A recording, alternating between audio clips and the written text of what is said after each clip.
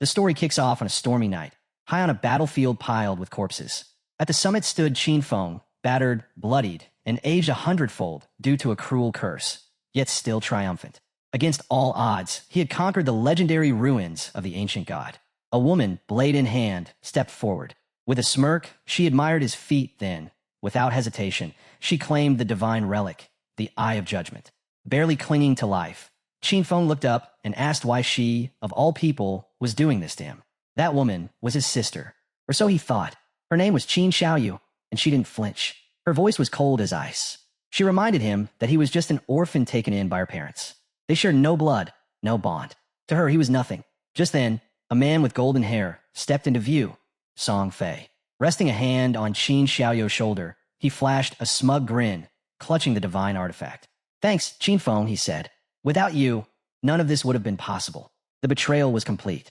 The blade lodged in Qin Feng's chest, soul-stealing steel. Song Fei had planted it there himself, draining what was left of his life in one blow. As if mocking him, he asked how the gift felt. Qin Feng had raised Qin Xiaoyu after their parents passed, supported her schooling, protected her when the world descended into chaos. He'd sacrificed everything, and now, all he got in return was this. Qin Xiaoyu looked him dead in the eye. To her, he had always been a burden, bossing her around, controlling her life. Back then, his strength was useful. But now that she and Song Fei had what they wanted, he was just dead weight. Song Fei lunged for the kill, promising he'd take care of Qin Xiaoyu from now on. As the final blow fell, Qin Feng swore he wouldn't let them get away with this. Then, everything went black. The year was 2025, the year the godforsaken game arrived. In this new world, lifespan became the only currency. Die, and you'd lose years. Kill, and you'd gain them. Lifespan could buy you real-world power, superhuman strength, blades that cut steel, even the ability to shrug off nuclear blasts. Everything had changed. Qin Feng had fought tooth and nail to survive, alongside his sister. They clawed their way through trials, disasters, and near death, eventually climbing into the world's top 100 powerhouses. He gave everything, and in the end, it all meant nothing. His hard-earned glory handed over to traitors. If he had another chance, he vowed, he'd live only for himself. And just like that, he opened his eyes. He was in his old room. Sitting upright in a panic, he scanned his surroundings. It was real. He was alive. He grabbed his phone, and the date confirmed it. Looking out the window, he saw the city skyline, just as it had been 9 years ago. The day the game began. He had been reborn. The day after the Forsaken game descended onto Earth, Qin Xiaoyu stormed into the house, kicking the door wide open. She froze for a second, seeing Qin Feng casually sipping coffee. Her voice erupted with rage. Why hadn't he answered her calls? She kicked over the trash, in frustration. Qin Feng quietly watched her, remembering this exact moment from his past life. The day everything spiraled. That day, they'd had a huge fight, all because of Song Fei. Posters of that fake idol still hung on her wall. Before the world fell into chaos, Song Fei was a minor underground celebrity. To outsiders, he sparkled. But behind the scenes, he was a predator, conning fans out of their money and worse. Qin Xiaoyu was obsessed, and Qin Feng, knowing the truth, had tried everything to keep her away from him. But no matter what he did, he was always the bad guy, the one accused of controlling her life. Now, with venom in her tone, she pointed a finger at him and yelled, "Are you deaf? It's your fault Song Fei didn't take the top spot this month." She threatened him. If he didn't hand over money to boost Song Fei's ranking, she'd really lose it. Qin Feng didn't flinch. Instead, his hand moved. One slap, swift and cold, sent her crashing to the floor. Her cheeks swelled instantly. Blood trickled from her nose. Her eyes welled up. Shocked and trembling, she couldn't believe what had just happened. Qin Feng stared down at her. His voice cut like a blade. He wasn't interested in arguing. If she didn't shut up, he warned he'd shut her up himself. He tossed a credit card at her. "This is all that's left for Mom and Dad," he said. "All these years, no matter how bad things got, I never touched it. For their sake. But that ended today." He turned away. "From now on, I have no sister." Tears streamed down her face, but anger burned in her eyes. Qin Feng didn't look back. In his last life, he sacrificed far too much for her. Missed out on countless opportunities, skipped rare dungeon runs, all because he was busy protecting someone who would only stab him in the back. Not this time. He took out a bottle of sleeping pills, downed them with water, and lay back. Free from the burden, he was finally going to go far. With knowledge from the future, he'd outpace everyone. Qin Xiaoyu was on her own now, and Song Fei, Qin Feng would be coming for his head. As he drifted off, he found himself once more in the Hall of Choice. This place had been so overwhelming the first time. Back then, he panicked for hours before settling on a class. He chose warrior, not because it was strong, but because it could protect Qin Xiaoyu.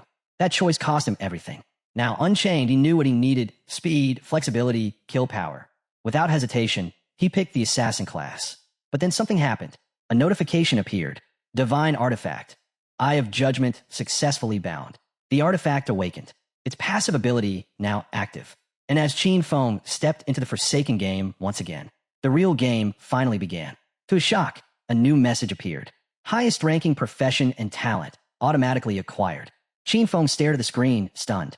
The Eye of Judgment had fully bonded with him after his rebirth. Now he understood. The artifact could only recognize its true master.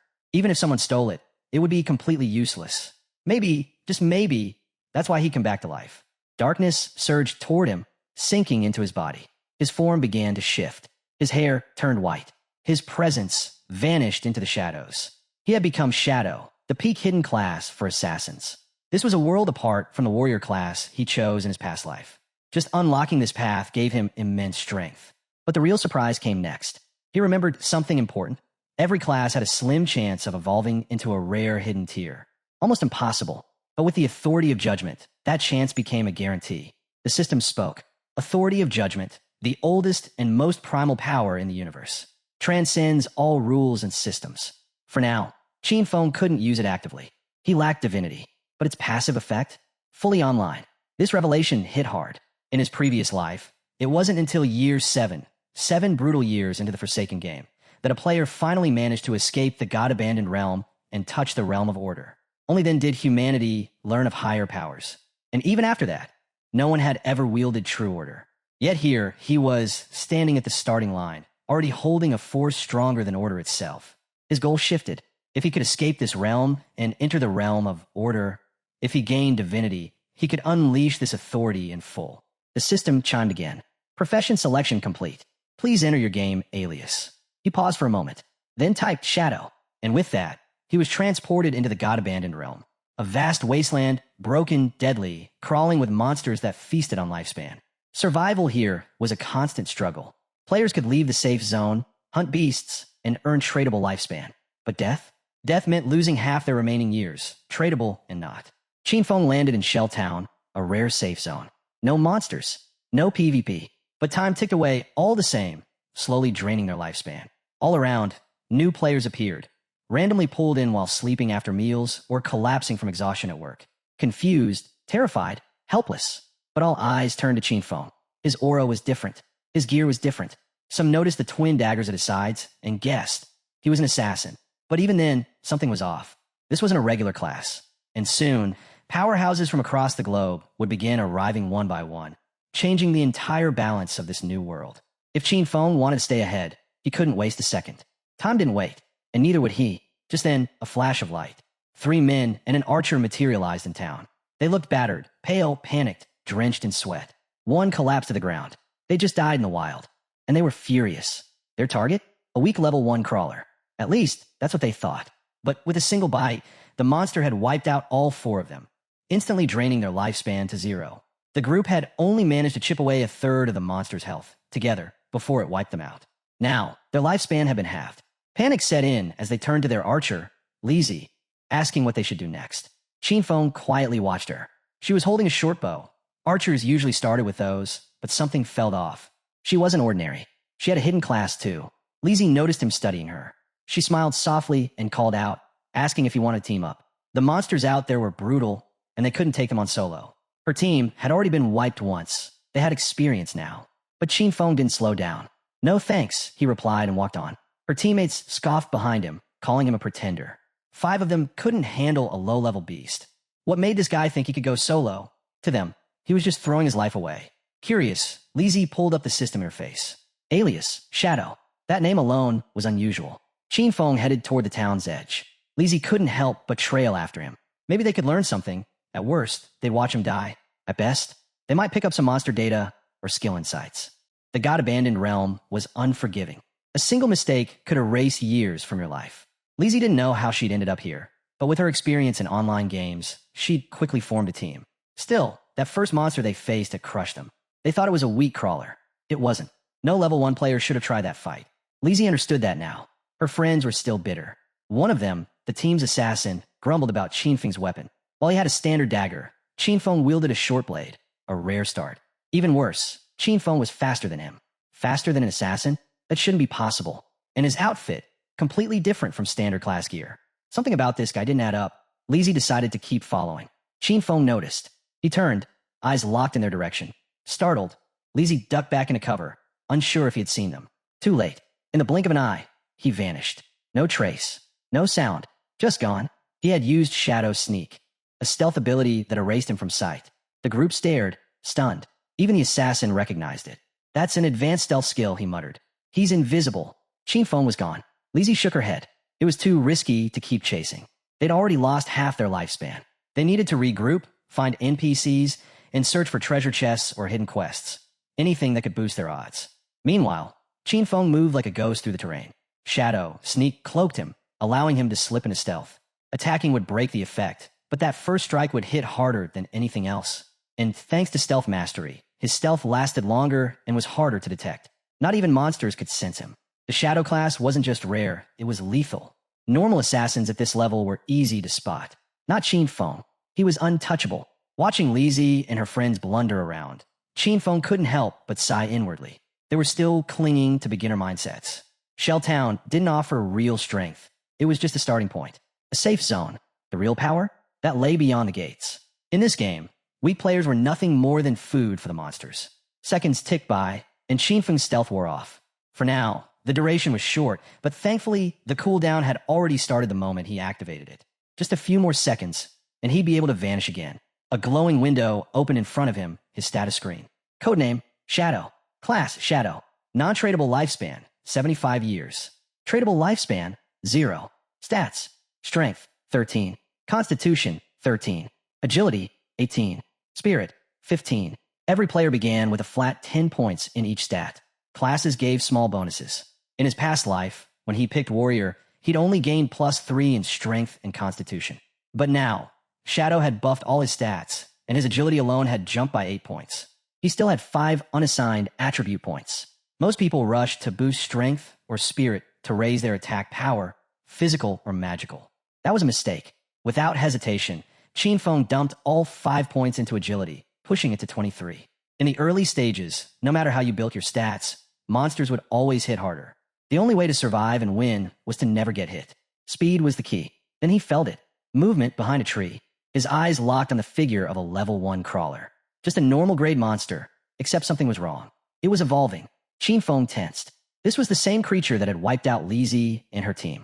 It was still absorbing lifespan from its victims, and it was injured, down a chunk of health. The moment it sensed him, the crawler lunged. But Qinfeng jumped aside, dodging cleanly. He understood now. When monsters killed players, they could absorb their lifespan. Enough of it, and they would evolve into something far worse. No time to waste. Qinfeng triggered Shadow Sneak, drawing his short blade as his body he faded into invisibility. The crawler snarled, spinning in place, searching. It sensed something was off, but couldn't see him. Suddenly, from above, Qinfeng reappeared midair. Stealth break strike. He crashed down, driving the short blade straight into the monster's head. 174 damage. The crawler crumpled to the ground, lifeless. Plus 10 experience. Qinfeng blinked. He hadn't expected a one-shot kill. Then he remembered, crawlers have a weak spot at the nape. A precise hit there triggered a critical. A system notification popped up. Skill unlocked. Backstab. Attacked from outside, an enemy's vision deal double damage. So that was it. Backstab, stacked with stealth break, and a critical to the weak point. The damage had multiplied brutally. He stared down at the body, silent. In his past life, even with critical hits, his warrior strikes barely did 40 damage. Every crawler fight was a death match that left him one mistake away from the grave. Now, one clean hit. No risk. The monster's body dissolved, leaving behind a glowing orb. Lifespan. Qinfeng clenched his fist around it, and the power surged into him. Plus 3 days of tradable lifespan. Plus 54 years, 155 days of non-tradable lifespan. 5 players had died here. Each probably lost 20 to 30 years of their life. The crawler had absorbed it all, and yet Qinfeng had only recovered 54 years. Because the monster got it first. Though non-tradable lifespan couldn't be sold or used for upgrades, something unexpected happened. The Eye of Judgment stirred. Its authority activated once more. Qinfeng gained a new talent, infinite evolution. From now on, whenever he killed monsters alone, there was a chance to earn evolution points, a currency used to enhance skills beyond their normal limits. Every 24 hours, he would passively gain 5 points, and defeating any boss-class monster solo would guarantee more. Right now, he had 5 to spend. In his previous life, he had never heard of anything like this. No matter what loot monsters dropped, equipment, skill books, it was all locked to a fixed grade. No one had ever found a way to evolve skills. This was something that broke every rule of the game, a power beyond the system itself. He decided to test it out. Qinfeng upgraded Shadow, Sneak, and Backstab, spending 4 points in total. The results were instant. Shadow Sneak went from normal to bronze grade. Duration increased from 12 to 16 seconds. Break attack bonus boosted from plus 60% to plus 90%. Cooldown reduced by 2 seconds. Backstab jumped from inferior to normal. Bonus damage increased by 5%. Now with Stealth Mastery, that 16-second stealth doubled to a full 32 seconds. That meant he could stay invisible indefinitely, timing each cooldown perfectly to never be seen. Had he unlocked this earlier, even a full health crawler wouldn't have stood a chance. Just then, a cocky voice rang out nearby. A boy, walking beside a woman, spotted Qinfeng and laughed. Man, this game's easy. Even a twig like that guy took down a monster. The woman smiled, nodding in approval.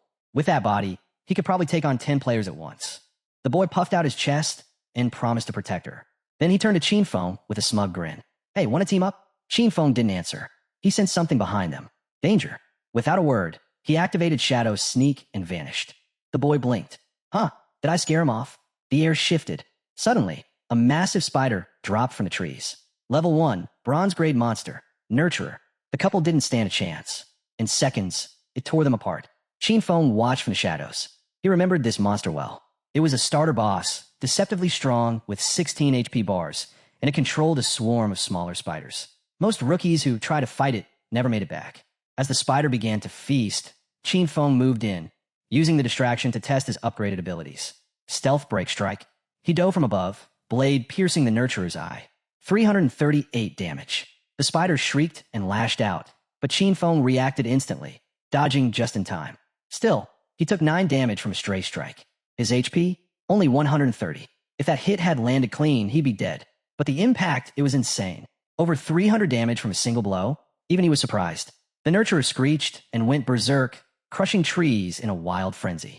Qinfeng knew these monsters weren't dumb. This one had realized it was being hunted. It began swinging blindly, trying to force him out of hiding. Even the little spiders joined in, scuttling in formation. Rushing in now would be suicide. So, while it was still searching, Qinfeng grabbed a rock. Thwack! It smashed into the spider's abdomen. Minus 299 damage. Direct hit. He picked up another. And just like that, he realized something crucial. His greatest weapon wasn't just his blade. It was precision, thanks to his class skill enhancements and the passive bonuses from Stealth Ambush Strike. Qinfeng realized something unexpected. Even throwing rocks dealt serious damage. As long as he was hidden and hit from outside the enemy's vision, he could trigger the effects of ambush, backstab, and weak point attack. So his strategy was simple. Wait for Shadow Sneak to come off cooldown, then strike again. When the cooldown reset, he lobbed another rock. Minus 279 damage. Another solid hit. Then, without wasting time, he activated Shadow, Sneak again. Stay hidden. Wait. Strike. Repeat. Back in Shell Town, something massive happened. The leaderboard updated. Player, Shadow. Boss killed. Bronze grade Nurturer. Level 2. Ranking first. Gasps spread across the town. Most players were still dying to basic mobs. And here was someone who had already killed a boss and hit level 2. It didn't make sense. Lizzie and her teammates stared in disbelief. They had been wiped out by that same spider, together. And yet Qinfeng had killed it alone? They were convinced it had to be a bug. Meanwhile, the woman and the musclehead who had just respawned were frozen in shock. That weak-looking guy they ran into? He was Shadow. He had killed the very creature that had just torn them apart. Back in the forest, the system chimed again. Boss killed. Bronze grade Nurturer. Plus 300 XP. Plus 2 evolution points. Leaderboard unlocked. Shelltown ranking. Plus 1 reputation point. Qinfeng exhaled as the massive spider's body collapsed. He stepped forward and began absorbing the released lifespan. The moment the boss died, its minions scattered. A waste. If he'd killed the small spiders first, he could have earned even more experience. He made a mental note to avoid that mistake next time. Still, the rewards were impressive. Plus 46 days of tradable lifespan. A skill book, Greedy Hand, bronze quality. And a weapon, Corrosive Dagger. 35 damage. Plus 4 agility. He learned Greedy Hand instantly. The skill gave him a 20% chance to obtain extra loot from defeated enemies. An absolute jackpot for any assassin. Qinfeng blinked. A skill like this from a low-level boss? He hadn't expected it. In his past life, this was considered a god-tier looter skill, especially in the late game. Bosses at that level dropped rare gear, and having a chance at double loot changed everything. He remembered someone from the Godslayer Guild, a guy with average combat skills, but just because he had greedy hand, he became a VIP. The guild even assigned him a personal bodyguard to protect him on dungeon runs. Qinfeng's eyes narrowed. If he combined this skill with infinite evolution, not only could he boost the drop rate, but also multiply the loot rewards endlessly. The possibilities were insane. The next morning, students were heading to school. Qin Xiaoyou's friend glanced at her. "You're really not going to call your brother? Maybe apologize?" She reminded her. They skipped the exam yesterday to secretly go support Song Fei. "I'm sure Qinfeng's upset." But Qin Xiaoyu shook her head, arms crossed. "I didn't do anything wrong. He's the one who made us late." In her mind, he owed her an apology. Her friend sighed. "Still, he's always treated you well. Don't you think he deserves?" Qin Xiaoyou's friend glanced at her bruised face, lowering her voice. "What happened to you?" Xiaoyu stood her ground, brushing it off. "I tripped. That's all." She wasn't about to admit that Qinfeng had hit her. In her mind, he was just meddling again, always try to control her life. When they arrived at school, a large group of students had gathered in front of the classroom, whispering in confusion. Curious, the friend pushed through the crowd. Inside, she froze. Zhang Wei's body was fading, becoming semi-transparent. One of his friends tried to explain. He said he was going to take a nap, and the next thing we knew, he looked like that. But this wasn't just happening here. It was spreading fast. Reports were flooding in from around the world. Online forums, news alerts, emergency broadcasts. People everywhere were entering this ghost-like state the moment they fell asleep. No one knew why. No one had answers. Xiaoyou's friend went pale and pulled out her phone to call her parents. She turned to Xiaoyu. "You should call your brother, just in case." But Xiaoyu shook her head coldly. "I'd rather see him dead than talk to him." Meanwhile, deep in the god-abandoned realm, Qinfeng was evolving. He had just upgraded Greedy Hand from bronze to gold. The loot bonus? Now a massive 70% chance to earn extra drops from defeated enemies. And the moment he activated it, the skill rewarded him with +2 evolution points, plus 46 days of tradable lifespan. He grinned and clenched his fist. Every bit of progress counted. He knew that upgrading Greedy Hand to the next tier, level 3, would cost 3 more points. But once he hit that mark, his loot chance would spike to 100%. Guaranteed. Qinfeng's mind shifted to the real world. By now, the world governments must have caught on. More and more people were being dragged into the Forsaken game. It wouldn't be long before the truth came out, that skills and equipment could be extracted into reality. And once that secret spread, chaos. But to extract anything, 2 things were required. Reach level 10. Accumulate enough tradable lifespan. He had no time to waste. Killing low-level mobs was inefficient. He needed to find stronger bosses. Qinfeng equipped his bronze corrosive dagger, gaining +35 attack and +4 agility. Then activated Shadow Stealth and vanished, slipping unseen through the deadly terrain. As he moved across the land, a noise caught his ear, fighting. He followed the sound to the edge of a cliff and peered down. A level 2 sprint predator, bronze grade, was locked in battle with a group of players. It charged, claws slicing the air, but its strike was blocked by a man wielding a massive shield and mace. Wang Meng. Qinfeng's eyes narrowed. He hadn't expected to run into him this early. So the rumors were true. When Wang Meng first entered the Forsaken game, he'd immediately formed a team of hidden class players, 6 in total, each with rare abilities. Now, Wang Meng stood at the front line and activated his class skill, Holy Barrier. A golden wall of light burst around him, repelling the predator's attack with ease. His class? Holy Shield Warrior, twice the base stats of a normal warrior. And that wasn't all. Wang Meng also had a terrifying passive, innate invincibility. While the predator was distracted, the team's mage launched a fireball, striking the creature square in the arm. Her class? A hidden path mage known as Prophet, which doubled her magic damage and came with a built-in skill, Prophetic Fireball. Meanwhile, the archer readied her bow. She was a sharp-edged shooter, a hidden archer class with double the stats of a normal archer and access to rapid shot, a high-speed, high-precision volley attack. The priest? An oracle priest, another rare class with enhanced healing power and a group-wide recovery ability. The mage and archer launched their coordinated strike, but the predator was too fast. It twisted its body mid-leap, dodging both projectiles with ease, then lunged at Wang Meng, forcing him back. The archer froze. "It's too fast," she muttered, her confidence shaken. The priest quickly cast a heal, restoring Wang Meng's health. He gritted his teeth and made a call. "Keep up the pressure." whittle it down slowly. They'd win through endurance. But from where Qin Feng watched, hidden high in the trees, it was obvious. Wang Ming had made a critical mistake. This wasn't a game arena, it was the wild. And in the wild, prolonged battles always drew attention. Right on cue, two new monsters appeared from the woods, level 2 corruptors. Dark brown creatures, oozing mud, specialized in range attacks. The team's swordsman charged, swinging his blade. His class? Unknown, but definitely a hidden one. He landed a hit. Minus 33 damage. That was it. Their defense was way too high. One corruptor vomited a thick sludge, coating the swordsman's legs. Groundbind. His movement speed plummeted. The second corruptor turned and locked onto the mage. She tried to run, panic overtaking her, tears starting to form. But before the beast could reach her, a blur shot through the trees. Qin Feng struck. One clean cut. 441 damage. The corruptor's head hit the ground before its body realized it was dead. Everyone froze. Who did that? The mage blinked, stunned. She hadn't seen anyone.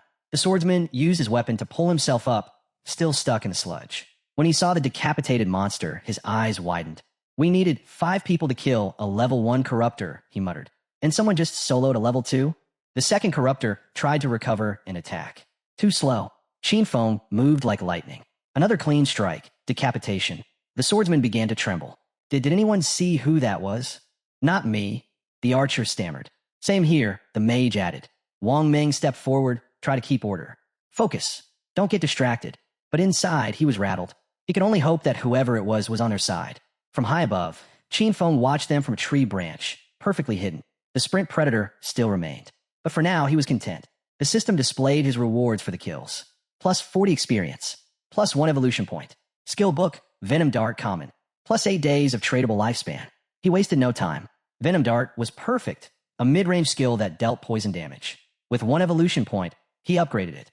The skill jumped to level 2, and its quality rose from common to silver. Now it fired a lethal poison dart, precise and deadly at range. Venom Dart, range, 14 meters. Impact damage, 120. Status effect, Venom, 50% damage per second for 5 seconds. Cooldown, 5 seconds. Non-stackable. The predator charged again. Wang Ming braced behind his shield and barely managed to block. But in that moment, the monster's bladed limb pierced through his stomach. Blood spattered as he collapsed, his shield and mace hitting the ground with a heavy clang. The creature didn't hesitate. It drove its other limb into him, twisting cruelly. The archer trembled. The priest panicked. His healing spells weren't fast enough. Wang Ming groaned, struggling to speak. Run, get out of here. Suddenly, thwip. A dart tore through the air. Qin Feng's venom dart buried itself deep into the monster's skull. 845 damage. Everyone froze. The predator recoiled, venom already eating through the wound. Then it collapsed, twitching violently as the status effect kicked in. 324 additional damage, pulsing through its body in waves. In mere seconds, the boss was dead. The mage and archer just stood there, stunned. That single attack had shredded half of the boss's HP. But the poison, the real killer, kept chipping away. Because Qin Feng had dealt over 90% of the total damage, the loot was his. Boss killed. Sprint Predator, bronze grade. Plus 600 XP. Level up, level 3. Plus 2 evolution points. Plus 55 days tradable lifespan. He hadn't expected the damage over time effect from Venom Dart to trigger his class's passive, but it had. He was invisible. He was untouchable. And now, he could spam deadly darts from the shadows. And early and mid-game, nothing could stop him. Loot began to shimmer and rise from the boss's corpse. Wang Ming, injured and leaning on his teammates, stared at the aftermath. The predator was torn apart, and its killer hadn't even shown himself. Seconds later, the loot vanished into Qin Feng's inventory. Wang Ming stood upright, blood still dripping. Thank you for saving us. Qin Feng didn't reply right away. Then, calmly, he said, Out here, don't trust anyone too easily. The team went silent. Even Wang Ming was momentarily stunned. But then, he gave a small nod. Sound advice. We won't forget it. Before Qin Feng could leave, he added, If you ever need anything, come find me. I owe you one. Qin Feng glanced back, but said nothing. Still, a thought crossed his mind. Wang Ming might be trustworthy. He had backing from Daxia's government, and that meant resources, potential connections for selling extra loot. Qin Feng used Greedy Hand one last time. Plus 3 evolution points. Plus 55 days tradable lifespan. Loot acquired. Sprint Predator's leather greaves, bronze quality. He equipped the greaves. Plus 9 physical defense. Plus 5 all elemental resistances. Plus 15% cooldown speed. A solid upgrade, especially for a stealth assassin. His inventory was now full of gear and skill books, more than he ever had this early in his previous life. Time to return to town. Time to trade it all in for lifespan. His eyes gleamed. This time, his growth was 100 times faster. Not far away, in another part of the forest, a different group of players was in trouble. Surrounded, outnumbered, the monsters were closing in. They tried to escape, but before they could, a much larger beast emerged from the trees. Thorns, vines, speed. Before anyone could scream, the creature lashed out. One swing, and the entire party fell. They respawned in town, fuming. No matter where they went, the monsters always appeared in packs. And worst of all, they ran when they were injured. It was said that to truly survive out there, you had to be at least level 3. The game felt unbeatable. Some players began to wonder if the problem was their numbers. Maybe 3 just wasn't enough. They started suggesting bigger teams, 6 or even 10 people. But others pushed back. One player reminded them how a group of 10 got completely wiped out after being surrounded. More people didn't mean safety, it meant risk. Attracting attention could trigger a boss, and recently, a 40-player team had accidentally awakened a curse master. It struck once. Over 30 were dead instantly. Meanwhile, Lizzy's team respawned back in town. If they couldn't hit level 3, they'd be stuck in the game permanently. Everyone there had fallen asleep in the real world. Now, only their consciousness was trapped in this nightmare. If they didn't escape, their real bodies would waste away. Lizzy was at her limit. Why was the game this brutal? Her friend was spiraling, 3 deaths already, and their lifespan bar was now below 10 years. At this rate, they wouldn't just lose in the game, they'd die for real. Then Lizzy noticed something. Shadow was already level 3. How? He must have found a trick. That was their only hope. If he could carry them to level 3, they could get out. Clenching her fists, Lizzy gave a firm command. Spread the word. They had to find Shadow and get him on their side. She was willing to pay him 10 million cash if they made it back to the real world. Her teammates were stunned, but she knew no one could ignore that kind of money. Back in the forest, our guy was grinding. Qinfeng had just taken down a level 2 polluter, gaining 20 XP and 1 evolution point. After absorbing the monster's lifespan, he checked his stats. He'd built up 5 evolution points already. Time to spend them. He chose to upgrade Greedy Hand. The boost was wild. It jumped from Platinum to Emerald tier. Loot drops were now 160% more likely, and there was a 20% chance that extra loot would be a whole tier higher. Qinfeng grinned. This was game-changing. If he kept upgrading it, he could hit 100%, maybe even 200%. Rain poured through the trees. That's when he spotted it. Curse Master, a bronze tier boss, slowly devouring life energy as it evolved towards silver tier status. No wonder it wiped out that 40-man team. Qinfeng wasn't scared, but there was a problem. His inventory was full. Even if he killed it now, he couldn't take the loot. So he marked the spot on his map. That monster wasn't going anywhere. He'd clear space, come back, and take it down properly. Back in town, word was spreading fast. Someone was offering 10 million to get Shadow, the top-ranked player, to help them level up. People were dying. Lifespans were dropping. The rich were scrambling to find a way out, which meant the poor were being left behind. While players whispered and argued in the streets, Qinfeng walked into town and jaws dropped.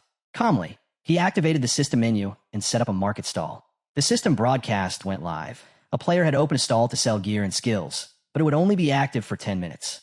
The entire town was stunned. Everyone turned to look. The man behind the stall was wearing 2 pieces of bronze tier equipment, and he was selling 2 more. People couldn't wrap their heads around it. Had he really taken down a bronze tier boss? One player asked why they couldn't see the seller's face. Another explained he'd activated the face concealment feature. In this game, your avatar matched your real appearance, so hiding your face was a good way to stay anonymous. Clearly, this guy wanted to stay a mystery. A mage walked up to the stall, curiosity in her eyes. How much for the ice cone spell? She asked. 100 days of tradable lifespan. Qinfeng replied without flinching. She was Grey Rose, the 11th ranked player in Shelltown. Her face was concealed too. Rose raised an eyebrow. That was a lot. She tried to bargain, asking if he could lower the price. Qinfeng calmly explained, Ice Cone's a common tier spell, but it gives a major farming boost in the early game. 100 days is already a great deal. She asked if he'd accept real-world money instead. Qinfeng refused. If you got cash, buy tradable lifespan first, then come back. I won't sell until I get what it's worth. Rose paused, thinking it over. She switched to team chat and asked her squad what they thought.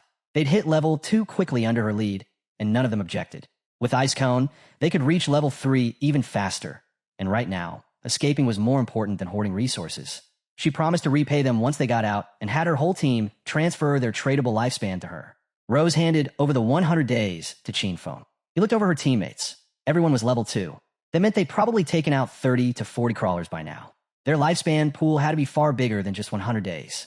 Feng sold the spell and updated his stat panel. His tradable lifespan jumped from 268 days to 368. Just then, Lizzie showed up. She was thrilled. She'd finally found Shadow. With a confident grin, she made her pitch, help her reach level 3, and in return, she'd give him 10 million in real-world cash once they got back. Everyone nearby froze in disbelief. This wasn't just any player. This was Jiangli. In Feng's past life, she'd run a criminal empire, one that was eventually crushed by the government. With a smug smile, she added, "My father's the president of Dejiang Industries."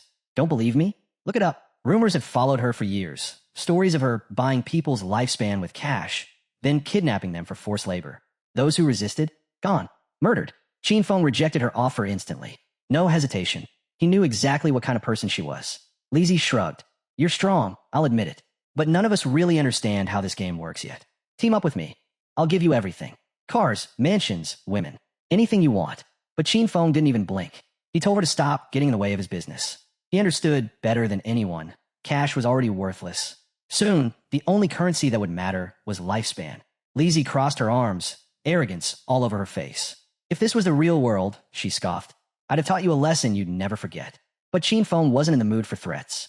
His gaze sharpened, cold and cutting. "Say one more word," he warned, "and I'll kill you until your lifespan hits 0. The air shifted. The weight of his words slammed into Lizzie and her crew like a wall. No one dared test him. In the next instant, they bolted, vanishing down the street without a second glance.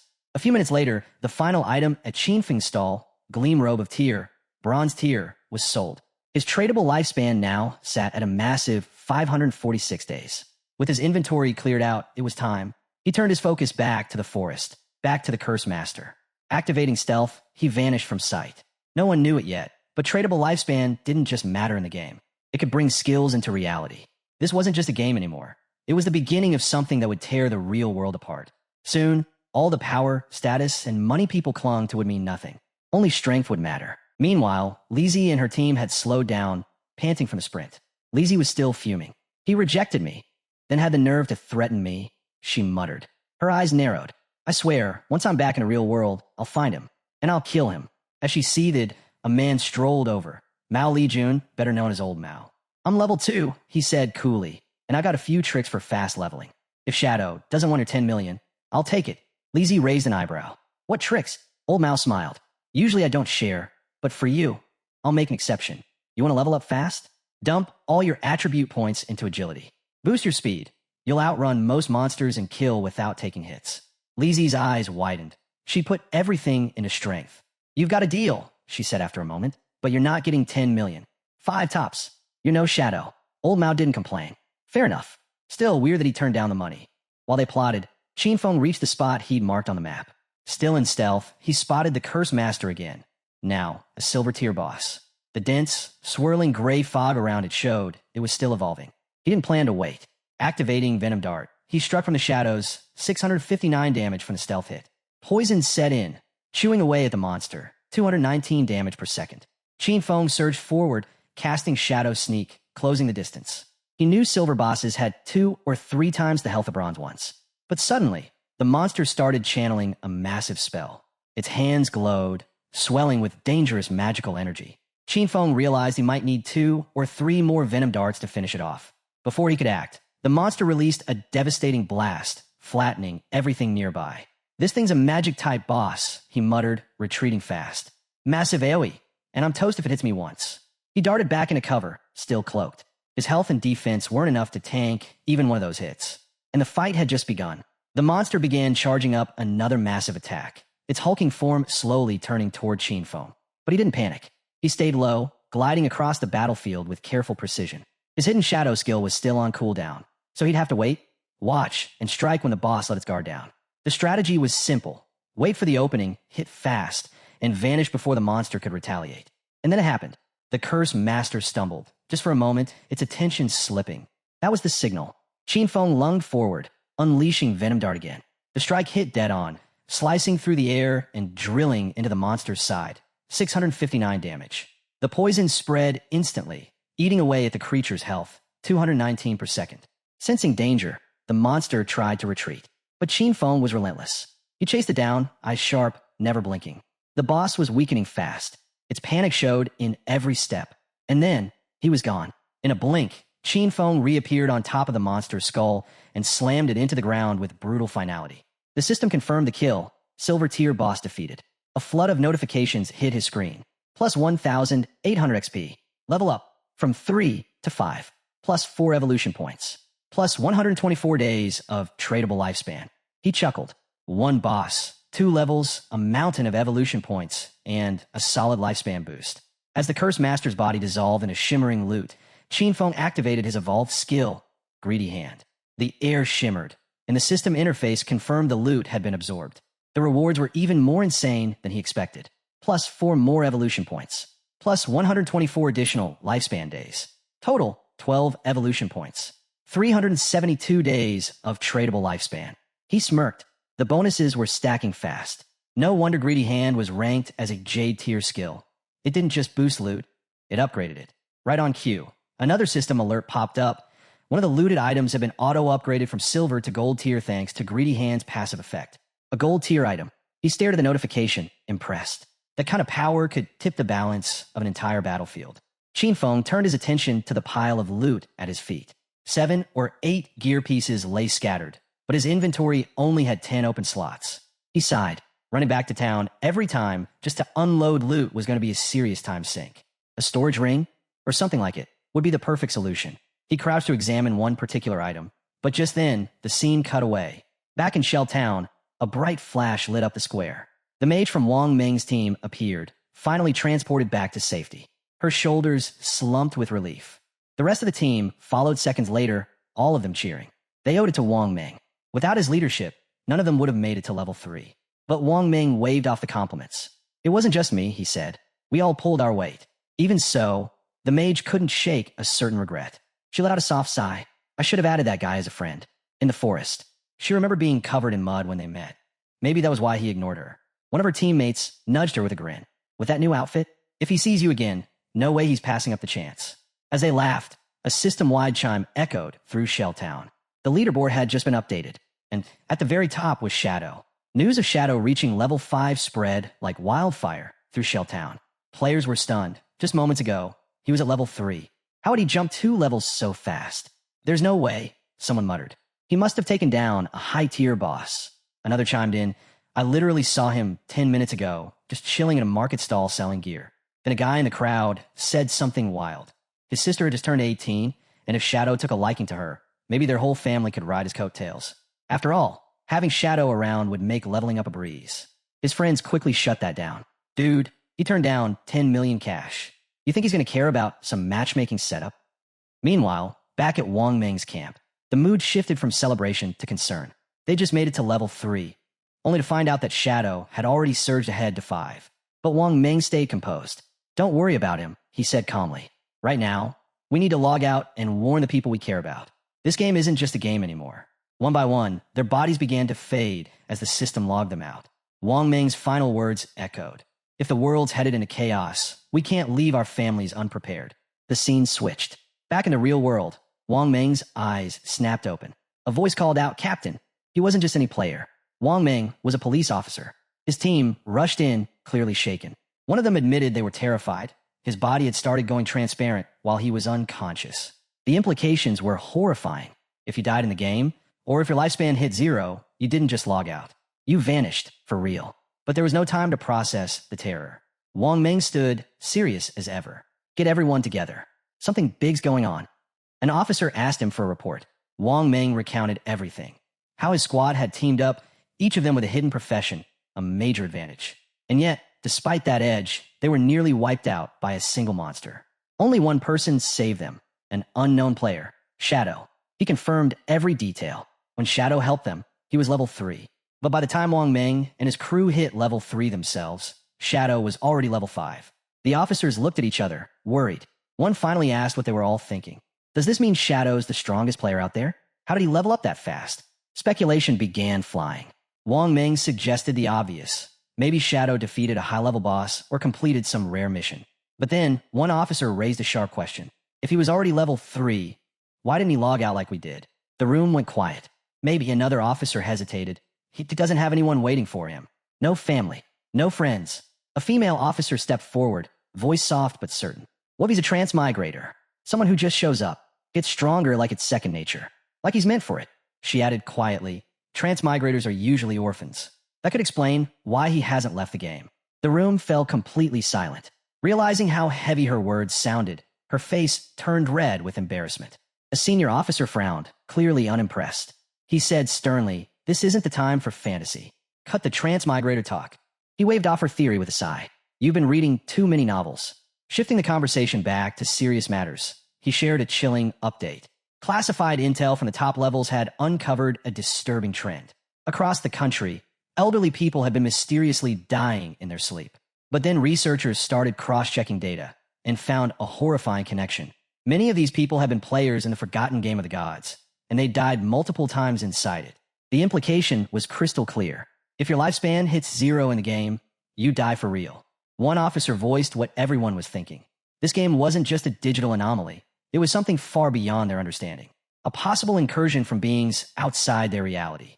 The room went silent again, the weight of that idea settling in. The head officer didn't waste time. "We've received new orders. Emergency protocol, straight from the top." This was no longer just a police matter. All officers will now form vanguard units, based on location. You'll be entering the forgotten game of the gods with a new objective: gather intelligence. Figure out what this is, and survive. He stressed the urgency. Every nation was now investigating the game. Falling behind could put them at a global disadvantage. For the sake of national security, they had to get ahead of this. Then came his official orders. "On you. You'll lead Team 1 as captain." She nodded, serious and composed. "Wang Meng, you're her vice captain. You two will choose your squad." Wang Meng gave a sharp nod. He knew what was at stake. But then, the officer turned to a name that had everyone on edge. "Shadow." He looked at Wang Meng. "You said Shadow saved your team. So far, he doesn't seem to be a threat. But we can't ignore someone that powerful." He tasked Anyu and Wang Meng with a new mission. Make contact with Shadow. Gain his trust. Work with him. The officer explained why Anyu was the right one for this. Her deep understanding of games and narrative tropes made her the best fit to approach someone whose actions felt ripped from a myth. "If Shadow can become our ally," he said, "we might gain critical intel. He could become our nation's representative inside the game." Meanwhile, the rest of the officers would focus on controlling the public, preventing mass panic, and keeping order. As the sun set, casting gold across the city skyline, the meeting ended. One by one, the officers moved out, ready to face the coming storm. The next morning, the scene shifted to a high school classroom. At her desk sat the protagonist's younger sister, lost in thought. Around her, the classroom buzzed with excited chatter. Everyone was talking about the game. Near her, a group of students discussed a big surprise. Zhang Wei, the student whose body had started fading, had reached level 3 and safely logged out. One of the girls leaned in, sharing what Zhang Wei had revealed, something game-changing. "If a bunch of people from the same area fall asleep at the same time," she said, "they all wake up in the same starter village." That one piece of news stirred a new wave of energy through the class. Half excitement, half fear. The mood in class shifted. Worry crept in among the students. One girl, clearly distressed, shook her head. "This won't work," she said urgently. "I need to bring my parents into the game, but they don't know how to play. What if something happens to them in there?" But another student pushed back. "No, don't rush into that. We need to get stronger first, then protect them. Going in blind could just make things worse." Across the room, the protagonist's younger sister sat quietly, staring at her phone, deep in thought. Something was bothering her, and it wasn't just the game. Why hasn't he called? Not a single message from her brother. Not even after everything that happened. With something as insane as the forgotten game of the gods going on, he should have checked on her. Should have said something. But instead, just silence. What hurt more was the memory of earlier, when he hit her. Their parents had never laid a hand on her. Not once. But her brother, he had. That wasn't like him. In the past, no matter how angry he got, he always made up with her. A small gift, an apology, something. But today, nothing. She crossed her arms, still fuming. "I only skipped class to see Song Fei. Is that really such a big deal?" she muttered to herself. Pouting, she made a decision. Unless he calls and apologizes at least 1,000 times, I'm not forgiving him. But just as fast as the anger came, it melted into excitement. She started talking about Song Fei, her favorite idol. Looking back, she was actually happy she went to his concert yesterday. With the way this game was taking over, there might not be another chance to see him live again. Her eyes lit up as she replayed last night in her head. How close she got to the stage, how amazing he looked while performing. And then it hit her. If everyone enters the game while asleep, then Song Fei would too. Her cheeks turned red. Could she meet him in the game? Was this fate? Her heart raced just thinking about it. Determined, she started getting ready for bed. But before she lay down, something clicked. Zhang Wei had reached level 3 insanely fast. That meant he probably knew his stuff. If she wanted a shot at surviving, she needed advice from someone like him. She didn't hesitate. She pulled out her phone and sent Zhang Wei a message. Got any tips before I enter the game? At that moment, Zhang Wei was hanging out with classmates when he saw her message. His eyes widened. Her? Asking him? He grinned. This was his chance, whatever that meant. He fired back a quick reply. You're asking the right person. First tip, put all your starting points into agility. If you don't, you'll be too slow to outrun the monsters and you'll die. A lot. She responded right away. Even if I'm a mage? Especially as a mage, he replied. Agility helps with casting speed. Super important early on. Still unsure, she typed. And what if I still can't win, even with high agility? Zhang Wei's reply came with full confidence. Don't worry. As long as someone in your village hits level 5, the teleportation formation will activate. That'll connect all the starter zones. Once it does, you could just join a team and level up fast. I'll help you. Come find me once the teleportation circle activates, Zhang Wei added. The message lit up her screen, and just like that, she smiled. Lying in bed, she felt a wave of relief. It was comforting having someone like Zhang Wei on her side, someone who knew what they were doing. This is perfect. She'd enter the game before her brother, level up fast, and get strong on her own. And when he finally logged in, she'd give him a hard time. No help, no support. He'd have to figure things out on his own. Satisfied with her plan, she let her eyes close, excitement bubbling as she drifted into sleep. Back in the game, the protagonist stood silently over a fresh pile of loot from the boss he'd just defeated. His eyes scanned the spoils, but one item glowed brighter than the rest, an orb pulsing with energy. He picked it up. Item acquired. Curse ring, gold tier. A system prompt detailed its stats. It could be worn by any class. Added plus 8 points to all attributes. Boosted dark elemental resistance by 26 and increased weak point attack damage by 1.5x. The only requirement, the user had to be at least level 4. Qinfeng's eyes narrowed in thought. That was plus 32 attribute points total, the equivalent of 3 level ups in one item. The dark resistance would be useful against certain enemies, and the weak point multiplier, a solid bonus. This wasn't just loot. This was a game changer. Before he could inspect it further, another system alert popped up. New skill acquired. Instant Shadow Slash, Silver Tier. The system explained. The skill unleashed a flurry of slashes in a straight line up to 15 meters, hitting every enemy in a 2.1 meter wide path 3 times. Each slash dealt 100 damage and counted as a backstab, though it didn't strike weak points. On top of that, it granted temporary invincibility for 5 seconds. Cooldown, 12 seconds. A strong area of effect skill with built-in survivability. No doubt, it was a powerful asset. Qinfeng didn't hesitate. He learned it instantly. With evolution points still to spare, he turned his attention to upgrading one of his key abilities, Greedy Hand. The system accepted 8 evolution points, boosting it from Jade rank to Diamond rank. New effect? Loot drop chance jumped from 160% to 220%. Upgrade chance on dropped loot increased from 20% to 40%. He nodded impressed. With this kind of improvement, each kill would now reward him with 2 loot items, and nearly half of those had a chance to be upgraded. Every battle would be 3 times as rewarding.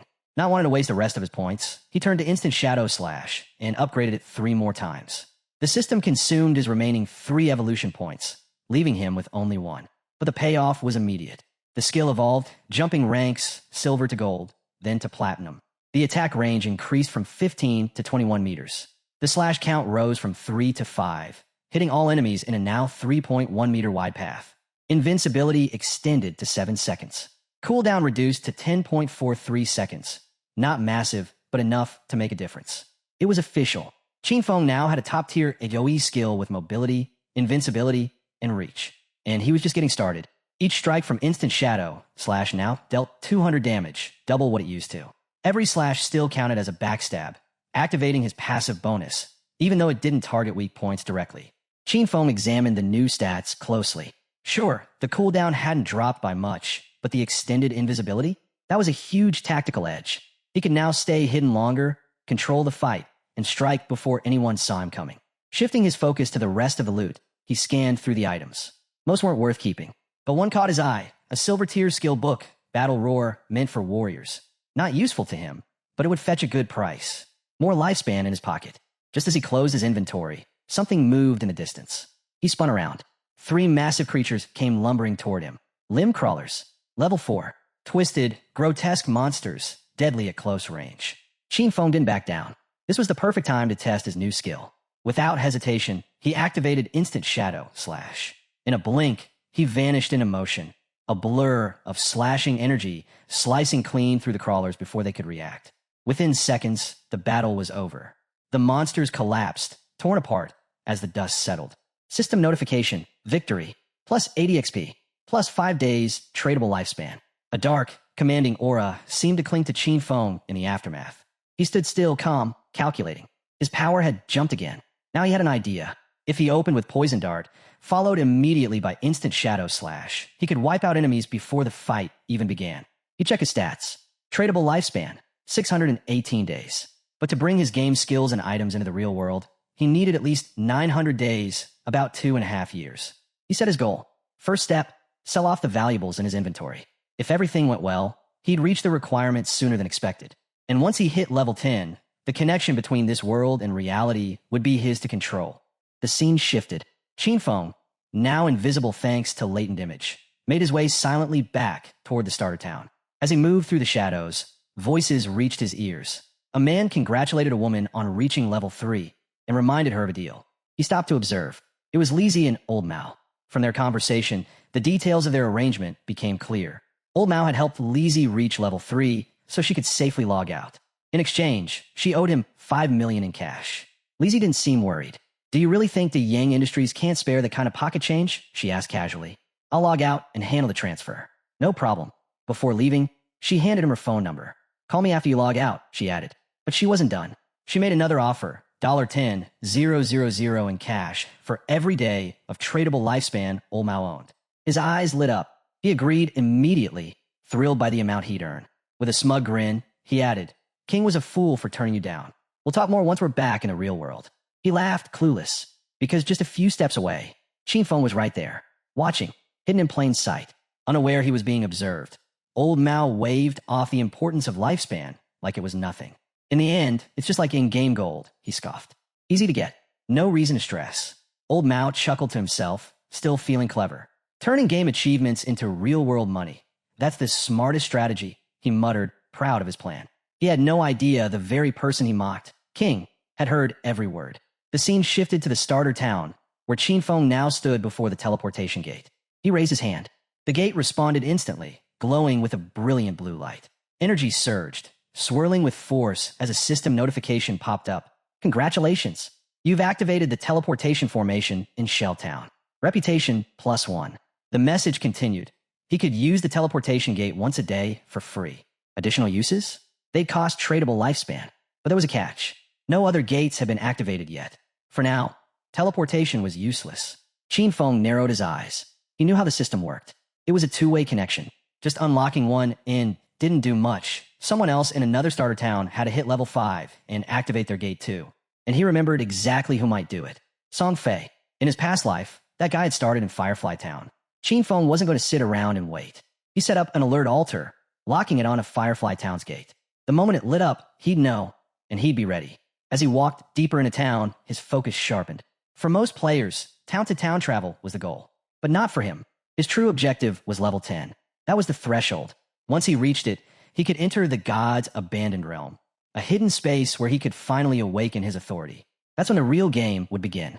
Later, he opened his market stall. A new system alert echoed out. A player has opened a limited time stall. Equipment and skills available for the next 10 seconds. Nearby players lit up with excitement. Qin back. "I've been saving my lifespan just for this." One boasted he had 150 days saved up. Another recalled how last time, Qin sold the Ice Cone spell, which helped Gray skyrocket to second place on the leaderboard. Then came a jackpot. Someone discovered a silver tier skill book, Battle Roar, a warrior exclusive ability. Without hesitation, he bought it. Battle Roar has been sold for 300 days of tradable lifespan. Gasps echoed through the crowd. Is a single skill book really worth 300 days? Totally, another player cut in. That skill lets warriors farm like crazy. You'll earn that back in less than 2 days. The crowd understood instantly. Everything Qin sold was high value, and in just seconds, the entire shop was sold out. Qin checked his system panel. In 1 minute, he'd gained 650 days of tradable lifespan. Total, 2,174 days. Still, he wasn't satisfied. To carry everything, his attributes, skills, and gear, into the real world, he needed much more. As the crowd slowly dispersed, some players grumbled, upset they missed their chance. "Will you open your stall again?" one asked. Chinfeng gave a nod. "I will." Just then, a voice cut through the noise. A female player stepped forward. "I've got something special," she said confidently. "A treasure. Want to make a deal?" As he turns around, his eyes land on someone familiar. She's part of Wang Meng's team. Almost instantly, the system identifies the item she's holding. A space ring with 12 inventory slots. Not only that, it confirms the ring doesn't take up any backpack or equipment slots. Chinfeng freezes for a moment. He knows exactly what that means. Space rings are incredibly rare. Most players dream of getting their hands on one. Normally, players are limited to just 3 storage backpacks. So a ring that adds space without using a slot? It's priceless. He knows the odds too. Technically, any monster can drop a space ring, but the chances are next to 0. And yet, here's this girl, barely into the game, already holding one, all thanks to her profit class. Her luck is off the charts. Wasting no time, Chinfeng asks how much she wants for it. He already knows the ring's real value. In his previous life, one like this could sell for an unbelievable 3,600 days of tradable lifespan. But her response catches him off guard. She doesn't want his lifespan at all. Instead, she just wants to team up and have him at her as a friend to take down a boss. He agrees immediately. A system prompt pops up. Player Big Plum has accepted your friend request. As they head out of Shell Town, Chinfeng asks her about the boss. Big Plum explains that it's a gold tier monster, though she didn't catch its exact name. It was too far off, but she did see it on an old beat-up boat in the middle of a swamp. Chinfeng's eyes widen. A broken boat in a swamp? Could it be the Golden Ghost ship? That monster is insanely rare. It can spawn at any level, and when it does, the top guilds go all in just to fight for its powerful drops. Even seeing it once could trigger a massive player war. But judging from what Big Plum described, this one's likely a low-level version, probably around level 5. That would make it the easiest form of the boss to defeat. Still, how did she even find something this rare, so close to the starting zone?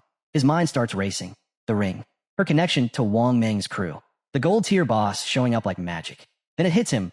Could she be the rumored koi fish from his past life? He remembers the whispers. Back then, people talked about someone in Wang Meng's squad who had unbelievable luck, stumbling across rare bosses, treasure chests, secret palaces, and ancient temples like it was nothing. He always thought it was just a cover story for better intel. But now, looking at Big Plum, he realizes the rumors might have been true. And she's right here in front of him, still deep in thought. He keeps staring at her. Noticing his gaze, Big Plum blushes and asks why he's looking at her like that. He snaps out of it, brushing it off. "Nothing," he mutters, refocusing on their journey. As they pass through the main gate of the starting town, they remain unaware of the shadow lurking nearby, a bald player hidden behind a tree, watching their every move. The scene shifts. A tough-looking group stands gathered, and at the center, a man with long hair commands attention.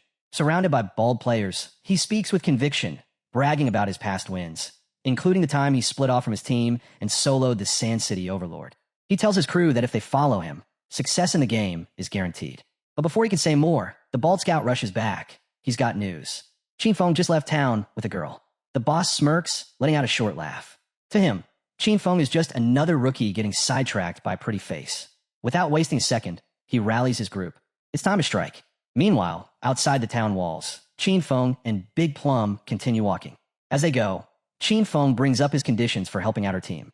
If the boss drops any gear or skill books she can use, they're hers. But everything else? That's his take. Big Plum considers the offer and asks, "What about the others? Like Wang Meng, what do they get out of it?" Chinfeng explains that every party has different roles, and there's no guarantee gear for an assassin like him will drop. If that happens, he'd walk away empty-handed. Not exactly fair in his book. Big Plum nods. She gets it, but she adds a small condition of her own. If any loot drops that fits her captain or another party member, could he sell it to her at a discount? He agrees. With the terms settled, Big Plum says they'll head to the boss once Wang Meng and the rest log back in. But as they continue walking, something dawns on her. She has no idea where they're going. It's only when Chinfeng finally shares their destination that the truth hits her. They're heading straight for the gold tier boss. Big Plum is stunned. It sounds insane. He's an assassin, sure. He can vanish. But she's a mage. One solid hit and she's done. The thought of taking on a gold tier boss this early, with just the two of them, feels like suicide.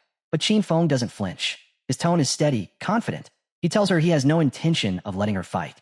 She'll stay at a distance, safe, while he handles everything himself.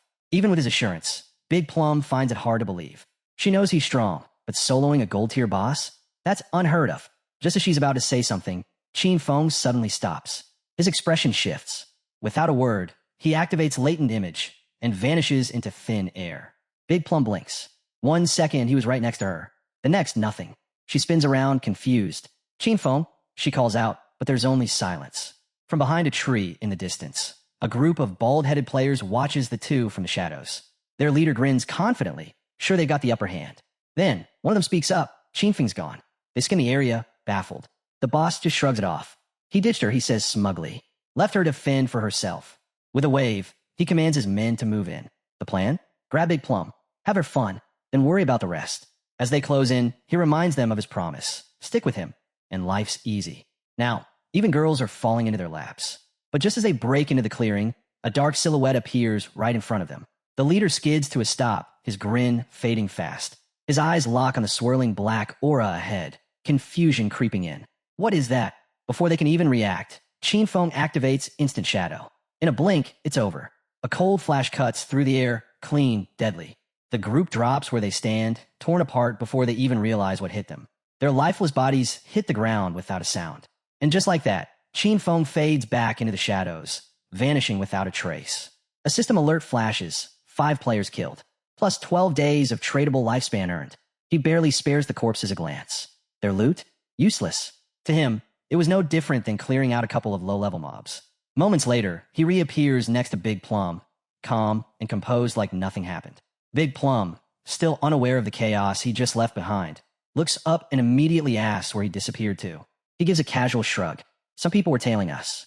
I sent them back to town. She nods, seemingly satisfied at first, but her curiosity won't quit. She grins and teases. For a second, I thought you want to take a leak. Must be convenient being invisible for that kind of thing. Qin Feng shoots her a flat look, clearly not in the mood. Focus. We've got a boss to handle. Let's go. Meanwhile, back in Shell Town, a bright light flares up on the ground, and in that glow, Qin Feng's sister materializes, now officially spawned as a healer. Her eyes go wide as she picks up a nearby magic staff. The weight, the feel, it's all real. This world wasn't just immersive. It was reality. Other players glance her way, noting the arrival of another new face. She's thrilled, especially after discovering she's landed the rare hidden class, Sacrifice. To her, it has to be powerful. With this, she's sure she'll finally catch Song Fei's attention. But her excitement quickly turns bitter. Where was Song Fei anyway? Did he know the secret behind the different starting points? Her expression twists with frustration. Qin Feng had always hovered around her, never giving her space. But now, in a critical moment, he was nowhere to be found. Useless. Still, she pushes the thoughts aside. She has a hidden class now, and Zhang Wei had promised to help her level up. From now on, Qin Feng was on his own. She had better things to focus on. Then her eyes land on the leaderboard, and her heart skips. Rank 1 Shadow. Level 6. Her jaw tightens. Zhang Wei was only level 3, yet kept boasting like he was some kind of top-tier player. But this Shadow, he was the real deal. She quickly starts thinking. If she could just stay close to Shadow, she'd level up far faster than anything Zhang Wei could offer. But one big question looms. Where could she find him? Not far away. A group of players gathers, murmuring nervously. It's Wang Meng's team, and they're in trouble. Their healer, Sui, has gone silent. No messages. No contact. Wang Meng frowns. They can't afford to stall. Ideas, he asks.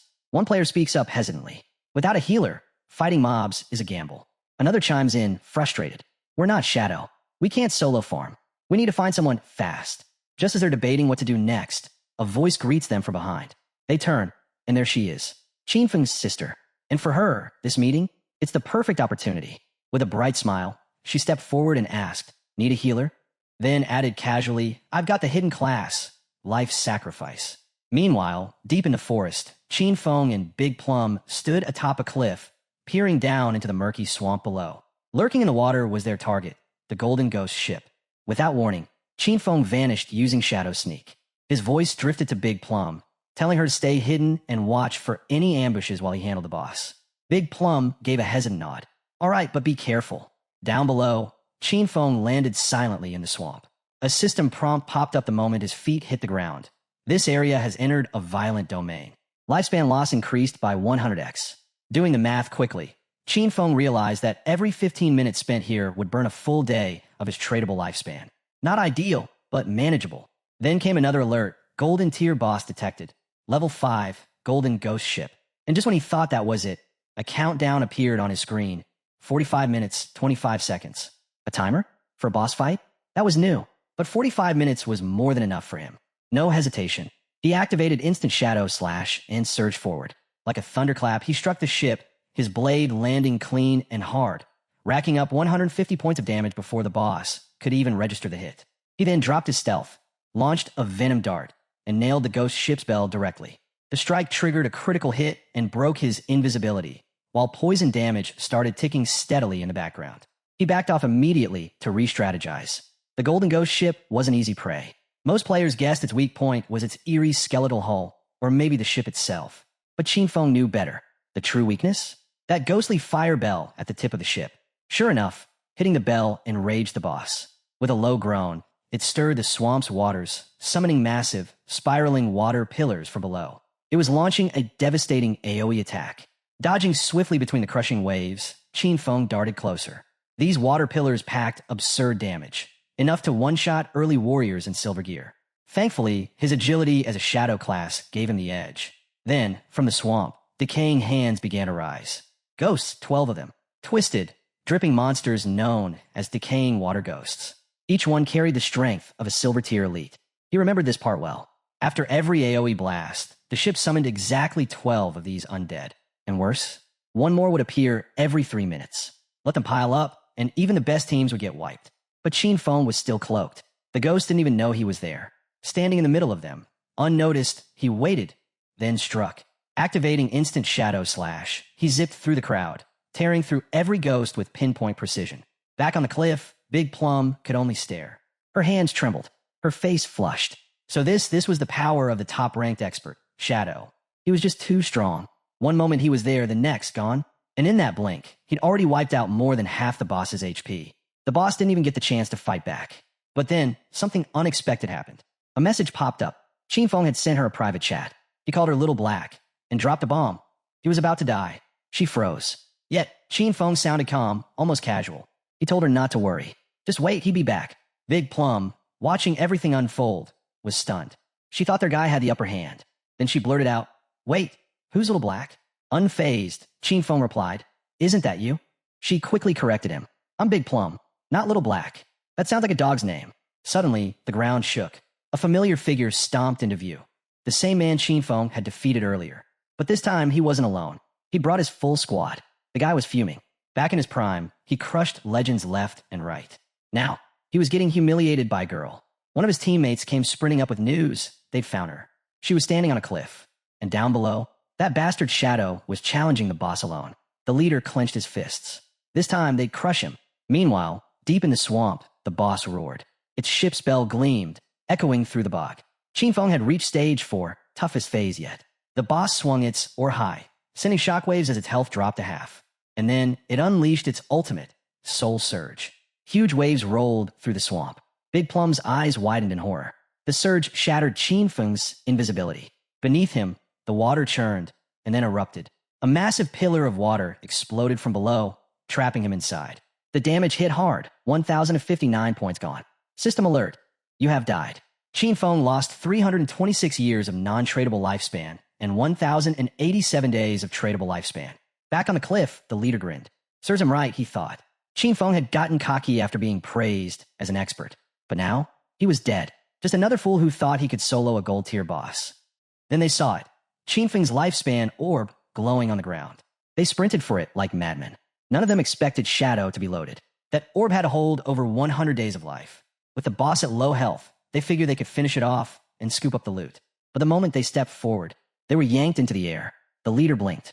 What just happened? A second later, they were back in Shell Town. Everyone was stunned, furious.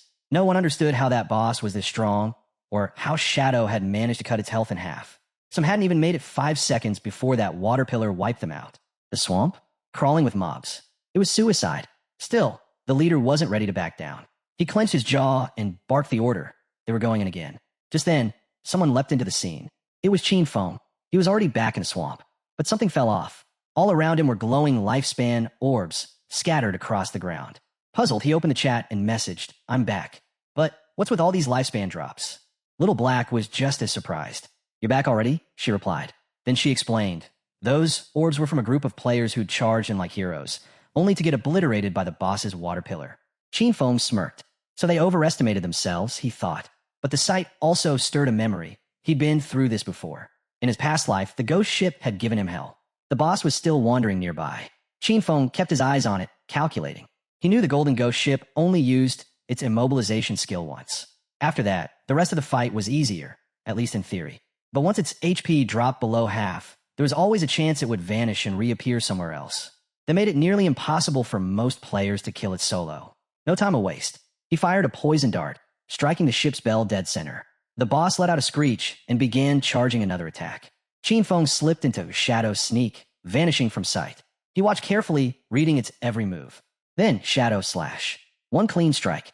He'd already memorized its patterns. No hesitation. Meanwhile, the cliff wasn't empty anymore.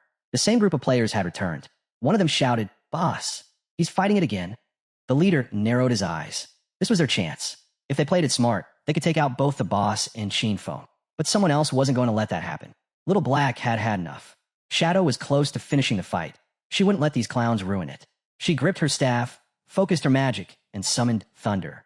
A bolt of lightning cracked down from the sky, hitting the men squarely.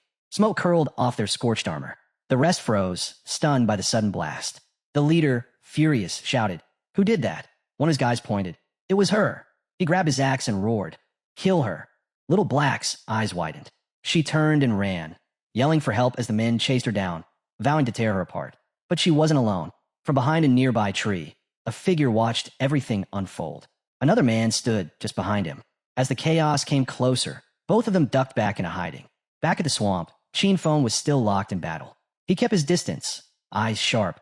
The boss was on its last legs. Just as he'd guessed, this level 5 Golden Ghost ship wasn't an easy solo kill. His damage was too low, and the fight had dragged on, long enough to draw an audience. He spotted the crowd gathering on the cliff, same ones who had just died. And to the side, more players lingered by the swamp, clearly waiting for him to finish the boss so they could swoop in and take everything. But it was too late. The poison was working. The boss's eyes began to glow, and then its body started to fade. System alert. Golden Ghost ship, gold grade, defeated. Chinfeng's screen lit up. 4,800 experience points. He hit level 8. 7 evolution points. 216 days of tradable lifespan. Not bad. He slipped into Shadow Sneak again, his form vanishing. It had been a dream run, but he knew he'd slightly miscalculated. Then, a global system message boomed across the server. Player Shadow from Shelltown has defeated the first gold gray boss. Reward, +3 reputation. All eyes turned. Players across the map froze. Who the hell was Shadow? And why was he so strong? Many were furious. The first gold boss kill should have come from Han City, not some nobody from Shelltown. In Shelltown, Wang Ming stared at the alert, dumbfounded. Just a little while ago, Shadow had been soloing a bronze boss. And now, a gold boss, down solo. The gap was unbelievable. Somewhere else, Chinfeng's sister saw the message. Her eyes lit up. He really is the strongest, she thought. If Shadow helped her level up, maybe she'd finally get the chance to see Brother Songfei again. Back in the swamp, the boss's body vanished, leaving behind shimmering lifespan and piles of loot. Hidden nearby, the enemy leader smirked. Jackpot. So much loot just sitting there. But Shadow wasn't picking it up. He must have gone invisible again, cautious after spotting them. The leader turned to Guang. Use your skill. Find him. We're taking everything. Guang nodded, pulled out his bow, and activated Phantom Horn Eagle. The arrow flew through the air, transforming mid-flight into a glowing eagle. It exploded, releasing spectral feathers that floated across the swamp. Chinfeng narrowed his eyes. So that hunter picked up an anti-stealth skill already? Impressive, but he wasn't worried. His class had an extra point in stealth. Guang's ability was still just level 1. It couldn't detect him. Feeling confident, Guang turned and reported he ran. Must have bolted after seeing us all. The leader waved his men forward. Get to the loot. We'll guard it. Stay sharp. 5 minutes. That's how long it took before unclaimed loot became fair game. If they held the ground, it would all be theirs.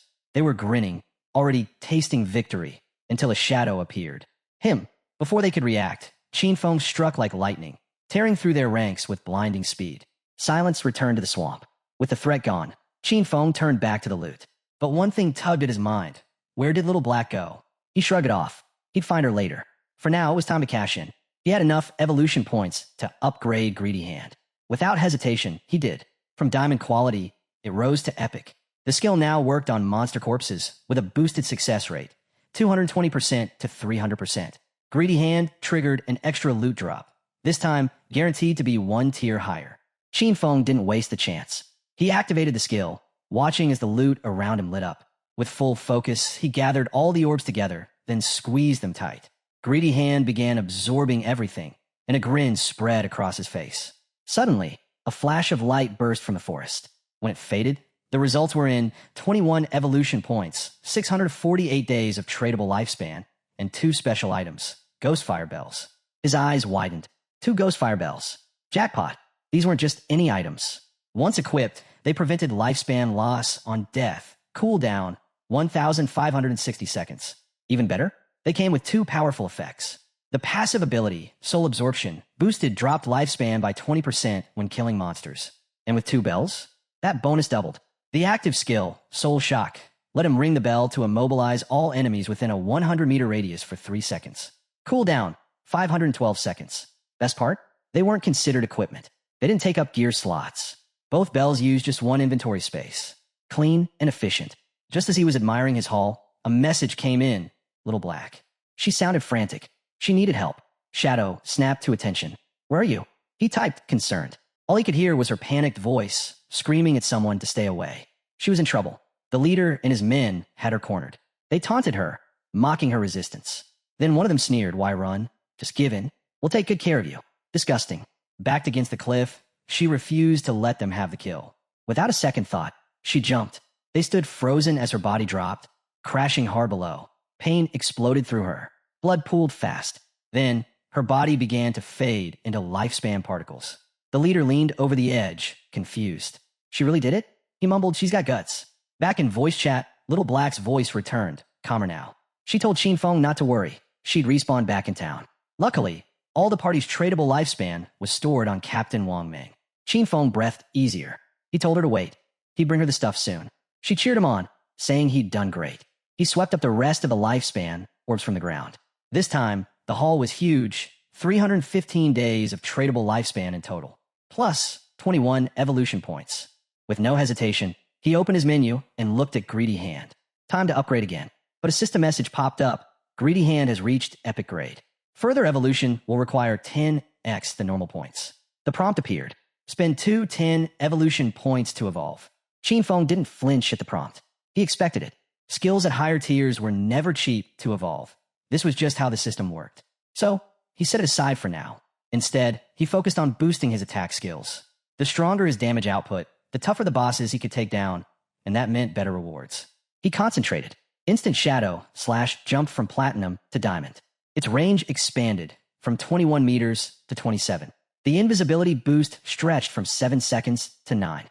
Instead of 5 slashes, he could now land 7. The skill's total duration increased to 10 seconds. Even the reach of each slash went from 3.1 meters to 4.1. Most importantly, each strike now packed 300 extra damage, up from 200. He burned 10 evolution points, leaving just 3 in reserve. Next, he upgraded his backstab enhancement. It shot straight from normal to gold, skipping bronze and silver entirely. Now, every backstab would deal 30% extra damage instead of 15%. Qin Feng smiled. Instant Shadow / now evolved twice, had doubled in damage. Even when not stealthed, he could deal around 3,000 damage in total. If stealth was active and he landed a backstab, those 7 slashes could spike the damage between 6,000 and 7,000. Satisfied, he opened his system window to review everything.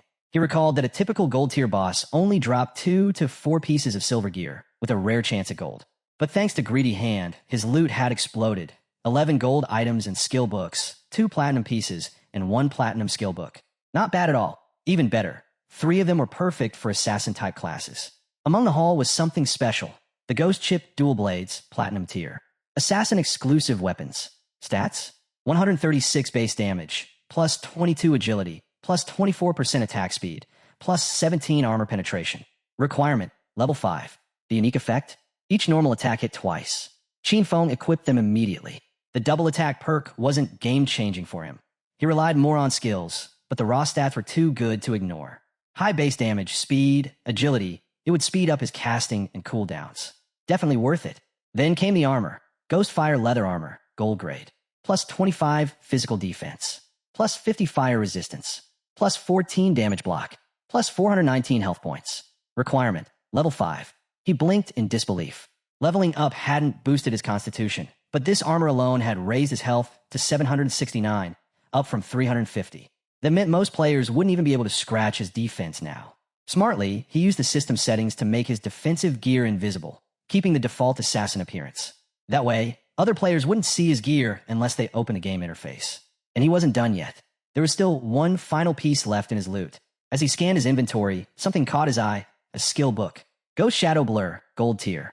Assassin class. It was a passive skill. Boosted dodge rate by 15%, and when a dodge triggered, it granted full damage immunity. Chinfeng grinned. Finally, a real survival skill for assassins. But then he paused. He remembered why this one wasn't so popular. In this game, boosting dodge rate was tough. You'd have to sacrifice other stats just to raise it. And if dodge didn't activate when you needed it most, the result could be fatal. Still, he wasn't like the others. His skills could evolve endlessly. He could stack dodge without weakening the rest of his build. For him, it was pure upside. His body glowed faintly as he moved out of the area, heading back. The rest of the loot, gear for warriors, priests, and archers. He didn't need it, but he knew someone who might. He planned to sell the gear to Wang Ming, offering a 10% discount. Even if they couldn't pay now, he was certain Wang Ming would take it on credit. He was that kind of guy. But really, this whole breakthrough, it was thanks to Little Black. Without her, he never would have found that level 5 ghost ship. He owed her. As he walked past a tree, movement caught his attention. The enemy leader and his crew. Faces twisted in fear the moment they spotted Shadow. They didn't hesitate. They ran. Just as expected, Chinfeng wasn't letting anyone escape. He activated Shadow Stealth, exhaled slowly, and vanished. Before the group could take another step, he struck. Like a thunderclap, he dropped all the subordinates in one instant. The leader panicked. He turned and sprinted. Too slow. Chinfeng reappeared right in front of him. The man skidded to a stop, eyes wide, nose to nose with death. Tears welled up. I'm sorry. I was wrong. Please let me go. I've only got less than a year of lifespan left. But Chinfeng stared coldly. Did you think about your own life when you were out there hunting others? Without another word, he threw a poison dart. The leader dropped, writhing in agony. Chinfeng turned and walked away. A new status appeared, Killer. He had entered the first layer. If he died now, he'd lose 75% of his current lifespan. Still, he remained calm. With the Ghost Fire Bell, even if he slipped up and died once, he wouldn't lose a thing. Back in Shell Town, all eyes were on him. Whispers spread. People had heard the system alert. He was the one who'd killed the gold tier boss. But he wasn't wearing any gear. Some suspected he'd exploited a bug. Others simply didn't know what to believe. As he strolled through the crowd, a man stepped forward. Wait, please. Chinfeng paused. The man smiled nervously, holding out a skill book. We, accidentally bought this assassin skill. Please take it. No hard feelings, okay. The system scanned it. Skill book, Impale. Common tier, Impale. A single target skill. On hit, it added plus 20 attack and stunned the target for 2 seconds. Cool down, 22 seconds. Chinfeng's eyes lit up. A control skill. He took the book without hesitation, nodding slightly before heading on his way. The man who gave it to him and his group turned back, walking in the opposite direction. But tension lingered. One of the men, seething, muttered to Xian Xiao, "We really had a hand over a skill book to that guy, pathetic." Another nodded. "No one treats us like this." They weren't letting it go. That's when someone suggested rallying everyone they knew. "If we each spit once, we could drown him in it," he sneered. No need to fear one guy. Xian Xiao's face turned cold.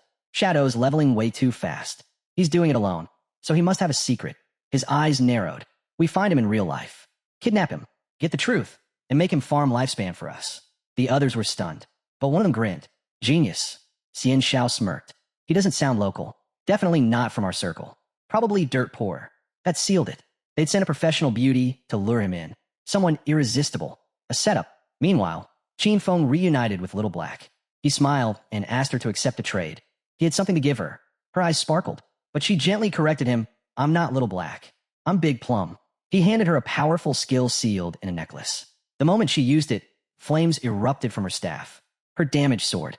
Even her mana regeneration had doubled. She was thrilled, thanking him sincerely. Chinfeng waved it off. "Just keep on my promise." Then he asked for the space ring. Still smiling, she pulled it from her inventory and handed it over. "You can keep it," she said, cheeks flushed. Then, with a small laugh, she shared something unexpected. While running through the forest earlier, she'd stumbled on a hidden cave. Looked like the entrance to some ruins. Want to check it out? That caught his attention. First the ghost ship, now a ruin. This girl really was a walking Lucky Charm. And she had no reason to tell him, unless she truly meant to share the benefit. If he hadn't gifted her those 2 gold-grade items, she probably would have kept it to herself. With the new space ring, his inventory hit 27 slots. He asked where Wang Meng was, saying he'd swing by to sell the spare gear first, then check out the ruins. She held out her hand. Captain and the others went to train the new priest. They won't be back for a while. She opened her map, marked the location, and described the spot, behind some bushes, a flat stone slab. While escaping earlier, she had pushed it aside and slipped inside. She'd only taken a few steps inside when the scream started. Terrified, she bolted right back out. If she hadn't, they might have caught her. Hearing that, Qin Feng vanished on the spot. He wasn't waiting. He'd go check the ruins now and trade with Wang Meng later. Little Black blinked in confusion as he disappeared. Qin Feng left Shell Town and made his way into the forest. Originally, he planned to grind until level 10, but that was no longer necessary. With a ruin in play, the rewards beginner towns had 3 main ruin types: tombs, cursed ruins, and temples of faith. Didn't matter which one it was. Inside, there'd be mobs. Most were bronze tier, sometimes silver. For him, it was a goldmine of lifespan and evolution points. Following the map marker from Little Black, he soon reached the entrance. No hesitation. He stepped inside. Once again, the 3 ruin types flashed through his mind. Tombs packed with relentless monsters and often capped off with a gold boss. Cursed ruins, full of beings twisted by ancient and evil gods. Some had been human once. And temples, those were complex. Their walls covered in murals. Devotees of ancient deities filled the halls. At the very end, special items or rare skill books.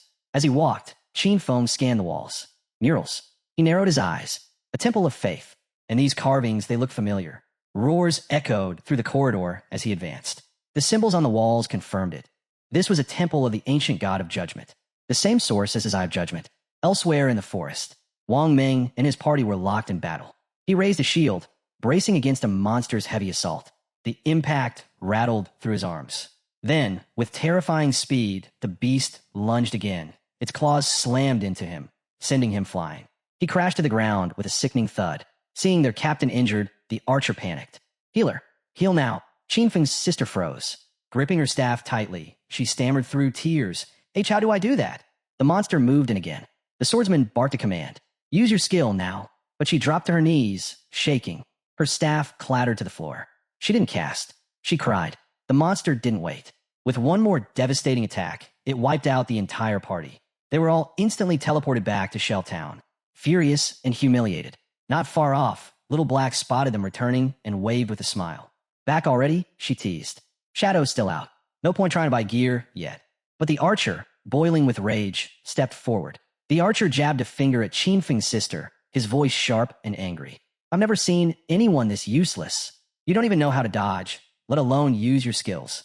Xian Xiao's eyes welled up. She started to cry, completely overwhelmed. Little Black quickly stepped in front of her, frowning. "Why are you being so harsh? She's new. It's her first time playing. Dying once is normal." But the archer, eyes blazing, snapped back. "Move aside. I'm going to scold her until she logs off." The swordsman stepped forward and added, "It wasn't just once. We died 3 times in under an hour." That hit Little Black like a shock. Her eyes widened. Then, with a soft smile, she pulled out the necklace Qin Feng had given her. "I'll come with you guys," she said, her tone suddenly confident. "The expert just gave me 2 amazing things. I'm way stronger now. Trust me, this time we won't die." Wang Meng raised his hand to stop the bickering. "That's enough," he said. "She's right. With her on the team, this could work. And who knows, maybe we'll get the chance to meet Shadow again." Xian Xiao stood quietly in the back, her face unreadable. Deep down, she was furious. These guys couldn't handle a basic fight, and now they're blaming her? Still, she forced a smile, bowed her head slightly, and muttered an apology. "I'll try harder." But inside, she was burning. If it weren't for their ties to Shadow, she wouldn't waste another second with any of them. Meanwhile, inside the temple, Qin Feng stepped into a large chamber, and something strange caught his eye. 2 monsters were kneeling before him. A system prompt appeared. Devout followers of the judged, level 10, silver tier. His eyes narrowed. Suspicion flickered across his face. No hesitation. He activated instant shadow slash, his form vanishing. Then he struck, clean, fast. But when the dust settled, the damage was underwhelming. Even with stealth and backstab bonuses, they'd barely lost any health. Not surprising. These were level 10 silver bosses, and together, their health pool was even larger than the Golden Ghost ship. But something wasn't right. The monsters knelt again. Even stranger, he was still cloaked in stealth. They shouldn't have been able to see him. Could it be the Eye of Judgment? He wondered. Are they sensing it? Is that why they haven't attacked me? Curious, he asked aloud. Do you know the way? Can you guide me? The monsters lifted their heads and roared. Whatever sanity had been there was gone. Their bodies were twisted, corrupted. They had been holy once, but now, just mindless beasts, obsessed with stealing lifespan. Their glowing eyes locked onto something outside the room. And then, they turned and bolted. Right outside, a group of players had just arrived. The devout followers sensed them and charged. The players' eyes went wide. Silver tier, someone shouted. We can't fight that. Panic set in. They turned to run, just as the monsters reached the doorway. They never stood a chance. The monsters lunged and toxic mist poured out, melting their bodies on contact. One by one, they vanished. Lifespan orbs left behind in their place. It was the team from earlier, the girl who bought Ice Spike from him. Grey Rose. Qinfeng hadn't expected them to stumble across the ruin too. But judging by their gear, none of them were remotely prepared to go deeper. He deactivated Shadow Stealth and stepped forward to collect the lifespan. As he approached, the monsters knelt before him again. He raised an eyebrow. These poor guys had dropped over 100 days of tradable lifespan. Guess they were richer than I thought. With that handled, Qinfeng returned to the inner chamber and began to investigate. Minutes passed. He searched every corner. No traps, no hidden chests, no clues. Just those two silver tier bosses. That was it. His eyes narrowed in frustration. No loot, no secrets, just two tanky mobs. Fine. He threw 2 poison darts, nailing the monster straight in the head. No more mercy. A system alert popped up. 4,000 experience points. Level up. Now, at level 9, he earned 4 evolution points and 188 days of tradable lifespan. Then came the real reward. He activated Greedy Hand. The bodies of the monsters evaporated, and his haul exploded. 32 evolution points. 1,504 days of tradable lifespan. For gold tier items, 10 silver tier items. He reached out and summoned a pendant from the pile. A grin spread across his face. It was gold tier and tailored for assassins. Pendant of the Faithful. Plus 15 agility. Plus 20% cooldown on all skills. Its unique effect? Summon a silver tier devout follower to fight for you. Cooldown. 600 seconds. Qinfeng clenched his fist. This is it. The cooldown reduction alone was a massive buff. His stealth cooldown dropped from 22 seconds to 19. Poison darts? Down to 3.75 seconds. Instant shadow slash now refreshed in just 8 seconds. Grinding just became way more efficient. And since the rest of his gear was locked behind level 8 requirements, no one else could use it anyway. He'd keep the rest for now, and maybe sell later. Just as he turned to leave, the ground trembled beneath him. He stopped and looked back. A small stone pillar was rising from the floor. His eyes lit up. So the mechanism activates after all the monsters are defeated. He examined the pillar. It was a hidden trigger, cleverly disguised. The mechanism word. A platform extended beneath his feet. A panel on the floor slid open, and slowly, the platform began to descend. It was a lift. He stood still as the stone floor lowered him deeper and deeper. The light above faded. The platform sank for what felt like minutes. Finally, it stopped. Qinfeng guessed he had dropped at least 300, maybe 400 meters. It was dark, quiet, cold. His gaze swept the area. He knew this place. He had heard of it before. A maze hidden beneath the temple. Not many players knew, but there was always a chance for a secret labyrinth to spawn under ruins. And in his past life, he'd explored plenty. He also knew exactly what came next. Traps, and lots of them. Exploring the maze wasn't all that risky. As long as there were others to serve as cannon fodder, the danger was minimal. The real issue was the time it took. With steady eyes, he pulled out a pendant. Given his current stats, triggering a trap meant certain death. But thankfully, he had a trump card. This pendant could summon a silver tier devout follower to fight in his place. Stretching out his hand, he activated the pendant's power. A zombie emerged from the ground, ready to serve. Pointing down the maze corridor, he gave a single order: scout ahead. The follower rose and shuffled into the hallway. Arms crossed, Qinfeng watched with satisfaction. Having a scout made navigating the place so much easier. Still, he wasn't careless. There was always the chance of something going wrong. Just to be safe, he decided to upgrade his dodge skill first. Spending 11 evolution points, he boosted Ghost Shadow Blur from Gold tier to Epic. His passive dodge rate skyrocketed from 15% to 75%. And now, whenever the dodge triggered, it made him immune to all damage. 75% was already an insane number. With just enough points left, he turned his attention to instant shadow slash. Using 13 evolution points, he upgraded it from diamond to epic.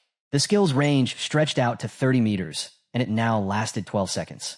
Instead of 7 slashes, he could now unleash 9, with a cooldown of just 8.8 seconds. The slash width expanded to 5 meters, and damage climbed from 300 to 400. Qinfeng's eyes lit up. Evolving from epic to legendary took 10 times the base evolution points. That's where things got interesting. The higher a skill's starting tier, the more cost-effective it was to evolve. For instance, if a skill began at epic tier, evolving it to legendary only required 1 base point. So 1 times 10 is equal to 10 points. That meant if he could get epic skills right from the start, he could push them to legendary, then mythical, ancient, even immortal tier with far fewer points overall. But starting from lower tier skills? That was a different story. A skill that began at normal tier had to be upgraded multiple times just to hit epic. By the time it reached the legendary stage, it would demand hundreds of points. Still, the takeaway was clear. He could now afford to make sure all his skills hit epic tier. With 11 evolution points left, he focused on his starter skill, Shadow Sneak. Spending 8 points, he upgraded it from silver to platinum. Its duration stretched from 16 seconds to 24, and the stealth-breaking attack damage jumped from 120 to 150. The cooldown dropped from 26 seconds to 22, thanks to his 35% cooldown reduction attribute. The final cooldown came down to 16.3 seconds. Even so, that was still a bit long, and the damage felt underwhelming. He made a mental note. This skill would need to be replaced later. As they moved deeper into the hallway, the devout follower continued to lead the way. The devout follower stepped on a hidden pressure plate, triggering a trap. A massive boulder came crashing down, crushing its body. In an instant, it vanished into light. With the summon gone, Qinfeng had no choice but to wait for the cooldown before calling another one. This maze was treacherous, and the only way forward was slowly, step by cautious step. He could only hope it'd be worth it in the end. Meanwhile, on the temple's upper level, a man with a shield and a hooded woman peeked through a door. He turned to his captain, Grey Rose, and reported that the monsters had all vanished. Grey Rose raised an eyebrow. That was unexpected. They entered the room. That's when Grey Rose noticed something else was gone too. The monsters' lifespans had disappeared. Someone had killed them and taken their life energy. But who? The man guessed it could only be one person, Shadow. Only someone at his level could defeat 2 silver tier bosses. Grey Rose nodded. He had a point. At least they wouldn't have to die again. Then she paused, hand on her chin, deep in thought. She remembered. On the way here, they'd seen someone who looked like he was talking to the monsters. Was it Shadow? Did he have a skill that let him control bosses? If that were true, then his power was beyond terrifying. Back on the second floor, Qinfeng's newly summoned follower met the same fate, crushed by another trap. Ahead of him stretched a long path ending at a door. He'd been navigating this maze for 3 hours now, judging by his past life memories. Reaching this point usually cost hundreds of lives. That meant he was close. Using the pendant again, he summoned another devout follower. It moved forward cautiously, with Qinfeng close behind. Once they reached the door, he commanded the follower to open it. The monster tried, pushing with all its strength. But nothing happened. Its body started trembling from the strain. Qinfeng narrowed his eyes, suspicious. Why couldn't it open? He stepped forward and placed his hand on the door. As soon as he touched it, the door began to creak open, slowly but surely. Qinfeng stood frozen, stunned by the sudden reaction. Then came the wave, followed by a thick curtain of smoke rolling out from the other side. Sweat beaded on his forehead. This didn't feel right. He stepped through the doorway and into a chamber lined with pillars. In the center stood a chest wrapped tightly in thorn-covered vines. Qinfeng scanned the room. The chest was clearly locked, but beside it stood an NPC, her lower face covered in bandages. The system tried to scan her. Nothing. Qinfeng's eyes widened. No data at all? This was a first. The woman started whispering in some unknown language. Then, without warning, she dropped to her knees. Her body glowed and slowly began to dissolve into light. Qinfeng watched closely, puzzled. Why did she vanish? Then the thorns around the chest began to fade away. But even with the thorns gone, he didn't lower his guard. That woman, he couldn't see her stats, couldn't identify her. And that made her even more dangerous. She had to be connected to the Eye of Judgment. That was the only explanation. The chest began to glow with a golden light. Qinfeng's eyes narrowed. It was packed with epic tier loot. But he didn't let excitement cloud his judgment.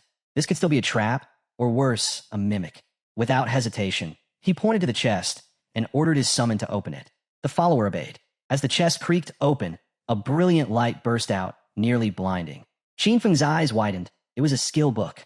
And not just any book, but a god-tier assassin skill. It held both passive and active abilities and belonged to the epic tier. The name? Bestowal of Mercy. The passive effect was insane. 100% accuracy when targeting weak points and double damage to them. The active skill was even more outrageous, Slit Throat. His next strike would apply a debuff that dealt damage equal to 100% of that attack per second, for 3 whole seconds. It had a 60-second cooldown, but thanks to his skill cooldown reduction, it dropped to 44.4 seconds. Qin Feng examined it closely. The passive doubled the size of every enemy's weak spot, making precision strikes nearly guaranteed. But the active was the real monster. If he landed a 300 damage attack, the Slit Throat effect would deal 300 per second for 3 seconds. That's 900 bonus damage, triple the original hit. He kept reading. Multi-hit moves like Instant Shadow Slash would only trigger Slit Throat on the first hit. Still, this skill was only at the epic tier, which meant evolving it to legendary would cost just 10 evolution points. This was jackpot level loot. His burst damage had just taken a massive leap. With that, Qin Feng turned toward the exit. It was time to head back. All of this had been made possible because of Little Black. He figured he could return the favor by selling her party some leftover gear. Opening the chat, he messaged her, asking her to tell Wang Ming to head back to town. When word got out that Shadow had cleared the ruins, the others quickly made their way back too. As Qin Feng arrived in the starter town, he was stunned. A huge crowd had gathered, players from all over. Everyone wanted to add him as a friend. Some even offered to be his loyal followers, promising to support him however they could. Even the chairman of Jianghai City's Runding Group showed up, formally inviting Shadow to join their corporation. Fans from Firefly Town had traveled just to meet him. Players from distant towns asked to form teams. That's when he realized the teleportation gates between towns had finally been activated, which meant he could now head to Firefly Town, to Song Fei, without delay. Without another word, he vanished. Using his invisibility skill, Qin Feng melted into the shadows, slipping away while the crowd erupted into chaos. Arguing, shouting, blaming each other for scaring him off. He reappeared near Little Black. She noticed him instantly and raised her hand to alert her captain. "The expert Shadow is here," she said. Then, something caught Qin Feng's eye. His sister, Qin Xiaoyu, was there. She greeted him with a soft smile. His mind flooded with questions. How had she managed to join Wang Ming's crew? If anything happened to her, Wang Ming's team could be wiped out. He had to stay sharp. Everyone knew how dangerous it was to be associated with Shadow. His true identity had to stay hidden.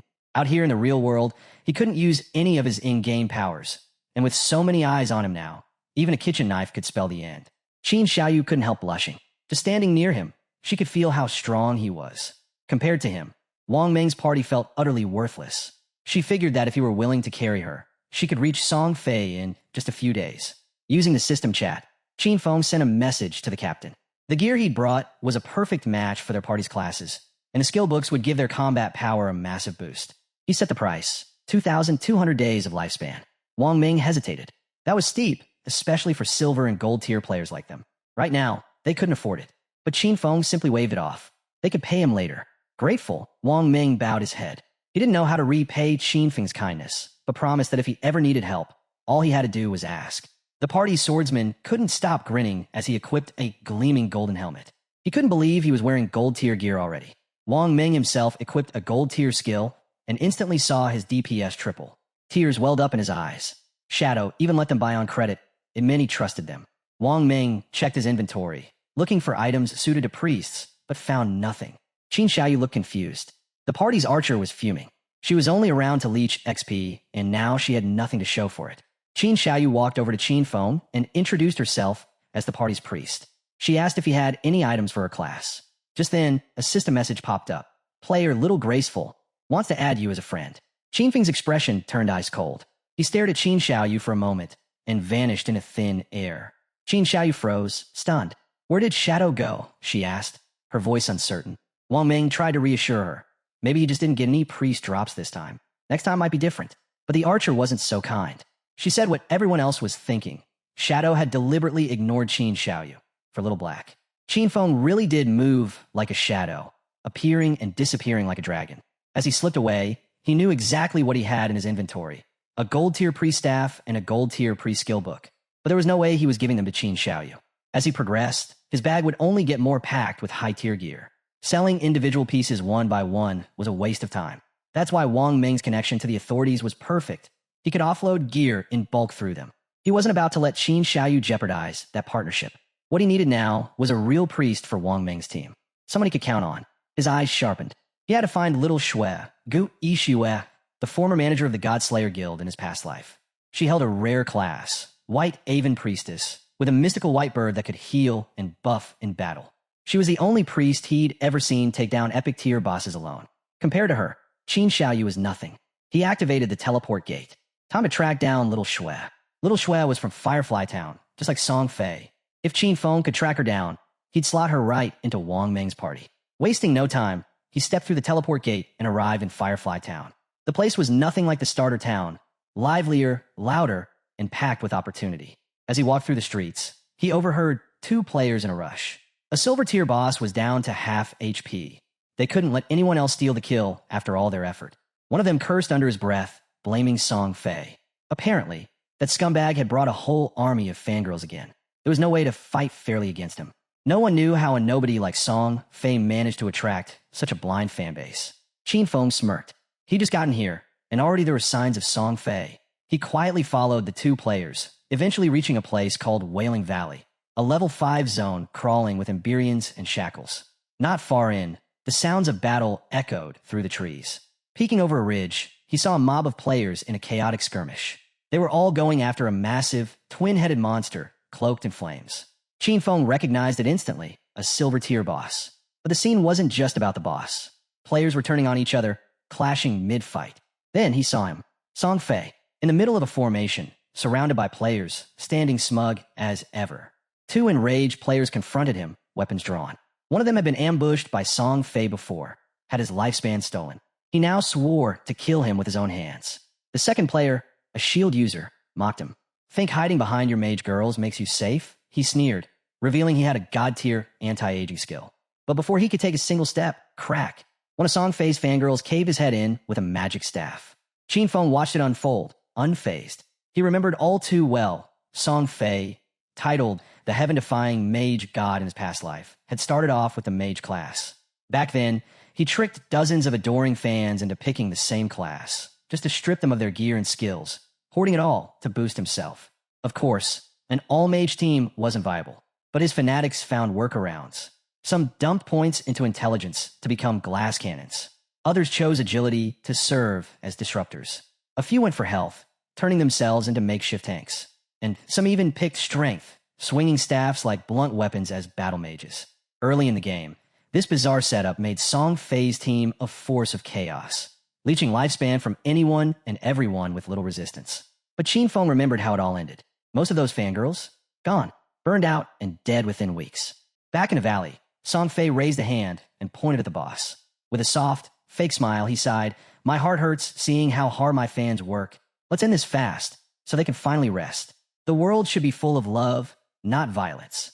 The twin-headed Emberian started lumbering toward his team. One of his fans, teary-eyed, declared that he was the one who deserved peace. He worked so hard, they couldn't let him suffer anymore. She raised her staff and aimed at the monster. For Song Fei, they all followed her lead, unleashing spells in unison. Their goal wasn't loot or XP. They just wanted their idol to become a king, and they'd follow him to the ends of the game to make it happen. The monster reared back and opened its jaws, unleashing a torrent of fire aimed straight at Song Fei. His eyes widened, he was caught off guard. But before the flames could reach him, one of his fangirls rushed forward and took the hit head-on. Her body began to disintegrate, fading into particles of light. Song Fei grabbed her hand and put on a sorrowful expression. With tears in her eyes, the girl swore she'd do anything for him, anything to help him rise to the top. Nearby, a chubby girl clutched her staff tightly and shouted to the others, "Get angry! If we kill this ugly beast, Brother Song Fei will reach number 1. They erupted in cheers. Weapons raised, they vowed to conquer the world and rule the heavens at Song Fei's side. Spells rained down like a storm, lightning strikes hammering the twin-headed monster. Song Fei watched the boss's health fall and smirked. It was finally going to die. Still, he couldn't help but wonder, how had Shadow, a solo player, taken down a gold-tier boss on his own? It had to be a bug. He was only level 7, even with all his fans helping. Meanwhile, Shadow had somehow shot ahead to level 9. But no matter, this kill would push him to level 8. If Shadow stayed stuck, he'd finally surpass him and take the number 1 spot in this curse game. That's what happened. A shadowy hand clamped over Song Fei's mouth from behind. In one clean motion, Qin Feng decapitated him. Then, without missing a beat, instant shadow slash tore his body apart. Blood gushed from Song Fei's mouth as his fans stood frozen in horror. Before they could even scream, Qin Feng moved like lightning, slicing through the fans and the boss with ruthless precision. A system window popped up. Boss defeated. Plus 1,500 EXP. The silver tier monster collapsed, its body unraveling into raw lifespan energy. Everyone watched, stunned. Shadow had wiped them all out in a single strike. Their attacks had barely scratched the boss, maybe 100 damage at most. But Shadow? His hit had done thousands. 10 times stronger. No, maybe more. As the boss's body dissolved into glowing orbs of lifespan, Qin Feng dropped his stealth. Players around the valley gasped. It really was him. The sharper ones realized it hadn't been just a strike. It was a devastating AoE attack. Song Fei and his entire cult of fans gone in seconds. All eyes locked on a Shadow. The same player who'd taken down the world's first gold-tier boss. They knew better than to provoke him. One by one, they backed off. Then some began to cheer, claiming he'd avenged them, that he'd rid the server of Song Fei's toxic squad. Qin Feng knew the truth. They weren't cheering, they were terrified. If he'd wanted, he could have turned his blade on them too. In his past life, he wouldn't have hesitated. Elsewhere, in Firefly Town, Song Fei respawned and immediately collapsed in a panic. System notification. You were killed by Shadow. Minus 1,106 days of tradable lifespan. Minus 18 years, 113 days of non-tradable lifespan. He stared in disbelief. Shadow was here, in Firefly Town. Of all the hundreds of starter towns across the game, of all the towns in Jianghai City, Shadow had come to his just to steal the kill. As Song Fei's fans respawned one after another, confusion filled the air. The chubby girl stared blankly. Song Fei had died too? One of the others was furious. Why did Shadow attack us? Another speculated that he just wanted the silver tier boss for himself. According to them, Shadow was a coward for striking while Song Fei was distracted. That made him evil. Just then, an archer nervously approached Song Fei. Can I join your party? She asked, revealing that she had the eagle eye skill. She could detect invisible enemies. But his fangirls shut her down immediately. He only wants mages, one snapped. The chubby girl chimed in, saying the archer's monster-killing speed was too slow. She'd only hold Song Fei back from climbing the rankings.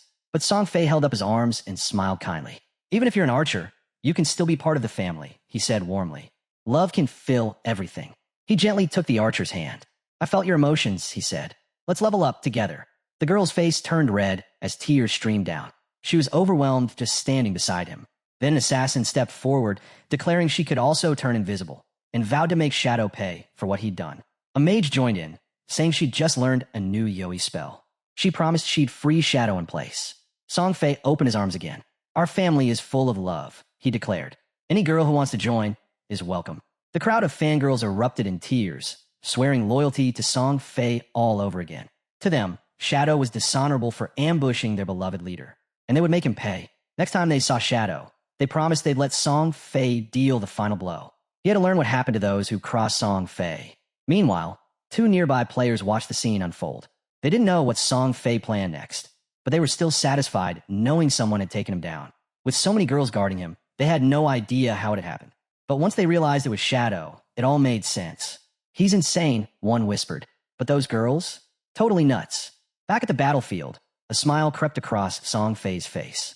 This time, he would make sure everyone saw it. When he took down Shadow in front of a crowd, he'd prove that being strong meant nothing if you fought alone, especially for a solo assassin. How could someone like Shadow possibly beat a glorious mage like him? At that very moment, Qin Feng was still at the boss site, picking through the loot. With greedy hand, he scored big, 16 evolution points, 217 days of tradable lifespan, 6 silver tier items, and 1 golden tier piece. Without hesitation, he spent 10 of his 9 points to evolve Graceful Liberation. The upgrade was huge. The passive weak point correction doubled, going from 100% to 200%. The weak point damage multiplier also doubled. As for the active effect, his next attack would now automatically trigger the Slit Throat effect. The upgraded Slit Throat effect was now deadlier than ever, dealing 150% attack damage per second instead of 100% still over 3 seconds. The cooldown dropped from 3 seconds to just 18.5.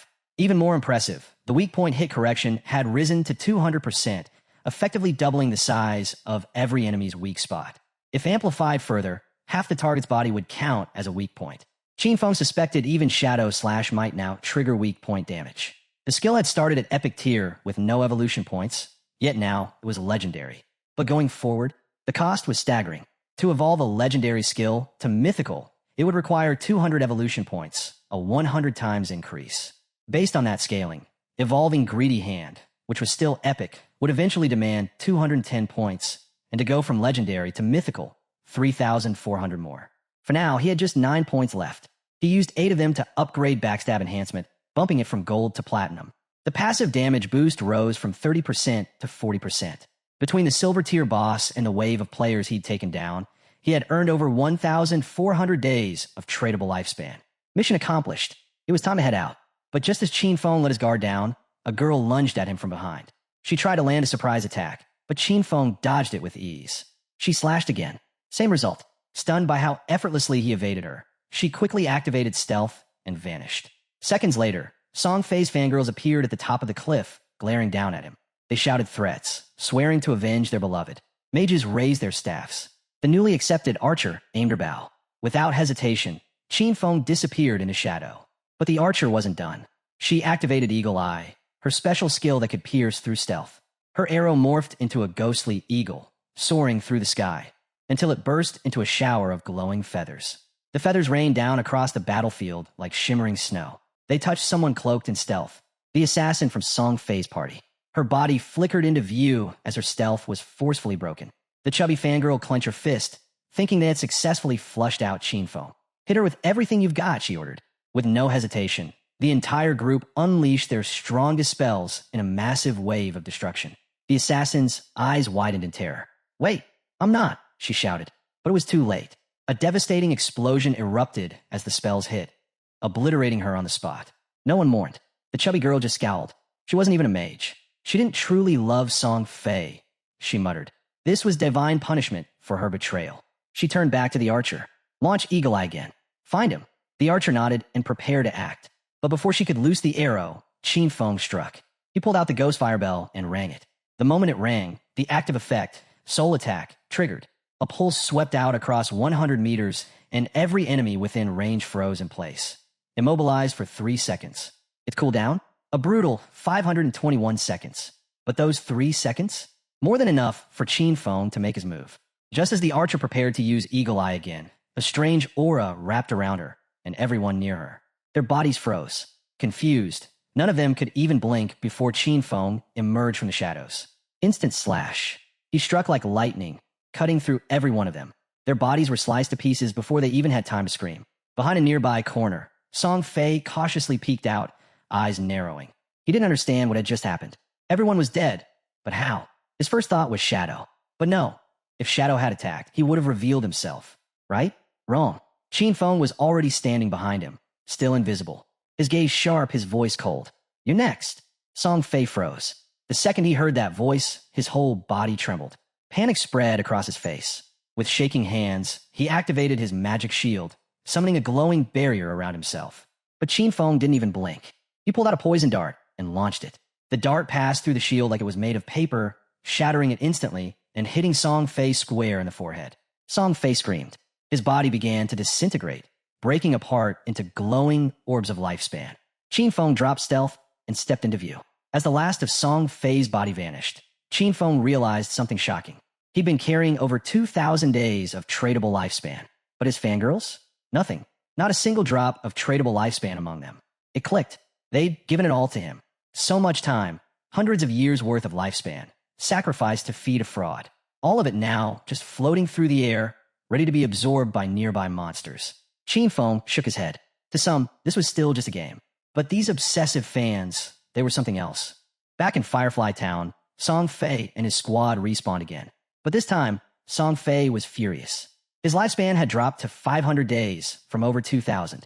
He glared at the archer. Why couldn't you find him with Eagle Eye? She nervously explained she had used it, but it only revealed their party's assassin, her sister. The chubby girl chimed in, saying the archer's detection level wasn't high enough. The archer confirmed it. Her Eagle Eye only countered stealth level 1. If the enemy's stealth was higher, she couldn't see them at all. Song Fei clenched his fists. Shadow kept attacking from nowhere and vanishing without a trace. How was he supposed to fight back? Touching his face, he muttered, I haven't even done anything to him. But then another thought hit him. Maybe Shadow's just jealous of my flawless beauty. He shivered. What if Shadow came for him again? His fangirls, weapons raised, quickly made a decision. For everyone's safety, it was time to level up somewhere else. Wherever Song Fei went, they would follow. No matter what. Not long after, Qin Feng returned to Firefly Town. He looked around for a while, but something fell off. Song Fei and his fans were gone. He couldn't tell if they had changed towns or if it just logged out. Deactivating stealth, Qin Feng stepped into the open. Qin Feng spotted a player nearby and approached, asking if he'd seen where Song Fei and his fan club had gone. The man flinched the moment he realized who he was talking to. Nervously, he pointed to a path off to the side. They went that way, he whispered. Then, dropping his voice even lower, he begged, please, kill Song Fei. Then came an odd request. If you do, could you spare my girlfriend? She's a hunter, goes by the name A Feibao, Kitty. Qin Feng raised an eyebrow. You should probably find a new girlfriend.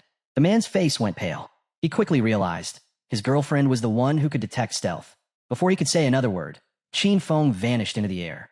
But the desperate man called out, please, I worked so hard to find her. Qin Feng now knew the direction they'd gone, but not their destination.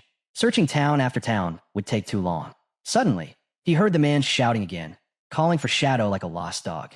Just then, a woman walked past him. Qin Feng stopped in his tracks. It was her, Gu Ishua. He dropped his stealth and smiled. Hey, beautiful. Think you can help me out? Gu Ishua turned, surprised to see Shadow standing there. Qin Feng pulled out the gold-tier priest staff from his inventory. I heard your class can track targets across wide areas, he said. Help me find Song Fei, and I'll give you the staff for cheap. Her eyes lit up. Opening her system window, she looked at him curiously. How do you know I can do wide area tracking? I've never told anyone. Qin Feng tilted his head. Do you want the staff or not? She hesitated. I don't know if I can afford it. Wait, he said. You don't even have 500 days of tradable lifespan? The original price is 700 or 800. She checked her system window and realized she did have 700 days. Deal. They completed the transaction. A confirmation popped up, and she clutched the golden staff with both hands, nearly drooling. Qin Feng chuckled and gently tapped her cheek. Focus. Let's not lose time. Her cheeks turned red as she nodded and smiled. With her new staff in hand, she began to focus, channeling her ability. An owl familiar appeared and started circling above her. Even though this was their first time meeting, Shadow gave her a strange sense of familiarity. As her owl flapped its wings, Gu Ishua gave him a sideways glance. You're not worried? I'll just take the staff and leave. Qin Feng's expression stayed calm. Don't you hate Song Fei? Her eyes went wide. How did you know that? She couldn't tell if Shadow was someone she knew in real life, but his voice didn't feel unfamiliar. Qin Feng just smiled. Take a guess. She sighed and raised her hand. Too lazy to guess. Just then, her eyes sharpened. The owl flew high over the town and in the distance. Deep in the heart of the canyon, she finally spotted Song Fei and his crew. Her owl had tracked them through the rocky maze and now hovered above their hideout. Wasting no time, she relayed the location to Qin Feng and urged him to hurry. Song Fei might vanish again if he didn't get there fast. The owl had speed, sure, but shadowing them for too long would wear it out. Shadow didn't miss a beat. Don't worry, he said. I'll be there in no time. And just like that, Qin Feng shot off, darting over jagged rocks and rough terrain without missing a step. But then, the owl suddenly stopped. That wasn't normal. Qin Feng halted too. Something was interfering with their trail. Scanning his surroundings, he caught sight of a strange marking carved into a tree. Curious, he reached out to her again. At his request, the owl began to sweep the area. Soon, it spotted 2 more trees, each marked with the same symbol. One 100 meters ahead, another 100 meters to the left. Qin Feng approached them carefully, placing a bit of his energy into each symbol as he touched them. That's when it happened. A surge of light connected all 3 trees. The earth between them lit up, and from the glowing ground, a treasure chest slowly emerged, radiant green light spilling out, golden energy swirling around it. Foam froze. A treasure chest like this, hidden in an ordinary place like Firefly Town? It didn't add up. These ancient divine relics were incredibly rare. When they appeared, chaos usually followed. Either beasts, monsters, or unimaginable rewards. From the owl's vantage point, she was just as stunned.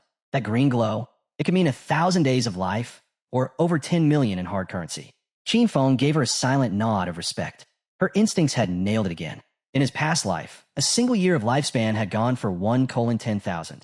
By day 2, that price had skyrocketed to 1:50,000 plus. She wasn't done yet, though. Eyes sharp, she began memorizing the symbols. Whatever hidden patterns they held, she'd uncover them. Back at the chest, Qin Feng opened it. Inside was a skill book, pitch black, with a dark aura leaking out from it. The title, Curse of the Blossoms. A high-tier, emerald-level ability. With it, cursed flowers would bloom from fallen enemies, making their tradable lifespan drop instantly to 0. No cooldown, but it had to be used within 15 seconds of the kill. Feng remembered this spell. In his past life, it had been deadly. Every enemy he dropped could be turned into pure profit. If he took out Song Fei and held his ground for a moment after, he wouldn't just win, he'd strip him of everything. A cold grin crept across his face. This time, Song Fei wouldn't get away. Not just defeated, but drained dry. As Qin Feng charged toward his prey, the scene shifted. Somewhere else in the canyon, Song Fei's fan club was deep in battle, hammering away at a boss. While they fought hard, Song Fei hung back, saving his energy to steal the final strike. He was smug, convinced Qin Feng wouldn't chase them this far. After all, he'd already been humiliated twice, once in front of a silver rank boss. That should have been enough. But Song Fei was wrong. Just as the boss began to falter, the heavier girl in the group noticed something. Another squad closing in on the fight. Nearby, a second boss had appeared, but Song Fei, ever slick, spun the situation to his advantage. He told his fans the other group fighting the boss were followers of a rival idol, out to ruin his image. That was all it took. His fans' expressions twisted with fury. No one was going to one-up their precious Song Fei. Without hesitation, they rushed the other group. The newcomers, thinking help had arrived, welcomed them, only to be blindsided. Before anyone could greet them, the heavy-set girl from Song Fei's side brought her staff crashing down, knocking out their team leader in a single strike. The rest of the squad froze, confused, but Song Fei's crew didn't stop. They attacked, shouting nonsense about idols, destiny, and betrayal. One of the stunned victims tried to ask what was going on, but a spell silenced him instantly. Then things got weird. Song Fei's fans began chanting bizarre poems, praising him like he was some kind of divine being. And once the enemy team was wiped out, they stood aside, proudly making way for their golden idol to claim the final blow on the boss. Song Fei, never dropping the act, stepped forward with a fake smile. He praised his fans, calling them heroes, making up stories about a near ambush. He piled on the compliments, and the fangirls just blushed and giggled, eating it up like candy. It was all a performance, and they were loving it. But the show was about to end. Just as Song Fei raised his weapon for the finishing hit, a shadow appeared at the canyon's edge. A chill ran down his spine. Something was off. He turned. Too late. Feng's blade sliced through the air like judgment itself, and in one fluid strike, Song Fei's head was gone. His body hit the dirt before anyone could react. This time, Shadow didn't just walk away. He knelt beside the corpse and activated Curse of the Blossoms. A deep red flower burst from Song Fei's chest, its petals twitching unnaturally as they drained away every bit of his tradable lifespan. The fangirls watched, frozen. None of them could make sense of what they were seeing. Then everything faded. Song Fei reappeared at Firefly Town's portal, dazed and irritated. He couldn't figure out, why was Shadow always chasing him? In his twisted logic, he chalked it up to jealousy. Maybe Shadow couldn't stand how popular he was. Or maybe, just maybe, one of the fangirls had once liked Shadow instead. He convinced himself that Shadow's obsession with Firefly Town was part of some bizarre revenge plot. But then a system alert popped up, and everything changed. His tradable lifespan was plummeting. Fast. At first, he thought it was a penalty for dying too much. But he didn't have time to dwell on it. One by one, his fans began arriving at the portal. The heavy mage girl ran up to him, breathless, describing the eerie red flower that had grown from his body, sucking away something vital. That's when it hit him. The cursed flower. The vanishing lifespan. It was all Shadow's doing. Some terrifying new power he'd unlocked. The shock turned to panic. Without wasting another second, Song Fei gave the order. Everyone log off now. If they stayed online and kept losing to Shadow, they wouldn't just lose battles, they'd lose everything. With tradable lifespan dropping to 0, it wasn't just a game anymore. This meant real death. Still putting on the role of leader, Song Fei rallied his fanbase, calling them his family. He promised he'd step into the real world to recover their lost time and come back stronger, armed with powerful new gear, bought using the lifespan they'd stashed away. And just like that, the girls were right back under his spell, excitedly imagining a glorious comeback to crush Shadow for good. As Song Fei logged out, anger twisted his face. He wasn't ready to accept defeat. Not after grinding for 2.5 years to reach the top. In his eyes, no random player was going to take him down, not when money could solve everything. All he needed was time. Back at the battlefield, the red flowers told the story, each one sprouting from a fallen player, quietly draining away their tradable lifespan. Song Fei's loyal fans had unknowingly handed everything they earned to Shadow, and thanks to that ambush, his killer rank shot up to level 4. At that rank, the penalty for dying meant losing a crushing 96.8% of tradable lifespan. But Shadow didn't care. He gained nearly 1,000 days in one sweep. all because of Song Fei and his blindly loyal followers. They'd done the hard part, fighting the monsters, and Shadow had simply swooped in and claimed the rewards. Still, nothing lasted forever. The crimson flowers had started to wilt, their energy fading. Shadow realized what had happened. The players had all logged out, trying to avoid losing even more. High above, the white owl flew in silence. Xiao Shui had watched it all unfold through its eyes, and even she was stunned. Seeing the top player move like that, it was something else entirely. When Shadow asked her if Song Fei had truly logged off, she confirmed it. The entire group had vanished from the game. "Keep watching," Shadow said quietly. "Let me know the second he's back." Xiao Shui blinked. "Wait, I thought I was done." "Not quite," Shadow replied, a faint grin in his voice. "I just picked up a golden tier pre-skill, Sword of Divine Judgment." That got her attention. Instantly curious, Xiao Shui perked up. She wanted that skill. Shadow made her an offer, 500 days of lifespan in exchange. But then he added, "I'll cut that in half if you agree to one thing." Xiao Shui's eyes narrowed. "I'm not trading my dignity." Shadow quickly waved it off. No, it's not that. I want you to join my team as our main healer." Her tense expression broke into a laugh. "You should have just said that." "Sure, I'm in. But if your team sucks, that's on you." "They're solid," Shadow replied. "You'll see." He reached out to reconnect with his crew. Meanwhile, across the game world, in a completely different zone, Wang Ming was celebrating a win. He'd just taken down a poisonous monster and was riding high on the experience boost. Feeling good, he called out for a heal and something to counter the poison effect, but hesitated. Still unsure about her priest class, she froze, unsure of what to do. Wang tried to jog her memory, reminding her that priests had a toxin cleanse. But before she could properly respond, she misclicked. The spell hit a tree instead of Wang. Seconds later, his HP hit 0. He collapsed on the ground, the poison claiming him. All that effort, wasted. Frustration hung in the air.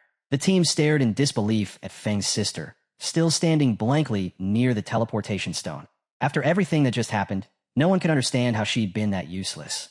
Later, their team leader faced a tough call. They couldn't go on like this. Not with a healer who didn't know how to heal. But finding a capable hidden class priest now? Nearly impossible. The good ones were already taken. Meanwhile, Xiao was completely unaware of the storm around her. Lost in her own world, she was busy daydreaming, seeing herself as some chosen goddess destined to dominate this new realm. Her quick leveling? Proof, she thought, of her rising greatness. In her mind, she'd soon stand beside her brother Song Fei in all his glory. Then, out of nowhere, exciting news arrived, straight from Shadow. Wang Ming's heart leapt. A hidden class healer had agreed to join them. Not just any healer either, a whitebird priest, strong in multiple roles. This was exactly what they needed. The moment Shadow confirmed her location, Firefly Town, the leader didn't hesitate. Sure, it wasn't the best place for leveling, but it didn't matter. They had to regroup. Wang agreed instantly and started prepping for the trip. But first, he had to deal with Xiao. He broke it to her gently, saying they were heading to a higher level zone and Shell Town was just too crowded. He made it sound like her low level was the only issue, careful not to crush her pride. Before she could say anything, the team was already gone, clearly relieved to ditch a priest who couldn't heal. But Xiao didn't take it the way they expected. Not even close. She took their departure as a blessing, convinced they weren't worthy of her greatness. With her inflated sense of destiny still intact, she made a bold new plan. Find Shadow and make him help her level up. Meanwhile, Wang Ming arrived in Firefly Town and quickly linked up with Shadow and Xiao Shui. He handed over the lifespan he'd gained from their last battle, ready to lock in the new team. As they started coordinating, Wang brought up someone new, an ally named Anyu. The second Shadow heard the name, he froze. That name wasn't random. And then she appeared. With a bright wave and an easy smile, Anyu strolled over, instantly catching the attention of both men. Shadow was stunned. The woman standing before him wasn't just any player. She was the Anyu, also known by her other title, Justice Execution. She was the only player with the Dragon Swordsman hidden class. In Shadow's past life, she'd been one of the top 20 players in the entire world. More than that, she played a key role in the official forces of the country. A national figure, respected and feared in equal measure. And here she was, arriving early, radiant, and looking directly at him with clear admiration. Xiao Shui introduced herself with a warm smile, even joking that Shadow might be a time traveler or a reincarnated champion. No one rose in power this fast without a secret. Shadow said nothing. His mind drifted to darker memories of the time when their paths had crossed under much different and much more dire circumstances. Back then, she hadn't been part of Wang's team. That made her appearance now all the more shocking. She likely already had a large amount of tradable lifespan stockpiled, probably from her work with government factions. And with a class like Dragon Swordsman, known for its insane resilience and power, she was the perfect candidate to hold it. Shadow could see why the authorities had chosen her, and he respected it. Anya didn't waste words either. She looked right at him and said. Anyu's tone was sweet, but her words were firm. She asked if Shadow had any gear to sell. Her group was interested in buying. With a light smile, she reminded him of the weight she carried. Responsibility for an entire city. Shadow saw no reason to turn her down. Opposing her now would do more harm than good, and both of them knew it. He agreed without hesitation, pointing out it would be foolish to pass up such a mutually beneficial deal. Despite her cheerful, unthreatening demeanor, Qin Feng knew better. There was much more to Anyu than what she showed on the surface. Meanwhile, Songfei's fans had logged off, and reality came crashing down. An official system announcement had dropped like a bomb. Lifespan in the game was real, and if it hit 0, it meant actual death. They were stunned. The archer was the first to explode. She had donated every last day of her tradable lifespan to Songfei. Others were barely hanging on, with just a few days left. The assassin, who'd taken out multiple players, was horrified. Each kill had earned her assassin stats, but dying one more time would now cost her double the lifespan. No one could believe how punishing 3 deaths could be. Lifespan gone just like that. The chubby girl, still trying to process it, began scrolling through her messages. Her face turned pale with sweat as she did the math. As a tank mage, she'd always been on the front lines, charging in a battle, racking up kills and deaths. Now, she only had 1 day of lifespan left. If that number dropped to 0, it would be the end, permanent death, even outside the game. Then, a message caught her eye. Brother Songfei was buying lifespan. Her eyes lit up. Of course he would help her. Quickly, she changed clothes, even considering wearing her full Brother Songfei support outfit, from head to toe. She was convinced this was her big break. She even thought about his latest product release, the Songfei Ultra Thin Anti-Side Leak. Wrapped in merchandise, buzzing with hope, she rushed out the door, off to find Songfei. Her destination, the concert hall. Not far from there, in another part of the city, Qin Feng's sister had also logged out. But now, even in the real world, she wasn't sure what was real anymore. She checked her phone and smiled. Lifespan was now selling for 15,000 per day. With the 200 days she still had, she could become a millionaire overnight. But her smile vanished. News hit her like a punch. Shadow had killed Songfei. Not once, but 3 times. She broke down. Tears of rage and sorrow streamed down her face. She remembered the warnings. If your lifespan hit 0 in the game, you'd really die. Even with over 100 years of non-tradable life remaining, those 3 deaths had drained her to just 12 years. Then her thoughts circled back to Songfei. Why had Shadow gone after him? She dove into the group chats, desperate for answers. The rumors were true. Despite being surrounded by dozens of players, Shadow had taken Songfei out 3 times. To her, Shadow wasn't just strong. He was terrifying. Back in the chat, the chubby girl sprang into action. She sent out a desperate call. Brother Songfei needs help. She begged anyone nearby in Jianghai City to meet her and sell their tradable lifespan. She even dropped his location, the Jian Plaza, and she added one more thing to seal the deal. The current exchange rate, 1 lifespan day equals 10,000. To her, it was the perfect opportunity. She couldn't believe it. The Jian Plaza was just around the corner, and Brother Songfei was there. Qin Feng's sister quickly got dressed, her mind racing. She couldn't just sit back and watch his lifespan vanish. Thanks to Shadow and everything that had happened, she'd managed to save up over 200 days of tradable lifespan. Just enough to help. Without wasting a second, she rushed out. She was going to save Brother Songfei. Meanwhile, in the game, Shadow moved like a storm through the wilderness, cutting down monsters with ease. Then came the ding. A system window popped up. Level 10 reached. His attributes increased by 2, and he received 5 free attribute points. But that was just the start. As the first player to hit level 10 in the Jianghai City area, he earned 7 reputation points. First in the Great Xia Kingdom, another 14. And globally, the first player worldwide to reach level 10, a bonus of 21 reputation points. One more system message followed. The teleportation gate to the continent of forgotten gods would unlock once 7 players reached level 10 in the Jianghai City area. At that moment, every town across the server received the same system announcement. Shadow had hit level 10. Players everywhere were floored. As expected, it was him again. First to slay a gold tier monster. Now the first in the world to hit level 10. Shadow's dominance was on full display. Some players vented in chat, jealous and stunned. Seriously? He's from Xia? How the hell is he moving this fast? Others compared progress in frustration. My Hidden Smith class is still stuck at level 8. And still, no one knew if, out of 1.5 billion players across Tanganu, anyone could catch up to him. Back at the shore, Shadow stood still for a moment, then opened his status screen. He spent his 5 attribute points and consumed all 13 of his evolution points, bringing the total to 0. The result? His base skill, Backstab Enhancement, evolved from Platinum to Emerald. Its passive bonus increased from 40% to 50%. A massive jump. Even so, his tradable lifespan, just over 7,000 days, felt like it wasn't enough. He knew that to activate the teleportation gate out of Starter Town, 7 players needed to hit level 10. And right now, the next closest were only level 7. It would take time. With that, he decided to log out and handle something in the real world.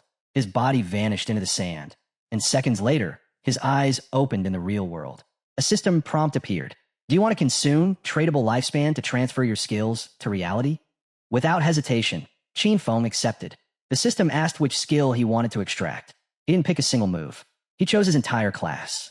In the blink of an eye, 1,000 days of tradable lifespan were consumed. Extraction complete. The Shadow class had been transferred to the real world. Its passive ability activated instantly. His body surged with power. Strength +3. Constitution +3. Agility +8. Spirit +5. Then, he took it one step further. He extracted level X2, and the system responded. Level X2 successfully extracted. To level up further in the real world, Qin Feng consumed another 2,000 days of tradable lifespan. Immediately, his real-world level rose to level 3, and with it, a fresh wave of stat boosts. Strength +4, Constitution +4, Agility +4, Spirit +4. Then came another system report. He had used 900 days to extract a new skill, Shadow Step, ranked Platinum tier. And another 2,262 days had gone into extracting Venomous Dagger, a deadly silver tier skill. Still, Qin Feng was satisfied. He had 1,292 days of tradable lifespan left. For now, no other skills could be extracted, but this trade had been worth it. He had only paid the cost for a low-tier ability, but had managed to pull a Platinum tier skill in return. His fist clenched tight. The thought of Song Fei still burned in his mind. Now, his base stats were more than double that of the average person. His agility had hit 32 points, pushing beyond normal human limits. With unlimited invisibility and a dagger laced with poison that could hit targets up to 14 meters away, he had more than enough to finish the job. He pulled out his phone and paused. Song Fei was aggressively buying lifespan. It was clear he planned to dive back into the game, maybe even come after him. Feng's eyes narrowed. Song Fei was at the Jiang Plaza, only about 7 or 8 kilometers away. At his current speed, he could get there in just over 10 minutes. Then his phone buzzed again. A message from Hu Qibin, the powerful, arrogant supervisor from the company. She was furious. Apparently, the company's top young lady had taken an interest in him, and she couldn't believe he wasn't answering calls. To her, this was his golden opportunity. Why wasn't he cooperating? Feng didn't even hesitate. Blocked. As he kept walking, he tossed the phone aside and let his body melt into invisibility. Let them come looking, he thought. Soon enough, they'd all understand what Forsaken Gods truly was. Hours later, at a Jiang Plaza, the concert was already in full swing. The crowd? Packed with girls. Among them was none other than Qin Feng's sister. On stage, Song Fei sat relaxed beside a smiling blonde woman. She leaned in and joked that she'd heard he'd been killed 3 times by Shadow. But she told him not to worry. Her people were already investigating Shadow's real-world identity. With interest, Song Fei asked how it was going. She smiled. Her people were already en route to Firefly Town, working to establish contact. The plan was simple. Offer Shadow an amount he couldn't refuse. The moment he stepped out to collect the reward, they'd catch him. And when they did, she'd make sure Song Fei had a chance to vent his frustration properly. Song Fei smiled wide. Let me know when it happens, he said. Then he casually asked if she'd heard what Jiang Corporation had been doing, using the same tactic to manipulate players into working for free. Hu Qibin laughed. According to her, the players were pathetic, weak, barely able to gather any lifespan. Working with Song Fei was far better. So many girls gave him their lifespan willingly, some even ready to die for him. Song Fei's laugh turned cold. Then, from the crowd, a man's voice rang out, furious and sharp. Stop! Stop recklessly selling your lifespan. Stop selling your lifespan. The man in the crowd shouted, his voice sharp and clear, cutting through the cheers. He turned towards Song Fei, eyes blazing. You know what this means? He said. Lifespan is tied to life and death. And yet you're out here manipulating people, buying up their time like it's nothing. You're risking lives for your own gain, and we're not letting it slide. We're reporting this. But Song Fei just smiled. There was always one, someone who thought they were the hero. He stood up slowly and faced the crowd, calm and composed. His voice rang out over the plaza. I've seen the concerns, the discussions happening lately, and I understand. My actions, my purchases of lifespan, may have used certain public resources. It might have caused disruptions. And for that, I offer my deepest apologies. A hush fell, but before he could say more, his fans shouted out in protest. You don't need to apologize. You didn't do anything wrong. Still smiling, Song Fei continued with gentle sincerity. I'm truly thankful for your love and support. But more than anything, I want to remind everyone, true love should be rational. It should be uplifting. We need to support our idols in a way that brings light, not harm. Tears welled in his eyes as he pressed on. We all know how this game is affecting the nation.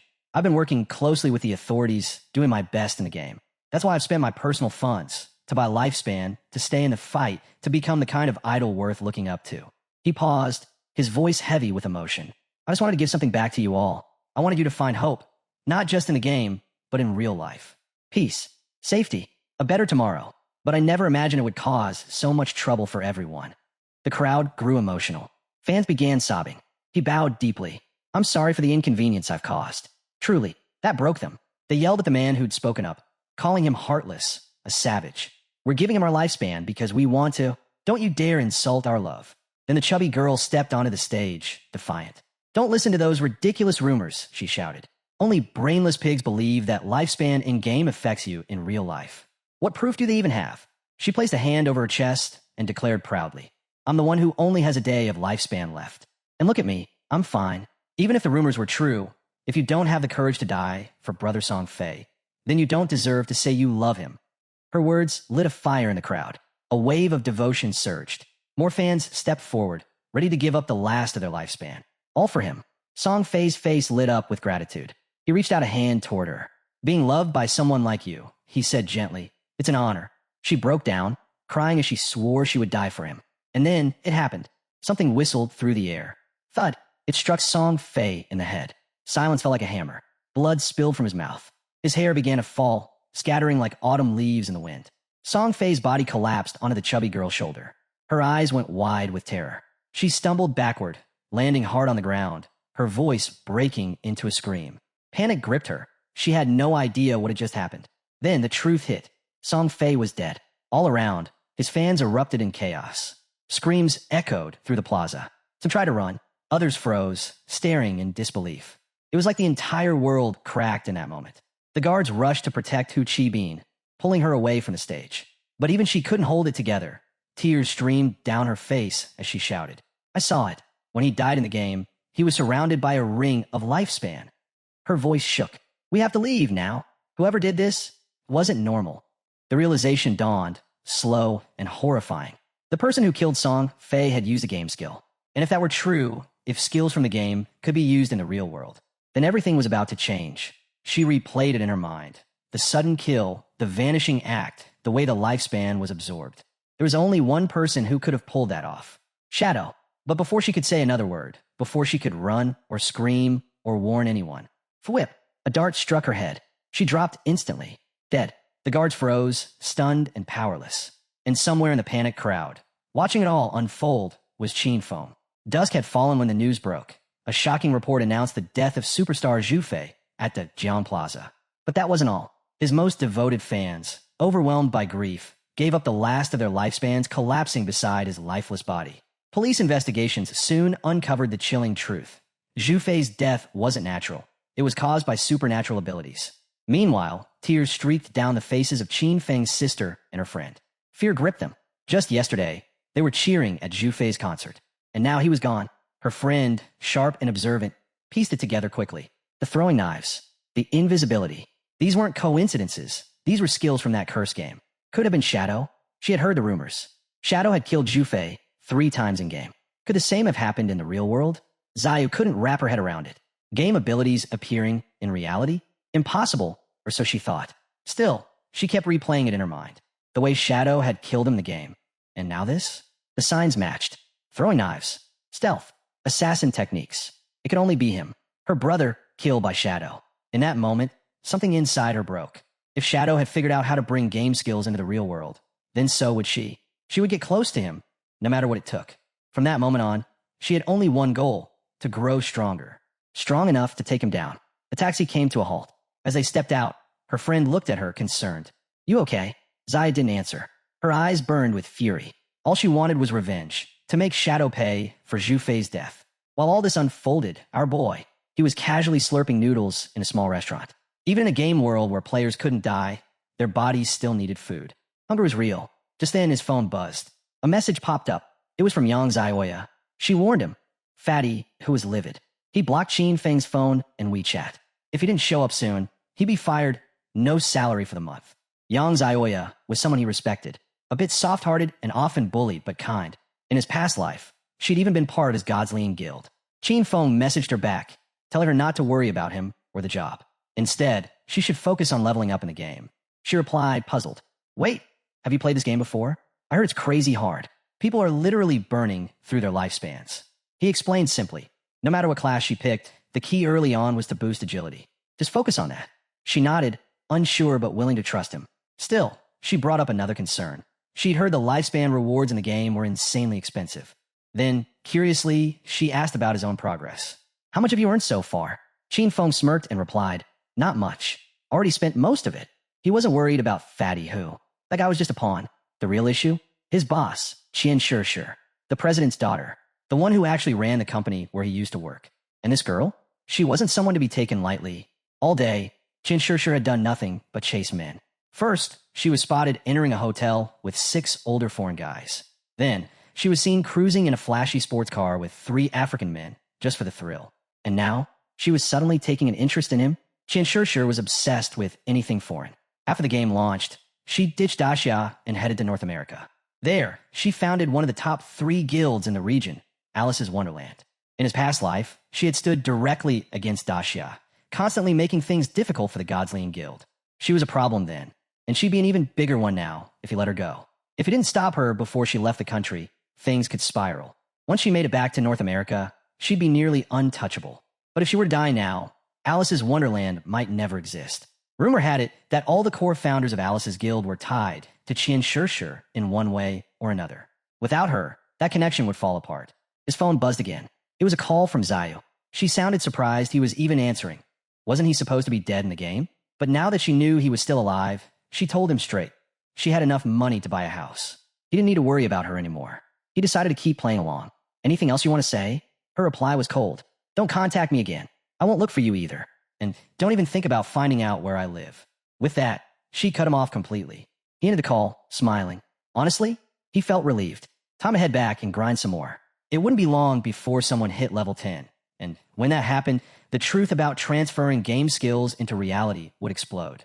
From then on, peace would be a thing of the past. Elsewhere, Zayu and her friend logged into the game again. Her friend hesitated. Wasn't that a little harsh? Cutting your brother off like that? Maybe try making peace. But Zayu didn't waver. She revealed the truth. She had sold her lifespan to the Cien Group for a full 2 million. Her friend stared at her, stunned. Zayu added that she'd bought a house, and they would live together from now on. She also mentioned that she'd soon be meeting Shadow. When that time came, Qin Feng would be completely irrelevant. Right then, a player passed by and caught her attention. With a grin, he handed her a book, the assassin skill book she'd been after. He reminded her of the promise she'd made. She smiled sweetly and nodded. Once everything's done, I'll grant your little wishes. But in her mind, she scoffed. Idiot. The moment she met Shadow, she wouldn't even spare a glance at trash like him. Still, he had his uses. She contacted Wang Ming and told him she had a control-type assassin skill book. If Shadow wanted it, she was willing to hand it over. A sly grin spread across her face. Flatterers like Zhang Wei might be pathetic, but even they could come in handy, especially when they had something this good in their hands. She believed this skill book would be the red thread that tied her to Shadow. Her plan was simple. Stay close to him. Quiet. Supportive. She'd be the one to heal his wounds. Fight by his side. Help him rise in level and power. She wanted him to feel her presence. Truly notice her. Trust her. See her as someone irreplaceable. His other half. But once she was strong enough, once he was no longer useful, she would end it with her own hands. She'd kill him. Rip out his eyes. All in the name of her brother, Zhu Fei. But things didn't go as expected. Wang Ming got back to her with Shadow's answer. Shadow said the skill was trash. He didn't want it. She could sell it if she wanted. Just like that, dismissed. Elsewhere, Shadow had logged into the game. Almost immediately, he heard the clash of battle. This wasn't your usual fight. It sounded serious. He followed the sounds and spotted a player struggling with a massive boss. The guy, shield in hand, was trying to fend off a multi-armed creature. But escape was futile. Moments later, the beast shredded him into pieces. Shadow recognized the monster right away. Golden Arachnid. Level 8. Gold tier. Worse. It had anti-stealth level 2. That meant his invisibility would be useless here. The monster could see right through it. The arachnid let out a terrifying roar. Qin Feng didn't flinch. He burst from hiding and launched a direct attack, Shadow Slash, landing several strikes in rapid succession.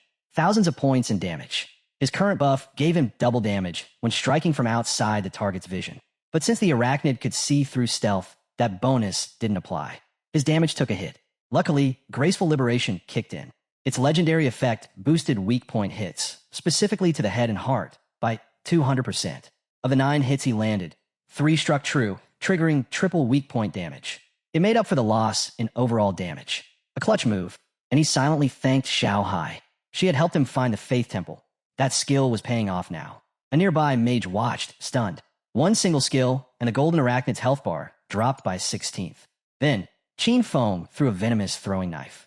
It landed right in the monster's skull, dealing 1,783 damage. But he could feel it. This silver tier skill was already falling behind. If he wanted to keep up, he had to evolve. He needed a higher tier of invisibility, a new class advancement. Just then, the arachnid turned on him, lunging to strike. The mage froze in panic, but not him. Qin Feng's eyes lit up, not with fear, but certainty. The monster attacked. He weaved through its strikes effortlessly, dodging with pinpoint precision. The mage and her friend were speechless.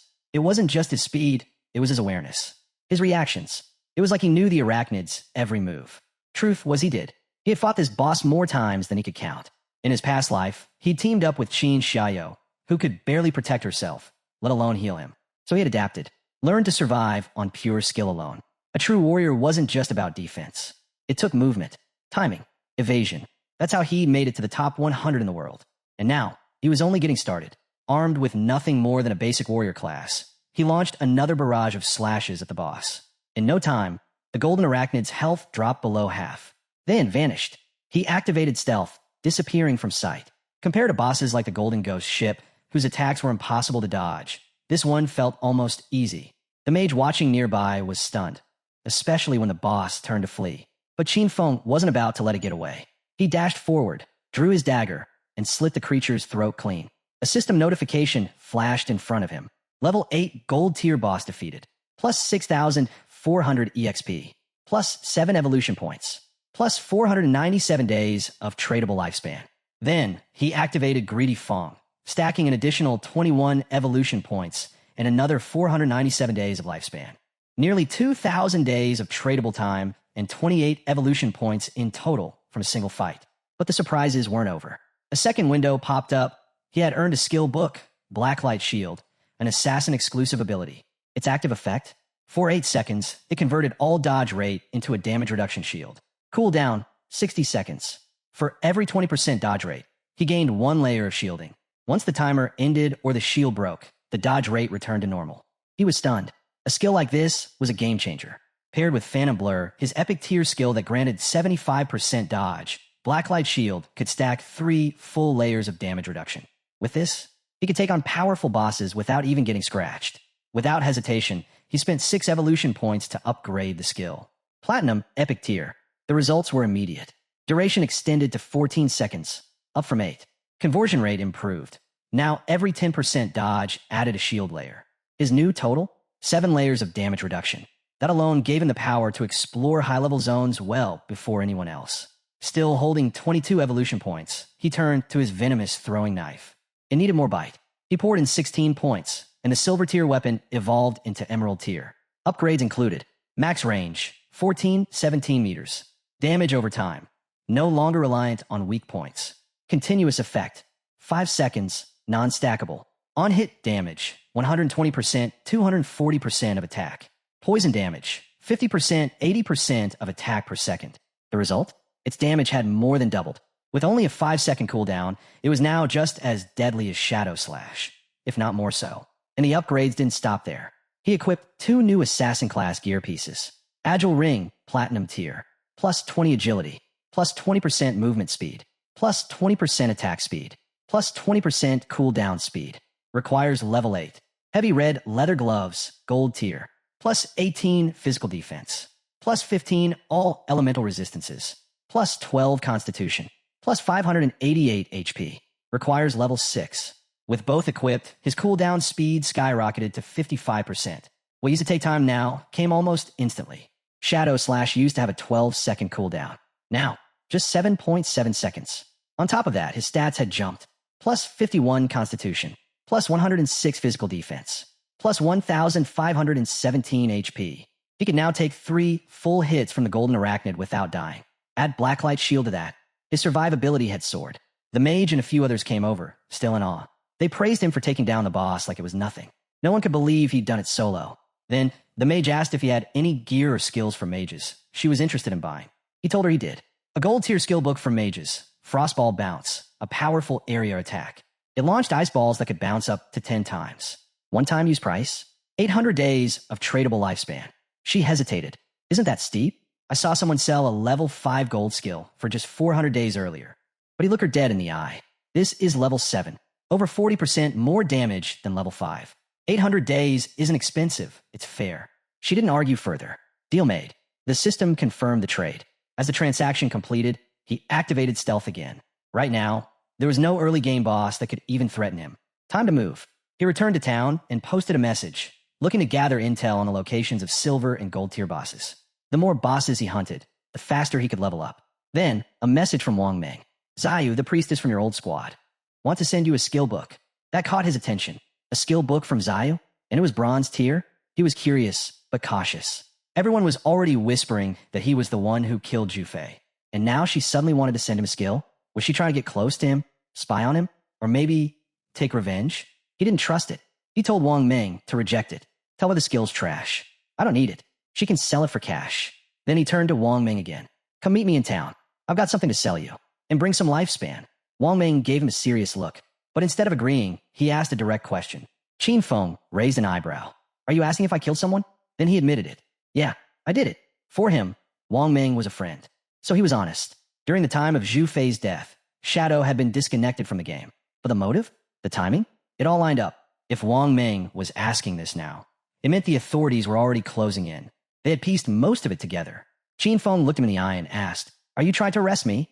He knew the truth. Within the next 2 hours, more players would hit level 10. Once that happened, the ability to bring game powers into the real world wouldn't be a secret anymore. He was ready. It would be the perfect moment to see exactly how the Daxia government would respond. Shadow returned to Firefly Town, the familiar streets casting a strange, soothing calm over him. Waiting for him were Wang Meng and the rest of the crew. But the air was thick, still tainted by his recent clash with Song Fei. Yu didn't dance around it. She locked eyes with him and asked flatly, So, are you saying you killed Song Fei? Shadow gave a short smile, sharp, knowing, layered with meaning only he understood. Then he nodded. No hesitation. He owned it. You're the prime suspect now. Yu said, her tone more observational than accusatory. She knew. They all did. The truth about Song Fei and Jiangli wasn't hidden anymore. Everyone in that circle understood what those two were really about. Twisting the system for their own gain, corrupt to the core. The Jiang Industries, the force behind all, had long turned players into pawns. Slavery masked as work. Death dressed as duty. Survival meant doing what had to be done. Shadow remembered his past life. Back then, he followed the rules. Play nice. Trusted the system. It got him nowhere. But now, this time he acted first. Song Fei, Jiangli, gone before they could make their move. How this would shift the game's balance was anyone's guess. Fate was a tangled web, and he just ripped out a key thread. Rebirth gave him another shot. The question now was, could he rewrite the outcome? But bigger questions could wait. He had gear, platinum tier, weapons, armor, skill books. Stuff he didn't need anymore. The Shanghai City officials, though, they'd kill for it. Always hungry for power, always short on supply. With a few taps in the system window, Shadow started unloading it all. Premium loot for top dollar. The team stared, stunned. Their eyes widened as each item appeared. Wait, did you take down a platinum grade boss? Someone asked, practically gasping. Shadow gave a small shrug, smiling like it was no big deal. No global alert, so I guess I got lucky. Xiaoyu can back me up, he added casually. The mage nodded. She'd seen the emerald tier chest, watched the magic pour out of it. Nothing surprised her anymore. Then there was Little Black, trying to keep cool, but clearly agitated as the spotlight shifted to Shadow again. He'd already mocked her earlier by calling her Sue. Now he doubled down. You, he said offhandedly, not even looking at her. Little Black bristled. Call me that again, and you'll regret it. Shadow just smirked. Wang Ming exhaled deeply, sensing where this might go. They'd barely survived a silver-tier boss. Meanwhile, Shadow was pulling platinum and emerald loot like it was pocket change. Breaking the tension, Shadow made his offer. Platinum grade Archer skill book, 25,500 days. Berserker weapon, 1,500. Mage skill book, 3,000. For the full gold set, equipment and skill books, 8,000 days, Shadow said smoothly, like he'd done this countless times before. When he finished tallying everything, including the leftover platinum gear, the grand total hit 16,000 days. Wang Ming blinked, trying to process the number. He turned to Waiyu, voice hushed with disbelief. Just pay whatever he's asking. You're not even going to bargain? He asked. Wanyu gave a calm smile. No need. It's a fair price. Then she added, I'll throw in what Xiao and Wang Ming still owe me. And that was it. Deal closed. No hesitation. Trade complete in moments. Shadow was impressed. Now that's the kind of woman I respect, he said. Direct, decisive, just the way I like it. But even as he complimented her, his mind was already racing through numbers. Once a trade reached 10,000 days, the system converted it into years. That meant this deal was roughly 60 years, or 22,000 days, worth of value. At the current exchange rate, that translated to nearly 400 million in cash. Even for the elite authorities of Shanghai City, that was a heavy cost. But the payoff? More than worth it. With these items, they could fast-track their growth, dominate in the game, and build real-world influence. The stronger they became, the less resistance they'd face. They could even gain the upper hand in global power plays. Still, not everything was smooth. And Shadow's contact within the official ranks brought bad news. The Jiang Industries had started detaining players. A rescue mission was forming, and they wanted Shadow in. He paused, weighing the situation. Was this genuine? Or a veiled attempt to rope him in or cover up his killing of Song Fei? I'm not going, he said finally firm. But I'll be honest with you. Your suspicions are spot on. I used game skills. I killed them. Both of them. No one else could have pulled it off. The weight of his words hit like a hammer. Everyone fell silent. The message was clear. Once players hit level 10, they could use their lifespan to extract skills, bringing them from the game into reality. That's why the Jiang had been hoarding lifespan. Once their agents crossed that threshold, the rescue team wouldn't just face danger. They'd face living weapons. The stakes had just skyrocketed. But, and understood, she always did. Without another word, Shadow faded into darkness, literally, melding into shadow form and vanishing on the spot. En's expression hardened. She turned to Wang Ming, all business. From now on, we split, she ordered. Our 6-person party is too strong. We're crushing weak monsters too fast. No experience gains. If each of us leads our own squad, we'll level up much faster. Wang Ming nodded. It made sense. Everyone needs to hit level 10, and added. Then take a break. Log off. I'll need you to report intel. Just as they were preparing to head out, 2 players nearby in Firefly Town turned their eyes toward them. Shadow had set up his usual stall, but today, something was different. He wasn't selling. He was buying. A system window blinked to life for all nearby players to see. Shadow is purchasing silver boss coordinates, 30 days, gold boss coordinates, 100 days. That caught attention fast. One player, unable to hold back his excitement, strutted over to Shadow. His voice practically buzzed with energy. My lady says if you help her level up, she'll pay you 300 million, plus shares in Dodge Industries. He leaned in, eyes darting around, voice dropping to a whisper. Opportunities like this don't come twice. Nearby players stirred, whispering among themselves. None had heard of any such deal before. What they didn't know was that the lady from Jiang Industries was already dead, eliminated by Shadow. In real life. She's gone, one player whispered stunned. But she was so useful. The man's face darkened, rage simmering behind his forced smile. His mind replayed the betrayal. That woman had tried to trap Shadow, capture him offline, and force him into illegal labor. But Shadow turned the tables, ending it in a single, fatal moment. She never stood a chance. And it wasn't just her. Jiang Lai, her accomplice, was dead too. The man remembered all too well. Jiang Lai had offered him 10 million to help power level her. When Shadow declined, the woman spun another web. She promised him 5 million, lured him in, and the moment he showed up to collect, darkness. He woke up shackled in a basement, tortured daily, forced to grind lifespan and lure others into the same trap. She used him, controlled him, and now she was gone. A low laugh escaped him, bitter and hollow. She got what she deserved, he muttered. Died like she lived. Ruthless. He had mocked Shadow before, called him a fool. Now, he was the fool. Shadow's eyes locked on him, sharp and unreadable. But in that instant, he saw everything. This man had helped trap people, played a bigger role in the corruption than he let on. Panic crept into the man's voice. I was forced into it. I didn't have a choice. Shadow didn't even blink. You're trash, he said, his voice cold and final. Let the officers deal with you. He motioned. Seconds later, the city guard stepped in and dragged the man away. Before the moment could settle, 2 other players stepped forward, eager to make their own trades. We've got silver boss coordinates. 30 days each, one of them said, holding out the info. But before the deal could be made, a sudden shift rippled through the crowd. Someone new had entered the city, and all eyes turned. Ace of Spades, K, and Sure, a name that carried weight both in the game and in reality. A known member of the King group, ruthless, dangerous. Whispers spread like wildfire. Stay clear of her. She's killed players before. She drains lifespan. Be careful. Shunny, better known as Ace of Spades, stepped into the game with her crew in tow.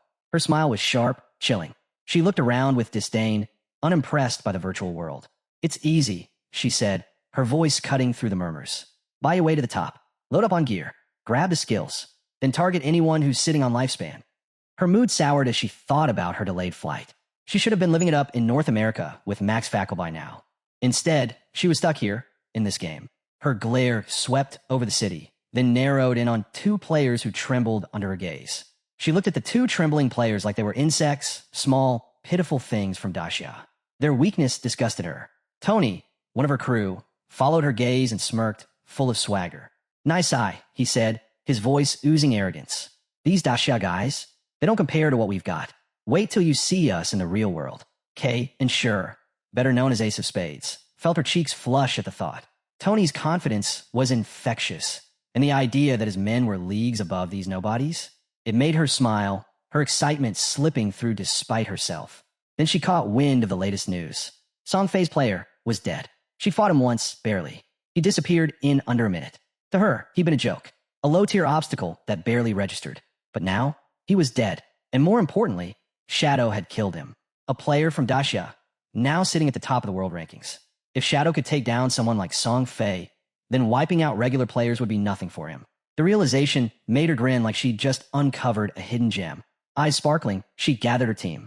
I'm stepping out to make a call, she said casually, though her mind was already racing. Reach out to Shadow. He doesn't care about money, fine, but offer him 3,000 days of lifespan. That'll get his attention. She couldn't help but laugh to herself. She could already hear the rejection in his voice, and honestly, she was looking forward to it, because that rejection meant war. Soon, Shadow would be out of the picture. She would take control, and the world, both in-game and out, would learn her name. Elsewhere, deep in the forest, a player had just downed a monster. Its body dissolved into data, converted straight into tradable lifespan. Xiaoyu, the healer, stepped in to patch him up. The man groaned, half limp. Next time, ease up on the healing, all right? I was 2 steps from meeting my great-grandmother. Xiaoyu shot him a sideways glance and smirked. You're still breathing, aren't you? He blinked, confused. I wasn't complaining. Just saying. She cut him off, not missing a beat. My hunger bar is at 90%. I'm logging off. Get yourself some food, too. He watched her vanish with a frustrated scowl. Great, he muttered under his breath. All that attitude, thanks to Shadow. His fist clenched. She used to call him boss. Used to look up to him. But ever since Shadow showed up, it was like he didn't exist. He swore to himself right then. He'd make her regret turning away. Meanwhile, Xiaoyu opened her eyes in the real world. She was back in her new home, her stomach growling. She reached for her phone to order food, then stopped, stunned. Every delivery app was offline. What is this? Has the whole world lost it over this game? She muttered bitterly. He always handled everything, kept her fed, made life easy. Now, nothing. I don't need him, she told herself, jaw tightening. I'll be fine on my own. Her hand curled into a fist. Without him, I'll do even better. I'll show them all. A small crab scuttled from a cave near the shoreline, desperate to escape. It didn't make it far. Shadow's blade flashed, clean, efficient. The crab dropped instantly, dissolving into mist. Another one down, he muttered, a trace of boredom laced with satisfaction. In just over an hour, he'd taken out 4 silver tier bosses. Each one had granted him 16 evolution points. His pace was relentless, his performance nearly flawless. As the crab's remains melted into tradable lifespan, Shadow allowed himself a smug grin. Average silver boss gives about 3,500 days, he mused. Not bad. With every kill, his gear got stronger. Now, every piece was gold tier or better. His cooldowns had improved drastically. Skills that once took 12 seconds were down to 6.8. Shadow Slash, his signature move, had nearly doubled in speed. But still, no platinum bosses near the outskirts of the safe zone. Gold tier was the ceiling here. To go further, He'd need a profession upgrade. And more importantly, a higher stealth level. Platinum bosses had at least level 2 anti-stealth. With only level 1, he didn't stand a chance. He was still more than 20,000 XP away from level 3 stealth. And time was ticking. "I've got to move faster," he muttered, already formulating his next plan. "Let's head back to town. 105 years worth of tradable lifespan. Enough to make serious moves. Time to offload some loot and get ahead." Back in town, a player flagged him down, eyes wide with hope. "Next time you've got equipment to sell, could I get first dibs?" Shadow didn't respond right away. With nearly 40,000 days of lifespan stacked up, selling gear was tempting, but he had plans for that. He needed it for extracting skills.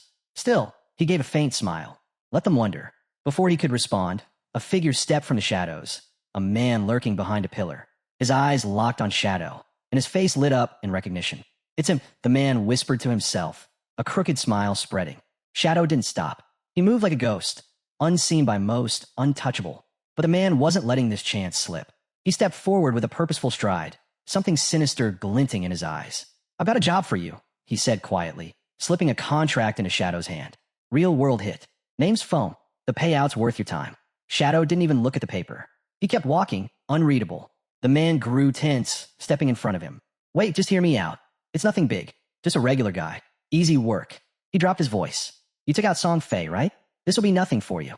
I'll pay well. Don't turn down free money." Shadow's gaze finally snapped to him. "Cold. Cutting. Did I provoke you?" His voice was low and lethal. "Do you want to die right here?" The question wasn't a bluff. It was a warning.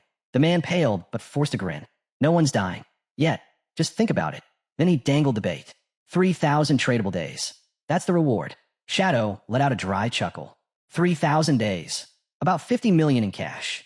Now that was a serious offer. His eyes narrowed, calculating.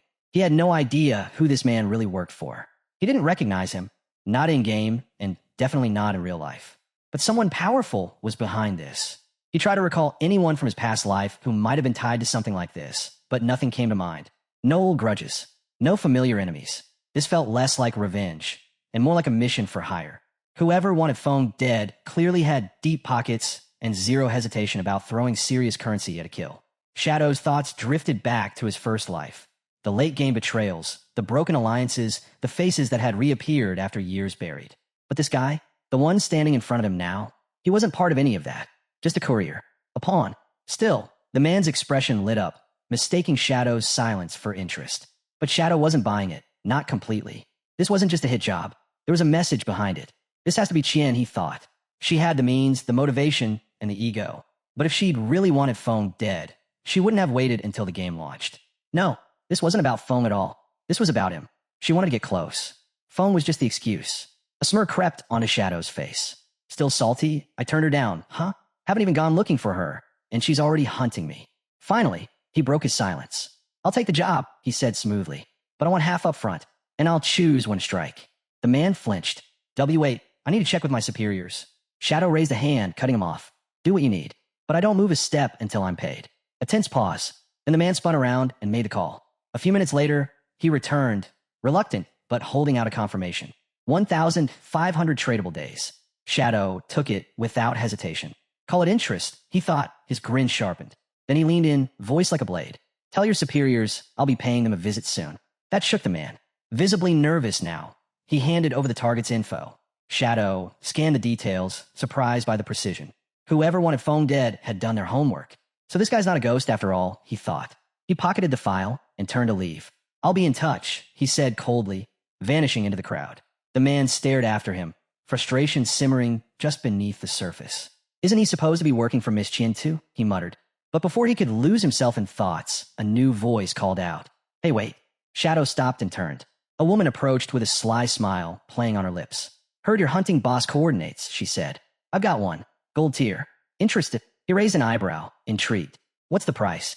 100 days of lifespan, she replied. "You pay after we find the boss." He thought over. Gold tier bosses were rare. Worth a gamble. "I'm in," he said, a faint smile forming. She motioned for him to follow. "It's north of the city. The boss is called the Plague." That caught his attention. "You've seen it." She hesitated, then gave a slow nod. "Yeah, but I don't think you can handle it solo. It has area-wide poison effects. You'll want a healer." Shadow chuckled. His smile widened. "No healer needed," he said, because he already knew. Shadow already knew the Plague wasn't just any gold tier boss. It dealt poison damage over time, deadly, persistent, but nothing he hadn't faced before. He needed to go all in, unload everything in his arsenal, and it quickly. This fight, it was doable. Still, something about it nagged at him. This wasn't just another hunt. This felt bigger, a thread that would unravel into something far more dangerous. Shadows of enemies he hadn't even realized he had yet. But that would have to wait. For now, the plague was all that mattered. The woman led him through a narrow, twisting path, her steps quickening as they neared the entrance to the cave. The cliffs loomed above like silent guardians, the thick trees around them casting long, creeping shadows. She glanced over at him, her voice barely more than a whisper, urgent tight. My team cleared the smaller mobs, but the boss, it was too much. A real monster's waiting down there. Her eyes narrowed as the cave came into view. Shadow's pace never slowed. His presence was like the terrain around them. Sharp, unyielding, dangerous. He was already calculating every angle, every counter. Dripping water echoed faintly through the tunnel as they descended. The air grew colder, damp, and heavy with the scent of earth and rot. At the cliff's edge, the woman stopped. She raised her hand and pointed downward. There, that's where it's waiting.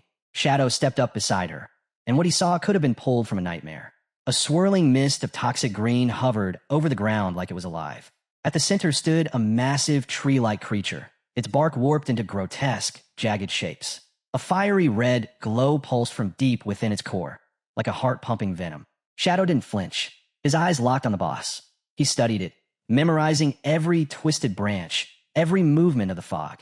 Then, without a word, he completed a life trade, offering 100 days of lifespan. The woman blinked, caught off guard, but she said nothing. Shadow was already shifting into battle mode. Cool, calculated. The poison would be intense, but his ghost shadow ability had a 75% dodge rate. That would be enough. He stepped forward, but her voice stopped him cold. Wait, there was tension now, real urgency. There's something you need to know, she said, her voice tight. This place, it's a setup. The moment you engage the boss, they'll come for you. Players with advanced tracking gear. You'll be surrounded. Shadow's gaze sharpened, but his tone stayed calm. That's supposed to scare me? He asked. Smooth. I see. I'm not some hero you ambush for glory. She hesitated. It's not just a random ambush. My role was to stall you. Keep you here long enough. They don't just want to kill you. They want your identity. They want to use it. That made him stop. He stared at her, the pieces falling into place. You're being used, he said quietly, voice cold enough to freeze stone. Who's behind this? She met his stare, and for a moment, her mask slipped, regret and fear flashing across her features. It's Dongfang Xuan. His in-game ID is Yen. He's the one who wants you dead. Shadow felt something click. A name from the past. Dongfang Xuan. He remembered now. The man who once tried to steal a golden ghost boss from him in another life. The same one who, he remembered that fake apology, so polished, so hollow. It had come wrapped in smug arrogance. And just like that, Shadow's memory flared, the bitterness vivid. Dongfang Xuan. Shadow let out a dry, humorless laugh. That guy, just a nuisance. Was a nuisance. The woman's voice turned urgent, nearly pleading. He's brought 3 full teams, 18 players. Please, Shadow, if anyone can stop him, it's you. I'm risking everything by helping you. Shadow didn't flinch. His smirk was sharp cold. 18 players, he echoed, almost amused. If Dongfang thinks I'm worth remembering, he's already made his first mistake. He turned his back on her and faced the cave once more. You keep doing your part, he said without looking. Let Dongfang's team come. I'll handle them when they show. The woman stood frozen, anxiety flooding her chest. She remembered. She'd seen this before. Dongfang, confident and ruthless, marching in with 18 strong, only to have them wiped out. All of them, in under a minute. His shadow walking straight into death. The cave filled with a sickly green haze. The plague's poisonous aura leaked out like a flood, thick and suffocating. It stole the very breath from the air. She remembered what happened to the others, how none of them could drop the boss below half health. The constant damage, the suffocating pressure, no one had lasted long. But Shadow? He moved like death itself. His escape skill activated, and in a flash he was airborne, gliding effortlessly through the boss's attacks. Silent, lethal. The boss's weak point, a glowing red core, flared open. Shadow didn't hesitate. Weak point burst. Throat slash. His blade struck like lightning.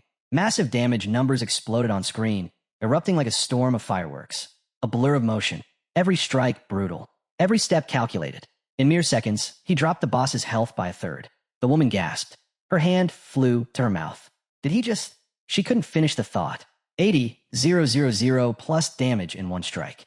Was this guy even human? The boss reeled, its roar echoing through the cavern. But Shadow was already 2 steps ahead. He stepped back, fluid and controlled, letting the cooldown timer reset on his escape skill. Normally, it would take 25 seconds. With his 75% cooldown reduction, 14.3 seconds. He smiled, cold and calm. The boss isn't the real fight. Dongfang's crew is, and they were walking straight into his trap. Deeper inside the tunnels, Dongfang's squads had finally arrived. Their boots thudded heavily against stone, their movements echoing off the cavern walls. Dongfang barked out orders, his tone sharp and ruthless. Energy radiated off him like a blade unsheathed. Move in. Take the boss down. Show no mercy. Anyone who gets in your way, eliminate them. His team surged forward like a pack of wolves, hungry and eager. He yelled again. No hesitation. Anyone blocks you, deal with them. But just as they pushed forward, one of his men stopped. Eyes wide, jaw clenched. He saw her, standing firm with a golden shield raised in front of her. You, he shouted, pointing in disbelief. You're siding with him now? His voice cracked between betrayal and anger. It was all the confirmation he needed. Their decoy, the one meant to stall Shadow, had switched sides. And now, she was standing in their way. She was meant to stall their advance, buy Dongfang enough time to launch his real attack. But as the enemy forces charged, Shadow couldn't help but wonder. Could she really hold off over 10 attackers by herself? Her eyes burned with resolve.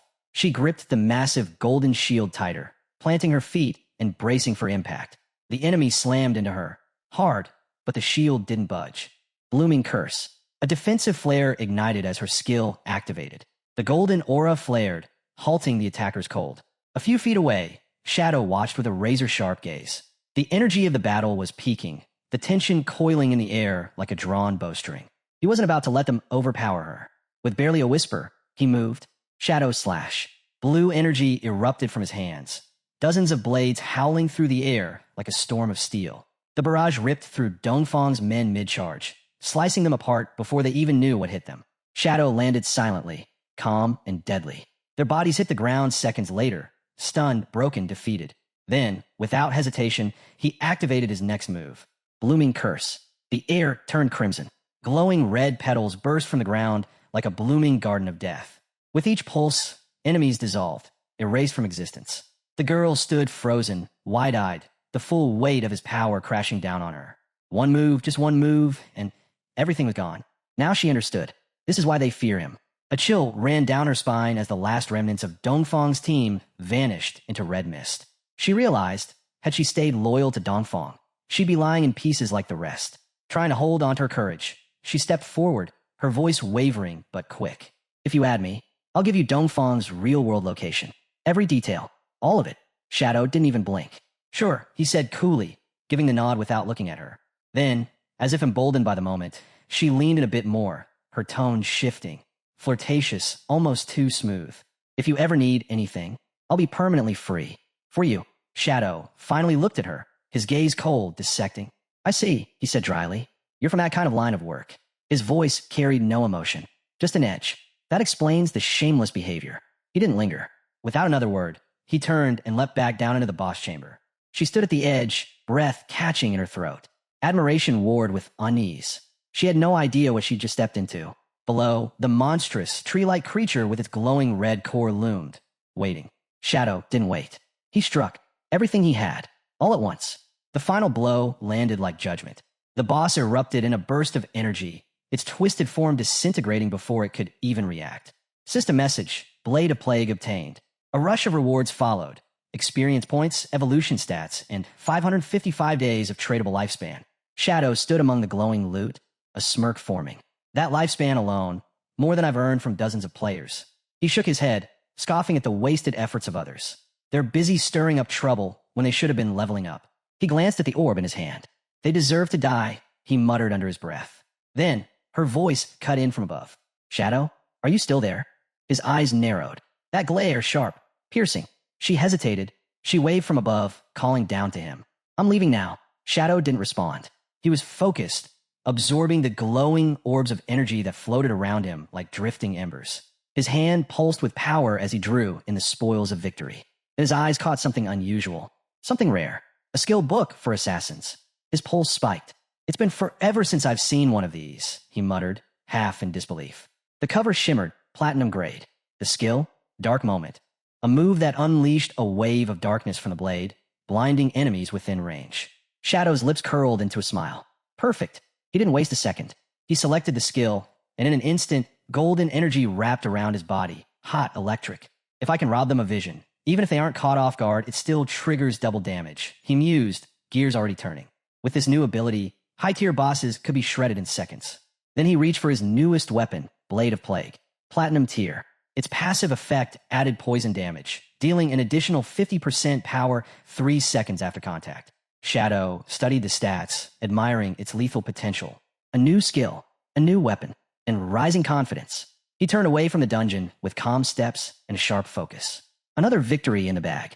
His evolution points had hit 98, just 2 more, and his rare dagger would ascend to legendary status. Outside the dungeon, Shadow paused. His eyes locked onto the horizon. The desert stretched endlessly ahead, bathed in the dying light of the sun. Just a little more experience, he said softly. Then I can advance my class. In the scorching heat of the desert, Shadow moved. 2 desert creatures, awkward, clumsy things, scurried across the sand, oblivious to the storm coming their way. With a confident smirk, he struck. A wide area swept through the air, his energy dancing like a painter's brush on canvas. The startled monsters let out ridiculous shrieks, scattering in every direction like panicked ants. Energy trails flashed across the sky as they tried to escape, only to be struck down one after another by Shadow's relentless precision. The last one hit the ground with a crashing thud. Shadow stood still, catching his breath. Finally, he whispered, wiping sweat from his brow. That's enough. Then it began. A golden vortex swirled around him, pulling air and energy into a focused spiral. The desert held its breath. Light enveloped him, brilliant, blinding, divine. System message, job advancement complete. You have ascended from Tier 0 to Tier 1. Power surged through him like a lightning strike. His stats updated instantly. Strength, 3-9. Constitution, 3-9. Agility, 8-24. Spirit, 5-15. His entire form glowed, wrapped in radiant gold. A sense of invincibility washed over him. A new world had opened. Tier 1 unlocked passive traits that enhanced his stealth and active abilities that allowed him to strike while invisible. His stealth duration increased dramatically. And now, critical hits had a whole new meaning. Multipliers now triggered under certain conditions, and Shadow's eyes gleamed as he took in the full scale of his transformation. As long as I manage my cooldowns, he murmured, a grin tugging at his lips, I can stay hidden permanently. This stealth? Near unstoppable. His body had fully advanced, and with every movement, he felt sharper, deadlier. Attacks launched from outside an enemy's field of vision now dealt triple damage instead of double. Triple damage, he thought, impressed. No wonder this hidden class is ranked the strongest. Then it happened. A system-wide announcement echoed across Shanghai City. System notification. Over 10 players have reached level 10 within the last 10 minutes. Qualified players will now be transported to the Divine Spirit Ruins. Shadow looked up, eyes narrowing. Time to move. He pulled up the leaderboard, scanning quickly. Dark Shadow, his alias, sat at the very top. Beneath him were names he recognized. Players from his past life. Global elites, professionals who had once ruled the rankings. But not anymore. This time, he had changed the game, and with it the fate of the world. As night fell across the city, the real-world authorities were already making their move. In front of a high-security building, a long line of arrested individuals, members of the notorious Jiang Industrial Crime Group, were being let out in cuffs. Heads down, faces blank with shame. One officer stood at attention, saluting as he gave his report. Most of the group's core members are in custody, but 3 key suspects remain in-game. Unconscious in the real world, unreachable for now. The superior officer didn't hesitate. Notify the team. We need to force them offline. If we can catch them logging out, we can arrest them on the spot. A brainstorm followed quickly. Players couldn't be attacked in safe zones, but their real bodies? Still vulnerable, and real bodies needed food. Once those players logged out to eat, they'd be exposed. That was their moment to strike. Shadows made this easier, one officer added. He not only exposed the Jiang's operations, he showed us how dangerous these game abilities can be in the real world. They exchanged grim looks. Explosions had already begun to rock other cities. Unrest was spreading fast. Powers from the game bleeding into reality. Another officer spoke firmly. Our teams reached level 10, thanks to the gear and skill books Shadow provided. He's more than an asset now. He's vital. The commander nodded. Do whatever it takes to keep Shadow on our side. Shadow arrives. He stepped into town just as the warm hum of evening settled in. Peaceful. Almost too peaceful. The quiet didn't match the chaos he'd just come from. A familiar voice rang out, cutting through the stillness. There he is, the defender of justice himself. The girl approached with a big, over-the-top smile. You don't need to be humble, Shadow. The authorities have already gone public with what you've done. He said nothing. His eyes scanned the area, calm but alert. Inside, he understood what this meant. The announcement wasn't just praise, it was leverage. Cooperation with the government would be smoother now, at least for a while. The girl's smile faltered just slightly. Dongfang, he hasn't logged out. I've been keeping an eye on him. Shadow gave a small nod, acknowledging her update. No need for words. He already knew what came next. Shadow moved with purpose, his next stop locked in, Divine Spirit Ruins. He walked toward the teleportation altar at the town center, boots striking the stone path with steady rhythm. The air buzzed with energy around the portal. Players came and went, vanishing to far-off places. Yet one portal stood untouched, the one leading to the ruins. It was sealed off to most. As he stepped onto the glowing platform, a wave of energy pulsed beneath him. His eyes narrowed. A system alert blinked into view. Destination confirmed, teleporting to Divine Spirit Ruins. He gave a quiet smirk. The starter zones were just the warm-up, he muttered. Now the real game begins. A burst of searing light exploded around the platform, crackling with fierce energy. Conversations nearby stopped mid-sentence. Players turned in confusion. No one had seen anyone step onto the altar. Then one player, with a basic stealth detection skill, scanned the area, visibly unsettled. Wait, was that Shadow? He blurted, more to himself than anyone. Whispers spread like wildfire. His stealth, it's beyond level 2. No way. He's invisible even here? It became clear. Shadow wasn't a rumor. He was the real deal. A player beyond their reach, a ghost in the game. All they could do was watch. A glowing portal flared open across a ruined skyline, and from it, Shadow stepped into view. The city before him stretched out in silence, scarred and abandoned. The sun bled orange across the shattered rooftops. He recognized it instantly. Shanghai City, or at least what remained of it. Every player's first visit to the Divine Spirit Ruins began here, in a warped version of their own city, twisted and decayed. Why the cities mirrored the real world, no one knew.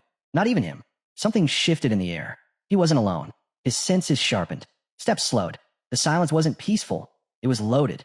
The scent of rot clung to the streets. Then, like a blade slicing through the quiet, a high-pitched screech tore the air. A beast lunged from a rooftop, claws aimed right for his head. Fast, feral, and heavy with killing intent. But Shadow didn't hesitate. He tilted slightly, vanishing just as the claws came down like thunder. The impact shook the pavement, but he was already gone. His body flickered in and out, the ghost shadow blur activating perfectly. The monster's eyes darted, trying to track what wasn't there. Without a word, Shadow struck. Instant shadow flared to life, a sharp arc of blue energy slicing through the air. It hit hard and true, splitting the beast in two. The creature collapsed, a broken mass of limbs and gore. But there was no time to breathe. The ground shook violently beneath him. Shadow turned, just in time to see massive tentacles erupt from the earth. The ground erupted beneath him. Tentacles lashed out in all directions. Shadow reacted instantly, flipping back through the air just as one of them sliced past where he'd been standing. A pulse of red energy surged around him.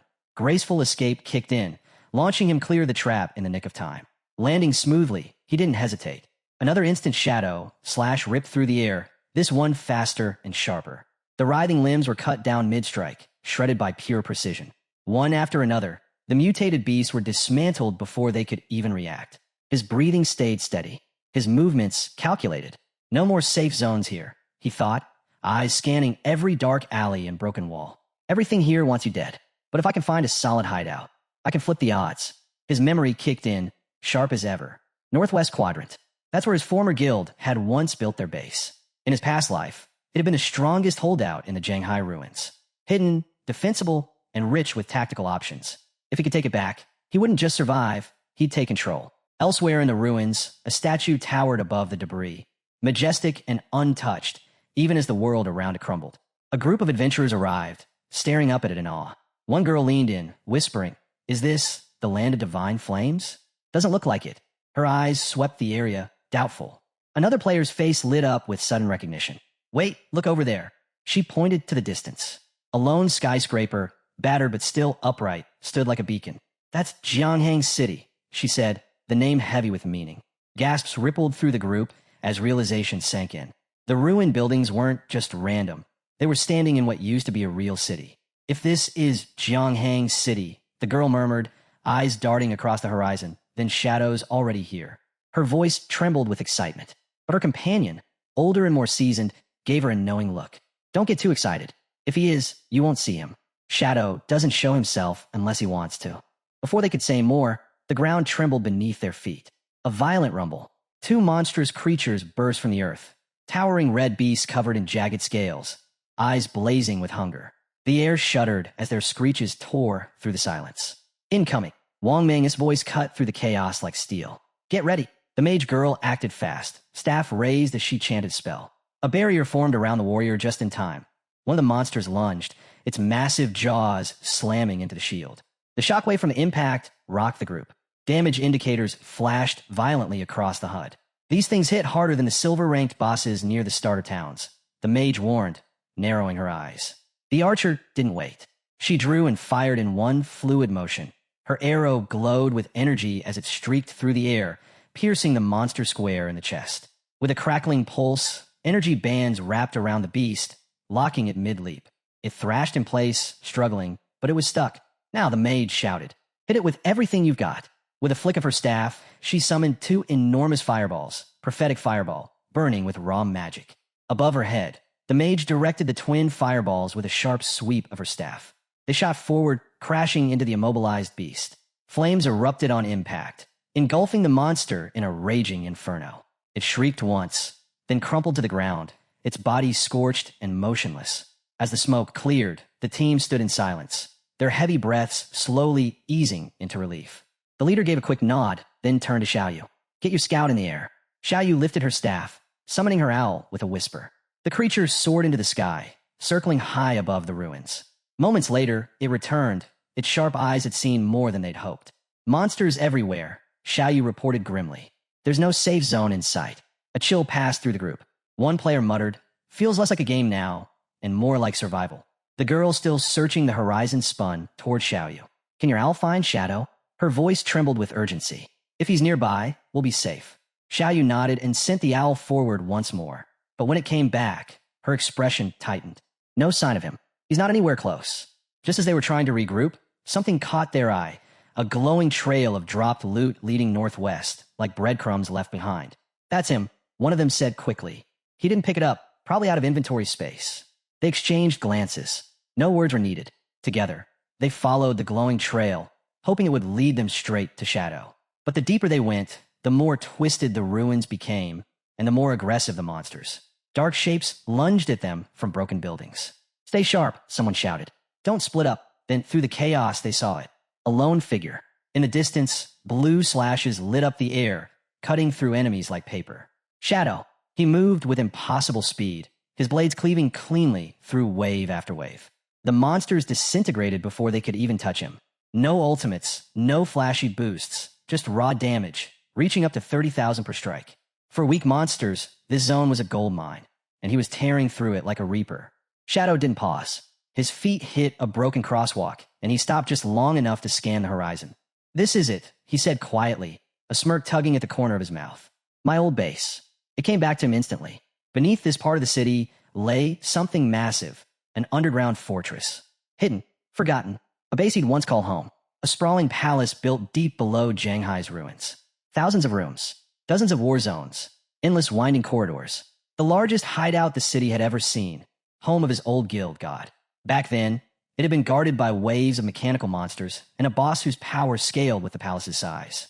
It took 3 elite squads, all maxed out at level 15 and fully geared just to clear it once. They'd nearly failed, but they won. And now, Shadow was back to claim it again. He descended into the hidden chamber, his mind clear and focus absolute. This time will be different. The soul purification zone loomed ahead. The darkness stretched out in every direction. From the shadows, enemies began to stir. Shadow didn't blink. He was ready. His gaze lifted, voice calm but resolute. I can handle this alone. The words hung in the air like a vow, and a system prompt appeared, echoing his intent. Control of the area will be granted upon defeating the Guardian. The atmosphere shifted. A heavy pressure settled over the chamber as glowing figures emerged from the shadows. Guardians, ancient beings of raw elemental power. Their eyes pulsed with a cold, otherworldly light. Shadow didn't flinch. He knew what they were.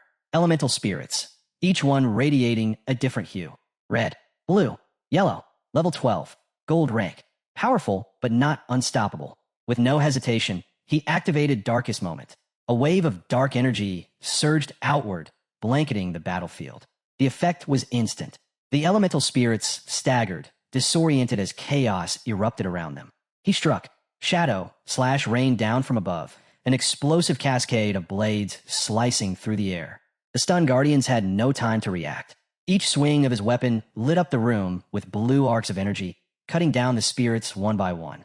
Then he vanished, his form melting into shadows, before reappearing mid-strike. He was relentless, efficient, every slash carved through the elemental spirits like a ghostly executioner. Their glowing bodies faltered. They tried to recover, but it was already over. His attacks hit even harder against stun targets. Shadow's momentum was too much. One after another, they fell, until the last of the 15 guardians crumbled in silence. Breathing steady, he looked out across the massive underground hall. Chambers stretched out into darkness. Thousands of rooms, endless corridors, and within them, monsters, traps, secrets. The challenge ahead was enormous. But he was ready. He approached a raised platform, preparing to move into the next phase. But before he could take another step, the air shimmered. A glowing figure appeared before him, the true protector of this hidden zone. Then, without warning, a blue teleportation circle flared beneath his feet. Light swallowed the space. The world around him twisted, and when it reformed, he was standing on a ruined city street, the sky painted in the golden glow of sunset. The scent of decay and rust hung heavy. Broken buildings lined the street, rubble everywhere. Then he recognized it. From behind him, a stunned voice whispered, This is New York." A girl stood beside him, eyes scanning the devastation.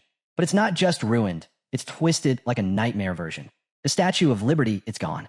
The city felt familiar but wrong, distorted. A boy behind them looked up, mouth falling open.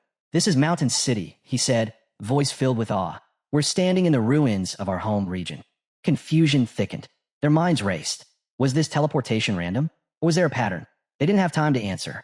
A piercing screech tore through the air. Two hulking beasts stepped into view, necks long and sinewy, jaws snapping with feral hunger.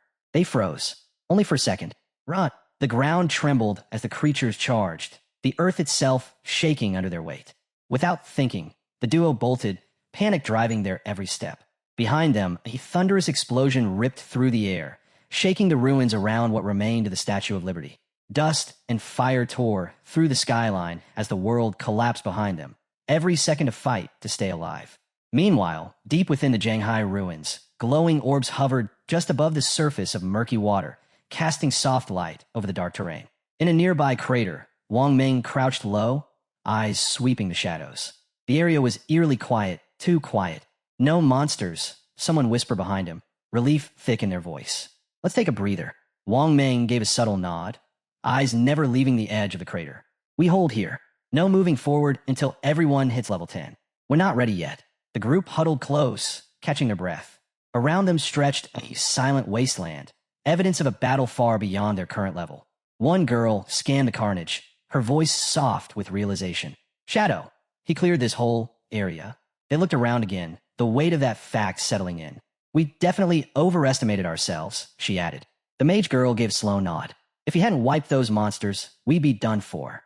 I don't even know where we'd have respawned."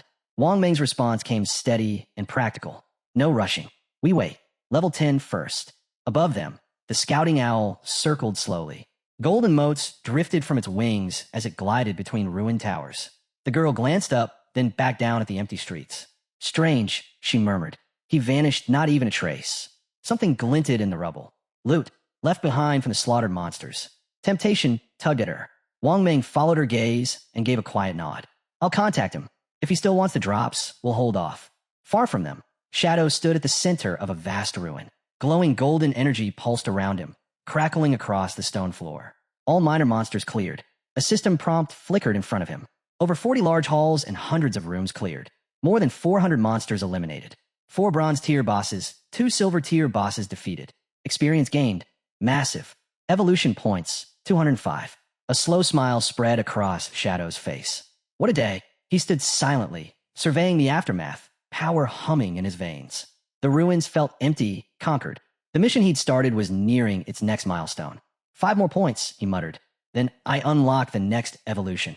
The thought fueled him, his focus razor sharp. Just then, a message came through from an ally. We found some loot near where you cleared those monsters.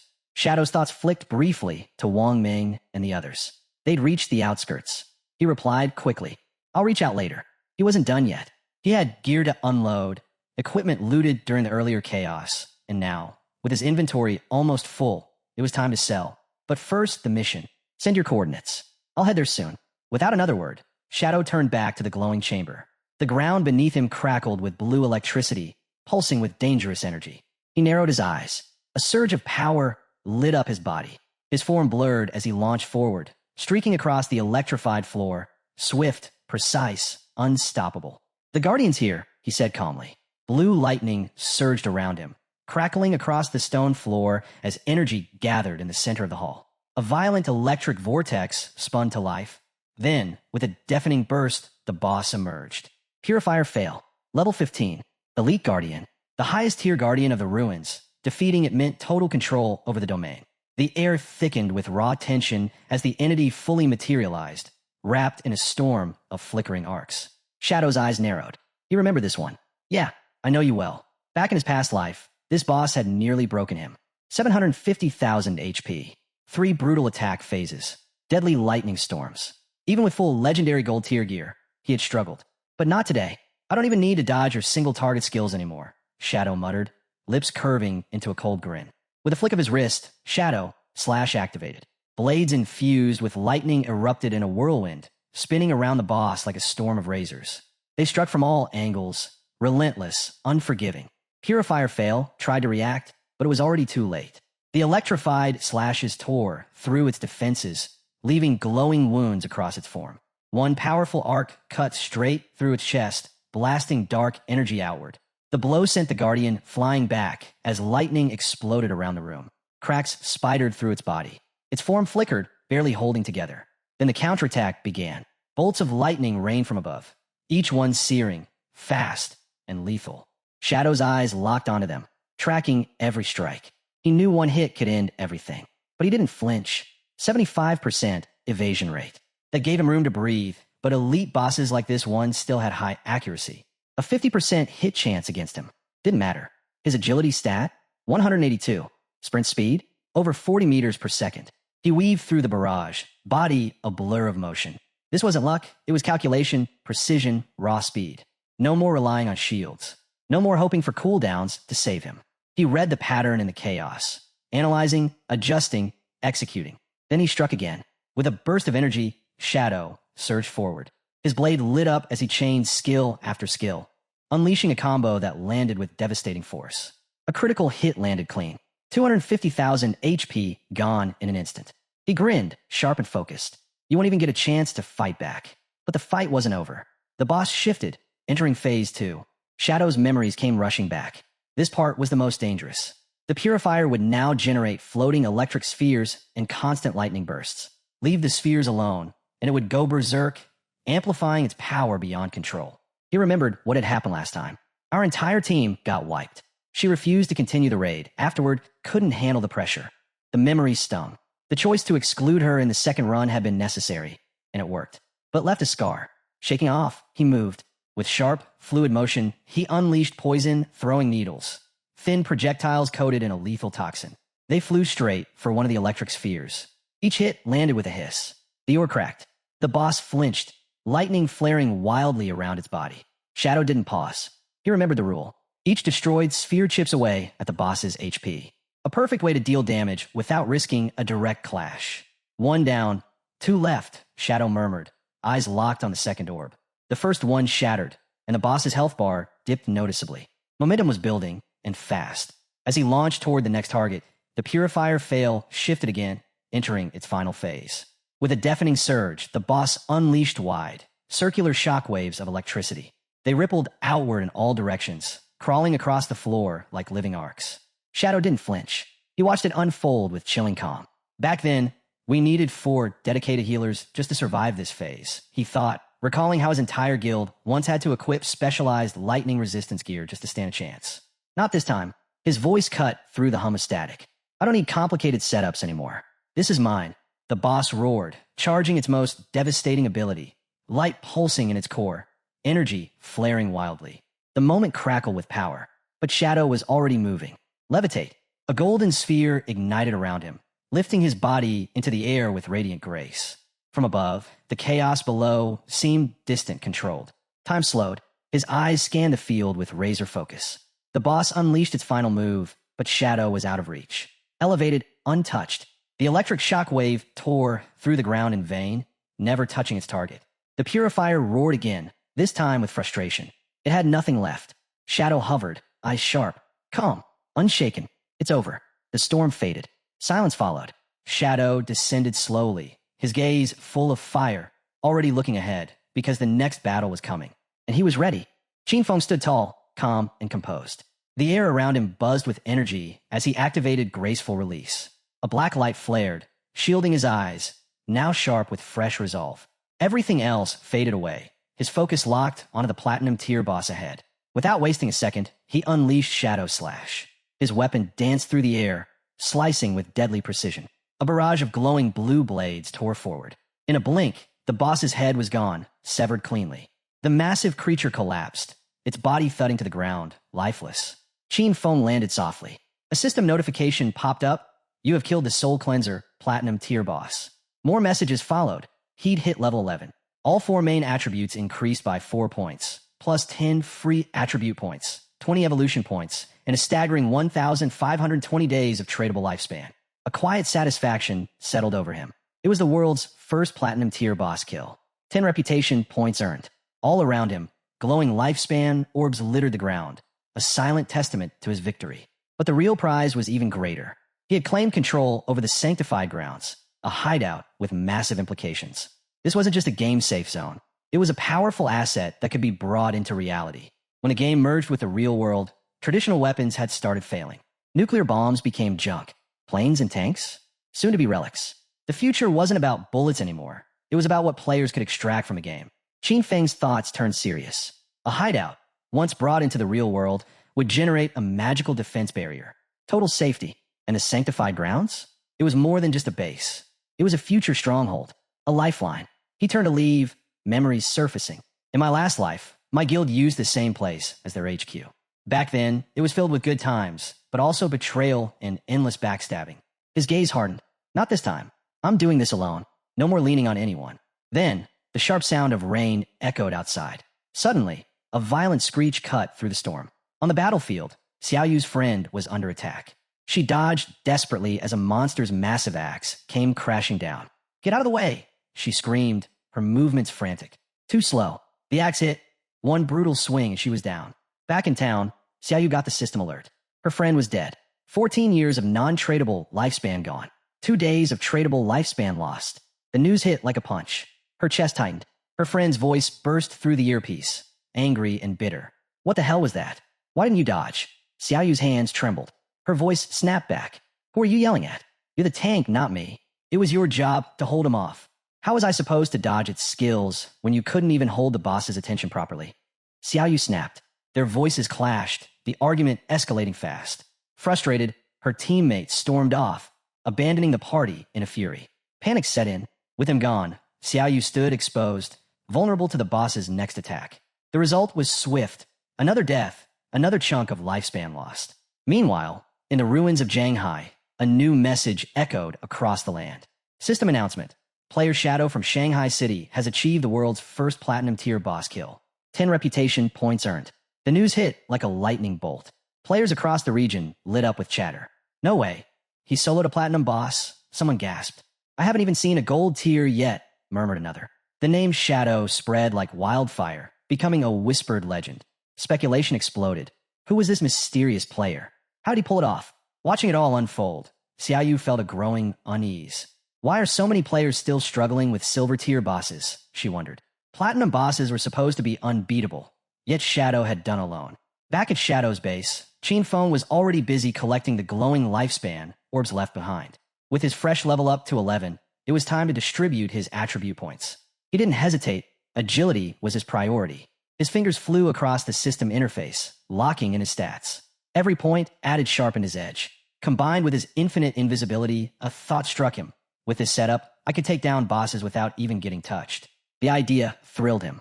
But what came next was even better. A system notification flashed up. 20 evolution points earned for defeating a platinum tier boss. His heart skipped. That was enough to evolve Greedy Hand again. Joy surged through him. With another evolution, the skill would boost his loot count from 3 to 5.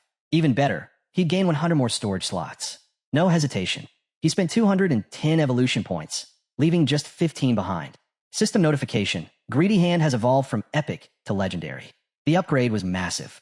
The legendary version offered a staggering 500% chance for bonus loot drops.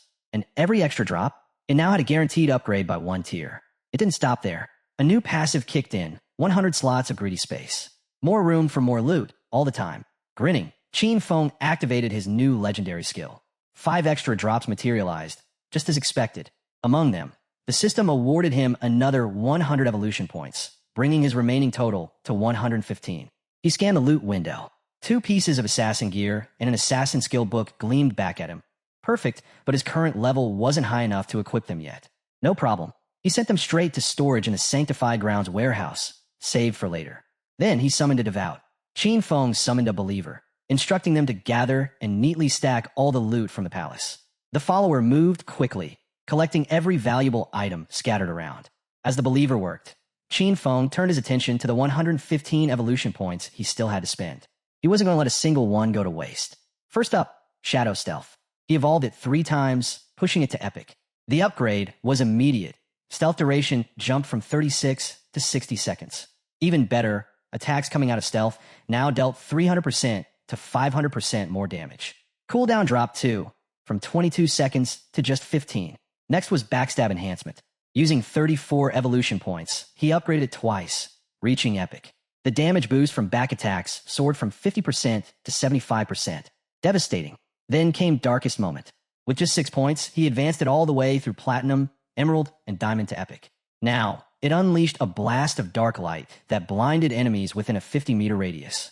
The effect lasted a base of 16 seconds, shorter if the target had a high spirit stat. Finally, he turned to Bloom Curse, dropping 33 points to evolve it to Legendary. And the new effect? Terrifying. He could now cast Bloom Curse on a player's corpse within 60 seconds of death. It would absorb 50% of their remaining non-tradable lifespan, along with any scattered light orbs, and make the body vanish completely. His eyes widened. He hadn't expected that. The skill could now directly consume non-tradable lifespan orbs, perfect for rage zones and heil areas, with that type of lifespan burned away quickly. Essential for survival. Just then, a message popped up from Snowy. She congratulated him on the Platinum boss kill and added news. The Eastern Sage just logged off. His clan's gathering at the Jiangnan Hotel to convert lifespan into combat power. Qin Feng thanked her. No need, she replied coolly. It's my job. Then her tone shifted, serious. You have to beat Eastern Sage. If you don't, I'm done for. Don't worry, Qin Feng said, calm and focused. His mind was already on the next move. He finished storing the loot, grateful for the extra 100 storage slots. Space was no longer an issue. Once everything was packed away, he headed off to find Wang Ming. Time to sell what they didn't need. As he walked through the ruins, someone familiar stepped into view.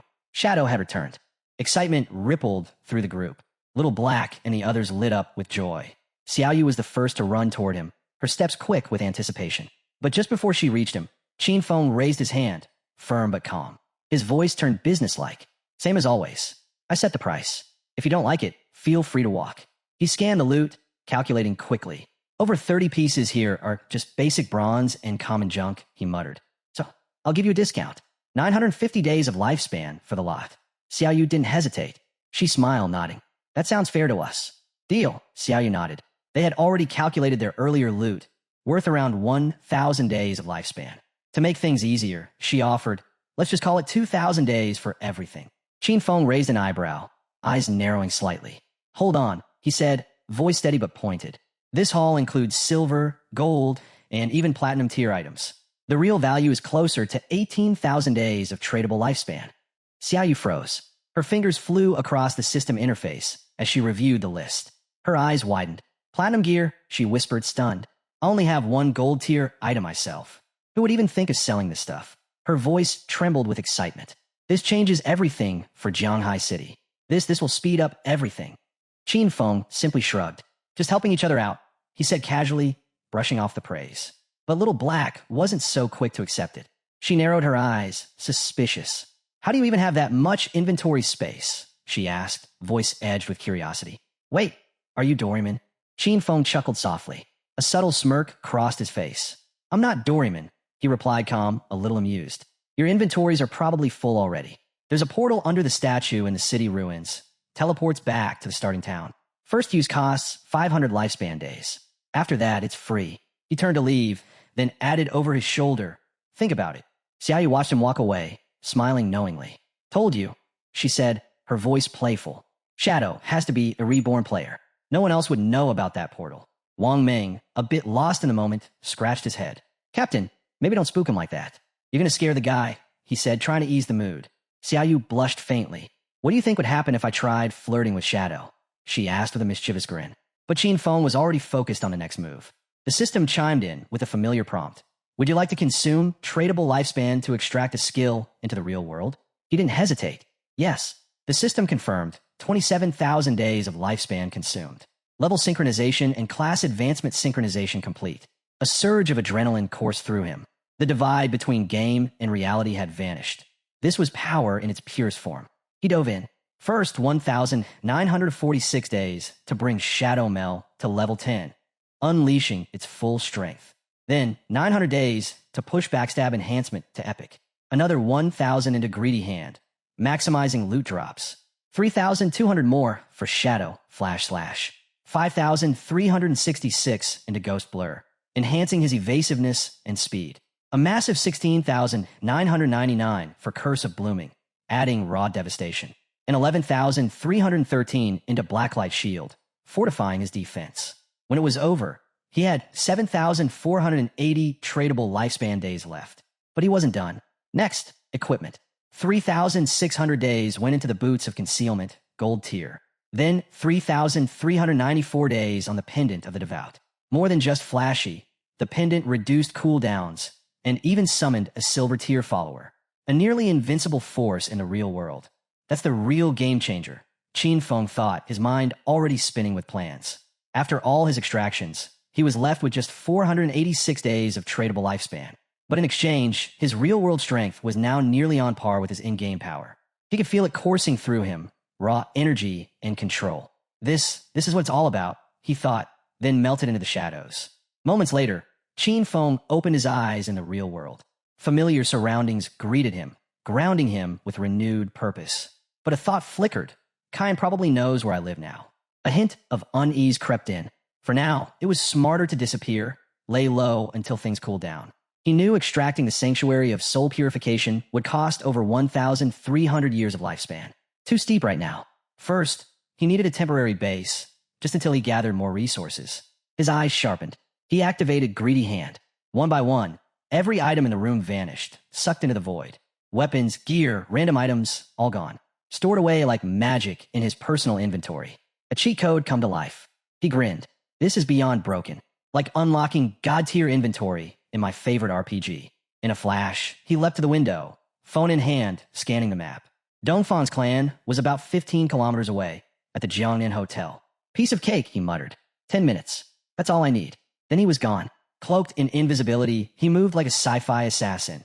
No sound, no trail, just pure precision. His route was direct. No stumbles, no distractions. The city passed by in a blur. Before long, he was there, right outside the Jiangnan Hotel. Inside, tension was rising. The Dongfang family gathered, the atmosphere buzzing with ambition. This is our moment, one man said, raising his glass. The game's skills and lifespan affect the real world.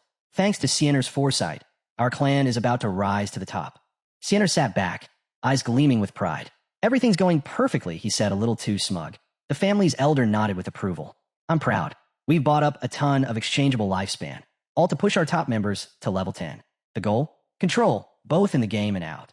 But Siener had no time for talk of legacies. He didn't care about dynasties or the family name. His thoughts were far darker. The old man's barely clinging to life, yet he still wants to play king, he scoffed silently. But once I get my hands on Shadow's secrets, it's over. He already had a plan. Trap Shadow, expose his abilities, then milk him for every ounce of lifespan. Once I'm at the top of the rankings, he fantasized, they'll all follow me. Dongfang will be mine. The old man turned to him, smiling. How's the plan with Shadow? Sienna gave a cold grin. Don't worry. I've already found someone who can uncover his identity. We'll have answers soon. He leaned in, voice low and dangerous. The grandfather says the shadow guy must be captured alive. He tells them to make the shadow serve the Dong Fong family, and that's the only way he can truly be of value. Xian just agrees with his grandfather. Outside their room, our hero has already cleared out the guards, while inside, they're busy chanting "Long live the Dong family," not knowing what's coming for them. Our boy thinks he didn't expect the people in the family to still be armed. The Shadow's stealth mode and Black Shield can dodge all attacks, but he hasn't brought any defensive gear into the real world either. If he gets hit in the heart or head, it's game over. Right then, he summons a devout follower monster with just a flick of his hand. He reminds himself to stay conscious. His devout follower has sharp claws for close combat and green flames for long-range attacks. He commanded to get in there and kill them all, leaving no survivors. As a silver tier boss, this monster has insane durability, even against firearms. It can tank a lot. Just as it's about to bust through the door inside the room, a guy and a girl are drinking. They spot the monster in panic. The summoned monster roars as the security team pulls their guns. Xian yells at them, saying this thing's a monster from some godforsaken game. Shoot it now. On his command, they open fire as the monster charges in. It instantly takes out a guard, green flame, through a distance. Then it pierces its hand straight through another guy's chest, then goes for another one. Xian watches it, killing everyone and sweating bullets. Next up is the Grand Master himself. He cries out for help as the monster pounces upon him, but Xian bolts in the opposite direction while the monster starts devouring his grandfather right there. The guy in a black suit runs outside, thinking he has to escape, and if he can make it into the game, he'll be safe. If he manages to hit level 10, he can extract that power into the real world and come back unstoppable. But then, right in front of him, there's our hero, surrounded by black energy. He's confused for a second as our boy stands inverted. But before he can react, our hero charges in and slices his neck clean off in the blink of an eye. Even after dying, the guy's body runs a few steps before collapsing, his head rolling on the floor, and his soul probably still wondering what just happened. Then our hero casts the curse of the blooming flower, and the whole ground fills with creatures that start devouring the corpse and cleaning the area.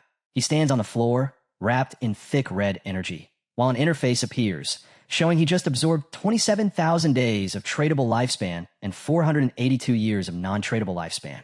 Our hero says this is a massive harvest. Xander's body dissolved into a flurry of blooming flowers, and Qin Feng couldn't help but smile. This time, the blooming curse had truly lived up to its name. It wiped away every trace. No blood, no body, just flowers. More importantly, it drained every last second of Xander's remaining life. His lifespan, once non-tradable, had now been absorbed. An astonishing 2,327 years added to Qin Feng's own. With this buffer, stepping into rage zones wouldn't be nearly as nerve-wracking anymore. Just then, panic broke out. Someone shouted an alarm, yelling for the police. There had been gunshots and screams coming from one of the private rooms. Qin Feng's expression shifted. He remembered clearly. That room belonged to the Dongfang family. Moments later, a group of police officers stormed toward the scene. Based on the reports, they were bracing for casualties. But when they threw the door open, they were stunned. Not a single corpse in sight. It was baffling. The room was a wreck, clearly signs of a violent struggle, yet there was no one there. One officer looked around in confusion. Did anyone see anyone leave the building? He asked. But no one had. It was as if the entire Dongfang family had vanished in a thin air. With no leads, they had no choice but to call on the investigation unit. Meanwhile, Qin Feng had already slipped away from the hotel. His next destination, Qian Corporation. But he knew their headquarters had relocated to North America before the game descended.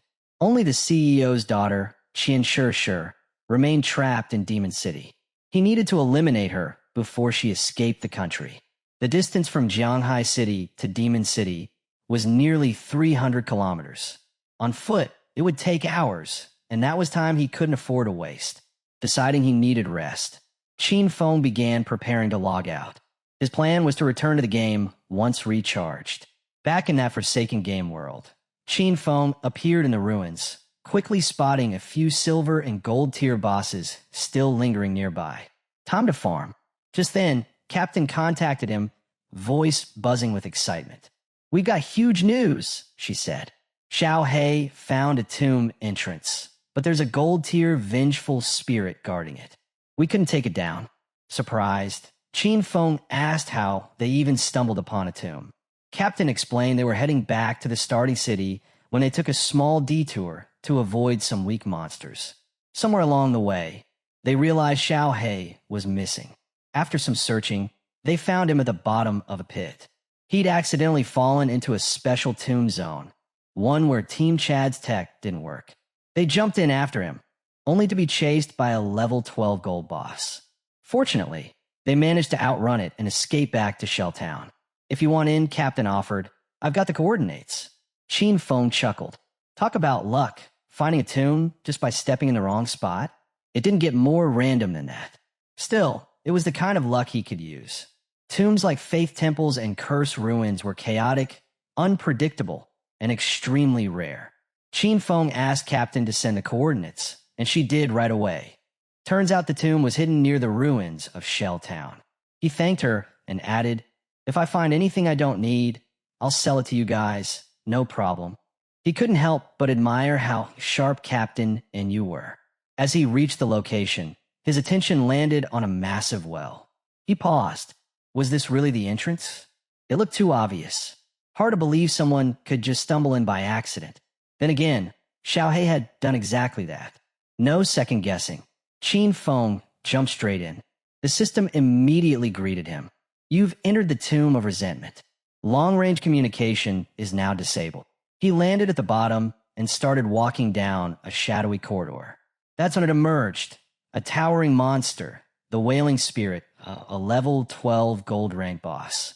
Qin Feng stood still, studying the creature in silence.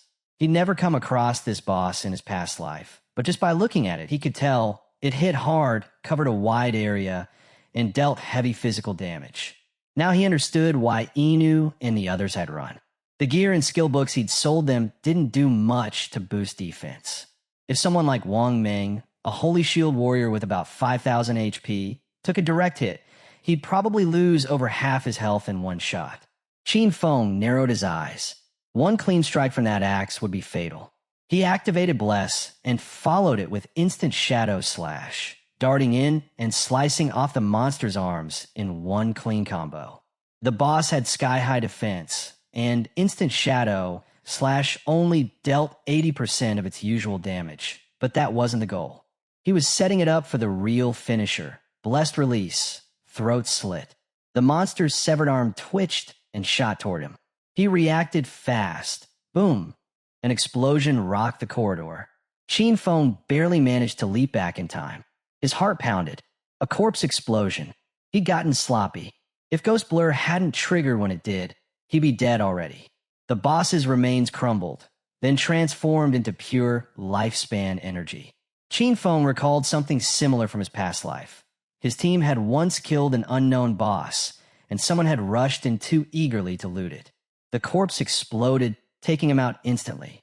Entire squads have been wiped like that before, usually by platinum level bosses and above. He hadn't expected a gold rank boss to go out the same way. Using Greedy Hand, he scooped USP the loot.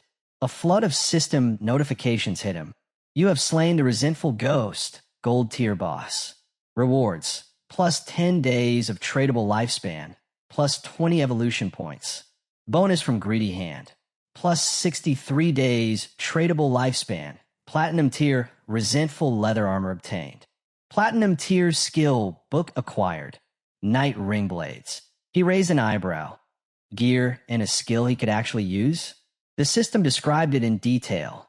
Dark Knight ring blade, a platinum tier assassin weapon. The skill was exactly what Qin Feng had been hoping for. Dark Knight ring blade, a move that infused the blade with dark elemental energy, striking every enemy within a 5-meter radius and adding 500 points of dark elemental attack. Its cooldown was normally 10 seconds, but his buffs had already pushed it down to 5.7 seconds. The required level? Just 11. Perfect. This was exactly the kind of elemental burst the assassin class needed. The shadow class relied more on spirit than strength, meaning his magic damage far outstripped his physical output. No wonder skills like this one fit him so well. He glanced at his stats. Strength 9, Constitution 9, Agility 24, Spirit 15, He nodded to himself. Time to go all in. Without hesitation, he poured 6 evolution points into the skill, reducing his total to 36. In a flash, Dark Knight Ring Blade evolved, first to Emerald, then Diamond, and finally landed at Epic Tier. The result? Its range shot up from 5 meters to 12, and the Dark Elemental bonus leaped from 500 to 1,300 points. Qin Feng's expression sharpened. He understood exactly what this meant. While the boost to raw damage wasn't overwhelming, the expanded radius made it devastating for clearing mobs. Shadow Slash had a strong impact, but it only slashed forward in a narrow 5-meter line. Dark Knight Ring Blade, however, hit everything in the area around him. For Swarm Control, it was a monster of skill. The system pinged again, displaying the stats of the armor he'd looted. Resentful Leather Armor, Platinum Tier, plus 55 physical defense, plus 45 to all elemental resistances, plus 42 damage block, plus 777 HP. Level requirement, 11. Special effect, Resentment, gain plus 30 base attack after being hit. Qin Feng eyed the stats. The Resentment effect wasn't game-changing, but the armor's defense, resistances, and block rate were top tier. It was more than enough to replace his old golden Ghostfire leather armor, LV5. He packed up the rest of the loot, 20 items in total. Selling everything would net him over 10,000 days of tradable lifespan. Now that he had access to the tomb, he was hoping to strike it big. A rare material would be great, but a mount? That would be even better. Elsewhere, things weren't going so smoothly. A goblin, swinging wildly, sliced straight through Qin Xiaoyu and her teammate, killing them instantly. They respawned back in town, but one of the men was absolutely livid. He lost it, screaming, furious. He stormed over to Qin Xiaoyu, grabbed her by the collar, and shouted in her face. "You're useless. You've grown taller, but your brain's still the size of a pea." He was fuming, blaming her for the entire team's wipeout. "It's always you. Every damn time it's your screw-ups that get us killed. I've only got 2 years of non-tradable lifespan left because of you." Then, with one brutal motion, he threw her to the ground. "If you dare come near me at school," he warned, voice low and dangerous, "I'll make sure you regret it." Someone approached to help her, just as the furious man disconnected from the game. Her friend turned to her, concern in her voice. "Come with me to my parents' village," she said. "They've got a support group for people like us, those who can't keep up with this crazy game. It's mostly for the elderly, but they'll help anyone struggling." But Qin Xiaoyu's hand were clenched. Anger bubbled up inside her. "No," she snapped. Then she logged off without another word, rejecting the offer outright. "Go by yourself, Yin Yin." She jolted awake in her bed, still seething. Grabbing her phone, she messaged Henin. "Can you help me level up?" Henin replied with a smile. "Sure, but it'll cost you. One night with me. I want to see what the school's goddess is like in bed." Her face twisted in disgust. "You disgusting creep," she spat. "Who do you think you are?" But then, as if flipping a switch, she changed her tone. A soft smile crept onto her lips. "Actually, I've always liked you too," she said sweetly. "The only reason I didn't accept your confession before was because my brother Qin Feng wouldn't let me. But now that we're no longer close, we could finally be together." Henin didn't fall for it for a second. "You're really something," he laughed. "Trying to guilt-trip me now? Please, if you've already ditched your own brother, who knows what you do to me." Then he cut her off coldly. "Don't ever contact me again." Still, she didn't stop. She started messaging everyone she could think of. First up was Sharp Young Master. She invited him over, hoping for some company, and maybe a bit of help leveling up, but he instantly saw through her. "Oh, it's you," he scoffed. "I'm platinum level now. Got plenty of women. Don't need you." And he told her to get lost. Next, she messaged Brother Zoma, claiming she was bored and waiting for him in Shelltown. His reply was no better. "Everyone knows how you tricked Zhang Wei," he said. "Try that on me, and I'll test out my new skill on your face." Her chest tightened. She was getting nowhere. She cursed them all under her breath. Men, useless when it really counts. In her frustration, she stared blankly ahead, a sinking feeling settling in. Only 2.5 years of non-tradable lifespan left. She didn't know what to do. Tears welled up in her eyes. She felt completely alone. That's what she thought of Chin Feng. He wouldn't ignore her. He never had. If anyone could help her, it was him. She had to go see him, even if it meant swallowing her pride. Night had already fallen by the time she reached his apartment. As she stood outside the door, she imagined how it would go. She'd step inside, say a few heartfelt words, maybe even apologize. He'd forgive her like always. But the thought made her pause. Why should she apologize? She hadn't done anything wrong. No, she told herself. This wasn't about pride. She just had to play it smart. She raised her hand to knock, rehearsing it in her mind. Act humble, get him to help her level up, and once she was back on her feet, she'd cut ties with him for good. A faint smile played on her lips. Just a little longer, Chin Feng. Once I get what I need, we're done. This was the plan, and Sayo thought she was an absolute genius for coming up with it. Feeling confident, she knocked on the door. Chin Feng, open up. She knocked again, louder this time. Come on, I know you're in there. Are you asleep or what? Then her voice softened. I'm back. Please, open the door. Her knocking turned desperate. Please let me in. When there was still no response, frustration took over. She kicked the door open and froze. The apartment was completely empty. No bed, no table, no clothes, nothing.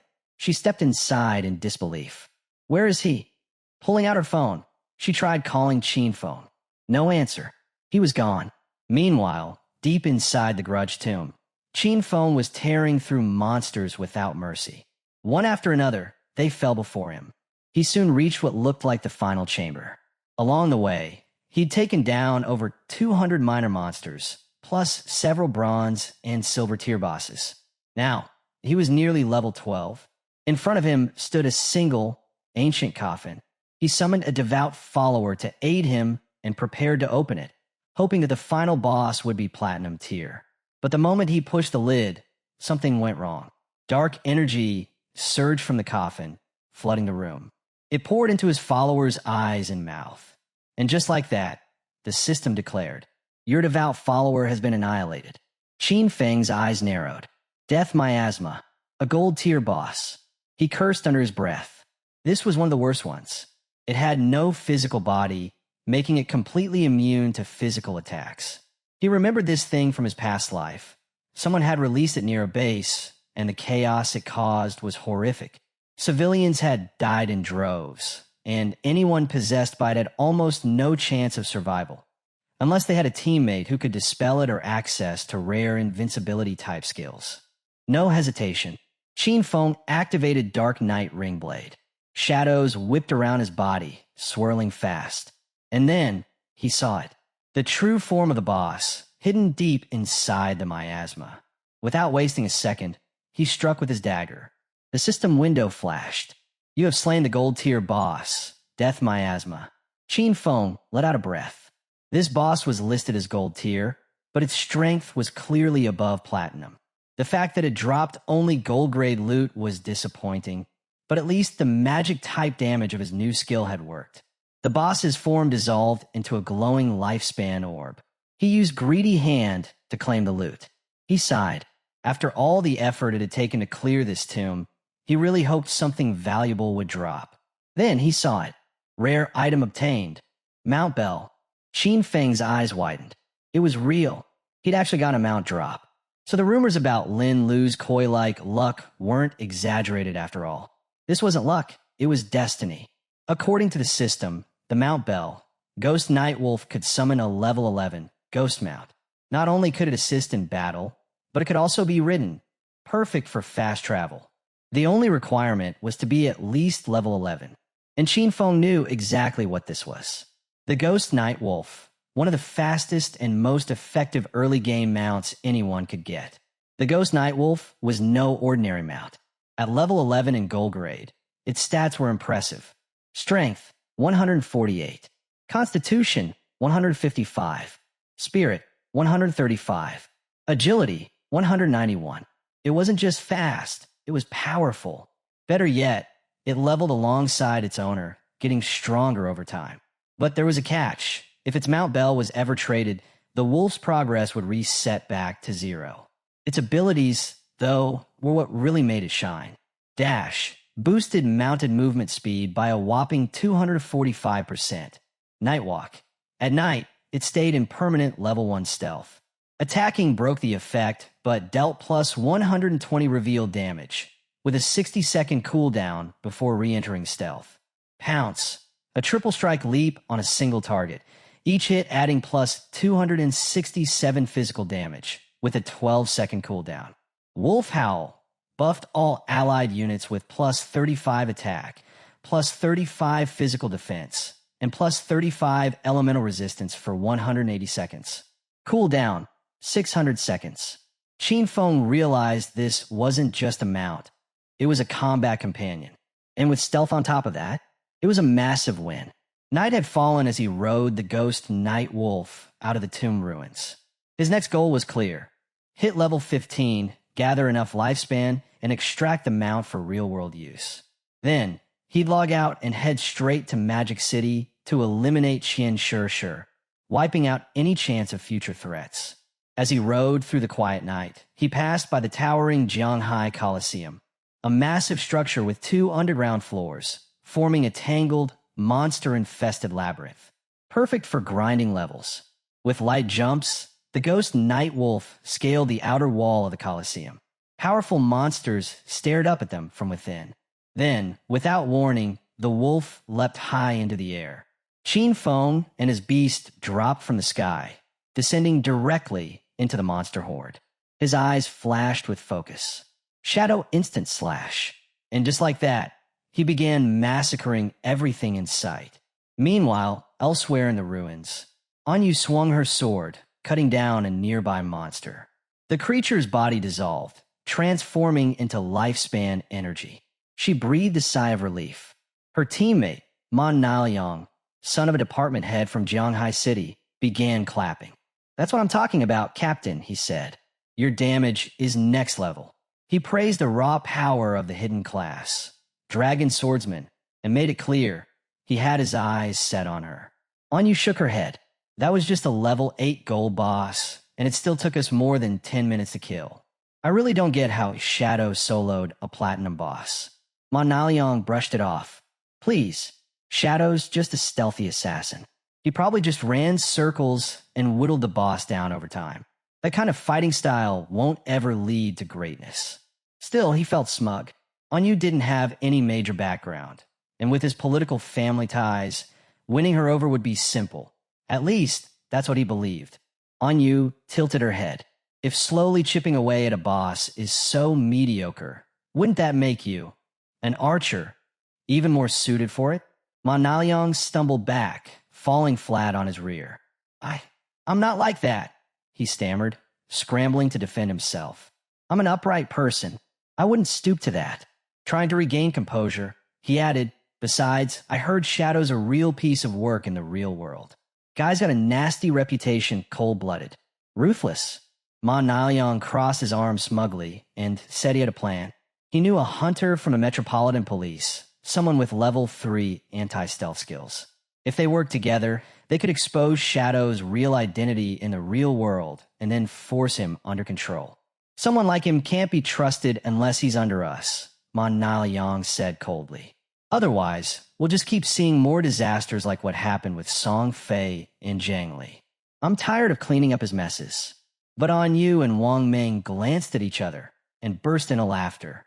"You really don't get it, do you?" Anyu said, wiping a tear from her eye. "This isn't about Shadow asking for favors," Wang Ming added. "We're the ones cleaning up his aftermath. That's the only way to keep him from turning on us." They reminded him of the facts. The first global solo kill of a gold tier boss. The first solo platinum kill. Both by Shadow. Ma Naliang's face twisted with fury. "He's just a fragile assassin," he spat. "As long as we can match his stealth level, he's nothing." He scowled at the two of them. "You nobodies have a nerve to lecture me?" Then he turned to Anyu, his voice sharp. "Watch closely. I'll destroy his reputation and bring him down myself. When that happens, you'll be on your knees, begging me to forgive you." Wang Ming tried to steer the conversation back to the present. "What did the boss drop anyway?" Anyu thought for a second. A gold tier priest item, a silver equipment, and a silver skill book. She touched her chin, her thoughts drifting. Come to think of it, Shadow sold us gold tier gear before, even platinum. Makes you wonder, how many bosses has he actually killed? Or maybe he's just insanely good at finding treasure chests. Wang Ming's expression turned serious. That's what worries me, he admitted. You remember the Zhongyun restaurant incident? The whole Dongfang family slaughter during a private meeting. He looked at Anyu. What if Shadow was behind that too? Are we seriously supposed to keep covering for him? Wang Ming's voice dropped lower. We don't even know what kind of person he really is. What if he's an actual killer in real life? Anyu nodded slowly. She knew the case. The higher-ups were investigating it heavily, and rumors were swirling about Shadow's possible involvement. But then she smiled, calm and confident. Even if he did do it, she said, I'd still back him. Wang Ming blinked. What? I know the top brass won't clean up his messes anymore, she continued. But I will. Personally. Why? Wang Ming asked, still puzzled. She looked him straight in the eye. The real question is, who wouldn't support Shadow? Just then, one of their subordinates appeared. He looked rattled. We found something ahead, he reported. It looks like an arena, but all the monsters are already dead. His tone turned serious. There are bodies everywhere. I don't know who is strong enough to wipe out the entire place. Anyu's eyes lit up with interest. Let's go check it out. Wang Ming looked at her, even more confused than before, but followed her anyway. They arrived at the Jianghai Coliseum, and what they saw stopped them in their tracks. Lifespan energy scattered across the battlefield. The remains of a massacre. They stood in stunned silence, overwhelmed by the sheer amount of loot scattered across the Coliseum floor. There must have been hundreds of monsters here. The question hit them all at once. Who could have wiped out this entire area? Captain Anyu had no doubts. Shadow's been here, she said confidently. Ma Naoyang raised an eyebrow. How can you be so sure? Easy, she replied. He's number 1 on the leaderboard. We're right behind him, and even we couldn't pull this off. If we can't do it, that only leaves him. Ma Naoyang scoffed, clearly irritated. I've got invisibility too. I could do the same thing. It'd just take more time. Anyu smiled, not even bothering to argue. Instead, she opened up communication with Shadow. Given how many monsters he'd wiped out, she figured he must have picked up a pile of gear and skill books he didn't need. Want to sell us the extras? She asked casually. Then it happened. Ma Naoyang's eyes shot wide open. A shadow loomed behind him. Qin Feng, mounted on the ghost Nightwolf. Startled, Ma Naoyang dropped to the ground in shock, unable to believe what he was seeing. Anyu, on the other hand, lit up with excitement.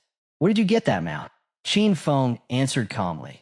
Thanks to the coordinates Little Black gave me. Little Black turned red instantly. Why you don't have to mention that. Qin Feng didn't press. Instead, he made an offer to Anyu. All these items on the ground, they're yours. One package. Same deal as always. She nodded. Understood. And as usual, if I'm not happy with the deal, I'm free to walk away. Shadow's terms were always clear and fair. But Ma Naoyang, he was boiling inside. His face twisted with rage as he watched Qin Feng ride off, calm and untouchable. The humiliation burned deep. He clenched his fists, swearing silently that one day, they'd all pay. Meanwhile, Qin Feng continued through the ruins on his mount. The system chart showed he'd just hit level 13. Trailing behind him at level 10 were Justice Enforcement, Wang Ming, and even Black Goblin Big Lies. He now had 245 years of tradable lifespan and 255 evolution points in the bank. And the loot? Solid. Among the drops was a gold tier skill book, Silent Concealment. This ability let him enter stealth without moving. As long as he stayed still and didn't attack, he remained permanently invisible. If he attacked from this state, it added plus 300 detection penetration damage.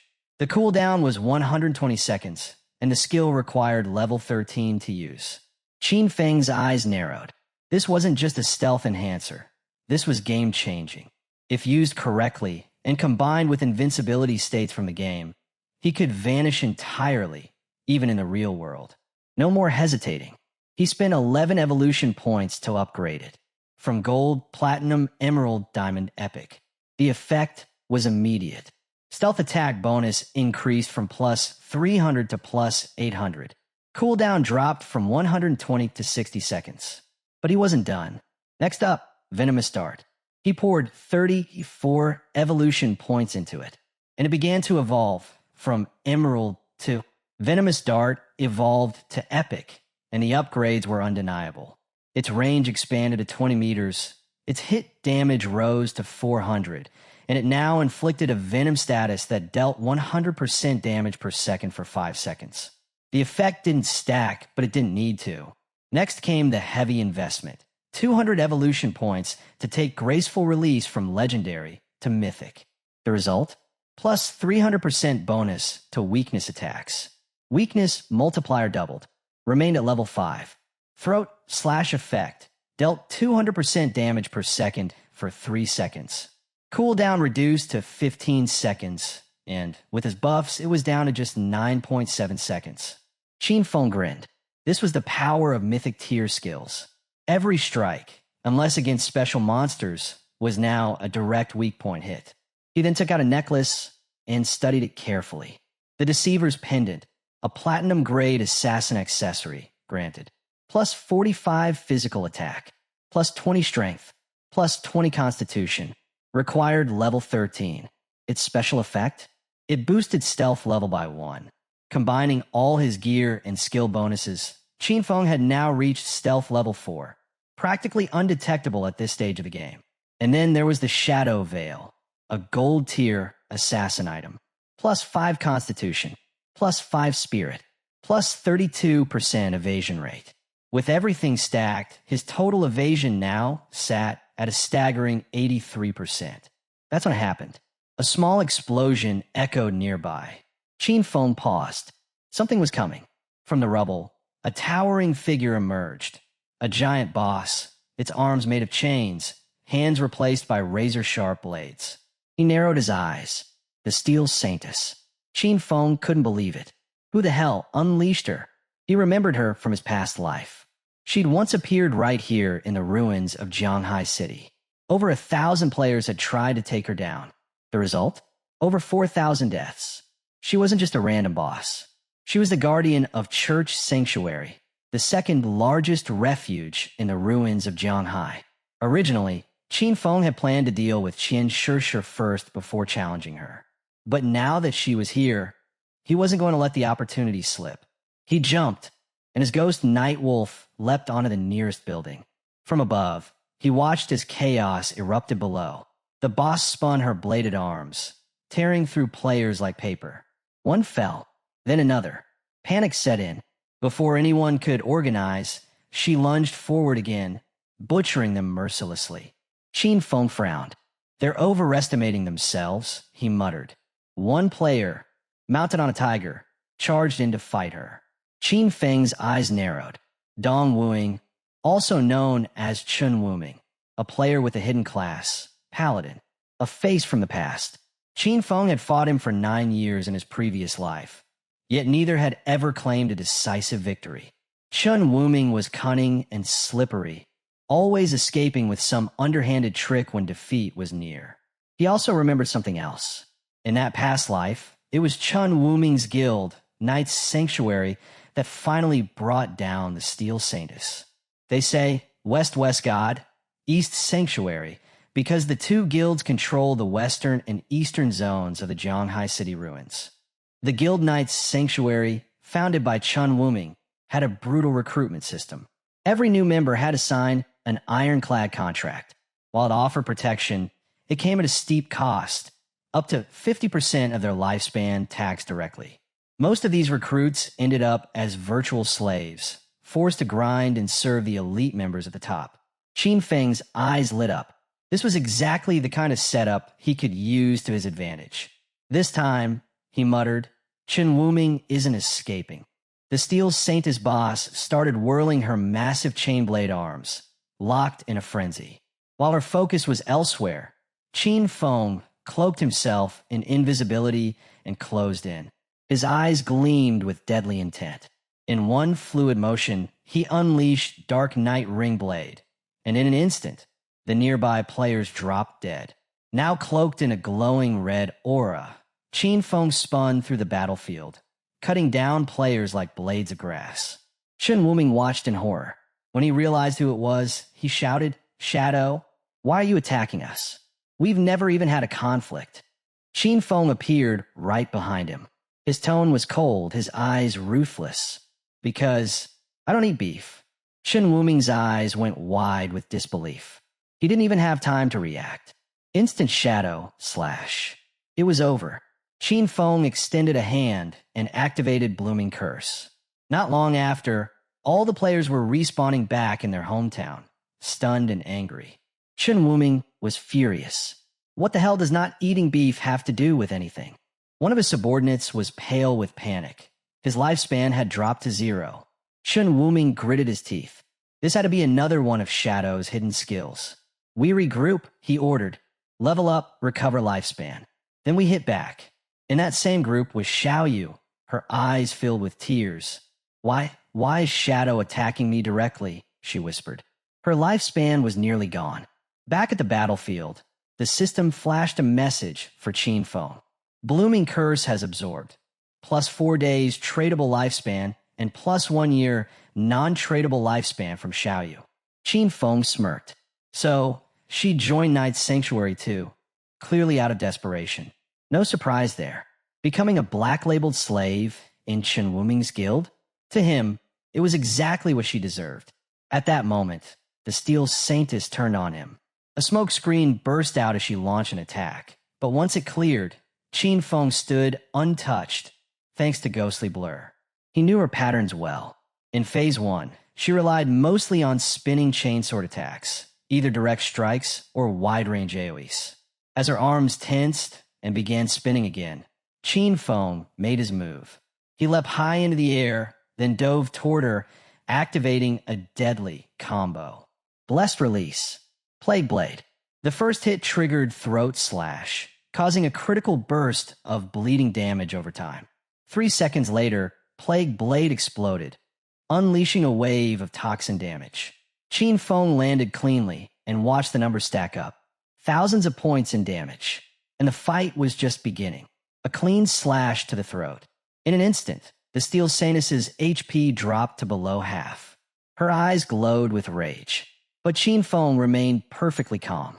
He knew what came next. This boss was infamous not for her first phase, but for what awakened after.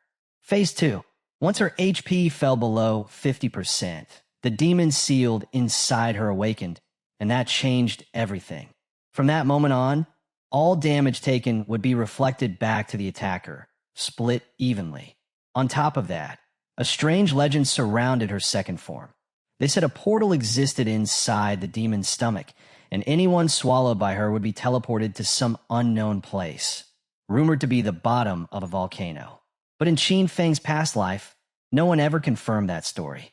He chalked it up to gamer folklore, probably players confusing it with mechanics from other titles. A group of players observed the battle from a distance. They were stunned. Shadow's brutal. One of them muttered, "That boss was summoned by Knight's Sanctuary, and he just wiped them all like it was nothing. And then with one skill, bam, half her HP gone."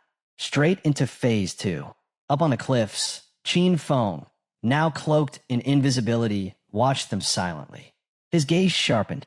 He knew the Steel Saintess had a specific weakness in her second phase. During her attack animations, the damage reflection temporarily deactivated. If timed perfectly, he could land hits without getting punished. But there was a major problem. All of his key skills, Shadow Slash, Throat Cut, Plague Blade, Poison Dagger, inflicted damage over time, which meant even if he timed the hit, the lingering damage would still be reflected. And at his current level, just one hit of that feedback would kill him instantly. He narrowed his eyes toward the players still chatting on the ridge. He had an idea. Down below, one of the curious players stepped forward. "Move aside. I want a better look." His name was Anyu. The others seemed energized by his presence. His subordinate explained that they'd been watching the fight for a while. They'd already memorized the boss's attack patterns. Apparently, she only had a few core moves. Grinning, a girl beside him raised her hands. After the boss drops below half HP, she pauses briefly. Her body changes slightly. Looks like she gains new skills.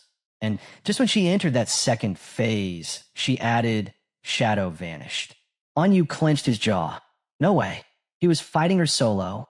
His expression darkened, eyes glowing with frustration. Xiao, activate Red Eye. Find him. The girl nodded and began channeling her skill. A small spirit rabbit materialized and hopped toward the boss unnoticed. She scanned the area and frowned. I can't detect him, she said. If he's still here, I can't see him. Level 3 anti-stealth. And still nothing? Anyu's face stiffened. That could only mean one thing. Shadow had a level 4 stealth skill. And if that were true, then he really had left.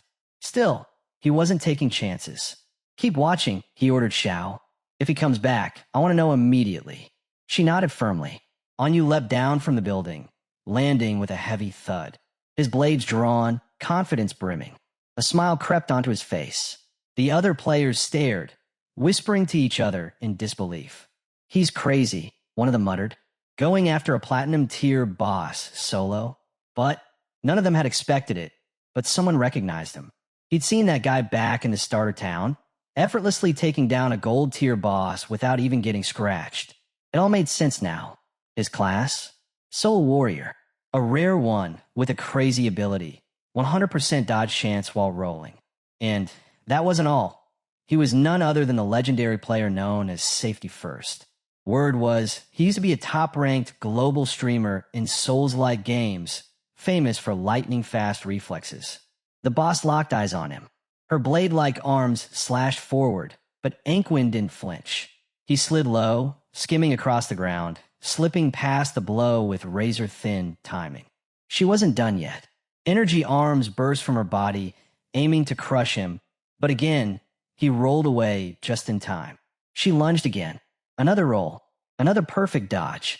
His squad could hardly believe what they were watching.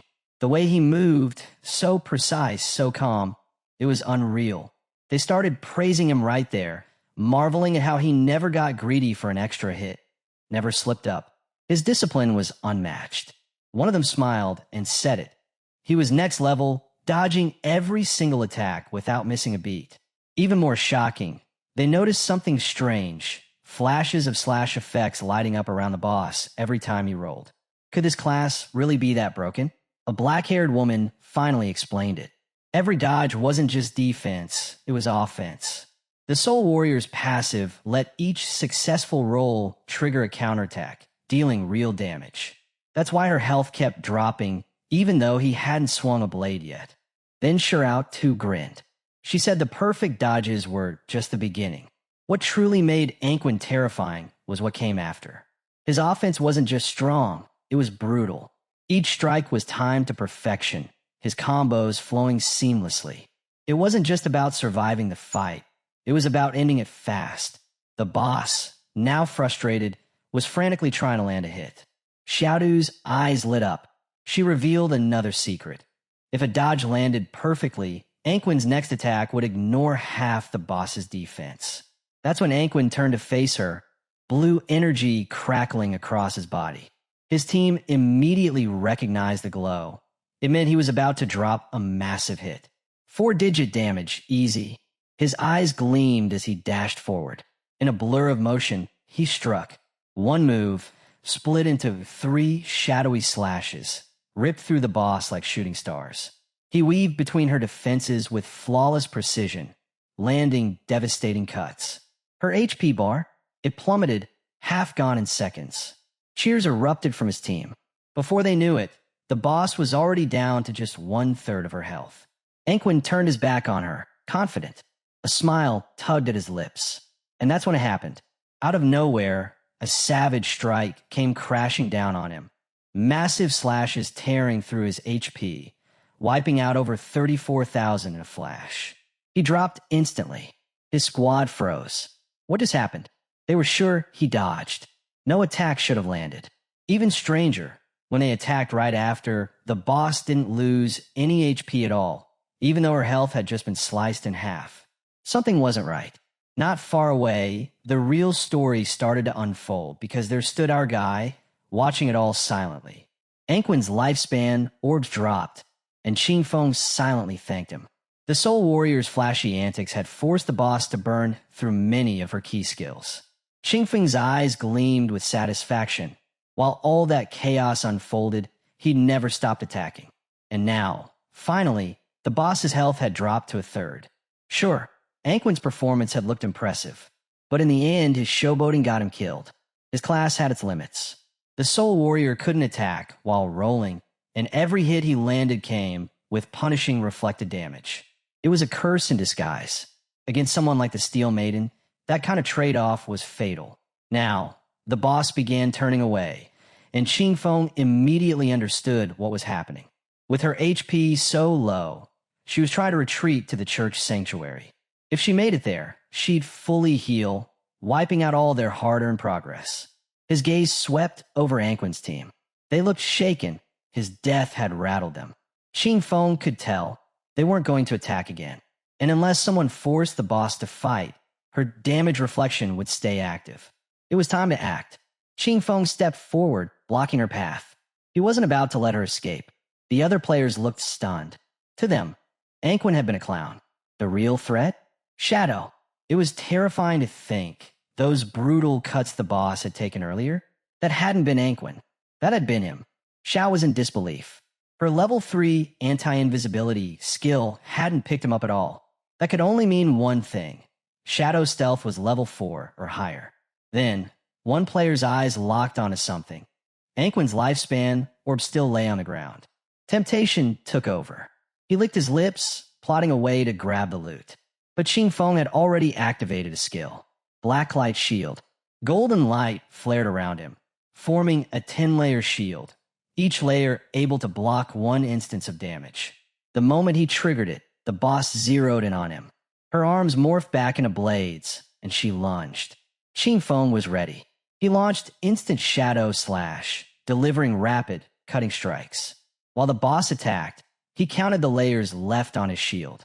7 remained. He remembered, out of those 9 slashes, the last 3 had landed just after her attack ended, during her damage reflection window. If it hadn't been for the shield, he'd have been wiped out. Now, the boss began to gather energy at her core. Then she leapt into the air and unleashed waves of purple flame. Qing Feng immediately pulled back. His shield was gone. Every layer burned away in seconds. She stared him down, eyes glowing with menace. Even with a dodge rate above 80%, that flamethrower had chewed through all his defenses in an instant. A half-second slower, it would have been game over. Just then, out of the corner of his eye, he saw it. One player trying to sneak in and snatch Anquin's loot. Big mistake. Without hesitation, Qing Feng flicked a poison dart. It struck the thief straight in the forehead. Instantly eliminated. He made it crystal clear no one was taking that loot but him. Then the system message appeared. You have obtained 612 days of tradable lifespan and 67 years of non-tradable. Qing Feng had claimed the lifespan dropped by safety first. On top of that, Blossom Curse had absorbed 355 days of tradable lifespan and 20 years of non-tradable from clean hands and feet. He raised an eyebrow. Safety first had been sitting on a massive reserve. That likely meant he'd never died before. Interesting. Qing Feng decided then. He wouldn't use Blossom Curse on him just yet. The boss let out a furious roar, but Qing Feng stayed composed. He knew how this would go. He'd have to rely on Blacklight Shield and his basic Shadow Slash to chip her down safely. She struck with raw force, but Qing Feng sidestepped cleanly. Her blade slammed into the ground instead. It wasn't the fastest strategy, but it kept him alive. While the duel raged on, Xiao kept her eyes locked on the fight. She was stunned. Shadow's ferocity was on another level.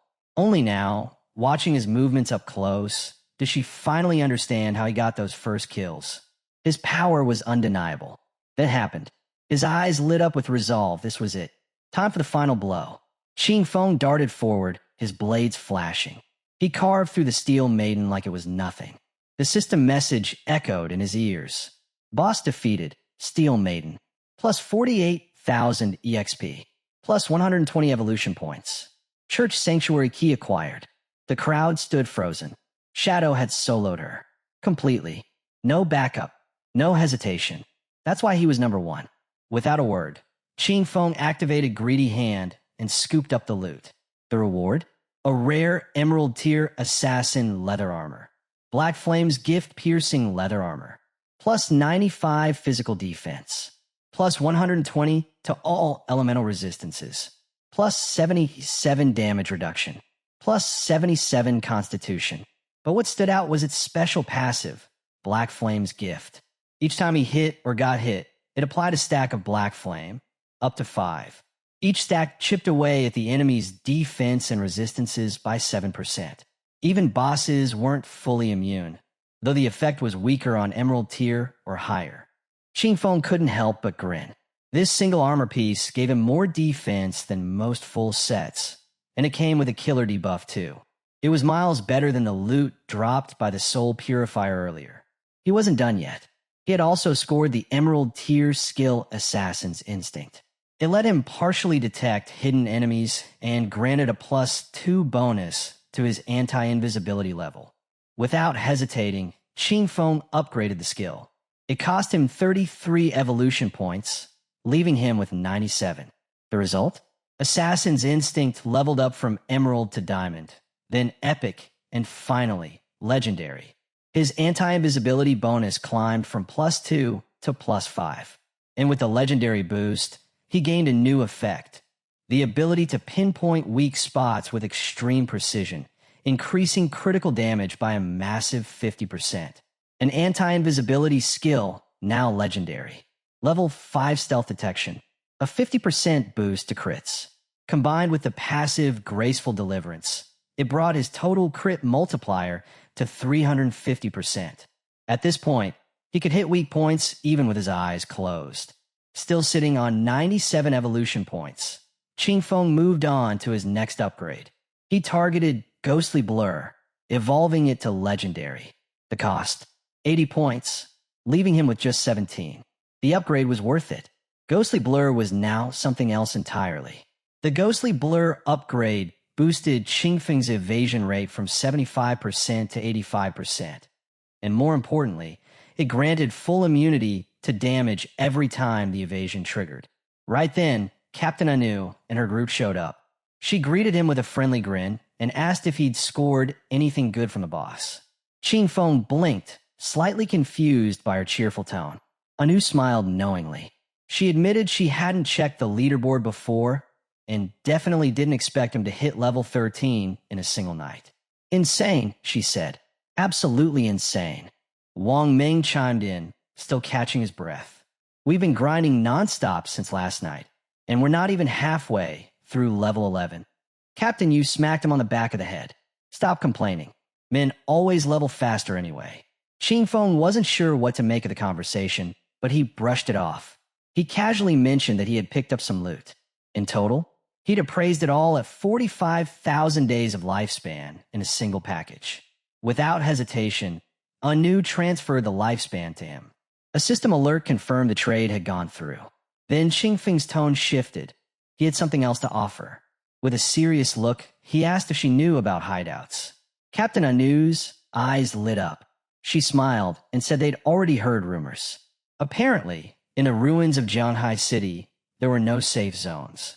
But player groups could claim hideouts as operational bases, places to store resources and activate magic barriers when enemy waves surged. Qing Feng assumed she was referring to the smaller hideout dropped by the Golden Tier boss. But she shook her head. Jianghai's officials hadn't secured any hideouts yet. She added that in Modu, the government had already taken over a medium-sized hideout, and that's how word had started to spread. That's when Qing Feng pulled it out, a gleaming golden key from his inventory. He laid it out plainly. This was a sanctuary hideout key, dropped by the Steel Maiden herself. The hideout covered over 800 square meters. He told them they'd talk numbers after they returned to base. Depending on the offer, he'd consider selling. Captain Anu and Wang Meng stood frozen. They knew exactly what that meant. The bigger the hideout, the stronger its defense and infrastructure. At that size, every member of Jianghai's official forces could have their own private space. She extended her hand with a mix of curiosity and urgency. How much do you want for it? Qin Feng stayed calm. He said he'd wait to see what the officials could put on the table. He already knew. In his past life, a hideout like this had sold for 2,000 years of lifespan. If he could pull that off now, combined with what he already had, it would be enough to extract all his gear, skills, and levels into the real world. Captain Anu's expression turned serious. She accepted his terms and promised to report to her superiors immediately. But she had one more thing to ask. They'd just received urgent news. 7 gold-tier bosses had appeared together in Dark Moon Town. The casualty count was already rising. If Shadow was willing to step in and take them down, she said they'd pay him 10 years of lifespan for the job. Hearing the request, Qin Feng shrugged. 7 gold-tier bosses? Didn't sound like a big deal. Even if they were grouped up, the official forces should be able to handle them with enough time. Which meant there had to be a catch. He raised an eyebrow and said as much. Captain Anu gave him a thumbs up, clearly impressed. Exactly. She explained that they had managed to isolate and defeat one of the bosses. But the moment it died, it came back. And worse, all 7 bosses suddenly had their stats spike off the charts. In the next instant, her entire squad was wiped out. Qingfeng's eyes narrowed. That sounded familiar. He recalled the special type of group-based boss that could resurrect. And more importantly, synchronize power among each other. That could only mean one thing. They might be puppets controlled by the cursed slate, one of the infamous ancient god slates. If that was true, then this wasn't just a simple mission. It was something he couldn't afford to ignore. I'm going, he said. Send the coordinates. Anu wished him luck as he turned to leave. He had to admit, Inu was the genuine type. Most would try to lowball him on rewards, but not her. The loot from 7 gold-tier bosses could easily fetch 40 or 50 years of lifespan. On top of that, she was offering him an extra 10 just for showing up. That was more than fair. Mounted on his ghost Nightwolf, Qin Feng began racing through the ruins. As he passed a worn-down statue, his eyes suddenly locked onto a scene below. A group of players was surrounding and attacking someone. His expression shifted. It was Xiaoyu. A woman from the group smirked and slapped her hard across the face. Trying to seduce the guild leader already? You just joined. Xiaoyu's face was already swollen with bruises. She began to cry. The woman glared and hissed. This is a warning. Get close to him again, and I'll tear that pretty little face apart. The beating continued. From his vantage point, Qin Feng watched in silence. He understood right away. Xiaoyu had been pulled into the kind of petty, poisonous drama that often festered inside big guilds. She'd joined the Knight's sanctuary, and now she was paying the price. In his past life, he'd always cleaned up these messes for her. This time was no different. He dropped down from the rooftop. Xiaoyu sobbed, begging them to stop. It hurts. Please, I think I'm going to die. The women ignored her. We should kill you. Who knows how many men you've seduced already? Qin Feng turned and walked toward the massive statue in the city center. He remembered something few did. Beneath that monument was a secret chamber, one that allowed teleportation back to the starter town. A hidden shortcut known to only a handful of players. The moment he stepped inside, a magic circle lit up. He knew the cost. Nothing came free. First teleport, 500 days of lifespan. Second, 1,000. Third, 2,000. Each time the price doubled. Over time, the starter town itself would evolve. Monsters would become bosses, secret loot would emerge. And now, with the appearance of the ancient god slate, this was a prime opportunity he couldn't pass up. A system prompt flashed before him. Teleport to the abandoned land of the gods, Dark Moon Town. He paused. Dark Moon Town, a place that never existed in his previous life. Without hesitation, he chose yes. The system deducted 500 days of lifespan, and in a flash, Qin Feng was teleported to Dark Moon Town. To his surprise, the place wasn't as bleak as he'd imagined. The town was bustling, with elderly folks everywhere chatting and laughing like it was a community center instead of a war zone. That caught him off guard. Not far ahead, he noticed a small group of players assisting an older woman to her feet. She looked relieved to be back in the safe zone. One of the players reminded her that, just as promised, they'd helped her reach level 3. In return, she'd received 72 days of lifespan. Now it was time to hand over the tradable portion. The old woman's mood shifted fast. She snapped at them, asking why they were demanding payment if this was supposed to be a charity. She was furious. With a calm smile, one of the players tried to explain. We didn't ask for money. When we partied up, part of the lifespan dropped by the monsters was automatically shared with you. Another added, all we want is the agreed portion, just the part that came from those kills. But the woman wasn't having it. What agreement? I never signed anything. You're seriously trying to scam an old woman like me?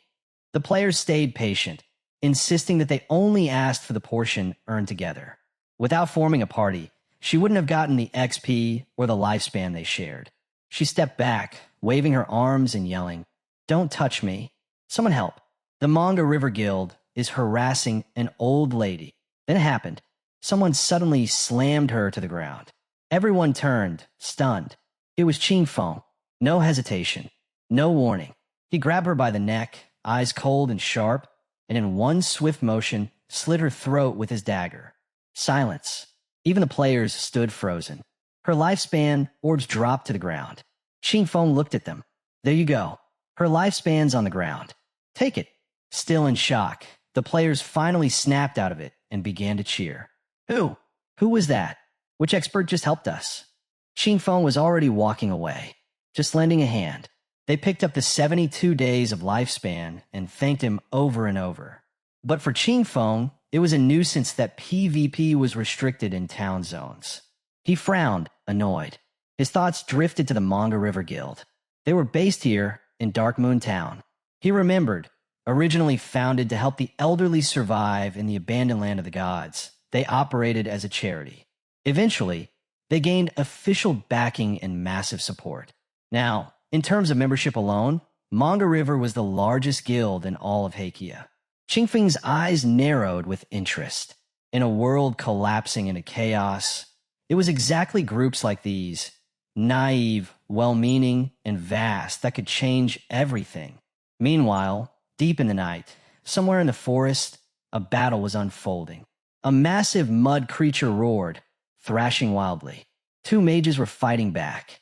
Mother, use lightning strike now. On it, she replied, beginning to charge her spell. The staff pulsed with energy, and a thunderbolt ripped down from the sky, slamming into the mud monster with a deafening crack.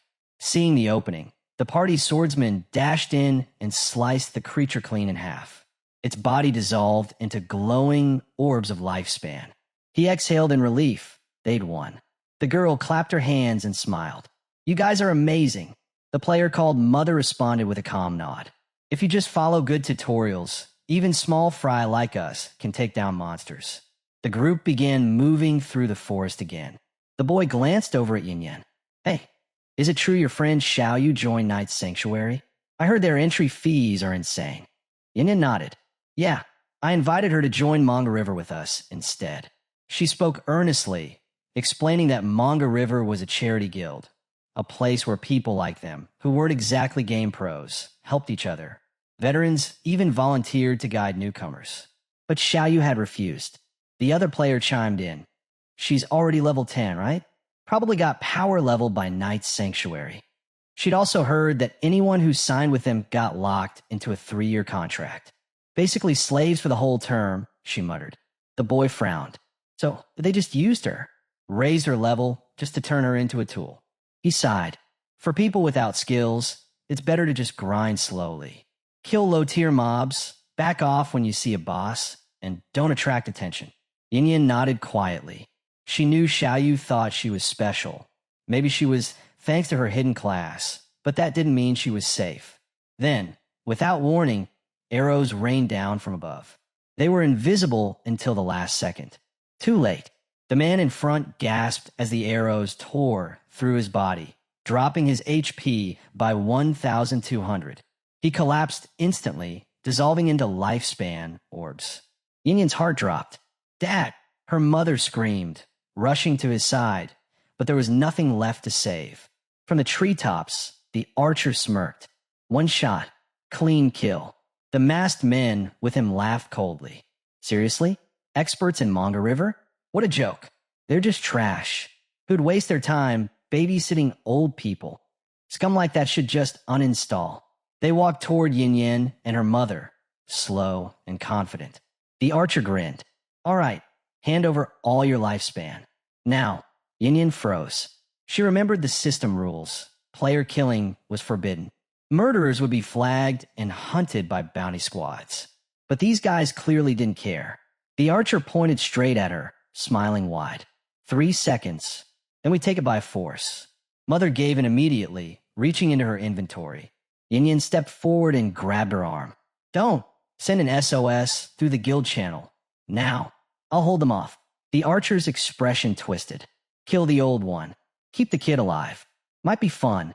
The masked thugs lunged forward. But just then, out of the shadows, a massive wolf appeared. Its jaws clamped down with a crunch. Yin Yin stood frozen, unsure what had just happened. The archer's face twisted in confusion, unable to process the sudden turn of events. Before he could react, before he could even take his next breath, his head was severed in a single, clean strike. Qing Feng had arrived. While his wolf tore through the remaining masked attackers, Qing Feng stood over the fallen archer, staring silently at the lifeless head. It didn't take long for him to realize the truth. This guy had been Shadow. Back in town, the archer and his men respawned. Their rage boiled over. One glance at their HUDs, and the fury turned to shock. They didn't just die, they'd lost everything. Every single bit of lifespan gone, and somehow, a massive portion of it had dropped and was now marked tradable. How? Even with killer status, that shouldn't have happened. Nothing made sense. They bolted toward the forest, desperate to kill monsters and recover what they could. If this continued, they were finished. But just as they neared the tree line, a strange energy swept over the area. In the next second, a massive sword made entirely of light slammed down from above, locking them in place. They couldn't move. Footsteps approached. 2 priests stepped out from the trees. The man in front was holding a skill book, calm and firm. We're official bounty hunters, he announced. Under system law, you're under arrest. He demanded their real-world IDs. The second priest stepped forward with a glare. Resist, and we'll drain your lifespan to 0 on the spot. Back in the forest, flowers began blooming from the archer's corpse. Yin Yin's eyes widened. She felt overwhelmed with relief. She turned to Qing Feng. Thank you. If you hadn't shown up, we would have died. He didn't reply right away. His gaze dropped to the ground. Chu Yan, she's something else. Brave, kind-hearted, strong, so unlike Qin Xiaoyu. How had the two even become friends? But it didn't matter now. Their paths had already split. And just like that, Qing Feng vanished. No sound, no trace. Yin Yin and her mother looked around in confusion. Where did he go? Her mother asked. Yin Yin stared at the orb of lifespan on the ground, wondering quietly, is this Dad? She had no answer. Her mother scanned the area. Where are the others? And how did Shadow just disappear like that? I don't know, Yin Yin said softly. All I know is he's the #1 shadow boss in the world. Meanwhile, deep in another part of the forest, a group of players huddled near a glowing ruin. One of them glanced at the time. Captain Anu said Shadow would be here any minute. It's been almost half an hour. Think he chickened out? Someone asked. Another shook their head. No way. But still, these bosses revive over and over. Even Shadow can't win against that. As they talked, an unseen figure passed silently between them, completely invisible. It was Qing Feng. He was already on the move. He knew exactly what he was walking into. The ancient god slate, an item that could apply both a blessing and a curse to your equipment. With luck, it could even change class mechanics entirely. He'd once seen the 7th-ranked player in the world use 7 slates to summon the spirit of an ancient god and take down a legendary tier boss in one strike. Sometimes these bosses didn't just hide. They vanished completely, ultra-high stealth, deadly quiet. Whole teams would drop before they even realized they were being hunted. The group-type bosses spawned by the ancient god slate came with dangerous, unpredictable mechanics, each one armed with unique skills. As Qing Feng scanned the battlefield, he spotted several monsters standing still, eyes gleaming with eerie malice. He knew better than to underestimate them. Sometimes, these bosses remained hidden, completely invisible, cloaked in absurd levels of stealth. Players died before they even realized a fight had begun. Other times, the visible boss was nothing more than a puppet, while the real one, a summoner-type sorcerer, lurked somewhere in the shadows. In those cases, the fake boss would just keep respawning endlessly. According to official reports, killing even one boss caused all of them to revive, with a stackable berserk boost. Each time they came back, they got stronger. But what if he killed all of them at once? Would they still come back? It was a risk worth taking.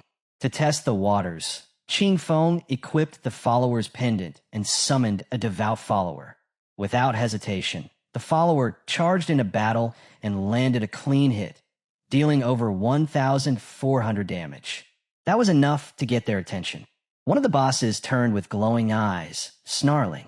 Moments later, the follower's body exploded into nothing. The others didn't even blink. Qing Feng narrowed his eyes. All of them were level 10. No damage reflection. Stat-wise, they were only about twice as strong as normal gold tier bosses. Manageable, but definitely not normal. He made his move. Shadow Ringblade. Crimson energy began swirling across the area, carving a path toward the enemies. Then came the poison darts, fast and precise, embedding directly into their throats.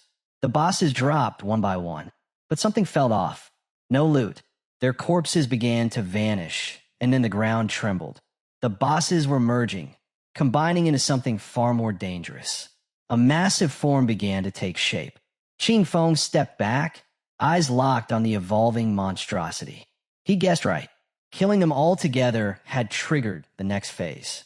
A giant boss now stood before him, its body covered in symbols. It let out a thunderous roar and charged.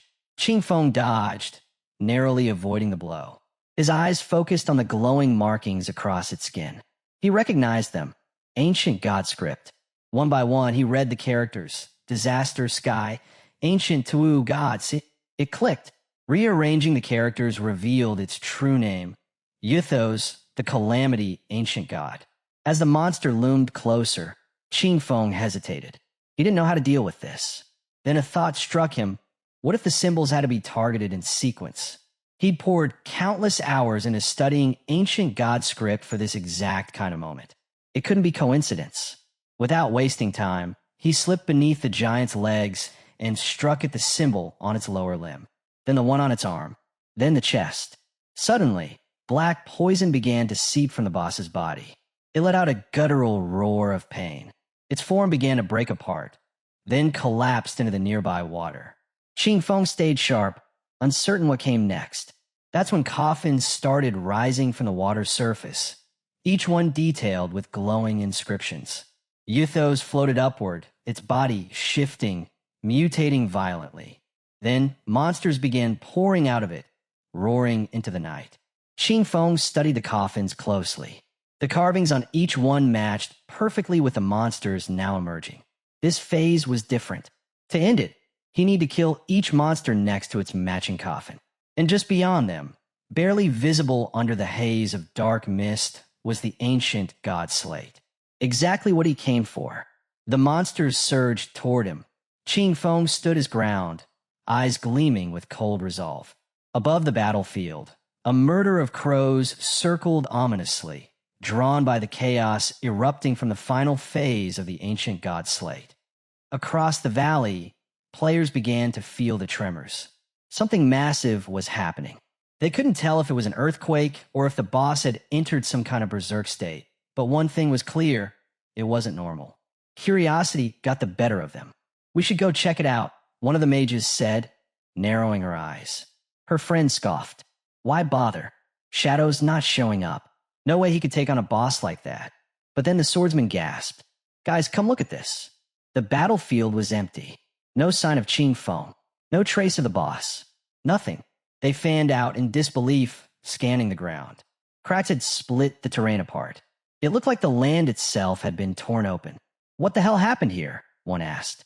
"Did an earthquake kill the boss?" A voice crackled through their comms. It was Captain Anu. "Stand down.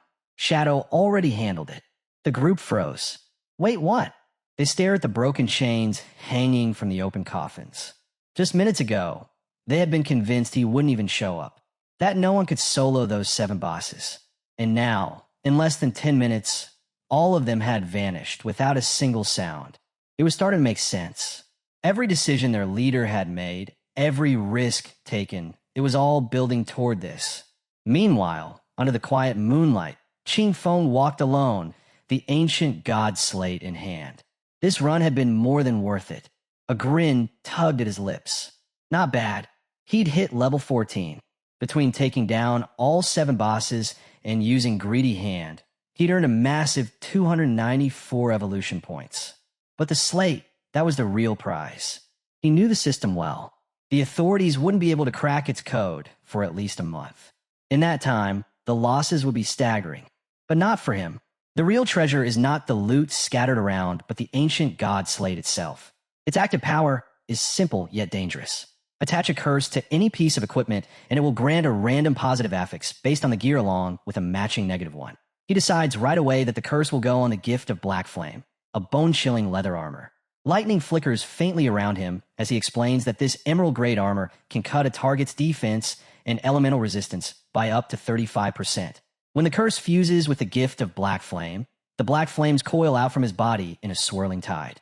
At the same time, a system prompt blinks into view, listing the newly gained positive effect and the accompanying negative affix. A thought hits him. Could the maximum stack limit of Black Flame really have jumped to 15 layers? If so, he can crush a boss's defense and elemental resistance into the negatives. This is exactly what he expects from an ancient god slate. Its positive affix is monstrous, and the downside is barely worth mentioning. Then our guy glances at his hand, now wreathed in yellow mana over a flicker of fire. He speaks the next words. Skill evolve. In an instant, Shadow Slash ascends to legendary rank. Now it is time to see exactly what new power it holds. He used 210 points on one upgrade, leaving him with 115. Shadow Flash Slash evolved, epic to legendary. The results were game-changing. Blink range increased to 40 meters. Stealth duration, now 15 seconds. Cooldown, reduced to 8.8 seconds. Slash count, 9 total, wider 6-meter area. Attack power, plus 700 per hit. But the biggest change? Each slash now granted a shield equal to 100% of his max HP. Stackable, up to 9 times. Lasting 60 seconds. If he landed all 9 hits, his effective health would be multiplied by 10. Margin for error? Practically gone. Qing Feng vanished into stealth, light on his feet, completely invisible once more. At this pace, he estimated he'd hit level 15 in just 5 more hours. And once that happened, it would be time. Magic City was next. Several hours later, Qing Feng arrived at the same ruins where the guild women were still beating Xiaoyu. To his surprise, they hadn't stopped. They were actually still at it. Ruthless didn't even begin to describe them. The white-haired woman casually stretched her arms, taking a break like it was just another day's work. She groaned as she slowly got up, her back and waist aching from the ordeal. Her friend, clearly annoyed, looked down at her swollen hand, grumbling that it felt like it was on fire after all the hits she'd thrown. Both of them spat near Xiaoyu, declaring they'd done enough for today. This beating should be a wake-up call. Bruised and battered, Xiaoyu struggled to sit up. Tears rolled down her cheeks. In her mind, all of this, every bit of suffering, was Qin Feng's fault. She had told him to cut things off, but he'd actually gone and done it. Didn't he know that when girls say stuff like that, they don't always mean it? Leaning on her magic staff, she slowly rose to her feet. Thankfully, she had already signed a contract with a knight's sanctuary. For the next 3 years, survival wouldn't be a problem. Though she had sacrificed half her lifespan, she'd still have enough to live and grow stronger, faster than Chu Yin and the rest. She activated her holy healing skill, a powerful spell that fully restored the target's health. One day, she swore she'd rise up and make sure everyone who mocked her paid for it, Qin Feng included. And those crazy women, they wouldn't get away either. But then, something unexpected happened. The healing spell activated and started restoring someone else. To her horror, it was Qin Feng, still hidden and invisible. Xiao Yu collapsed to her knees, stunned. She thought she'd failed the spell again and couldn't figure out where the healing had gone. Meanwhile, deep within the ruins of Magic City, a team of players faced off against a massive stone boss. The creature swung hard, but the tank stepped up and blocked it with a shield. Nearby, 3 hidden players watched the fight unfold. One of them was Chang Shirshir. She scoffed. So that's Daxia's elite? 18 of them for one boss, and they still don't dare to go all in. Her friend chuckled and told her to be nice. They were putting in work, so Shirshir's team didn't have to. We should at least act grateful, he joked. With a grin, she blew him a kiss. You're such a gentleman. But seriously, these pigs from Daxia hit like toddlers.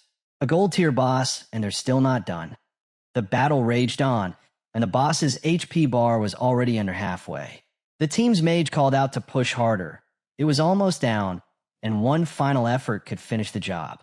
But just as he raised his staff to cast, a spear pierced through his chest. In an instant, his body disintegrated into pure lifespan. Standing behind him was a man from Chang Shirshir's crew, grinning coldly. Thanks for the free loot, he said. Chaos erupted. The Daxia players realized who they were up against. The Spade Gang, a ruthless group of female-led mercenaries made up of locals and foreigners alike. No one could believe their own kind would help outsiders slaughter their people. Still, the Daxia team refused to back down. Their leader rallied them. There's only a few of them. Let's take them out now. But she wasn't impressed. I'll wipe every last one of you pigs out, she snapped. Her second-in-command stepped forward, twin hammers in hand. With a roar, he activated Thunderous Tremor, slamming the ground and triggering a mini-quake that locked their enemies in place. Then, she calmly drew her. Her daggers flashed like lightning, swift, deadly, unstoppable. In just seconds, the players were down, lifeless on the ground. She scoffed at their weakness, shaking her head. Daxia's warriors? Nothing but trash in her eyes. Her gaze darkened. She knew the authorities in Daxia had already flagged their group. Not that it mattered. To her, Daxia was just a festering dump, crawling with worthless fools. One of her teammates pointed out that they were just regular players, no match for a crew backed by serious money. As the Fallen turned into glowing lifespan orbs, she reminded them they were still incognito, but just to be safe, it was time to move. North America was their next destination. Eyes scanning the battlefield, she made a decision. Once they got there, they'd start a new guild with one mission: hunt every last Daxia player down. The dark-skinned man with her liked the plan. The other asked what they'd name the guild. She held up her dagger, smirking. We'll call Alice. She dropped to the ground, relaxing and letting her thoughts drift to wild daydreams. That was enough for one day. Time to log out and celebrate the birth of Guild Alice with a proper party. Later, Captain and Yu appeared, waving at Chinfeng. With a sly smile, they invited him to discuss the cost of the hideout. They'd arrived at a price. Chinfeng asked for the number. 1,500, you said. He raised an eyebrow. Way too cheap.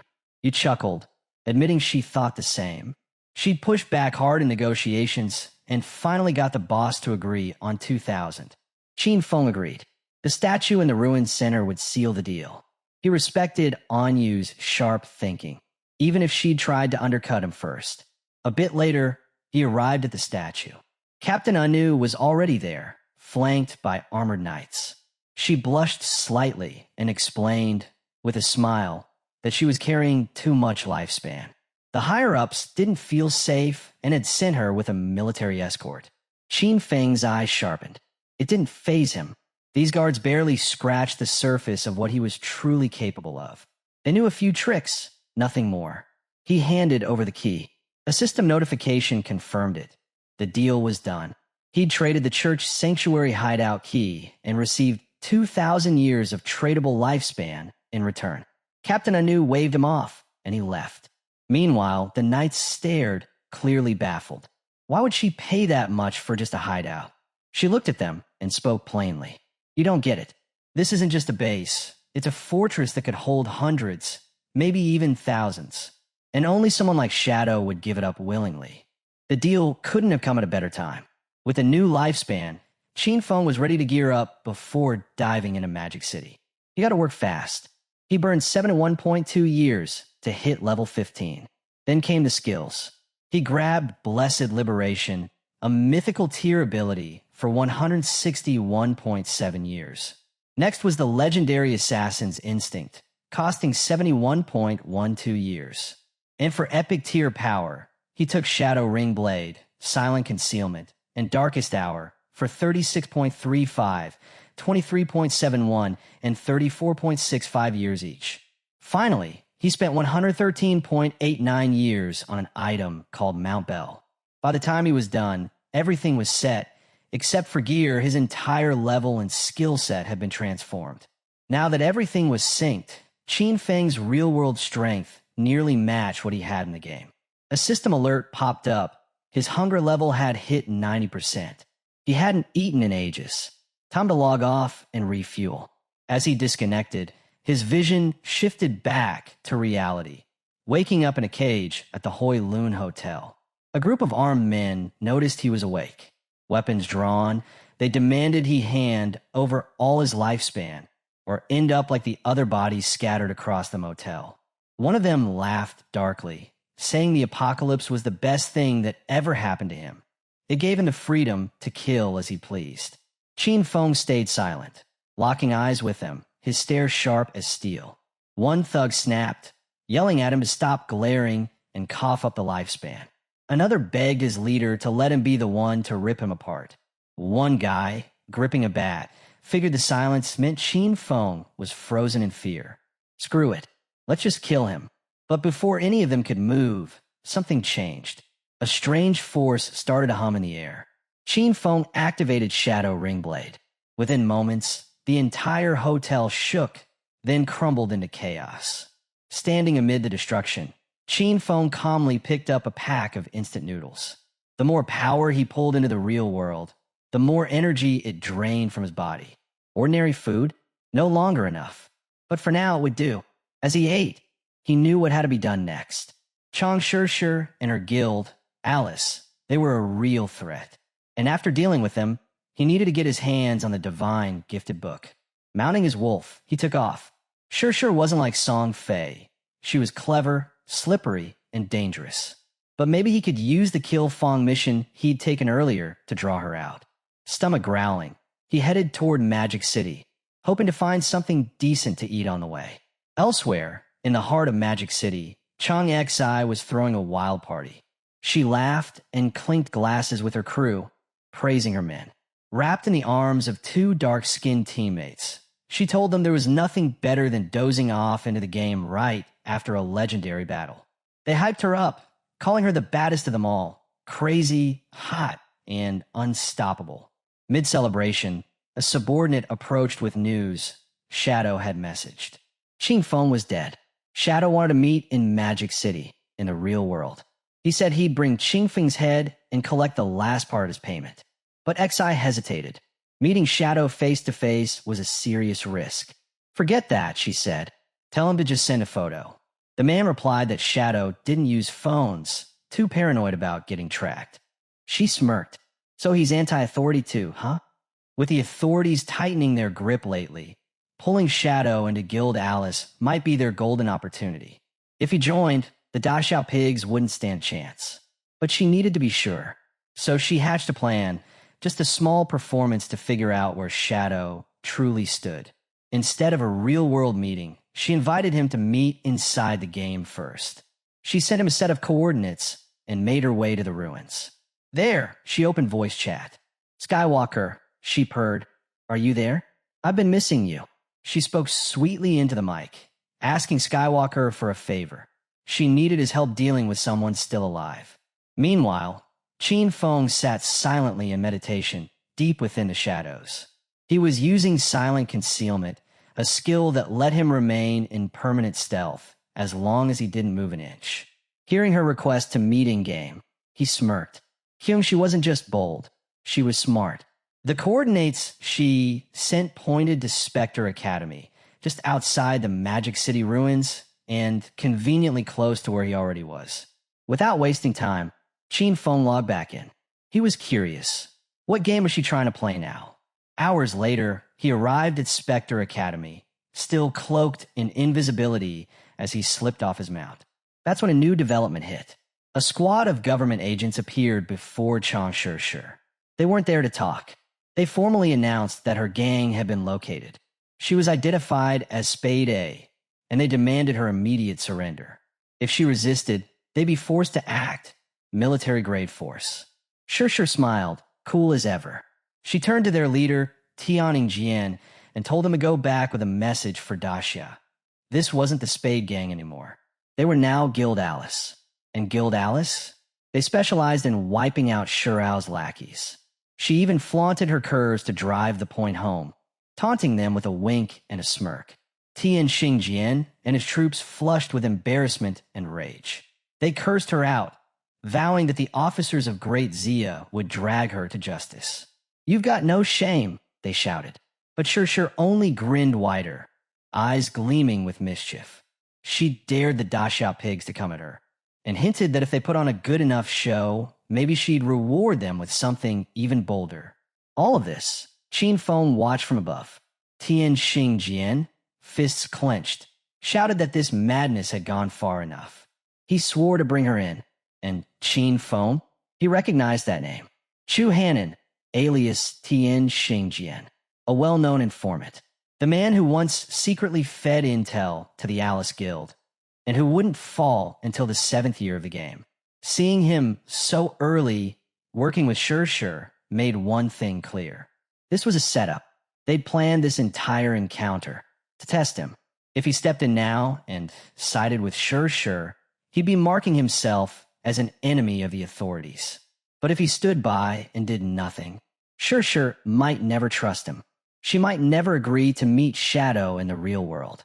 There was only one move to make. Qin Feng leapt from the sky, blades at the ready.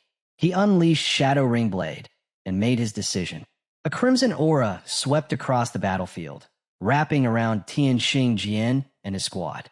One by one, their health drained to 0. System alert. Tian Xingjian and his men defeated. Lifespans rose from their bodies and scattered into the air. Shi and her people blinked, startled. What just happened? Then Qin Feng stepped forward from the shadows. Our hero calmly introduced himself simply as Shadow. Hearing this puts Shi on edge as all washes over her and a flush rises to her cheeks. This is the powerful man she always dreamed of meeting. She wept that fate-cursed Shadow as a Daxia pig and wondered why the strongest man alive had to be from there. To her it was unfair, saying Daxia did not deserve him. Her subordinates saw Shadow deal over 40,000 damage in one strike and gaped. They rushed to greet him with respect, nearly tripping over themselves. Moving with the speed and finality of a thunderclap, our hero severs the head of 2 men on the spot, their bodies dissolving instantly into shimmering orbs of lifespan. His expression stayed cold as he pretended not to understand, though he guessed they were talking trash. She was stunned and quickly explained they hadn't insulted him, only greeted him. Our boy just shrugged and gave a sly apology, suggesting everyone stick to Daxia in this part of the world to avoid accidents. Then, he said it was time to begin the exchange. But before anything else, he told her to put some clothes on. She asked with a grin if he had brought Qin Feng's head. Inwardly, she found Shadow's eccentric attitude bizarre, but that only made him more interesting. Our hero said he did have Qin Feng's head, but couldn't show it in the game. If she wanted proof, she would have to see it in the real world. She said there was no need since Shadow had already proven himself and confirmed the deal in the system, transferring him 1,500 days of tradable lifespan. Our guy was ready to leave, but she called out, asking him to wait. Smiling, she proposed a partnership. She had the money, he had the skills, and together they could handle any job. She brought up a new assassination target and invited him over that night, promising to satisfy him. Our boy asked her directly who the new target was and what sort of reward was on the table. As she logged off, she told him to meet her in person for the details. The reward would be several times what he earned tonight, and she would wait at Magic City's port. He wondered if her place at the city port meant a private yacht, the kind of high-stakes meeting he expected from her. Meanwhile, not far from the statue, Haonan and his crew were using some magic circles. Haonan was furious, cursing our boy and convinced he would betray the authorities sooner or later. Still, he had to admit that getting Shi and Shadow to team up was a win of sorts. He pinned the whole mess on Jianghai City's short-sighted leaders, who kept provoking Shadow again and again. He told Lin to gather the team's lifespan fast, with action coming and every edge needed. Lin, calm as always, only nodded. She knew that if Shadow had really joined forces with Spade A, they might have to take him out even at the cost of their lives. But she also knew the gap was huge. She hadn't even seen him move before the fight was over. Hours passed until just past midnight, when a lone figure boarded the yacht in Magic City's port. He introduced himself to the guards as Shadow and said he had come for Spade A, and they recognized him at once, greeting him warmly and saying they had been waiting with everything ready for departure. After a while, the ship sailed deep in the ocean, and Shurshur made her entrance. She wore a stunning red dress and carried 2 glasses of wine. She handed our boy a glass with a playful toast to their first real-life meeting, teasing that she never expected the infamous Shadow to be just as mysterious off-screen. Our hero wasn't one for small talk and asked straight out who her target was. She only grinned slyly and dodged the question, teasing that it would be a waste to talk business on a night like this. Better to enjoy the moment, she said, since there would be plenty of time for deadly deals later. Raising her glass, she urged him to toast to their beautiful evening. Shadow grabs the glass and drinks it all in one go. As soon as he drinks, Shurshur's smile turns a little mischievous, and she pushes our hero onto the sofa and moves closer to him, wrapping her arm around his and asking if he was feeling anything yet. She said the drinks contain her secret recipe that could make even a tough guy like Shadow follow her commands. This baddie just got to her knees looking wild. She told him he needs not to remove his cloak until they both would reach their peak. She literally started sucking out the talent of our boy. As he keeps doing that, our hero, strangely, doesn't stop her, but sweats up as she cries out loud for him to come out. Suddenly, blazing green flames burst from Shadow, heat blasting out in waves. Shurshur jumps back in pain as the flames catch her completely. Suddenly, a figure materializes from thin air beside her and snatches the gold-tier protective pendant from her neck, the one that saved her from deadly attacks every 300 seconds. It's Qin Feng, exuding an overwhelming dark energy. Shurshur freezes and asks, didn't Shadow kill him? Our boy calmly tells her that if Shadow didn't kill him, then there's only one explanation, that he is Shadow. She backs away, looking at the man she is riding wild. As his cloak slides, the hooded figure pretending to be Shadow is just a summoned minion, who might be blushing from what freaky happened moments ago. Seeing all this baddie drops to her knees, saying, Daddy, please forgive me. In this slaving pose, she cries for mercy and confesses her wrongdoings and offers her life in a last-ditch effort, pledging to be his slave if he just lets her live. Our hero shrugged her off and asked about the 5 foreigners she had with her. In a pitiful attempt to appease him, she barks like a dog, begging him to let her live. But before she humiliates herself even more, our hero twists her neck and breaks it within a split second. The system interface notes that he obtained 659 years of tradable lifespan. As she dies, he takes a quick look at her phone. On the other side, we see many boats sailing towards a ship. Without hesitation, our hero calls the authorities using her phone, reporting the grisly massacre. A mass murder tied to the heirs of the Qian group is no small affair. Whoever makes the call claims the suspect matches Shadow for Forsaken by the Gods. The investigation unit scrambles. Haonan is one of the first to arrive, and he's furious. He can't believe Shadow has gone too far this time and says no one is above the law. To him, it feels personal and like an attack on the whole nation. As his boats swarm the yacht, he orders them to open fire to kill everyone on it. As they reach the yacht, the officers examine Shurshur's death and find a snapped neck, burn marks, and unknown DNA in her mouth. Haonan boils with anger, convinced Shadow has done more than take a life. Using her final words, he places a shaky hand on Shurshur and glimpses intel about her killer. Something feels wrong. He whirls around with his gun raised and calls an assault on 6 o'clock. But the warning comes too late. A venom dart shoots from the shadows and strikes his head. His glasses break, and he falls beside the body he meant to avenge.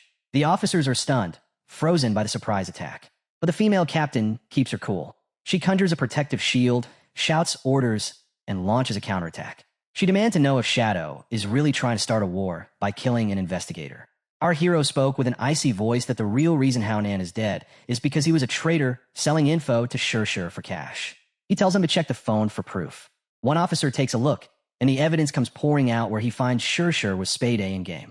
The captain says he needs to look herself too. The office tells her to wait, but she snatches the phone anyway. As she scrolls down and finds intimate photos of Haonan and Shurshur together, the truth hits hard. Her face goes red as she realizes that Shadow words are indeed true. He gained Shurshur trust just long enough to take her down, then exposed the corrupt investigator in front of everyone. In one brutal night, he wiped out a crime queen and a dirty cop.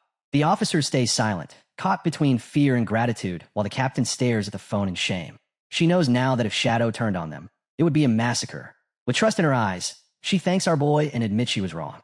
Then, without warning, she raises her gun and shoots herself in the leg. Officers shout in alarm, rushing to her aid, but she waves them away despite the blood running down her uniform.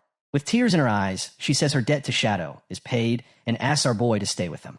The officers are shocked, but she dismisses their worries. Better to take the hit than risk doubt with Shadow. They carry her off. Meanwhile, our boy was watching from the roof. He couldn't help but be impressed by her act. He ponders she might become a top leader of Magic City's official force in future. Meanwhile, chaos is the norm elsewhere in the game. Near the ruins, monsters start popping up and attack two players who are struggling. A dude raises his shield and calls his healer to buff him up. The female healer, feeling clumsy and panicked, lifts her staff, but totally messes up as the monster devours his companion. Instead of healing her teammate, her spell hits a monster and the Melanine monster starts to heal. Suddenly, the monster fires a beam of energy that cuts through them. Her mistake empowers the monster and wipes out both of them. When they respawn, embarrassment covers their faces. She weeps and says it must be Shadow messing with her because she wanted revenge for Brother Song. Her friend slaps her on the head, almost throwing his eyeballs out her face. He says that Shadow wouldn't waste his time on a fool like her and points out that it was the Platinum Boss, the headless assassin, that took them down just because she strengthened it by a crappy mistake. Her teammate says if the guild leader picks her for the party again, he would rather die than let her make things worse. Before their argument can escalate, the Platinum Boss, the headless assassin, swoops down with a chilling, swirling aura. Her partner wants to flee, but she stays frozen in fear. The scene's shifted to a huge villa. Suddenly, a porcelain plate crashed to the floor and shards scattered across the shiny surface. A girl from the Eastern Clan stormed into the hall and yelled at the man on the phone. She called him worthless for blowing the chance to take down Shadow. After years hiding in the ranks, he failed when it mattered. Shadow had wiped out her family, and she could not let go of the weight. She vowed he would pay for every life he took. She reminded the man, even though his father-in-law was gone, and pushed him to act instead of sitting idle. Then out of nowhere, a young boy strolled in with an unsettling smile and wild eyes. It was her son, Tan. Behind him lay the body of a maid, a clear sign of how far he had fallen. She turned, suspicion in her gaze, but Tan only grinned. He said age meant nothing, and even though he was not yet 18, he was clever enough to outsmart Shadow. With a casual shrug, he laid out his plan. If Shadow loved killing, then Tan would feed him cannon fodder. Once Shadow arrived, he would lure him into the family's fireworks factory rigged with explosives. The whole world would witness Shadow's final fireworks show, and if he survived, he would never touch them again. Their family name would remain untarnished. The woman's face softened as she said Tan was far more useful than his father. Her scorn shifted to her husband, who listened nervously. He reminded her the officials still relied on Shadow, and his brothers couldn't step in. Whatever happened would fall on them alone. She brushed him off, determined to handle it her own way. She asked about the peasant who refused to give up her lifespan. Tan smirked with a twisted apology, admitting he lost his patience and that the woman would not be a problem anymore. Far away in the wreckage of a once demonic city, chaos erupted in the game, forsaken by the god. The healer girl, one of the last standing players, got taken down brutally. One by one, players dropped dead, invisible blades slicing through them without mercy. Panic spread like wildfire as everyone scrambled to escape, convinced that Shadow had gone off the rails and was taking them out. While chaos raged in the ruins, Shadow stood calm on the shore, facing the endless sea. The beach was breathtaking, a sharp contrast to the choice before him. He was about to bring his greatest treasure, his underground hideout, out of the game and into reality. The cost was steep, 1,315 years of his lifespan. The system asked for confirmation. As he accepted, the sea trembled and a massive underground fortress erupted into existence. A vast crater yawned at his feet above the waves, and the ocean surged back in. A system notification rang in his head, extraction complete. Shadow knew what was coming next. It was time to secure the Divine Tomb. Just as Shadow was about to jump back into the game, his screen lit up with an incoming call from Fong. Rumors were spreading that Shadow was on a killing spree, but Fong knew better. Shadow hadn't even logged in. After digging around, he discovered the real culprit, a platinum-level boss known as the Headless Assassin. It was so stealthy that even level 3 anti-invisibility couldn't detect it. Fong pressed him hard. Was Shadow going to step in? Because if anyone could take down a monster like that, it was him. Back in the ruins, adventurers were dropping like flies, their blood staining the stones as the assassin struck from the shadows. Even Fong's usually chill teammates were shaken. One of them vented in frustration, wondering what kind of insane platinum boss could waltz past their defenses like that. Her anti-invisibility should have caught the assassin, but it moved like a ghost. No signs, no warnings, just pure death. Everyone was on edge as another member warned them to stay quiet or risk becoming the next target. They scrambled to higher ground, desperate to spot her before it was too late. But fate intervened. One man slipped on a stray banana peel and spun out of control before he realized what had happened. At that instant, the monster struck, severing his companions into pieces. He shouted what was coming, but they were already dead. When he turned, the monster was behind him. He roared, demanding it use every move it had, unafraid. The assassin raised its arm to strike, but he leapt aside to dodge. It didn't pursue, just waited, patient as a predator, until exhaustion dragged him down. When he finally stopped and looked up, the monster still loomed with its blade ready. As he gave in, it ended him with a stealth-shattering strike, his head torn away by its brutal strength. The silence that followed was broken by blue flames crackling through the darkness above. From the sky, Shadow dropped like a phantom, landing on her back and driving his blade straight into the monster's core. He sneered, mocking her title as the so-called Headless Assassin. Moments earlier in the ruins, Shadow's sister had really messed things up, and everyone was fed up with her. One healing spell accidentally triggered the Headless Assassin, and her whole team went down because of it. No amount of pouting or begging could fix it. They told her she was useless and a burden, not worth the air she breathed, let alone their lives. Even the president, who usually kept his cool, had lost it this time. He told her if she wanted to be of any help, she should find a hideout, maybe a golden one in 3 years or platinum one in 10.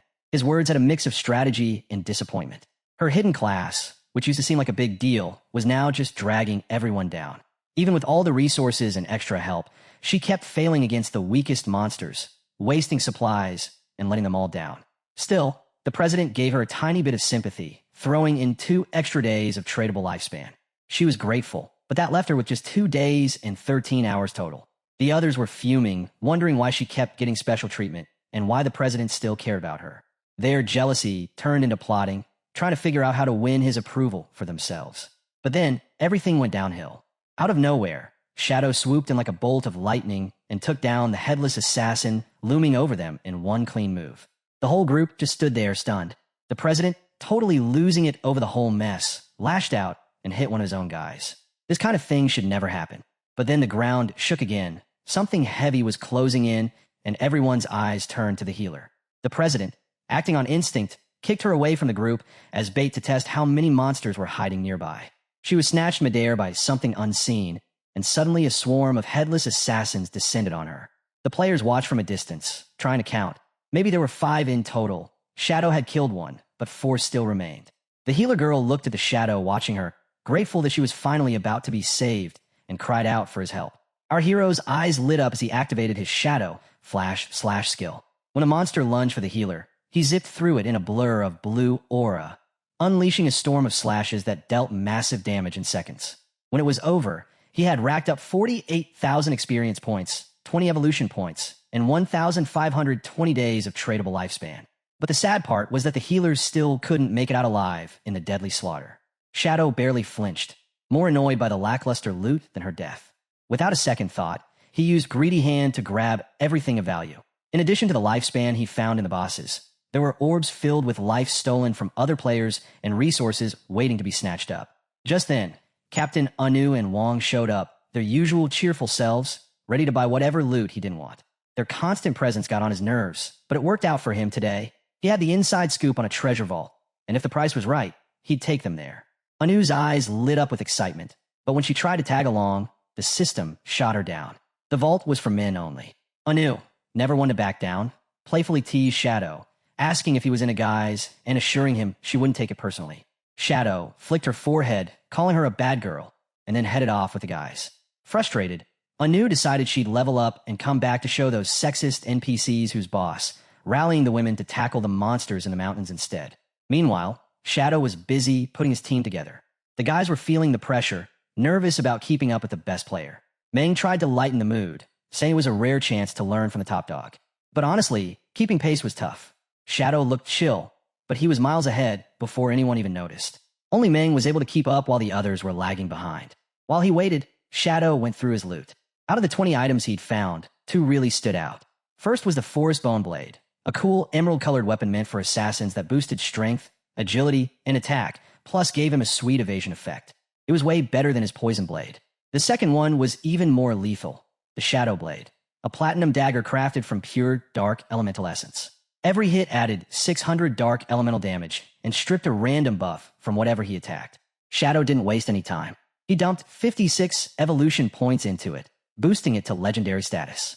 The upgrade made it seriously powerful. Every time he hit a weak spot, it refunded his cooldown time, so his special attack was basically instant. It felt like he could unleash it over and over. When he glanced around, everyone was left far behind him, and he wondered where they were. Now about 2 kilometers behind our boy, Meng rests on the rock, exhausted from trying to keep up while the other complains to keep up. Meng pulls his companions, but they act all drained of stamina. Qin Feng and his crew finally made it to the legendary Tower of Divine Authority, hidden deep in this ancient forest. Qin Feng turns to Meng and warns him that inside, they'll run into an NPC notorious for being insanely greedy. The stronger they fight, the higher the prices for his items, so he suggests holding back and using only a fraction of their power. Their real goal? Just take down the gold tier boss. Meanwhile, Meng and his guys are sprawled out on the grass, panting and soaked in sweat after trying to keep up with him. But Meng manages to raise a shaky thumbs up to show he's all in for the mission. As they reach the ancient doorway, Qin Feng gives one last reminder. Stay in team chat and don't let the NPC hear them, because the better they perform, the more the NPC will drain their resources. The doors creak open, revealing a floating, hooded NPC who greets them with a creepy cheer. The NPC mentions how heavy the weight of the Forsaken Gods must be for them. He explains that this is the Tower of Divine Authority, and they have to pass his test to earn the right to trade with him. The team exchanges uneasy glances, surprised by how lifelike the NPC is, especially since it knows their names. Someone asks what kind of boss they're up against, and Qin Feng calmly replies that they should just follow his lead. The party swordsman can't help but freak out. He bombards Qin Feng with questions. How long the fight will last, how many phases it'll have, what skills the enemy will use, whether they should focus on mechanics or just hit hard, if there are any instant kill moves, targeted attacks, or weak points to exploit. Wang Meng sighs and explains that the swordsman's been on edge ever since a past mission went south, and 2 members ended up losing their lives. Without wasting any time, Qin Feng tells the NPC they're ready to roll. The swordsman isn't exactly on board yet, but it's too late for that. The NPC bows his head with a sneaky gleam in his eyes and announces that the fun is about to start. Suddenly, a wild portal opens up, unleashing their opponent, a level 20 gold tier obsidian skull-splitting puppet. Even the experienced swordsman looks a bit freaked out, especially since their highest level is only 11. But Qin Feng isn't sweating it. He tells everyone to chill and reassures them that they've got this. With a nod, he signals Meng, who charges in with a shield and sword. Wang lands a solid shield bash on the puppet's jaw, making a loud thud. Furious, the puppet strikes back hard, sending Meng flying. But Qin Feng rushes in just in time to catch him. The swordsman and archer hesitate, but Qin Feng stays locked on the boss. He tells the archer to fire the starshine shot. Arrows whistle through the air and slam into the puppet, staggering it a bit. Then he instructs the swordsman to go for a triple ground slash, and the swordsman responds with a flurry of attacks that chip away at the puppet's obsidian skin. Dark goo starts oozing from the monster's mouth, which just makes it angrier. The puppet slams its fists on the ground, shaking the whole area and sending dust flying everywhere. But Qin Feng keeps his cool. He reminds everyone to stay sharp, saying that while the puppet hits hard, its attack patterns are pretty predictable. An intense aura starts radiating from the puppet as it enters berserk mode, and black energy wraps around the swordsman. Qin Feng quickly points it out and warns everyone to steer clear of the spreading black oil. The swordsman panics and scrambles away, while the archer barely dodges a massive blow. Qin Feng takes advantage of the distraction, jumping up and throwing the shadow blade at the puppet's face. The attack connects perfectly, taking off 4,500 HP. The furious boss roars, but Qin Feng immediately breaks its berserk state, leaving it wide open. Meng grins, saying that the hit really exposed the monster, while the swordsman beams with excitement at Qin Feng's spot-on move. The archer, still trying to catch his breath, wonders how Qin Feng figured out the NPC's prices would shoot up if they showed too much skill and when he learned these tricks. Qin Feng chuckles a bit, saying the game is full of secrets, ruins, and hidden clues. He adds that the real question is whether players actually explore and learn or just cruise along swinging their weapons. The swordsman and archer go quiet, but there's no time to ponder things. Suddenly, the golem's jaw cracks open and fire starts swirling around, forming this massive, destructive orb. Qin Feng is already on the move, recognizing the telltale spin indicating it's about to blast flames. He shouts at the team to dodge right away, warning that fire and oil together could turn them to ash in no time. Meng spots the swordsman running the wrong direction, but the warning comes way too late. Qin Feng quickly tells Meng to activate invincibility. Trusting his leader, Meng raises his shield just as the firestorm hits. The shield glows with power, holding back the flames and saving everyone from being toasted. Qin Feng gives a nod of approval and tells everyone to unleash their best skills. The party goes all out. The archer unleashes a storm of arrows, while the swordsman hacks into the puppet with wild precision. Meng keeps protecting his teammates from counterattacks without missing a beat. Their combined attack rips through the golem, racking up over 25,000 points of damage until the obsidian puppet finally crashes down with a huge thud. A system chime sounds, congratulating them on the win. They're all exhausted but thrilled, taking a moment to breathe easy, but Qin Feng is still on edge. He remembers that when the boss drops below 70% health, it goes into berserk mode. It won't calm down until that effect wears off. Up above, the floating NPC reappears, looking pretty pleased with themselves. The NPC gives a shout out to the chosen blue star for being the first to finish his trial. As he laughs, rare items pop up in the air like magic. He breaks down the next step. If they want to snag that divine gifted tome, it's going to cost them their lifespan. Looks like the real game is just getting started. The NPC raises his hand, and glowing runes float above his hood, spelling out the name Wickley. The party's swordsman freezes, but it's not the name that shocks him. His eyes are locked on Wickley's hands. He counts them again. 6 fingers. Wickley's gaze sharpens, a cold light flashing in his eyes. Out of nowhere, a thunderbolt slams down, striking the swordsman. The system flashes a damage count, 99,000. His body shatters in a glowing lifespan, orbs drifting away. Wang Meng stumbles back, shouting in confusion, demanding to know why the NPC attacked without warning. Qin Feng stays calm and explains. Wickley carries a taboo. For him, it's his fingers. Just pointing them out gives him the right to attack first. Without breaking a taboo, NPCs can't start fights on their own. Wang Meng asks if they can take him down, but Qin Feng shakes his head. Not yet. The system flickers, dropping a chilling truth. These NPCs aren't just game code. They're beings from other timelines who became divine, bound by old rules, wandering blue star to feed on players' lifespans. Wickley gives them a smug look, then waves his hand, revealing a spread of glowing tomes. He tells them to pick a divine skill book, pay with their lifespan, and get lost. Meng's eyes nearly pop out when he sees the collection. Some of the books can conjure food and water, perfect for survival and protection during disasters. The archer, on the other hand, is losing his mind over a divine mechanical made he spots. Qin Feng steps forward and calmly offers up 9,000 days of his tradable lifespan. In exchange, he walks away with a full set of the 9 Zhonghai City Divine books, a haul that not only secures his survival, but also boosts his progress toward leveling up in the Tower of Divine Authority's reputation. Once the deal is sealed, Qin Feng locks eyes with Wickley and declares he wants the hardest challenge. Wickley's curiosity turns into amusement. He laughs, saying Qin Feng wouldn't even make it past the first tier with his current skills, yet he still dares to aim high. He explains that the top difficulty comes with 5 levels, and the final one is guarded by a monstrous golden grade obsidian golem. Its attack, health, defense, and cooldown are all boosted 5-fold. The idea alone makes Meng and the archer pale. They struggled against the golem before, and now, with stats cranked up like that, it feels impossible. Wickley adds one last warning. If Qin Feng fails, every bit of lifespan he spent drops straight into Wickley's hands. But Qin Feng doesn't hesitate. He accepts instantly. Wickley's magic flares, morphing the broken golem into its terrifying, supercharged form, its golden armor gleaming with a deadly shine. Qin Feng knows Wickley's power runs deep. Boosting at 500% isn't even close to his limit. He once made his creations 2,000% stronger.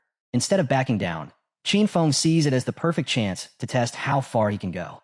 With a flick of his wrist, Qin Feng fires off a poison dart. Black Flame's gift activates, cutting the golem's defenses and elemental resistances by 7%. Gripping the emerald bone blade, he gains a burst of speed, double his usual, for 5 seconds.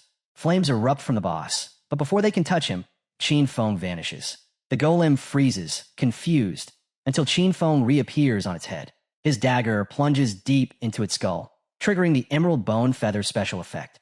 The monster roars, but Qin Feng is already gone, darting away at insane speed. Wang Meng and the archer can't believe their eyes. At first, they think it's invisibility, maybe just a super short cooldown. But then it clicks. It's not invisibility at all. Qin Feng is moving so fast, it looks like he's disappearing. His eyes flash as he chains Blessed Liberation into Throat Slash. In a blink, Shadow Dash lands clean, blasting over 100,000 damage in one strike. Black Flame's gift surges again, slashing the boss's defenses and resistances by 64%. Even with that, the boss's health barely moves, but Qin Feng isn't phased. He realizes the ancient Godstone tablet is amplifying Black Flame's gift far beyond its normal range. Normally, Shadow Dash would only deal around 18,000 damage, yet now it's dropping a third of the monster's HP in one go. The archer finally manages to follow his movements. It's not just the usual 3-strike cap. Qin Feng's attack looks like a storm of endless shadow slashes, each faster than the last. From the sidelines, Wickley frowns. The game on Blue Star has barely started, yet this player is showing strength and skill far beyond what should be possible. Qin Feng doesn't care. Throat Slash keeps doubling its damage every second. The golem shrieks as its HP plummets, blood spraying from deep cuts, until it finally collapses into a rain of lifespan orbs. The system announces the Tower of Divine Authority, cleared on 5th level difficulty with 15 reputation points and 75 more for the first solo clear. Across Blue Star, players are stunned.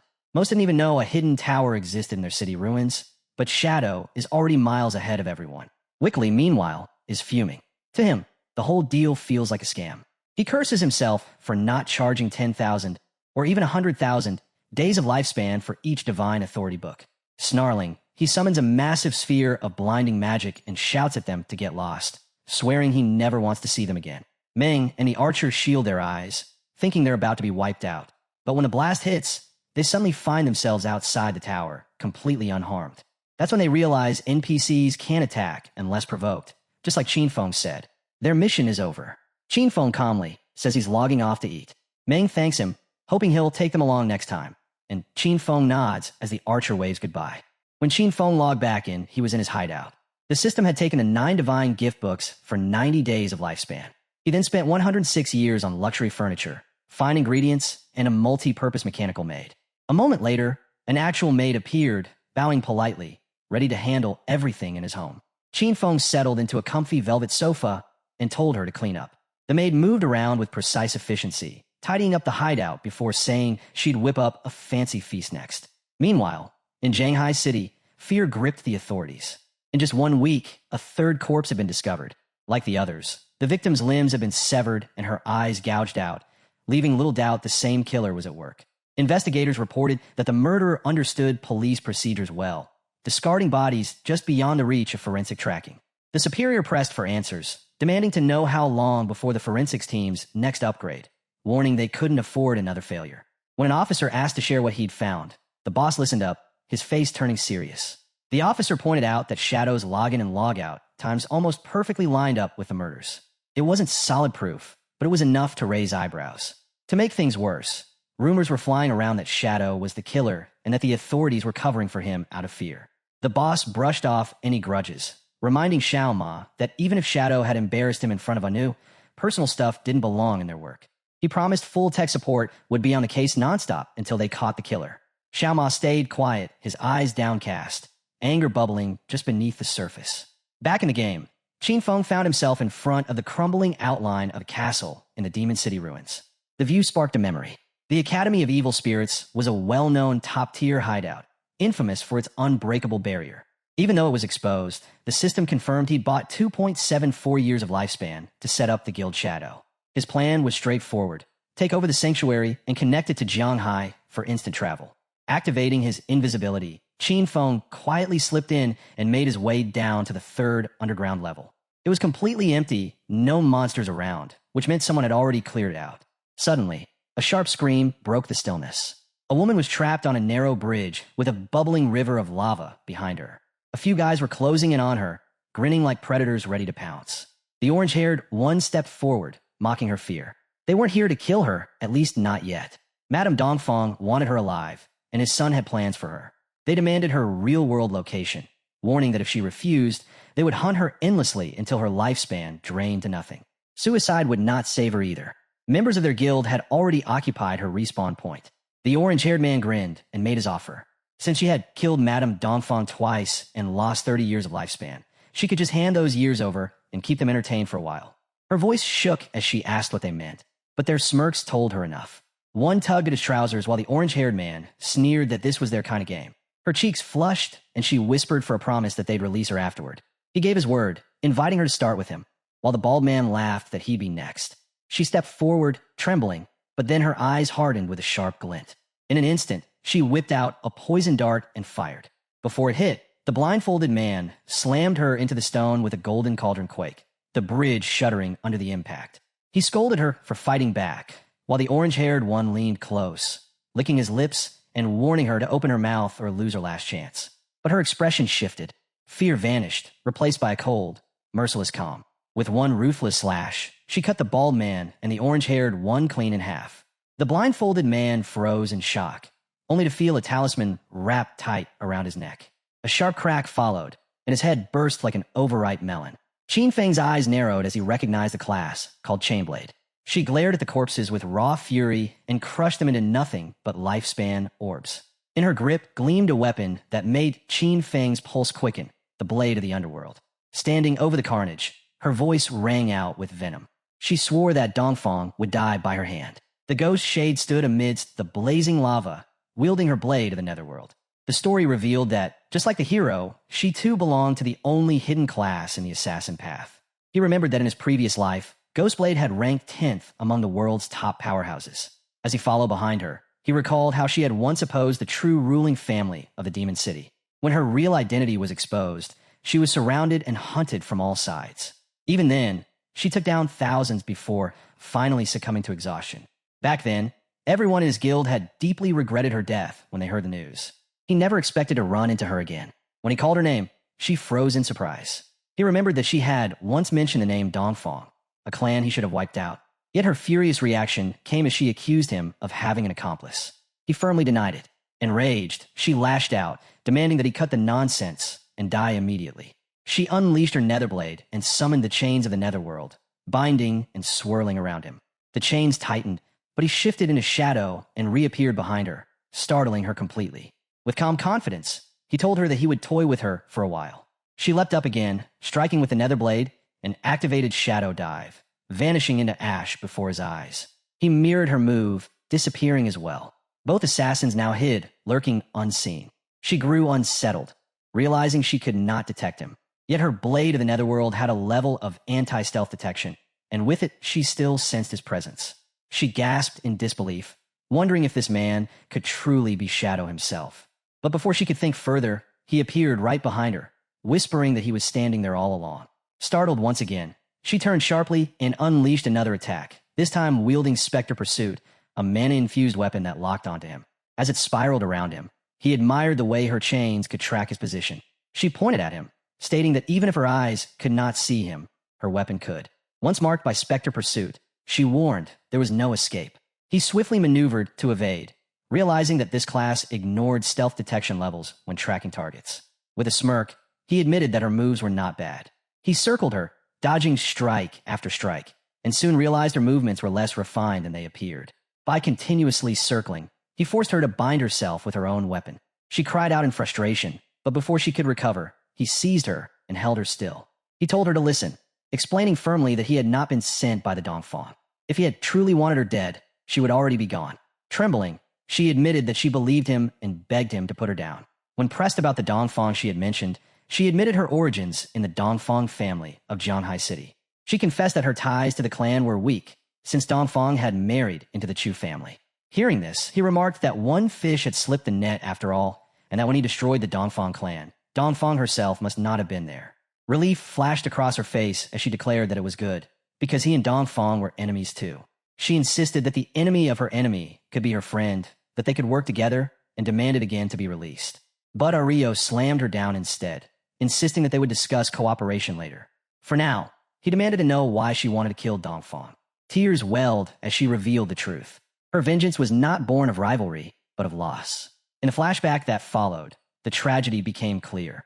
Before the godforsaken game descended, Dongfang had killed her mother in a drunk driving accident, yet escaped punishment when the Chu family arranged for someone else to take the blame. Her father, devastated, discovered solid evidence that could convict Dongfang. The very next day, he was found dead at the riverbank. The official conclusion claimed a mental breakdown, suicide by drowning. Crushed, she had gone to Dongfang Yu to demand justice, only to be beaten half to death by the Chu family's guards. Despair consumed her as she nearly took her own life. Then came a second game. From the moment she entered, her only goal was to kill Dongfang.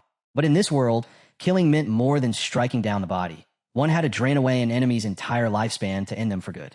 Even after Dongfang revived, she had hired countless mercenaries to hunt her down. That was the path that led her to this moment, this battle. Finally, broken and weeping, she pleaded with Shadow to help her end Dongfang. Yet after a long silence, he refused her request with profound finality.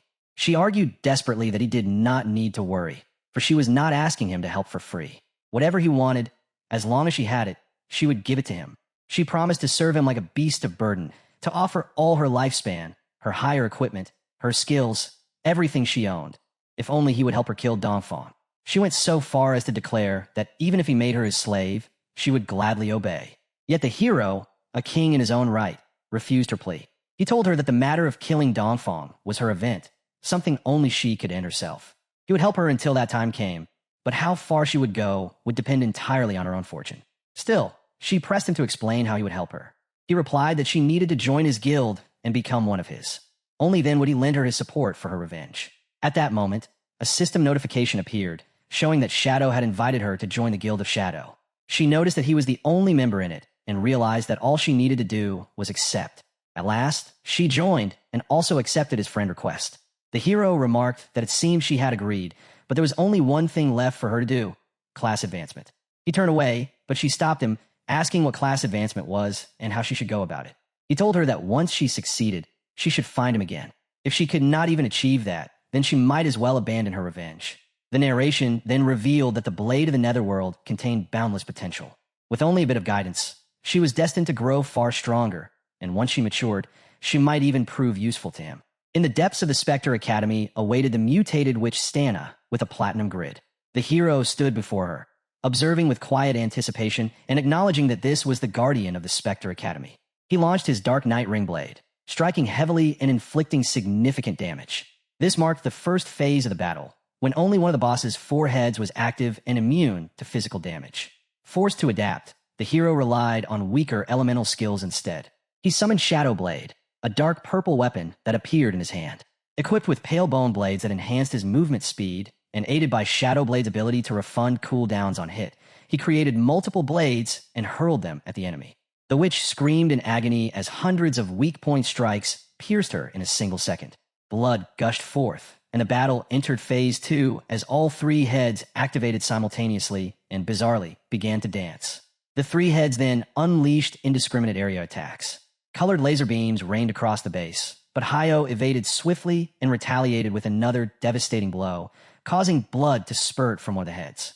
He summoned Shadow Blade once more, preparing to end the discord, when suddenly a massive explosion erupted.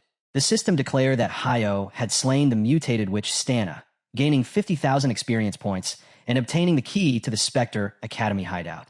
Another notification appeared, announcing that his Shadow class had advanced to Tier 2. His strength, agility, and spirit soared. His stats increased exponentially, and dark blue mana swirled around him as he unlocked a passive stealth skill. He reflected that his class attribute boosts were now tripled, and that his attacks no longer broke after 12 strikes. His evolution into Tier 2 Shadow was a complete transformation. Meanwhile, outside the Spectre Academy, a few minutes earlier, Ghost Shade was in danger. Several thugs had returned. One sneered that he had been careless before because he did not know she wielded chain blades. But this time, they had brought reinforcement from the Azure Hall Guild. He challenged her to see where she could run now. Another leapt at her, boasting that they would not hold back like last time, and unleashed an Earth Slam. Ghost Shade leapt back quickly, using her Shattered Ice skill to avoid the impact. They then hurled a flare grenade, catching her off guard and leaving her wounded. One of the attackers rolled toward her with the intent to teach her a lesson. She declared she would not give them the chance, and pulled out a ring. Her bruised hand bled as she gripped a green object. One thug noticed and exclaimed that it was suicide poison, something that would cut half her lifespan and send her back to the respawn point. Another mocked her feistiness with vile words, even going so far as to lick her in disgust. At that moment, a system notification rang out. The Platinum Shelter, Spectre Academy, was now under the guild shadow. The mocking thug froze in shock as a barrier activated, designating all non-shadow guild members as intruders. The cleansing process began instantly. Electric currents surged through the area, electrocuting all intruders and killing them instantly. Within moments, they were wiped out. Ghost Shade stood in shock. The Spectre Academy was a shelter, and it now belonged to their guild. That meant Shadow had not only slain the Guardian and obtained the key, but had also claimed the shelter as his own in mere minutes. The treasure didn't just fall into anyone's hands. It belonged to Shadow. But before that shock could settle, the scene snaps to Qin Feng, who had struck gold in his own way. He had secured a Jade tier item, the Errant Witch's Ring, a piece of gear any class could use once they hit level 14. And this thing wasn't just good, it was downright unfair. All attributes plus 22, cooldown speed plus 30%, area of effect range plus 25%, area damage plus 10%. A ring like this could change a player's entire combat philosophy. But fate wasn't done spoiling him yet. Qin Feng also pulled a platinum-grade virulent poison trap, a deadly assassin/hunter skill. The trap disappeared under level 5 stealth, allowing up to 3 active traps, each with only a 4.65-second cooldown and a duration of 3,600 seconds. In other words, pure battlefield control. He stared at the loot, eyes sharp. 2 assassin-type items in a single haul? That was rare, and both matched his build perfectly. But the ring was different. With his instant Shadow Slash and Dark Knight Ring Blade, both AoE killers, this ring would push his damage radius to a whole new level. A faint grin tugged at his lips. He still had 363 evolution points, just enough to push his backstab enhancement into legendary territory. He spent 340, leaving himself with a tiny 23. And then, the world shifted. The skill's passive backstab damage shot up from 75% to a full 100%. But the true monster was the legendary effect. While stealthed, every hit counted as a backstab. A complete rewrite of the way he fought. More lethality, more survivability, more dominance. His pulse steadied. He had just taken his assassination path to another plane. Just then, Little Black's voice chimed in through the link. She'd found another set of ruins and wanted him to take a look. Qin Feng asked for details, and she answered immediately. She was at the ruins of Jianghai City. Strangely, the stone murals near the temple looked exactly like the ones from the beginner village. His brows furrowed. Why hadn't she gone inside? At her level, they should have been able to take a platinum boss. Little Black hesitated, then confessed. They wiped every monster in their path until a teleportation orb appeared. But when they activated it, the system rejected them. Only a fated person could enter. Her voice softened. She believed he was that person. Qin Feng didn't deny it. He simply told her to wait. He was coming, and she should prepare her tradable lifespan, since he planned to gear her up afterward. With the Shrine Teleport Network opened, jumping from Magic City to Jianghai took barely a moment. Little Black was already waiting outside the ruins, sitting on her lazy white llama, munching away at grass. She nearly jumped out of her skin when Qin Feng suddenly appeared behind her. She scolded him, flustered and annoyed. He flashed a smug grin and apologized half-heartedly, promising to be more careful next time. She pointed toward the cliffside entrance, and when he asked how they even managed to find it, she chuckled. You won't believe it. It's a long story. And just like that, the next chapter of their journey began. Little Black pointed toward the cliff and finally revealed how she discovered this place. She had gotten her llama mount here, though at first, she'd mistaken the poor thing for a sheep. While she was busy playing with it, a silver-grade boss suddenly spawned behind her. Startled out of her soul, she slipped and rolled straight off the cliff. If not for a lone tree catching her mid-fall, she would have respawned instantly. And right beneath that tree, she found a hidden cave. She guided Qin Feng carefully down the cliffside, warning him not to slip like she had. She admitted that after respawning, she immediately called Captain and Uncle Wang Ming to help explore it. Qin Feng leaped down the rocks in one smooth motion, landing like it was nothing. Little Black puffed her cheeks at him. Show off, she teased.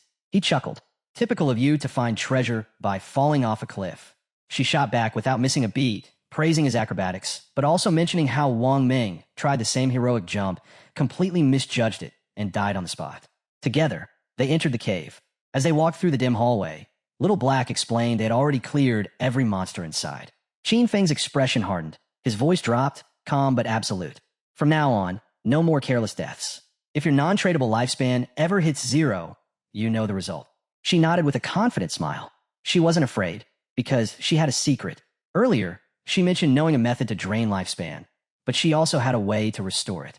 Intrigued, Qin Feng pressed her. Is it reliable? Her eyes glimmered mischievously. She raised one finger and explained. Inside the city ruins, certain monsters had absorbed non-tradable lifespan. Her group lured those monsters into an isolated spot, killed them, and collected the lifespan orbs they dropped. Over time, they built up a small reserve. Whenever anyone needed replenishing, they returned and restored themselves. Qin Feng's gaze sharpened instantly. He recognized that tactic. This was a used method. He asked if you came up with it. Little Black blinked in shock. How did you know? But Qin Feng only fell quiet, remembering his previous life, where this strategy spread across countless players after Yu pioneered it. Not long after, they reached a glowing teleportation orb at the end of the temple path. Little Black placed her hand on it, and the system rejected her immediately. Access denied. You are not the fated one. She glanced at Qin Feng, hesitating only for a moment before urging him forward. Everyone suspected this temple was connected to the beginner's village ruins, so if anyone could enter, it was him. Qin Feng stared at the orb in silence, thinking. Then he placed his hand on it. The moment he touched it, the orb erupted in blinding light. When Little Black's vision returned, both the orb and Qin Feng were gone. Her breath caught. Her suspicion was right. He was the fated one. Meanwhile, Qin Feng reappeared deep inside a secluded cavern, the Cave of the Ice Tide. His communicator wouldn't connect. No signals. No outside contact. He was sealed in. Without hesitation, he slipped into invisibility and scanned his surroundings. Then the system message echoed through the cavern. New mission. Protect the Ice Tide crystal. At the center of the cavern, a massive crystal pulsed with freezing blue light, exhaling a frigid aura that chilled the entire chamber. And Qin Feng realized, whatever came next would not be simple. Qin Feng instantly understood where he was. The Ice Tide crystal, a legendary nightmare. In his past life, he had studied this place well. If the crystal was struck, even once, it erupted in a devastating frozen tide that wiped out everything nearby. And worst of all, the monsters never stopped coming. Wave after wave would flood out of the tunnels, all with one goal: shatter the crystal and fail the mission. And if he failed, he would never return to this place again. The reward would vanish forever. Dying wasn't the issue. Failure was. With a breath, he pulled out the virulent poison trap from his inventory. If he wanted to survive, this trap needed power, real power. Qin Feng dumped his evolution points into it, burning through everything until only 17 points remained. The platinum trap ascended. Epic grade. Its stealth jumped from level 5-8. Its damage skyrocketed. 1,200 instant poison damage. 8 seconds of slow, continuous venom damage equal to 100% of his attack power. And now he could deploy 9 traps instead of 3. Perfect. He placed 3 traps at the 3 major cave entrances. A system notification flickered. Errant Witch's Ring effect active. Area of effect increased by 25%. Exactly what he needed. Moments later, glowing eyes emerged from the darkness. The monsters surged as one, snarling, frothing, rushing for the crystal like a demonic tide. The moment they crossed the trap boundary, boom! Vine-like thorns burst from the ground, wrapping around the creatures. Poison detonated in waves. The damage counter spiked past 100,000 in an instant. Dust and venom choked the cavern, but Qin Feng didn't move. This was under control. Then, fweet! A sharp whistle tore through the air. His instinct screamed. An arrow sliced through the darkness straight toward him. Without thinking, Qin Feng raised his barrier. Clang! The arrow shattered against it. His gaze snapped toward the far tunnel. Archers.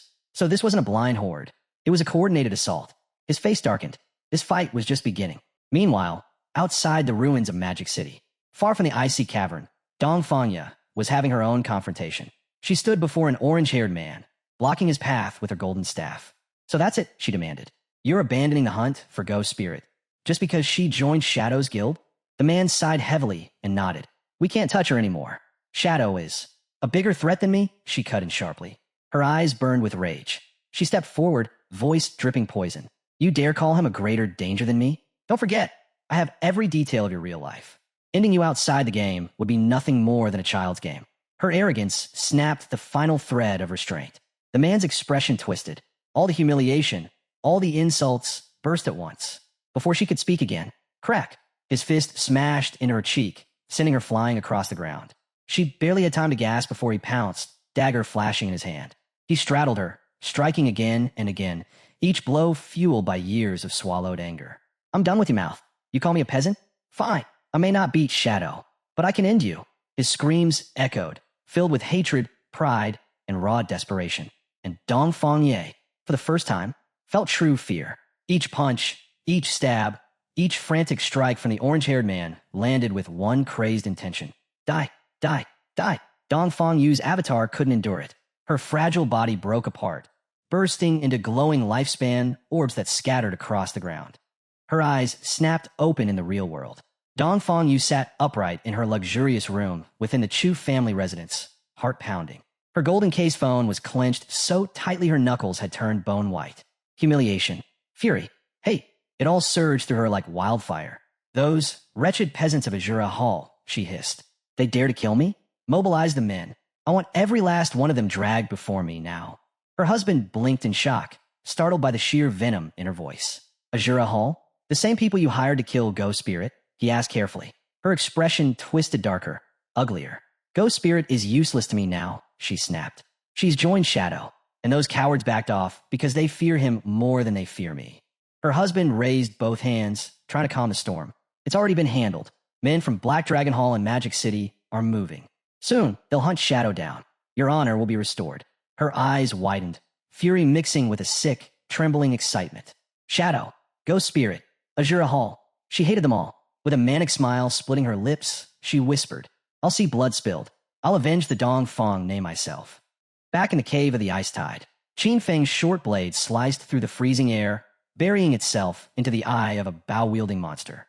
The creature dropped before it could even cry out. Range mobs were nothing. With every weak point strike, his Shadow Blade skill instantly reset its cooldown, letting him chain kills endlessly.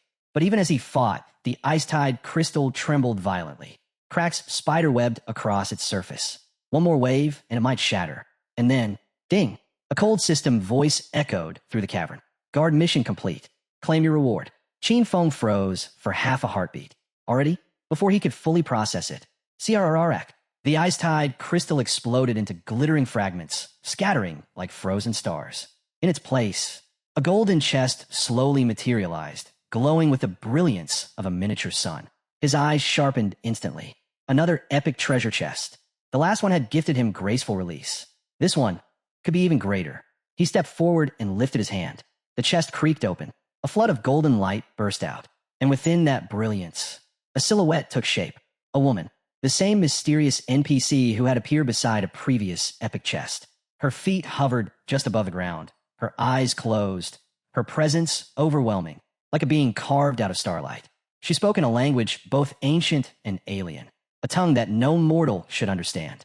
But the meaning poured into Qin Feng's mind effortlessly, as if whispered directly into his soul. The language of the old gods. His eye of judgment pulsed, helping him grasp every word. You have passed the second trial, she intoned. You are the chosen heir, the one destined to inherit the mantle of judgment. As she continued, her voice echoed with divine authority, and her body began to twist, warp, reshape, as if shedding one identity and revealing another. Qin Feng watched, heart steady, knowing that whatever emerged next would change everything. Qin Feng could only stand there, breath still, as the golden radiance rippled across the chamber. The woman's form twisted and reshaped, revealing a truth that had been buried since the fall of the old gods, and the power they had left behind for him alone. Then her third eye opened, a vertical pupil igniting with divine brilliance. A wave of overwhelming aura blasted outward, shaking the cavern to its core. Her voice followed, calm, echoing, yet absolute. I am Asahi's, she declared, every syllable ringing like the decree of the heavens. The chamber fell silent under her divine presence. From this day forward, I shall follow you, Qin Feng, and witness your rise as the true god of judgment. She extended her hand. A shape materialized, shimmering, ancient, and heavy with authority.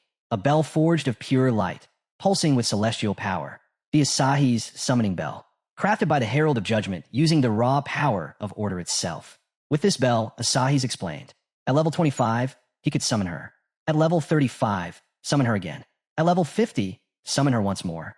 Each summon would transport him to a unique ruin. Each ruin a trial crafted for gods, not mortals. And if he conquered all three, Asahi's herself would permanently reside in his hideout, bringing with her the power to upgrade skills beyond mortal limits. Qin Feng's grip tightened around the divine bell. His heartbeat hammered with exhilaration. The significance was colossal. He thought back. The last temple he cleared was only level 5. This one was level 15. And yet, little accident-prone Little Black, had stumbled across both. Her luck truly defied every law of the universe. Asahi stepped closer, her expression a perfect balance of serenity and authority. You have one chance, she said softly, to upgrade a skill freely, to match your current level. Qin Feng focused immediately. Every skill's true existence rested on two foundations. Quality, level requirement. Quality could be pushed endlessly through evolution. Even the weakest skill could become mythic if he poured lifespan into it. But the level requirement defined a real monster inside a skill. its scaling, its stats, its raw destructive power. He knew exactly what he needed. With unwavering confidence, Qin Feng raised his hand and pointed to his greatest treasure, graceful release. A faint smile curved Asahi's lips. She took his hand gently and pressed a divine kiss upon it. Light exploded around him. His mythic skill surged, ascending from level 10, level 16. The weak point correction sword, plus 300%, plus 410%. A monstrous leap in lethality. A step deeper in an untouchable power. Asahi's form began to dissolve, fading like mist at dawn. I look forward to our next meeting. My air of judgment. Her voice whispered, echoing like the last hymn of an ancient god. A swirling blue portal appeared, his way out. Qin Feng turned to step into it, but paused. Something pulsed faintly within the golden chest. A presence. A hidden treasure. He reached inside. His fingers closed around an unfamiliar object, and the next secret of the old gods waited in his grasp. Inside the chest, Qin Feng's fingers brushed against something cold, and when he pulled it free, his eyes gleamed. An epic tier item. Baffich's equivalent exchange agreement. Assassin class leg armor, level 15 requirement. But its true value wasn't in its stats. It was in its terrifyingly broken ability. Art of equivalent exchange. By sacrificing any epic grade item or epic skill book, he could instantly trade it for another of the same grade and type. Automatically optimized for his class. Only a 1-hour cooldown. A gambler's dream. A min-maxer's heaven. A loot lover's cheat code. Qin Feng tightened his grip. Today's gains were beyond anything he imagined. He turned toward the portal at last, reminding himself silently he owed this fortune to Little Black's ridiculous, world-breaking luck. Outside the cave, the scene shifted to Little Black, sitting near the entrance with her tiny llama chewing lazily at weeds. She hadn't left. She hadn't used the hour to grind levels. She stayed, guarding the exit, waiting for him. When Qin Feng finally stepped out, she exhaled in relief, eyes softening, tension fading from her shoulders. Her reason was simple. I didn't want someone ambushing you while you were still inside. Her loyalty struck him more deeply than her words. Amused and mildly touched, he decided she deserved a reward. He reached into his inventory and handed her a skill book he'd picked up earlier. She opened it. Her breath caught. Her eyes trembled. A level 13 platinum skill, Magic Shield. Her voice cracked with gratitude as she thanked him over and over, knowing it was a massive upgrade to her survival. Excited beyond measure, she hopped on her tiny llama, waved enthusiastically, and bolted off to train her new skill. Qin Feng watched her leave, a small smile on his lips. Then his avatar began to fade. He was logging out. His real body demanded food. Meanwhile, in the ruins of Shanghai City, another story was unfolding. Inside the shining walls of a newly discovered silver-grade sanctuary stood the Knights Templar Guild. Their leader beamed with pride as he faced his jubilant members. Today is a day of celebration. We finally have a sanctuary of our own. Cheers shook the hall. The sanctuary wasn't massive, but it offered something priceless. Safety. No more surprises. No more worrying about bosses jumping the mid-rest. No more fighting for a place to sleep. For this victory, the leader continued, we have one person to thank. Xiaoyu. The hall erupted again as she stepped onto the stage, overwhelmed by applause. Her hands trembled as she began her speech. She thanked her master for guiding her, her friends for supporting her, even the people who mocked her, because their contempt only strengthened her resolve. Tears welled in her eyes. Finally, with a voice full of longing, she thanked her late parents, wishing they could witness her accomplishments. The leader cut in gently, smiling. Xiaoyu, tell everyone how you found this place. She hesitated, then revealed the strange truth. A while ago, I had a dream. I saw a warrior, powerful, glowing, leading me to a sanctuary. The dream was blurry, but it felt real enough to follow, and the crowd fell silent, sensing that fate had guided her more than luck. Acting on nothing more than instinct and the faint pull of her dream, Xiaoyu had ventured into the ruins, and somehow, a sanctuary had truly existed. Her honesty drew laughter from every corner of the hall. Members snickered and nudged each other. Some mocked her softly, calling it absurd to trust a dream. Even the guild leader struggled to keep a straight face, though he forced himself to act supportive. Did you dream again last night? He teased, half smiling. Xiaoyu nodded earnestly. Yes, I saw another sanctuary. Vast. Glorious. I think it was platinum grade. The hall erupted. Members laughed so loudly the walls shook, joking that at this rate, they'd soon be living in a royal palace if they followed her sleeping visions. Feigning seriousness, the leader raised a hand. Well then, these dreams are valuable, he declared dramatically. More laughter, but he rewarded her all the same. 1 full year of tradable lifespan, and a warm hand on her shoulder. Let Xiao Yu inspire all of you, he proclaimed. Stay united, stay devoted, and one day the Knights Templar will become unshakable, no matter how chaotic the world grows. He told her to keep searching for hideouts. She nodded with bright, hopeful eyes, overflowing with determination. Hours later, Jianghai ruins. Xiao Yu returned alone, clutching her magic staff tightly. Her steps were small and anxious as she followed the pull she remembered from her dream. But something was wrong. The sanctuary she saw should have been right here, yet nothing matched. Unbeknownst to her, several guild members had secretly tailed her. They noticed how she'd marched straight back to the ruins right after the meeting, and assumed she was chasing that platinum-grade sanctuary dream. When she slipped into a decrepit stone building, they exchanged looks and followed. Inside the ruins, Xiao Yu walked deeper into the old tunnel, her footsteps echoing ominously. With every step, unease pooled in her chest. The air, the silence, the darkness. It all felt almost like her dream, but twisted, incomplete. And then she felt it. Someone, something, was following her. She closed her eyes and whispered to herself, "You're a life priest, a hidden class.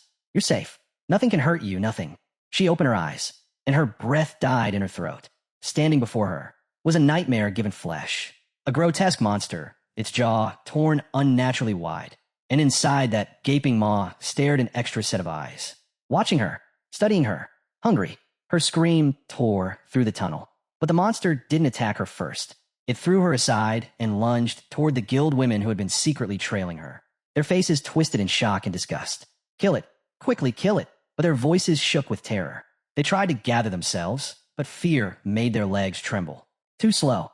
The creature's tentacles shot forward, writhing, coiling, and snatched one of the women. Before she could even scream, the monster's mouth clamped against hers. Its tentacles crawled inside. Her lifespan was drained in an instant. Her body collapsed like an empty shell, and the nightmare had only just begun. The remaining women shrieked, the truth finally slamming into them. This monster could consume their lifespan. Their courage shattered like glass. Survival crushed loyalty in an instant. Without hesitation, they abandoned their dying companion and bolted, screaming as they fled deeper into the ruins. But the creature didn't let prey escape. Its twisted limbs writhed, its hollow eyes gleaming with hunger, and it chased after them, relentless and insatiable. Xiao Yu's nightmare deepens. Xiao Yu stirred at the echoes of their screams. Her heart pounded as she looked over her shoulder and froze. The monster was feeding. Its tendrils burrowed into the women, sucking away their lifespan, their bodies shriveling as if time itself rejected them. Her lips parted. No sound came out. Terror stole every breath. Silently, barely daring to move, she stepped backward. One step, another. Clutching her staff, she turned and ran. Her legs carried her through a narrow passage until she reached a spiraling staircase. She descended too fast. Crack! She tripped. Her forehead slammed into the stone floor. Pain exploded in her skull, tears blurring her vision. But then her breath caught. In front of her was a door. The door from her dream. Her heart hammered as realization struck her. She had truly found it. The platinum-grade hideout. Hands shaking, she opened her interface and messaged the guild leader. At the Knights Templar Sanctuary, the leader, mid-celebration, froze in shock at her report. "Stay right where you are. I'm bringing reinforcements immediately." To track her, he ordered her to join his party. Xiao Yu accepted without hesitation. Relief washed over her. For a moment. Then, a sound. Soft. Wet. Wrong. She turned, and her blood turned to ice. The monster stood behind her again. Jaw split open, eyes staring from inside its mouth. That grotesque smile stretching wide. Her knees trembled, but she forced herself to stand. "No, I'm not the same girl as before," she whispered to herself. She was a life priest, a rare hidden class. She could fight. She gripped her staff and struck first. Xiao Yu's counterattack. Venomous vines. Her staff glowed. Thorned vines erupted from the ground, lashing around the monster's body and constricting tightly. Minus 500 HP. Her eyes widened with hope. It worked. Toxins spread across the creature's skin, sizzling like acid. Seizing the moment, she raised her staff again. Corrupting poison mist. A thick, venomous fog burst outward, engulfing the monster entirely. This wasn't normal poison.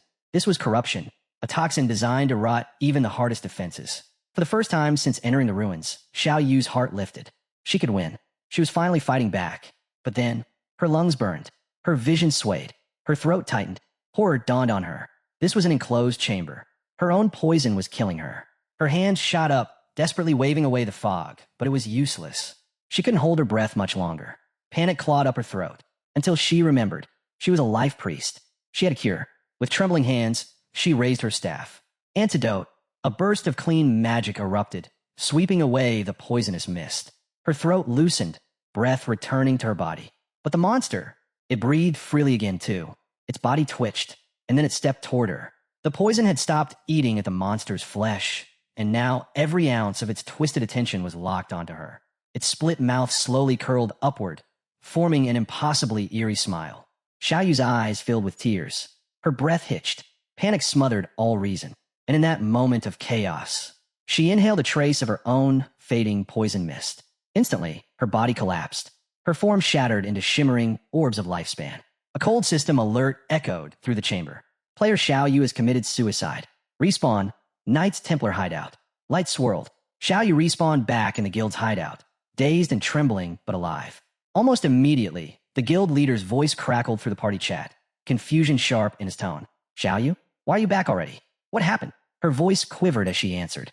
I died. A monster inside the ruins killed me. The leader's brows knit together. That's impossible. We already dealt with the soul-sucking hag in the area. It was only a silver-grade threat. For the first time since collapsing in the ruins, Xiaoyu allowed herself a tiny smile. No, I didn't survive it, she confessed softly. I ended my own life first. If I let it catch me, it would have drained me completely. There was a long pause, then the leader burst out. Xiaoyu, you're a genius. Heat rose to her cheeks at the praise. She thanked him shyly, promising she was already heading back. But inside, a wave of satisfaction rippled through her. The three women who mocked her, followed her, and doubted her were gone for good. Their arrogance had led them to their deaths. This is what happens when you underestimate me, she thought, her lips curling slightly. Xiaoyu was no fool. Back at the ruins, the platinum door. Moments later, Xiaoyu arrived at the massive stone door she had found earlier. She pointed at it with confidence. The platinum-grade hideout is right behind this. The leader's face lit up with pride as he clapped her on the back. He turned to his men, voice thundering. Clear the perimeter. No interference. Data step forward, chest puffed out. Even if the intruder is Shadow himself, we'll kill him. Excitement surged through the knights as the leader raised his massive axe toward the stone door. War cries erupted, echoing through the ruins, vibrating the earth beneath their feet. They were ready to claim their sanctuary. But then, a shout broke the rhythm. Wait, the door won't open. The cheering died. Confusion rippled through the group. Murmurs spread like wildfire. The leader froze. Then his eyes narrowed as realization struck him. Every hideout has a guardian, he muttered. His lips curled into a confident grin. That means the guardian is the door itself. To confirm it, he nodded to a nearby warrior. The man raised his axe and struck the stone. A damage number flickered above the door. Minus 320 HP. The guardian had awoken. The moment the damage number appeared, the truth was undeniable. The door itself was the guardian. Cheers erupted instantly. The guild members praised their master as if he were a prophet. This hideout is practically a gift, the leader proclaimed triumphantly. Bring it down. Weapons rose. A storm of steel crashed against the stone door. Sparks flying, dust clouds bursting with every strike. But far away, another window flashed open. Qin Feng, system alert. Qin Feng's expression hardened as the system message appeared before him. Warning, the land of purified souls is under attack. Entrance durability, 99.3%. Magic barrier, 100%. Teleportation, blocked. War teleport. 1 use remaining today. Perched atop his wolf mount, Qin Feng didn't hesitate. With the attacker's weak damage output, it would take them months, maybe even a year, to break through. But he still wanted to see with his own eyes who had dared raise a hand against his sanctuary. He activated the war teleport and rushed toward the ruins. When he reached the outskirts, his eyes darkened instantly. A scene of cruelty. Ahead, 2 men were chasing a woman through the ruins, shouting threats, swearing they'd kill her if she didn't stop. A burly fighter wielding a spiked mace intercepted her escape route. Before she could even scream, he smashed the mace into her ribs, her body flying across the ground like a broken doll. As she writhed in agony, a purple-haired man stepped forward. He raised his hand. Sacred chains, for radiant blades of energy fell from the sky, pinning her wrists and knees to the ground. Her scream ripped through the silent ruins. One of the men sneered and spat. This territory belongs to the Knights Templar Guild now. Trespassing has consequences. The woman pleaded desperately. saying she was only passing through. Anyone could see they were using it as an excuse to rob her. From the shadows, Qin Feng's eyes narrowed. He recognized her. Yang Xiaoya, a colleague from his old job, someone who had once shown him kindness, and even warned him about dangers others kept hidden. His suspicions solidified like ice. The ones attacking his sanctuary, the ones torturing innocents, were the Knights Templar. The purple-haired man smirked at his comrades. If we say she's trespassing, she is. That's the rule here. Grinning, he licked his lips. By our usual rules, I get her first. The second man laughed. Then I'll take her after you. Their laughter echoed crudely through the ruins, until a blur tore through the night. A shadow moved with the force of thunder. Steel flashed, cold, merciless, absolute. Splash. 3 heads fell to the earth. Bodies slumped forward, lifeless, blood pooling beneath them. Their laughter died with them. Yang Xiaoya stood frozen, breath trapped in her chest, as the figure stepped into the moonlit rubble. His eyes glowed, cold, sharp, and merciless.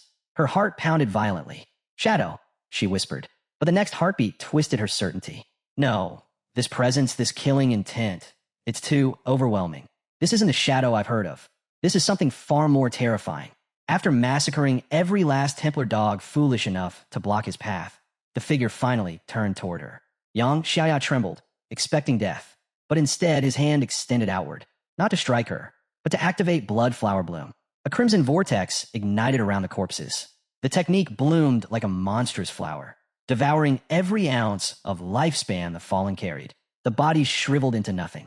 Only hollow white orbs drifted upward like dying embers. When the glow faded, Shadow turned back. Their eyes met. For one breathless moment, the world stopped. The shape of his face, the angle of his jaw, those eyes, she knew them. Fong. It was Fong. Qin foamed beneath the mask of Shadow. Her chest tightened. Her legs shook. But before she could speak, before she could even breathe, blue flames erupted, engulfing him completely. In a blink, he vanished, leaving only drifting sparks where he once stood. Yang Xiaoya stood alone, staring into the empty air. Fong? Was that truly him? The resemblance was too perfect. The eyes, the expression, the aura, everything screamed the truth. But her mind rejected it.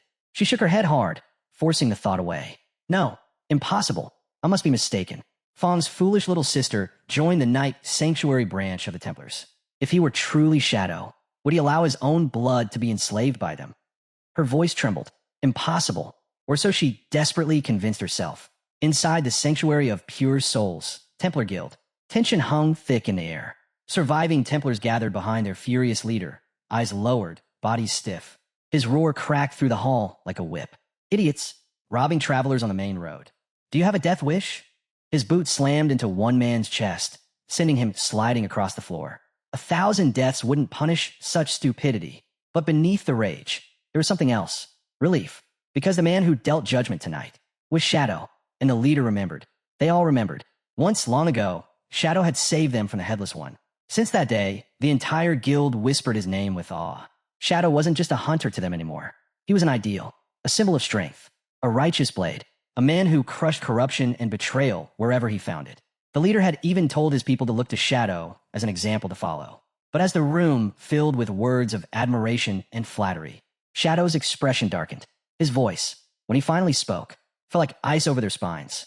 The chill was unmistakable. The hideout you're attacking, he said slowly, every word carrying lethal finality, is not a forgotten ruin. The moment the truth hit, the leader's face turned ghost white. Everyone around him went rigid, shock tightening the air like a noose. Shadow's eyes burned with flickers of yellow lightning, his anger slipping through the cracks. The leader tried to scramble for an excuse, his voice shaking. But the rumors say your hideout is in Magic City. A person can only claim one hideout and forsaken by the gods. Isn't that the rule? A nervous voice chimed in, the purple-haired brat. It's true, unless a guild is officially formed. Then the guild itself can own one too. Shadow didn't need to raise his voice. His silence alone sliced straight through them. And then he confirmed it, plain, merciless, without hesitation. He owned a personal hideout in Magic City. And this one, the Sanctuary of Pure Souls, belonged to his guild. The survivors unraveled instantly. Some shook their heads in disbelief. Others sank to their knees in outright terror. Fong's sister collapsed into sobs, her cries echoing through the chamber. She had never once seen Shadow appear in her dreams here. Never imagined this sacred place belonged to him. The leader's legs finally gave out. drenched in sweat. He fell forward and slammed his forehead against the floor, begging like a dying man drowning for air. We didn't know. Shadow, we swear we didn't know. Please forgive us. Tell us what to do. What can we do to make this right? His words tumbled out in panic, each syllable soaked with a desperate instinct to survive. Shadow didn't even blink. Calm, unmoving, deadly. He pulled up his status window, eyes glinting with cold calculation. You've already drained the durability of my hideout's door, he said, his voice sharp as a lightning strike. Repairing it will cost a fortune. He closed the window and looked down at the fallen leader, delivering his verdict without pause. To settle this, the price is 500 years of tradable lifespan. The weight of that number crushed the room. The leader's eyes rolled back. His body went limp as he collapsed into unconsciousness. Chaos erupted instantly. His lackeys swarmed him, shaking him, shouting his name, turning to Shadow with trembling voices. Please, he fainted. Have mercy, Lord Shadow. He didn't mean it. But Shadow's aura only grew heavier, towering over them like a blade suspended at their throats. Then his gaze snapped toward the purple-haired brat. Those lightning-sharp eyes pinned him in place. Do you even understand how much it cost to repair that door? Shadow asked quietly, too quietly. Every word crackled with suppressed fury. The boy opened his mouth, but no sound came out. His throat locked. His breath died. Shut your mouth, Shadow said, cold enough to freeze blood. You're only making it worse. The brat stiffened, pale and shaking, as silence swallowed the chamber, broken only by the faint crackle of lightning dancing in Shadow's eyes. Meanwhile, the guild leader lay half-conscious on the ground, sweat dripping down his temples as his thoughts spiraled into madness. Why me? Why does misfortune chase me like a curse? He wanted to scream, wanted to tear the world apart, but instead rage took over. His trembling hand shot out, grabbing his so-called dumb sister by the throat. His voice cracked with fury as he roared. This is all your fault. Your ridiculous dream brought us here. Were you planning to destroy the guild? His grip tightened, shaking from anger, desperation, and fear all at once. But then, her expression changed. Gone was the timid, empty-headed girl they all mocked. Everyone in the chamber stiffened as her eyes sharpened, clearing of the foolishness they were used to. It's true, she said, voice trembling, but no longer weak. I dragged everyone down. I am to blame. If punishment is needed, let it fall on me alone. She lifted her head, conviction burning through her fear. I'll be whatever Shadow demands. A cow, a horse, the pig. Every lifespan I earn, I'll hand it over until the debt is paid. I'll endure pain, abuse, anything. From this moment on, I am his to command. Just spare the others. Her vow echoed through the chamber, raw and desperate. For the first time, the onlookers felt something from her. Something like sincerity. A few lowered their heads, moved to spite themselves. They truly believed she was willing to sacrifice everything for the guild. But Shadow? He didn't budge. His expression didn't soften. His gaze didn't even rest on the girl. His eyes locked onto the leader instead, cold, precise, lethal. Chun. The man flinched as if stabbed. Why, yes. Shadow's voice sliced through the silence. Tell me, Chun, do you truly believe this girl is worth 500 years of lifespan? The question landed like a hammer on his skull. His mind cleared instantly, crushed by Shadow's pressure. Worth? His lips twisted with bitter clarity. Worth? She's useless. She's always been useless. Without hesitation, he slapped her, hard. The crack echoed viciously as her body hit the stone floor. She gasped, cheeks swelling instantly, and yet no one stepped forward. Not a single person moved to help her. You menace. Chun spat, pointing at her shaking form. You dragged us into Shadow's hideout with your pathetic dream, and now you dare pretend to be some noble saint? Trying to impress him? Trying to win his favor? His voice roared through the chamber, dripping with venom. Becoming Shadow's servant is an honor anyone here would kill for. But you're not worthy of even being considered. The girl lay still, her tears splashing onto the cold stone. Rejection crushed her more brutally than the strike. For a moment, she had hoped, just for a moment, that her desperation might earn her even a sliver of attention from Shadow. But her gamble shattered. She was nothing, and through it all, Shadow didn't move. Not a step, not a breath out of place. Just watching, silent, unreadable, like a storm gathering behind calm eyes. Shadow didn't move. His gaze stayed locked, steady, cold, unshakable, his aura pressing over the room like a silent executioner waiting for the final command. Chun, still trembling from humiliation and fear, forced himself to bow lower. His forehead scraped against the cold stone as he begged. Lord Shadow, please. Our guild is small. There is no way we can gather 500 years of lifespan. I beg you, have mercy. There must be some middle ground. For a long moment, Shadow said nothing. He stood there, half veiled in the dim glow of the hideout system lights, the faint shimmer outlining him like a figure carved from the darkness itself. Then finally, his voice broke the silence. Calm, steady, not loud, not cruel, yet every syllable carried the weight of a verdict. I'm not as ruthless as the world claims, Shadow said, eyes fixed on Chun. I will not demand more than necessary. The entire room stiffened, all eyes locked onto him, waiting, terrified, for the reduction or the doom. Instead of 500, Shadow continued, you will hand over 100 years of tradable lifespan. Immediately, gasps echoed across the chamber. But he wasn't finished. As for the remaining 400, lightning flickered faintly in his pupils as his voice sharpened. You will gather every member of your guild who bears the killer status. Each life they've taken will count as 1 year. 400 killers, 400 deaths. And with it, my own killer status will be erased. The explanation stunned them. Not a single person spoke.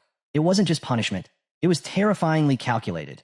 Shadow using their blood-stained hands to wash the stain off his own. A perfect, merciless transaction. Chen's shoulders slumped with relief. Twisted, desperate relief. Why, yes, of course, he said quickly. Our guild has over 2,000 members. To sacrifice 400, harsh, yes, but it will not destroy us. He lifted his head, nodding like a frantic puppet. In the 100 years, I'll send it right now. He didn't hesitate. A trade window pulsed to life. A warm glow shifted hands, then faded, absorbed cleanly into Shadow's status. It was done. Chun immediately spun on his men, barking orders through a trembling voice. Move! Gather every killer in the guild. Now, Lord Shadow must not be kept waiting. His men scattered in a frenzy. Only after the chaos died, down did Shadow, finally turned back to the real source of all this trouble, his hideout. He summoned his system menu. A translucent panel unfolded before him. His eyes narrowed as he scrolled. Repair cost, 7 days of lifespan. A ghost of a smile tugged at his lips. What others saw as a crushing debt, a mountain impossible to climb. To him, it was nothing but 7 days. A week. A flick of his finger confirmed the repair. Ding. 7 days deducted. Hideout fully restored. Shadow cut down every adventurer who dared cross his path. Each kill another step toward purging his own killer status. Every strike cold. Every death efficient. Every moment drawing him closer to complete absolution. And through it all, not once did he look back. The ground was carpeted with glowing orbs of lifespan, scattered like dying embers after a wildfire. Then the system spoke. A chilling notification echoed through the air. 400 slayers have fallen. To anyone else, it would be terrifying. But to Shadow, it was liberation. A surge of experience and lifespan roared through him. The kind that shakes the soul and rewrites fate. Another notification flickered. Killer level 4-3. The guild captain's face turned pale. Shadow exhaled slowly. For him, it was a step toward freedom. And as the system records updated, the truth unfolded. Every single slain member had been breaking guild rules in secret. Thieves, liars, traitors. Corruption buried deep in the guild's bones. Shadow's blade had simply cleaned house. The captain felt a bitter relief crawl through him. Better they died by Shadow's fury than let their rot fester and destroy the guild from within. But Shadow wasn't finished. His presence thickened the air as he turned, his voice calm, yet edged with something sharp enough to cut bone. From this moment on, he declared, this sanctuary will be guarded by my guild. No one enters without my will. Chun blinked, stunned. Shadow's eyes hardened, yellow sparks crackling faintly. Rule breakers in your ranks will learn discipline. You will guard this place in shifts. And if this sanctuary is ever attacked again. He paused, his voice dropping to a deadly whisper. I will come for you personally, Chin. The captain's breath hitched. That wasn't a warning. It was a promise carved in stone. Before he could even speak, another system notification tore through the tension. Warning. Shadow's hideout is under attack. Location, Evil Spirits Academy. Attacker, Yuna. Barrier durability, 99.8% dropping. A second prompt followed. Word transmission available. Usable once every 24 hours. Activate. Shadow frowned. The term was strange, but the meaning was clear. A teleport. He didn't hesitate. His body ignited into blue flame, dissolving into streaks of light as he vanished from the sanctuary. Only when the flames faded did the leader finally exhale, long and shaky. Relief lasted all of 3 seconds. One of his fat guildmates tugged his sleeve nervously. We were supposed to guard the sanctuary for Lord Shadow.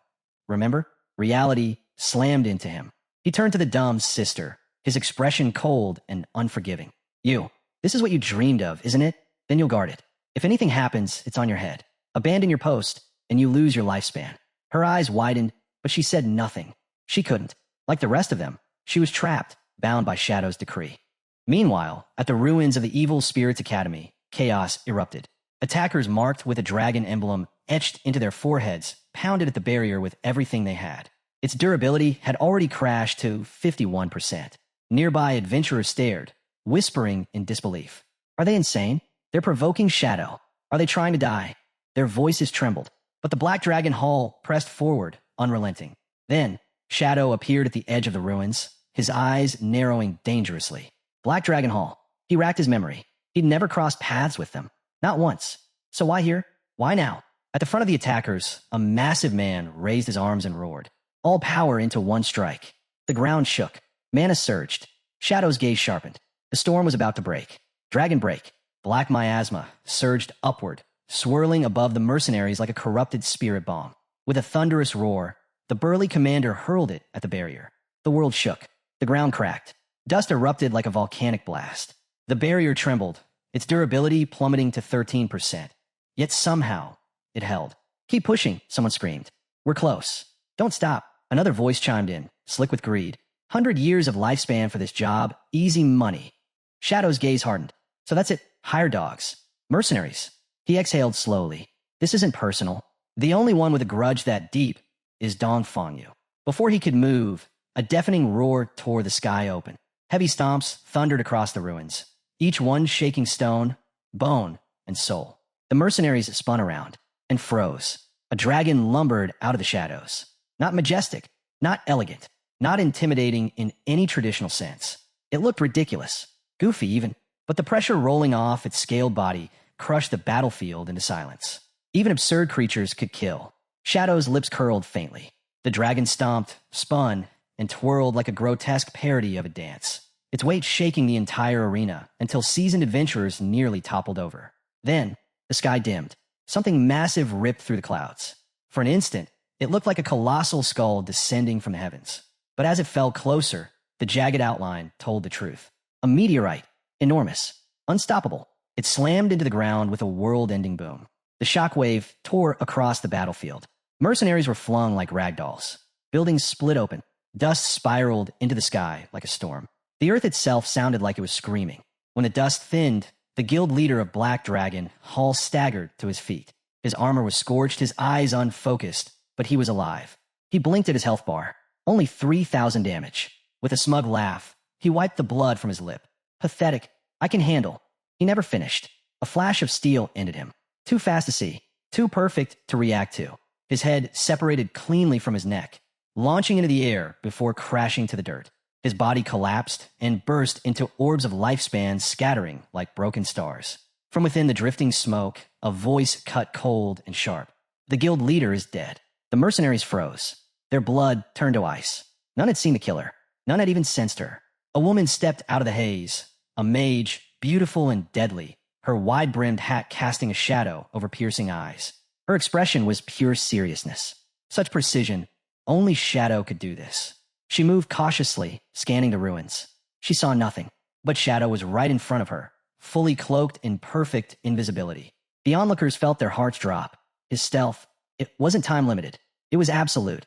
It was terrifying. It was Shadow. Shadow could have watched them forever, silent, unseen, a phantom slipping through the air without shape or shadow. And he recognized her instantly. Zhang, her in-game name, marked by the distant green mountains behind her avatar. A member of Sky Vault Guild. And more importantly, one of the rarest and most terrifying hidden professions. Soul Painter. Unlike ordinary mages who relied on chants and spellbooks, soul painters created magic with brush and ink. Their strength was determined not by mana, but by their art. That ridiculous dragon? That colossal meteorite? Her work. Soul painters dominated defensive wars, long sieges, and battlefield control. With a single stroke, they could twist terrain, shift momentum, and rewrite the flow of battle. But Shadow also remembered their fatal weakness. Solo fights. They needed time to sketch. Against an assassin, they had none. Now, despite the ruins around her and the corpses of her allies cooling in the dirt, Zhang lifted her chin and called out, Shadow, I know you're here. Show yourself. I need to speak with you. Her companion stiffened. A calm voice answered from the air, everywhere and nowhere at once. Shadow had spoken, but remained invisible. Zhang didn't falter. She stepped forward, her words cutting cleanly through the dust-filled silence. My profession is soul painter. To advance, I need rare materials that exist only inside the Evil Spirits Academy. I know this hideout belongs to you, and I am willing to compensate you. Name your price. Shadow's gaze sharpened. So this was the turning point. In his past life, the Evil Spirits Academy had eventually fallen into Sky Vault Guild's hands. It must have been Zhang who discovered it during her advancement quest. But this time, he had arrived first, and he remembered her story well. Zhang was the granddaughter of Old Yang, Sky Vault's guildmaster, a former hardcore gamer who became a legendary streamer. Even at 73, when Godforsaken descended, Old Yang returned to the battlefield and rebuilt Sky Vault around the granddaughter he cherished. Under their leadership, Sky Vault captured the Evil Spirits Academy and clawed its way into the top 10 guilds of the Z Empire. Shadow, in his previous life, had admired them quietly, watched their streams, followed their wars. For the briefest heartbeat, warmth rose to his cheeks, a ghost of his old fanboy embarrassment. He crushed it instantly. With a flick of his hand, the ground trembled. A hidden door tore itself out of the earth. The entrance to the Evil Spirits Academy, revealed in full. Her team gasped, stunned, speechless. The scene shifted inward. Shadow sat upon his throne inside the hideout, cloaked in darkness, his gaze fixed on the woman who had once been his favorite streamer. His voice was calm, sharp, controlled. Why meet me directly, Zhang? The soul painter straightened, refusing to flinch before the invisible terror surrounding her. Because I must, she said. My profession relies on the academy. The materials inside are vital for my progression. She took a careful breath before delivering the final blow. Since you once sold this hideout to the officials 2,000 days ago, I'm making the same offer now. Sell it to me, and I will pay whatever price you demand. Her voice carried through the chamber, bold, unwavering, and utterly sincere. The deal hung in the air, bold and daring. Even so, Shadow remained calm, unshaken. Tyan's offer was impressive. 500 years of tradable lifespan wasn't something most guilds could even dream of raising for a rental. Only someone from Sky Vault, someone molded by Old Man Yang's ruthless creativity, would dare propose something like that. But even then, Shadow shook his head. Selling the Evil Spirits Academy was impossible. Instead, he granted Zhang guest access to the ground floor, a gesture generous enough to let her complete her advancement. But Zhang wasn't done. She adjusted her stance, eyes sharp, voice steady. I want to rent the first floor for 3 years. I'll pay 500 years of tradable lifespan up front. Shadow froze for a moment. He had already given her access freely, so why offer such an absurd price for a rental? Then it clicked. Sky Vault didn't want resources. They wanted him. A connection. A bond. Networking in the bloodiest MMO fashion possible. Buying influence from the strongest player in the Z Empire. Zhang strengthened her pitch. To show sincerity, she added, her tone darkening, I'll eliminate the guild that attacked your hideout earlier. Every member. Every trace. Shadow raised a brow behind the veil of invisibility. You won't consult your grandfather first? He asked. Attacking a guild openly can ignite a war. Zhang smirked, amused he even knew Old Man Yang's name. My grandfather listens to me, and eliminating a small guild won't cause a ripple. No one will care. Her confidence was sharp, her ambition unmistakable. At her age, she already carried the aura of a future guild master. Shadow finally nodded. I accept. Her reaction was instant. She practically bounced across the hall, her mage hat wobbling as she signed the rental contract with both excitement and relief. The system chimed softly, plus 500 years of lifespan gained. Shadow laid out the rules. Sky Vault may use the ground floor however you like. You may even damage it, but you are forbidden from harming the core structure. Zhang lifted her chin, triumphant. Understood. Pleasure doing business. With a cheerful wave, looking more like the streamer he once admired than a guild officer, she departed the academy with her team. Shadow's face heated the moment she left. Meeting his favorite streamer in person. Seeing her laugh, move, argue, negotiate. She was livelier, more charismatic, more real than she had ever appeared on her broadcasts. It was surreal, but he forced the embarrassment down. He had bigger priorities than fanboying over his idol. The cool down for equivalent exchange had finished. Now it was time to gamble. The system allowed him to offer up one item and receive another of equal grade, but one designed specifically for his class. Without hesitation, he placed his intelligence training manual into the exchange. Light shimmered. Magic spiraled. The offering dissolved. And in its place, a weapon descended. Emerald grade, crimson blade. A breathtakingly sleek, murderous weapon dripping with blood-red energy. Its special effect was terrifying. The lower the enemy's HP, the stronger its damage. Up to 200% bonus once they fall below 30%. Shadow's fingers wrapped around the hilt. This wasn't just a weapon. This was a death sentence waiting to be unleashed. The Crimson Blade wasn't just powerful. It was terrifying. Every strike restored HP equal to 200% of the damage dealt. If his health was already full, the excess solidified into a protective shield. Shadow's eyes widened. This wasn't a weapon. This was broken. And then he noticed the hidden ability. A limit break. Once charged, it could unleash a single target finishing attack, capable of erasing almost anything in its path. He didn't hesitate. He dumped his evolution points into the blade, pushing it from Emerald Legendary. The weapon roared to life, reshaped by raw power. Every strike now carried plus 9,000 blood element attack, the kind of boost that turned battles into massacres. After the upgrade, he still had 555 evolution points left. He knew exactly where to spend them. Shadow funneled 500 points into his mythic stealth skill, and the battlefield changed forever. A new monster was born. The moment those points were consumed, his stealth ability mutated into something nightmarish. Cool down 1 second, meaning he could vanish almost nonstop. The darkness itself elevated his stealth level even higher. A passive buff granted him plus 3 levels of permanent stealth. His skill break spell now tore through enemies with plus 300 bonus damage. But the last upgrade, that was the true horror. Lifespan consumed during stealth decreased by 90%. Shadow could now stay invisible indefinitely. He wasn't an assassin anymore. He was a phantom, a ghost, a walking catastrophe. Now, at level 17, Shadow equipped the emerald gear he had collected. ASPI Veil of Emerald Glass, plus 133% headshot accuracy for 30 seconds. Fragile white gloves, sacrificed 12% maximum HP, but boosted base attack by 30%, with physical defense raised to 75 and elemental resistance to 60. Translucent socks, added plus 2 stealth levels, plus 27% movement speed, and for 3 seconds allowed him to phase through all collision. Cooldown, 27 seconds. Odd resistance charm, a bizarre trinket adjusting itself to his emotions, granting random defensive buffs that even he couldn't predict. Combined together, the emerald gear made him look less like a deadly assassin and more like a breakdancer ready to spin under neon spotlights. Shadow stared at himself in disgust. With a sigh, he switched back to his Shadow class appearance. The ridiculous colors vanished behind the familiar silhouette of death itself. Reality shift. The story cut back to the real world. A jeep rumbled into the outskirts of Magic City, rolling to a stop before a massive mansion. Four figures stepped out. A burly, scarred man grumbling about not being allowed to sit inside the vehicle. A goofy-looking man with thick black glasses, deceptively harmless. A serious-faced man whose patience looked dangerously close to breaking. And a small, silent girl, the kind whose quiet presence felt heavier than steel.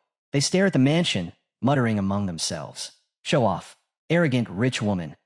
Looks down on us just because we're poor. The serious man clicked his tongue. Let's leave. We'll find another buyer. But nearby, a soldier hiding a smirk shook his head silently. They had no idea. They were about to regret those words. Moments later, the Dongfang lady appeared. Steps sharp, expression carved from ice. Beside her walked a psychotic little boy, his gaze twisted with something unhinged. Without offering a single coin, she issued a command. Convert your lifespan into light orbs. Leave them on the ground. The 4 travelers froze. The scarred man scoffed outright. Give up their lifespan. Without payment? Without negotiation? Her eyes didn't flinch. Her voice sliced the air like a blade. Hand over your lifespan, or die here. Soldiers flooded out from the mansion, rifles locked on the 4 strangers. A firing squad in seconds. Tension thickened, ready to snap. Then the goofy-looking man removed his harmless mask. His expression sharpened.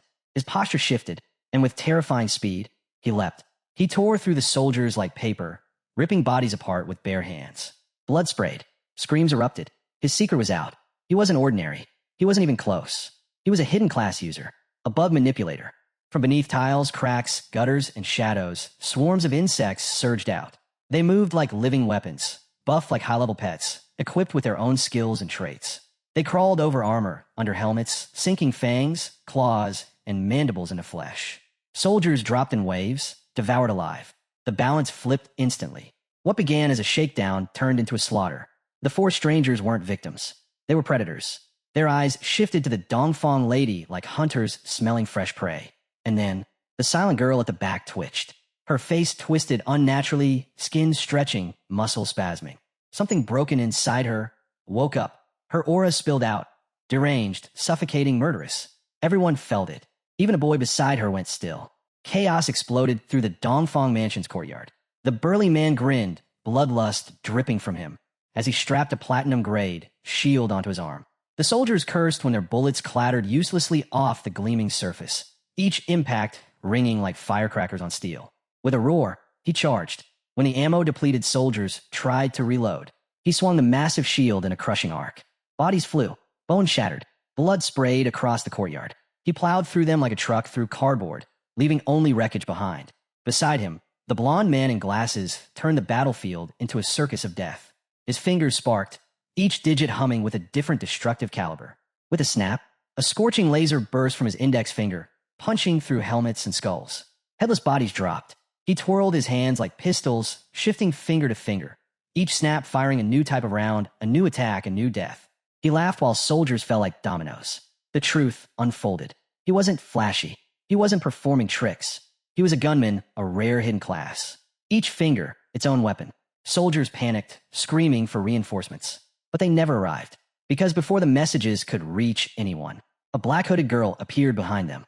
Silent, unseen, death given form. Her arrival froze the air, and every soldier who turned toward her regretted it instantly.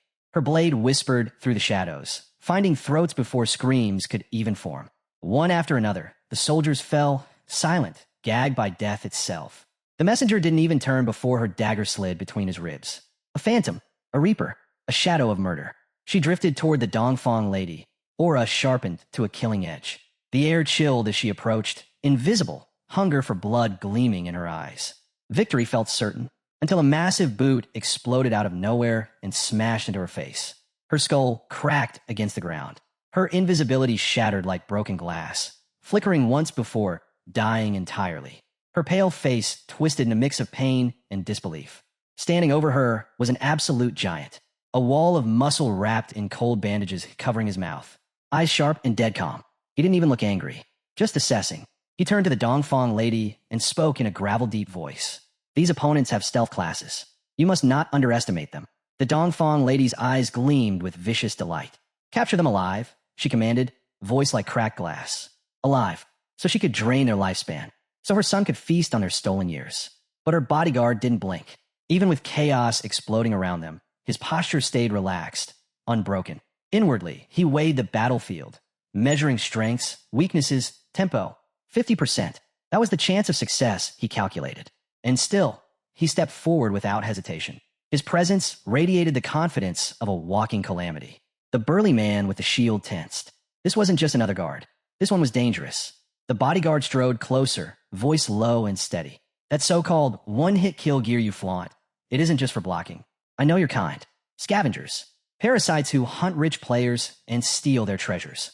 He tilted his head, studying them with almost bored curiosity.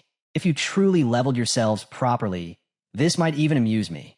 The misfits exchanged uneasy glances. They had wiped out soldiers with ease. But this man, alone, radiated the calm certainty of a monster.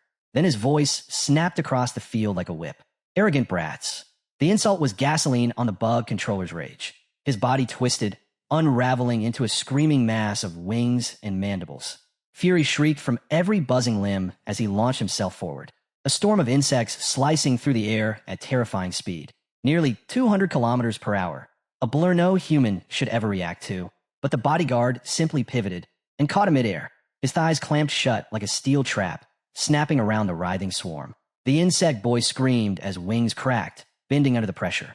Then, slam, the bodyguard whipped him downward, smashing his skull into the ground in a brutal counter that flipped his entire body over like a broken doll. Gasps erupted.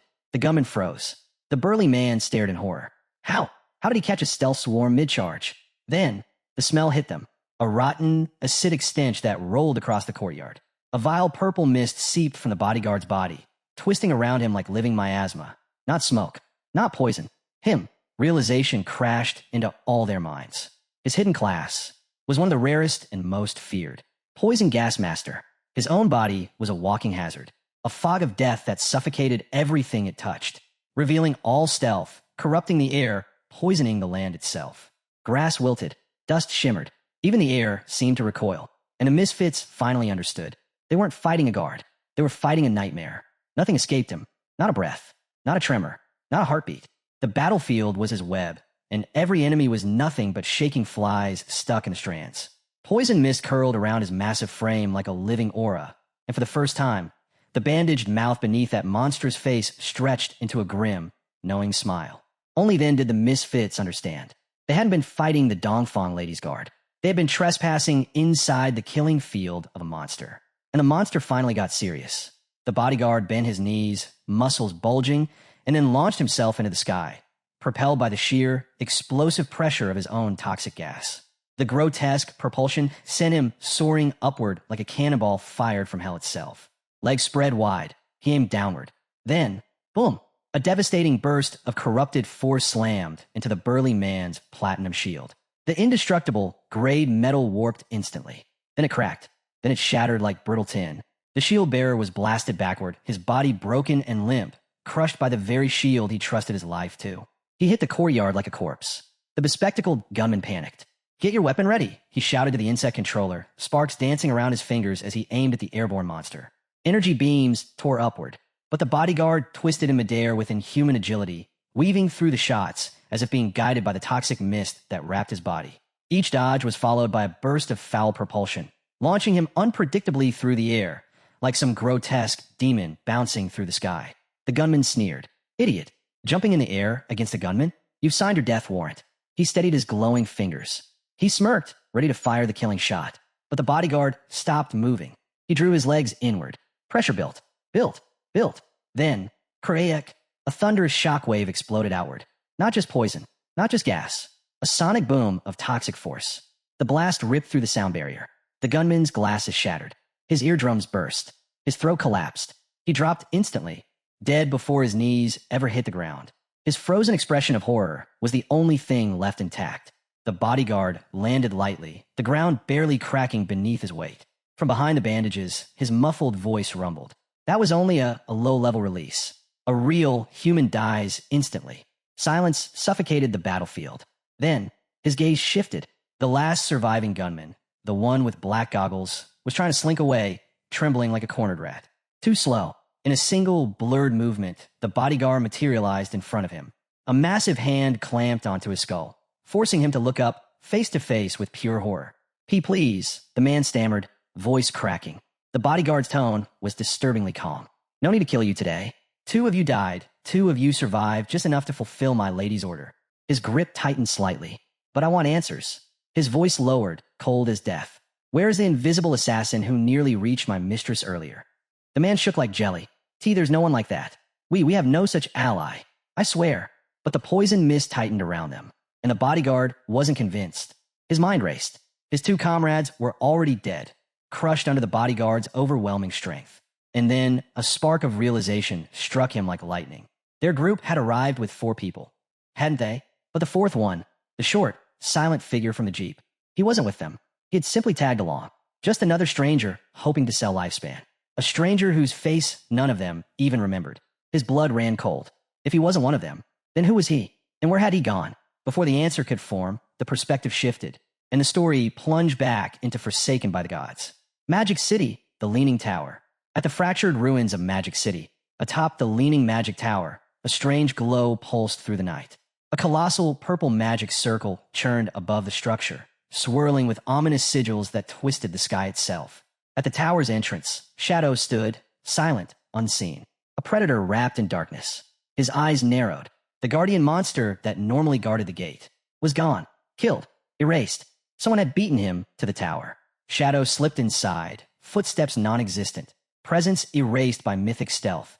The tower's interior stretched endlessly.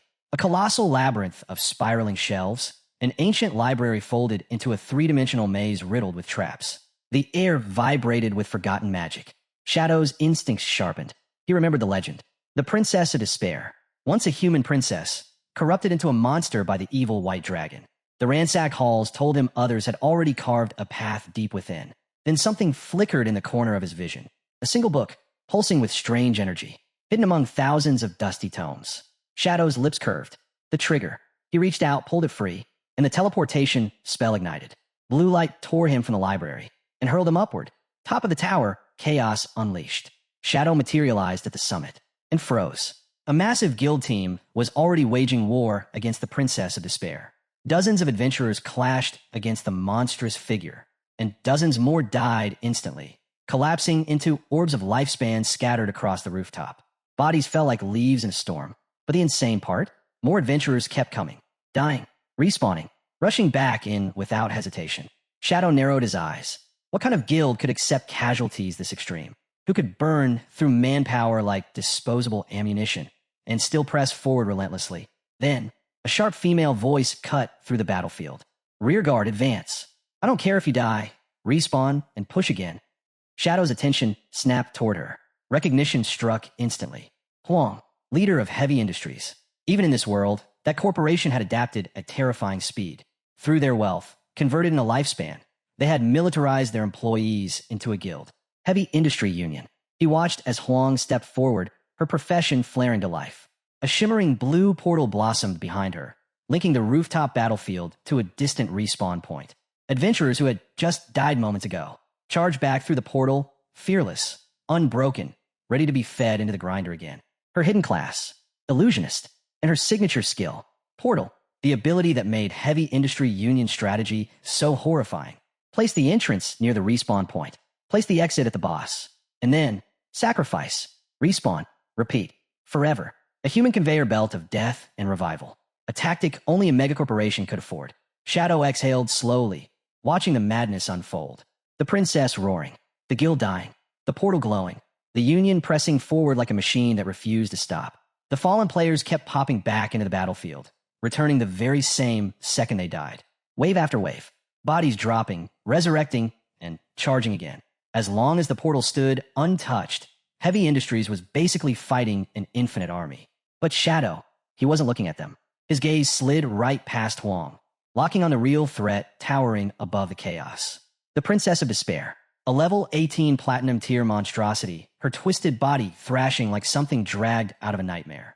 Tentacles lashed out wildly, smashing adventurers into the dirt with bone-cracking force. Her power alone was terrifying, but Shadow knew her real horror. She devoured lifespan directly.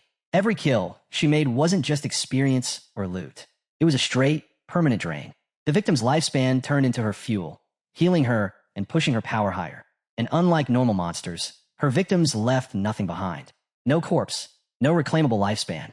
Shadow's memory tightened like a fist. He knew exactly what she was capable of. If she kept feeding, she would evolve. Right there, mid-battle, straight into Emerald tier. And when that happened, Heavy Industries wouldn't just lose. They would be erased, lifespan and all. Shadow didn't hesitate. He stepped off the cliff and dropped into the war zone like a thunderstrike, landing beside Hang. His presence hit the field like a storm front, silencing the noise around him. His voice cut through the battlefield. 1,000 years of tradable lifespan, up front. I'll kill the princess. But every assassin class drop belongs to me. No bargaining. No exceptions.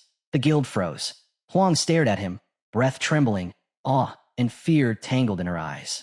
Facing the Shadow wasn't something even high-level guild masters took lightly. His reputation wasn't rumor. It was a threat carved clean through the entire game. Shadow leaned in, voice dropping to a cold edge. Your strategy is pointless. Without me, she evolves to Emerald tier. Your guild dies. All of you. They needed him far more than he needed them, and he made sure they understood it. But before Huang could respond, an adventurer pushed forward, face red with rage. He shouted at Shadow, demanding what right he had to claim they couldn't win. Challenging him, mocking him.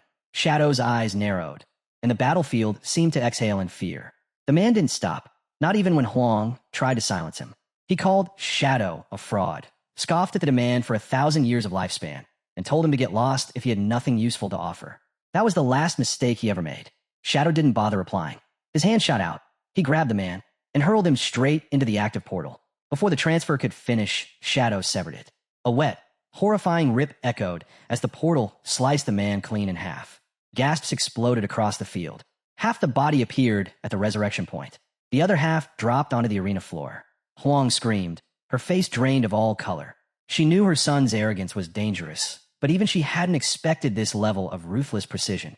Struggling to recover her composure, she tried to reason with him, saying if he only meant to teach a lesson, breaking her portal wasn't necessary. Shadow's smirk was hidden behind his mask, but the razor-sharp amusement in his voice made it perfectly clear. He disagreed. Shadow didn't flinch at Huang's panic. His voice stayed cold, almost bored. as he told her she'd understand very soon why the portal had to be destroyed. Then, with that same calm ruthlessness, he repeated his deal. 1,000 years of tradable lifespan. I kill the despair princess. No pressure, no shouting, just fact. Before Huang could even gather her thoughts, his body blurred and vanished.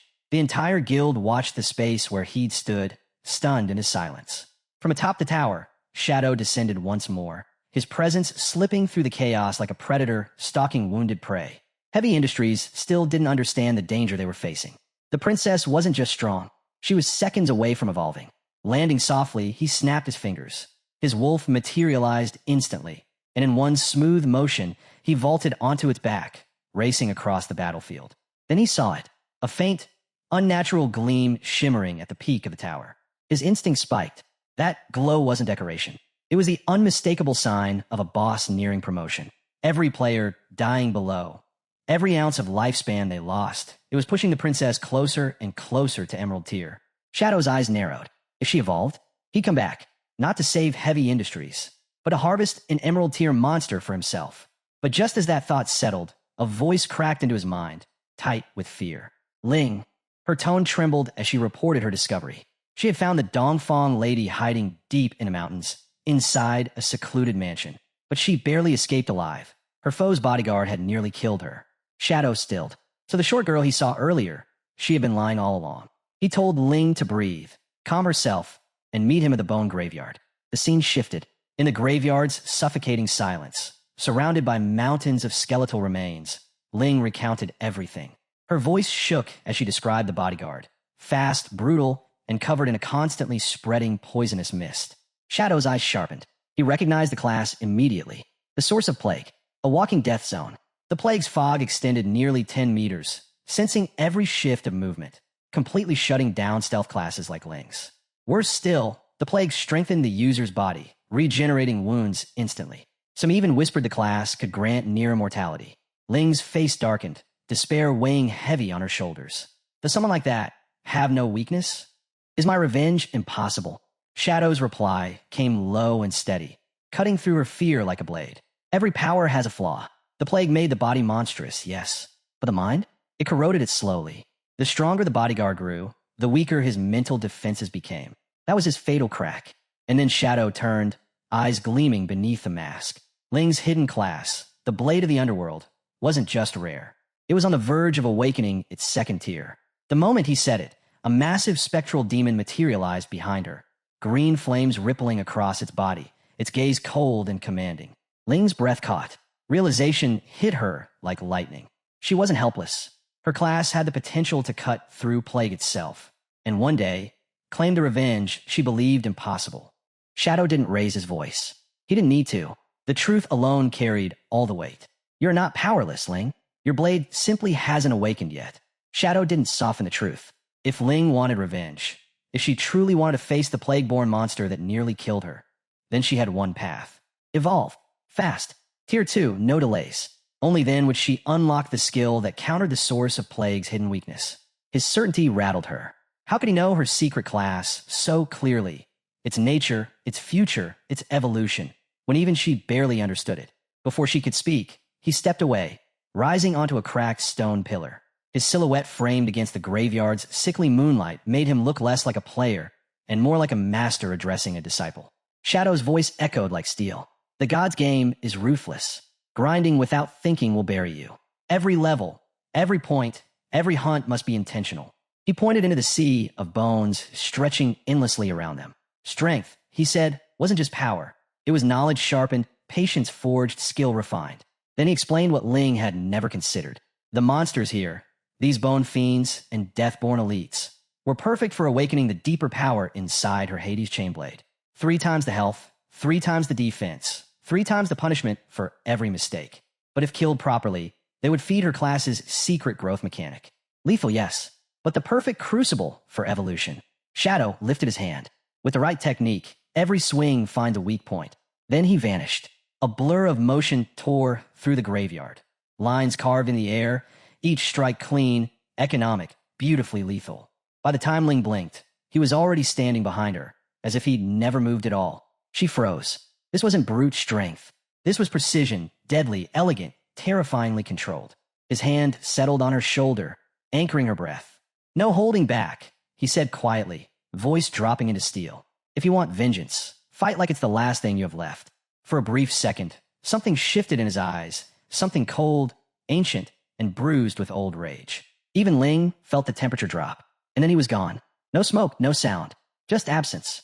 Ling released a shaky breath, unsure if the chill crawling up her spine was her imagination or a glimpse of the abyss that had shaped him. Across the ruins of Magic City, the mood snapped into something far lighter. Little Black lounged beside her mount, which munched lazily on grass like life had no deadlines. Meanwhile, Ling's stomach was ready to declare a full rebellion. She stared at her worn-out map and groaned. She'd strip-mined the entire zone. Not a single quest, not a single mob, not even a side dungeon. Then she saw it, a glossy red fruit, almost black, round, plump, practically glowing with juice. She didn't think. She didn't hesitate. One bite. Sweet, cool, addictive, ding, plus 50 EXP. Her eyes exploded wide. Food that gave experience. She looked down and noticed something insane. A trail of the same fruits stretching deeper into the bushes. Ling abandoned all dignity and followed it like a starving gremlin, stuffing plums in her mouth one after another. Each bite gave another neat little plus 50 EXP jump. By the fourth fruit, she was grinning. By the fifth, she was whispering, "Okay, what are you?" As if the plum might suddenly turn around and answer. Little Black's bracelet buzzed. Hard. Captain and Yu's voice blasted through, sharp and urgent. "Get to the corrupted coast. Now, Manel's been captured by boss."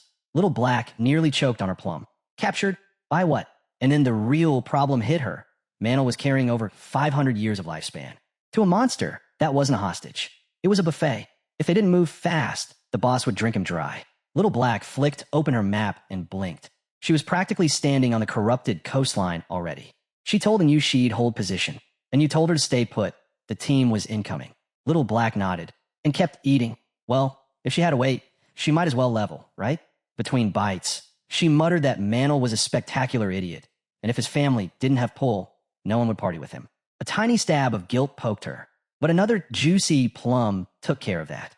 These things were outrageously good, and the EXP ticks were addictively clean. The dotted trail of black-red fruit led her across a ridge and onto the corrupted coast proper. The smell changed instantly. Brine, rust, and something faintly rotten threaded together in the air. Then she saw it. She stopped mid-chew. Half a plum dangled from her lip. A hulking mass crouched in the shadows ahead. Its body a twisted canvas of mouths layered on mouths, all muttering wet clicks in different tones. Her blood went cold. "Main boss," she whispered, slipping instinctively behind a patch of salt-twisted reeds. The thing twitched. Hundreds of teeth rippled across its flesh like grass bending under a breeze. Little Black forced herself to look past it, and her heart dropped. Manel lay limp and ashen on the ground. Several soldiers were sprawled around him like discarded dolls.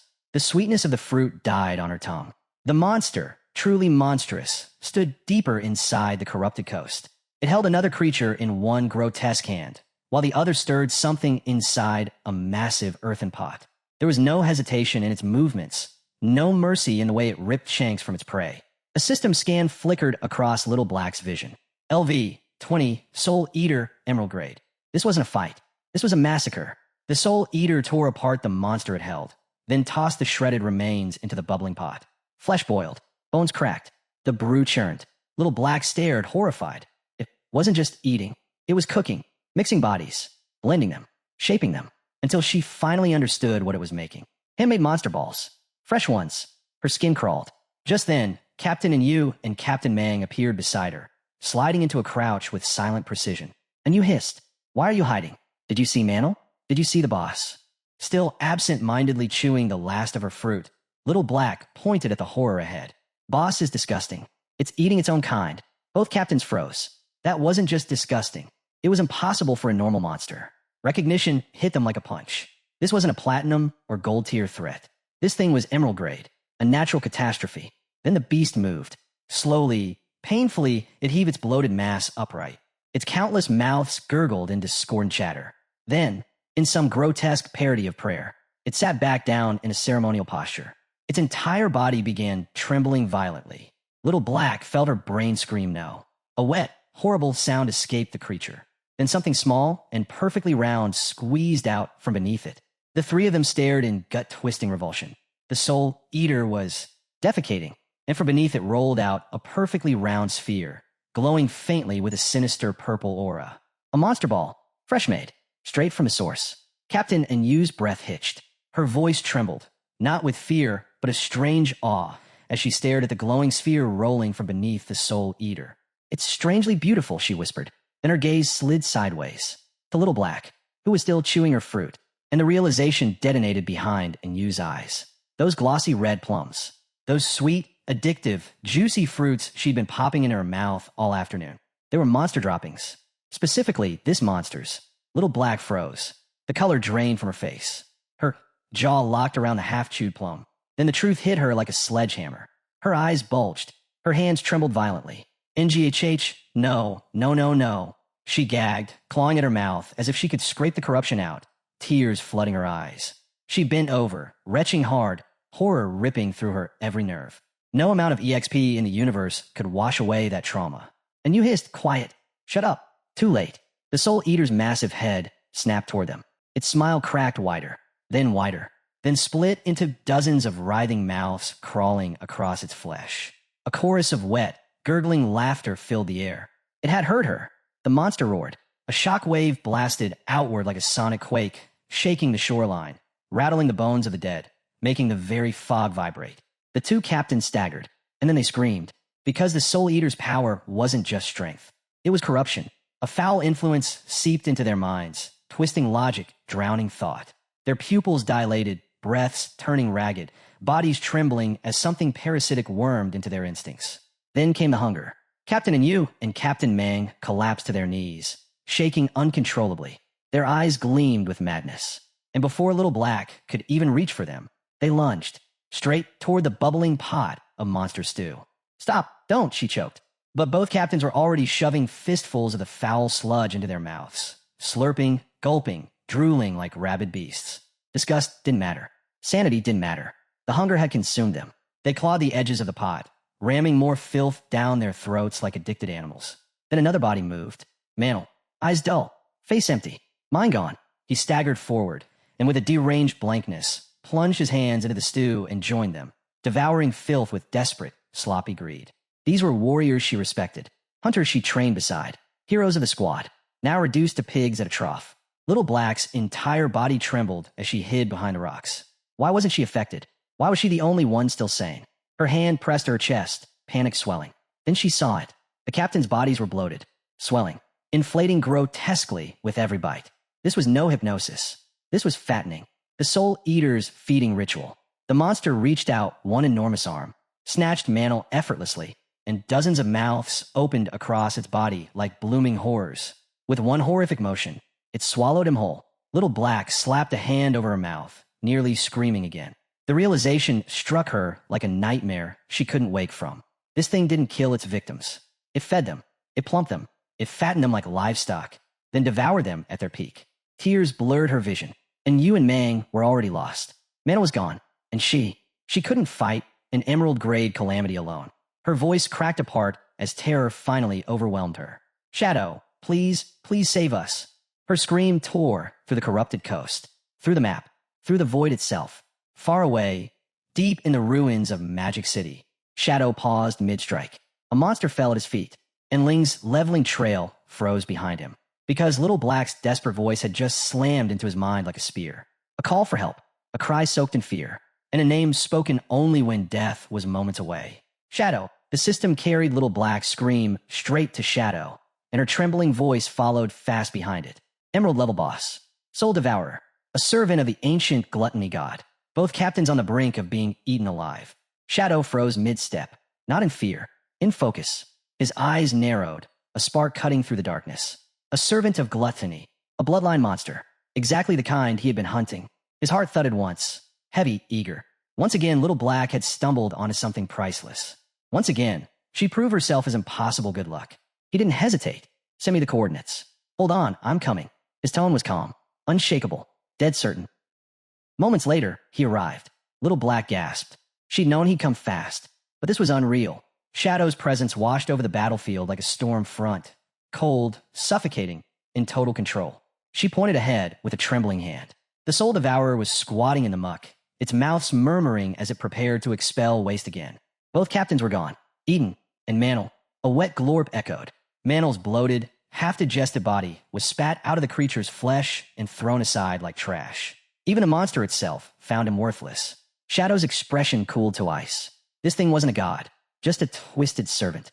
A parasite that preyed blindly on anyone with lifespan, hypnotizing them into endless hunger, forcing them to gorge on its waste until their bodies ruptured. So, Shadow murmured, voice like a blade, "Your gluttony's servant. Perfect. I've been looking for you." The truth clicked instantly. Little Black had resisted its hypnosis because she'd already eaten its waste. Her face burned red as she stuttered that she never wanted to talk about it again and begged him to save the others. Shadow didn't waste a second. He grabbed the squishy waste ball that used to be Mantle and hurled it with sniper precision straight at the Soul Devourer's gut. The monster convulsed violently. Then it vomited. Captain Mang and Captain and you exploded out in a flood of slime, battered but alive. That was the opening. Shadow stepped forward. His eyes glowed. His presence sharpened. And then he activated Gift of Liberation. His aura erupted like a storm breaking loose, pressure flooding the battlefield. Shadow blurred. His dagger flashed. And every strike detonated massive damage numbers. 5,000, 40,000, 60,000.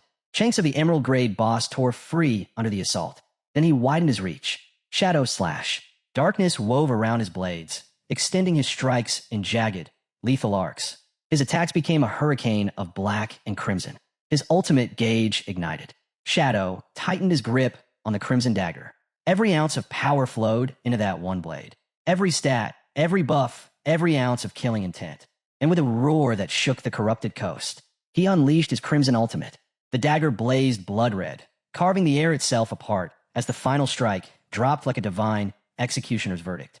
The impact hit the earth with a sound that split the world. The moment Shadow's crimson ultimate landed, the world detonated. Damage numbers didn't just pop up. They erupted across the battlefield in a blinding cascade.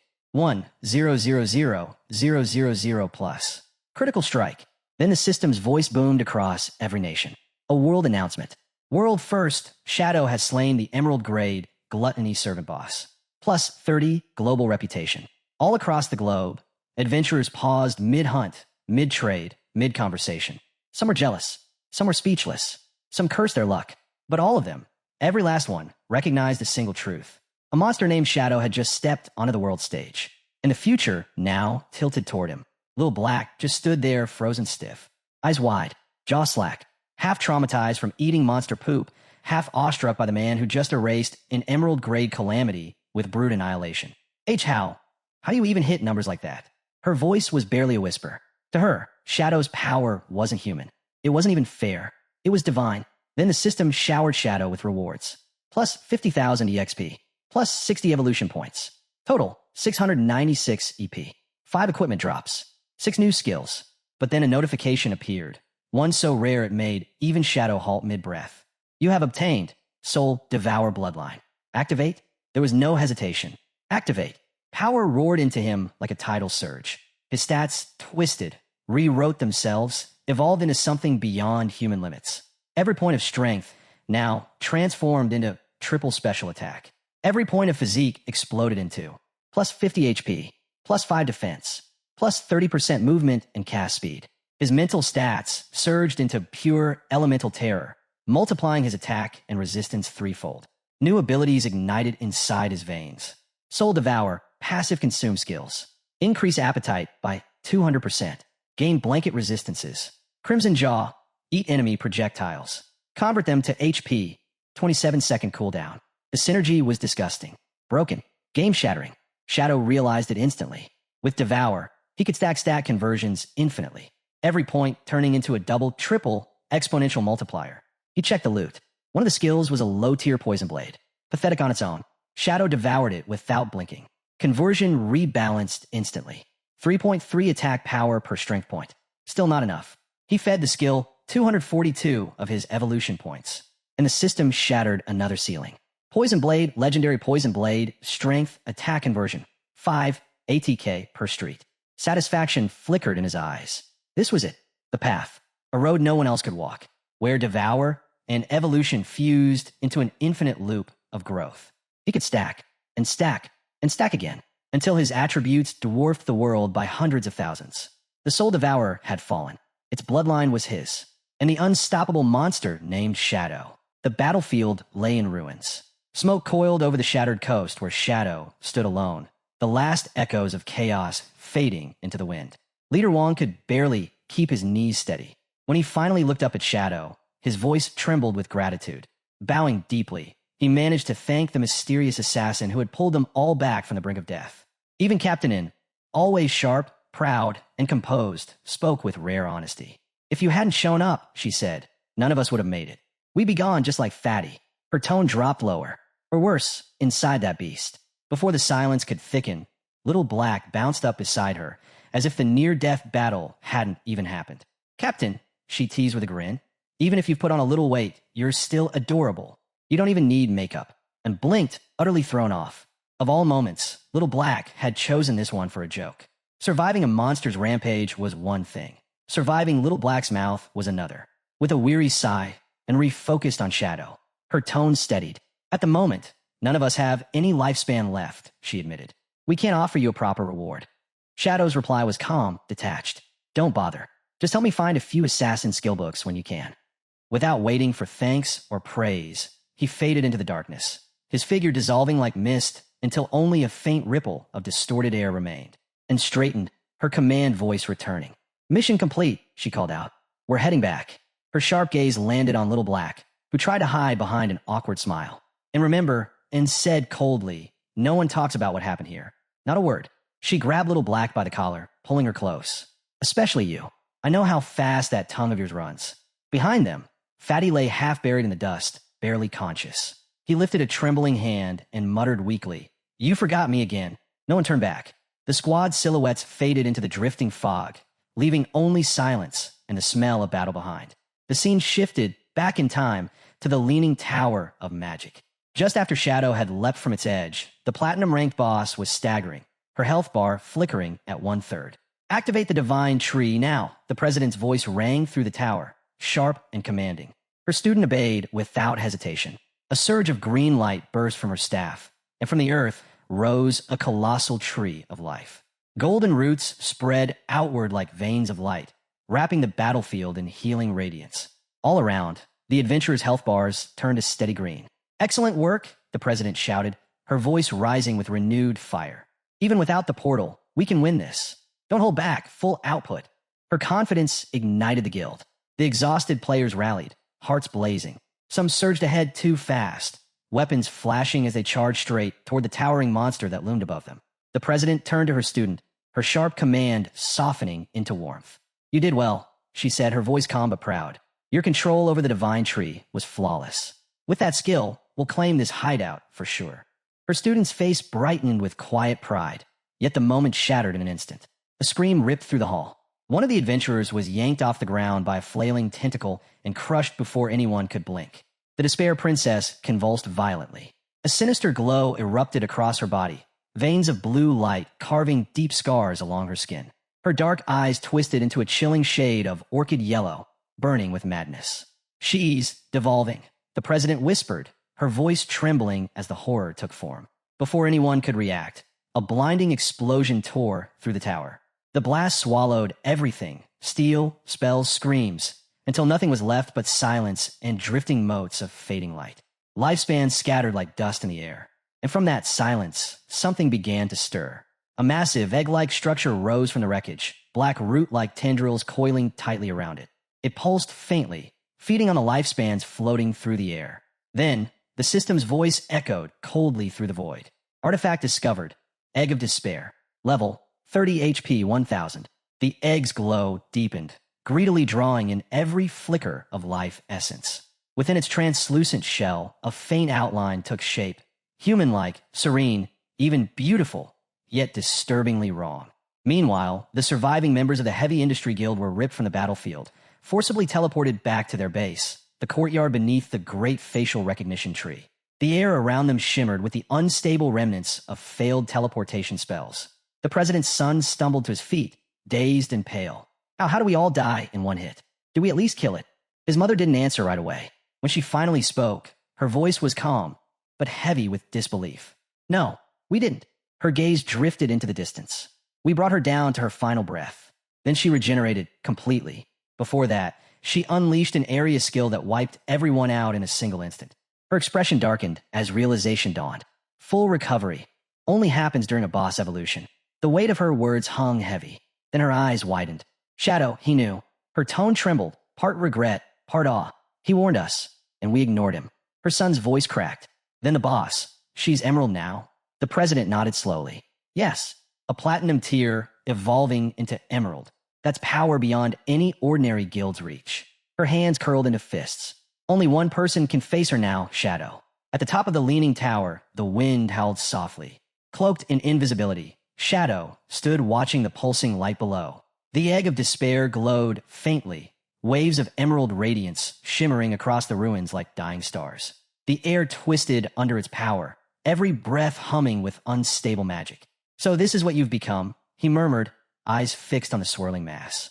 An emerald tier boss, the despair egg. A faint smirk curved his lips. There was no fear, only calm curiosity, and that familiar spark that came before every hunt. Shadow's hand tightened around his dagger. The blade gleamed faintly red beneath the cloak of darkness, a pulse of lethal light cutting through the gloom. Let's see, he whispered to himself, voice low and steady, if despair can bleed. The egg of despair continued to writhe, pulsing with an uneven rhythm that made the air tremble. By now, it should have stabilized into its emerald form, but it didn't.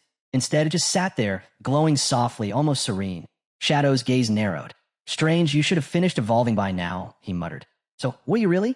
Half evolved or broken? To test his theory, he raised his hand. Darkness surged, and his blade reformed beside him, its edges dripping with shadow energy that shimmered like liquid night. Without hesitation, he hurled it straight at the egg. The strike landed with a deep, echoing crack that shook the tower. Bright numbers flashed before his eyes. Minus 28,000 damage. Shadow frowned. Epic tier durability. Not bad, he murmured, assessing the result. But the egg didn't react. It pulsed quietly, repairing itself, the damage vanishing almost instantly. So, you could take a hit and keep evolving, he said softly, curiosity sparking in his tone. But you're blind. No detection. No stealth awareness. You can't even sense me. His aura flared crimson as he drew power into his blade. The dagger burned with red fire, humming violently. The first slash came swift and precise. Minus 100,000 critical damage. Cracks spiderwebbed across the egg's surface, glowing with fiery veins of light. Yet the creature inside kept pulsing, relentless, determined to emerge. Persistent little thing, Shadow muttered. His words were calm, but his movements turned brutal. Then he unleashed hell. Blow after blow rained down in a storm of crimson fury. Each strike came faster, sharper, louder, echoes of thunder shaking the tower itself. Minus 150,000. Minus 180,000. Minus 200,000. The cracks spread like wildfire until, with one final slash, the entire shell shattered. The explosion of light washed over him, embers scattering into the air like dying stars. Shadow exhaled slowly, lowering his dagger as the last echo faded. No matter how much health you've got, he said quietly, his voice cutting through the silence, a kill's only ever a matter of time. Then he froze. In the middle of the glowing fragments lay a girl. Her skin was pale as snow, her long hair spilling across the cracked stone. She looked human. A system prompt appeared before his eyes. Target identified. Princess of Despair, level 1. Shadow blinked once. The monster that had wiped out an entire guild now lay before him. Fragile, human-shaped, with only 10 HP. Her breathing was soft, shallow, almost childlike. He remembered the old legends whispered across the lands. Tales of a princess cursed by the white dragon, condemned to become a vessel of endless sorrow. Could this really be her? His fingers tightened around the dagger's hilt. One strike. That's all it would take. He angled the blade downward. Then, the air shifted. Heavy. Electric. The clouds above twisted violently, and thunder cracked like a roar of gods. A purple rift tore open in the sky above the tower, swirling wider and wider, like the eye of a storm ready to devour the world. The wind screamed through the ruins, shaking what was left of the ancient tower. Dust spiraled upward as a sound unlike any other ripped through the sky. A roar, deep and primal, shaking the world itself. From the violet rift above, a colossal dragon descended. Its scales were pure white, gleaming like carved marble beneath the stormlight. Twin eyes, burning with a fury older than the heavens, fixed on the ground below. Every beat of its wings sent shockwaves tearing through the air. System alert. Cursed white dragon. Level 100 mythical monster. Warning after warning flashed before Shadow's eyes, but he didn't move. His cloak whipped violently in the wind, the sheer pressure of the dragon's aura pressing down like the weight of a mountain. The creature landed with an impact that split the earth, its enormous claws carving through the stone. Its gaze drifted past Shadow to the small, motionless figure lying behind him. Shadow's eyes widened. Mythical boss, he muttered under his breath, taken aback. This was beyond anything he had expected. But as the creature's hollow roar filled the air, understanding dawned on him. This wasn't a random spawn. This was the truth behind the legend, the curse that had bound the Princess of Despair for centuries. Below, the girl who had once been a monster stirred weakly. Her fragile human form reappeared, silver hair glinting in the ghostly light as she slowly rose. Without a word, she drifted upward, toward the dragon. Shadow readied his blade, every muscle coiled for the strike. But then she didn't attack. Instead, she reached out and pressed her small hand against the dragon's snout. Tears slipped down her pale cheeks. "You suffer enough," she whispered. Her voice carried softly through the storm, trembling but resolute. Light blossomed around her chest, spreading outward. Flames, gentle, crimson, and sorrowful, consumed her body until only a radiant red heart remained, pulsing within the glow. The dragon shuddered as that same light flowed into its bones. Its wings cracked, splintered, and finally crumbled into dust. Both master and cursed soul faded together, two bound spirits dissolving into the quiet brilliance of release. When the light vanished, a single object floated before Shadow, the heart of the curse, still beating faintly in midair. Then came the system's voice, cold and mechanical. "You have prevented the resurrection of the ancient god, Cthulhu. Reward, heart of the curse. Choose your path. 1. Use it to become Cthulhu's servant. Gain immense power but risk corruption. 2. Destroy it to obtain a mythical grade item." Shadow stared at the glowing heart. The temptation was real. Unimaginable power pulsed within reach. But the cost? His will, his freedom. He smirked faintly. "A servant to a god? No thanks," he murmured. "I carve my own fate." He clenched his fist. The heart shattered between his fingers, bursting into blinding light that swallowed everything. The tower, the sky, the world itself. When the radiance faded, the silence was absolute. Shadow blinked and looked around. The same tower stood before him, but whole again, radiant and untouched by time. Then he looked down. Black armor covered his body, intricate and gleaming with faint red veins of power. From his temples, curved black horns emerged, sharp, regal, and terrifying. The air around him pulsed with an ancient energy unlike anything he'd ever felt. The evolution was complete. This wasn't his body. The realization struck like a whisper in the dark. Shadow glanced down at his armored hands. Unfamiliar, foreign. Then a soft voice called out through the haze. "Arts!" He turned. A young princess ran toward him, her long greenish hair flowing behind her like silk in the wind. Her face glowed with warmth and innocence, untouched by sorrow or fear. On a castle wall above, a white-haired man stood waiting, tall, regal, and smiling gently. His wings, faintly silver in the sunlight, folded neatly behind him. "Arts!" The princess called again, pouting as she reached him. "Are you leaving again?" He nodded, his tone calm but kind. A monster appeared near the harbor. "I have to protect the kingdom." "You liar," she snapped, stamping her foot. "You promised to teach me how to ride the wind today. The harbor's 7 days away. You won't come back." Her voice cracked. "You're just like father. All men are liars." Arts blinked, then laughed softly, rubbing the back of his neck. "Where did you even learn to say that?" He reached into his armor and pulled out a small, shimmering silver scale. It glowed faintly between his fingers. "This," he said, placing it in her hands, "is the scale of promise. Anyone who breaks their word under its witness will lose their wings and never fly again." The princess's anger faded instantly, replaced by worry. "Then I don't want it," she said quickly. "If you lie, you'll lose your wings forever." Art smiled gently. "Then trust me," he said, spreading his radiant white wings. Sunlight scattered off them like shards of glass. "I'll be back for dinner." Her eyes lit up. "You always look so cool when you do that." Arts chuckled and pointed toward 3 shadowy guards standing nearby. "They'll keep you company while I'm gone. Then I'll make your favorite food," she said proudly. He laughed again, then leapt skyward, soaring beyond the castle walls until he vanished into the horizon. The princess stood at the window, determination shining in her eyes. "If he's working hard, I can't fall behind. Come on, let's make a feast." Shadow watched silently as the memory unfolded. The young princess spent the day laughing with the shadow guards, picking mushrooms, fishing by the lake, humming songs under the warm sunlight. In the distance, the leaning tower of magic stood tall and gleaming, a beacon of peace before the chaos that would one day come. By dusk, she returned to the castle, arms full of strange ingredients. In the great kitchen, she worked tirelessly until the table was filled with the strangest meal imaginable: steamed rock, volcanic ash pizza, lava stew. These are Arts's favorites, she said cheerfully, setting everything down with pride. Then she waited by the window by the fading light. Shadow understood now. This was the memory hidden inside the heart of the curse.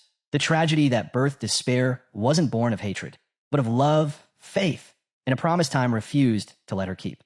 Night fell. The grand dining hall stood silent, the flicker of candlelight casting long shadows across the marble floor. At the end of the long table sat the princess, her small hands resting beside the dishes that had long gone cold. The warmth of her feast had faded, replaced by the heavy chill of waiting. At last, the great doors creaked open. An elderly man entered quietly, Scholar Ruin, his steps slow but sure. Seeing the young princess slumped over the table, he sighed softly and placed a gentle hand on her shoulder.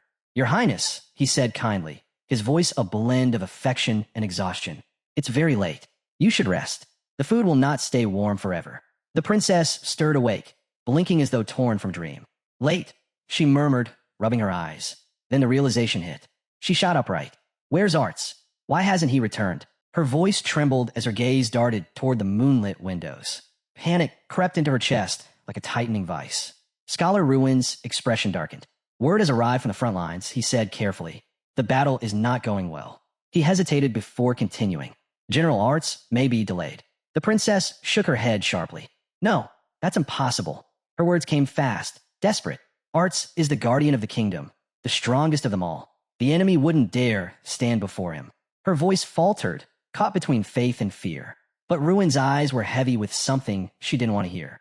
"The enemy nation has performed a forbidden ritual," he said in a low, strained tone.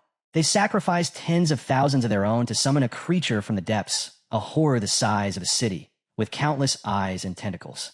They say even a single glance at it drives soldiers mad." The words cut through her like a blade. "No," she whispered, her hands trembling. "Not even Arts." Then, crack, a sharp sound split the silence. She looked down in horror. The scale of promise in her palm had fractured, a jagged line running through its silver surface. Her breath caught. The scale, it broke. Her voice rose in panic. "That means Arts. He broke his promise. If he doesn't return by midnight, he'll lose his wings forever." She grabbed Ruin's arm desperately. "Take me to father. Now, he'll know how to lift the curse." "Your Highness, please, calm yourself." But she was already running. The old scholar stumbled after her, trying to keep up as her slippered feet slapped against the marble floor. "If Arts loses his wings mid-battle, he'll fall," she cried, her voice echoing down the empty corridors. They burst through the tall doors at the end of the hall, and she froze. There, standing beneath the golden light of the chandeliers, was Arts, unharmed, calm, smiling. "Arts," she breathed, disbelief flooding her face. He tilted his head slightly, that familiar warm smile never fading. "Why such panic, princess?" Tears welled in her eyes. She ran to him and threw her arms around his chest. "You're back. You're safe," she cried, clutching him as if afraid he might vanish. Arts chuckled softly, wrapping his arms around her. "I told you, didn't I? I come back. A promise is a promise." Still sniffling, she looked up at him. "But they said the battle was terrible. I was so scared." Scholar Ruin arrived a few moments later, breathing heavily from the chase. He bowed deeply. "General Arts, may I ask, how fares the front?" Arts turned to him, smiling lightly. "It was troublesome, I'll admit, but the threat's been dealt with. The soldiers are finishing the cleanup now." Ruin exhaled a shaky sigh of relief. "As expected of our kingdom's guardian." Arts's gaze drifted to the table, and he laughed softly. "Speaking of battles, I'm starving. Did you make all this yourself?" The princess nodded shyly, her cheeks flushed. "I did, though it's probably cold now." "Cold food, hot food. It doesn't matter," he said, already taking a seat and grabbing a fork. "It's perfect." The princess smiled faintly, watching him eat. "At least eat slowly, or you'll choke," she scolded playfully. Ruin stood back, watching them quietly. For the first time that night, the corners of his eyes softened with warmth. Outside, the moonlight washed over the castle spires. From the balcony of the leaning tower of magic, Arts spread his arms wide, gazing out over the sleeping kingdom below, unaware of the shadow that was already beginning to stir. "Well, princess," Arts said with a teasing grin, "a promise is a promise. Time to learn how to ride the wind." The princess rubbed her sleepy eyes and yawned. But I'm tired, she murmured. Can't we do it tomorrow?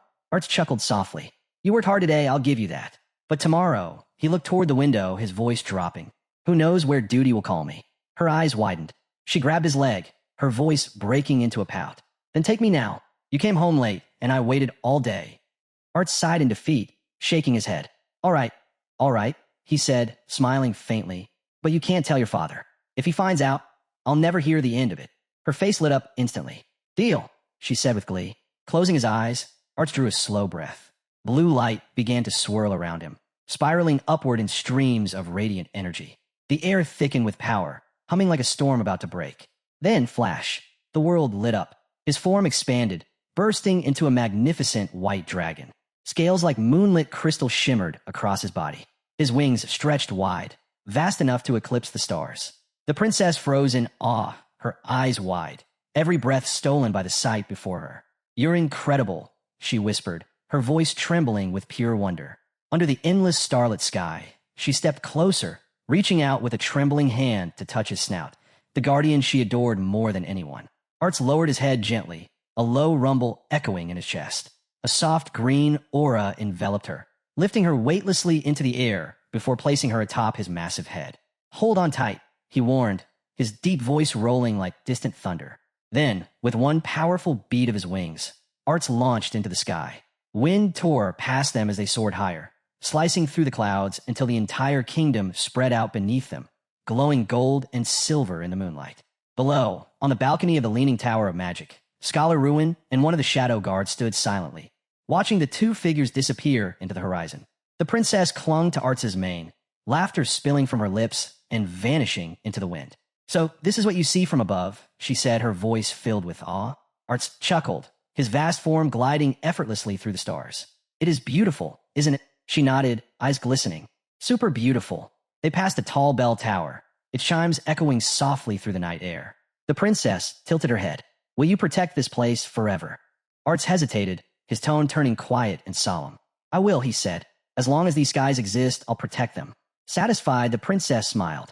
She leaned against his cool scales, whispering a sleepy thank you before her eyes fluttered shut. The memory shifted. Now Arts stood beside the princess's bed, carefully tucking her beneath a soft blanket. He placed a small teddy bear by her side, the toy's worn stitching catching the candlelight. For a long moment, he simply watched her peaceful face, his fierce eyes softened by something rare, tenderness. At last, he straightened, exhaling quietly. He turned to leave, glancing back one final time before the heavy door closed behind him. That same night, deep within the heart of the castle, Arts was summoned before the king. Moonlight streamed through the stained glass, painting streaks of deep blue across the marble floor. The king stood silent, his expression heavy as his gaze fell upon the dragon warrior's battered armor. You're hurt, the king said quietly. Was the creature truly that strong? Arts, bruised and bloodied, managed a faint smile.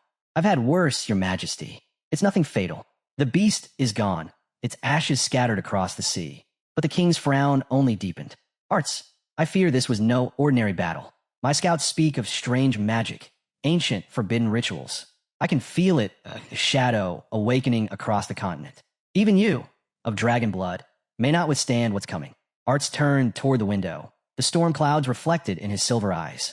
Then I'll stand where I must, he said firmly. Whatever comes, I'll protect this land. The king gave a slow nod, though unease lingered in his gaze as the light around them dimmed.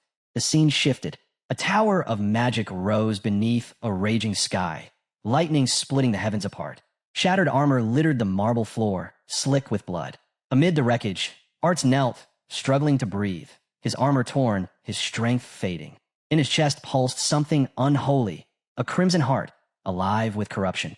Black veins spread outward like crawling roots, consuming him inch by inch as thunder rolled above. 5 years later, the Golden Kingdom was gone. Now nothing more than a nightmare made real. The skies burned red, the air thick with smoke and screams. Chaos reigned as monstrous creatures surged through the streets, red, skinless horrors that tore through stone and flesh alike. Men, women, soldiers, none could stand against them. Their cries were swallowed by the roars of beasts that knew no mercy. From the highest balcony of the citadel, the king watched his realm collapse into ruin. His once golden crown glinted dully under the fire's glow. The Moraga Empire, he muttered, disbelief heavy in his tone. They've gone mad. His gaze darkened as a black flag rose over the battlefield. They'll drag the entire world into destruction with them. Below, in the burning streets, the princess ran through the smoke, her gown torn, voice hoarse from shouting. Arts! Arts! She cried. The walls had been breached. The city was falling. Through the haze, she finally saw him. Arts, seated calmly atop a high wall. Two shadow guards stood at his sides, silent and still. He looked down upon the burning city, unmoving, as though lost in thought. She rushed to him, panic cutting through her voice. Arts, why are you just sitting here? The army, those monsters, our soldiers can't stop them. They're being slaughtered. Arts turned to her, his tone quiet but steady. I was just about to find you, he said. Go to the magic tower. It's the only place still safe. Stay there, no matter what happens. The princess froze, disbelief written across her face. Safe? She cried, her voice breaking. What are you talking about, Arts? You're the guardian of this kingdom. You swore to protect everyone, not just me. Her tone rose, trembling with anger as she pointed toward the burning horizon. Look at them. The city's in flames. Our people are dying. If you just sit here, the capital will fall. She turned sharply toward the battlefield, where soldiers were being crushed beneath monstrous claws.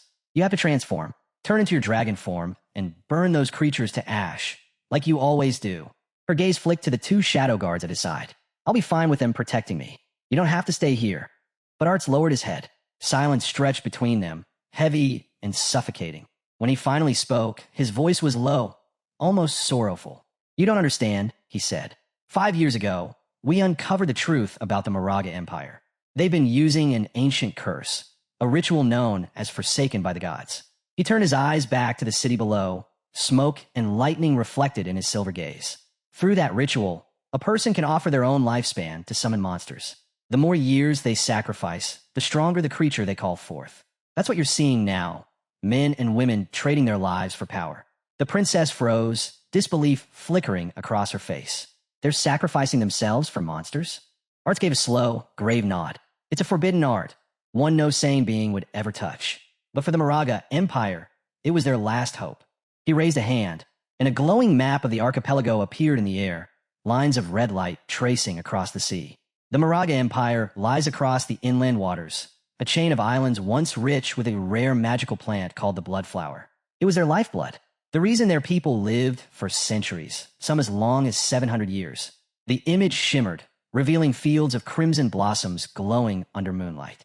The flowers shone in the dark, he continued quietly. They gave life where there should have been none. His tone turned distant, almost as if he were speaking from memory. Thousands of years ago, when war spread across the continent, Moraga sought peace. We sent envoys, people like me, to serve other kingdoms bound by sacred contracts. Our duty was to aid the weaker side in every war, to maintain balance, to keep the world from collapsing into chaos. The princess stood speechless, listening as his voice hardened. But jealousy spreads faster than peace. The kings of other nations began to fear us. They couldn't stand the thought of mortals living beneath those who might never die. His gaze darkened. So they united under one purpose, one mission, to erase Moraga completely. They unleashed curses, plagues, and betrayal. They turned our own allies against us. They stripped our lands bare, stole our secrets, and left us to wither. His hand closed into a fist as the light from the map dimmed.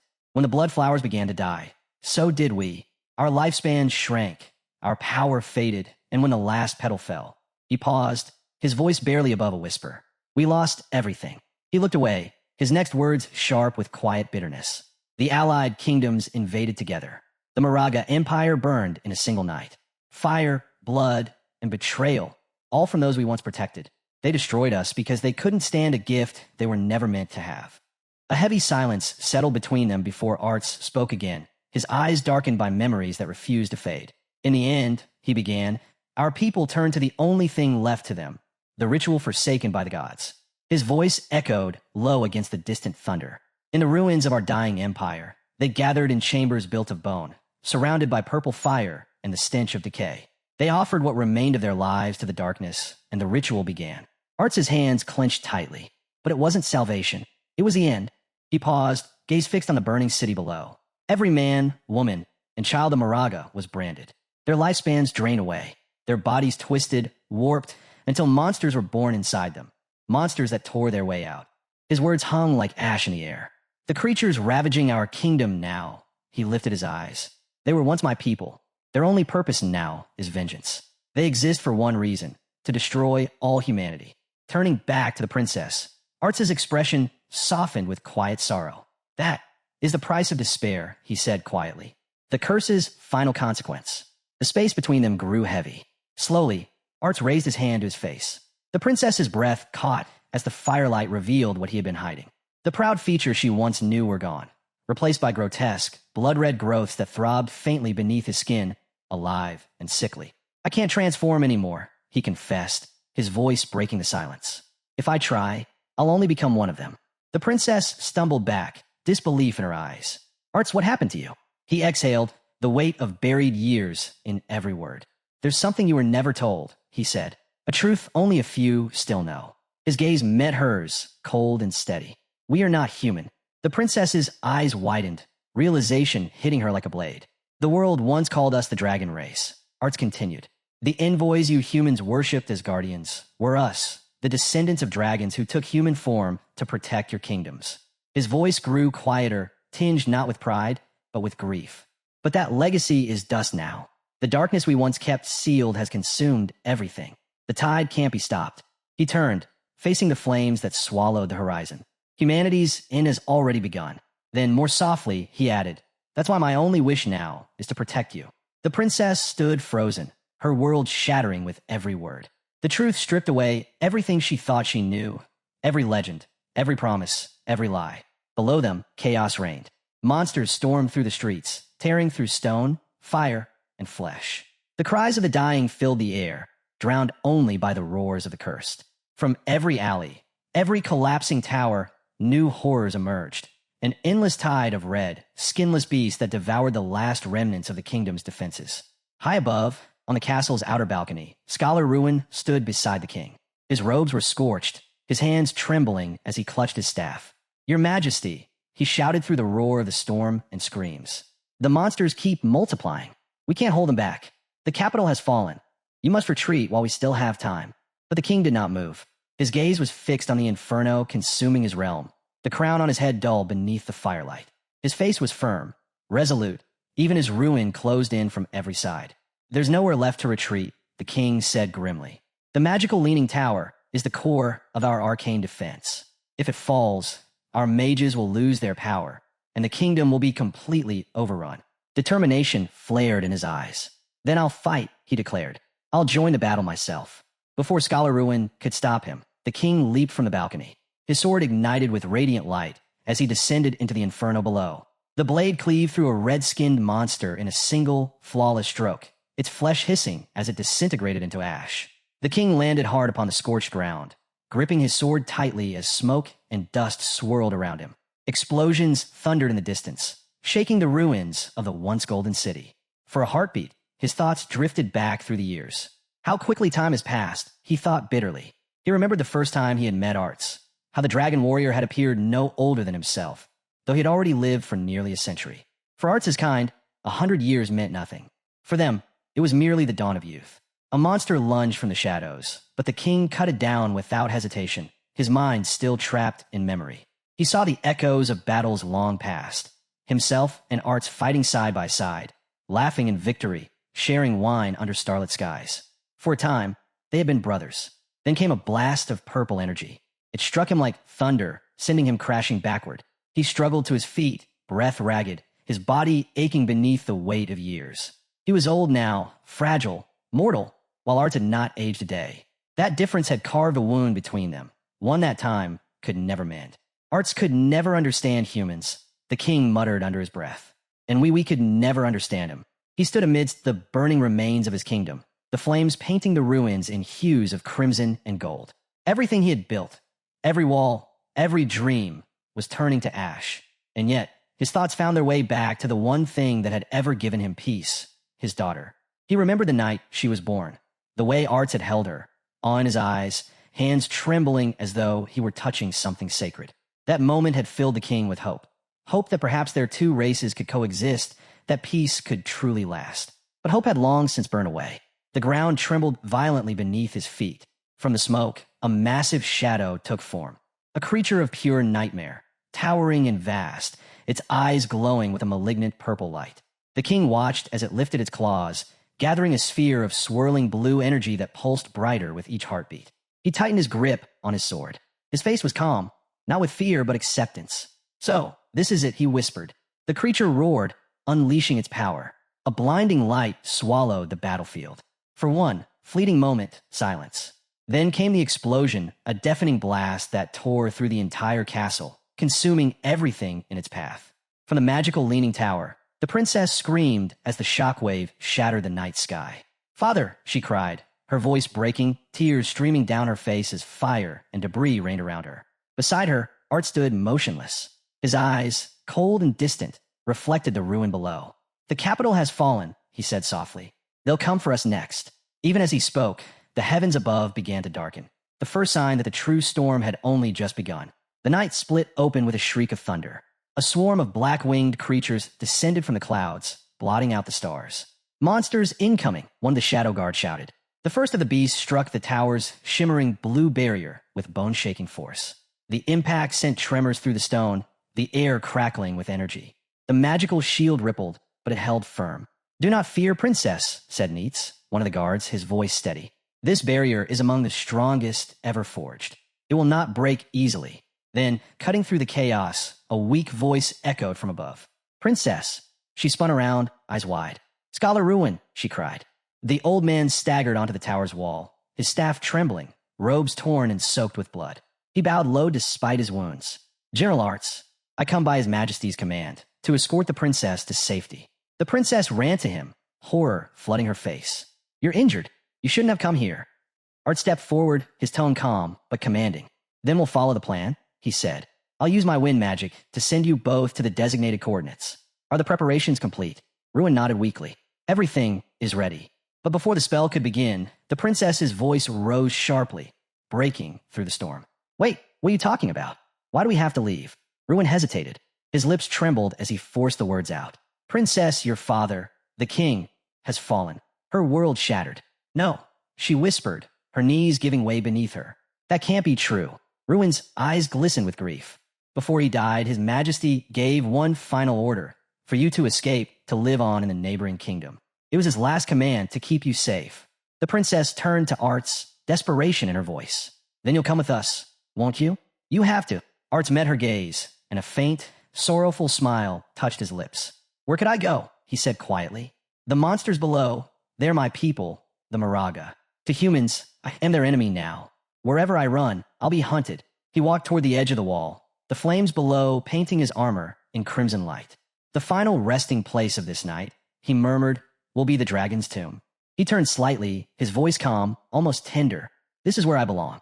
I'll remain here until my lifespan fades away." The conviction in his words struck deep. The princess stood frozen, her sorrow twisting into something stronger, resolve. Her trembling steadied. She drew in a breath, eyes fierce with newfound determination. Then, in a flash, she summoned her wind magic. Air spiraled around her feet, lifting her from the tower floor. Before Ruin could react, she leapt from his side, soaring back toward Arts, a streak of light cutting through the night sky. "If you're staying," she cried out, her voice echoing through the storm. "Then I'll stay too." She landed beside him, wind whipping through her hair, her stance unwavering. "I'll become your dragon knight," she declared. "This is my home, and I'll protect it by your side." She raised her chin proudly, her voice clear and bold against the roaring chaos below. "My wind riding skills are perfected," she said with a confident smile. "So tell me, Arts, how do we form the contract?" For a moment, Arts simply stared at her, stunned. His composure, unshaken for years, finally faltered. Then, slowly, he extended his armored hand. The metal glinted under the lightning's glow as he took her hand in his touch cold, yet impossibly gentle. A faint smile curved across his lips, one filled with both sorrow and pride. "Very well," he said softly. "Then our contract will be sealed." Arts said softly, just like in the old days. From within his armor, he drew out a small, glimmering object, a silver scale that shimmered faintly beneath the pale moonlight. "This," he said, holding it between them, "will be our bond." The princess's eyes sparkled, her smile radiant and full of hope. "That's all?" she asked joyfully. "Then let's seal it right now. From this day onward, we'll—" But before she could finish, Arts gently cut her off. His voice was quiet, fragile, like wind before a storm. "Our promise," he said, "is to never see each other again. The word struck like a blade.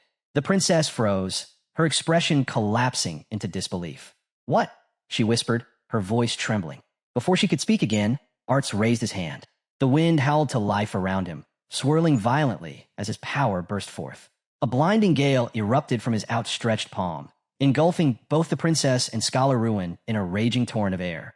Go, he shouted, his voice breaking through the storm. The princess screamed his name, shock and betrayal mixing in her cry as the winds carried her upward. Arts, her voice was swallowed by the storm as she and the scholar vanished into the sky. Below, Arts's gaze softened. Protect her, he whispered. Keep her safe, far from this tomb. But his plea was answered not by peace, but by horror. As the spell carried them through the air, the magic faltered. The wind flickered, unstable, and Ruin's expression suddenly twisted. His pupils glowed crimson, burning like molten fire. Scholar Ruin, the princess called, confused. Without warning, his hand shot toward her. His voice came out eerily calm, cold enough to chill the night. You have a place where you belong, he murmured. Before she could react, his hand plunged deep in her chest. The princess gasped, eyes wide with agony and disbelief. Blood sparkled in the air like falling rubies as Ruin ripped out her still-beating heart. Her scream tore through the sky, echoing over the storm. Below, Arts froze, then roared in fury. Ruin! The scholar's body convulsed violently, his face twisting in pain. Between choking breaths, he rasped, Arts, be careful. The Moraga were not the only ones cursed. Dark veins crawled across his skin as his form began to warp. A grotesque red growth burst from his chest, consuming what remained of him. In the next instant, his body tore apart, replaced by a monstrous, tentacled abomination that writhed and screamed with madness. It seized the princess's heart in one clawed hand, the organ still pulsing faintly between its fingers. The creature's voice slithered through the air, cruel and mocking. Such a rich lifespan, it sneered. Tell me, dragon, does killing the one you love taste like revenge? Its eyes gleamed with deranged joy. After all, it hissed. Weren't you the one who burned me with your dragon flames back then? The world fell silent. Art stood motionless amid the ruin, his mind blank, his breath caught in his throat. Before him, the tentacled monster threw back its head and released a guttural, twisted laugh that echoed through the shattered tower. The grotesque creature lifted the princess's limp body high into the air, her hair flowing lifelessly, silk-like strands dancing in the storm's cold wind. In one claw, it held her heart, still bleeding, still beating faintly, a cruel mockery of life. The monster turned toward him, its grin wide, its voice a blend of venom and delight. Tell me, Arts, it sneered. Does this satisfy your wrath? Is this enough? The monster hissed, its grin twisting wider, to repay the pain your flames once gave me.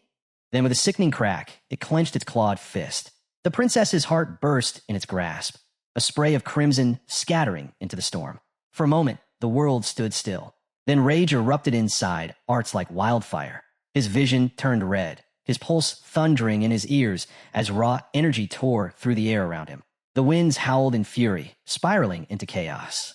At his sides, his two shadow guards materialized, eyes glowing with shared anguish and wrath. The one known as the Shadow of Sorrow let out a cry that split the air, a sound of grief so deep it shook the heavens. His form dissolved into a storm of dark energy, surging downward in a blur of blue light. He caught the princess's falling body midair, wrapping her in a radiant aura as he shielded her from the debris. Meanwhile, the second guard, the Shadow of Wrath, charged straight toward the creature. His blades blazed as he tore through its writhing tentacles, slashing them apart with inhuman speed. But the monster only laughed, a sound that scraped the soul. Its wounds closed instantly, flesh knitting back together as it sneered. Useless, so fragile, just like your hearts. Below, the Shadow of Sorrow knelt with the princess in his arms. His fading aura bathed her in a gentle blue glow, one last touch of peace amid the carnage. A single tear slid from beneath his dark helm and fell onto her pale cheek. The princess stirred faintly. Her lips parted, voice barely a whisper. Arts. And then, the light in her eyes dimmed. Her breath faded. Her body went still. Even as her soul slipped away, the monster's laughter filled the night. It spread its grotesque limbs wide, its grin stretching unnaturally across its face. Do you understand now, dragon? It mocked. The lifespans of your kin, the pitiful sacrifices of your people, barely amount to a fragment of me. Its voice deepened, echoing in layers, like 1,000 whispers speaking as one. You've only seen a shadow of what I am. The rest of my essence lies scattered across this world.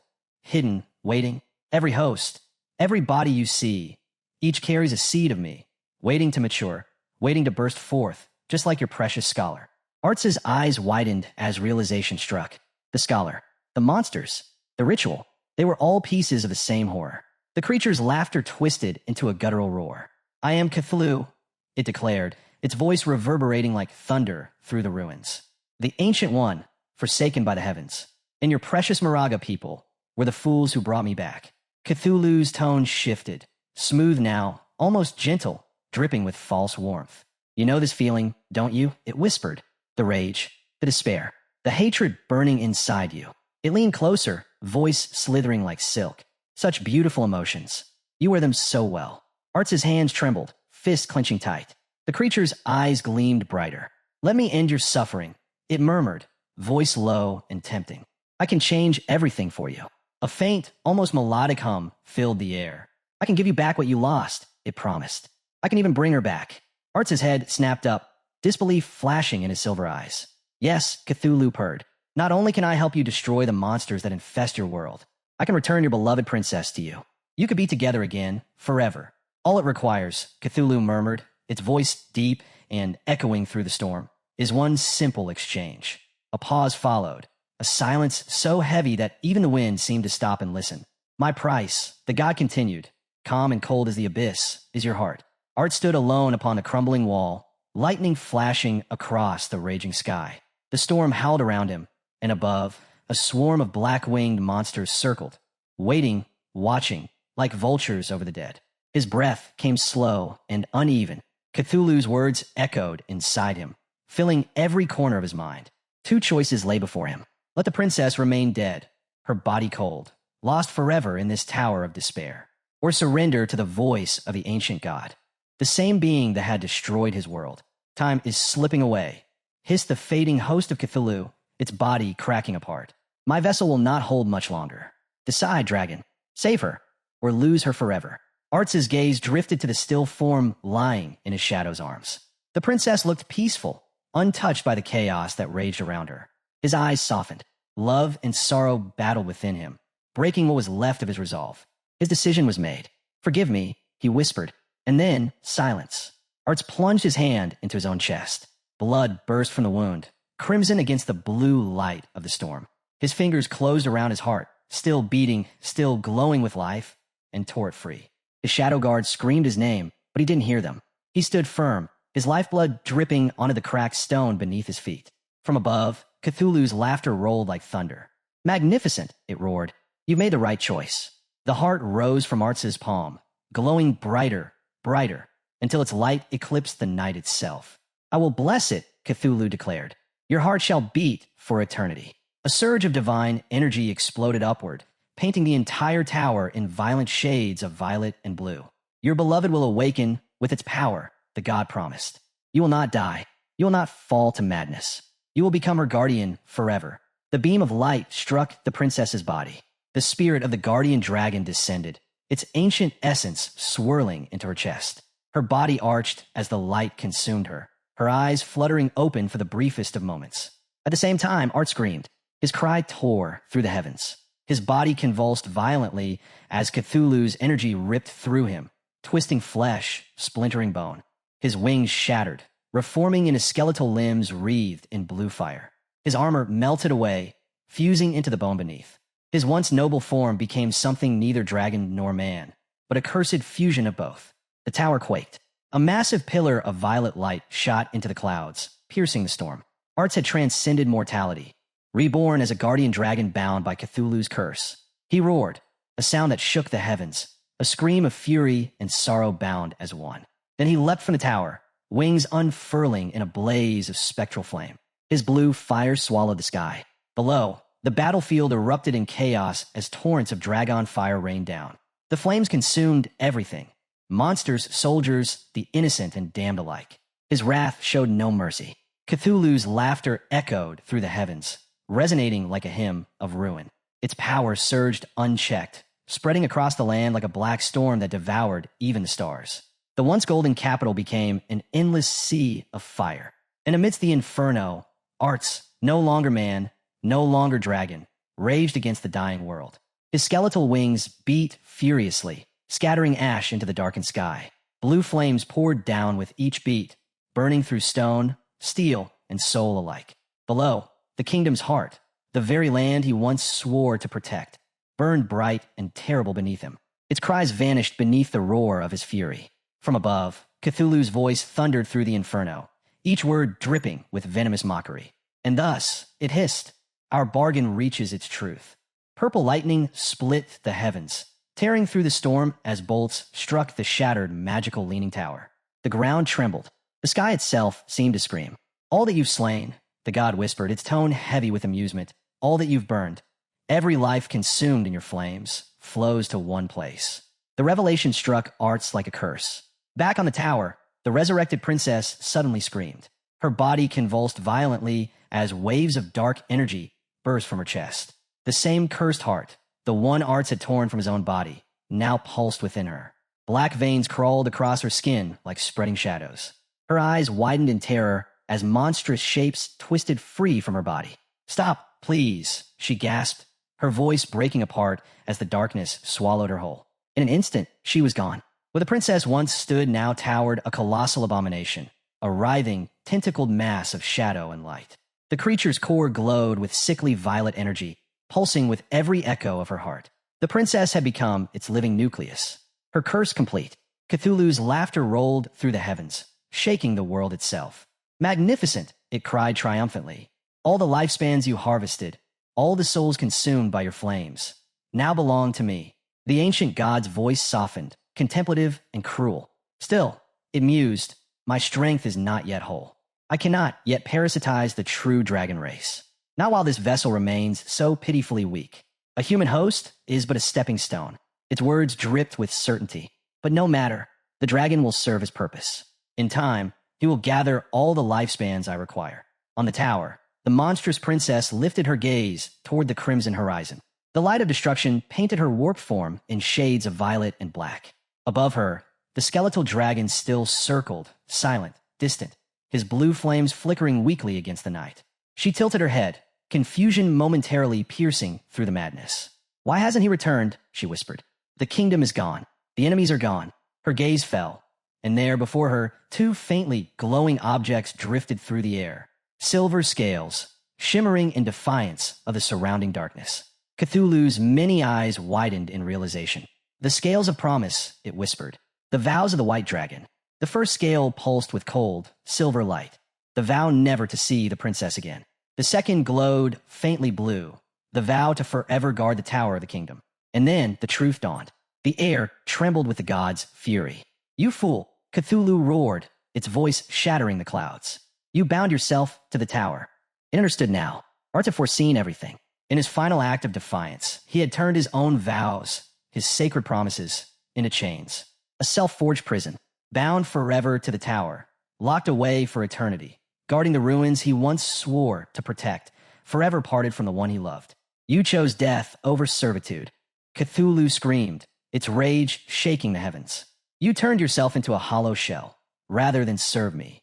Lightning tore across the sky, purple fire spilling from the clouds as the god's roar echoed through the ages. "Very well, dragon," it bellowed. "If this tower is your cage, then it shall become my nest." Cthulhu's tone darkened, cruel and resolute. "I will feast on every soul that dares approach this place. Their lifespans shall become my nourishment. And when the time comes," its voice dropped to a whisper, cold, eternal, and final. "I will rise again, reborn to rule this world." As its final words faded, the flames died. The winds fell silent. The once golden kingdom, the heart of all life on the continent, crumbled into dust. Only the magical leaning tower remained, standing defiantly against the void, a black monument piercing the endless sky, a relic of a fallen world, a tomb for gods and dragons alike. Ages slipped away like fleeting shadows. Empires rose and crumbled. Civilizations thrived and vanished. Yet through it all, the magical leaning tower endured, a black monument defying time itself. Then the vision dissolved. The roar of storms and gods faded, replaced by silence. Reality snapped back. Shadow gasped. He stood once more atop the desolate rooftop of the tower, his body trembling, his breath uneven. The night stretched quiet around him, broken only by faint wisps of violet energy flickering across his hand. His thoughts spun wildly. Was that truly a vision? Or did I just witness history itself? The fall of the Dragon Guardian, the birth of this cursed tower, it felt too real, too vivid, too heavy to be legend. Before he could make sense of it, the air around him began to distort. Dark violet energy swirled and gathered, condensing like mist. And then, system notification. Congratulations! You have obtained a new mythical grade skill, Shadow of Sorrow. A glowing system window materialized before his eyes, its text pulsing with faint light. Skill effect. Creates 3 shadow clones for 7 seconds. Each clone replicates the user's skills and deals 100% of total damage. Below the description, a single line appeared, one that sent a chill through his chest. These shadows were born from the will of the White Dragon, Arts, who sustained them for 15 years with nothing but his own spirit to protect what he loved. Shadow stared at his hand, now wrapped in luminous violet energy. This is his power, he murmured. He could still see it. The moment those shadows shielded the princess standing against a god. And now, that same sorrow, that same burden pulsed within him. For just an instant, he felt it. The dragon's endless grief, the weight of eternal guardianship. So this is what a mythical skill feels like, he whispered, almost reverently. Terrifying. More notifications followed in quick succession. Trial completed successfully. Hidden objective cleared. Key to the magical Leaning Tower's hidden area acquired. Level up. Level 19 reached. Evolution points plus 400. New items obtained. Equipment/skill books/gate key/map fragment. One after another, the messages flashed before his eyes. Shadow opened the newly acquired ancient map. A glowing projection spread before him. Vast seas, scattered islands, and on one of them, a city built entirely from bleached bone. He narrowed his eyes. The withered bone ruins, he muttered. That must have been part of the Moraga Empire. The thought lingered as the last of the violet light faded around him. The tower's ancient hum vibrated faintly beneath his feet, like the pulse of something that had never truly died. Though the system marked the next area for level 20 players, Shadow's lips curved into a quiet, eager grin. Soon, he said, tucking the map away. I'll go soon. But for now, his gaze shifted to the ornate golden key glinting in his palm. The key to the tower's hidden chamber. It shimmered faintly under the moonlight. This should fetch a good price, he mused with a faint smirk. Better sold than kept. The scene shifted. Inside the FICA Heavy Industry Guild hideout, the air hung thick with defeat. Dim light flickered across exhausted faces. Players sprawled across chairs and crates, recovering from the chaos of their failed raid. Huang Huan sat at the center, her expression calm but heavy, her hands clasped tightly on the table before her. No one spoke until one voice broke the silence. Leader, what should we do now? A guild member asked quietly. We can't beat that new Jade Grade boss. It's too strong. He hesitated, then added, Maybe we should ask Shadow for help. Inside the FICA Heavy Industry Guild hideout, Huang Huan sat in silence. The weight of their defeat hung over her like a storm. Around her, tired faces watched, the firelight flickering across their expressions of disappointment and quiet shame. Perhaps you're right, she finally admitted, her voice low but steady. I'll contact our allies in Shanghai City. They have ties with Shadow. Maybe they can reach out to him. But before her words could fade, a familiar voice cut through the air behind her. There's no need for that.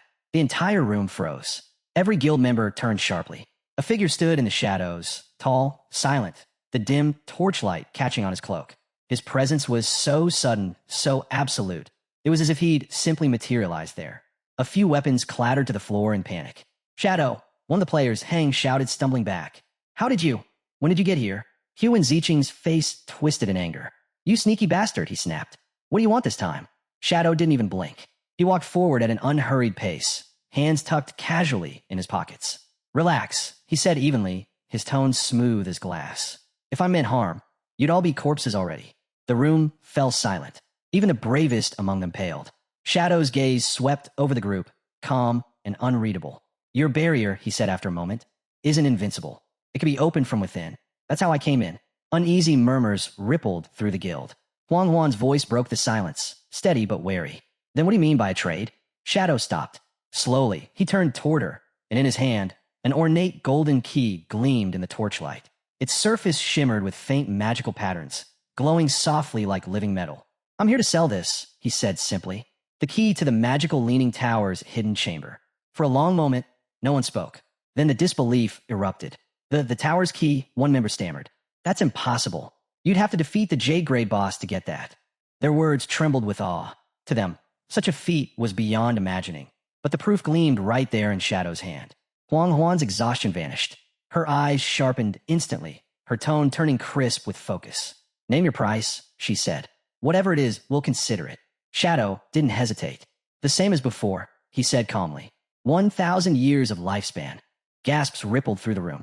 Before Huang Huan could respond, Huan Ziching exploded. 1,000 years, he roared, veins bulging in his neck.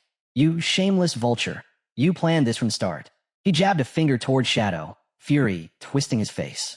"First you ambush me and destroy our portal. You cut off our reinforcements and left us to die. Then, while our team's wiped out, you sweep in and take the loot. And now," his voice cracked with anger, "now you show up here acting like a hero, selling us the key to our own raid for a ridiculous price." "Ziching," Huang Huan's voice cut through the air like a blade. "Enough." But he ignored her completely. "You think we'll just roll over and let you profit from our loss?" He spat. "That key should have been ours." Shadow didn't even glance his way. His composure didn't waver. "Then what do you suggest?" he asked quietly, his tone polite, almost too polite. Huan Ziching sneered, mistaking calm for weakness. "Simple," he said. "You hand over the key, and you compensate the guild for our losses. Say 800, maybe 1,000 years of lifespan. Fair trade, isn't it?" For a moment, silence. Then Shadow tilted his head slightly and gave a faint, humorless smirk. "You have quite a son," he said dryly, glancing at Huang Huan. Huan Ziching puffed out his chest, mistaking the remark for hesitation, for surrender. To his shock, Shadow nodded slowly. "Very well," he said. "I'll do as he says." The room fell silent. Every guild member froze, eyes wide, breath caught, staring at Shadow in disbelief. His voice was calm, but the weight behind it pressed like iron. Then his tone shifted, low and cold. "But in that case," he said, "the price changes." He turned his gaze toward Huan Ziching, eyes like twin blades in the dark. 1,800 years, he said flatly. "Not a single day less." Huan Ziching blinked, confused, then barked a laugh, thinking it was a bluff. "Huh, now that's more like it. That's how you deal with snakes like him. Right, mother?" But the laughter died as fast as it came. The words settled, sinking in like ice water. He stared. "Wait, what did you just say?" Shadow clasped his hands behind his back, calm as ever. "I came here in good faith," he said quietly, "to do business. I tolerated your insults because I respect your leader." His voice hardened, each word cutting with precision. "But your attitude changed that.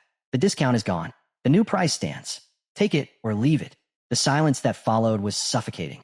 Then, crack, Huang Huan's hand struck her son's face with all her strength. The sound echoed through the hall like thunder. "Enough," she shouted. "You've shamed this guild long enough." Her fury filled the room. She turned to the stunned members around her. "Take him out," she ordered sharply. "Make him grind levels until I say otherwise. He doesn't return until he's earned it." "Mother, what are you doing? Let go of me." Huan Ziching struggled, his protest fading as two guild mates dragged him from the chamber. His voice vanished down the corridor. When the door finally slammed shut, the hideout fell silent once more. Huang Huan stood still, shoulders tense. She took a long breath, forcing her composure to return. Then she turned toward Shadow and bowed her head slightly. "My apologies for his behavior," she said quietly. "Perhaps we can." Shadow cut her off, his tone calm but final. "The offer remains the same," he said. 1,800 years of lifespan. I won't repeat myself again." Huang Huan met his gaze. The weary strength of a guild leader replaced the anger that had burned moments ago. After long silence, she nodded. "Fine," she said steadily. 1,800 years it is." Her voice softened slightly. "I've heard you've sold other hideouts for 2,000. Considering what we've lost, this is fair." She hesitated. "But we can't pay it all at once. Would you accept an installment?" Shadow's expression didn't shift, but his eyes glimmered faintly with consideration. After a pause, he gave a single nod. 1,000 years up front, he said. "I'll return in 10 days for the remaining 800. Relief swept through the room like a fresh breeze. Huang Huan's shoulders loosened. She bowed again, more deeply this time. "Thank you," she said sincerely. A faint chime rang through the air. Transaction complete. Key to the magical Leaning Tower's hidden area. Ownership transferred to FICA Heavy Industry Guild. Lifespan plus 1,000 acquired. The golden key in Shadow's hand dissolved into light, reappearing in Huang Huan's inventory. Meanwhile, a faint glow spread across Shadow's body as his newly gained lifespan merged with his form. He gave her a small nod. "Do well with it," he said simply. "Your guild has potential. Consider this a start, something to rebuild your strength on." Then, with a ripple of dark mist, he vanished, the air where he stood folding in on itself. Silence lingered for a long moment before Huang straightened, her voice sharp once more. "Listen up," she commanded. "The platinum-grade hideout is now ours." A murmur of awe rippled through the guild. "But," she continued firmly, "we owe Shadow a debt, and we'll repay it." Her eyes swept over her guild members, unflinching. "Effective immediately. Every member will contribute. A 50% lifespan tax until the debt is cleared. No exceptions." The members exchanged nervous looks, but none dared to object. The firelight flickered across their faces, painting them in shades of resolve and fear. Outside, the night wind howled against the steel walls of the guild hall, a low whisper that seemed to carry a warning. Some debts, once made, never truly end. The magical leaning tower will be the foundation of our rise. Work hard, and the rewards will be greater than anything we've lost. Cheers filled the hideout. Then the scene cut outward past the walls into a dense forest washed gold by the setting sun. Huan Ziqing walked ahead, silent. A girl in the group finally spoke. "Ziqing, don't blame your aunt. You were wrong this time." He scoffed without looking back. "Wrong," he muttered. "You don't know what you're talking about. Shadow humiliated me. One day he'll pay." A scout at the front froze, calling out sharply. Silver-grade boss sighted. The human-faced Spider Emperor. Weapons were drawn, and spells readied in an instant. The team formed up. Huan Ziqing, someone called, "Stay back and watch for poison. Be ready with detox spells." Yeah, I know," he said, waving them off. But as the others charged forward, Huan Ziqing stepped back, then turned and sprinted into the woodline. "Huan Ziqing," someone shouted, but he was already gone. Branches slapped at his face as he ran, breath heavy. He came to a halt in a secluded clearing and crouched, hands on his knees, the sounds of battle fading behind him. He muttered to himself, "My entire guild, a bunch of cowards. They crawl through levels like frightened rats." Shadow understands the truth. Power isn't given. It's taken. He reached into his inventory and pulled out a dark, ornate vase etched with writhing runes. A single crimson eye blinked in its surface. He set it on the ground and whispered, "My treasure." The system identified it instantly. Abyssal vase. Reach into the void to draw out a random, powerful skill. Cool down, 48 hours. Huan Ziqing held his breath and plunged his hand into the swirling darkness. Cold energy shot up his arm. When he withdrew his hand, he held something small and grotesque. A pulsing, fleshy mass that twitched between his fingers. A notification appeared. Epic grade skill acquired. Abyssal Puppet Curse. Allows the user to turn any corpse into a controllable puppet, retaining its original abilities. He laughed, voice echoing through the trees. "This is it. This is power. If I kill Shadow, I can control him. Make him my puppet. I'll be unstoppable." The vase pulsed again. Its single eye glowed a deep purple as dark energy coiled around it like smoke. One last line of text faded into view, faint but ominous. Warning. The abyss holds extraordinary power. But when one gazes into it, the abyss also gazes back. Night settled over the shattered demon city, draping the ruins in a thick veil of darkness. Moonlight cut through drifting fog that twisted around collapsed statues and piles of ancient bones. Deep in the center of the boneyard, the faint clash of metal rang out in steady rhythm. A lone girl stood among the skeletal debris, her chain talisman glowing with a dim red hue as it sliced through the air. Every swing smashed through undead skulls, one after another, sending splinters of bone scattering across the ground. With every falling creature, her experience meter shot upward. Then, ding, a crisp notification lit up before her. Weapon advancement complete. Silver tier upgraded to gold. Class advancement available. She lifted her head slightly, as if acknowledging a long-awaited signal. "It's time," she said quietly. She raised her arm, calling upon the system. The ground beneath her quaked as a massive summoning circle erupted with radiant runes, spreading outward in a blazing ring. The air vibrated, her chains spiraling around her like coiled serpents responding to the surge of power. Class advancement initiated.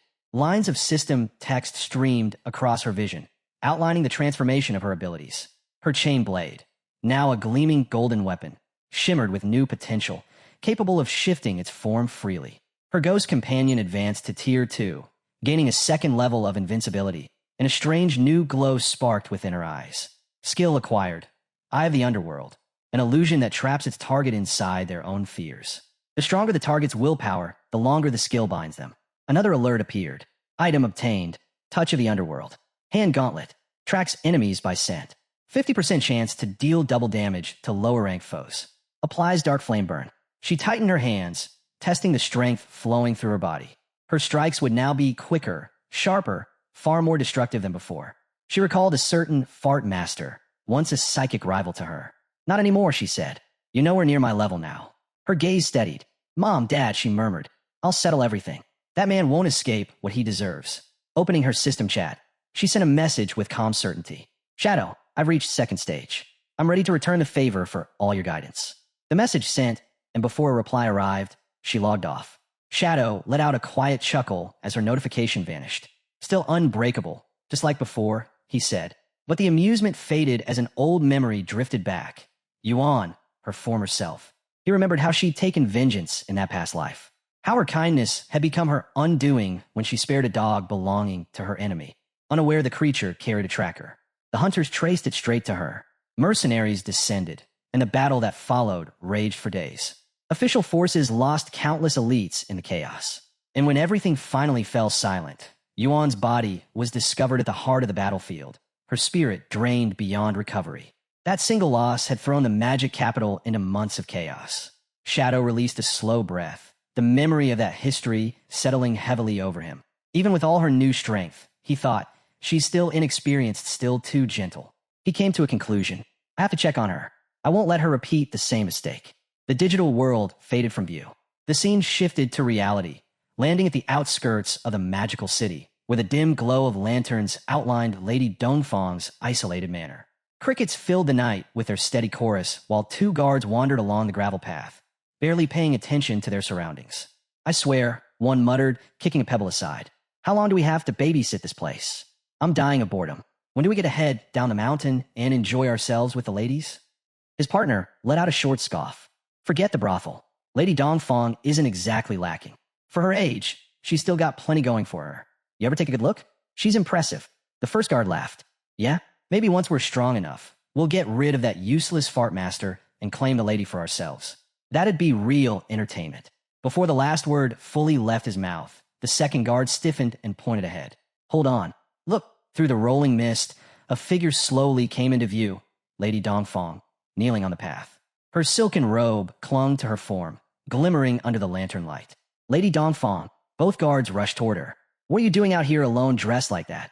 She turned her head, offering them a slow and deliberate smile. I couldn't stand my weak, useless husband any longer, she said, her tone soft and wavering. I want someone stronger. Maybe even the two of you. Her robe slid slightly as she leaned forward.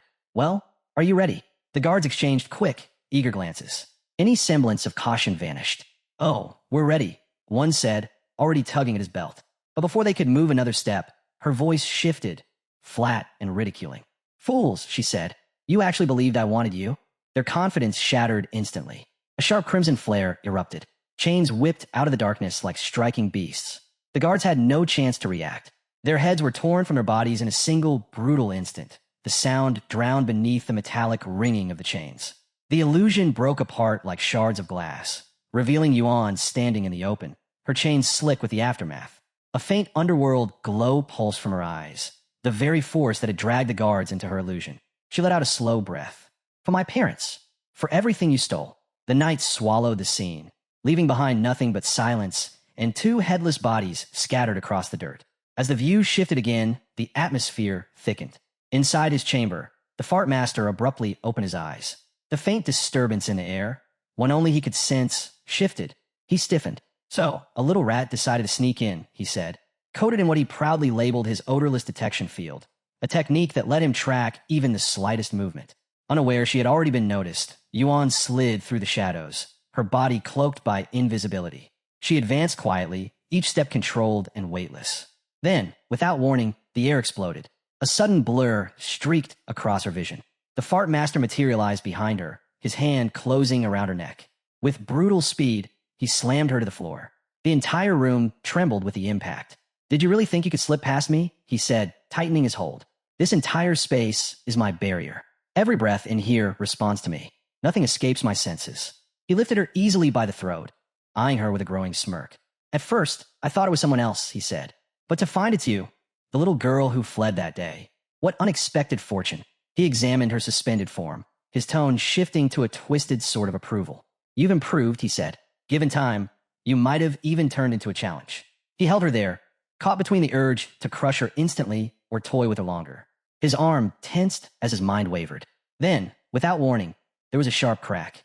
Before he even registered the sound, Yuan's body went slack in his grip. Her neck had snapped under his own strength. He froze, staring at the limp form in disbelief. The rush of battle abruptly twisted into regret and fury. "Stupid!" he roared, throwing her to the ground. I wasn't finished. His shout was cut off by a sudden stabbing pain in his chest. He staggered, clutching his ribs as confusion washed over him. Slowly he turned and froze. Yuan stood behind him, completely uninjured.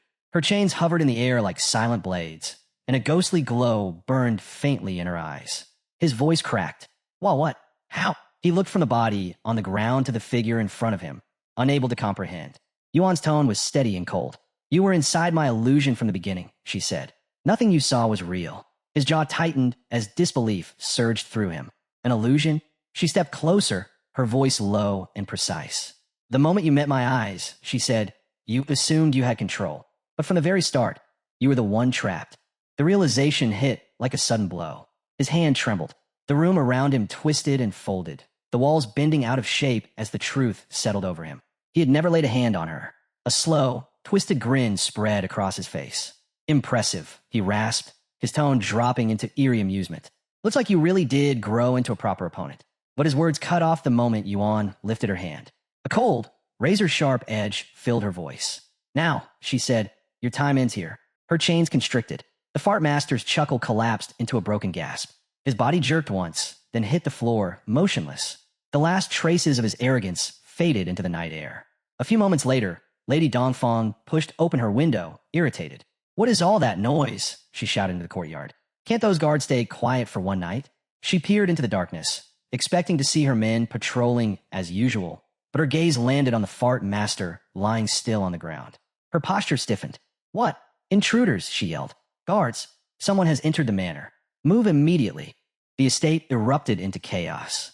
Every surviving guard sprang into action, shouting orders as they rushed across corridors, walls, and walkways. Amid the commotion, a door upstairs slid open. Tan, Lady Dongfang's son, stepped out, rubbing his eyes. "Mother, what's happening?" She turned toward him, steadying her voice. "There's been a breach," she said. "Go back inside. I'll call your father at once." Tan shook his head. "It's fine, Mother. I'm 18 now, a trained professional. I can protect you if something happens." Her tone softened slightly as she stepped closer and pulled him into a brief embrace. "You've become a dependable young man," she said. "If your father had even half that backbone, our home wouldn't be this exposed." A distant crash cut her off. Glass shattered somewhere nearby. The door to their chamber burst open as several guards were thrown inside, lifeless bodies sliding across the floor, armor rattling loudly against the ground. Lady Dongfang inhaled sharply. "No." A faint blue glow drifted through the doorway, chains sliding along the ground in a slow, deliberate crawl. She stood frozen among the fallen guards, unable to understand how the situation had collapsed so fast. Her thoughts raced in every direction, and the first conclusion she reached was that Shadow must have known something long before this moment. Maybe her son had sensed a flaw in their plan. Maybe their actions had already been exposed. But before she could settle on any idea, a calm voice sounded behind her. "What plan are you talking about?"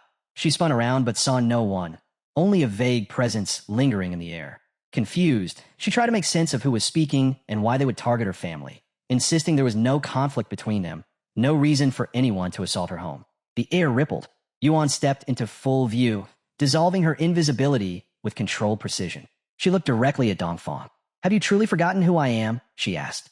As Yuan's eyes shifted, the clear glow within them deepened into a sharp crimson, a surge of long-held hatred and grief rising like a tide ready to break. She stepped toward Lady Dongfang and told her to look closely, to focus, to recognize the truth standing before her. The moment Lady Dongfang's gaze settled on Yuan's features, she halted. Recognition struck instantly. She understood who the girl was, the daughter of the man she had personally killed. How the girl was still alive was beyond her understanding, but there was no time to ask. The chain talisman shot forward, driving straight through her chest. Blood scattered across the floor as Yuan's voice rose, cutting through the air, calling Dongfang a demon hidden in human form and declaring that this was the judgment she had earned. Lady Dongfang let out a scream that rang through the damaged manor. Yuan's own voice followed, louder, sharp from the weight of everything she had endured. She demanded Dongfang atone for her actions, to face the same suffering she had forced on Yuan, to feel agony in front of her own child, just as Yuan had been made to watch her parents die. Lady Dongfang pleaded for her to stop, insisting her son had no part in this and should not be drawn into the conflict. But Yuan only stepped closer. The chain talisman pierced Dongfang's chest again as Yuan asked what right she had to request anything. She demanded to know whether Dongfang had thought of innocence when she cut down Yuan's parents in front of their child. Yuan didn't wait for further words. She summoned spike after spike from the chain talisman, each strike extinguishing what remained of Dongfang's life. Her body dropped heavily onto the floor, unmoving. Not far away, Tan and the family dog had seen everything, watching from the shadows.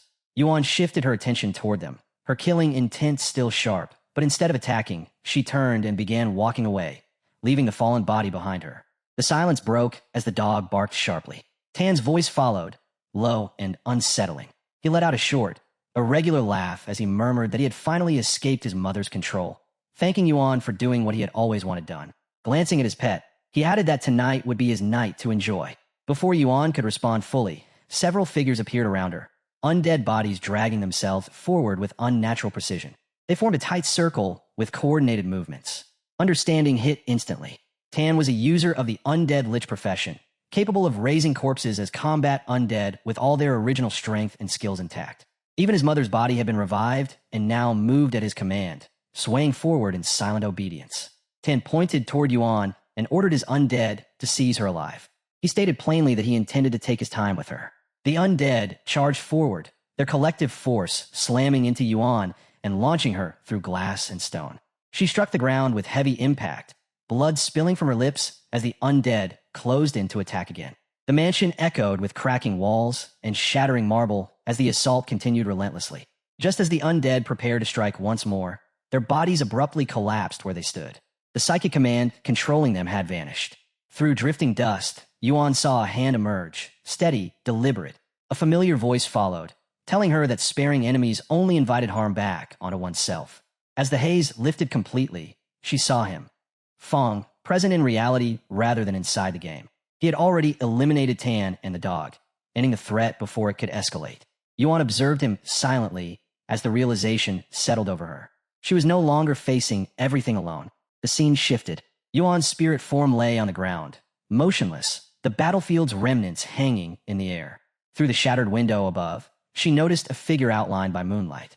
Weakened, she looked up and asked for his identity. From the shadows, Qin Fang's voice responded, calm, firm. He repeated that mercy toward enemies led only to cruelty against oneself.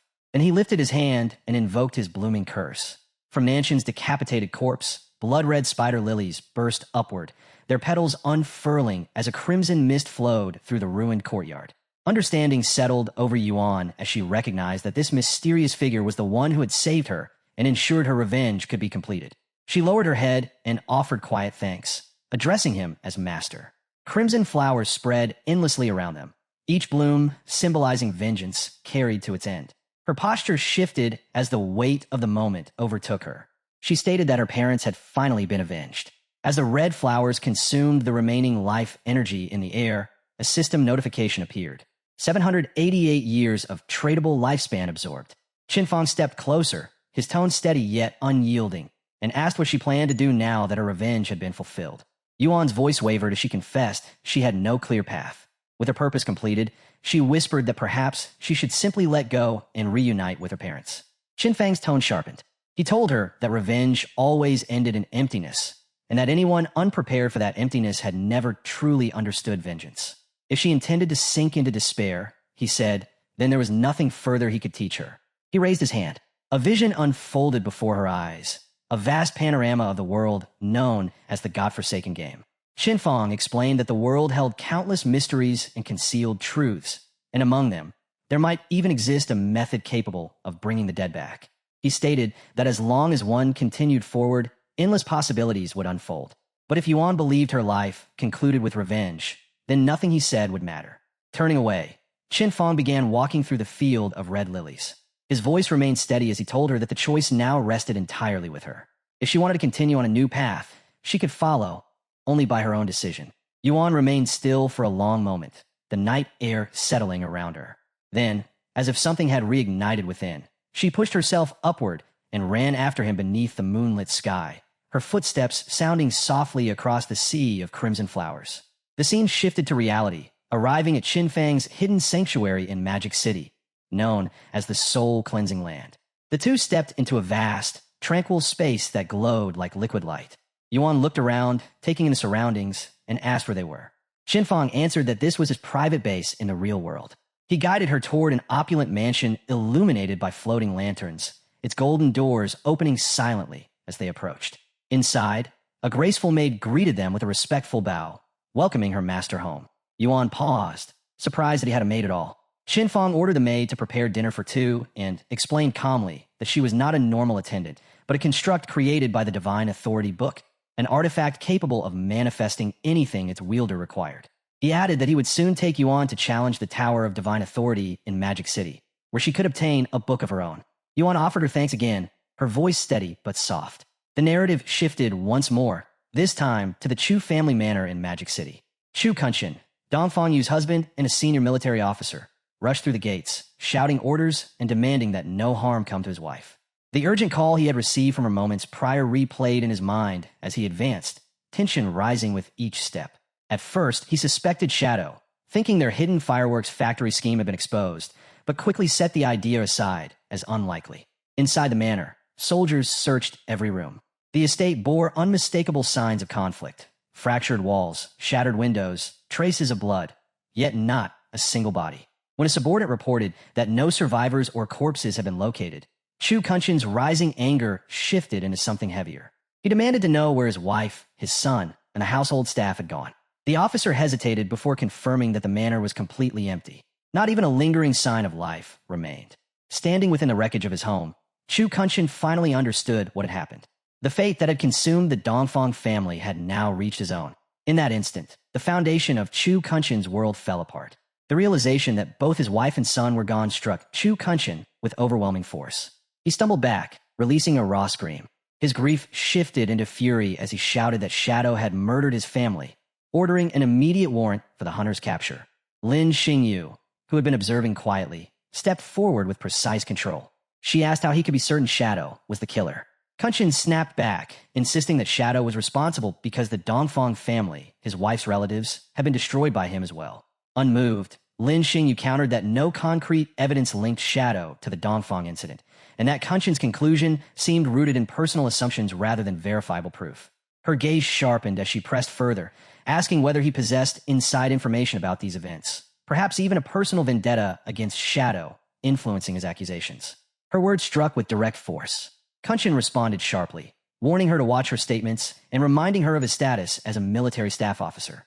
But Lin Xingyu remained composed. She stated that his rank held no influence over her judgment. Then she revealed what he had not expected. The Sky Dome Guild had recently captured several members of the Magic City Black Dragon Hall and turned them over to authorities. During interrogation, the captives had admitted to a critical truth. Chu Kunchen had ordered the assault on Shadow's hideout. They had also confessed to a plan intending to lure Shadow to a fireworks factory and detonate it, killing him in a massive explosion. The authorities had originally prepared to arrest everyone associated with that operation. However, with Dongfang Yu now missing, she was formally suspected of escaping justice. Lin Xingyu's voice remained steady as she declared that Kunchen had abused his authority and conspired to commit a terrorist attack. She signaled her officers forward. Two guards seized Kunchen by the arms. He struggled violently, demanding an explanation, his voice rising in volume. He shouted accusations at Lin Xingyu, calling her a traitor and claiming she was collaborating with insignificant guilds to frame an official. She responded that rank meant nothing to her. She acted only in accordance with justice.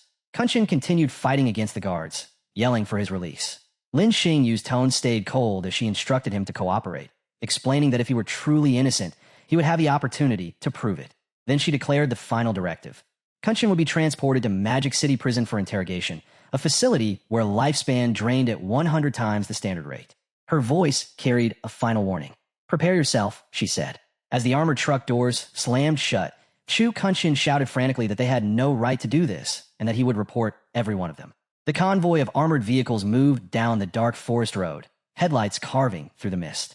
From the branches of a nearby tree, two figures observed the scene in silence, their bodies hidden within the darkness. One, a tall man with a polished pompadour, confirmed that the man being transported was indeed their target. Chu Kunchen, the military staff officer. The second, a short, blue-haired girl, let purple energy pulse around them as she exchanged a firm nod with her partner. Their fists tapped together once, power flaring as they prepared to act. Moments later, deeper along the forest road, the convoy pushed forward. Inside the lead armored truck, Chu Kunshin continued shouting at Lin Xingyu, insisting on his innocence and demanding answers. A guard replied calmly that the order for his arrest came from higher authorities. The word struck Kunshin still. This was beyond Lin Xingyu's rank. Then, without warning, a blast of violet energy erupted across the night sky. The explosion slammed into the vehicle, hurling it off the road in a violent roll until it crashed into a twisted mound of metal. Lin Xingyu, dazed and pinned beneath debris, struggled for air. She turned her head and saw the guard beside her lying motionless, his body rigid. The roof groaned loudly before being torn open. A hand reached inside and lifted the unconscious Chu Kunshin by his collar, pulling him out with ease. Above the overturned truck, the two attackers stood outlined against the moon, the pompadoured man holding Kunshin's limp form while the blue-haired girl watched. "Mission complete," he said, his voice carrying a sharp edge of triumph. Chaos erupted once again. From the southern road, another armored vehicle raced toward the wreck. Reinforcements spilled out, weapons drawn, aiming directly at the pair atop the overturned truck. "Release the prisoner and surrender," an officer commanded. The two attackers only answered with brief, mocking laughter. Before the soldiers could fire, one officer glanced upward in sudden alarm. The branches overhead split apart as a massive figure dropped from the treetops. A giant man with glowing red eyes and a colossal hammer blazing with fire. With a thunderous roar, he swung the weapon downward. The impact triggered an explosion that engulfed the reinforcement vehicle in a wave of flame and shattered metal. Screams cut through the forest as fire consumed the wreck. Among the burning debris, the pompadoured man and the blue-haired girl watched with clear satisfaction. The man with the styled hair remarked that the force of the blow proved Mr. Theodore's claims had been accurate. The hammer-wielding brute landed amid the flames. Laughing his blue lifespan, orbs drifted upward from the fallen officers like faint lights. He raised a glowing card, declaring that Theodore's artifact had multiplied his stats fivefold, granting him the strength of a level 50 player despite being only level 10. He clicked his tongue, however, noting that the dead soldiers had dropped very little lifespan. His companion dismissed the complaint with a wave, reminding him that the true reward would come later, the 1,000 years of lifespan promised by Mr. Theodore. Nearby, beneath the overturned truck, Lin Xingyu's battered body shook uncontrollably. Her thoughts raced quickly. She understood now. With Theodore's rising influence, Shadow would be targeted next, all in retaliation for Qilian Chi-Chi. As the attackers prepared to depart, the blue-haired girl suddenly halted. A sharp smile formed as she commented that she could sense a small mouse still hiding in the wreck. Lin Xingyu stiffened. Her passive detection screamed a single warning: danger. She had been found. Without pausing, the girl launched a massive fireball straight at the crushed vehicle. The resulting explosion tore through the night, stronger and hotter than the first. Flames swallowed the wreckage completely. The blue-haired girl turned away with a satisfied smirk, declaring that no official watchdogs would remain alive. While moving deeper into the forest, she teased her companions, asking if they still thought about Qian Shishir. Wasn't she beautiful enough for them? The pompadoured man chuckled, answering that although she was attractive, their fallen comrade had been important to them, and their guild's code demanded her vengeance. With that final exchange, the three vanished into the forest shadows, their fading laughter carried by the wind. Behind a scorched tree trunk, a naked, injured Lin Xingyu crawled out of the burning wreck, coughing heavily. Pushing through pain, she activated her killing intent perception. The faint red outlines lingering in her vision confirmed her suspicion. They were members of the Alice Guild, following Theodore's command to capture Chu Kunshin. Her squad had been erased without exception. Shaking, Lin Xingyu stared up at the burning forest canopy. She understood she had only one task left: survive long enough to report everything. Meanwhile, in an entirely different realm, Shadow returned from the real world, bringing the ghost spirit with him into the Tower of Divine Authority. Standing before the ruins of Magic City, he explained to the astonished Yuan that the tower's guardian was known simply as Old Mom, a being rumored to hold the secrets of divine creation. Inside the mist-shrouded ruins of the Tower of Divine Authority, Shadow disclosed the truth about the one who ruled this place. Her real name, he said, was Queen Virginia of the Waxing Moon, once a sovereign of unmatched grace whose story had ended in tragedy. Long ago, Queen Virginia had watched her own son and daughter slain before her. The event fractured her mind, leaving her trapped inside a fragile illusion in which her children still lived, always waiting for their return. As they neared the tower, Shadow explained quietly that most players failed her trials because she issued impossible quests shaped by this delusion. But there was a method to use her condition to their advantage. If a young man and woman entered together, Virginie would mistake them for her lost children, making the challenge far more manageable and the rewards far greater. Ghost Spirit stared at him, unsettled by the strategy. Shadow told her plainly that once inside, she needed to call the Queen Mom. That was why players referred to her as Old Mom. He instructed her to stay in character while he handled everything else. After a moment of hesitation, Ghost Spirit nodded. Together, they approached the radiant golden gates. The doors opened, flooding them in light. Inside, a shimmering path of starlight extended endlessly. At the far end stood Queen Virginie, cloaked in silver robes, her presence calm and lunar. The moment she saw them, her posture shifted with sudden enthusiasm. "My children, you've returned," she said, asking softly if they had come back for the Divine Authority book. Shadow bowed slightly, answering that they had indeed come for it, addressing her as Mom. Ghost Spirit, affected by the Queen's gentle tone, spoke through trembling breaths. She told the Queen she had missed her and mentioned that she, too, had lost a parent. Queen Ver responded with warmth. She said she wanted to give them the book, but that divine rules prevented it until they completed her test. Raising her hand, she summoned her avatar, an enormous spectral being, a level 20 J-tier entity radiating moonlit power. "Defeat her," Ver instructed. "Show your worth." A system prompt appeared. Mother's blessing activated. All stats plus 20%. Ghost Spirit barely braced herself before shadows thickened around them. 3 dark figures emerged, circling the boss like concentrated storms. They were clones formed by Shadow's mythical ability, Shadow of Sorrow.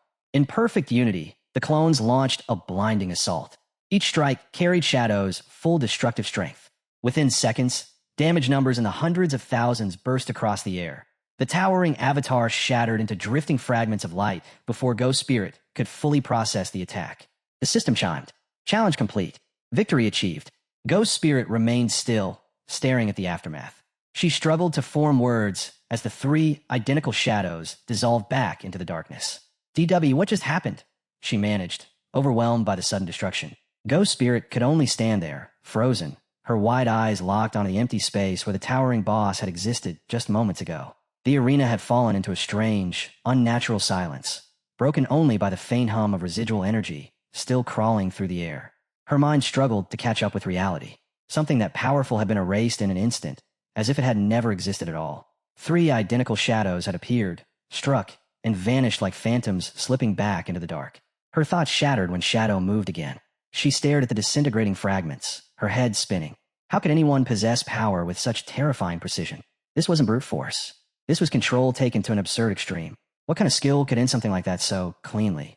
Before she could voice the question, a gentle glow washed over the chamber. Light descended from above, warm and soft, and a familiar figure drifted down through the air. The NPC the players lovingly called Mom. Queen Ver appeared, her presence calm and radiant, her smile filled with unmistakable motherly affection. She looked at them as though she were seeing children she had not held in ages. "Ellen, Anna, you've grown so strong," she said, her voice trembling with emotion. Her gaze lingered on Ghost Spirit, eyes shining. "Especially you, my little Anna. You've grown into such a beautiful young lady." With emotion filled with care, Ver conjured 9 radiant tomes. They floated before them like sacred relics, glowing softly as if alive. One by one, she placed them into Ghost Spirit's arms, telling her to cherish them, to use them to shape her future. Something inside Ghost Spirit cracked. The gesture was too sincere, too gentle. It reminded her painfully of her real mother, of warmth she hadn't felt in a long time. Emotions surged uncontrollably. She stepped forward and wrapped her arms around the NPC, burying her face against her shoulder as sobs spilled out. Ver, lost entirely in her role, stroked her hair and whispered softly that she had always been proud of her child. Shadow watched quietly from the side. There was no ridicule in his eyes, only understanding. He knew better than most how deep Ver's affection ran. Countless players hunted her relentlessly for that very reason. She had once burned through her entire remaining lifespan to forge the book of divine revelation, dying with not a single day left to her name. When Ghost Spirit finally steadied her breathing, Ver turned toward Shadow. "And you, my son," she said gently, "what is it you desire?" Shadow's answer was calm and direct. He asked for a divine tome in exchange for his communication bracelet. Ver took the item and examined it closely, sorrow flickering across her expression. "I do not have that tome at the moment," she admitted softly, "but I can create one for you." Ghost Spirit's eyes widened as Ver began to burn through her own remaining lifespan. Ethereal flames danced around her form, numbers flickering as the divine tome slowly materialized in her hands. Then, halfway through the process, it stopped. Her lifespan counter trembled, then rose. 150 days restored. Shadow accepted the newly forged God-granted communication tome. His voice was low, steady, as he told her to treat those restored days as his gratitude. Then he turned and walked away. As they headed for the exit, Ver called after them, her smile gentle yet tinged with sadness. "Take care of each other, my children." She looked at Ghost Spirit one last time. "And Anna, if danger ever finds you, your big brother Alan will protect you. Never stray from his side." The world beyond was filled with threats that could not be seen. Ghost Spirit blinked at the words, momentarily stunned. Big brother. The thought echoed in her head, warmth creeping up her cheeks. She followed a step behind Shadow as they left the glowing chamber, quietly wrestling with the idea. By the time they reached the exit, she finally gathered the courage to speak, half shy, half genuinely curious. Should she call him Master or Big Brother? She admitted that the second option sounded surprisingly nice. Shadow stopped. His reaction was immediate and sharp. The calm mask hardened, irritation flashing beneath the surface. "Call me whatever you want," he said coldly. "But not brother. Not Big Brother." The edge in his voice froze her in place. It wasn't simple annoyance. There was weight behind it, something bitter and buried deep. She felt it instantly. Before she could ask what had caused it, his calm link vibrated. Chief Anna's voice came through, brisk but carrying her usual teasing tone. She asked if he was logged in, saying she needed to review his friend list. She quickly added that this wasn't jealousy or nonsense. This was serious. Then her tone shifted. They had a problem. A serial killer was active. 7 victims so far. Online chatter had already started pointing fingers at Shadow. Shadow let out a low groan. Why was it always murder cases with him? Anna explained the real issue. The deaths aligned perfectly with his login and logout times. Whoever the killer was, they knew patrol routes, left no evidence behind, and were deliberately feeding suspicion toward him. Only people who could see his activity times could do that, meaning the culprit had to be someone close, or someone pretending to be. Shadow immediately listed everyone with access. The police team, the Knights Temple Guild leader, Milky Snow, the Savage Player, the Sky Dome Guild Master in Demon City and her granddaughter, and his newest companion, Ghost Spirit. Anna confirmed they would begin investigating immediately. Shadow asked the only question that mattered. Were the bodies found? The answer was grim, scattered across the entire city. She asked if he intended to examine them himself. Shadow agreed without hesitation. Anna's response was instant, her confidence flaring as if the outcome had already been decided. The moment he stepped into the case, the killer's time was running out. She forwarded every file, report, and timestamp to him without delay. With the situation escalating, Shadow logged out of the game. Before disconnecting, he gave Ghost Spirit precise instructions. She listened carefully, then assured him she was ready. In the quiet real-world hideout, Shadow handed her the communication bracelet, the rare device that linked the game and reality. He even entrusted her with his Ghost Wolf mount, so she could move quickly and track the killer. She stared at him in disbelief. The mount wasn't just rare. It was practically part of him. And yet, he passed it to her without a second thought. Shadow explained calmly. Someone was deliberately synchronizing the murders with his login times, crafting a flawless narrative to frame him piece by piece. He had reviewed his friend list carefully. None of them were responsible, which meant the leak didn't come from friends at all. It came from inside the official's organization. Someone with quiet, unquestioned access to his records. And that was exactly where her strength mattered most. With her touch of the underworld, she could trace scents, auras, and lingering energies with a precision Shadow had never seen in anyone else. He told her she had followed him long enough, endured enough, and survived enough. Now, she was ready for a mission that truly mattered. Ghost Spirit didn't hesitate. She swore she would not fail. She would find a real murderer and clear his name. The scene shifted. A dim, shadow-soaked hotel deep within the demon capital swallowed all light.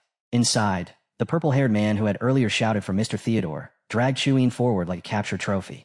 A cold-eyed woman stood nearby, her gaze sharp and detached, studying the bound official the way a scientist examined a specimen.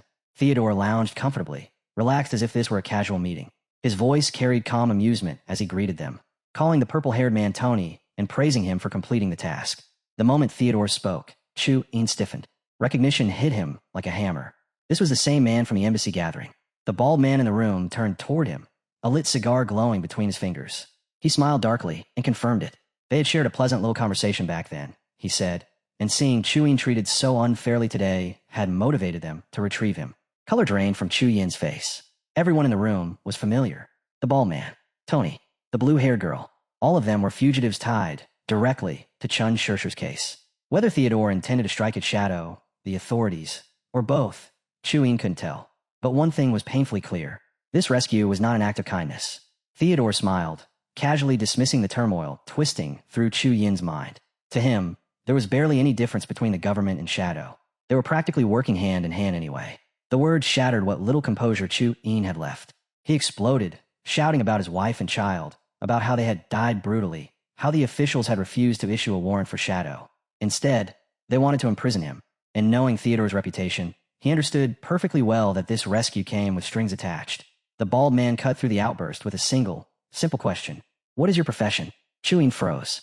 Then he laughed, a hysterical sound, tinged with bitter pride. Of course, this was why they wanted him. He was the only hidden class Fui in the entire game.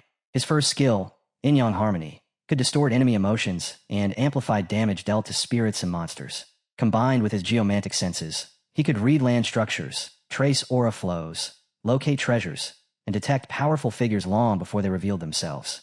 He was a support type player, but in the right hands, he was irreplaceable. To prove it, Chu Yin activated Yin-Yang Harmony. The effect was immediate. Tony and the muscular brute beside him turned on each other without warning, shouting insults, eyes blazing as they lunged with murderous intent. Chu Yin explained smugly that they would remain like that until one of them collapsed. There were limits, he admitted. The skill couldn't affect enemies more than 5 levels above him. Still, the result was undeniable. Theodore applauded lightly, clearly pleased. Before the fight could escalate any further, the bald man flicked a burning car between his fingers, the ember glowing as it spun through the air. With a single, calm command, he told them to stop. The moment the crescent mark on the card ignited, the emotional distortion shattered instantly. Tony and the brute collapsed to the floor, bodies bruised and lungs heaving, as if they had been dragged back from madness itself. The woman clad in a tight bodysuit laughed openly, remarking that the damage had been far more impressive than she expected. Theodore called her Miss Mei Jing, instructing her to tend to the 2 fighters and casually praising them for their effort. She walked away with a wicked grin, clearly enjoying every second of it. Chu Yin could only stare. His technique wasn't supposed to be neutralized by ordinary purification magic, but one look at the bald man's knowing smile told him the truth. This wasn't ordinary magic at all. The man was a hidden class fortune teller, wielding enchanted cards capable of enhancement, purification, teleportation, and countless other effects. Each one activated flawlessly, without delay or backlash. The scene snapped back to the real world. Ghost Spirit tore through the city atop Shadow's Ghost Wolf Mount, moving at terrifying speed. Her touch of the underworld spread outward, tracing lingering spiritual imprints across rooftops, alleys, and deserted streets. Fragmented trails twisted and crossed until they finally converged into a single path. The moment the route became clear, she leaned forward, and the wolf surged ahead, slicing through the night like a bolt of gray lightning as she closed in on the serial killer's escape route. The scene shifted again. Qin Fang's old apartment complex stood silent, its dim corridor lights flickering weakly along the narrow hallway. A sudden knock echoed through the quiet. Inside, Fang's oblivious sister hurried toward the door with her usual unguarded excitement. The moment she opened it and saw Yin standing there, her face lit up instantly. She waved her friend inside with childlike enthusiasm, barely letting her step through the doorway. Yin greeted her with a familiar warm smile. Before she could say anything, the sister launched straight into her newest plan, rambling excitedly about selling her brother's apartment to make quick money. She bragged that Yin had already found a buyer, gesturing proudly behind her. The so-called buyer was a strange man, standing quietly in the hallway, smiling faintly. Yin quickly corrected her. He wasn't a buyer at all. He was a fortune teller who had agreed to help locate her missing brother. The man stepped forward smoothly and introduced himself, Azrin too. His posture was polished, his voice calm and refined, the kind that naturally lowered defenses. None of it mattered. Fang's sister waved it all off dismissively. She insisted her brother disappeared all the time and would wander back whenever he felt like it. There was nothing to worry about. Yin exhaled slowly and tried again. She reminded her that she herself would be moving out soon. Her guild had finally received approval to relocate to their new platinum rank hideout, the Sanctuary, and all members were required to live there together. If Fang wasn't found soon, his sister would be left alone in the apartment with no one to rely on. The reaction was immediate and dramatic. She wailed as if the universe itself had betrayed her, clutching at Yin and demanding to know why she was being abandoned. Her arms flailed wildly, her performance so exaggerated it felt as though she were playing to an invisible audience watching from the shadows. Patient as ever, Yin explained that she had no choice. It was mandatory for her guild's advancement, and she reassured her calmly that Master Ren's divination had never been wrong. With his abilities, finding Fang was only a matter of time. Still, Yin offered one final suggestion. If she simply reached out to Fang politely, he would come back to help her. He was her real brother, after all, not like Shadow, whom she only saw occasionally outside the hideout gates, and had quietly begun fantasizing about as a replacement sibling. The sister rejected the idea immediately. She puffed herself up with misplaced confidence, insisting that Shadow's guild would recruit her sooner or later. Once that happened, she claimed she would gain protection, status, and the chance to avenge herself for whatever petty grudges she believed she carried. Enin could only sigh. She gave her one last chance to reconsider, then turned to leave, her expression silently admitting she had done all she could. After Enin left, Ren shifted his attention to the sister. With polite interest, he asked whether there was anything her brother used frequently. An item would help his divination lock on a Fong's location. She stubbornly waved him off, claiming she didn't need any fortune-telling at all. Ren ignored her protests entirely and stepped into the apartment anyway. When he learned the siblings had shared the same living space, he nodded in quiet satisfaction.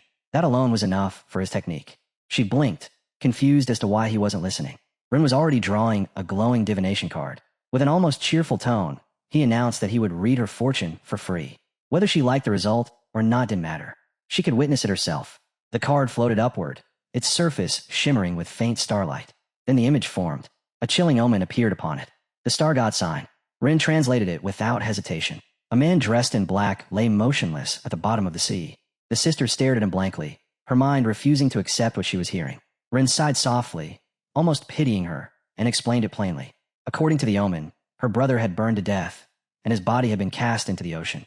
Somewhere far away, completely unaware of this declaration, Qin Feng sneezed repeatedly for no apparent reason. Back in the apartment, the sister shook her head violently.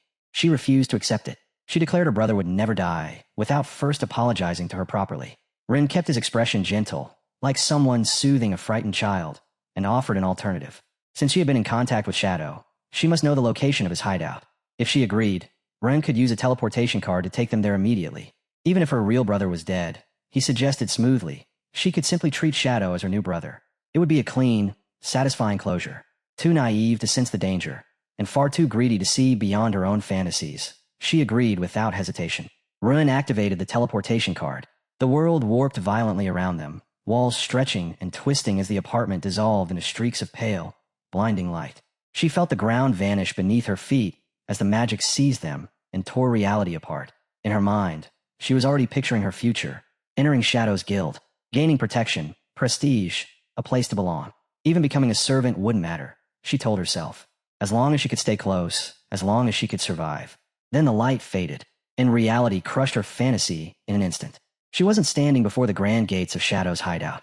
There were no guards, no towering walls, no sign of civilization at all. Instead, she found herself in a deserted, unfamiliar wasteland, an abandoned place swallowed by silence, devoid of life. Only then did the truth begin to sink in. Her heart lurched. Confusion and dread clawed up her spine as she looked around wildly, trembling as she muttered to herself, asking where Shadow was, why the teleportation had brought them here instead. Panic crept in her voice, rising with every unanswered question. Before her words could even settle, Ren changed. The polite smile tightened, then sharpened, twisting into something cold and predatory. His body shifted subtly, the pleasant facade peeling away as naked malice flooded his eyes. There was no time to react. Ren lunged. His fist drove into her stomach with savage force. The impact crushed the air from her lungs, blood spilling from her mouth as she folded helplessly to the ground. She barely had time to gasp before he spoke, his tone disturbingly casual. He said he believed in perfect equality, pain for everyone, no exceptions. Moments later, her body was lifted upside down, dangling like prey caught on a hook. Ren hovered before her, wearing a grin far too pleased for what he was doing. Terror overwhelmed her. She sobbed uncontrollably as he demanded everything she knew about Shadow. His hideout, his movements, his habits, every detail. Between choking gasps, she insisted again and again that she knew nothing. She had never been involved in anything important. She was just standing there, just watching. Her ignorance only fueled his anger. He struck her repeatedly, irritation spilling over as he cursed the absurdity of it. Someone so profoundly clueless had stood guard outside Shadow's hideout gates, acting as though proximity alone meant relevance. Another blow landed, then another, until her eyes rolled back and the world slipped away. Her body went limp. Ren stopped. Only then did realization dawn. He had abducted a complete fool, someone with no power, no skills, no real connection to the world he was trying to tear open. She didn't even possess a single extracted ability to defend herself. Annoyance twisted his expression. He pulled out his communication device and informed the person on the other end that the prey had been captured. Then, with disturbing casualness, he asked when the next killing would begin. It had been 2 days since the last body dropped, and his tone carried the impatience of an addict denied his fix. Dragging the unconscious girl across the floor, he threw her onto a cold concrete slab. The voice on the line responded sharply. He could amuse himself however he wished, but he was not permitted to kill her without explicit orders. Rin clicked his tongue in frustration, but he agreed. He slid out a gleaming knife, the blade catching the dim light as he admired it. There was still plenty of time, he murmured to himself, plenty of time to enjoy the process before the final command arrived. Elsewhere in the city, a police officer stared at his phone, eyes widening as realization hit. It had been 2 full days since Shadow had last logged out of the game. Anyone who extracted stats into the real world required an enormous calorie intake. Staying logged in that long was practically impossible, unless the timestamps were being forged. The thought struck him hard. Anna must have noticed the inconsistencies already. But instead of concern, a slow, malicious smirk crept across his face. He was the same man Shadow had once humiliated, and the timing couldn't have been more perfect. The rumors, the fear spreading online, the suspicious alignment of murders and logins. It all fit too well. Soon, people would believe Shadow was a serial killer hiding behind power and reputation. Panic would spread like wildfire, and when the public demanded blood, the authorities would have no choice but to arrest him. The officers savored the fantasy. Vengeance, at last, felt within reach. Far from the corruption and schemes, the ghost lady tore through the city atop Shadow's ghost wolf, her form cutting through the streets like a streak of silver-gray light. Her touch of the underworld traced faint, lingering auras through alleys and intersections, guiding her unerringly closer with every step. At last, the trail ended. A rusted metal gate stood before her, nearly swallowed by darkness. Without hesitation, she slipped inside. The wolf melted back into the shadows as if it had never existed. The underground passages were cold and damp, echoes carrying through the narrow tunnels. Ragged laughter drifted ahead, warped beyond sanity. The deeper she went, the clearer it became. Whoever was down here was enjoying this. When she stepped in the final chamber, the world seemed to freeze. Her breath caught. Qin Fong's sister was hanging from the ceiling in a grotesque, mutilated state. Her legs were gone, severed completely, and the floor beneath her glistened slick with blood. Below her stood Run, drenched in crimson like a nightmare made flesh, his shoulders shaking with manic delight as he indulged in torture for no reason other than pleasure. Tears streamed down her face so heavily it felt as though her entire world was collapsing in on itself. On her screen, attempt after attempt to enter the game flashed by, each one rejected by the same cold message. Entry blocked. Active combat. The truth sank into her like ice. She wasn't locked out. She was the one trapped in combat. Hanging helplessly in that nightmarish room, she stared at the deranged butcher looming over her, unable to comprehend how her life had spiraled into this. All she had wanted was to sell a house, make some quick money, nothing more. Terror swelled as realization fully took hold. No one was coming. She whispered for help, her voice barely audible, but the darkness offered only silence in return. For a brief, fragile moment, a single thought surfaced through the fear. If her brother Fong were still alive, he would have torn the world apart to save her. But she believed Fong was dead now. With that thought, the last fragile strand of hope inside her finally snapped. At that exact moment, a mysterious green aurora bloomed around her body, warm and gentle, like a miracle descending from the heavens. Her breath hitched. For a split second, she believed salvation had arrived. Then laughter tore through the air. Jagged, cruel, inhuman. It wasn't a blessing. It was a spell. The psycho stepped closer, eyes burning with sick delight as he proudly introduced himself. The butcher, a priest by profession. He explained it calmly, almost cheerfully. His class allowed him to restore any injury as long as the victim had not yet died. To a twisted soul like his, that power was divine. He promised her death would not come quickly. He preferred to stretch suffering until it became art, to savor every second of terror, every scream, every broken breath. Only after he had consumed all of it would he finally grant death. To him, prolonged torment was the most exquisite pleasure life had to offer. His gaze slid downward, lingering without shame, and he muttered what he planned to mutilate next. The words shattered what little remained of her sanity. Her mind collapsed. She fainted instantly, consciousness fleeing before the horror could continue. The butcher clicked his tongue in disappointment. Too weak, he muttered. Barely worth the effort. Still, he reached for his tools, eager to continue regardless. Before his fingers could touch her again, the air behind him rippled. Killing intent sharpened. A talisman ignited with cold, ghostly light. In the next heartbeat, the ghost lady appeared. Her blade fell in a devastating night slash, power exploding outward as it carved into the butcher's body. Blood sprayed across the chamber. The impact sent him staggering, but it didn't stop him. He shuddered, breath ragged, then grinned. He admitted he enjoyed the pain. A masochist. A monster. The ghost lady didn't react to his delight. Her voice was cold as steel as she demanded answers. Why had he slaughtered the victims? Why had he framed Shadow? She sensed it instantly. His hands were glowing again, healing. She moved without hesitation. Talisman papers spiraled through the air with surgical precision, wrapping around his body and slamming him into the ground with a thunderous crack. The spell was severed. His regeneration cut off completely. The confidence drained from his face. Immobilized and helpless, the butcher finally understood the situation. The ghost lady crouched beside him, her voice low and razor-sharp. She warned him that if he refused to speak, she would let him experience exactly what it felt like to have his legs severed. Slowly, just like the girl hanging above them. The madness in his eyes shattered. Genuine terror replaced it. For the first time, he understood fear. He broke instantly, his voice trembling as he agreed to confess everything. The scene shifted once more, returning to the godforsaken ruins of the shattered city, where Captain Anna stood with her team amid the rubble. She explained that the moment they stopped reporting Shadow's login and logout times, the serial killer went completely silent. No new victims, no new crimes, nothing at all. Captain Mang pointed out that Shadow himself was still logging in and out normally, which only confirmed what they already suspected. This wasn't coincidence. Someone inside the authorities had been deliberately crafting a frame job. Little Black spoke firmly, his tone absolute. Shadow would never commit such crude murders. And any true expert wouldn't dump bodies like trash. They would reduce them to ash and leave nothing behind. Captain Anna agreed. Every one of them knew Shadow was innocent, but public opinion no longer cared about truth. Rumors had spread like wildfire. Once fear took hold of the masses, the authorities would be forced to act. Innocent or not, Shadow would become the sacrifice used to restore order. Captain Mang shook his head slowly. If the government ever pushed Shadow into a corner, the result would be catastrophic. The country itself would fracture long before the fight ended. They had no choice. His name had to be cleared, and fast. And now that they were certain the setup originated from within the system, Captain Anna narrowed her eyes. With the existing grudges and political tension, only one name fit perfectly. The scene cut instantly. A fat brat sat staring at his phone, checking it for what felt like the 100th time. His face twisted with impatience. 2 full days had passed, yet there was still no update on Shadow's logout time. That wasn't how things were supposed to go. The killer he had hired should still be playing with the prey. The silence unsettled him. A creeping unease gnawed at his thoughts. What if Anna had already pieced everything together? Deep down, he harbored a twisted crush on her. He knew he was nowhere near her league, but that awareness only warped his feelings into obsession. In his delusional mind, there was only one way to win her heart.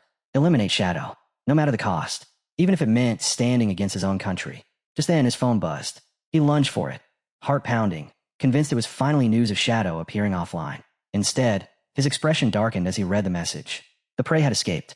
Worse still, the killer required 3 years of lifespan to extract her tracking skill. An address followed, ordering him to appear immediately.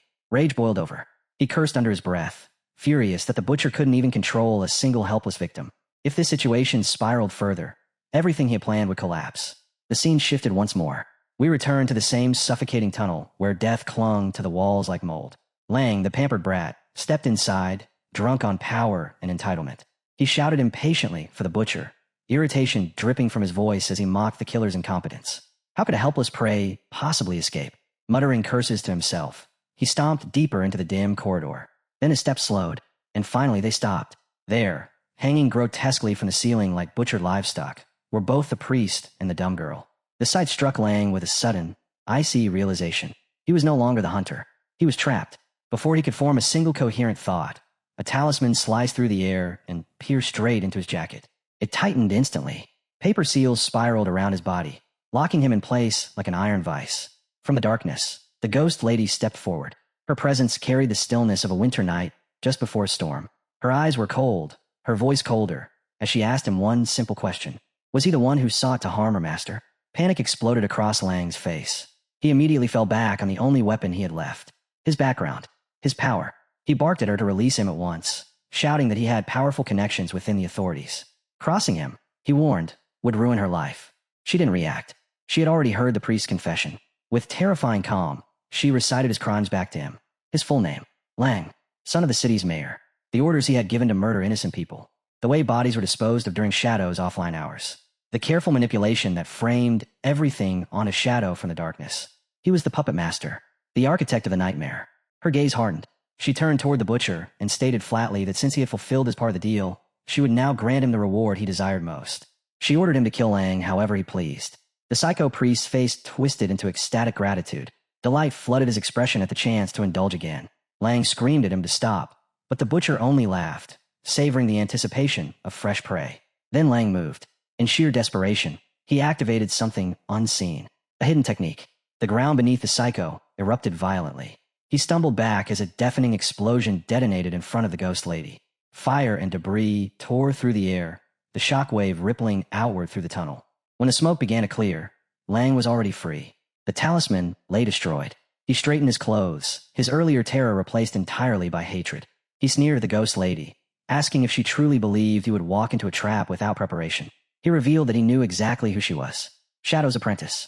Young, yet monstrously powerful. Revenge burned through him now. He declared he would kill her first. Then Shadow. Then every follower was foolish enough to stand beside him. Energy surged violently through his body. A fiery aura wrapped around him as enchantments activated in succession, forcing his stats to unnatural heights. He kicked off the ground, unleashing blazing arrows of fire that detonated the instant they struck stone, explosions tearing through the tunnel. But the ghost lady was already gone. She moved like a phantom, slipping between bursts of flame, vanishing so completely that Lang's eyes widened in dread. He understood at a heartbeat too late. She was never an ally. From behind him, a talisman snapped forward like a hunting serpent, coiling around his torso with ruthless accuracy before punching straight through his chest. Lang's scream tore out of him as the binding sealed tight, pinning him in place. The ghost lady stepped closer, her presence glacial and absolute. She told him plainly that he was weak, laughably so, and that abilities meant to advance had never belonged to someone like him. She demanded the truth. Who was backing him? Lang thrashed uselessly, pain flooding every nerve. He begged her to stop, swearing he would talk if she spared his life.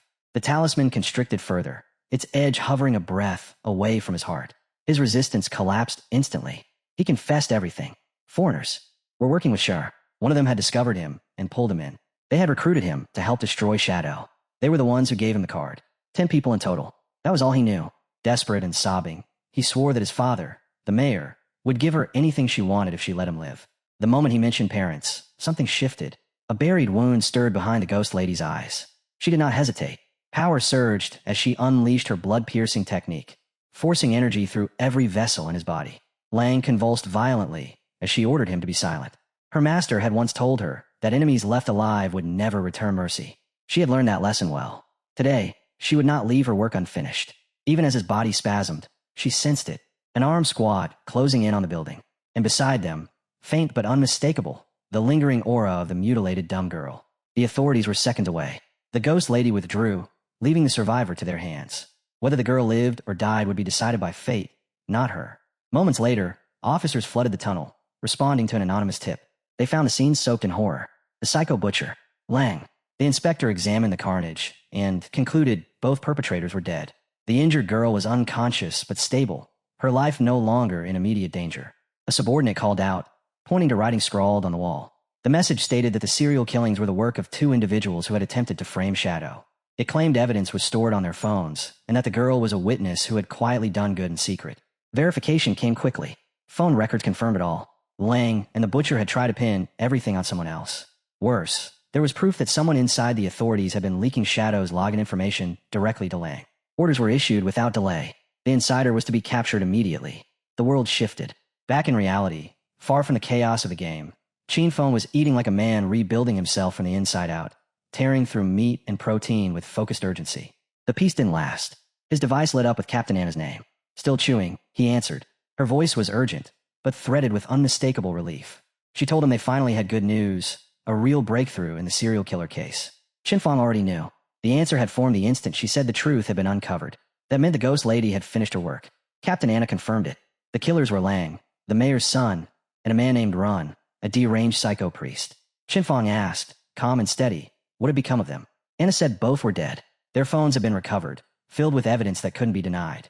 The victim girl had been rescued as well. She had lost both her legs and endured torture beyond imagination. She was alive in the hospital, barely holding on.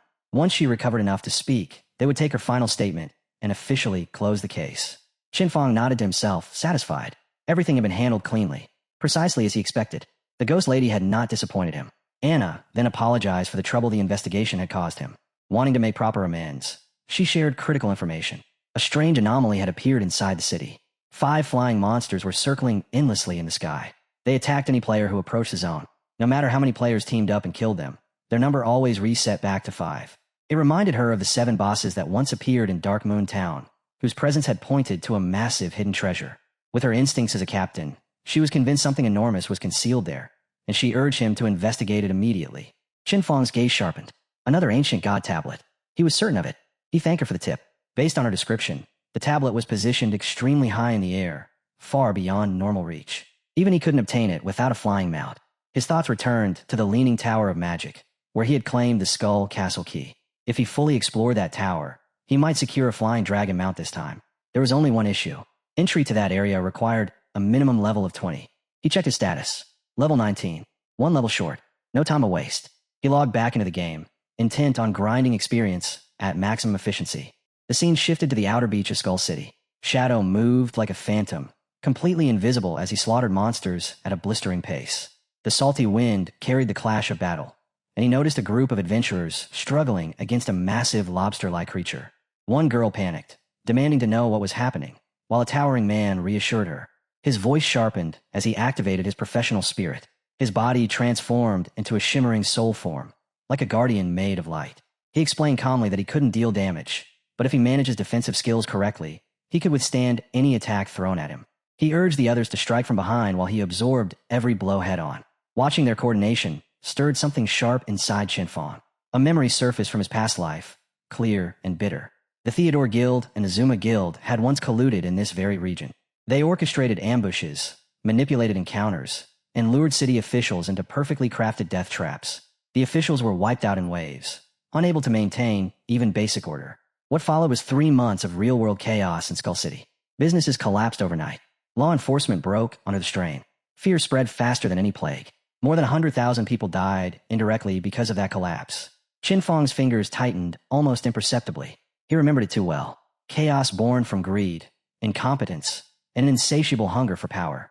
Now, with an ancient god tablet hanging somewhere above the city skies, he pushed forward without hesitation. He had to level up before history repeated itself. The battle against the enormous skeletal lobster surged toward a breaking point. Its hollow roar shook the shoreline, and Lynching's expression hardened the instant she saw its health bar plunge. She shouted a warning that the monster was entering its second phase, but the words barely left her mouth before the beast swelled with an eerie blue glow. Shimmering bubbles erupted violently from its shell, each one bursting open to release swarms of smaller lobster abominations that flooded the sand in a frenzy. The battlefield collapsed into chaos.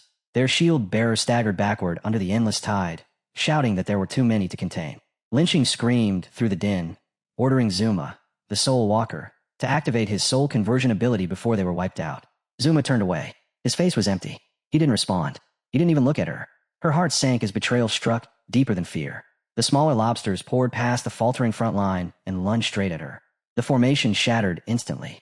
Lynching fired both guns wildly, knowing even as she pulled the trigger that the situation was beyond recovery. She shouted at Zuma again, demanding answers, but the moment had already slipped away. The colossal boss reared up, skeletal claws raised high. Its minions converged as Lynching stumbled and fell, staring up in pure terror as the creature descended to consume her. Then the battlefield split open in blue light. A blur tore through the air. A streak of energy ripped into the massive monster mid-strike, shredding joints and armor as if they were paper. Before Lynching could even comprehend what she had seen, Shadow was already there. He moved faster than thought, his blade carving through the swarming minions in an arc that was both precise and merciless. He landed before her, driving a vortex of dark energy into the ground that swallowed the remaining creatures whole. The system window flared into existence. The Jade-grade lobster boss had been slain. A flood of experience surged into him, along with evolution points and more than 9 full years of raw lifespan flowing straight into his inventory. Shadow stood still as loot scattered across the sand, calm and unmoved. Zumi stared at him in pure horror, the truth finally crashing down. The man standing there was Shadow, the infamous one. The shift was instantaneous.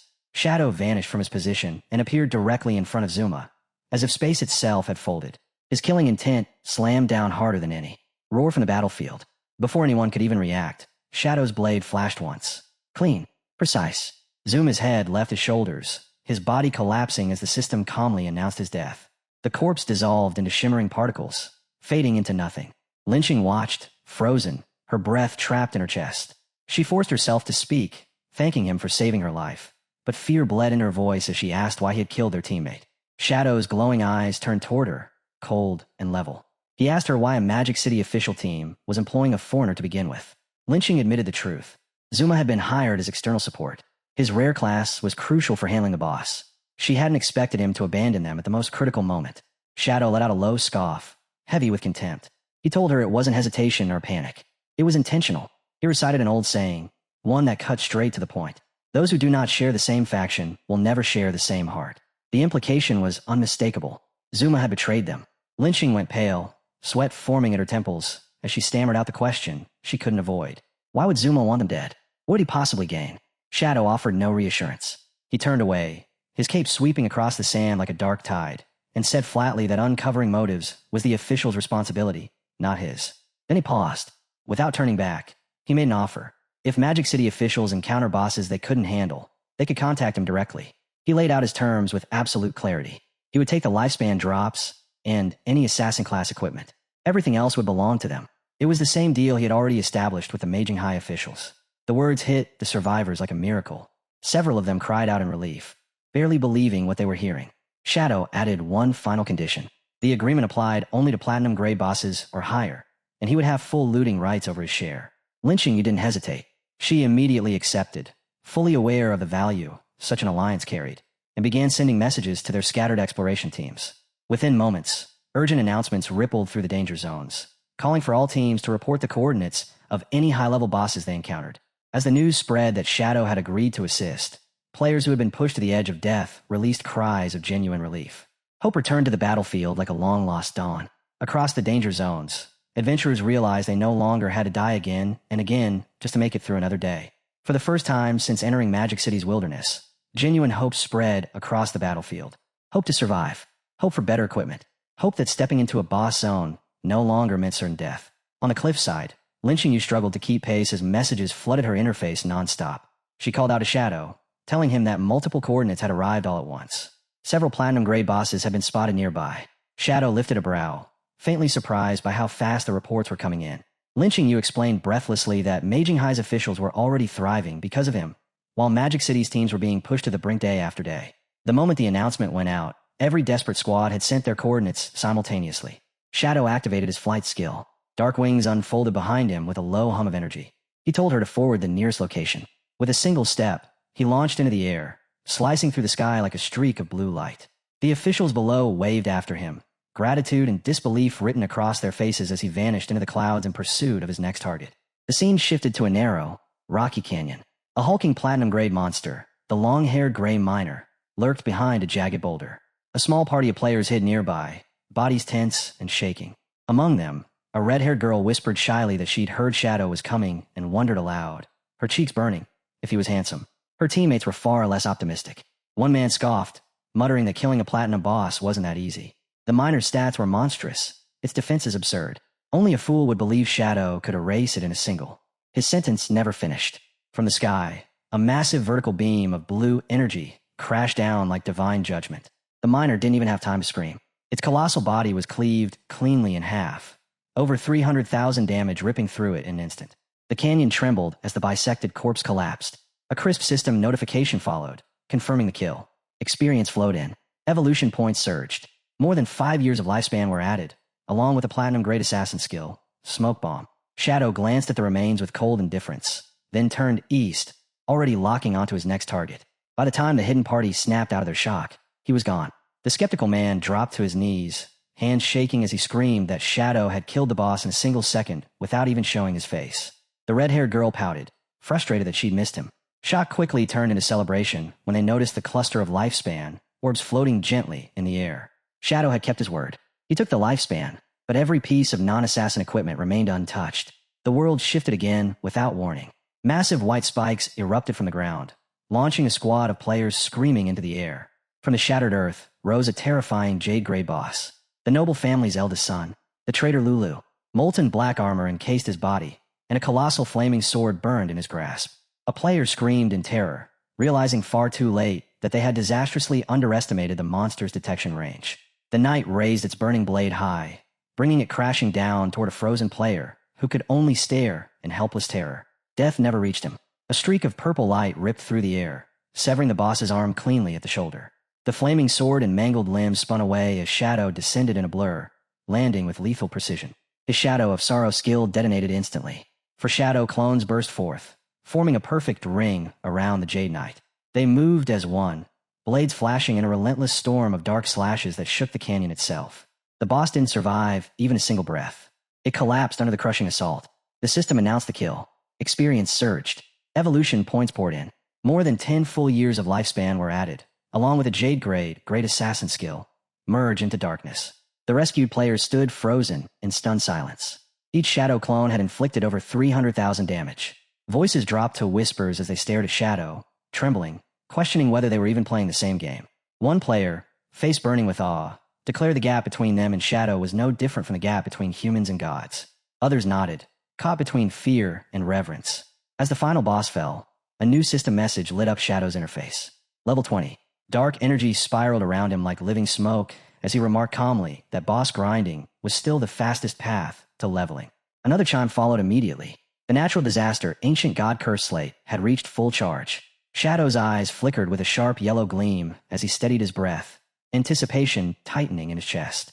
With the slate fully awakened, it was time to draw a new arc, one powerful enough to reshape everything ahead. Shadow immediately poured his evolution points into his newly acquired skills. The system window flickered rapidly as notification after notification appeared. More than 300 points vanished in moments, pushing Merge into darkness from Platinum straight into Mythical grade. Standing alone in the howling wasteland, wind tearing at his cloak, Shadow examined the skill and understood its true value. It wasn't an upgrade. It was a replacement, a superior form of stealth. The realization hit hard. His stealth level surged to 21, rendering him undetectable even to most diamond grade bosses that would have spotted him instantly before. Shadow's attention shifted to the smoke bomb skill card resting in his inventory. He dumped his remaining points into it, forcing the skill upward until it reached legendary grade. The upgraded card formed in his hand, radiating that unmistakable legendary glow. Shadow stared at it, his expression twisting in open disgust. He called it trash skill, unworthy of occupying space in his arsenal. Without hesitation, he activated his Spirit Devourer bloodline and consumed the card whole. The system erupted with alerts as the card disintegrated into pure energy. His elemental attack surged sharply upward, while his elemental resistance hardened in response. The scrolling numbers confirmed it. Devouring the legendary skill had pushed his stats up by a noticeable margin. Satisfied, Shadow turned his gaze toward the ocean. On the horizon, a forbidding structure dominated the skyline. The Waybone ruins rested on a distant island, a dark castle silhouette carved sharply against the storm-choked sky. Shadow evaluated the situation with cold clarity. His strength was more than enough to enter the ruins, but the problem wasn't power. It was distance. There was no way across the water. No ships. No teleportation arrays. Nothing. He watched the waves crash violently against the shore, fully aware that the sea between him and the island was infested with monsters. Swimming across or fighting underwater without proper mounts or abilities wasn't bravery. It was suicide. Unwilling to let terrain dictate his fate, Shadow opened his map interface. His eyes swept across the coastline until a peculiar symbol caught his attention. A locked door icon, positioned directly along the shore. Interest stirred. His body dissolved into motion, transforming into a streak of shadow that cut across the land toward the marked point. Shadow reformed before a cave entrance sealed by a massive stone gate, its surface etched with ancient, intricate carvings. The moment he stepped closer, glowing chains manifested across the door, and a system prompt appeared. The gate was sealed. The system asked whether he wished to use the Withered Bone City key. Surprise flickered through him. The golden key he had acquired earlier, likely from the Leaning Tower transaction, was exactly what this place demanded. He retrieved it from his inventory. As the key resonated, the enormous doors groaned open with a deep, echoing rumble. Shadow stepped through, muttering his curiosity about how a gate on this side of the coast could possibly lead to ruins across the sea. The moment he crossed the threshold, he accelerated, his form blurring with speed. The path didn't stretch forward. It dropped sharply downward. Shadow quickly realized he was descending deep beneath the earth. As he moved through the narrow, rocky passage, understanding settled in. This wasn't magic transport. It was physical. A hidden tunnel carved beneath the ocean floor, linking the mainland directly to the isolated island. The subterranean journey stretched on until light finally appeared ahead. Shadow emerged from the cave mouth on the far side and immediately grasped why this place had been abandoned to monsters. The land before him was desolation incarnate, a storm-lashed wasteland steeped in decay and death. High above, a ruined castle clung to the edge of a towering cliff, its broken silhouette illuminated by violent forks of lightning tearing through the sky. The system notification appeared, formally welcoming him to the Mora Empire, withered Bone City ruins. At the same time, a warning followed, brutal and unforgiving. This region was classified as a berserk area, a place where normal rules no longer applied, twisted into something far more merciless. Here, a player's lifespan didn't drain at a tolerable pace. It hemorrhaged at a rate 100 times higher than normal. Every second spent in this place aged you catastrophically. Shadow glanced back at the dark sea he had bypassed, and couldn't help but appreciate the brutal elegance of the hidden tunnel system. A memory surfaced from his past life, before everything had been reset. He remembered a player, dismissed as a lunatic, ranting about a secret passage beneath the ocean. At the time, the community had mocked him, assuming he was confusing games or inventing quest lines that didn't exist. Standing on this cursed shore now, Shadow realized the so-called madman had been right all along. He moved forward into the wasteland. A forest of withered trees stretched ahead, as if life itself had abandoned the land centuries ago. Skeletal branches clawed at the sky, and scattered bones lay across the ground like worthless debris. The air was heavy with suffocating dread. Without warning, the ground beneath Shadow's feet began to tremble violently, the solid earth warping into something that felt like it was being torn apart from within. A massive skeletal dragon skull, half buried and mistaken for little more than macabre scenery, started to rattle. Cracks raced across its ancient surface. Then, in a violent explosion, something burst from the hollow interior, detonating the skull into shards that rained across the land. Shadow held his ground as dust and debris settled, refusing to retreat as the creature's true form emerged. What revealed itself defied reason. A gigantic skeletal centipede formed the lower body, its segmented frame lined with blade-like limbs. Above it was a stitched-together female torso, grotesquely preserved, a single crimson eye glowing with malignant awareness. The system interface flickered to life, identifying the entity as the Withered Bone Ruins Guardian. Thousand Blade Centipede Moore, a diamond-grade boss. Shadow examined the monstrosity with cold, tactical focus. The upper body still carried a twisted echo of humanity, but everything below the waist had abandoned it entirely. That centipede body moved with disturbing fluidity, pure monster through and through. His gaze traced the festering wounds across her form, and recognition struck him hard. The patterns of decay were identical to the scars he had seen on the White Dragon during a previous encounter. When the creature suddenly lunged forward with explosive speed that belied her massive size, the truth became undeniable. This was no random spawn. She had once been a citizen of the Mora Empire, a human being corrupted by Cthulhu's curse and reshaped into a guardian of ruins. Shadow hurled himself aside as the massive centipede body swept through the space where his head had been, crashing past like a living battering ram. As he twisted aside, his eyes caught the scars etched across her human torso, and in that fleeting instant a grim truth settled in. These weren't marks earned through battle. They were the remnants of prolonged, inhumane torture, inflicted while she was still alive. Whatever she had been before, mercy no longer applied. The moment for defense ended. Shadow moved, one command after another, his combat skills chained together without hesitation. Shadow clones erupted into existence around him, flawless replicas already aligned with his intent. He activated Blessing of Release, and power surged violently through his body, forcing his damage output past its normal limits. Purple light exploded across the battlefield. Shadow and his clones became a single will, executing a perfectly synchronized shadow flash. The slash landed 4 times in the space of a breath, each strike precise and merciless. His blade tore across the monster's neck, dark energy trailing behind the cut like an afterimage. His eyes burned as the system notification flared into view. Cooldowns reset instantly. He didn't pause. Blessing of Release detonated again. Chaotic red energy burst outward, swallowing more in a violent aura of destruction. The 4 shadows shifted formation, sealing every escape route. Attacks came from all directions at once. Condensed purple beams ripped through flesh and bone simultaneously, shredding the monster piece by piece. Moore's massive body couldn't endure it. She ruptured in a blinding explosion of magical fire, crimson light washing over the ruins. Shadow landed smoothly as burning fragments fell around him like hellish snow. The system confirmed the outcome. The Diamond Grey Guardian, Thousand Blade Centipede Moore, had been slain. Rewards flooded in. A massive surge of experience pushed his level higher. Evolution points stacked rapidly. More than 10 years of tradable lifespan flowed into his reserves. Rare items dropped directly into his inventory in rapid succession. For a brief moment, the curse loosened its grip. The spirit of the woman she had once been emerged, her true form restored in those final seconds before fading away. She smiled softly, expression peaceful, finally free from the nightmare that had consumed her existence. Shadow moved on, leaving the fallen guardian behind. He pressed deeper into the dead, silent wasteland. He lifted his gaze toward the lightning-wreathed castle perched atop the cliffs, its silhouette flickering like a corrupted fortress torn straight from a nightmare raid. Without hesitation, he extended his hand and released a long-range strike. A wave of dark energy tore through the gloom, spearing a spider-shaped monster lurking in the shadows before it could even react. The creature let out a shrill, piercing scream as the dark energy punched clean through her body. Her upper half was still unmistakably human, still female, while her lower body twisted into a grotesque spider form that defied all sense of nature. The system prompt appeared before Shadow, confirming the cursed spider moly had been eliminated. The rewards followed immediately. A heavy surge of experience. Evolution points. Exactly 10 full years of tradable lifespan.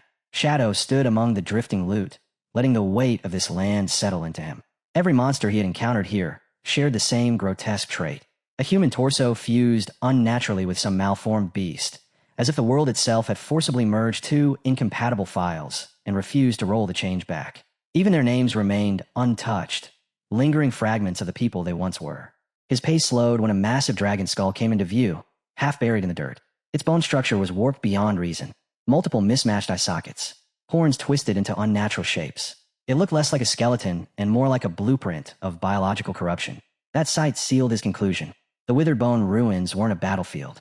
They were the aftermath of a colossal experiment that had gone catastrophically wrong. A fragment of old lore surfaced in his mind. In their desperation to win the war, the people of Mora had summoned Cthulhu, an ancient sea god. The curse that followed didn't just destroy the city. It swallowed it whole. Every living human was twisted, reshaped, until the entire population became monsters trapped between forms. As Shadow pressed deeper into the ruins, he could feel the curse thickening around him. Like walking through code that kept raising the difficulty slider the closer he got to the city's core. Then the sky shattered. Something enormous fell from above and slammed into the ground with crushing force. The impact violent enough to feel like a game's vibration feedback pushed to its absolute limit. From the crater rose a towering stone-skinned titan. Magma-like veins glowed beneath its surface as it straightened, blocking Shadow's path completely. The system identified it instantly. Royal City Guard Commander Man, level 25. Platinum grade. Shadow looked up at the golem, unimpressed. In a domain this corrupted, a so-called Royal Guard Commander being reduced to a low-tier platinum boss almost felt insulting. The titan raised its massive stone arm, red energy pulsing along it like overheated circuitry. It slammed its fist into the ground, shattering the earth in a violent shockwave. Shadow slipped aside with ease, landing lightly as the ground split open where he had stood. The battle began. Shadow unleashed his Shadow Blade, carving a clean, powerful slash across the stone giant's body. Damage numbers flashed into view, and in the same instant, something went wrong. A recoil effect snapped back at him, like the universe itself had flipped a reverse card. Agony tore through his body as the exact damage he dealt rebounded straight into him. Landing firmly, Shadow understood immediately. Full damage reflection. The golem's crimson eyes burned through the dust as Shadow assessed the threat with cold precision. 10 times the health of a standard platinum boss. A brutal 100% damage reflection ability. This wasn't a test of strength. It was a trap designed to punish anyone who attacked without thinking. He acknowledged it without hesitation. If his blacklight shield hadn't been active during that first exchange, he would have died instantly. This land punished carelessness without mercy. Shadow kicked off the ground and surged into the night sky, his silhouette cutting across the moon like a frozen frame from an action RPG poster. Midair, he activated every defensive layer at once, 10 stacks of blacklight shields forming around him in overlapping veils of darkness. From above, he released a controlled barrage of 10 shadow blades, each strike deliberately restrained. His plan was already complete in his mind. Numerous low-damage hits. Let the shields absorb the reflected recoil. Charge his ultimate to full while the boss unknowingly fueled it. When the energy peaked, Shadow descended. Blessing of Release detonated as it fused with the Crimson Blade. A massive vertical beam of red energy tore downward, cleaving straight through the golem and slamming it with 450,000 damage. The number flashed, and Shadow braced instinctively as the same overwhelming force rebounded toward him. But before it could touch him, a golden barrier erupted into existence, swallowing the reflected damage entirely. Shadow stood untouched. The flaw was exposed. Crimson Blade granted 600% lifesteal. With his health already maxed, the excess healing overflowed and condensed into a shield worth 2.7 million points. Against that, 450,000 reflected damage was nothing more than background noise. The Royal City Guard commander collapsed. A system window rose, confirming the kill and flooding his interface with massive experience, evolution points, and more than 14 years of lifespan. Then the tone shifted. A warning followed. The commander's defeat had alerted every guard in the city. Shadow froze as the atmosphere twisted sharply around him. Confusion flickered for only a moment before the answer arrived. High atop the jagged cliffs, a monstrous sentry raised a massive horn and blew with all its strength. Sickly green sound waves rippled outward, spreading the alarm across the ruins like corrupted shock waves. The dead land awakened. Misshapen silhouettes poured down from every ridge. Winged abominations, spider hybrid nightmares, warped beasts crawling over stone and bone alike, their glowing eyes locking on a Shadow at once. A colossal fur-covered foot slammed into the ground beside him, the impact shaking the plateau like a bugged seismic effect. In seconds, the area became a sea of monsters. Towering white bears, serpentine centipede horrors, an overwhelming horde forming a dense, suffocating ring around him. A system notification appeared. Monster Horde event activated. The requirement was brutally simple. Eliminate every creature present. Shadow lifted his head, meeting the countless red eyes staring down at him. There was no fear in his expression, only exhilaration. A quiet laugh escaped him, amused by how absurdly thrilling the situation felt, like the impossible scenarios players bragged about surviving on late-night forums. His reaction unsettled the monsters. Their grotesque faces tightened as confusion spread through the horde, unable to comprehend why their prey wasn't breaking in terror. Shadow moved before their hesitation could fade. His movement ripped through the air like a collapsing pressure front. The Dark Knight ring blade flashed, and the opening sweep erased the front line before the horde could even react. System text flickered. 32 monsters erased in an instant. He gave them no time to breathe. Shadow of Slaughter activated, and darkness peeled itself from the ground, forming clones at his sides. Each carried the same intent. No hesitation. No mercy. In perfect unity, Shadow and his doubles Unleashed Shadow flashed fourfold. Violet energy detonated outward, ripping through the battlefield in a violent surge. Lion men, shark hybrids, warped abominations, everything caught in its path was shredded without distinction. The count leapt to 165 in a blink. He kept advancing. Another Dark Knight ring blade, multiplied 4 times, descended in overlapping arcs. Dark magic scythed across the land like rotating execution blades. The counter surged past 500, then kept climbing as each wave split another section of the horde apart. What followed wasn't a battle. It was exterminated. System prompts flooded his vision, numbers accelerating from the hundreds into the thousands within seconds. The land drowned in chaos as the tally blew past 8,000. The ruined terrain began to glow, thousands of lifespan, orbs lifting from fallen bodies like drifting specters in a shattered world. Then abruptly it ended. Silence swallowed the field. Shadow stood alone at the center of the devastation, eyes burning with deep purple light. The final number surfaced before him. 10,086 monsters eliminated. A system notice confirmed complete annihilation and declared the route to the core of the Withered Bone City ruins fully unlocked. He remained there, surrounded by a sea of glowing particles scattered like fallen stars. The confirmation lingered in his sight, yet his expression darkened. The rewards were pitiful. Far too little for the slaughter he had carried out. Understanding settled in. The curse had been draining the citizens' lifespans continuously, even after their transformation. There was barely anything left to claim. Then the orbs reacted. The floating lights began to spiral, weaving together in an intricate formation. Concentrated brilliance surged forward, spanning the massive chasm ahead and shaping itself into a radiant bridge leading straight toward the ominous castle beyond.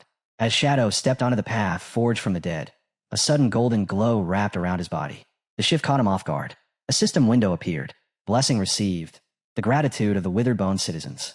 Freed from endless torment, the cursed souls had answered him with a gift. A powerful blessing that granted a chance to awaken dragon power while fighting within the city. Shadow studied the faint glow crawling across his hand and noted, without emotion, that the power was unusual. The conclusion formed quickly. The source of the curse lay deeper within the city, and the souls of the victims were no longer passive remnants. They were guiding him, pushing him forward, trusting him to end the curse for good. He crossed the bridge of light until it ended above a vast black pit. A mass of flesh and darkness fused together, pulsing as if alive. Shadow didn't pause. He stepped forward and dropped into the abyss. The walls swallowed him as he fell, the fleshy tunnel contracting as though trying to crush him. A warning flared across his vision. He had entered the Withered Bone Curse's great hollow. Lifespan drain rate multiplied by 1,000. He hit the bottom in a heavy splash, crimson liquid rippling outward. Rising slowly, he took in his surroundings. Organic walls enclosed him completely, expanding and contracting in a grotesque rhythm, as if the hollow itself were breathing. Shadow steadied himself, killing intent held tight, prepared to confront whatever rot lay at the core. From deep within the living walls, a figure emerged into view. A man with long red hair and a thick beard hung, suspended like a warped ornament, his body impaled by massive spikes that pinned him in place. The moment Shadow entered fully, the man's eyes snapped open. A system alert flashed as the presence within the hollow awakened. Purple fire ignited at Shadow's chest as overwhelming hostility flooded the chamber. The suspended man began muttering broken syllables, the sound echoing unnaturally through the flesh-lined space. Shadow recognized the cadence at once. Ancient god language. He parsed it in his mind, and the meaning landed with chilling clarity. One name, spoken again and again. Moir. Madness and grief collided as the man screamed the name with earth-shaking force. He tore himself free, spikes ripping through flesh and bone as he broke loose from the wall. His body convulsed violently, twisting and collapsing inward before reforming into something monstrous. Armor fused to exposed bone as his shape expanded, becoming a massive skeletal beast. The system identified him at once. Arcros, the final guardian of Withered Bone City. Level 20. Emerald Grade Boss. Shadow activated Merge into darkness instantly, his form dissolving into shadow until nothing remained. Yet the shock hit him a breath later. Arcros swung a colossal claw straight at his position, tearing through the air as if Shadow's stealth didn't exist. He barely avoided the strike, the impact pulverizing the ground where he should have been. Shadow leapt back, forcing distance. He landed and tried to make sense of it. Level 21 stealth should have rendered him untouchable, undetectable, and yet the Guardian had struck him without hesitation. As Arcros charged again, roaring the same name with relentless fury, the answer locked into place. Moir. Shadow had killed her, absorbed her lifespan. The remnants of her soul clung to him, unmistakable. Arcros wasn't tracking Shadow himself. He was following the trace of the woman he loved, burning inside him like a signal flare. Shadow's gaze sharpened, fixing on the spikes embedded across Arcros's armored frame. The spikes embedded across Arcros's armor were identical to those worn by the Royal City Guard commander he had faced before. Shadow's grip tightened around his shadow dagger. The resemblance wasn't cosmetic. It meant the same passive ability was in play. To be certain, he struck once, a precise and controlled attack. The result came instantly. The exact damage rebounded onto him, but the golden shield flared and erased the impact before it could touch his body. That confirmed it. Damage reflection, a mechanic designed to turn reckless offense into suicide. Arcros answered with a thunderous roar that rattled the hollow itself. Violent purple energy surged through his massive frame as he summoned reinforcements. The fleshy ground beneath Shadow exploded outward. Large blue eggs burst from below, rising rapidly until they formed a perfect circle around him, sealing every escape route.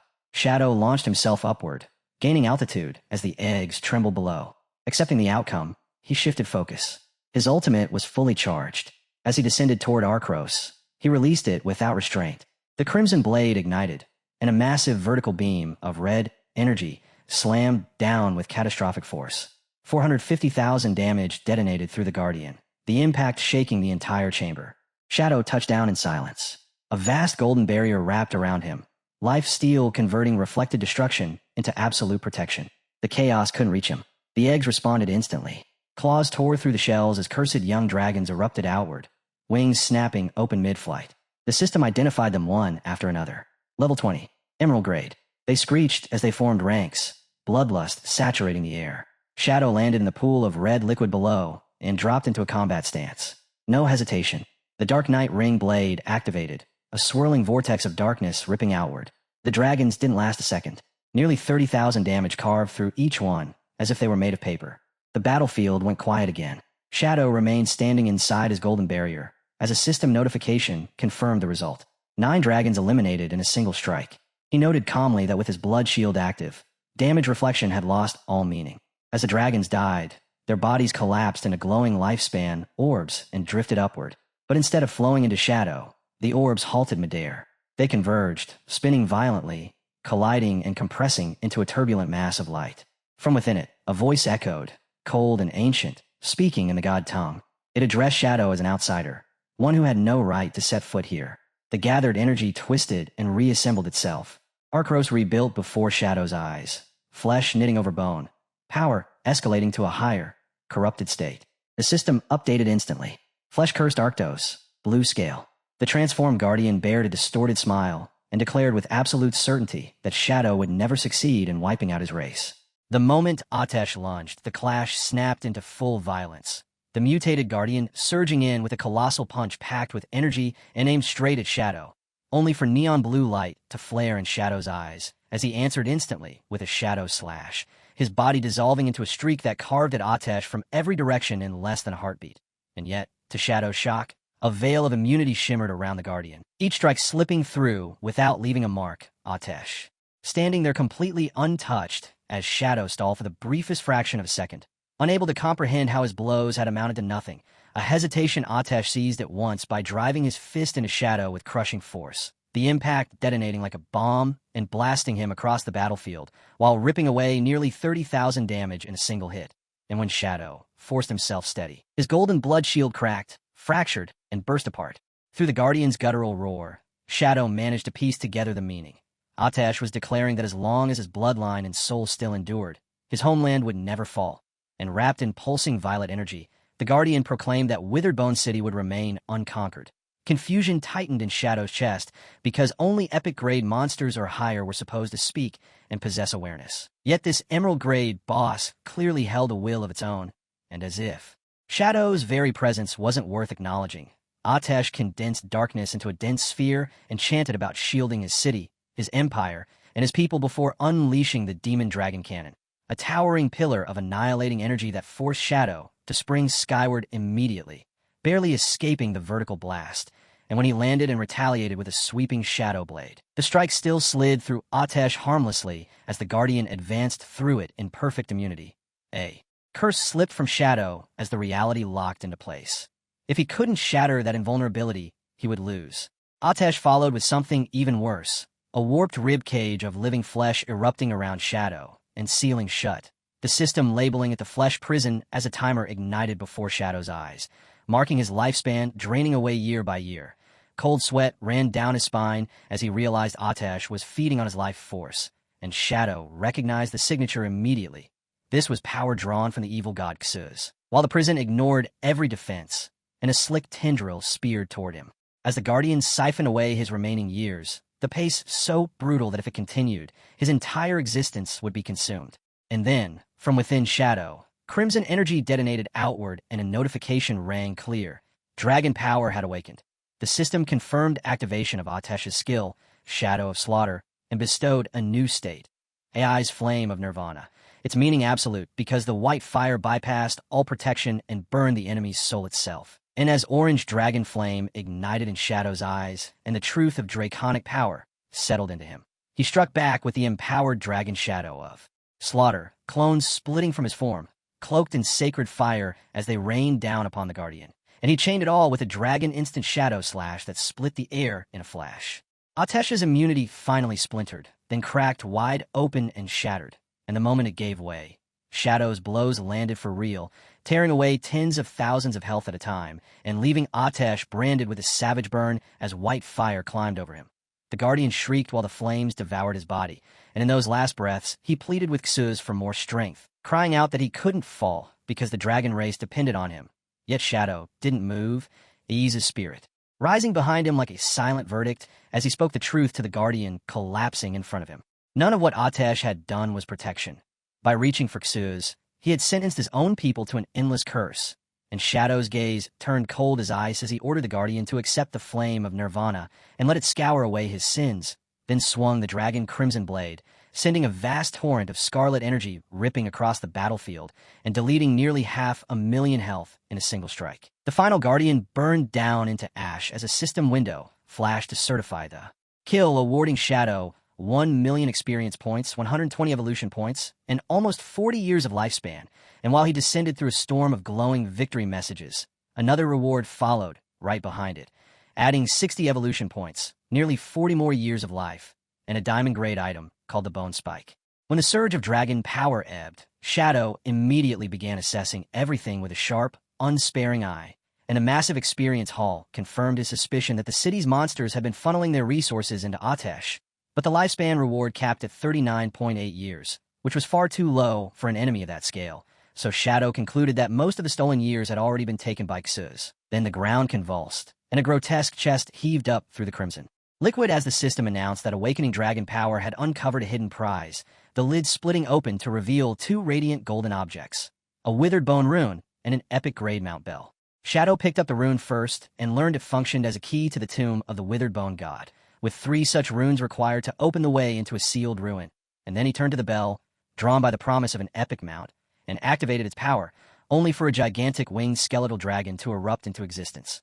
The system named it the King of Scavengers, Orleo, a level 20 epic entity now bound to Shadow's soul, and though it had once served as a city guardian, it now belonged to Shadow as both flying mount and battle companion, able to summon lesser bone dragons to its side, and to Shadow's surprise it spoke with clear intelligence, peering down in disbelief as it demanded to know whether Shadow had truly purged the city and slain Atesh.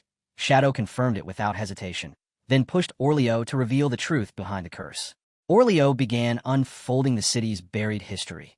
It had been an ancient guardian that died long ago, then was raised through necromancy to fight in the war between the Morga Empire and the continent, and when defeat started to loom over the empire, it turned to desperation. Atesh, the city's lord, had chosen to summon the evil god Xuz to turn the war around, and the ritual's price was absolute.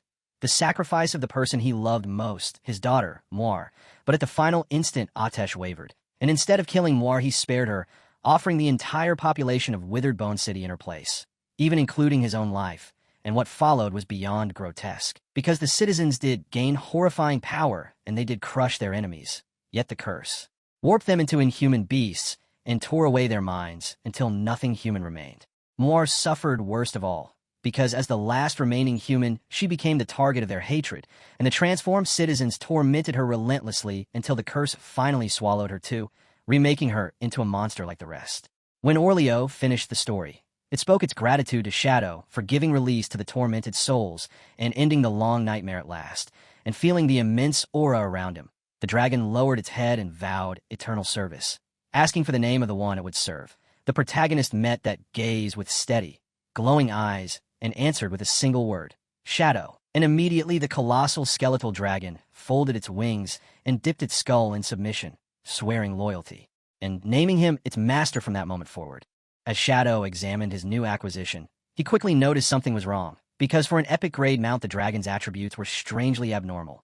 A level 20 epic boss should have had no less than 10 million health, yet Orleo displayed only a little over 100,000, and Shadow traced that weakness to the nature of its rebirth, understanding that Orleo had died ages ago and its original might had worn away with time, leaving this forcibly revived skeletal shell, holding only scattered fragments of its former power. He scanned through its offensive abilities, bone shield conjuration, spike volleys, and the rest, and judged them unimpressive, yet the dragon's ability to summon 12 Jade-grade winged dragons still grabbed his attention, because they would make perfect aerial scouts and could stretch his field of vision over enormous distances.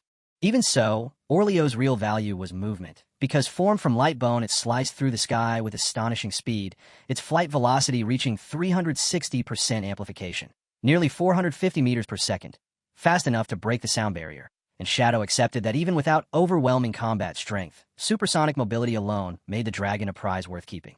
Before he could think further, a fresh system window cut in and announced that the requirements for class advancement had been fulfilled, and the reason hit him instantly. The immense experience he'd harvested by clearing the Withered Bone ruins, more than 1 million points, had pushed him over the threshold. Shadow triggered the upgrade without hesitation as dark energy began spiraling around his body and glowing runes ignited in the air, the vortex tightening until a crimson ring flared into existence around him, and standing at its center with eyes burning with rising power, Shadow watched the system declare the advancement complete. His Shadow class had risen from Tier 2 to Tier 3. The transformation surged through Shadow's body in a single, decisive wave, doubling his strength and constitution from 27 to 54, lifting his spirit to 90, and hurling his agility up to 144, and with that explosive growth came a new passive, Shadow Arc, whose rule was brutally exact. Any damage, debuff, or forced stealth break that struck him while he was invisible would be postponed by 1 second, and inside that tiny delay, he could move to cancel the threat completely. Shadow stared at his own hand and let out a low, confident laugh, because with reflexes sharp enough, he could wipe away nearly any incoming attack while still cloaked, and as he absorbed what this evolution truly meant, he stood there in quiet satisfaction, fully aware of the power now tightly coiled inside him. He also knew, with absolute certainty, that in his previous life no Shadow class player had ever survived the third advancement, because if even one had, Shadow Arc would have become legendary for cutting down the death rate, And though 1 second looked meaningless on paper, Shadow understood what it represented in a real fight. At higher levels, reaction speed bordered on the inhuman, and a single second was enough to fire off several skills and flip a losing exchange completely. Then he turned to the rest of his gains, drawing a pulse of crimson light into his palm until a diamond-grade weapon formed within it, the system identifying it as the Spike of the Skeleton, a dagger that boosted both physical and elemental damage, while carrying a rare effect that could shatter an enemy's defense and resistance. And Shadow equipped it immediately, because between the class evolution and this new blade, his overall strength had climbed into an entirely different tier. With everything set, he signaled Orleo, and as the skeletal dragon surged forward, Shadow stepped lightly onto its skull, deciding to test stealth in tandem with his mount as he activated Merge into darkness, letting shadows coil around them into a thick, concealing veil. What he discovered next genuinely caught him off guard. Orleo possessed level 21 stealth, higher than Shadow's own current mastery, and a flicker of approval crossed his mind as he ordered the dragon to fly. Orleo blasted upward, and they shot out of the underground hollow like a streak of violet motion, ripping through the ruins and spearing into the open sky as the acceleration crushed the air around them. Wind screaming past Shadow while the dragon cracked the sound barrier, and with eyes narrowed against the gale, Shadow acknowledged the obvious truth. The mount's speed was monstrous. Once they broke free of the tunnel, Shadow rode Orleo out above the ocean and began laying out his next move, choosing to investigate the place Captain Anu had mentioned, the site where a flying monster and the ancient god slate were rumored to have appeared, and the plan stayed simple and direct, because he would go to the Magic City ruins first and then use a teleporter to reach Lucky Town. He remembered that the original trip between the Magic City and Witherbone City had taken hours, but with Orleo beneath him, that distance no longer mattered. Far below, a squad of adventurers was in the middle of a desperate fight with a massive black bear, a swordsman bracing at the front while a mage gathered a holy fireball and a healer steadied the line from the rear, and one of them yelled for a final push, only for a violent shock wave to rip through the forest the instant Orleo tore overhead at supersonic speed, the displaced air exploding outward and flinging both the party and Atesh across the ground. When the dust and chaos finally settled, the mage could only stare in confusion, the swordsman blinking like he didn't trust his eyes, because the bear had been shoved by the wind straight onto his blade and died on the spot. Shadow didn't spare the turmoil a second thought, and with Orleo carrying him, the return trip to the Magic City ruins collapsed into a mere 10 minutes. Down in the shattered streets, an absurdly intimate scene was playing out amid the desolation as a man clung to a woman's hands and begged forgiveness, confessing he had cheated only once, with another man, and insisting she had filled his thoughts the entire time, while the woman demanded a promise that he would cut that connection off forever. And when he swore it, they locked the vow in place with a fervent kiss and open declarations of love. That moment snapped apart under crushing pressure from above, a violent force slamming the man face first into the pavement and pinning the woman flat beside him. And then Shadow stepped down from Orleo, his boot striking the ground near the flattened pair, while the skeletal dragon loomed behind him. He reached up to brush his mask and briefly wondered if he'd collided with something on the way down, then dismissed it as irrelevant. And without giving them another glance, he activated invisibility, preparing to leave without being noticed. A system alert immediately informed him that teleporting to Lucky Town had cost 5.4 years of his lifespan, and Shadow clicked his tongue at the expense, because the price of returning to a novice settlement doubled every time, and even with more than 2,000 years remaining, he still hated throwing away even a small fraction. Still cloaked, he slipped through the town gates, and though two guards stiffened as if they'd felt a disturbance in the air, they saw nothing, their uniforms marking them as official government forces. And as Shadow surveyed the layout, he concluded the authorities had deployed protection to support new players and prevent monster incursions, the timing standing out because this level of organization had only appeared months later in his previous life. So he attributed the acceleration to his own cooperation with the government. He moved through calm streets where even elderly players could walk with a measure of safety, and his eye caught a gentle scene, an old man and woman seated close together on a bench, acting like young lovers, until the quiet snapped under a sharp cry for help. Because at the gate a massive black insect monster had grabbed a player, and the two guards responded instantly. The female guard lifted her tome and cast a holy shield that wrapped the victim and blocked the creature's strike, while the male guard surged forward with a curse and threw out a heavy leap slash that carved more than 1,600 damage into Atesh. The woman answered with a blazing holy fireball, but the insect jerked aside with an almost unnatural burst of speed and let the blast sail past, and the moment that opening appeared it used it, blurring backward in retreat. The male guard cursed as it slipped away yet again, and when both guards lifted their eyes, they saw it regrouping with 5 more of its kind. The female guard's voice tightening as she watched their formation and admitted that killing one meant nothing when another would instantly replace it. Hidden in concealment, Shadow watched the whole thing with cold clarity because 5 gold-grade monsters weren't individually overwhelming. The real issue was tactical. Since every time the guards drove one to the brink, it simply took off and escaped into the air, and bound to the ground the officials had no way to chase, leaving a stalemate that slowly bled them dry. Down below, the male guard crouched to check on the elderly victim, the old man kneeling in the dirt, shaking and sobbing, until fear curdled into rage and he started screaming at the guards, calling them useless. Still sitting there on the ground, he unleashed accusation after accusation, complaining the flying monsters had sealed the town for days and destroyed any chance of hunting, shouting that the officials didn't care whether the elderly lived or died, and threatening to file formal complaints. And though the female guard, visibly strained, tried to calm him by saying Shadow was on his way, the male guard snapped and ordered the old man to show basic respect. Instead, the name poured fuel on the crowd, voices rising at once to demand where Shadow was, mockery spreading through the gathering as they jeered that powerful figures were always busy and that it shouldn't take this long to wipe out a handful of bosses, shouting that if Shadow were truly strong, he'd already be here helping them. A bald elder yelled that he was waiting for his son to farm lifespan, and that Shadow was wasting precious time. And the tension thickened and thickened until the whole scene teetered on the edge of collapse. The female guard tried to reason with him anyway, insisting Shadow would come and suggesting that anyone unwilling to wait could simply log off, but the male guard could see he was going nowhere and urged her to pull back, only for the crowd to surge forward and block their retreat, accusing the officials of trying to run from their duties without solving the Atesh threat. Shouts erupted about taxpayer resources being squandered on guards who couldn't even kill a few insects, demands for answers crashing in from every side. At last, the male guard cracked and roared back that the officials had already power-leveled everyone to level 3 and demanded what else they expected, and the reply came instantly, venomous and loud. Level 3 was worthless, they shouted, and the jeering only sharpened, several elderly players raising their age like a shield as they accused him of wanting to assault old people. When he tried to push through, that same ungrateful old man deliberately bumped into him and hurled himself onto the ground, wailing that the officials were beating the elderly as he clutched his chest and screamed that his heart disease was killing him. The guard stared down in alarm and insisted he'd never laid a hand on the old man, but the mob only tightened in, boxing both officials in and practically daring them to strike, shouting that their old lives meant nothing and that the government wasn't just failing to protect them, it was actively hurting them. And right in the middle of that chaos, a lecherous old man reached toward the female guard and grabbed for her chest, freezing her in shock and humiliation, and on pure reflex, she swung her hand and slapped him with full force, a single motion that instantly spiraled into disaster.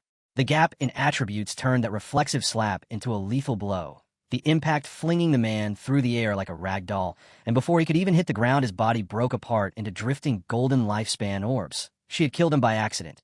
For a heartbeat, the remaining elders froze, and then the shock detonated into hysteria as the mob screamed that the government was slaughtering the elderly. And though the female guard, flushed and shaken, tried to explain she'd been assaulted, her words vanished under the roar, demanding retaliation. The male guard didn't hesitate, throwing up a defensive barrier around them as he muttered that the crowd had lost its sanity and decided to let them exhaust their rage, confident their feeble attacks could never crack his shield. Instead, the abuse only worsened, a wad of spit smacking across the stunned female guard's face, thrown by that same ungrateful old man who cackled like the humiliation was a victory, and emboldened by it, the mob began hurling anything they could seize at the barrier: shoes, stones, scraps of clothing, even filth, each piece slamming harmlessly into the glowing surface while the 2 officials stood trapped inside. Then a crushing presence dropped over the scene as Shadow appeared astride Orleo behind the rioting crowd, the towering skeletal dragon blotting out the air above them, and silence rolled outward like a wave as Shadow and his mount stared down with burning eyes that promised death. Orleo exhaled a violent gust, and the wind struck like a natural disaster, ripping the elderly players off their feet and flinging them through the air to smash into trees with bone-shattering force. And when the storm finally faded, the forest fell dead still, the guards left untouched behind their barrier as they stared out at an empty clearing littered only with clusters of golden lifespan orbs. The mob had been wiped out in an instant. High above the town, Shadow and Orleo plunged into a spiraling orange vortex, Shadow's gaze locking onto 5 winged insect monsters flying in a tight formation, linked by arcs of magic to a floating stone slate, and recognition flashed in his eyes as he ordered pursuit. From below, The two guards could only watch in stunned silence as the skeletal dragon streaked after its prey beneath a red, eclipse-like sun, dark violet energy coiling around Shadow as he balanced on the dragon's skull and gathered power for a strike. The insects scattered in panic, hauling the slate with them as they fled, but their speed didn't matter at all because Orleo overtook them effortlessly.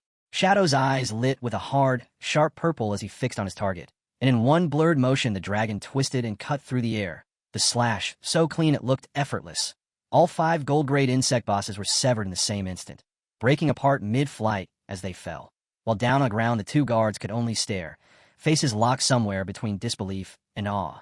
Only moments later, what happened below turned into something absurd because the elderly players who'd just been erased reappeared and marched right back to the spot in a rage, immediately picking up their shouting again as they accused the officials of attacking old people and once more wrapped themselves in the language of victimhood.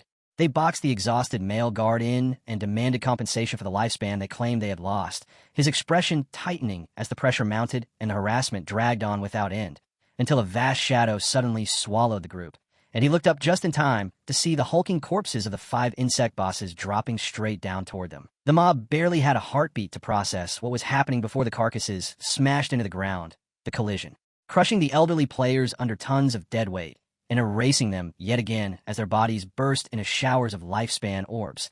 And at the center of that glowing field, the stone slate struck the earth upright, with Orleo descending smoothly beside the scattered rewards. Shadow looked over the scene with mild confusion, unable to reconcile the sheer amount of loot with the mere 5 bosses he'd killed, and he didn't notice that the repeated deaths of the pestering mob had swollen the harvest. Nearby, that same ungrateful old man clawed his way across the dirt after being flattened once more, and instead of backing off, he jabbed a trembling finger at Shadow, shouting about the danger of falling objects and demanding to know whether any law still existed. But Shadow gave him nothing back and simply bent down to retrieve the slate. The old man lurched upright and planted himself in the way, barking that he was being spoken to and demanding respect as he bragged he'd eaten more salt than Shadow had eaten rice. And just as Shadow's hand closed around the slate, the man grabbed the opposite edge and tried to yank it away, screaming to ask if Shadow was deaf. Surprise flickered across Shadow's face at the sheer audacity of someone so weak attempting to steal from him, and his response came instantly. Without a word, he snapped a dagger forward from point-blank range, the blade punching through the old man's throat and cutting off the tirade as the force launched him backward with over 13,000 points of critical damage, the slate sliding from his grip while his body dissolved into light, and Shadow calmly caught it before it could hit the ground. With that disturbance removed, he turned his attention to the rewards scattered everywhere, and at his command, Orleo called its lesser kin, a flock of small skeletal dragons spilling down from the sky in coordinated arcs to scoop up the countless lifespan orbs left behind by the mob's repeated deaths, while the two guards stared upward, baffled by the sudden swarm and uncertain why Shadow would deploy so many creatures. Back at the town gate, the old man respawned for the 3rd time and marched straight back in front of the crowd and the officials, jabbing an accusing finger as he proclaimed that he finally understood everything. According to him, the authorities were conspiring with Shadow to murder citizens and steal their property. The female guard could only stare at him in disbelief as he grabbed his own head and screamed with theatrical intensity, spinning a story that he'd been carrying 1,000 years of lifespan and that Shadow had robbed him of every last bit of it, a blatant lie that hardened the guard's expression with anger. It was as if sparks flashed in her eyes when she snapped back, demanding to know who he thought he was fooling, but the old man planted his feet and insisted his son had given him that lifespan, then twisted the accusation further by claiming she was defending Shadow because she wanted a share of the spoils. And with that, he swung toward the crowd and deliberately stoked them, swearing that if they helped him force the return of his 1,000 years, he would hand out 1 year to each of them, once again wrapping himself in victimhood as he shouted that they couldn't allow officials in Shadow to trample the elderly. Greed smothered reason almost instantly, the mob surging behind him and chanting for Shadow to return the lifespan, and the male guard clenched his jaw, clearly itching to detain them. But the agitator stayed carefully inside the safe zone where he couldn't touch them, and under the old man's lead the elders pumped their fists into the air and roared for more. Then a shadow slid across them from above, and the small bone dragons dove straight into the packed bodies, razor claws biting into shoulders and clothes as they yanked the elderly players off the ground before anyone could even react. The mob dangled in midair, shrieking, while the old man stared up in horror and demanded to know where Tess had come from, and the dragons climbed over the town walls, hauling their squirming cargo beyond the safe boundary as the old man's screams turned frantic, and he begged to be put down. only for the creatures to obey with brutal literalness as their claws opened. The players fell. Air ripped their cries away as they plummeted, the old man wailing that he hadn't meant to be released at that exact moment, and Shadow walked calmly out through the gate while bodies hit the earth behind him in a series of dull, sick impacts. The female guard flushed as he spoke, and Shadow told them the safe zone only prevented direct player violence. It didn't erase gravity. And with a frigid look he informed them that his bone dragons would stay stationed there to remove anyone who caused trouble, leaving it up to the guards whether to catch the offenders and jail them or simply let them fall, and then he added that the aerial bosses had already been dealt with and turned to leave. The male guard called after him, pointing out that the scattered loot was still untouched, but Shadow's form was already dissolving into light as he teleported away. His last words told them to treat it as a gift, leaving the guard frozen in place, as all washed over the frustration on his face while he stared at the ground carpeted with glowing lifespan orbs, because the expert had just walked away from an enormous fortune without blinking. He nudged his partner, calling her by her call sign as he asked her to help gather the rewards. She didn't even move, her expression drifting into something distant and unfocused. And when he looked at her with open confusion edging into irritation and demanded to know what she was doing, she pressed both hands to her chest with eyes shining and declared that her heart had left together with Shadow. The male guard snapped her out of it by flicking a lifespan orb straight into her forehead, the impact landing with a sharp thud as she yelped, grabbed her head, and glared at him, and he barked at her to stop spacing out, dragging her back to reality with blunt cruelty. Someone like Shadow would never spare a glance for a background extra like her, telling her she was a toad dreaming of eating swan meat. The insult exploded immediately as she fired back that he was the real toad, and he accepted it without hesitation, adding that if he was a male toad, then she had to be a female one, which meant they were a perfectly matched pair. Even while she kept clutching the glowing orbs, her cheeks reddened in spite of herself, and above them the skeletal dragons went on with their grim work, dropping shrieking elders from the sky at steady intervals. With bodies still falling around them, their banter didn't stop, and he prodded her again, asking if she secretly liked him, only for her to recoil and call him disgusting. And then he asked, almost offhand, whether she wanted to have dinner that night, and her resistance collapsed instantly as she leaned forward and demanded to know if he really meant it. Far from that chaos, in a hospital room outside Shanghai City, Shou forced herself upright in bed with her face drained of all color, and a male official standing nearby offered controlled sympathy about her losing both legs during the incident. But the tone changed the moment payment came up as a female official informed her the treatment had cost 50 years of lifespan, with the government subsidizing 10 and the remaining 40 falling on Shou herself. Panic seized her so hard she blurted that she didn't have that much lifespan and begged for another option. And in desperation, she asked whether she could mortgage her 2 houses, only for the official to answer flatly that the properties had already been assessed and, under the new system, were worth only 3 days of lifespan. The words hit like a hammer, and Shou screamed that she'd poured millions and 200 days of lifespan into those homes. And when she refused to accept the collapse in value, she offered $500,000 in cash. But the officials reminded her that old-world currency meant nothing anymore. Only lifespan had value. Her hands shook as she admitted she couldn't pay, and the male official delivered the ultimatum without softening a single edge. She had 3 days to come up with the debt, or all treatment would stop. They gave her only one choice: join the official logistics corps and repay what she owed by taking an assignment that meant mining, gathering materials, and rebuilding inside the game world for at least 15 hours a day. No exceptions. Shou immediately buried her face and broke down sobbing, insisting she was disabled and couldn't possibly endure that kind of labor, only for the official to answer evenly that her in-game body was still whole, and that with advanced healing abilities her legs might eventually be restored. That was when her last bit of composure snapped, because she screamed that the problem wasn't the work itself, it was the status, and she flatly refused to become a laborer or stand shoulder to shoulder with what she called filthy, sweating crowds, the outburst pitching into a full tantrum as she wailed that her situation was already more than she could bear.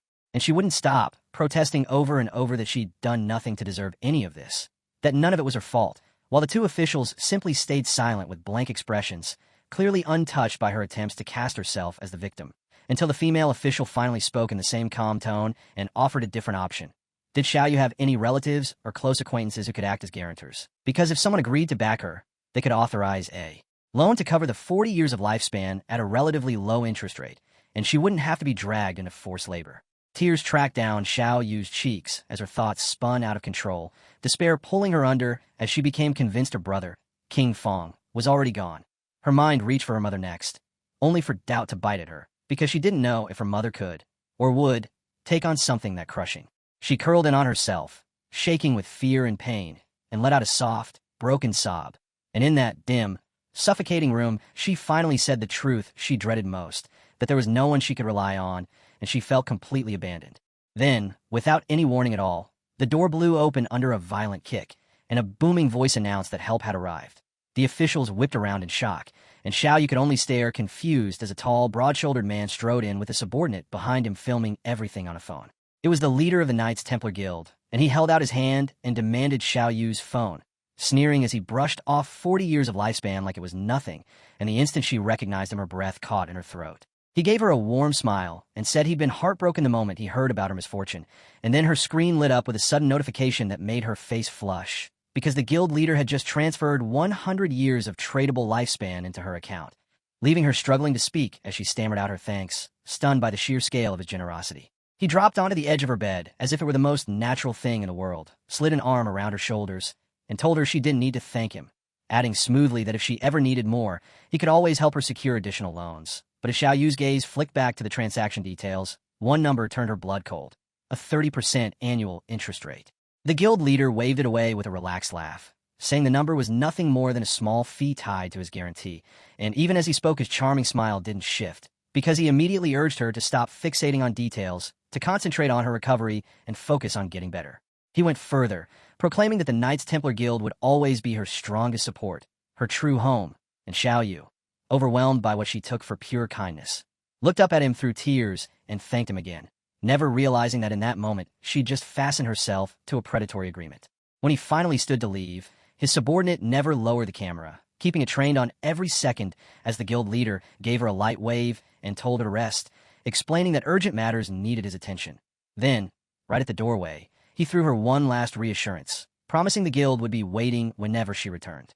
And once she was alone again, Xiaoyu felt the tears run down her face, but the despair that had been crushing her seemed to set into something harder: determination. As her cheeks burned, her fist tightened, and she swore she would give everything she had, completely taken in by his performance.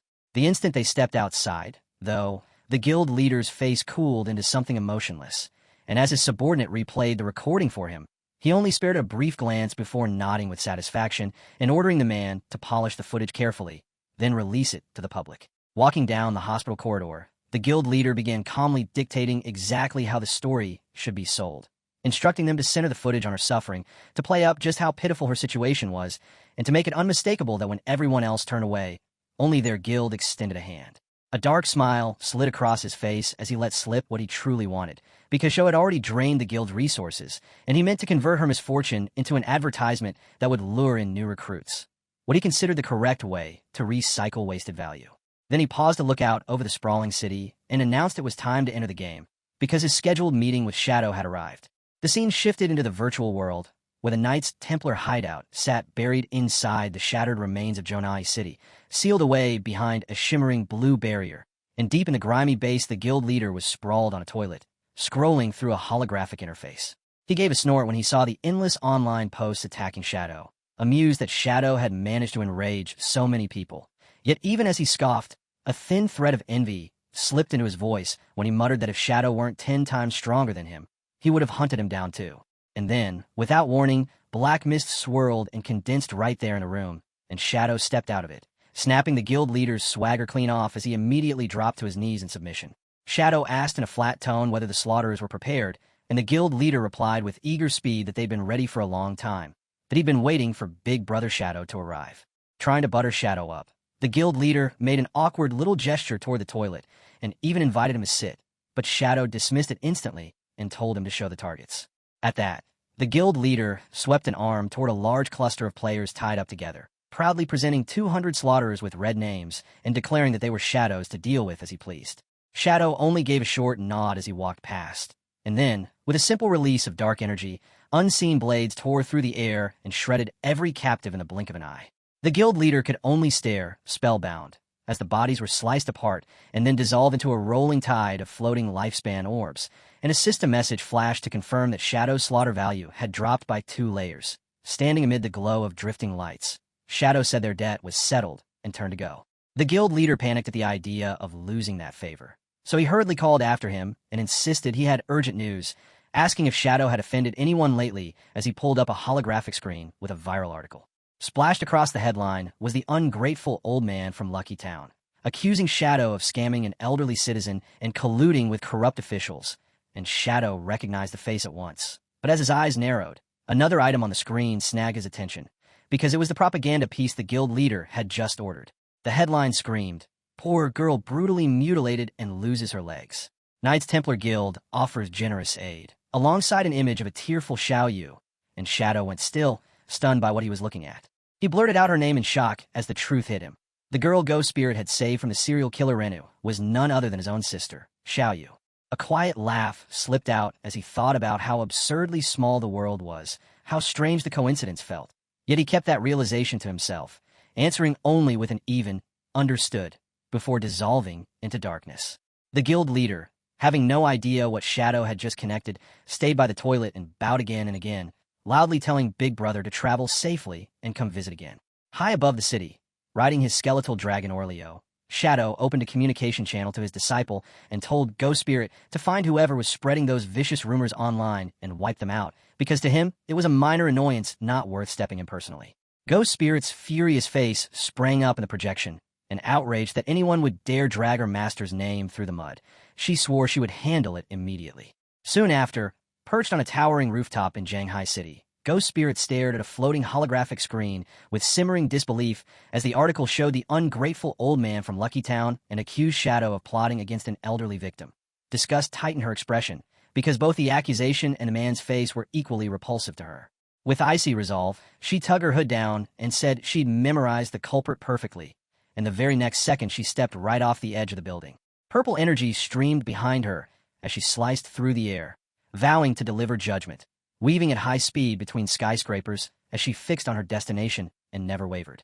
The view cut to a quiet residential complex called Lakeview Garden and stopped outside the apartment of a man named Fong, where a fist slammed furiously into the door. Ma Dagon stood there with a woman beside him holding their injured child, the boy's slack jaw hanging open as saliva dripped out, and Ma Dagon shouted for Fong to come out, raging that Feng's dog had shoved his son down the stairs and left him paralyzed. He bellowed at Fong, couldn't dodge responsibility, pounded the door again, and demanded an answer, until the door finally burst open to reveal Fong, the same ungrateful old man from Lucky Town. His face knotted with irritation as he snapped at them to stop making trouble. He stabbed a finger at Ma Dagon and accused him of using a perspective eye's ability to spy on his wife while she showered, threatening to call the police, and with open contempt he sneered that the boy was stupid and must have fallen by himself, then arrogantly demanded they prove his dog had anything to do with it. Ma Dagon lifted his phone and played a video of a monstrous dog kicking his son down the staircase, declaring it undeniable proof, but Fong erupted in rage and struck out, kicking the phone from Ma Dagon's hand. As the device skittered away, Fong shamelessly demanded to see the evidence again.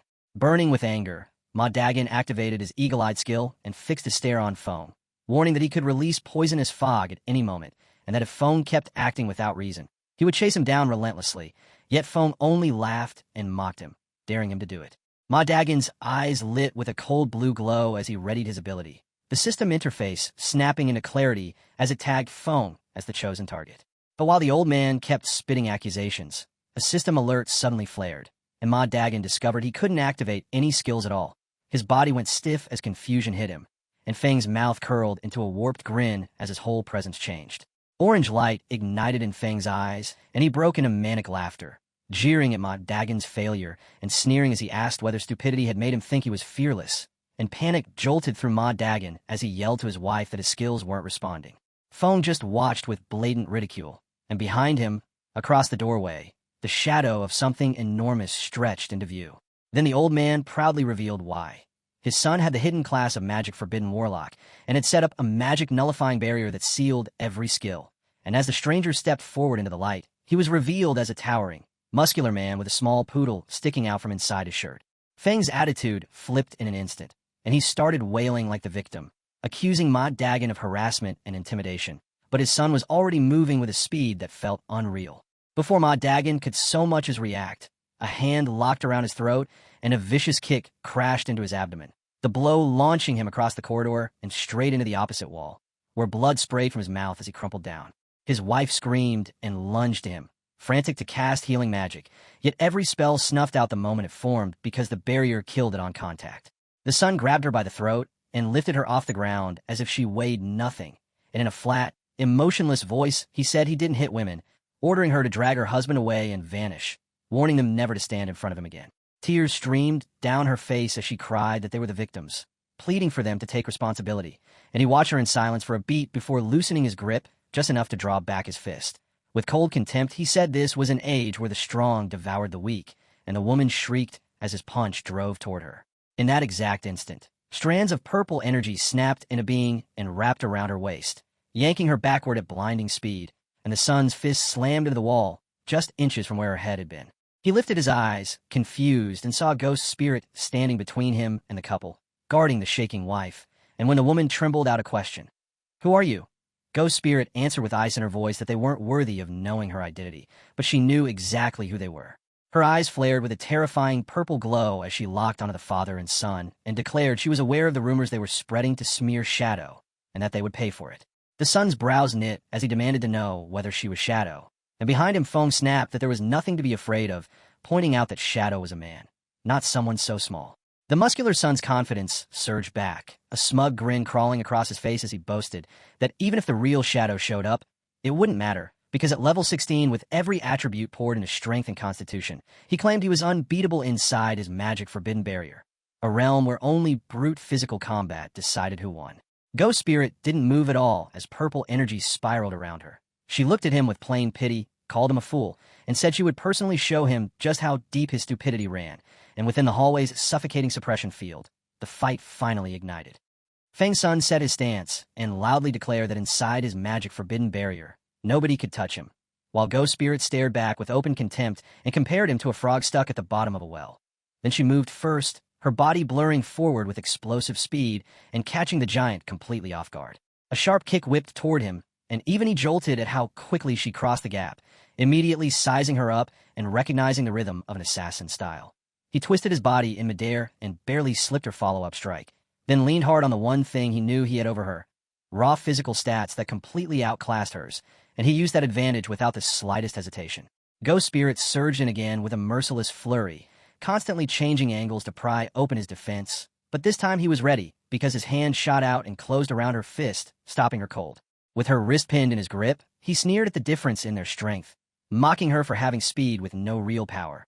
And he reminded her that in a place where skills were sealed, her punches were nothing but light taps to him. She tried to rip herself free, yet his counter landed first. A savage uppercut detonated upward and hurled her across the corridor, and she crashed down hard on the floor as Feng erupted into cheers for his son. The young man flexed his arm and taunted her from a distance, warning her not to die too fast because he still had questions he wanted answered. Pressed against the wall and fighting just to get up, Ghost Spirit looked like she couldn't move at all, and the son decided she had to be one of Shadow's subordinates, so he would drag the truth out of her. He marched over, grabbed her by the collar, and with rage warping his face, he roared that Shadow had slaughtered his mother over and over in the game, and that he would repay blood with blood. Then he gave Ghost Spirit 10 seconds to confess everything she knew about Shadow, yanking her closer as he spoke. He hoisted her up with one arm, as if she were weightless, and threatened that if she didn't talk, he'd tear off her hand. But instead of fear, she answered him with a thin, taunting smile and calmly called him fool. That single insult made him falter, and she told him to look at his own body, because in the next instant, sickly green ghost fire burst across his skin. He stumbled, then dropped, choking as the truth hit him. Poison. Ghost Spirit rose to her feet as smoothly as if she'd never been hurt at all, her hand now glowing with the same eerie green light, and in a steady voice she explained that his fatal mistake was believing the barrier made him invincible, because she had already coated herself with a venom enchantment before the fight. New abilities might be suppressed inside the field, but a pre-applied enchantment still counted, which meant every blow she'd landed had been stacking deadly poison inside him the whole time. The son screamed as the flames consumed him, his shrieks breaking down into desperate cries for his mother, while his father stood frozen, watching in helpless horror. Looking down at the figure thrashing at her feet, Ghost Spirit said she had already investigated them, identifying the father as a stubborn parasite and the son, Han Bing Zhang, as a magic-forbidden warlock who had dumped everything into brute strength while sneering at support paths, learning that barrier for one reason only, to bully the weak. As his life drained away, she added coldly that a simple priest dispel could have saved him, and when his body finally went still, panic ripped through Feng and shattered what was left of his composure. Feng shrieked that she'd murdered his son and lunged to call the authorities, but before he could even dial, a heavy boot stomped down and smashed the phone out of his hand.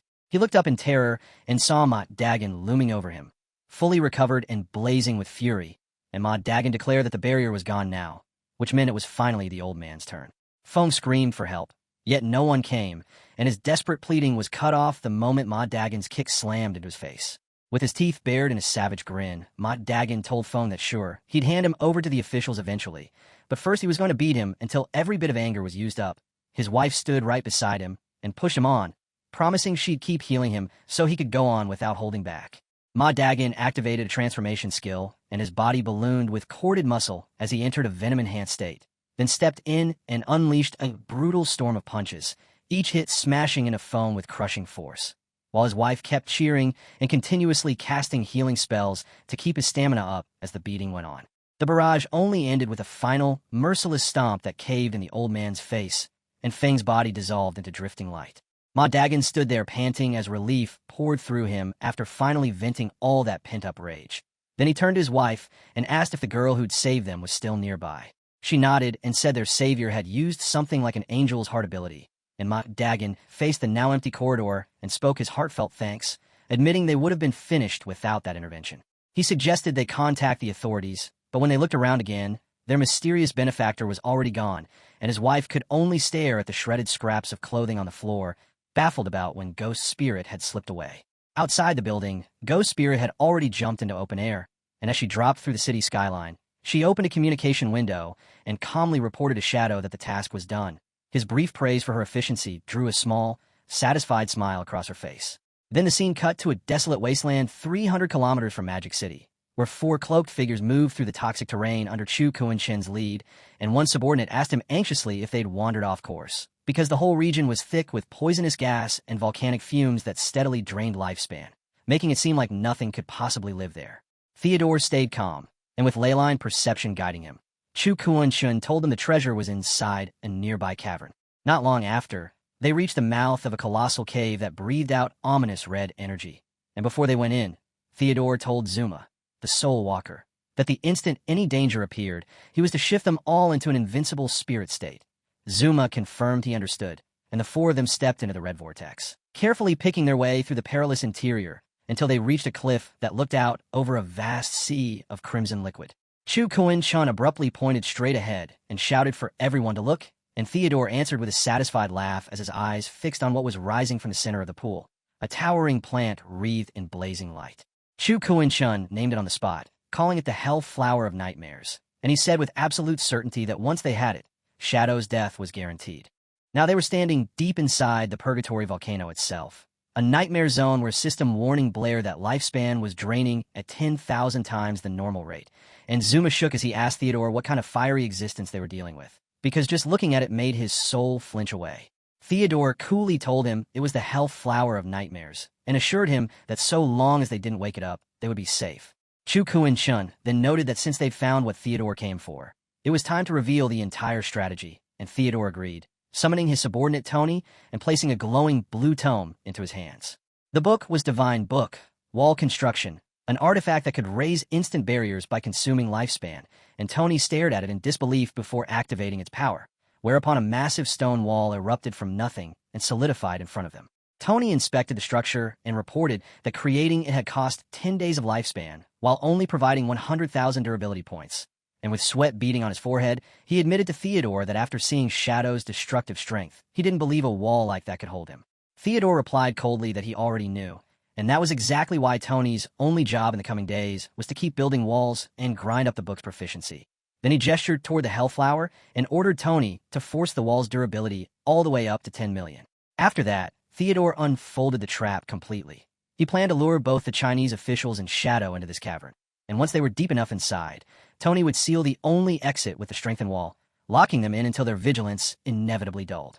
Theodore and Zuma would go into the cave alongside the targets. And the moment Theodore gave the signal to awaken the boss, Zuma was to trigger his Soul Walker ability immediately, letting the 2 of them slip through the wall and escape, while Shadow and the officials stayed trapped behind. Zuma nodded, trusting the plan, but Chu Kuan-shen voiced a worry, because even if the boss killed them, most players would just respawn. Theodore's face tightened as he explained what made the Hell Flower of Nightmares truly terrifying. Once battle began, the entire cavern would be engulfed by a nightmare field, and everyone inside would start building a nightmare gauge. And when that gauge filled, the flower would drain away every last bit of their tradable lifespan. Combined with the area's 10,000-fold lifespan drain, he said the victims would face an irreversible death. And spreading his arms, he declared that wiping out Magic City's elite force, Shadow most of all, would cripple their enemies. If they succeeded, they wouldn't just win. They'd be hailed as heroes back in Country M, and their reward would lock in a life of endless luxury. And at that promise, greedy smiles crept across Tony, Zuma, and Chu Kuinchen's faces. Zuma then asked a practical question. If none of them had long-range attacks, how were they supposed to wake the boss from a distance? Tony scoffed, crouched down, and grabbed a loose stone, explaining that in this world anything could be used as a weapon and that all it took was a simple throw, and without a second thought he whipped the rock straight at the Hellflower. The stone hit, and the response was instant. Violent energy blasted outward as the boss began to stir from its sleep, and Theodore's calm shattered on the spot as he screamed at Tony in panic, cursing him as an idiot and ordering Zuma to activate Soul Walker immediately. A suffocating aura rolled through the cavern. Zuma turned them into spirit forms, and the group sprinted down the tunnel, fleeing Atesh they had provoked through sheer recklessness. They staggered back out into the wasteland and managed to steady themselves, but Theodore's rage detonated. He kicked Tony to the ground and bellowed at him for nearly getting them all killed, then stood over the shaking subordinate with a murderous glare and ordered him to stay right there and keep practicing wall construction until he reached perfection. Theodore warned him that if he failed, a powerful figure from Country M, Count Bold, would come personally and erase him, and the threat drained Tony's face of all color as he hurriedly swore he would do exactly as told. Then the scene shifted to the corroded forest on the edge of the Magic City ruins, where a sleek white beast lunged forward and snapped its jaws around a tree-like monster. Linkinga stood with her squad, watching calmly as the creature ripped through nearby tree spirits, each one bursting apart in a floating lifespan orbs, and one teammate praised her outright, stunned by how strong her dragon was and asking when she'd gotten such a rare mount. Lin Xingyu laughed it off and said she'd simply been lucky enough to pull it from a treasure chest the day before, and the teammate remarked that it was probably the first dragon mount in the game with full movement speed, something that in older games would have sold for an absurd price. Her smile vanished the very next moment as she sensed danger, because thick green poison began curling through the air around them, and she snapped a warning to the squad to stay sharp. Hidden monsters were closing in.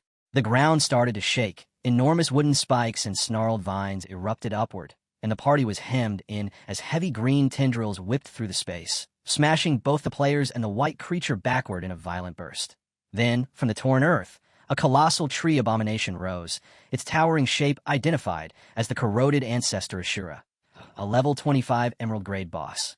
The squad was suppressed immediately, and a male teammate lay sprawled on the ground. Despair etched across his face as he ran the numbers in his head. Staring at the numbers, the teammate pointed out that the boss had 1,000,000 health while his own output was capped at 1,000 damage per second, and he demanded to know what they were supposed to do with that. Lin Xingyu yanked open her interface and shouted the only answer she saw. They had to call Big Brother Shadow.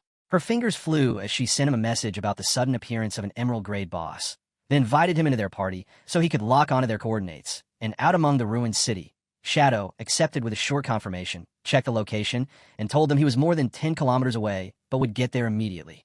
Back in the suffocating forest, Lin Xingyu glanced at the map and felt her stomach sink as she warned her teammates that even with Shadow on the way, it would probably take close to 30 minutes, and panic spread through the group as they shouted that the poison damage was already overwhelming their healing. Seeing that they were about to be wiped out, Lin Xingyu swore under her breath and ordered a retreat, but the words had barely left her mouth when an enormous shadow swept across the battlefield. Orleo dropped out of the sky and came down directly over the towering tree monster, and through the chaos Shadow's calm voice rang out, stating that he had arrived. Ling Kingu went rigid with confusion as a savage gust burst from his landing and ripped through the forest, and a system message flashed in front of the squad announcing that the wind had dispersed the poison and cleared their status effects. Ling Kingu and her teammates could only stare in stunned disbelief, one of them stammering to their captain and asking how half an hour had turned into half a minute, while another craned his head back, trembling with awe as he asked whether the thing Shadow rode was really a flying dragon, staring up at Orleo's skeletal body. Shadow looked down at Lin Xingyu's squad as they stood there frozen, and Orleo lowered its skull, violet eyes fixing on Lin Xingyu's trembling mount as it wondered aloud whether the creature was some kind of hybrid dragon. The instant Orleo spoke, Lin Xingyu's mount shook violently, and the entire squad stiffened, trying to process the fact that the massive dragon had just talked, while Shadow, balanced effortlessly on Orleo's head, explained that any creature of epic grade or higher could speak. Orleo immediately asked if it could devour the hybrid below, only for Shadow to shut it down with a cold order to be quiet. On the ground, Lin Xinyu's mount had already fainted from sheer fear, and she could only stare upward and admit she never imagined Big Brother Shadow was already riding an epic-grade beast. But Shadow didn't spare her a glance because his attention was already on the towering tree monster. He confirmed it was the boss with 1 million health and began sizing it up, deciding that at his current damage output, killing it would take an entire skill rotation, which he found wasteful. He wanted to end it with one clean, decisive strike. Judging the timing perfect, he pulled out the glowing ancient god slate, and the system immediately identified it as the blessing slate of the blood source ancient god Alakisi, an artifact that could apply a random blessing to strengthen one chosen skill. Shadow scanned through his abilities and noted that his main damage skills overlapped too much in what they did, so he chose Instant Shadow Slash as the target for the blessing, and golden light poured over his body as a notification confirmed Alakisi's power had fused into that skill. The new description unfurled in front of him. Instant Shadow Slash had been refined into a purely single-target technique with its hit count multiplied by 6. Every strike would automatically seek out weak points, and each impact would charge his ultimate ability. A sharp glint appeared in Shadow's eyes as he understood what that meant, because with his clones active, triggering at once would now generate 54 strikes, and when scaled up it could reach 216 total hits, damage that could refill his ultimate gauge multiple times over from that alone. Down below, Lin Xinyu's teammates watched with puzzled faces, whispering to each other about the strange radiance around him, while Shadow finished his math and decided to test the blessing immediately. His body melted into dark mist, and a heartbeat later one teammate pointed upward and shouted that Shadow was already taking the boss on by himself. Shadow reappeared above Atesh and fired off the empowered Instant Shadow Slash, and a blinding torrent of hits poured down so fast it was a smear, making the battlefield erupt with cascading damage numbers that all cleared 10,000. The barrage instantly filled his ultimate meter to the brim, and red light flared in his eye as he registered, almost clinically, that one basic skill was now enough to fully charge his finisher. He didn't pause for even a breath. He surged forward and unleashed the Crimson Blade, and a massive arc of scarlet energy cleaved through the colossal tree monster, ripping away whatever life it had left in a single stroke and landing a final 450,000 damage. The system announcement rang through the air, confirming the Emerald Grade boss had been killed and listing the rewards. While the squad watching could do nothing but gape, the male teammates yelling in raw disbelief that he had erased an Emerald Grade boss in an instant. Lin Xinyue, unlike the others, kept her composure and asked them dryly whether this was really their first time seeing Big Brother Shadow hunt a boss, as if reminding them that this level of destruction was normal for him. Wrapped in the fading red glow, Shadow quietly reviewed the results of his little experiment, realizing that one activation of Instant Shadow Slash now landed around 600,000 damage, and against that, the 450,000 base power of his Crimson Blade Ultimate already felt a bit underwhelming. Dropping down among the drifting lifespan orbs, he reconsidered his overall approach to fighting, because his previous combat patterns suddenly looked crude, stuffed with unnecessary steps that didn't belong in high-tier encounters. So he tightened his grip on his sword and acknowledged the synergy the slate had created between his abilities, a balance that boosted both his offensive power and his survivability, even as he judged it to be only an early glimpse of what the Shadow class could eventually become. Lin Xinyue rushed up to him, showering him with breathless praise, and Shadow responded by casually dropping the boss loot onto the ground and telling her squad to split it among themselves. The group broke into a chorus of gratitude, and once that settled, Shadow asked whether any other bosses were active nearby. Lin Xinyue immediately launched into an eager list of targets scattered throughout the region, but he cut her off mid-sentence and told her to get on Orleo so they could go clear them one after another. Her excitement flared instantly, and Orleo blasted up into the sky with explosive force, carrying Shadow and a screaming Lin Xinyue straight into the clouds, while the two male teammates left behind could only stare upward in stunned silence until one of them finally muttered in resignation, asking what exactly was supposed to happen to them now. The scene shifted back to reality, to a conference room in Magic City where a large screen showed Theodore's face, and an official reported that Theodore from the Mount Embassy was offering intelligence on the location of the first Diamond Grade boss.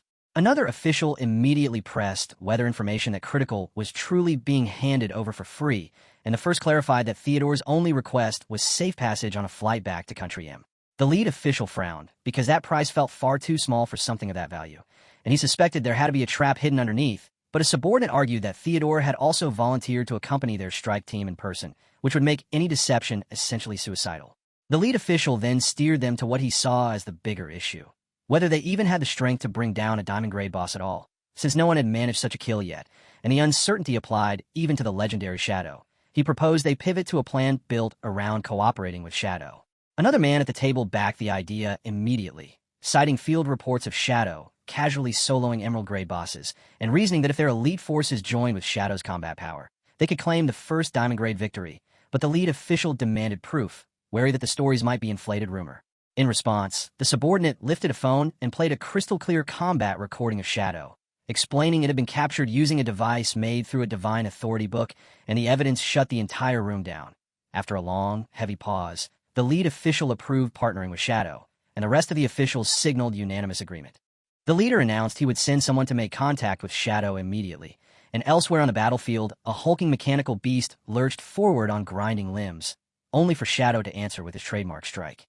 Instant Shadow burst out as a blinding blue beam that cut straight through the machine, splitting it cleanly in a single motion, and Shadow didn't even move as the wreckage crashed down, his cape fluttering in the fading light. Once the enemy was nothing but fragments, he called out to Lin Xinyu, who was hiding behind a tree, and told her to come out and collect the lifespan orbs, because they were heading to the next target.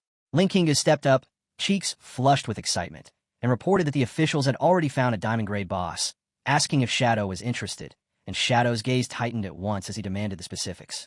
The moment she said it was inside a volcano and named it, the Hell Flower of Nightmares, his attention snapped fully into place because the picture of a blazing plant towering over ruined land surged back into his mind. That monster had once ignited the first great catastrophe to hit the Great Zia officials.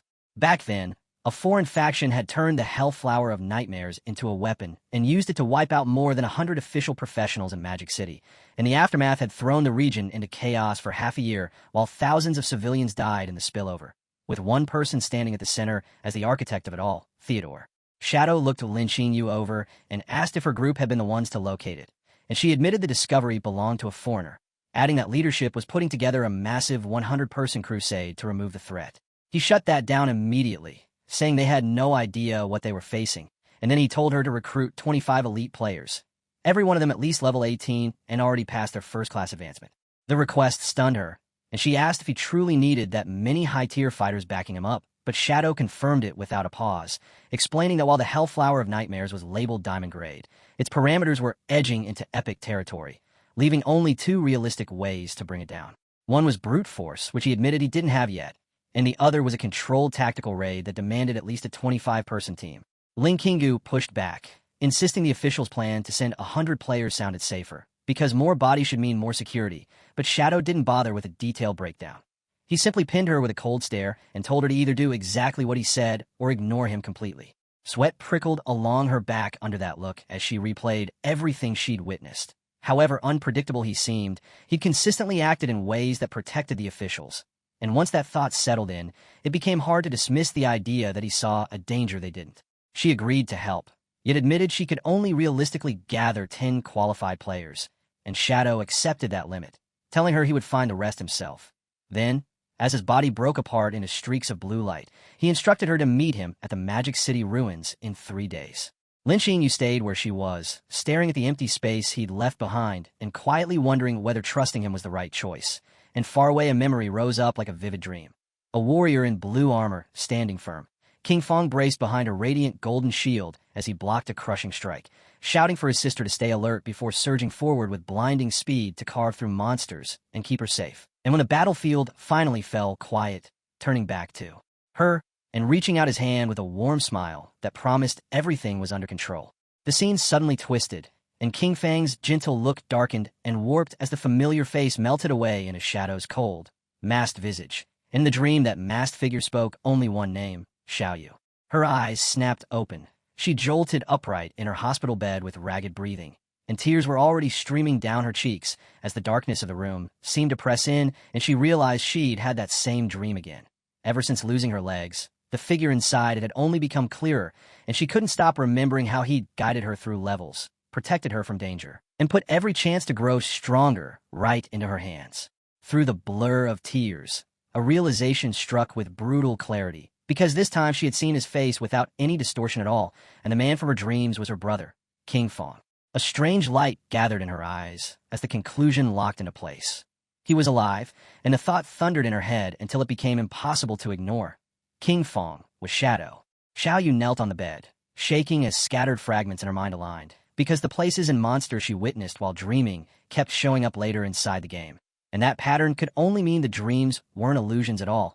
They were glimpses of reality, and clinging to that possibility, she asked herself again and again whether King Feng truly was Shadow. Desperation smothered her hesitation, and she lay back down, deciding she had to enter the game right now and force the truth into the open with her own eyes.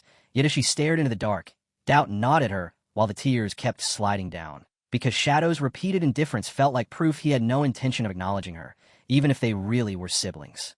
The fear that nobody would believe her tightened around her chest, along with the memory of the brutal event that had cost her legs, and her body trembled beneath the covers. But in that suffocating silence, she still reached one final conclusion.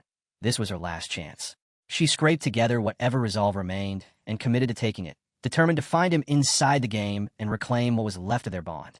Inside the Knights Templar hideout, the guild leader steadied Xiaoyu as she came online and asked why she had logged in so suddenly, then told her that even though her legs worked normally in the game, her attributes were cut in half, and she was stuck with a permanent stumble debuff. As if to prove him right, Xiaoyu immediately lost her balance and crashed to the ground. And when the guild leader asked if she was hurt, she forced tears into her voice and insisted she was fine, claiming she only wanted to repay the guild's generosity. She begged to return to her post guarding the entrance and waiting for Big Brother Shadow. Acting touched by her devotion, the guild leader helped her up, guided her back to the doorway, and remarked that she already knew the routine. Then a notification suddenly flashed in front of his eyes. A private message from Shadow, sent directly to Chen Wuming, asking whether he wanted to secure the first kill on a diamond-grade boss. And his face flipped from fake sympathy to barely contained excitement. He shouted that he'd dreamed of a chance like this, let Xiaoyu go without a second glance, and took off running, saying urgent matters demanded his attention.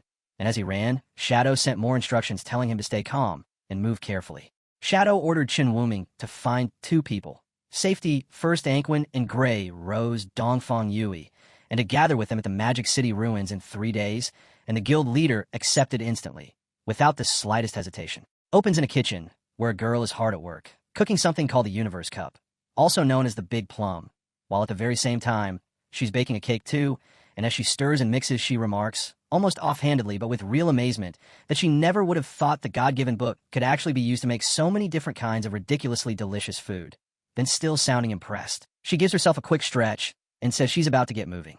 Before she can even take a step, another girl comes rushing into the kitchen in a full panic, eyes locking on a Big Plum as she urgently tells her to hurry because the Shadow Big Shot is recruiting team members, and Big Plum instantly protests that she hasn't even started eating yet, but she doesn't get a chance to do anything about it because a guy in a blue shirt suddenly grabs her and starts hauling her away, grumbling the whole time that all she ever does is eat, and eat from morning to night, reminding her that it's always the Shadow Big Shot who helps them out, and that this is literally the first time he's ever asked for their help.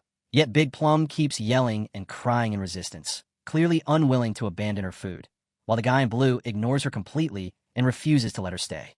The scene cuts to someone striding across a glittering stretch of ground, the air heavy with an intense, dramatic feeling.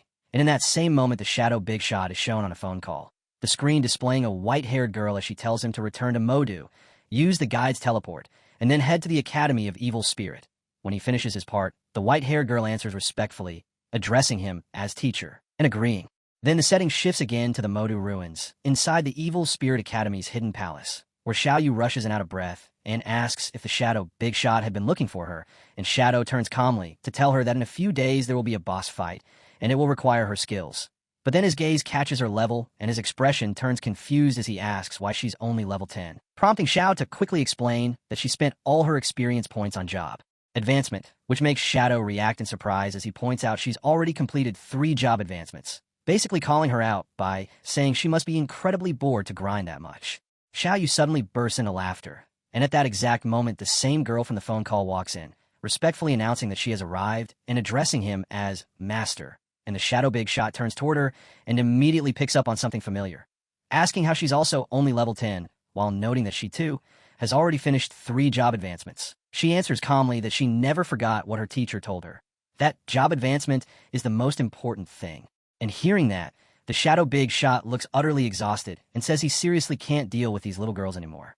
Yes, job advancement matters, he told them, but that doesn't mean your level should lag this far behind. And with that, he ordered both girls to prepare themselves, because for the next few days he would personally take them out to level up. Xiao answered right away, thrilled, And the white-haired girl looked even more fired up, saying she'd finally get to witness Master's divine powers again, vowing that she would study hard, her tone genuinely full of motivation. 3 days later, the scene jumps to the wild volcano deep in the Moto ruins, where someone is already standing at the agreed-upon spot, confirming that this is the coordinate location the big shot gave them. And as she checks her lucky egg in her universe cup, she's clearly buzzing with excitement, until she lifts her head, scans the area, and freezes in shock because there are people everywhere, and the faces start clicking one after another as she realizes they all look familiar. Then she starts calling them out by name, one after the next. Safety first, perfect invasion flow. So words man, the only man besides Shadow who can solo a boss. Glorious martial virtue. Jianghai, the one known as the Overlord. The Knights Temple Guild President. Grey Rose, the #1 mage on the rankings. Milky White Yukiko. Turkey-flavored potato chips. Van Jia the goalkeeper. Little Dream. Fish Sucksy Eye. They're all famous ranking players. Every single one of them personally summoned by Shadow. And as she looks around again, she spots 2 foreigners she doesn't recognize at all, admitting she's never seen them before. The focus shifts to those 2, and one of them, Zuma, leans toward Mr. Theodore and points out that there are only about 20 people present, even though Dexia officially announced a 100-man party. His voice tense as he wonders if their plan has been exposed. Theodore, however, stays completely calm, telling him not to worry because the plan is flawless, and instructing him to look more carefully, because everyone standing here is an elite among elites. Zuma concedes that quality beats quantity, saying it's obvious how much importance Dexia is placing on these 2 subjugations, and by the end of it, he says he believes in Mr. Theodore. Yet inside Theodore's own mind, his thoughts go in a totally different direction, because he believes he's already divined everything. He reflects on fate, on flowers blooming the way they're meant to, and then withering, over and over. Convinced destiny itself has selected this road, he imagines unseen forces roaring, the sky itself steering him back toward a distant homeland. And he tells himself the divine nation has already shown him his plan will succeed, certain that everyone gathered here will die trapped in a nightmare while he boards a flight and returns safely to Tom Country. Though in that same private calculation, he figures Zuma, Tony, Mei Jing, and Chu probably won't share that luck. And then, all at once, the battle surges. Someone launches an attack. The entire situation collapses into chaos. And right in the middle of the uproar, a glowing beast emerges as a skeleton dragon takes shape. Someone yells that it's a dragon. Another person snaps back that it's a bone dragon and that it's the Diamond Boss. But then a third voice hesitates, insisting something isn't right and telling everyone to stare at the dragon's head more closely. At that instant, Shadow descended and set the record straight. This dragon wasn't the boss at all. It was his mount. The crowd froze in disbelief, and Theodore's eyes widened as the realization hit that this was Shadow himself. In his head, he immediately noted that Shadow already possessed an epic-level mount, and that his growth rate was terrifyingly fast, and with his eyes gleaming, he silently vowed that today would be Shadow's day of reckoning. Shadow dropped down and planted himself on the ground, golden light glowing in his eyes, and everyone present felt the shock of his arrival. Theodore raised his eyebrows, forcing himself to look composed, while someone announced that everyone had arrived and told Theodore to lead the way. Theodore flinched at that, wondering how Shadow could possibly know his name when they'd never even met. But he steadied himself just as quickly, reminding himself there were plenty of ways someone could learn a name, and he refused to let Shadow's aura scare him into hesitation. So he said fine, ordered everyone to follow, and laid out. They would take down the Diamond Boss first, kill together, fight together, while inside he clung to the belief that his divination was 100% accurate and that his plan could not and would not fail. Meanwhile, over at the Saint Ship to Tavagar, the place looks empty at first glance. Yet in another section, a couple is in the middle of kissing when someone suddenly shouts at them to quit fooling around because they've arrived, and another voice echoes the warning that they're coming. Shanjiti rises to his feet and says that, in the end, they really did come, while at the same time someone else is simply running around, treating it like play. One of the boys speaks casually to Meiji, telling him it's no problem, and that once this job is done, they can head to M Country and enjoy themselves however they want. Then 2 old men appear and confirm that they've come in, declaring that it's finally time to make their move, that the moment to take revenge for Shurshur has arrived, and one of them, filled with deep hatred, announces that he wants to avenge his wife and children, swearing he'll make Shadow pay. Begins with a system screen flashing up in front of everyone, warning that they've entered the depths of the Purgatory Volcano, an area labeled a Nightmare Zone, where the life force drain rate is 10,000 times stronger than normal, and even just reading those words makes the air feel heavy and tense. Almost immediately after, a bizarre volcano flower appears, wrapped in violent burning flames, and someone recognizes it on sight, saying this is the Diamond Boss, the Nightmare Hell Flower. while another person asks if everyone can feel the pressure radiating off it. Honestly, someone admits they don't think this many people is enough to bring down a diamond boss. Shadow, still calm, suggests that maybe they should call in more people to make things safer. But the white-haired girl steps forward at once and says there's no need, confidently stating that everyone in this team is an elite player. And instead of letting the doubt linger, she turns it back to the mission, asking Theodore to explain directly how they're supposed to defeat the boss. Theodore answers with measured caution, asking if she's truly sure, because once the boss is activated, there's no turning back, and she frowns in confusion, asking what he means by no turning back. So Theodore explains that the boss mechanics are extremely complicated, that he doesn't want to waste time repeating himself over and over, and he asks one last time whether they're really determined to fight with so few people. She doesn't hesitate for even a breath before replying yes, of course. Right away, everyone behind Shadow speaks up too, brimming with confidence as they declare that with Master Dark Shadow here, taking down this boss will be easy. Someone else chimes in that they believe in Master's strength completely, and another insists that as long as Master is present, nothing can possibly be difficult for them. The whole team's morale surging sky high. Shadow tells them to cooperate and focus on killing the diamond boss first, and they answer him with eager enthusiasm. And then, in the next instant, Theodore suddenly lets out a booming roar, his demeanor snapping into something mocking and cruel as he sarcastically calls Dark Shadow a newbie and accuses the Chinese players of being arrogant and stubborn, before picking up a stone and announcing that he'll explain the boss mechanics now. So everyone better listen carefully, because he'll only say it once.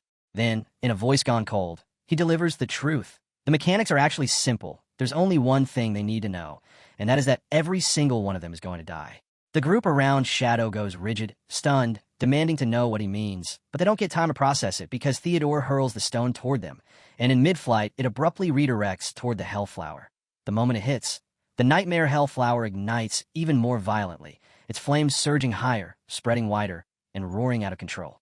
Panic detonates across the field as the players who came with Shadow start screaming and bolting in desperate attempts to save themselves, some shouting and asking what this nightmare state even is. Others realizing it's a trap, someone yelling for everyone to retreat immediately, while the battlefield dissolves into pure chaos. Meanwhile, a man with long hair hanging over his forehead lets out a cold laugh, sneering that the Xia pigs actually think they can escape, making it clear there's no chance they're getting away. Then someone triggers wall construction, and its power slams into place as a gigantic wall rises in an instant, sealing the entrance completely. The panic spikes as everyone realizes the truth at once. Something is terribly wrong. The exit has been locked, there's no way out, and voices erupt everywhere. People shouting that the entrance is blocked, someone spitting an angry curse, another yelling that Theodore is trapped inside too, meaning he can't escape either. But Theodore snaps right back, shouting at them to ask if they really think he's as stupid as they are, and without wasting a second, he orders Zuma to use Soul Walker. Zuma immediately attempts to activate Soul Walker, but before she can fully bring it out, an attack slams into her forehead. An arrow drives straight in her head, the hit clean and fatal, and Zuma burns out instantly. Theodore jolts in shock and demands to know what just happened. Just then, a girl with a crossbow steps out, making it clear she's the one who fired the shot that dropped Zuma. And in a calm, steady voice, she says Dark Shadow was right all along, planting her feet with the crossbow in hand, as she declares that those who aren't of her race must have different intentions. She labels the foreigners as spies and tells them to prepare to die. Without the slightest pause, she charges straight at Theodore and unleashes a storm of golden arrows, each one burning fiercely as it tears through the air toward him. Theodore answers with a sneer, calling her naive, and as the arrows close in, he suddenly switches positions. In that split second, someone else appears exactly where he was, and the golden arrows punch through that person's body from every direction, forcing blood from the victim's mouth. The crossbow girl jolts and goes still for a heartbeat, staring hard at who she hit, realizing it isn't Theodore at all, and she demands to know where Theodore went, even wondering aloud why fate chose someone else instead. Meanwhile, Theodore gets away cleanly, reappearing at another spot as blue energy erupts from his entire body, wrapping around him while he steadies himself and locks in. The people nearby are stunned, blurting out whether Mr. Theodore just swapped positions with someone carrying a cord, and Theodore only glares at them coldly. The two who were standing beside him quickly back off, asking what happened to Zuma, and the girl reports that Seichu is gone too. Theodore's face darkens as he says the plan has been exposed, suspecting that SHU or CHU, someone from Dexia, must have betrayed them, and the man with hair hanging over his forehead spits a curse, saying Dexia people really are untrustworthy. Still speaking in an icy tone, Theodore presses on, saying the first fights have already resumed, repeating that old saying about how those who are not of the same tree must have different hearts, then claiming the people who died in this territory were dragged into a nightmare and are beyond saving. He adds that it's a pity about Zuma, but there's nothing to be done. Even so, he states with absolute confidence that Shadow and Dexia's so-called elites will die too, and his thoughts slip back into fate again. Flowers blooming as promised, giving thanks to those destined to meet again, believing myths are born on the invincible road and that the sky will guide him back to his long-missed homeland. In Theodore's heart, the prophecy is unfolding step by step, and he's convinced that this time Dexia will suffer a massive loss of strength and vitality. Once he returns to in-country, they'll send out a large number of elites to seize the advantage and press forward to total victory. And in his mind's eye, Dexia will slowly swell with chaos until it's completely wiped out. Opens with the Hellflower volcano burning at full power, its flames shooting high into the air, blazing wildly as scorching heat spreads in every direction. And as the fire rolls over the players, the scene collapses into instant chaos. People crying and screaming, some panicking as they shout that this is bad and demand to know what they're supposed to do now. A man with a sharp, serious look speaks up over the chaos and demands to know what the nightmare state actually is, and another man answers fast and plain language, explaining that once someone falls into a nightmare state, they can't be revived and they can't log out either. Then someone else cuts in and points out how horrifying their situation really is. They're trapped in a place where time flows at 10,000 times speed, and on top of that, they've got a diamond boss right in front of them, before bluntly asking if that means they're basically doomed. Right then, a system screen flashes up, showing they've received a team invitation and asking whether they want to join Shadow's team.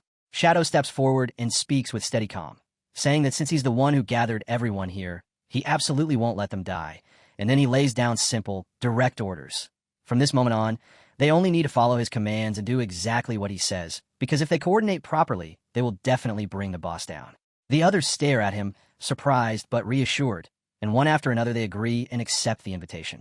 The screen appears again, now listing the names of everyone who has just joined Shadow's team, and after that Shadow taps the interface as the people behind him start shouting that they believe in him, repeating that they trust Shadow, and then he activates a skill called Distant Green Mountain Soul Link.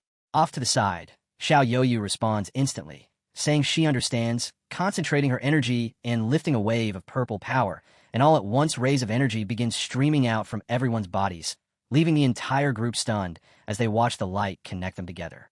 Shadow explains what they're seeing, telling them the chain will merge their strength and boost their resistance, slowing the buildup of nightmare corrosion. And he reminds them that only players who have reached professional Tier 1 or higher can unlock special resistances, like nightmare resistance, which is exactly why he insisted they all reach professional tier before coming here. Some of them finally get it and nod in realization, but the Hellflower volcano keeps burning with savage intensity, its roots and veins stretching beneath the ground like living things, and suddenly those thick veins whip out and snatch two players. In the blink of an eye, they're hoisted into the air, hanging upside down by their legs with their heads pointed toward the blazing ground, and the danger spikes even higher. Everyone starts yelling in panic as they grasp the brutal rule. If someone dies or fully falls into the nightmare state, the boss will seize that person and use them as nourishment. And once that happens, the player's life force gets continuously drained inside the nightmare until they're completely dead. So the rule is simple and terrifying: don't die, and if someone does fall, they have to use revival skills immediately, before the boss can grab them. Shadow rapidly fills in the missing details, telling them he's already used the system to split everyone into teams, and that the Nightmare Hellflower has 36 crore HP, with the entire fight broken into 3 phases. He explains that Phase 1 starts with the boss extending 6 vines, each vine locking onto one specific person, and that every assigned player must deal with their own vine alone. One guy, the so-called one-man squad type, immediately pipes up, saying wait, he's by himself, and Shadow answers with calm certainty that it's not bad at all, that his skills are excellent, and that Shadow believes in him. Almost as soon as those words land, the Hellflower volcano flares even more violently, massive vines fanning outward at speed, and before the one-man squad can even fully process what's happening, a vine snatches him and drags him straight toward the Hellflower. While he's being hauled away, he shouts back with bitter irony, loudly thanking Shadow for believing in him, the chaos making it feel almost sarcastic. Around them, the others stare at the damage numbers popping up and can't hide their confusion, because someone points out the hits are absurdly low. After all that flashy movement and skill execution, they're only doing 250 damage, which feels downright embarrassing. That's when Shadow, still composed, adds that he forgot to mention one crucial thing. During Phase 1, the boss has 90% damage reduction. Everyone locks up at once, demanding how they're even supposed to fight something like that. In the same breath, Graceful Liberation Squad shouts as massive energy surges across the field, and Shadow swings his blade into a heavy, decisive slash, blasting green energy outward. Even under a 90% damage reduction state, Shadow's strike still lands for 700,000 damage, leaving everyone stunned. Without slowing down, Shadow continues issuing orders. If a vine doesn't have a target, the boss will trigger a huge area attack that wipes out the entire field, so everyone must actively draw their vine, keep it occupied, and, most importantly, not die because he'll handle the rest.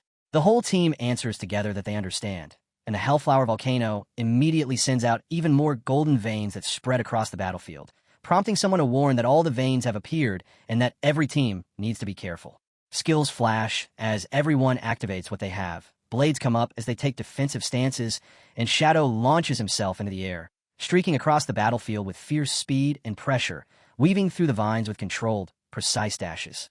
A red-haired girl watches in pure awe, getting excited as she blurts out that the big shot is unbelievably cool and his damage output is insane.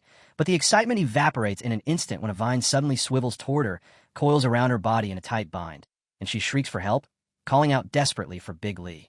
Before the situation can spiral any further, Shadow appears in an instant, snatching the red-haired girl into his arms while she's still midair and bringing her down safely as he lands back on the ground. And someone immediately notices that the last vine has vanished. Shadow fixes the red-haired girl with a hard, serious look and warns her not to lose focus again, because if she does, the next time she really will die. She's still hurting, but she forces out an apology and promises it won't happen again. And then the Hellflower Volcano burns even more violently as the gigantic flower begins to open, slowly unfolding until it's fully spread, prompting someone to point out that something is coming out from inside. A woman steps out from within the flower, looking like the Hellflower's human form, and a few players react with casual commentary about her figure and appearance, even questioning whether this is really the moment to be admiring her, though they still admit she looks impressive. In the next beat, enormous golden rings of energy surge outward from her body and wash across the battlefield, and Shadow immediately warns everyone that the boss has entered Phase 2. 3 light orbs condense from nightmare energy, and Shadow explains the mechanic quickly. These orbs will randomly lock onto 3 people and pursue them, and if anyone so much as touches one, their nightmare gauge will jump by 10% and the orb will split into 2. So no matter what, nobody can afford to get hit by those light orbs. With those orders in mind, everyone breaks into a run as the red glowing orbs chase them down, yet 2 people still get clipped, and they panic, shouting that this is bad. Shadow tells them at once not to panic, emphasizing that the light orbs move relatively slowly, and that the players being targeted simply need to pull away from the main group and find somewhere safe to hide.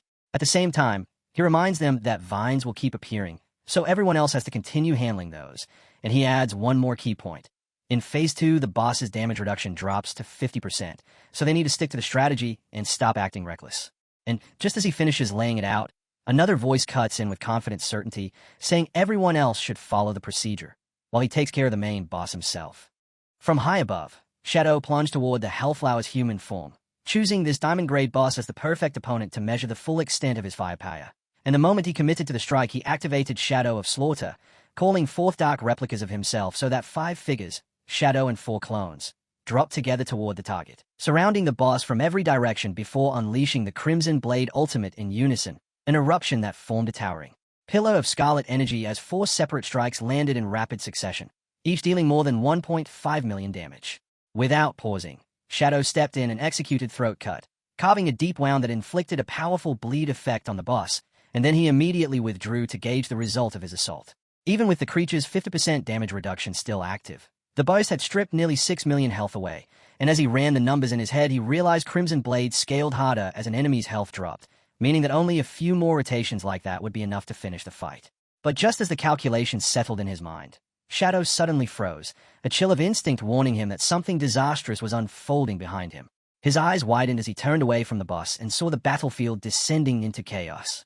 Nightmare orbs had multiplied far beyond control, spreading through the air like a storm of crimson lights, and Wang Ming's voice cut through the panic as he shouted for anyone marked by an orb to run away from the crowd so the projectiles wouldn't split further. Players scattered in every direction as the red spheres hunted them down, the desperate retreat tearing apart the team's formation, while those fleeing blindly crashed toward groups already locked in combat with the vines. The defenders yelled for them to stay back, but the warnings were useless as the situation spiraled toward collapse. Looking closer, Shadow noticed a hidden mechanic that explained the sudden disaster. Whenever the boss's vine struck one of the nightmare orbs, the orb gained a 3-second burst of speed that made dodging it nearly impossible. Understanding that the team could not endure this for long, Shadow clenched his teeth and shouted for everyone to hold on just a little longer, because by his estimate he needed only 5 seconds to push the boss into its third phase. Focusing his mind, eyes burning with determination, he began preparing his next burst rotation while silently complaining about the ridiculous number of buffs he had to stack. He activated Silent Concealment and Dark Depth, amplifying both his stealth and his damage, then raised the Black Light Shield, pushing his attack power up by another 30%. After that, he triggered Shadow of Slaughter again, summoning clones that inherited every buff currently active on him. With his setup complete, Shadow launched himself forward in a blur and unleashed his modified technique, Instant Shadow Slash. In the next heartbeat, he and his clones became streaks of motion, striking at the same moment as the space around the boss filled with flashing blue blades, and the system rapidly counted an unbelievable 216 hits within a split second. Shadow roared that he wasn't done yet, and immediately he and his clones released the Crimson Blade Ultimate once more. 4 colossal pillars of red energy crashed down together, ripping through the boss's defenses as the Hellflower's human form coughed up green blood under the devastating impact. Shadow stepped in without hesitation and finished the sequence with Throat Cut, landing a critical strike that dealt more than 18 million damage to the monster. Not far away, the surrounding players could only stare in stunned horror and awe, because while they struggled to inflict a few hundred points of damage at a time, Shadow had just unleashed a single wave worth 20 million damage, leaving many of them wondering if the man fighting beside them could even be called human. The boss staggered backward, its body spasming violently as waves of pain tore through it, while the enormous flower stalk behind the human form twisted and darkened into a sinister purple hue, prompting Shadow to immediately warn the team that the Hellflower had entered Phase 3. A shriek burst from the boss, a sound tangled with fury and agony, as her shape grew unstable and erratic while preparing her final assaults, and in the same moment the entire cave shifted into a deep, oppressive purple that transformed the atmosphere of the battlefield. Wang Meng lifted his gaze in alarm just as the vines began weaving together, forming massive twisted wooden pillars that thrust upward from the ground like jagged towers. Recognizing the danger instantly, Shadow shouted orders to the team, explaining that these pillars acted as magnets for the Nightmare Orbs and warning that every orb absorbed by a pillar would restore 10% of the boss's health, which meant the structures had to be destroyed before they could feed energy back to the monster. As he barked instructions, he quickly laid out the new mechanics of Phase 3. The red orbs would no longer split into more copies, but the threat they posed had grown far more lethal. Shadow warned that even the slightest contact with an orb would now push a player directly into the nightmare state, and the situation became even worse if someone was already suffering that condition, because in that case the orb would transform into nightmare bugs that devoured the victim's lifespan until death claimed them. Hearing this, the soldiers stared at the floating red orbs with open fear, fully aware that one mistake now meant permanent death. Behind his mask, Shadow narrowed his eyes and shouted for everyone to stay focused and avoid the orbs at all costs, urging them to hold the line for just 10 more seconds. In his mind, he rapidly calculated the path to victory. The boss had less than 10 million health remaining, and his skills required only 3 more seconds before their cooldown ended, which meant that one more full-power instant Shadow Slash would be enough to finish the fight. Then the battlefield erupted with a scream. Shadow turned sharply, stunned, just in time to see a player's nightmare gauge completely fill as the man's eyes burned with a red glow of madness. Wang Meng shouted in horror as he realized what had happened, yelling that someone from their squad had fallen into the nightmare state. The afflicted player collapsed onto the ground, writhing in unbearable agony while a crimson orb drifted above him, and in the next horrifying moment the orb slowly sank into his body. The change came instantly. The man's body ruptured as hundreds of red nightmare bugs burst out through his flesh, devouring him from within until nothing remained. The system coldly announced that the player's summer horse had exhausted all of his lifespan and died a permanent death. Terror seized the guild leader nearby, sending him running blindly across the battlefield. Wang Meng shouted desperately for him to stop moving recklessly, but panic had already taken control, and by the time he realized what the man had done it was too late. The fleeing guild leader had unknowingly drawn a nightmare orb straight toward one of the wooden pillars. The man apologized helplessly even as the pillar's vines lashed out and snatched the orb from the air. Instantly, the structure absorbed the crimson sphere and channeled its energy back into the Hellflower, restoring a massive 3.6 million health for each orb consumed. Shadow could only watch as the boss's health bar began rising again. In that moment, he understood the battle was slipping beyond his control. Around him, nearly every player's nightmare gauge was approaching its limit, and he realized this was his final opportunity to end the fight. Grimly running the numbers in his head, he concluded that if the boss managed to recover more than 20 million health, then even his damage output would not be enough to bring it down. Sweat streamed down Shadow's face as he stared at the interface in front of him. Amid the chaos of the battlefield, players shouted in panic as they desperately tried to dodge the red nightmare orbs that promised permanent death on contact, while the squad assigned to destroy the wooden pillars began to break under the pressure, yelling that they could not keep holding out as their nightmare gauges crept dangerously close to their limits. Watching the situation unravel before his eyes, Shadow understood with grim certainty that if this continued even a little longer, the entire team would be wiped out. Technically, he could still escape alone by activating the phasing effect on his boots, slipping away from the battlefield while everyone else fell. But the thought made him hesitate, because doing so would condemn the rest of them to certain death. Then, in the middle of the chaos, a sword lifted into the air. Wang Meng stepped forward and activated Holy Barrier, granting himself 7 full seconds of complete invincibility. His eyes shone with fierce determination as he shouted for Shadow to ignore everything else and focus solely on dealing damage to the boss, declaring that he would personally handle the defense. The sudden resolve caught Shadow off guard, and he instinctively questioned what the tank was planning. Wang Meng, however, offered no hesitation. The moment the barrier formed around him, he cast Speed Blessing and sprinted directly into the storm of red orbs. Little Black watched in stunned disbelief as Wang Meng deliberately rammed into the nightmare orbs with his invincible body, intercepting them before they could reach the pillars and restore the boss's health. Captain N immediately screamed at him, warning that he was acting recklessly. She explained that although Holy Barrier prevented the orb from killing him outright, his nightmare gauge would still continue filling, and the instant his invincibility ended, the nightmare bugs would appear and devour him alive. Hearing the warning, Wang Meng simply smiled with calm acceptance and said he already understood the price he would pay, but he had chosen this path because it was the only way they could win. Charging forward towards certain death, Wang Meng shouted that he trusted Shadow completely to lead them to victory. Captain N did not hesitate to support the desperate gamble.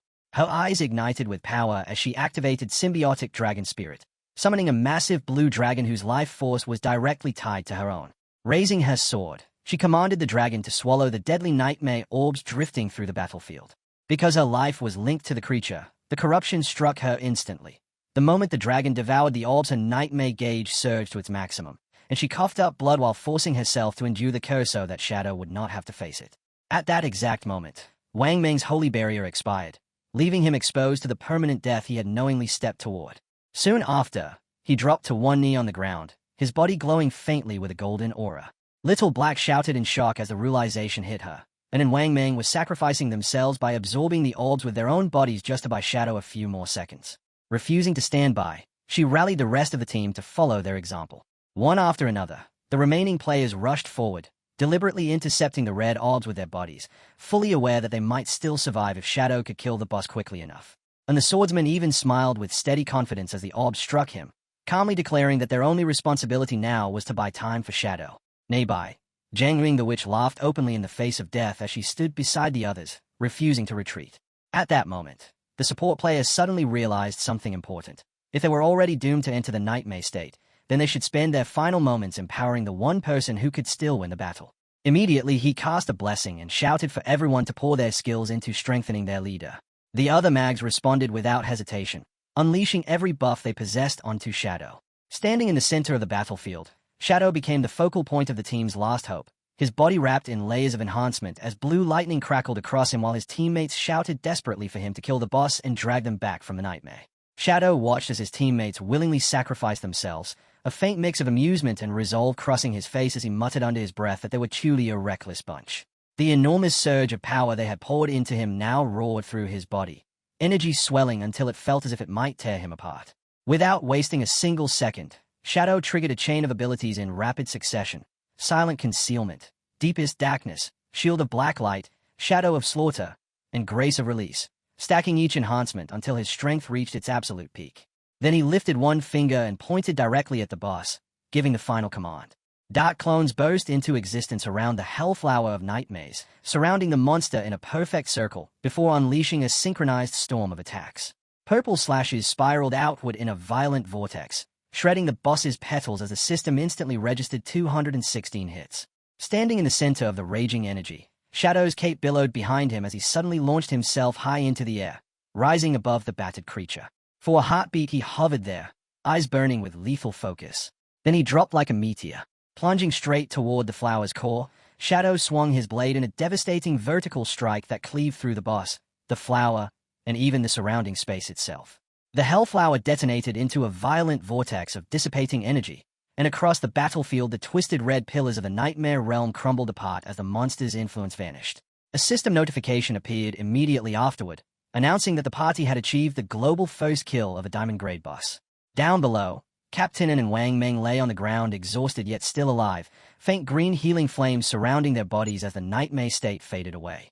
With the danger finally gone, En and Zhang Ying erupted into cheers, celebrating the victory they had barely survived. Captain En, however, complained bitterly that the curse had cost her 10 years of a lifespan, though Wang Meng simply reassured her that it was a small price to pay for survival, and proof that placing their trust in Shadow had been the correct decision. As the boss's remains dissolved completely, golden loot orbs began raining down across the battlefield. One greedy player immediately leaped forward to grab the treasure, only for the others to shout at him to stop, insisting that Shadow should be the one to distribute the rewards. But as Little Black looked around, she suddenly realized something strange. Shadow himself was nowhere to be seen. The team began calling out in confusion, asking where their leader had gone, until Shadow's voice suddenly came through the voice chat telling them to wait for him because his business was not finished yet.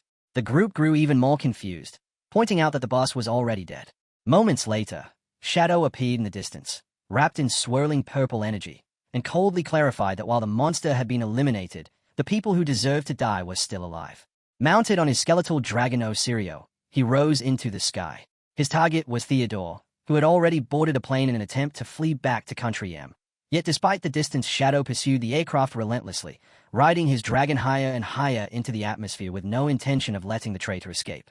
As the chase continued, Theodore's earlier prophecy echoed through Shadow's mind, its mocking words lingering in the air. The flower blooms as expected. You are the only lucky one. The invisible path in the sky will lead you back to your long-lost hometown. High above the darkened world, Shadow chased the airplane through the night sky while riding atop his skeletal dragon, Osirio. To make this pursuit possible, he had already spent more than 3,500 years of tradable lifespan, using the cost to synchronize his in-game abilities with reality so that his character's stats, equipment, and even his epic-grade mount could manifest in the real world. With the dragon's overwhelming speed carrying him forward, he eventually closed the distance and caught up to the aircraft. Without hesitation, Shadow stepped off the dragon's back and plunged downward through the freezing winds of high altitude before landing solidly on top of the speeding jet. He slowly rose to his feet atop the aircraft, yellow light burning in his eyes as dark energy surged around his body, the power gathering like a storm while he prepared to claim his revenge. Inside the plane, however, the mood could not have been more different. The cabin carried a light celebratory atmosphere as two champagne glasses clinked together in a toast. Theodore and Maijing exchanged satisfied smiles while Maijing congratulated him on successfully returning to his hometown in Country M. Clearly pleased with the outcome, Theodore welcomed both Maijing and Tony as official members of Country M. And as Maijing politely asked him to look after them from now on, Tony sat nearby scrolling through his phone. With a malicious chuckle, Tony said he wanted to check the news and see whether the so-called Great Gia Pigs, Shadow's team, had already been wiped out. Yet the moment he looked at the screen, the amusement on his face vanished and was replaced by complete shock. His hands began trembling as he turned the phone toward the others, revealing the impossible headline. Not only had Shadow's team survived, they had actually secured the first kill of the diamond-grade boss, and they had done it with almost no casualties. Maijing and Tony stared at the screen in disbelief, their jaws hanging open as the reality of Shadow's overwhelming power shattered the arrogance they had carried until now. Theodore himself was so shaken that his grip loosened and the wine glass slipped from his hand, crashing onto the floor where red wine spread across the surface like spilled blood. He stammered helplessly, unable to understand how anyone could possibly survive the nightmare. Sitting in the dim cabin, Theodore hurriedly reopened the prophecy he had relied on earlier, reviewing it again and again until horror crept across his face as he realized he had interpreted the omen incorrectly. The true meaning of the star god's prophecy suddenly became clear. The pitiful ones it referred to had never been Shadow's team. They were his own subordinates. His gaze slowly shifted toward Tony and Maijing, and a cold shiver crawled down his spine as the final line of the prophecy echoed in his thoughts. You are the only lucky one. If he was meant to be the sole survivor, then the others were already doomed. Almost as though his fear had summoned it, Theodore's eyes drifted past them toward the airplane window, and there he saw a nightmare made real. Outside the glass, the masked face of Shadow appeared, his glowing yellow eyes staring directly at Theodore from the darkness of the sky. Theodore screamed in terror, pointing a shaking finger toward the window while shouting that Shadow was outside. Tony, confused by his boss's sudden panic, leaned closer and pressed his face against the glass to look for himself. After a moment, he turned back with a puzzled expression, saying there was nothing there except the empty night sky, completely unaware that death stood only inches away.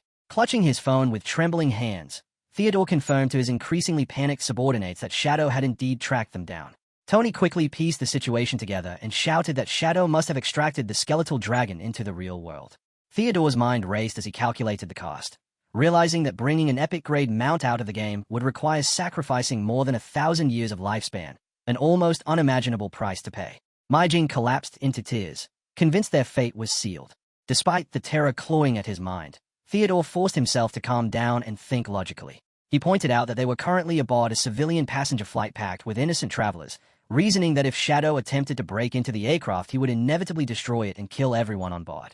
With that thought restoring some of his confidence, Theodore declared that Shadow would never dare massacre innocent civilians, which meant they would remain safe at least until the plane landed. Then he revealed the final card he had prepared. Before leaving, he had already contacted reinforcements. At the airport in Country M, a squad composed of elite-powered individuals was already assembling. And on the ground, among them, a cybernetic soldier received the message confirming that Shadow was on his way. The elite squad waiting at the airport moved into immediate combat readiness. Among them stood a white-haired woman and a silent hooded figure, while two additional agents confirmed that the mission parameters had changed. Above the airport, a massive magic circle ignited across the sky, glowing with ominous power as the objective was declared clearly, to kill Shadow the moment he arrived. High above the clouds, Theodore remained unaware of the trap forming on the ground and believed that all they needed to do was wait. Calmly reassuring the others, he told Maijing and Tony that Country M never abandons its citizens. Relieved by his confidence, Maijing thanked him sincerely, and Tony pledged his loyalty to the country that had supposedly accepted them. Neither of them realized that the sense of safety surrounding them was nothing more than an illusion.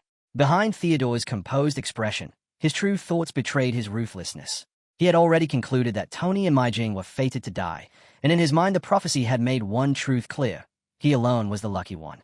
Quietly planning for his own survival, he remembered the special cards he had distributed to various informants.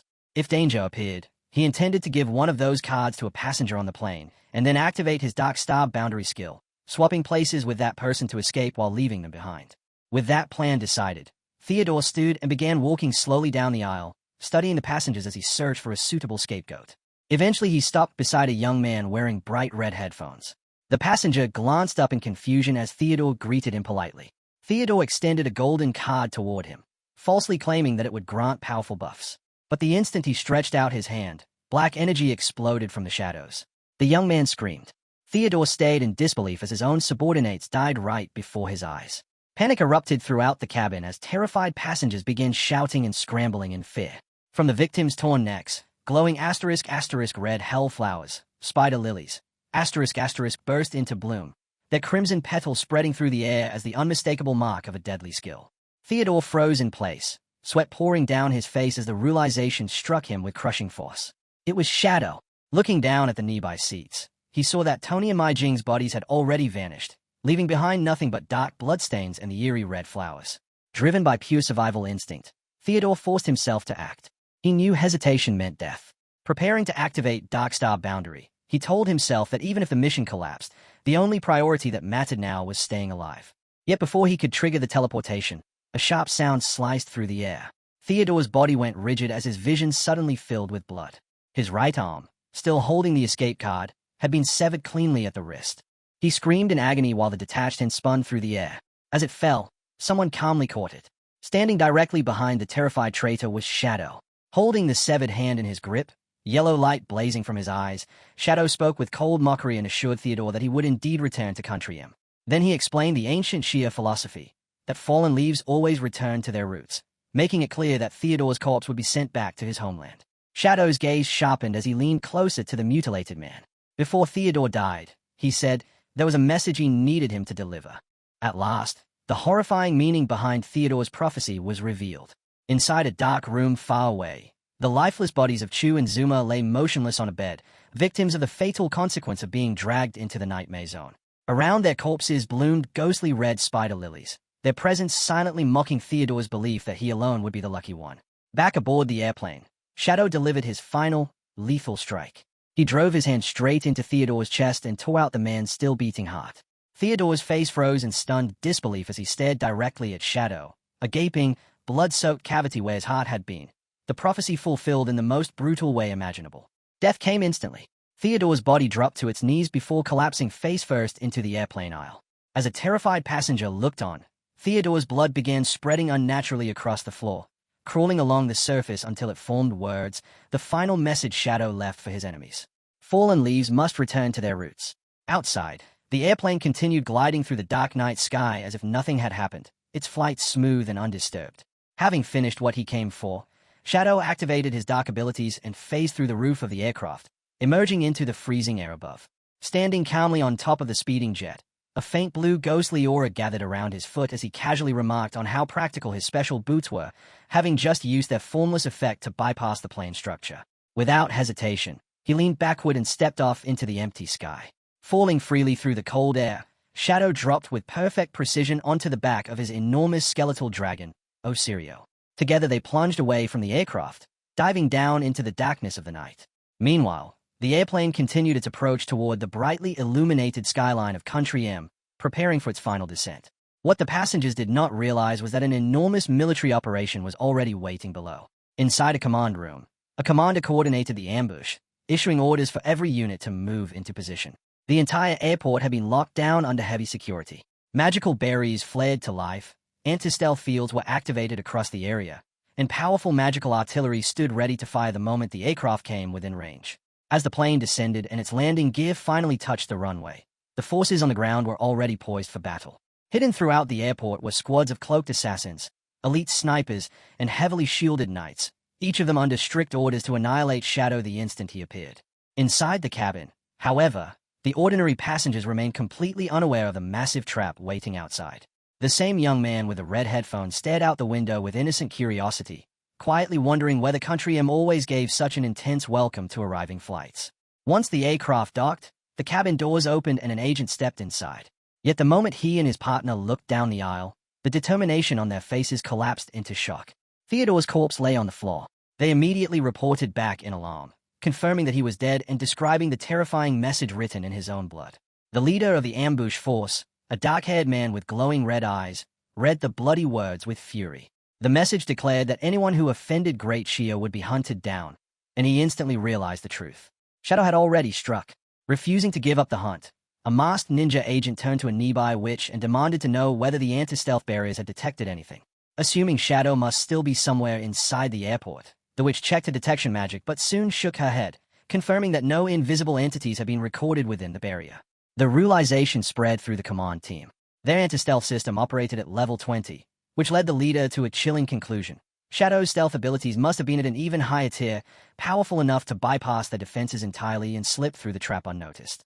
Even with civilians still present in the area, the white-haired mage commander made a ruthless decision. Declaring that the situation had escalated to an S-class threat, she issued a single uncompromising order.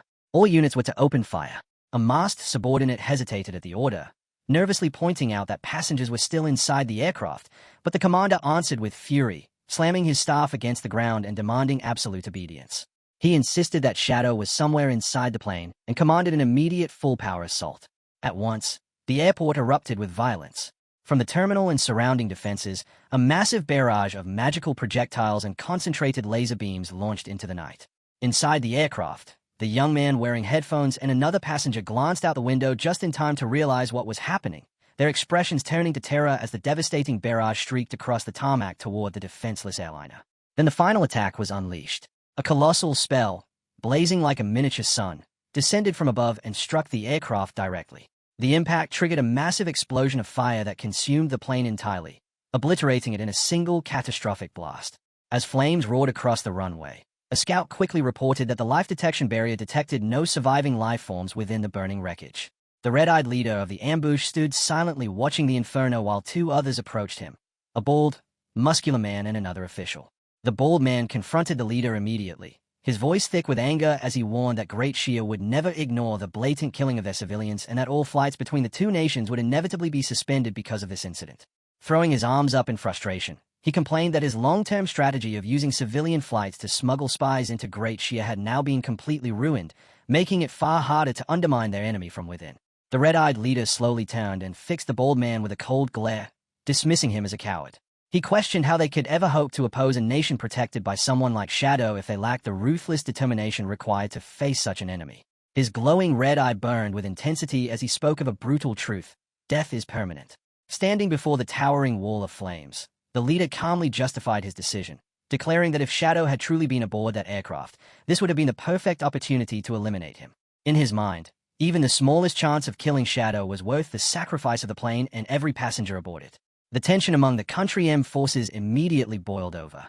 The bald man glared at the leader with open hostility and declared that he had never trusted him in the first place.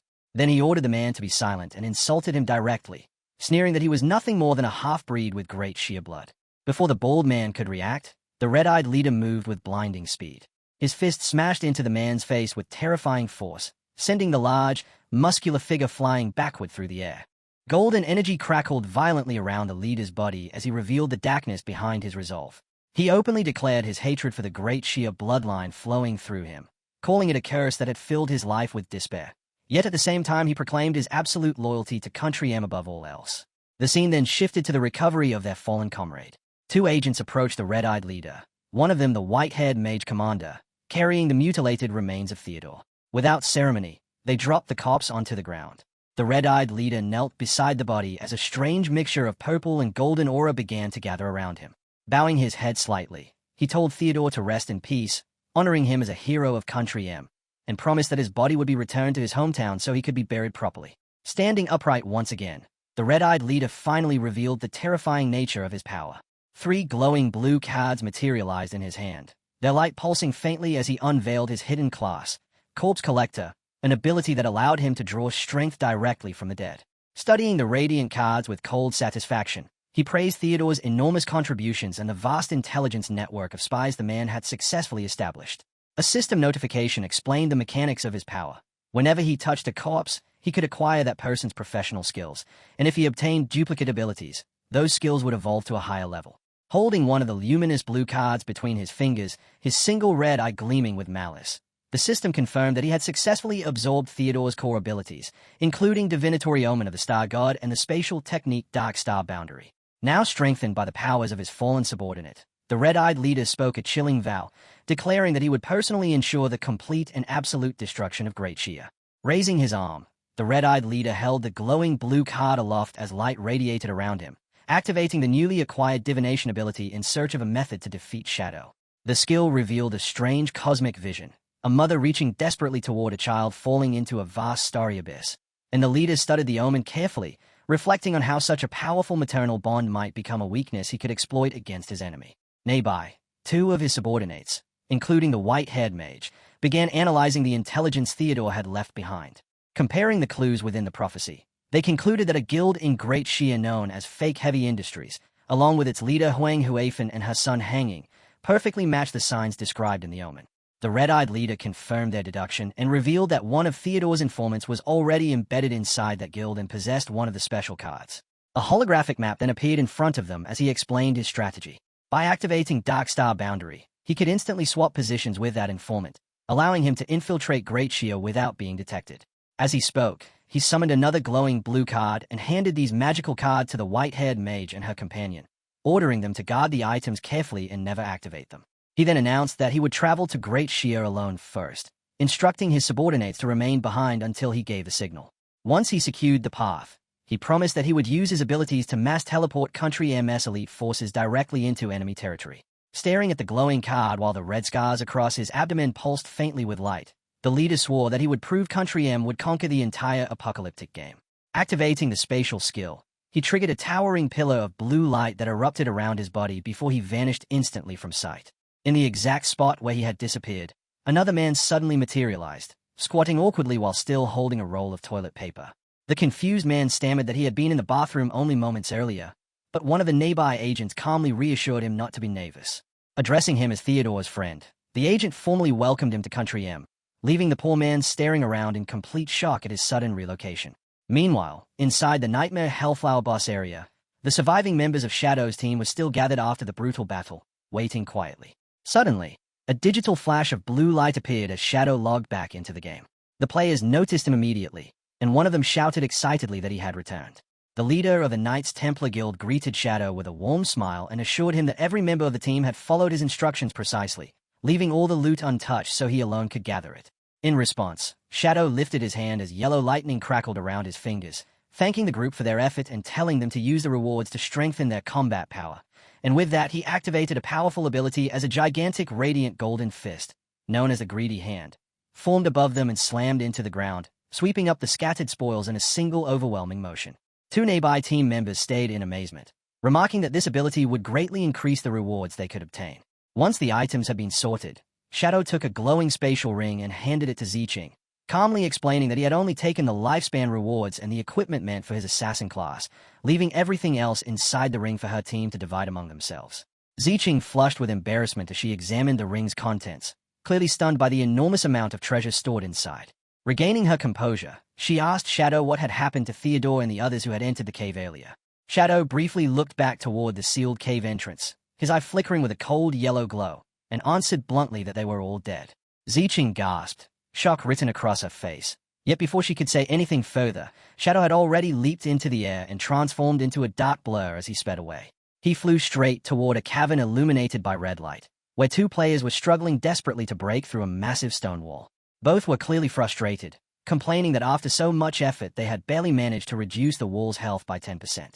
At that moment, the player holding the axe suddenly turned around in surprise as a streak of blue energy shot past them. Shadow landed nearby, and in the same instant a storm of blue slashes erupted from his blade, shattering the enormous stone wall in moments. Without speaking, he stepped through the newly opened red tunnel, casually flicking his hand behind him in a dismissive gesture toward the stunned players. The two stood motionless, staring in disbelief as they recognized the legendary player, quietly marveling at the overwhelming strength they had just witnessed. Later, while sitting atop his dragon, Shadow began reviewing the rewards he had obtained from the boss battle. Among the items, he found 3 valuable treasures, including 2 legendary grade pieces, an ultimate skill book, a weapon, and a bracer. Satisfied with the results, he decided to immediately spend his evolution points to upgrade the skill book, and the system soon displayed the result: his newly evolved ancient grade ultimate ability called Endless Nightmare. The description revealed a terrifying area of effect skill capable of forcing enemies into a nightmare descent state, where every attack rapidly stacked a nightmare gauge on them, while a passive effect simultaneously increased his damage against targets suffering from the condition.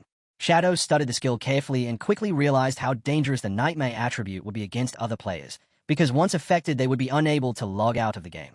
From this, he concluded that if the ability were combined with a blooming curse, it would allow him to permanently kill players from inside the game itself. The thought briefly formed a vivid image in his mind of a terrified player twisting in agony as glowing red spider lilies burst violently from their chest. Even so, he acknowledged that the nightmare status was not absolute, since purification abilities or certain items could remove the effect. Setting that aside, Shadow then summoned his newly obtained weapon. A sinister sword glowing with red and black energy appeared in his hand, its presence heavy with killing intent, and the system identified it as an assassin-class weapon called the Sterile Blade. The blade granted enormous stat bonuses, greatly increased backstab damage, and carried a unique effect that allowed Shadow to gain stacking boosts to his physical attack each time he killed another player. It also carried a brutal additional effect that inflicted nearly 5 times more damage against enemy shields, and as Shadow held the glowing crimson blade in his hand, a faint smirk appeared on his face while he remarked that the weapon truly deserved to be called a murder tool. After running the numbers in his mind, he realized that if the maximum stack bonus were combined with the enormous backstab multiplier and the shield-breaking effect, the destructive potential of this sword would become utterly terrifying. While continuing to inspect the weapon's properties, he also noticed a special stripping effect that would completely cancel an opponent's attribute effects once its gauge filled. In recalling the battle he had just fought, Shadow concluded that if he had possessed this blade during that fight, he could have stripped away the monster's nightmare attributes and drastically lowered its threat level. As he studied the weapon further, he discovered a strange and humiliating trait tied to it. Any player slain by this sword would receive a permanent title displayed above their head that could never be removed. Amused by the absurd feature, Shadow chuckled and commented that the weapon's nickname, the Grandson Maker, was certainly well-deserved. With that examined, he turned to the final reward from the boss, a diamond-grade bracer. The moment he equipped it, a powerful geometric barrier of golden energy materialized around his body, and he immediately noted the brace's remarkable passive ability, which automatically produced a magic-blocking shield every 30 seconds. Extremely satisfied with the haul he had just obtained, Shadow mounted his skeletal dragon, Osirio, and rose into the orange-lit sky, already calculating that the Fee Heavy Industries Guild should still owe him the remaining 800 years of lifespan from their agreement. Deciding that his next stop would be the Magic Leaning Tower hideout to collect the debt, he soared across the ruined cityscape while planning to grind his way to level 25 so he could undertake a new trial using a summoning bell item. A few days earlier, in the desolate ruins of a corrupted village, a group of players suddenly fell into an ambush when two of them were violently pierced through the chest by sharp, blood-covered tentacles, their screams of agony echoing through the shattered streets. The attacker revealed itself as a horrifying floating monstrosity with blazing orange eyes, a level 18 Emerald grade boss. Panic instantly spread among the survivors, who were completely overwhelmed by the appearance of such a high-level creature and began shouting for everyone to run. At that very moment, a hand wrapped in intense purple flames stepped forward and effortlessly stopped the monster's advance, and a commanding voice rang out, ordering the frightened players not to panic and to hold their formation. The one who had intervened was Huang Ziqing, cloaked entirely in black and surrounded by swirling currents of purple abyssal energy. With absolute confidence, he declared that he would control the boss himself and ordered the others to attack, assuring them that victory was certain. Instead of obeying, the party members shouted back at him to run for his life, reminding him that the creature before them was an Emerald-grade boss and openly mocking him for acting as if he possessed power comparable to Shadow. Their words failed to shake him. Huang Ziqing only responded with a cold, dangerous smirk. A sinister violet glow ignited in his eyes as he told them to watch carefully and witness the true strength of the abyss. The players stared in disbelief when his dark aura erupted outward, releasing a massive surge of purple magic that spread across the ground and transformed the terrain into an abyssal mire. As the corruption expanded beneath the monster, he arrogantly proclaimed that while Shadow merely hid within darkness, he himself embodied the overwhelming, absolute darkness of the abyss. Hanging stood with both arms lifted as violent purple abyssal energy burst from the earth in a crackling eruption, the dark power shaping itself into a spreading abyssal mire that swallowed the terrifying multi-eyed monster whole and heavily restricted its movements. Seeing that the boss had been locked in place by the spreading dark magic, Huang Ziqing sharply urged the party to stop hesitating and begin attacking immediately, prompting Huang Huifan to step forward and take command as she raised her staff and directed everyone to concentrate their fire on the immobilized monster. At her order, the team unleashed a coordinated storm of colorful spells and magical projectiles that streaked across the battlefield and slammed into the trapped creature, the barrage landing repeatedly and carving away large portions of its health bar. Two members of the party briefly celebrated the impressive burst of damage, but their relief lasted only a moment before one of them suddenly noticed a change unfolding before their eyes. Breaking free from the abyssal mire, the boss rose into the air while gathering an intense mass of blue energy around its body, clearly entering its second phase as it prepared to unleash a devastating ultimate attack. Panic instantly spread through the group as a hooded player shouted frantically for everyone to deploy defensive barriers to survive the incoming area of effect strike, while another heavily armored player turned and ran in terror, yelling that barriers would be useless anyway. Just as the monster prepared to release the attack, a hand wrapped in dark energy suddenly appeared, summoning glowing purple chains that shot forward and instantly bound the creature, interrupting the ultimate skill before it could be cast. Huang Huifan and the hooded player stared in stunned confusion, unable to comprehend how the boss's powerful attack had been halted so effortlessly. Then Huang Ziqing's voice rang out across the battlefield, cold and contemptuous as he insulted the party and dismissed them as a group of useless trash. Standing there with his eyes blazing in a malevolent purple glow, Hanging pointed directly at his mother and mocked her for bringing along cowards who only knew how to run, completely ignoring the fact that with him present their victory had already been guaranteed. Laughing maniacally as the dark aura around him intensified, Huang Ziqing proclaimed that he would forcibly awaken their true potential and reveal to them the terrifying reality of fake heavy industries. Raising his hand high into the air while engulfed in swirling purple energy, he triggered a sinister ability, and in the next instant ominous red flames began flickering to life around the bewildered party members, catching Huang Huifan and the others completely off guard. The skill, known as Abyssal Sacrifice, manifested a horrifying demonic visage as corrupted power seized control of the players' bodies, forcing agonized screams from their throats while their eyes ignited with a sinister red glow. Acting as a co-spawn from the abyss itself, the spell drained the players' lifespans and converted that stolen vitality into a temporary 99% boost to their attributes, driving them into a frenzied berserker state as they charged toward the boss without hesitation. Empowered by the dark enhancement, the team held their ground and began chanting in unison, their voices forming a rhythmic incantation that built toward a single devastating release. In the next instant, their combined magic erupted forward in a coordinated torrent as waves of elemental power crashed down upon the chain monster. The overwhelming assault culminated in a massive fiery explosion that shook the entire battlefield and reduced nearby structures to rubble. When the smoke finally cleared, the boss monster shattered into countless particles of golden light, and a system notification appeared to announce that Fake Heavy Industries had successfully defeated their first Emerald-grade boss. The surviving party members immediately erupted into ecstatic cheers and wild screams, throwing their heads back in celebration of the guild's monumental achievement.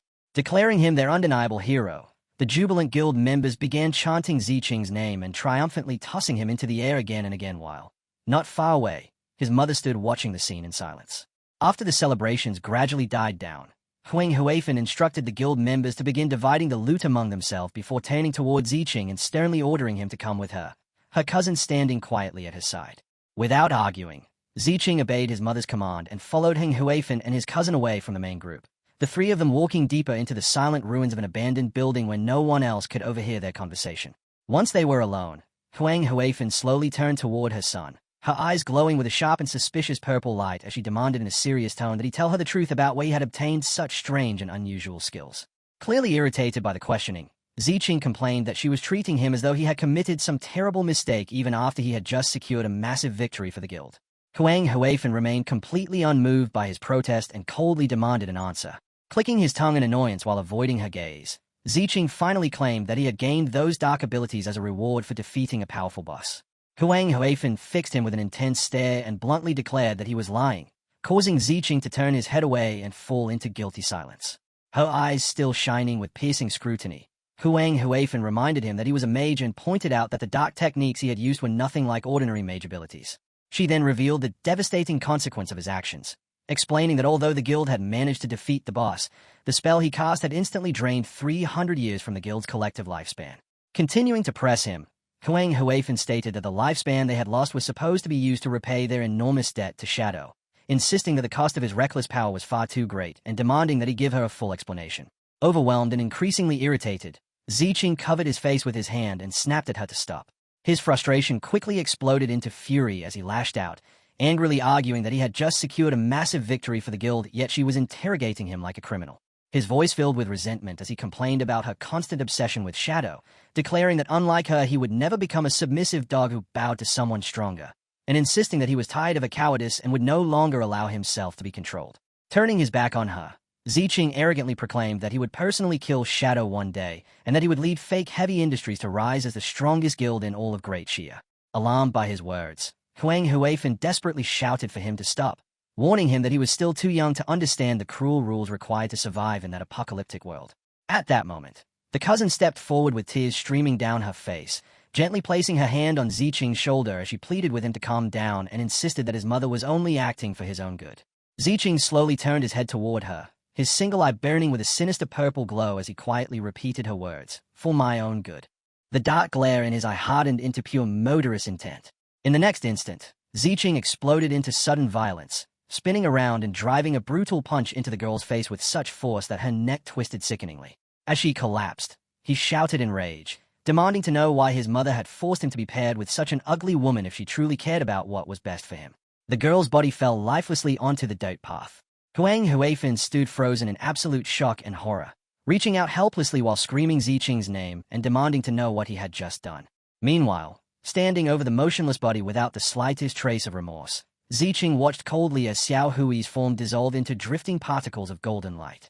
The system notification confirmed that he had killed her, and Ziqing released a chilling sigh of satisfaction, his body damp with sweat yet his resolve unwavering as his eyes continued to glow with corrupt abyssal energy. In a cold whisper meant only for himself, he justified the horrific act by muttering that they had forced his hand. Without even glancing back, Ziqing turned away and walked off into the empty wasteland. Behind him, as Xiao Hui's glowing particles of light slowly faded into the air, Huang Huifan reached out desperately toward his retreating figure, crying out for him to stop and come back, yet her pleas were completely ignored as he disappeared into the desolate distance. Far away, the red-eyed leader from Country M stood silently over the lifeless bodies of Chu and Zuma. His scarred hand crackled with dark red lightning as he extended it toward their corpses, activating the grim abilities of his class to extract the lingering skills that remained within their bodies. As the stolen powers gathered into his grasp, he calmly praised the abilities he had acquired before coldly telling his fallen subordinates to rest in peace. 3 days later, at the fake heavy industries base located inside the Magic Leaning Tower hideout, an armored guard with a buzz cut stood lazily on watch duty, letting out a long yawn out of sheer boredom. That dull expression vanished instantly, replaced by confusion and shock when a massive shadow suddenly swallowed the area above him. The enormous skeletal dragon Osirio descended rapidly from the sky, swirling purple energy twisting around its colossal frame as it landed. The guard screamed in terror, immediately assuming that a gigantic dragon boss had appeared to attack the base. Panic spread like wildfire among the nearby guild members as chaos erupted throughout the area. One member shouted for everyone to prepare for battle, while a cloak player desperately yelled for the others to drop their weapons and run for their lives. Standing calmly within the swirling dark aura, his yellow eyes glowing faintly, Shadow addressed the panicking crowd and told them to relax. Revealing his identity, he ordered them to bring out their guild leader, Huang Huifan, and announced that he had arrived to collect the 800 years of lifespan they owed him. The moment the terrified cloaked member realized that the legendary Shadow himself was the one riding the skeletal dragon, he immediately dropped to his knees in submission. With a nervous apology, he explained that Shadow had unfortunately come at a bad time because the guild leader was not currently present, which puzzled Shadow since they had arranged a meeting. Still kneeling and trembling, the guild member hurriedly explained that 2 days earlier Huang Haiyan and her son had a serious argument, and ever since that conflict neither of them had logged back into the game, leaving the rest of the guild completely without leadership. The terrified guild member repeated that their guild leader and her son had a severe conflict a few days earlier, and that neither of them had logged in since then. Shadow fell silent as he considered the situation, knowing that Huang Huifan was normally someone who kept her promises without fail, which led him to conclude that something significant and unavoidable must have happened in the real world to cause her to miss their meeting.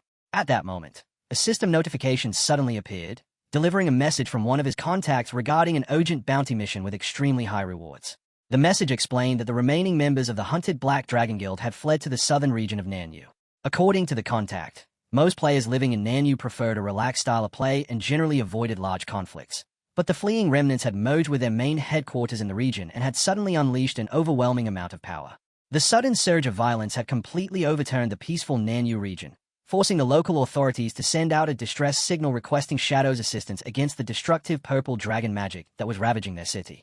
After briefly considering the situation, Shadow decided to accept the mission, noting to himself that he had never visited the Nanyu region before. Drawing on memories from his previous life, he knew that Huang Huifan would eventually lead Fake Heavy Industries to rise into one of the top guilds, so he concluded that she was not in immediate life-threatening danger. Before leaving, he instructed the guard to inform him the moment she logged back into the game so he could return without delay. With that settled, Shadow climbed onto the back of his enormous skeletal dragon, Osirio, and soared into the sky. As he flew, he sent a message to his contact stating that he would arrive in Nanyu within an hour, a statement that left the contact stunned because it implied the dragon was capable of traveling at supersonic speed. Meanwhile, in the real world, a heavy downpour drenched the gloomy skyline of the magic capital. On that stormy night, a somber Huang Huifan walked alone along a muddy riverbank beneath a towering highway bridge, searching through the rain until she finally found her son, Ziqing, crouched on the wet ground with his back pressed against a concrete support pillar.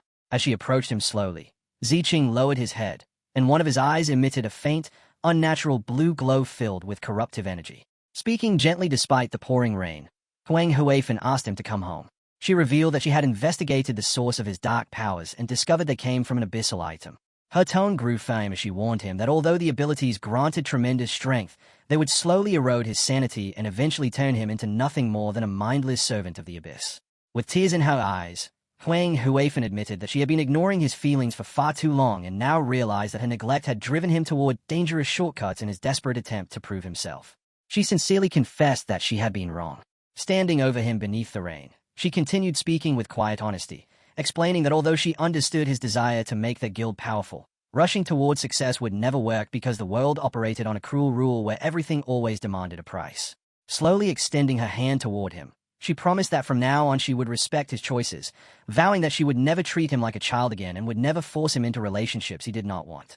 She asked him to come back with her so they could rebuild their guild together as equals. Moved by her words, Ziqing slowly lifted his head, tears streaming down from his glowing purple eyes as he softly called out to his mother. At that exact moment, a glowing green portal suddenly opened on the wall behind them, and the red-eyed leader stepped out from within it. Interrupting the fragile moment, he warned Ziqing that returning with his mother would only mean repeating the same past and continuing to live under her control.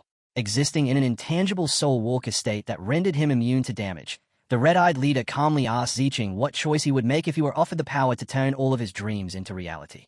Startled and alarmed, Huang Huifan immediately demanded to know who the intruder was, but the red-eyed leader completely ignored her. Instead, he focused solely on Ziqing and began tempting him with promises, claiming he could make their guild the strongest force in the entire magic capital, elevate Ziqing into the #1 mage, and even help him kill Shadow and dominate the global leaderboards. With a malicious smile spreading across his face, The red-eyed leader assured him that achieving all of those ambitions would be extremely easy with his help. Protective of her son, Huang Huifan immediately shouted that she would not allow a stranger to deceive him. Purple magic flared around her as she summoned glowing phantom chains and commanded the intruder to freeze.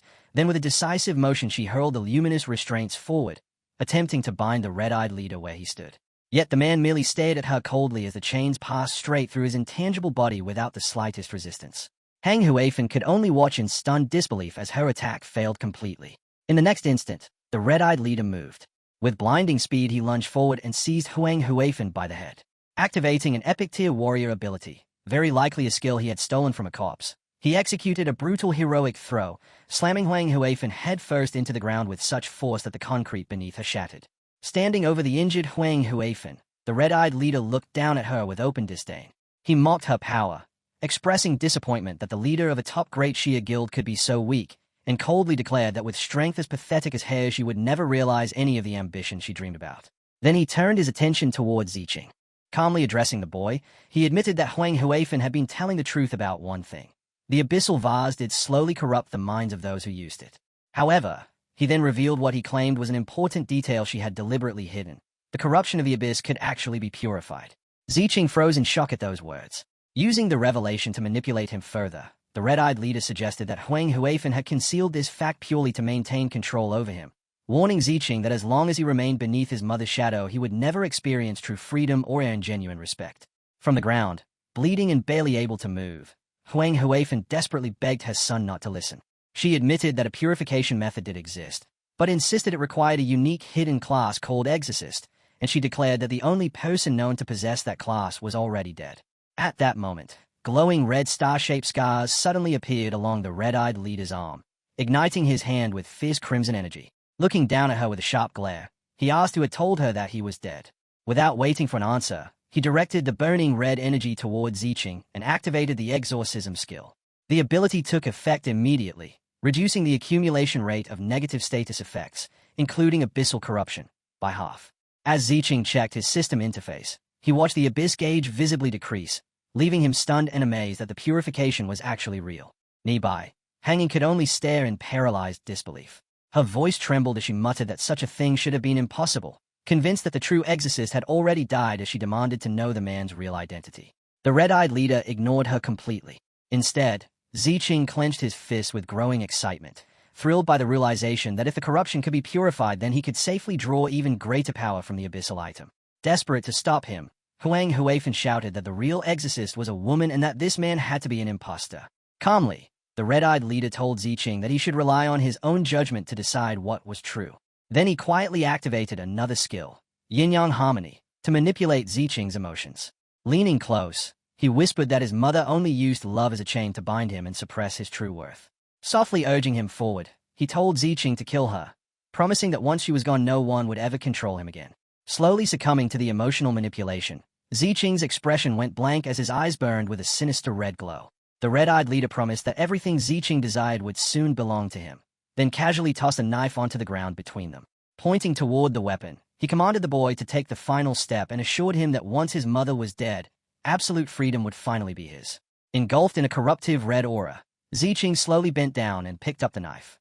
From the ground, the injured Huang Huifan desperately pleaded with him to understand that he was being controlled by magic.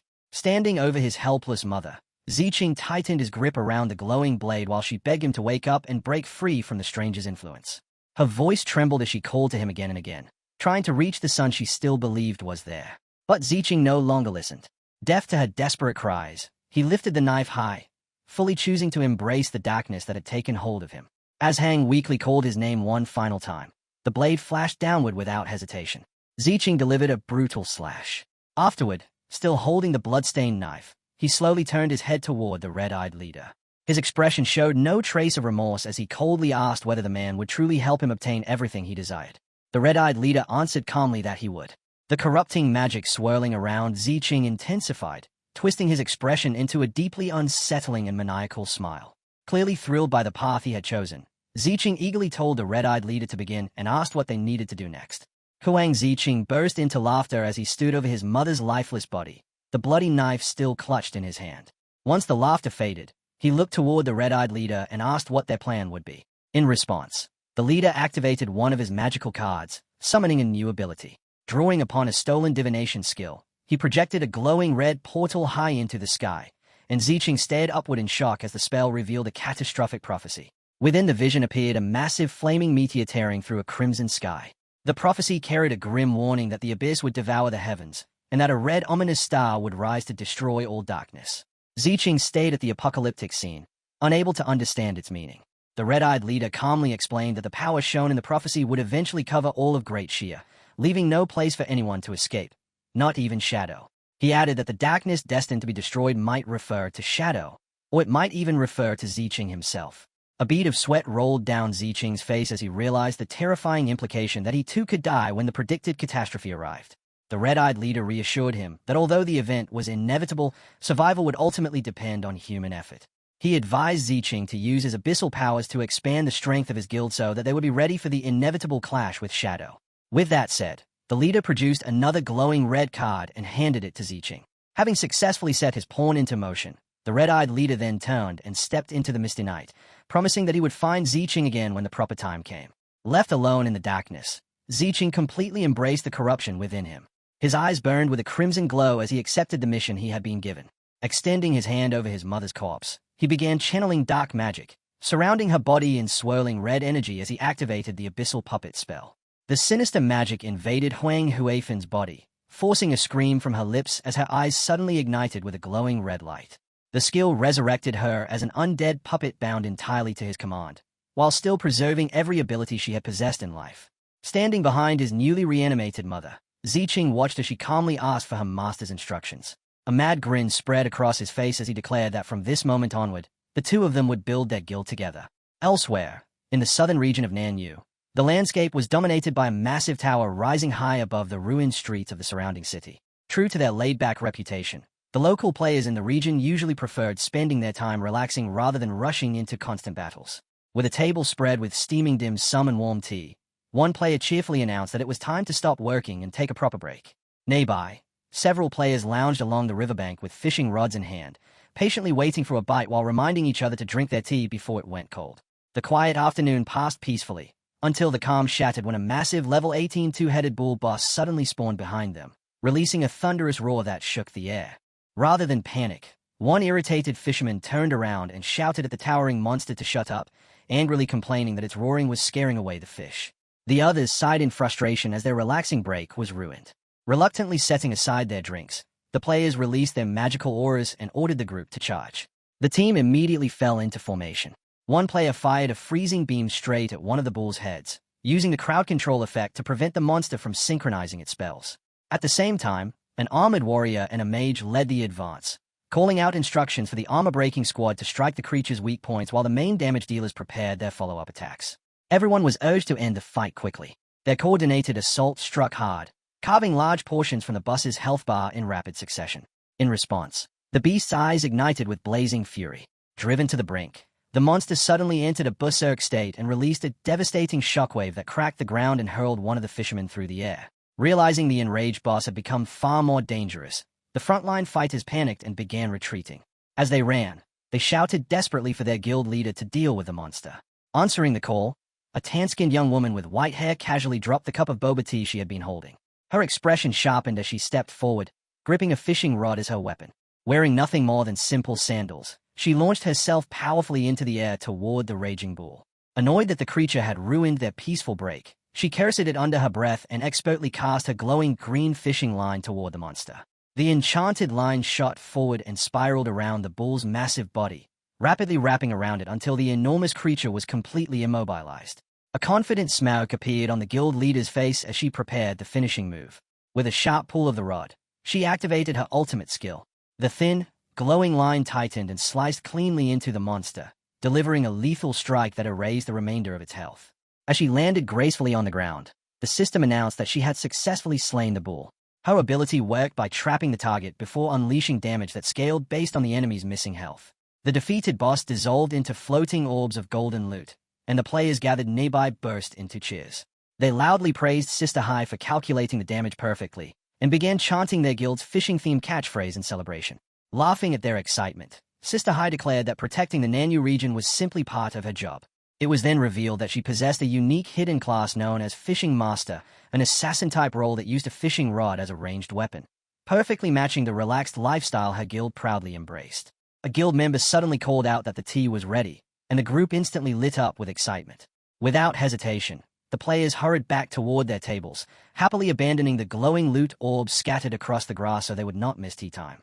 Smiling at the scene, Sister Hai gave a small wave and followed her teammates back to the riverside gathering, leaving the spoils of battle behind for the moment. As the Nanyu players relaxed and enjoyed their tea, the golden orbs from the defeated boss remained untouched on the ground. Hidden nearby, however, movement stirred within the bushes. A bald, scarred man with piercing blue eyes slowly peeked out, one of the surviving remnants of the Black Dragon Guild. With a disdainful scoff, he mocked the Nanyu Guild for abandoning such valuable loot just to drink tea, then quietly signaled his men to advance.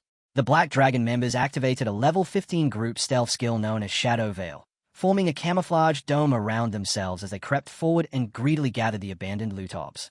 While the Nanyu players casually chatted about fishing beside the river, the hidden thieves exchanged mocking snickers, remarking that this was the perfect opportunity to strike while their target's guard was completely down. Suddenly dropping their stealth, the Black Dragon leader, Quite, activated a buff called Boiling Blood Domain. A fiery aura erupted around him, as the ability amplified the attributes of his allies. With ruthless excitement, he ordered them to slaughter the fishermen. In an instant, the Black Dragon members burst out from the tall grass with weapons drawn, launching a violent ambush against the unsuspecting Nanyu players. Sister Hai and her guildmates were caught entirely off guard. Quatir lifted his blade and swung toward the stunned Sister Hai and the terrified guildmate beside her as chaos exploded across the riverbank. Attackers charged through the camp, shouting and laughing as their weapons cut through the peaceful gathering. Players screamed as debris scattered through the air, and the calm tea break was instantly transformed into a battlefield. Standing among the stolen loot with a triumphant grin, Quatir clenched his fists and proudly declared that this was the proper way to hunt the pigs of Great Shear. His moment of triumph ended abruptly when one of his subordinates shouted a warning, urgently telling him that something was approaching from the sky at incredible speed. Quatir looked upward, and his expression twisted into panic. Recognizing the threat immediately, he realized that the reports from survivors in the magic capital had been true. Shadow had arrived. Without wasting a second, Quatir ordered his men to cast Shadow Veil again and retreat immediately. High above the battlefield, Shadow's colossal skeletal dragon, Osirio, descended like a falling comet, crashing violently into the ruined city below. Standing atop the dragon with his yellow eyes glowing faintly, Shadow surveyed the strangely empty battlefield, wondering whether he had arrived too late. His gaze then fell upon the untouched orbs of loot scattered across the ground. From that single detail, he quickly deduced that the enemy must have fled in panic after receiving an early warning about his arrival. What puzzled him, however, was how they had detected him at all, because he had traveled here in absolute stealth. The Eelmouth League respawns at their guild base, shaken and disoriented. One member snaps, blaming the War God Guild for the ambush. A bald teammate cuts in, confirming it wasn't just a wipe. They were jumped, and the boss loot they secured was stolen on the spot. At the guild base, leader warrior Hai erupts in anger. He calls the War God Guild cowards, unable to win head-on, relying on ambushes. He points out their pattern, strike from the shadows, then vanish before retaliation, leaving no chance for revenge. A guild member reports that the government has dispatched Shadow for support. His power is described as immeasurable. Once he steps in, tracking down the attackers becomes inevitable. Another member adds that Shadow has already reached the riverside where they were drinking tea earlier. Warrior Hai is visibly impressed, noting the speed of his response. Warrior Hai gives a sharp command, move out immediately. The guild is to head straight to the river and rendezvous with Shadow without delay. As they arrive, leader Hai witnesses Shadow descending from the sky atop a massive black dragon. The sheer presence of the mount is overwhelming, dark, imposing, and monstrous. Even a government official beside her is struck, thinking the creature looks both awe-inspiring and terrifying. The official steps forward, introducing herself as Wisp of Smoke from southern Guangdong. Leader Ahai follows, presenting herself as Jeji, head of the Upward Lips Alliance. The official then turns to Shadow, asking him to confirm his claim, that the War God Guild simply grabbed the loot and fled. Shadow confirms it. War God Guild fled without taking the loot because they already knew he was coming. Which means one thing, his movements have been exposed. Shadow lays out two possibilities. Either a spy exists within the government ranks, or someone in the War God Guild holds a rare hidden class that lets them detect him. He then turns to Wisp of Smoke, demanding a full report on the current situation in Guangdong. Wisp of Smoke lifted her gaze and started explaining that in southern Guangdong, the government held the strongest authority, with the Upward Lips Alliance Guild closely following behind. The culprits behind the recent crime are members of the War God Guild, a smaller faction made up almost entirely of foreigners. She explained that the War God Guild has an assassin unit capable of deploying high-level group stealth, making them extremely hard for the government to catch. But despite that advantage, they aren't truly powerful and mostly survive by carrying out small, petty crimes. After being hunted by the Sky Dome Guild, the remnants of the Black Dragon Society fled into this region and joined forces with the War God Guild. Since then, they've been slaughtering people like madmen, and now even the Upward Lips Alliance has become their 7th wave of victims. Shadow narrowed his eyes, realizing the remnants of the Black Dragon Society were nothing more than insignificant lackeys incapable of causing such chaos on their own, which meant the War God Guild's sudden rampage had a deeper, hidden motive, and he began piecing it together. That's right, based on their investigation. The War God Guild's motive is unusually strange, targeting even the weakest individuals without reason and flee without taking any loot. Their indiscriminate killing is driving their kill value dangerously high, to the point where it stops them from leveling up and guarantees total loss upon death, as she still couldn't figure out their true purpose. But as the boss suggested, it was likely connected to some kind of hidden class. Shadow narrowed his eyes, realizing that the higher the kill value rises, the harsher the restrictions and penalties become. Most importantly, once their kill value crosses a certain threshold, it begins to attract the Executor, a terrifying entity that descends upon the target and relentlessly hunts them down until their complete death.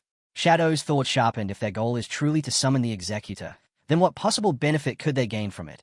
And more importantly, how are they able to predict my movements so accurately in advance? A bald man explained that only diviners possess the ability to foresee the future, which could explain how his movements were being predicted. Also, he revealed that Theodore had indeed been killed by his own hands. Shadow clarified that he hadn't used the blooming curse to deal with the threaters, making it clear something else was at play. Shadow turned to Wisp of Smoke and Warrior High, asking whether the US server possessed any class or item capable of reviving someone like Theodore. He then pressed further, asking if she knew where the War God Guild's hidden hideout was located. Wisp of Smoke revealed that their hideout is called the Crimson Slaughterhouse, located inside an underground factory. Then she asked if he wanted to go there and track them down.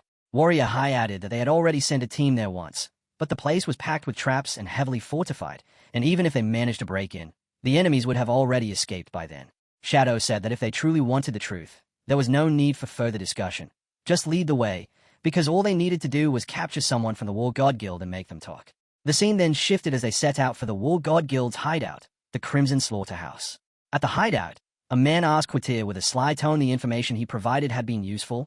Quatir said through clenched teeth that Shadow had indeed appeared, and if it hadn't been for that information, they would all have been dead already. One of the men spoke in a calm, ominous tone, saying the Black Dragon Knight moves in silence, and those fortunate enough follow the shadows back to their refuge, while the crimson deepens until the Doom Star finally descends to sever all darkness. He narrowed his gaze and declared that the first line of the prophecy given by their lord had already come true, and if they continued work harder and gathered enough kill level, they would eventually summon the Doom Star and use it to completely destroy Shadow. Comrade said the prophecy would come true and Dark Shadow would die, and without him, Great Shia would be helpless, easily wiped out once the Master brought the US elites to finish Great Shia in one sweep. He continued that Dark Shadow, working with Modu, had pushed the Black Dragon Society to the borders of southern Guangdong and even killed Mr. Theodore, and now they had come here as well, hunting them down and blocking every escape, leaving them with nowhere left to run. His eyes burned with fury as he clenched his jaw and swore that he would repay every single one of those debts. Comrade declared that once Dark Shadow was dead, the first thing he would do was hunt down and kill Punk from the Sky Dome Guild without hesitation. Comrade told that they had already made him lose an arm and a leg, and swore that when the time came, he would make the woman from Modu officialdom pay and tear every strand of her hair out. Finally, that the woman from the Jianghai officialdom would also pay, vowing that he would make her suffer for everything. Quatir chuckled and said, "Comrade, your words are getting everyone excited," while the other burst into laughter beside him.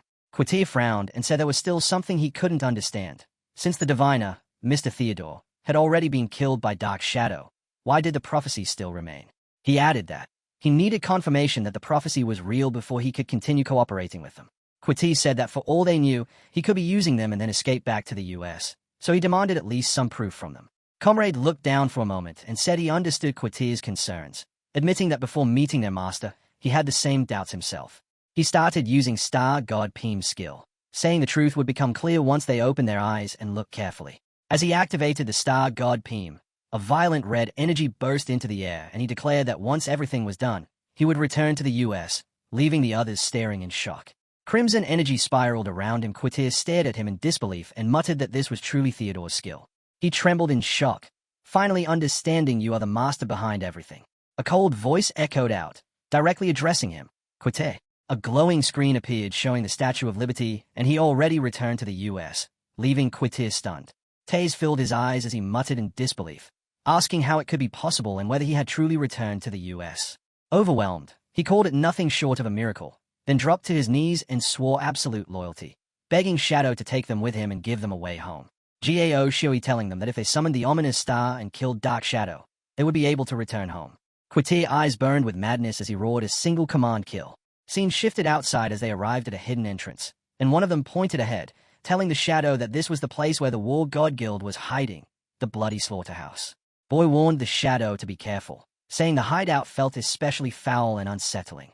As they rushed inside, he warned that the protection barrier wasn't activated on purpose because the real goal was to lure outsiders inside, where the hideout's inner roots formed a complicated maze packed with mechanisms and deadly traps, and the last time their officials tried to confront the War God Guild leader Quatir here, they lost a large number of personnel. It wasn't that the defense barrier was turned off, but that there was never one at all, since this hideout relied entirely on internal mechanisms and traps for protection, which made the others stare at him in surprise and ask who he really was. The boy introduced himself as Agwang, saying that despite his unlucky name, his luck was actually good, though their team often got wiped out by traps, berserk bosses, and sudden monster attacks. He then added that Wisp of Smoke had sent him to act as their guide, and once the job was done, the government would reward him handsomely. Scene shifted to Warrior High, her teeth clenched and eyes wide with anger as she said that the War God Guild wasn't truly strong, but their tricky hideout and cowardly hit-and-run tactics had made it impossible for the Southern U authorities to completely wipe them out. She added that the hideout's reconnaissance barrier is active the moment anyone stepped inside they would be detected immediately, giving Quatir plenty of time to escape. Shadow said it didn't matter, explaining that a core crystal existed inside the hideout, and once that crystal was taken, control of the hideout would change hands, leaving those hiding inside like bugs without a nest, forced to scatter in every direction. Shadow told the two of them to stay outside, but the Agwang quickly called out for him to wait, warning that the inside was extremely dangerous and that anyone entering for the first time would definitely suffer from the deadly traps hidden there. Warrior High insisted on guiding and Agwang quickly supported her, explaining that she had been the captain of the last investigation team and had plenty of experience, which made Shadow pause and admit that letting Warrior High come along might be possible. Shadow told him that since he was the unlucky guy, he didn't want him bringing bad luck along, but the boy quickly laughed it off, saying that was just a joke his friends made about him. His luck wasn't bad at all, otherwise he wouldn't have survived in the game this long. Shadow shrugged and told them to do as they pleased, but warned them to handle themselves if any emergency happened inside, and Agwang quickly nodded, replying that he understood. Boss. Suddenly, an alarm echoed through the hideout as a warning appeared. Intruders had been detected inside. Inside the hideout, Quatir and his companion heard the warning echo through the halls. Inside the hideout, they quickly realized someone had recklessly broken in. Quatir mocked the authorities for coming again, wondering if the intruder might actually be Shadow, and if his traps would even be enough to stop him. Quatir asked the diviner if he could foresee the outcome and tell them whether they should run away or stay and play with the intruders. Gao Shui quietly activated the skill Omen of the Star God, studying the sign as crimson energy flickered around him. A burst of star gold energy flared in the air. Omen repeated the same prophecy: the Black Dragon Knight had arrived. The crimson would intensify, and the ominous star would eventually descend to cut through all darkness. Seeing this, Quatir looked up at the blazing energy in confusion, wondering why the message was exactly the same as the one spoken by the villagers. Gao Shui explained that divination only reveals the key nodes of destiny and cannot be used again until the prophecy is fulfilled, and since their prophecies were identical, it meant they all shared the same fate. Quatir lowered his head, thinking for a moment, then finally realized the truth and muttered that he understood now. The intruder this time was Shadow. Quatir spread his arms with confidence and declared that he was the Red Fiend Star, saying the proof was that everything about him burned. Shadow would die painfully within the endless traps of his crimson slaughterhouse. Gao Shui said that how they interpreted the prophecy was up to them, and when the time was right, he would return to find them again. Suddenly, Comrade appeared again, and Quatir stared in shock, recognizing him as the villager who had returned.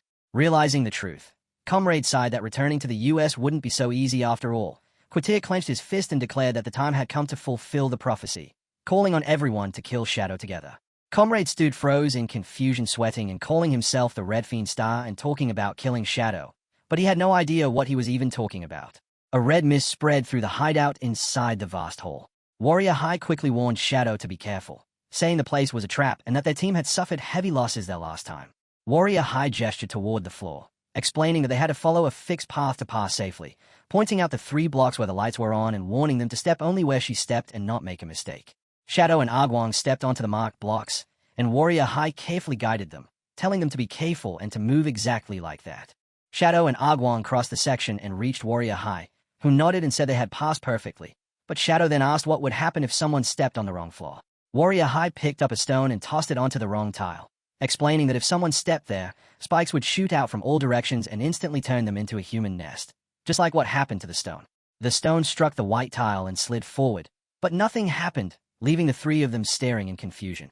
Shadow asked, "Are you sure?" It was a trap. Warrior High grabbed her head in shock, eyes wide and mouth open, insisting it was impossible because she had fallen into that exact trap 6 times before. Warrior High taps the floor tiles in confusion, saying it's strange that there is no response and wondering if the trap could be broken, which seems impossible. Agwang quickly apologizes to the boss and explains that Warrior High is just very persistent, then urges them to move on because the path ahead is safe. Suddenly, Agwang steps onto a glowing circle and presses it. In an instant, the spikes erupt upward, launching Warrior High violently into the air as Shadow and Agwang stare in shock. Agwang panics and shouts in shock, asking why a spike trap trigger is there and how the trap suddenly activated. As the spikes retract, 2 glowing orbs rise from the spot. Agwang lowers his head and apologizes, saying he's sorry and that they will wait there for her to revive. Shadow gazed sharp-end. He realized the trap Warrior High warned about was real, and conclude the trigger must be different this time because the mechanism has likely been reset. A voice echoes through the hideout, saying the loser leaves here with Warrior High's life, while explaining that the traps in this place can be manually adjusted, making their previous experience useless. She tells them to hurry and leave, saying she alone is enough to handle this. Quatir grinned darkly, saying the boss was right. It really is Shadow, and that escaping after coming this far won't be so easy. Suddenly, someone slams their fist onto the alarm button. Shadow and Agwang turn and look in that direction. Suddenly, a trap opens beneath their feet. The floor panel splits apart, and both of them fall straight into it. Shadow and Agwang plunge into the dark shaft as Agwang screams while falling. Shadow lands smoothly on the ground, while Agwang crashes down hard beside him. Shadow looks around the area while Agwang sits on the ground holding his face, groaning about how much it hurts.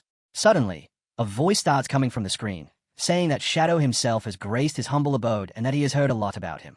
On the screen appears Quatir wearing a haunted mask over his face, and he says that he wants to play a game with Shadow.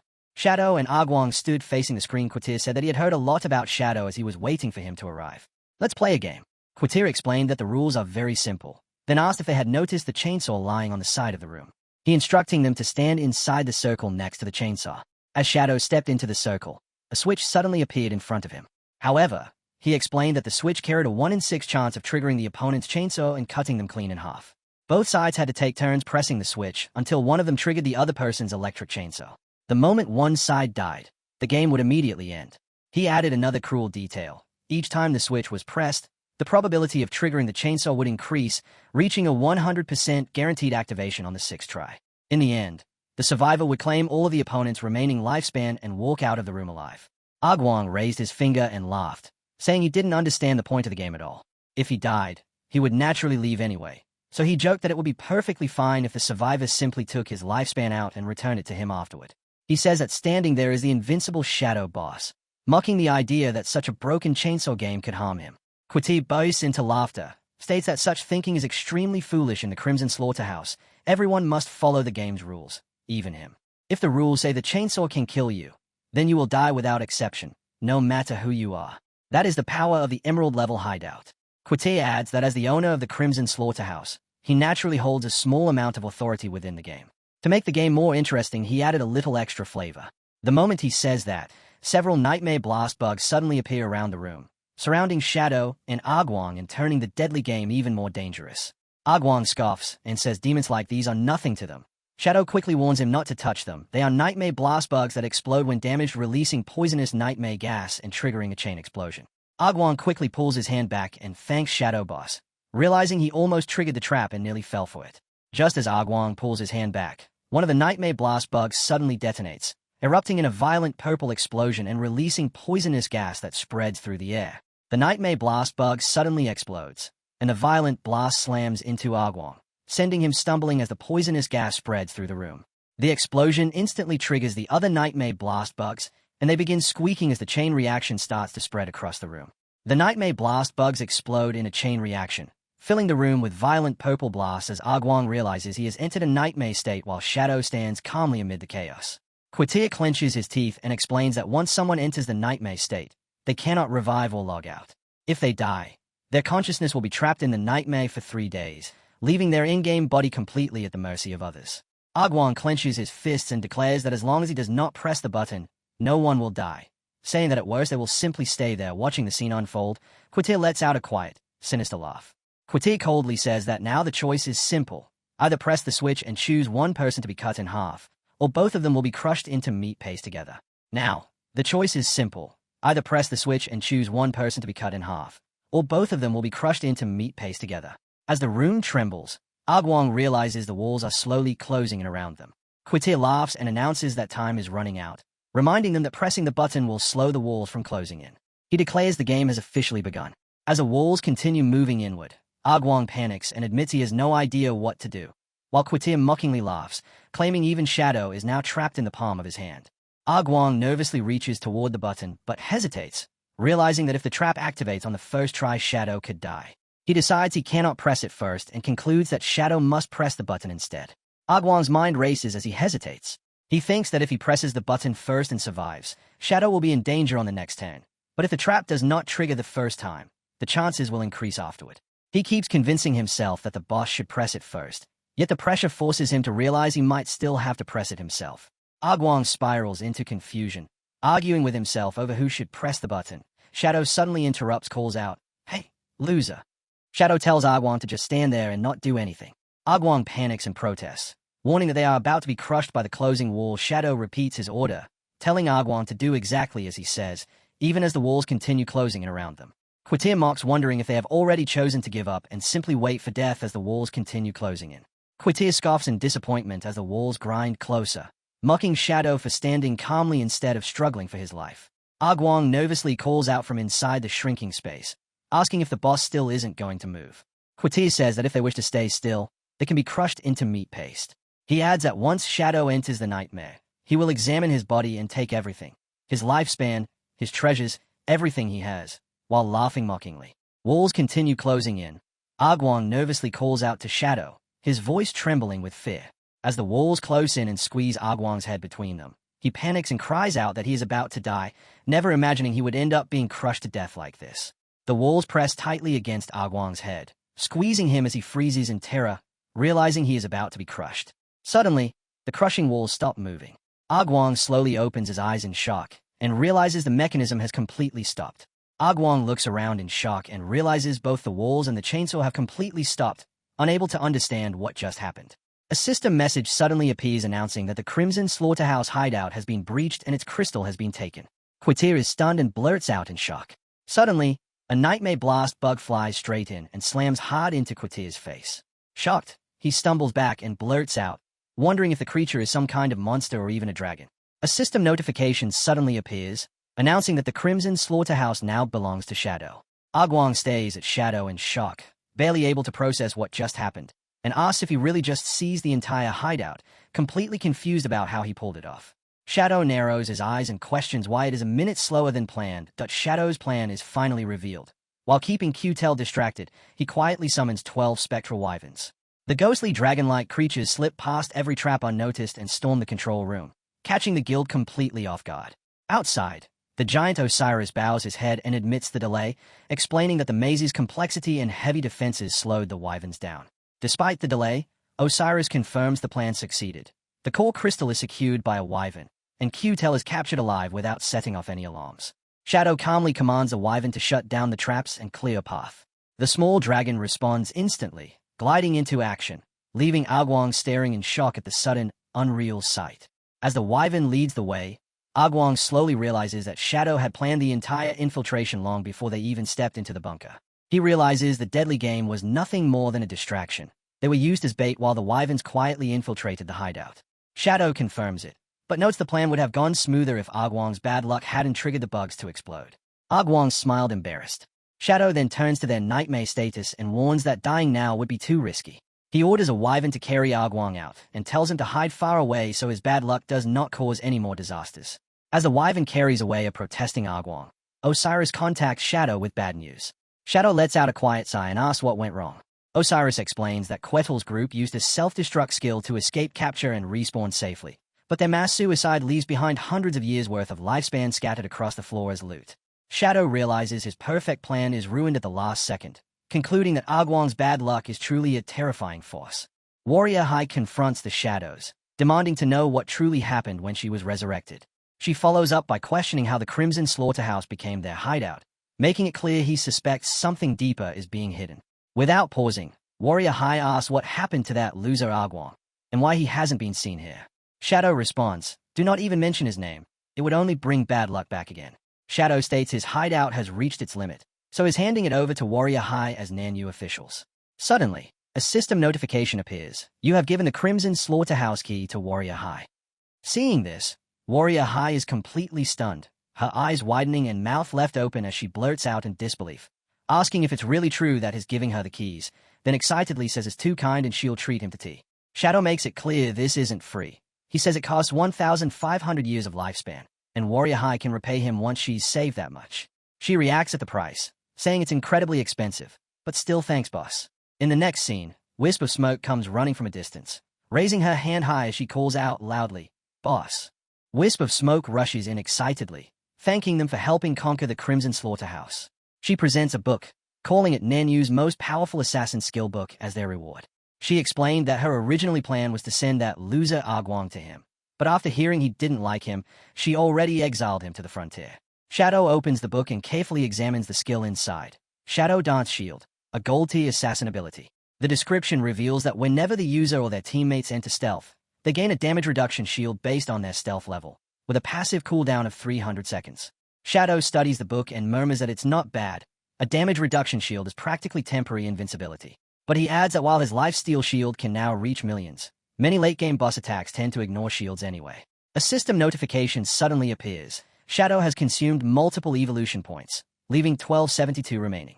The Shadow Dance Shield instantly upgrades through multiple tiers, from gold all the way to epic, while its passive cooldown drastically drops from 300 seconds down to just over 21 seconds, showing a massive boost in efficiency and power. Shadow activates the skill and notes that at his current level 21 stealth, he gains 21 layers of shield, each one capable of nullifying a single attack.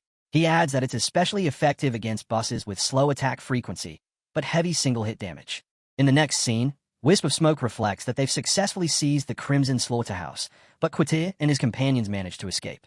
She realizes their actions have stirred the grass and alerted the snake, meaning whatever comes next will be far more cautious and far more insidious. She continues, explaining that Nanyu is filled with folk customs, but they've never had any interest in getting involved in those complicated rules of right and wrong. She adds that because of the countless killings carried out by the war god guilds, their pace of life will be disrupted, dragging them into endless internal strife. She imagines a grim routine, Nanyu's people waking at 9 in the morning to grind monsters for levels, then continuing non-stop until 9 at night, 6 days a week, trapped in an exhausting cycle. Warrior High panics, clutching her head as she blurts out in disbelief. Does it mean she has to grind monsters non-stop? She adds dramatically that if she misses her 3 p.m. tea, she might actually die. Meanwhile, Wisp of Smoke covers her eyes, growing emotional as she says this is something they can't avoid. Their peaceful life is about to shatter. Shadow remains silent. Warrior High collapses in disbelief, shouting that she can't possibly accept it, while Wisp of Smoke explains that the reason Nanyu can live life at a slow pace in such a cruel, godforsaken game is because it hides the greatest number of secret classes in Great Shia, adding that if not for internal strife, it would have already become the most powerful region long ago. Shadow finally speaks, telling them not to worry. He will stay in Nanyu until Quatir is captured, and during that time, he will help them grow stronger. Warrior High and Wisp of Smoke instantly brighten up, saying everything is going exactly according to plan, then teasing with a grin that Shadow just can't bear to see a girl shed tears. Warrior High beams with excitement, thanking Shadow and asking what they should do next, even suggesting they team up to fight bosses. At the same time, Wisp of Smoke casually lays out a relaxed plan, starting work at 9 in the morning, ending at 6 in the evening, with a full hour set aside for tea, and keeping weekends and holidays strictly for rest. Shadow narrows his gaze and reminds them they've already teamed up with him, then declares he'll personally take them to train and improve right away, while ordering the others to spread out and search for emerald-level bosses and above. Both of them raise their hands in excitement and agree instantly, cheering that with Shadow carrying them, easier and happier days are finally coming. Suddenly, she said they knows an emerald-level boss called the venomous Black Carp King, explaining that she's tried to surround and capture it 3 times, but it always escapes by hiding inside a black water colloid layer that resists most ranged attacks. Shadow orders her to lead the way and adds that if Quatir or anyone else is found, he must be informed immediately. Warrior High responds with no problem, as the dragon grabs both Warrior High and Wisp of Smoke in its claws, ready to move out. The scene shifts to a wide sky view, thick clouds stretching across the horizon. They stand by the water as Warrior High casually sits down and starts fishing. Shadow asks her what exactly she's doing. Warrior High hushes him, explaining that the venomous Black Carp King won't show itself on its own, so they have to fish it out. Once its health drops below 30%, it retreats back into the black water to recover, with no way to stop it. Wisp of Smoke turns to Shadow and asks if they should first clear the surrounding mobs, then build up energy for their ultimate skills. Shadow nods and says yes, some of his attacks require building up energy first. Wisp of Smoke excitedly tells Shadow that she's his loyal fan, saying there are many secretly uploaded videos of him fighting bosses on the internet, and she's watched them not just once but hundreds of times, even showing her phone where his picture is displayed on the screen. Shadow glances at the phone and freezes for a moment, clearly surprised to see his own picture on the screen, leaving him momentarily speechless. As they continue talking, monsters suddenly start appearing one after another, and Wisp of Smoke quickly alerts Shadow, asking if they should start accumulating combo energy. Suddenly, monsters rush in from all sides with glowing eyes charge forward aggressively, breaking the calm as the battlefield erupts into action. Shadow raises his hand and points 2 fingers forward, unleashing his fire ability as the monsters are instantly engulfed in flames.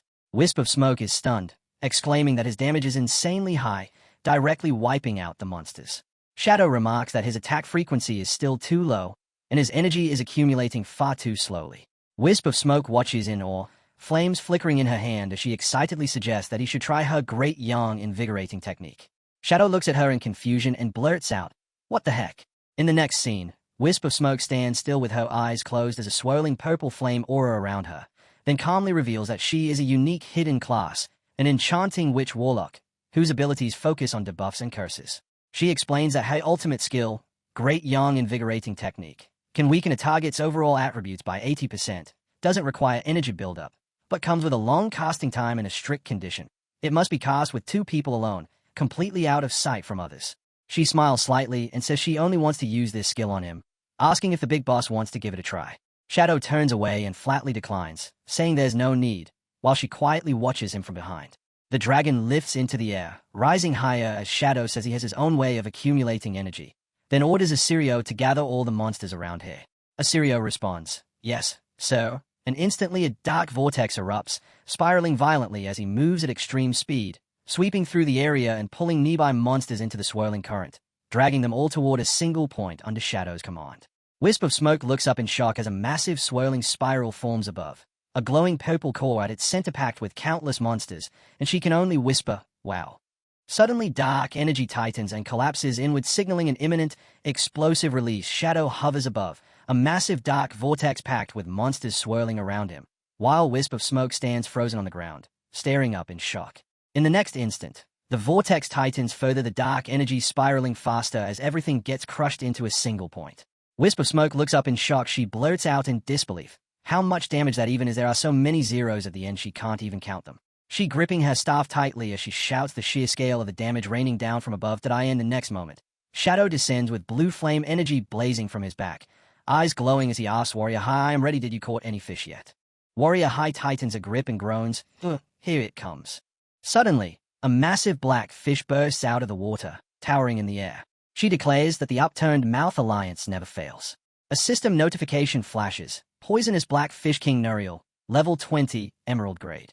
Seeing this, Warrior High instantly throws the fishing rod towards Shadow and backs off. She's leaving it to the Shadow to handle. Shadow steps forward without hesitation, his gaze locking onto the Emerald grade boss and ready to take control of the fight. Shadow activates his Crimson Blade, then unleashes a rapid barrage of slashes, cutting into the Poisonous Black Fish King again and again without giving it a moment to react. Shadow's eyes widen sharply mid-attack. He senses something unexpected from the Poisonous Black Fish King. Shadow stands in front of the Black Fish King and notes that his Crimson Blade only deals 40,000 damage, barely reducing its strength. He realizes the boss has around 90% damage reduction and questions if it's because of the black mud covering its body. If they don't kill it immediately, once its health drops to 30%, it will escape into the black water, and they won't be able to stop it.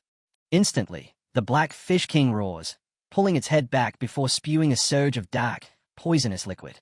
Black Fish King unleashes its rotten mud attack, sending a wave of toxic sludge crashing toward them, and Shadow immediately shouts for everyone to run, warning that anyone hit by it will die without a detoxification skill. Shadow summons golden orbs around him, each one holding a Shadow clone poised to strike. In a burst of blue light, Shadow and his clones vanish and reappear in an instant, unleashing instant Shadow slash straight at the beast's throat, tearing through it with devastating force. Shadow lands on the muddy bank, originally intending to finish the boss in a single strike, but pauses, deciding this is the perfect chance to test something else. His eyes ignite with a deep purple glow as dark energy coils around him, and in that moment, he realizes this is the perfect time to unleash his finishing move. Shadow activates his Endless Nightmare ultimate, engulfing the fish in swirling purple flames as a nightmare gauge begins to build every second, with each of his attacks stacking it even faster. Radiating a dense purple aura, Shadow controls the dark spell as the skill grants an 80% damage boost, and once the nightmare gauge hits 100, the enemy is forced into a nightmare state. In this state, the monster falls into a deep sleep, and the true power activates, Eye-Breaking Strike, where the next attack that wakes it will deal triple damage. With the boss trapped in the nightmare, the finishing strike is set to land with devastating force. With the boss trapped in the nightmare, Shadow vanishes and reappears in an instant, delivering another instant Shadow slash to its throat. The critical hit triggers an icy blue explosion, forcing him to dash back immediately to avoid the blast. The system confirms the Emerald Grade boss is dead, granting Shadow experience, evolution points, extra lifespan, and increased nightmare resistance, while Warrior High and Wisp of Smoke cheer in amazement, stunned that he killed it without letting it escape. As Shadow checks the loot, he sees evolution points and equipment, but one drop immediately stands out, a glowing blue treasure map. The map reveals a star-marked chest, pointing to the location of a legendary hidden treasure deep in the forest near Jianghai City. Shadow notes that Jianghai City is too far and he doesn't have the time to go there, so instead of pursuing it himself, he sends the map to a trusted ally back home, knowing her natural luck makes her perfect for a treasure hunt. Shadow hands over the remaining loot to his partners, and Warrior High cheers, though she points out it's almost time to head back. Ignoring it, Shadow firmly insists they still have half an hour left, enough to take down 2 more bosses. Meanwhile, deep in the forest near Jianghai City, a horned demon monster sleeps on a thick branch, while below, a small group of riders moves quietly through the woods until their path is suddenly broken by loud, crunching noises. Wang Meng checks the map and catches Shadow's scent, confirming they're close to the treasure, while Captain and warns everyone to stay cautious since they have no idea what monsters might be lurking in the woods. The loud crunching continues, putting both Wang Meng and Captain on edge, irritation creeping in as the noise refuses to stop. They turn toward the noise and find Little Black with her alpaca mount, happily crunching away on snacks without a care in the world. Wang Meng snaps in frustration, scolding Little Black and warning that her loud crunching will attract monsters, accusing her of treating a dangerous expedition like a casual picnic. Unaware of the danger, Little Black casually tells Wang Meng that her luck has been failing, so she's trying to fix it. While high above, the loud noise finally wakes the sleeping demon monster. She holds up the crackers and tells them these aren't ordinary snacks, explaining she got them from a mysterious merchant inside a cleared dungeon. She explains that the merchant claimed the snacks were rare treasures from another world that bring good luck, then eagerly offers them to her friends. Captain Anyu chuckles, finding her belief adorable, while Wang Meng, already munching on a cracker, tells him not to laugh, admitting they're actually really delicious. Annoyed that they doubt her, Little Black pouts and shoves another cracker into her mouth, crunching even louder in defiance. That final crunch was enough. Above them, the massive creature suddenly jolts awake and leaps down from the branch without warning. With a furious roar, the giant demon monster crashes down toward the group from above.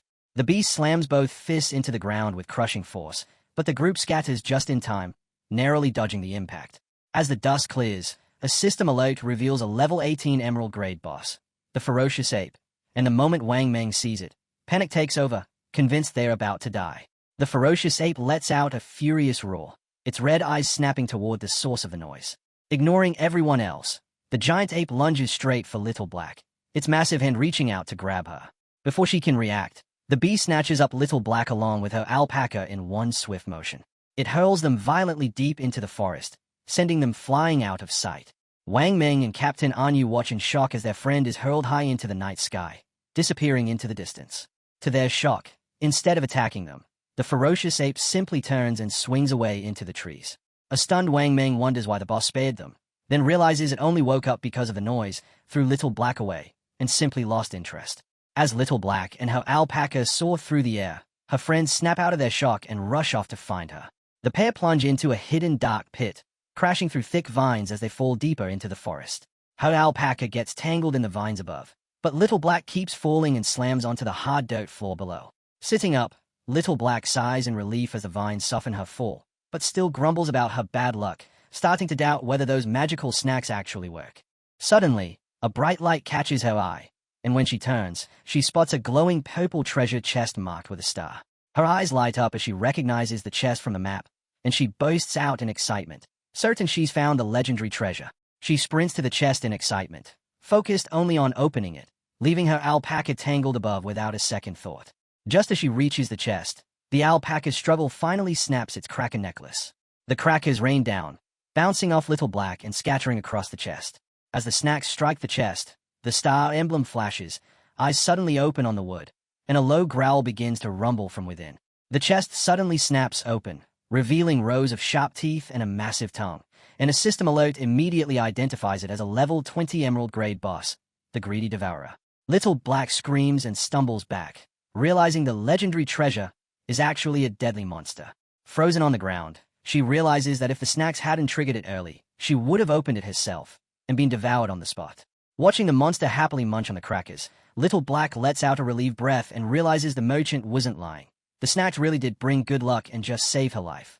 Her relief quickly fades as she realizes she stands no chance against the boss alone, and without hesitation, she decides to summon Shadow for backup. The battle on the riverbank came to an end when Shadow unleashed a devastating blue slash that cut down the boss in a single finishing strike, and from the cliff overhead, Sister High and the female official known as Wisp of Smoke cheered at the display of power, while Shadow stood beside the glowing pile of loot in victory. Without wasting time, Shadow told the others to collect everything so they could move on to hunt the next boss, prompting the two women to stare in amazement at the valuable drops scattered around them, though a timer soon revealed it was already 8 Siab, causing the exhausted official and High to immediately complain that it was time to clock out and that they refused to work overtime. Staying true to their relaxed Nanyu play style, the two women cheerfully waved Shadow goodbye and told him they would see him again at 9 a.m., leaving him standing there alone. That brief solitude ended the moment Shadow received an urgent message from Little Black, who frantically explained that she had discovered a legendary treasure, only for it to turn out to be a powerful mimic monster she had no chance of defeating on her own, desperately begging him to come rescue her. Shadow instantly asked for her coordinates before flying toward her location atop his skeletal dragon, Osiris. Deep within the dark forest, Little Black nervously sat on the ground eating a cracker while cautiously watching the glowing purple greedy devour chest boss nearby. And moments later Shadow arrived from above, descending with overwhelming force before bringing down his crimson blade in a massive strike that sliced straight through the monster. The system immediately confirmed the kill, rewarding him with enormous amounts of XP along with tradable lifespan and pushing his level up to 25. As glowing loot orbs floated through the air around them, Little Black excitedly praised Shadow for finding her so quickly and defeating the boss in one hit, but Shadow ignored the compliment and instead asked how she had managed to discover the mimic without triggering its trap. Little Black explained that she had accidentally fallen into the pit and almost touched the treasure chest, but the cracker in her hand slipped first and struck the chest before she could, waking the monster ahead of time and saving her. When Shadow questioned the cracker itself, she explained that she had purchased the snack from a strange merchant who claimed it could convert bad luck into good fortune. Holding the cracker in his hand, Shadow remained deeply skeptical because even with all the knowledge he possessed from his previous life, he had never once heard of an item capable of altering luck itself. Meanwhile, Little Black watched him eagerly, secretly hoping he would remove his mask to eat the cracker so she could finally see his real face, but Shadow immediately noticed the curiosity and activated his stealth skill, disappearing into dark blue flames and leaving her staring around in confusion. A moment later he returned with the mask still on, casually gave her a thumbs up, and told her the snack tasted good, causing Little Black to pout and jokingly accuse him of being too shy. Turning his attention toward the genuine blue treasure chest, Shadow explained how dangerous mimic monsters truly were, warning that any captured player trapped inside the creature's stomach would be unable to log out and could eventually starve to death in the real world, while defeating the mimic safely exposed the actual hidden treasure. After opening the chest, Shadow received evolution points along with several pieces of equipment, but among the rewards he discovered 2 items that instantly captured his full attention: the map and the key to the City of Unjust Death. Shadow's eyes widened the moment he recognized the key as an unbelievably rare artifact, and stunned by such an impossible drop, He began wondering whether Little Black's cracker had genuinely increased her luck after all. At the same time, memories of the city of unjust death resurfaced in his mind. A forbidden land meant only for the dead where only a single person had ever entered, and although almost nothing was known about the place, one fact remained certain. The city contained treasures powerful enough to shake the world itself. The sole survivor had once emerged from that place with power beyond imagination, unleashing a complete bloodbath before climbing to the #1 position on the leaderboards within a single month. But Shadow also remembered that player had already reached level 50 at the time. Realizing that his current level 25 strength was still far too low to survive such a place, he immediately decided to postpone any attempt to enter the city of unjust death for now. After claiming the map and key for himself, he told Little Black to keep the remaining loot before summoning Osiris and flying out of the forest with his next objective already decided. Since a legendary dungeon now awaited him in the future, Shadow concluded that his immediate priority was completing his level 25 class trial so he could maximize his strength as quickly as possible. Sometime later, Shadow arrived at a massive cathedral hidden within the second underground level of the Evil Spirit Academy hideout, and after entering the enormous structure, he approached the glowing spirit she while presenting a golden bell to begin his level 25 trial. She solemnly asked whether he was truly prepared, causing a system interface for the judge challenge to appear before him. But without the slightest hesitation, Shadow calmly confirmed that he was ready. In the next instant, a brilliant golden magic circle expanded around them, and as the trial initiation spell activated, both of them were transported into a surreal dimension filled with endless stars. Shadow arrived atop a platform overlooking an enormous labyrinth floating within the void, and while he silently studied the colossal maze beneath him, the system officially welcomed him to his exclusive trial ground. Suddenly, pillars of blue light crashed down throughout the labyrinth as the system announced that other players were now being loaded into the trial area, including someone he recognized, Wisp of Smoke. More familiar names soon appeared in the notifications as players such as Wang Meng and the constantly cursed Unlucky Aguang were also transferred inside. Within the maze itself, Unlucky Aguang and the other players materialized one after another, immediately looking around in confusion as they tried to understand where they had been brought. Shadow's younger sister, Xiao Yuye, also appeared inside the labyrinth, emerging within the blue glow of the transfer spell while sweating and struggling to process what had happened because only moments earlier she had still been inside her faction's hideout. Spotting one of her friends nearby, Xiao Yuye quickly called out to her, only to become uneasy when the woman continued staring blankly ahead without responding at all, almost like an emotionless phantom. Far above the maze, the system announced the rules of the fair judgment trial. Out of 100 targets scattered throughout the labyrinth, only a single person was guilty, and Shadow's task was to identify and execute that individual. If he killed even one innocent target, the trial would immediately fail. Hearing the conditions, Shadow asked how he was supposed to determine which target was truly guilty, and she answered cryptically, telling him to use his eyes to perceive the truth. In response, Shadow's eyes shone with golden light as he confidently declared that the guilty party would never be able to hide from his sight. She then formally declared the beginning of the trial, and the stone platform beneath Shadow suddenly disappeared, sending him falling straight through the endless starry void toward the labyrinth below.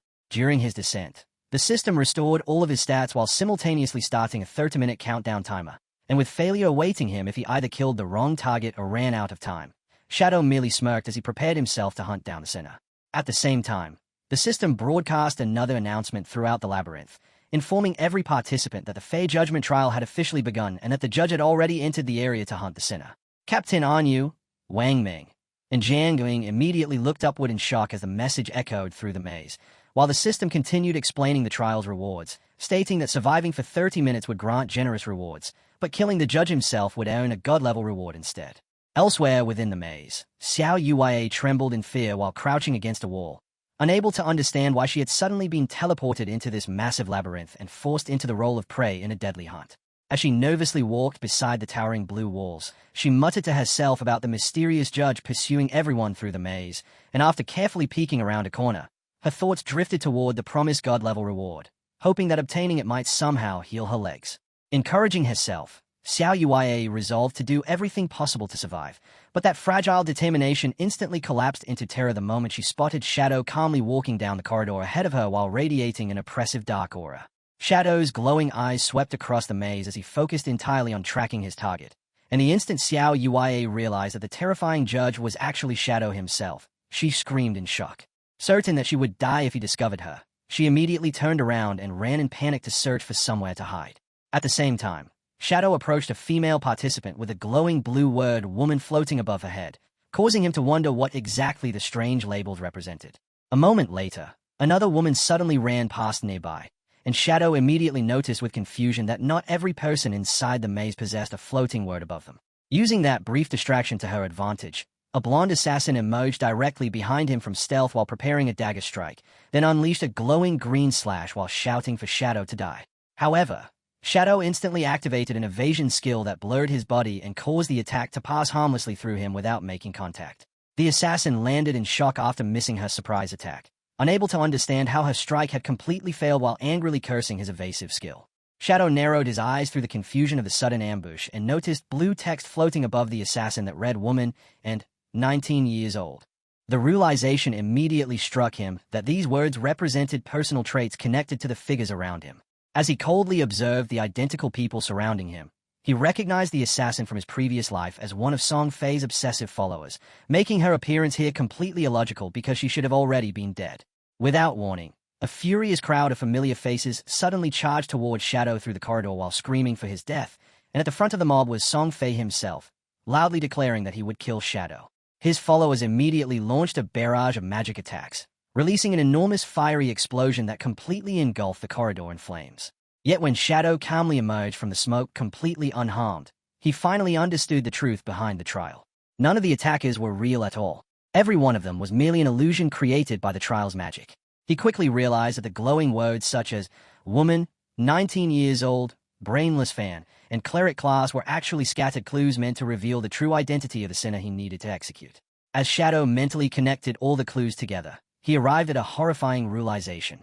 Only one person matched every description perfectly: his own sister, Xiao Yuya. Elsewhere inside the maze, the real Xiao Yuya crawled desperately across the ground while struggling to survive, while Shadow, now irritated by the sheer size of the labyrinth and already bored of hunting fleeing phantoms individually, decided to take a far more destructive approach. Dark purple flames suddenly erupted from his body as he activated his ultimate skill, Endless Nightmare, and in the next instant the violent flames exploded outward, rapidly flooding the maze's countless pathways. The illusions throughout the maze, including the fake Song Fei, were instantly consumed by the spreading nightmare flames, their bodies twisting and distorting as Endless Nightmare erased them from existence. Wanting to accelerate the search, Shadow immediately summoned multiple Shadow clones and ordered the dark duplicates to split up and sweep through the labyrinth in search of his target. The clones shot through the maze like bolts of lightning, effortlessly cutting down every remaining phantom they encountered along the way. The brutal strategy quickly produced results. Shadow finally located his target and found Xiao Yuya lying on the ground while surrounded by his spreading purple magic, and above her head floated a glowing blue title that read Sinner. Shadow stared coldly at his sister while hardening his resolve to complete the objective of the trial. Then, without showing the slightest hesitation, he threw a poison dart directly at her. The moment the attack landed, the system immediately announced that the sinner had been executed and congratulated Shadow for successfully clearing the maze. As a beam of light descended over him in victory, another notification appeared, informing him that a tracking mark known as the Shadow 3 Lives mark had been placed on Xiao Yuya at the moment of her death. Looking downward in surprise at what she had left behind, Shadow saw the system display Xiao Yuya's resurrection coordinates, confirming that she was reviving in the real world within Jianghai City. When he noticed lifespan orbs scattered across the ground, the truth immediately became clear to him. Xiao Yuya had been physically dragged into the trial itself. Unlike all the illusions surrounding the maze, she had been the only real person there, leaving Shadow questioning why she alone had been treated differently. As the dark labyrinth gradually faded away, the glowing spirit she appeared before him once again and congratulated Shadow, addressing him as the inheritor who had flawlessly completed the trial. She then instructed him to claim his reward from a primordial grade chest, and in the next instant, a massive white treasure chest materialized above the ruined remains of the maze. The chest burst open with dazzling radiance as brilliant light and sparkling stars poured outward, while Shadow watched silently in, or as the divine reward slowly descended from the star-filled sky. The system soon revealed the item he had earned, the Blade of Judgment, an extremely rare primordial-grade weapon. The white and gold sword possessed overwhelmingly high base stats along with powerful modifiers, and after grasping the glowing blade, Shadow immediately began examining its unique abilities. The weapon consumed divine nature points and possessed a separate pocket dimension known as the Land of Judgment, allowing its wielder to teleport slain targets into that realm to face judgment. Any sinner successfully judged by the blade would permanently increase the weapon's stats and raise its limits even further. Shadow was stunned by the sword's limitless growth potential. In his previous life, He had managed to reach the global top 100 using nothing more than a mythic-grade weapon that granted damage immunity. Yet now he realized that all of his old equipment was insignificant compared to this primordial blade. It quickly became obvious to him that continuously judging sinners would allow the weapon to evolve endlessly, effectively turning the real world itself into an extension of the trial. She confirmed his conclusion and explained that because of the game's strict laws, this trial had been the only legal method for granting him the Blade of Judgment, serving as a kind of tutorial for its future use. Now possessing his new weapon, Shadow immediately demanded an explanation for why the trial had required his sister's actual body instead of using a harmless illusion like everyone else. She's third eye suddenly glowed as she calmly answered that Xiao Yuya was a blasphemer. Then she revealed a dark vision showing an older and corrupted Xiao Yuya from the previous timeline. She explained that in Shadow's past life, Xiao Yuya had touched the Eye of Judgment in order to steal its power, and because of that crime, she had declared her a sinner destined to face judgment. After hearing the truth, Shadow coldly questioned why someone marked as a blasphemer had been allowed to live until now. She explained that the authority of judgment was a primordial law that existed since the very beginning of the universe itself, a power so absolute that a single thought from it could cover all time, space, and dimensions at once. Moreover, if Shadow judged Qin Xiaoyu as guilty, then every version of Qin Xiaoyu across all universes, timelines, dimensions, past, present, and future would also fall under the authority of judgment. However, she also revealed that in this life, Qin Xiaoyu had not yet committed the sin of blasphemy and did not even remember her previous life. She further explained that directly judging someone without proper rules, trials, and rewards would violate the fair nature of judgment itself, which is why Qin Xiaoyu had been given a chance instead of being executed immediately. Shadow finally understood that the entire trial had been specially created as practical training for him to learn how to use the authority of judgment and wield the primordial blade properly. The woman revealed that the trial had also awakened Qin Xiaoyu's mark of sin, causing her to slowly recover the memories of her previous life. Once all of those memories fully returned, the sin of blasphemy sleeping inside her would completely awaken as well. Woman warned that once Qin Xiaoyu fully awakened her past memories, she would become a complete blasphemer. At that point, judging her would massively increase the Blade of Judgment's divine point limit to over 1,000. After hearing that the divine point cap could exceed 1,000, Shadow immediately realized he would be able to unlock Blessed Judgment, a hidden ability of the Blade of Judgment that required 1,000 divine points to activate. She revealed that Shadow's rebirth and his infinite evolution talent were actually forms of Blessed Judgment granted to him by the authority of judgment itself. She also explained that the Blade of Judgment was merely a key, and if he truly wanted to control the authority of judgment, he would first need to learn the ancient god language. The ancient god language was the language used to write the rules of the universe itself, the very foundation behind all authority. Only by mastering it could Shadow truly understand judgment and the laws governing existence. Once mastered, he would even be able to use the authority to grant himself blessings and rewrite his own existential rules. Before disappearing, the woman revealed that she had erased Qin Xiaoyu's memories of the trial, allowing her to slowly recover her past memories naturally until she fully became a blasphemer. With that, she told Shadow to continue moving forward as the chosen heir of judgment. As Shadow returned to his hiding place, the final notification appeared, declaring that his path toward mastering authority had only just begun. At the same time, he received a divine tome containing the complete understanding of the ancient god language. Shadow quietly stared at the glowing divine tome as the system revealed that it contained the knowledge of over 247,000 ancient god language teaching books gathered from countless civilizations, enough to turn him into a true grand master once he mastered them all. Looking at the massive amount of knowledge inside the divine tome, Shadow felt speechless as he wondered how he was supposed to finish reading all 247,000 books.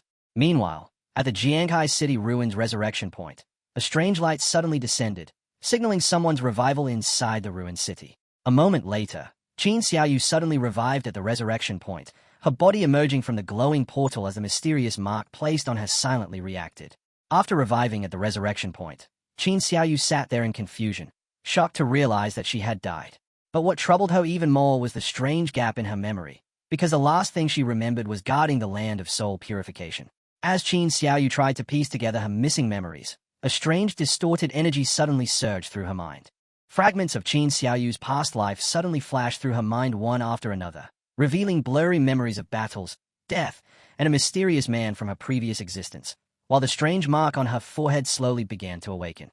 Qin Xiaoyu suddenly screamed in pain as the memories flooding into her mind became clearer and clearer, overwhelming her while the awakening mark continued reacting violently.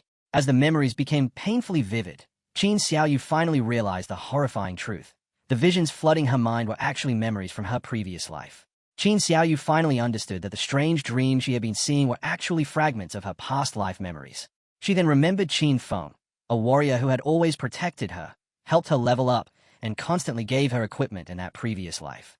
Crying uncontrollably, Qin Xiaoyu could not understand why Qin Feng treated her so differently in this life despite protecting her in the past, while all memories after level 20 remained completely missing from her mind. Qin Xiaoyu sorted through her recovering memories. She began suspecting that Qin Feng and Shadow might actually be the same person, but she could not find any clear memories to prove it. Driven by instinct, Qin Xiaoyu became convinced that Qin Feng and Shadow were truly the same person. As tears filled her eyes, she believed that something terrible must have happened in her past life that caused Qin Feng to abandon her and stop caring about her completely. Tears streamed down Qin Xiaoyu's face as she clenched her fist and finally realized the truth. Qin Feng also remembered his past life. With the experience he gained from the previous timeline of God's rejection, he was able to become the terrifying Shadow and grow overwhelmingly strong so quickly. After learning the truth, Qin Xiaoyu wiped away her tears and made up her mind. Since Qin Feng could use his past life memories to become Shadow and surpass everyone, she believed she could do the same. Filled with determination, she swore that once she became the strongest, she would personally settle the score with Shadow Qin Feng. Qin Xiaoyu quickly contacted her guild after discovering a bloodline monster suitable for priests. The guild members became excited immediately and rushed toward her location after she sent them the coordinates. Hearing the news, the Chen Wuming praised her for making another huge contribution to the guild and promised to reward her with 10 years of lifespan after they finished dealing with the monster. Meanwhile, the scene shifted to a peaceful sunlit beach with clear blue ocean waves gently hitting the shore. The Chen Wuming angrily demanded to know where the bloodline monster was, accusing Qin Xiaoyu of getting bold enough to even trick him. But with strange unknown words glowing above her head, Qin Xiaoyu calmly reassured him that the monster was hidden and could only appear after a special mechanism was triggered. With a faint smile on her face, Qin Xiaoyu explained that although the monster was only platinum level, it only existed for 2 hours and required a complicated mechanism to appear. Luckily, she already knew how to defeat it. She then looked at the Chen Wuming and calmly expressed her hope that after killing the monster, he would reward her with its bloodline skill. The Chen Wuming stroked his chin and laughed after hearing that Qin Xiaoyu even had a guide for the hidden monster. Without hesitation, he agreed to give her the bloodline skill and even promised that any priest-class equipment dropped by the monster would belong to her as well, casually remarking that priest skills and equipment were not worth much anyway. Qin Xiaoyu immediately thanked the Chen Wuming before gathering everyone together to explain the boss strategy, telling them to listen carefully. But deep inside, she secretly smiled to herself. In her previous life, she had already fought this boss before, which meant she knew exactly how to clear it. More importantly, the monster's bloodline skill, shaman's healing, along with the priest equipment it could drop, would massively increase her own strength. Qin Xiaoyu carefully explained the boss mechanics to the entire team. She warned them that the boss would eventually cast Bone Prison to trap the main tank, and the moment that happened, another tank needed to immediately take over aggro. She then ordered everyone else to completely ignore the Bone Prison and focus all their attacks on the boss instead. The Chen Wuming narrowed his eyes while resting his hand on his chin, confused by Qin Xiaoyu's strategy as he questioned why they would ignore the Bone Prison instead of rescuing the trapped tanks first. Qin Xiaoyu calmly explained that the Bone Prison had extremely high durability and would explode to deal massive damage once destroyed, making it too dangerous to attack directly. Instead, whenever the current tank became trapped, they simply needed to switch aggro to another tank and continue rotating like that throughout the fight. The Chen Wuming suddenly grinned after understanding the strategy, realizing that the fight favored having as many tanks as possible, preferably an entire team of them. But even as he said it, he questioned whether their damage output would become too low if they sacrificed too many attackers.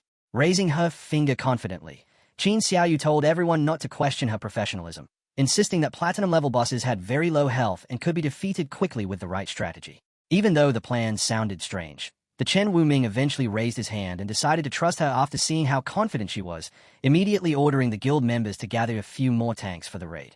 After agreeing to the plan, the Chen Wuming immediately asked how they were supposed to lure the hidden boss out.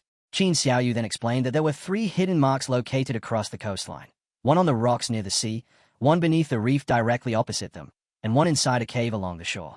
If 3 people touched all the marks at the same time, the hidden boss would finally appear. Hearing that, the Chen Wuming immediately gave the order for everyone to move into position and act.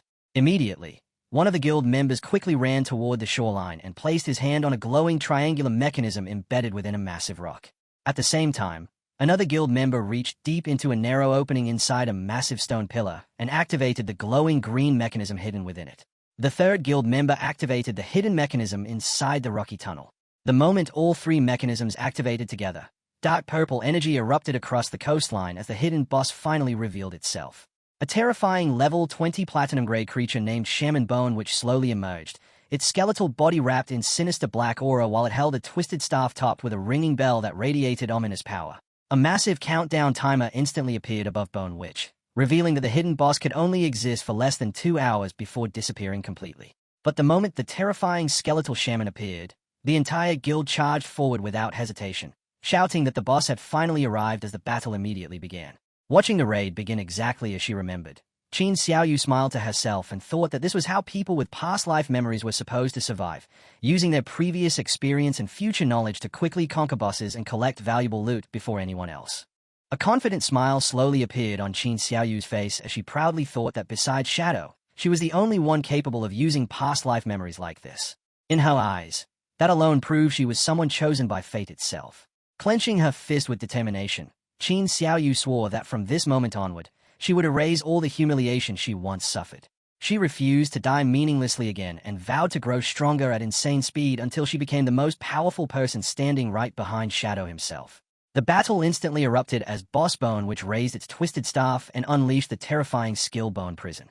As Bone Witch's dark magic spread across the battlefield, jagged skeletal spikes suddenly exploded from the ground. One warrior screamed in shock as the purple restraints wrapped around him completely. One after another, the guild members became completely trapped inside the glowing purple bone prisons as the battle slowly turned into a disaster. The Chen Wuming gritted his teeth in frustration after realizing they had already endured the 6th bone prison and only had one remaining protection skill left. More than an hour had already passed. Less than 30 minutes remained before the boss disappeared, and yet Bone Witch still had nearly half of its health left. Seeing the raid falling apart, the Chen Wuming finally lost his patience and angrily shouted at Qin Xiaoyu, demanding to know if her so-called guide was actually correct. Qin Xiaoyu's face instantly turned pale as panic filled her eyes, but she still desperately insisted that her strategy was correct, shouting that she had defeated the boss exactly like this in her previous life. In her panic, she blamed the guild instead, claiming their damage output was simply far too low. At that moment, one of the guild members suddenly screamed in panic that something was wrong with the boss, causing the Chen Wuming standing behind him to immediately turn serious. The entire battlefield suddenly changed as the 6-bone prisons scattered around the area connected together, forming a massive glowing hexagonal barrier that completely trapped the entire raid team inside. Purple energy surged across the enclosed field while the stunned warriors froze in disbelief, one of them screaming in shock after realizing their escape routes had been completely sealed. Jagged skeletal branches rapidly extended across the frame, glowing with violent purple energy. Before anyone could react, countless skeletal spikes violently burst outward from the connected bone prison, piercing through multiple guild members at the same time. Blood-curdling screams echoed everywhere as the purple energy tore straight through their bodies, instantly turning the trapped raid into complete chaos. In the next instant, the entire glowing hexagonal prison exploded with deadly purple energy, completely wiping out the raid team trapped inside. One after another, the guild members vanished into streams of light. Moments later, streams of resurrection light descended from the sky as the wiped guild members revived at the city's resurrection point. Their faces were filled with shock and disbelief, while the furious Chen Wuming glared ahead with burning red eyes after realizing the entire raid had been destroyed. Chen Wuming suddenly grabbed Qin Xiaoyu by her collar and furiously demanded to know what kind of strategy she had given them after causing the entire raid to be wiped out. Sweat and tears streamed down Qin Xiaoyu's face as she desperately tried to explain that the guild's damage output must have been too low, insisting she had never seen the boss use that terrifying skill before in her previous life. Hearing her excuse, the Chen Wuming completely exploded in rage and violently slammed Qin Xiaoyu into the ground, roaring that she was the one who forced them to bring 7 tanks into the raid in the first place, making proper damage output impossible from the very beginning. At that moment, another guild member rushed over in panic and reported that Bone Witch had already regenerated back to full health while less than 20 minutes remained before the hidden boss disappeared. The furious Chen Wuming could only roar back in frustration, asking what else they were even supposed to do now after the entire raid had already been destroyed once. Realizing the situation was completely hopeless, the Chen Wuming immediately ordered his subordinates to quickly contact Shadow Senior for help. Moments later, a flying skeletal beast rushed through the sky as the guild members desperately tried to reach Shadow. After finally reaching Shadow, the guild members desperately explained that they had discovered a hidden platinum-grade bloodline monster that would disappear in less than 15 minutes, begging him for help. But after hearing that, Shadow merely looked at them coldly and questioned how they could possibly fail against a mere platinum-grade boss. The guild member awkwardly admitted that the whole situation was a very long story. But before he could continue explaining, Shadow calmly interrupted him and ordered them to add him to the raid team immediately because he was already on his way there. As the terrifying purple aura surrounding Bone which continued spreading across the coastline, the guild members nervously informed everyone that Shadow Sr. was already coming. But with barely 10 minutes remaining before the hidden boss vanished. Suddenly, a massive explosion of blue energy erupted across the coastline without warning, instantly shaking the entire area and forcing everyone to shield their eyes from the blinding shockwave. As the blinding light faded, Shadow calmly stood at the center of the battlefield surrounded by golden energy, while the system notification revealed that the hidden boss, Bone Witch Dr. Wallander, had already been killed instantly the moment he arrived. The entire guild stood frozen in disbelief after watching the hidden platinum-grade boss die instantly in a single attack. One guild member could only stare blankly and mutter in shock that it ended far too quickly. Chen Wuming proudly declared that anyone who doubted Shadow Sr. would eventually learn just how terrifying his strength truly was. Shadow suddenly called out to Chen Wuming. The guild leader immediately straightened himself and respectfully answered, "Yes, sir." Shadow glanced toward Chen Wuming and calmly pointed out that the Bone Witch Doctor was a hidden boss with an extremely secret trigger condition before asking how their guild managed to discover it in the first place. Chen Wuming immediately praised Shadow's sharp insight before honestly explaining that the hidden boss was actually discovered by a junior sister from their guild. He then revealed that her name was Qin Xiaoyu, the same girl responsible for guarding Shadow's gate earlier. With a smile on his face, Chen Wuming casually called for Qin Xiaoyu to greet Shadow Sr. as well. But after receiving no response, his expression slowly changed in confusion as he suddenly realized she had completely disappeared. Hidden far away from the others, Qin Xiaoyu happily held the aggro in her hands while secretly laughing to herself.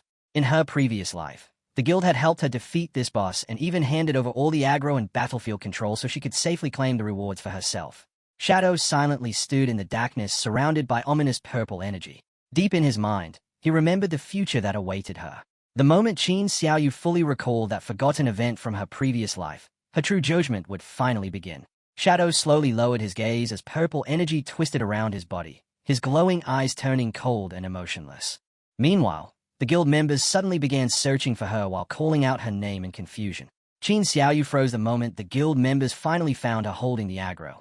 The furious guild leader immediately began shouting at her again, accusing her of causing the entire team wipe and then daring to ignore him afterward, even threatening to kick her out of the guild completely. Qin Xiaoyu suddenly clenched her teeth and angrily recalled memories from her previous life, recognizing the guild as Knight's Sanctuary, a group infamous for tricking people into becoming black slaves. She also remembered that in her previous life she had once been part of Jianghai's #1 guild, Godslayer, making her look down on everyone standing before her now. Convinced they were trying to deceive her again, she firmly declared that she would never fall for it twice. Even while being thrown out of the guild, Qin Xiaoyu still gritted her teeth and swore revenge against Shadow and everyone from Glory of Martial Virtue, vowing that one day she would make them pay back all the humiliation she suffered there. Moments later, the system officially announced that she had been expelled from Knight's Sanctuary Guild. As Qin Xiaoyu lowered her head in humiliation, some nearby players suddenly noticed the strange title floating above her name and began laughing at her openly. Hearing them mockingly call her Shadow III and Shadow's grandson only made her expression grow even darker. Surrounding players continued joking about Qin Xiaoyu's strange title, saying that ordinary people were not even qualified to become Shadow's grandson even if they wanted to. Some of them even started sounding strangely jealous, wondering how she had managed to obtain such a ridiculous title connected to someone as famous as Shadow. Shadow silently watched the Osiris disappear into the sky. He calmly reflected on the true purpose of the Blade of Judgment. To strengthen its divine limits and abilities, he needed to continue judging sinners and criminals. But even though Qin Xiaoyu could now grow rapidly using knowledge from her previous life, Shadow understood that it would still take time before she fully transformed into a true blasphemer. Shadow quietly recalled how crime rates across the real world had exploded ever since the godforsaken game descended, leaving countless unresolved criminal cases throughout the country. Hearing that only made him tighten his grip on the Blade of Judgment as he calmly decided to ask the authorities for information on those criminals next. While flying toward Jianghai City on Osiris, Shadow received disturbing news from the authorities about a recent string of brutal murders. Many young women had mysteriously disappeared, and according to the investigation, the victims were likely assaulted before being killed. Why still, the killer possessed an ability capable of destroying all evidence, making the case nearly impossible to solve. Realizing the situation was far more serious than ordinary crime, the investigators urgently asked whether Shadow was willing to help hunt the murderer down. After hearing the details of the case, Shadow gave a short response of agreement without hesitation. The investigators immediately became relieved and promised to send all the information they had gathered right away. The moment Shadow saw the investigation report, his expression immediately changed after recognizing the case at once. In his previous life, countless young women had mysteriously vanished throughout Jianghai City, yet no bodies were ever discovered, leaving the authorities completely without leads. Fear slowly spread across the entire city as the number of missing victims continued increasing year after year. Even long after Shadow was reborn, the true culprit behind the murders was never found, eventually turning the case into one of the most infamous unsolved mysteries in the Divine Abyss era. Shadow quietly realized that the killer had begun committing crimes far earlier than expected. After learning that the murderer possessed a profession capable of completely erasing evidence, even Shadow admitted the situation would be extremely difficult to handle. Shadow's eyes instantly sharpened as a cold thought crossed his mind. He would have no choice but to let Guiling accompany him for this investigation. Scene shift to real-world Jianghai City. Shadow arrived with Guiling at the last location where one of the missing girls had disappeared. Shadow calmly explained that enough time had already passed, but they might still be able to trace the murderer's lingering aura. Hearing his orders, Guiling immediately nodded and respectfully answered that she understood. Guiling immediately activated her tracking ability, as purple energy erupted around her body and formed glowing talismans in the air. A sharp beam of spiritual light then shot across the city, instantly locking onto a hidden trail left behind by the murderer. After successfully finding the direction, Guiling confidently told Shadow that she had the target and ordered him to follow her lead. Shadow and Guiling immediately rushed into the night sky, rapidly following the glowing hidden trail as it stretched deeper into the city toward the murderer's location. The scene then shifted to the San Franc Club. Meanwhile, a frightened young girl suddenly froze in terror after noticing a horrifying shadow slowly approaching her from the darkness. The terrified girl collapsed against the wall, trembling uncontrollably, tears streaming down her face as she desperately cried and sobbed in fear. A horrifying man slowly emerged from the darkness with glowing red eyes and blood dripping from his mouth, laughing in a twisted voice as he mocked the terrified girl for being so frightened after not seeing him for such a long time. The terrified girl could only sob helplessly through her tears, unable to even form proper words from fear. Seeing her panic, the man asked what she was trying to say. Before the girl could even answer, the monster suddenly grabbed her face with a twisted black hand, causing her to scream in terror as she desperately demanded to know what he was about to do to her. The girl cried out that Hu Chibin is a monster, accusing him of eating Wei Wei. Hu Chibin slowly revealed the horrifying truth behind his transformation, explaining that the godforsaken game had granted him the hidden warrior class profession known as Gao. Ever since obtaining it, he suffered unbearable hunger every single day, to the point where ordinary food could no longer satisfy him at all. Worst of all, consuming other players allowed him to permanently increase his attributes, turning him into a monster that hunted humans for power. Desperately trying to survive, the terrified girl begged Hu Chibin to spare her for the sake of the feelings he once had for her. But the crazed Gao only laughed bitterly while lifting her into the air, ranting that he had always loved Yang Xiaoye and devoted himself to her, yet she never once truly looked at him. Hu Chibin completely lost control as he roared in madness, screaming that Yang Xiaoye had never cared about him because her eyes were always focused only on Qinfeng. His body began mutating further while the terrified girl cried helplessly beneath him, trapped under the Gao's violent obsession and jealousy. Hu Chibin sinisterly claimed that he normally never played with his food before eating it, but today would be different because Yang Xiaoye had angered him too much. Meanwhile, the terrified girl trembled on the ground with tears in her eyes, desperately declaring that she would rather die than submit to him. Suddenly, both Hu Chibin and Yang Xiaoya froze after hearing movement nearby. Alarmed by the unexpected presence, Hu Chibin immediately turned toward the darkness and demanded to know who was there, while the terrified girl desperately cried out for help with the last strength she had left. Before Yang Xiaoye could continue screaming, Hu Chibin violently kicked her across the ground and furiously ordered her to shut her mouth. At that moment, Shadow and Guiling finally stepped out from the darkness. After sensing the murderer's aura, Guiling immediately confirmed that Hu Chibin was the culprit. Disgusted by what she saw, she coldly mocked him for preying on helpless girls before noticing that one of his previous victims' corpses was still lying nearby. Guiling then asked whether they should capture him alive and hand him over to the authorities, but Shadow answered without hesitation that there was no need for that. They would simply kill him on the spot. Hu Chibin immediately became furious and loudly demanded that they stop hiding and come out instead of playing mind games with him. Before he could even react properly, Guiling answered that wish and instantly launched his attack straight toward him. Hu Chibin's expression instantly twisted with killing intent as red energy exploded around his body.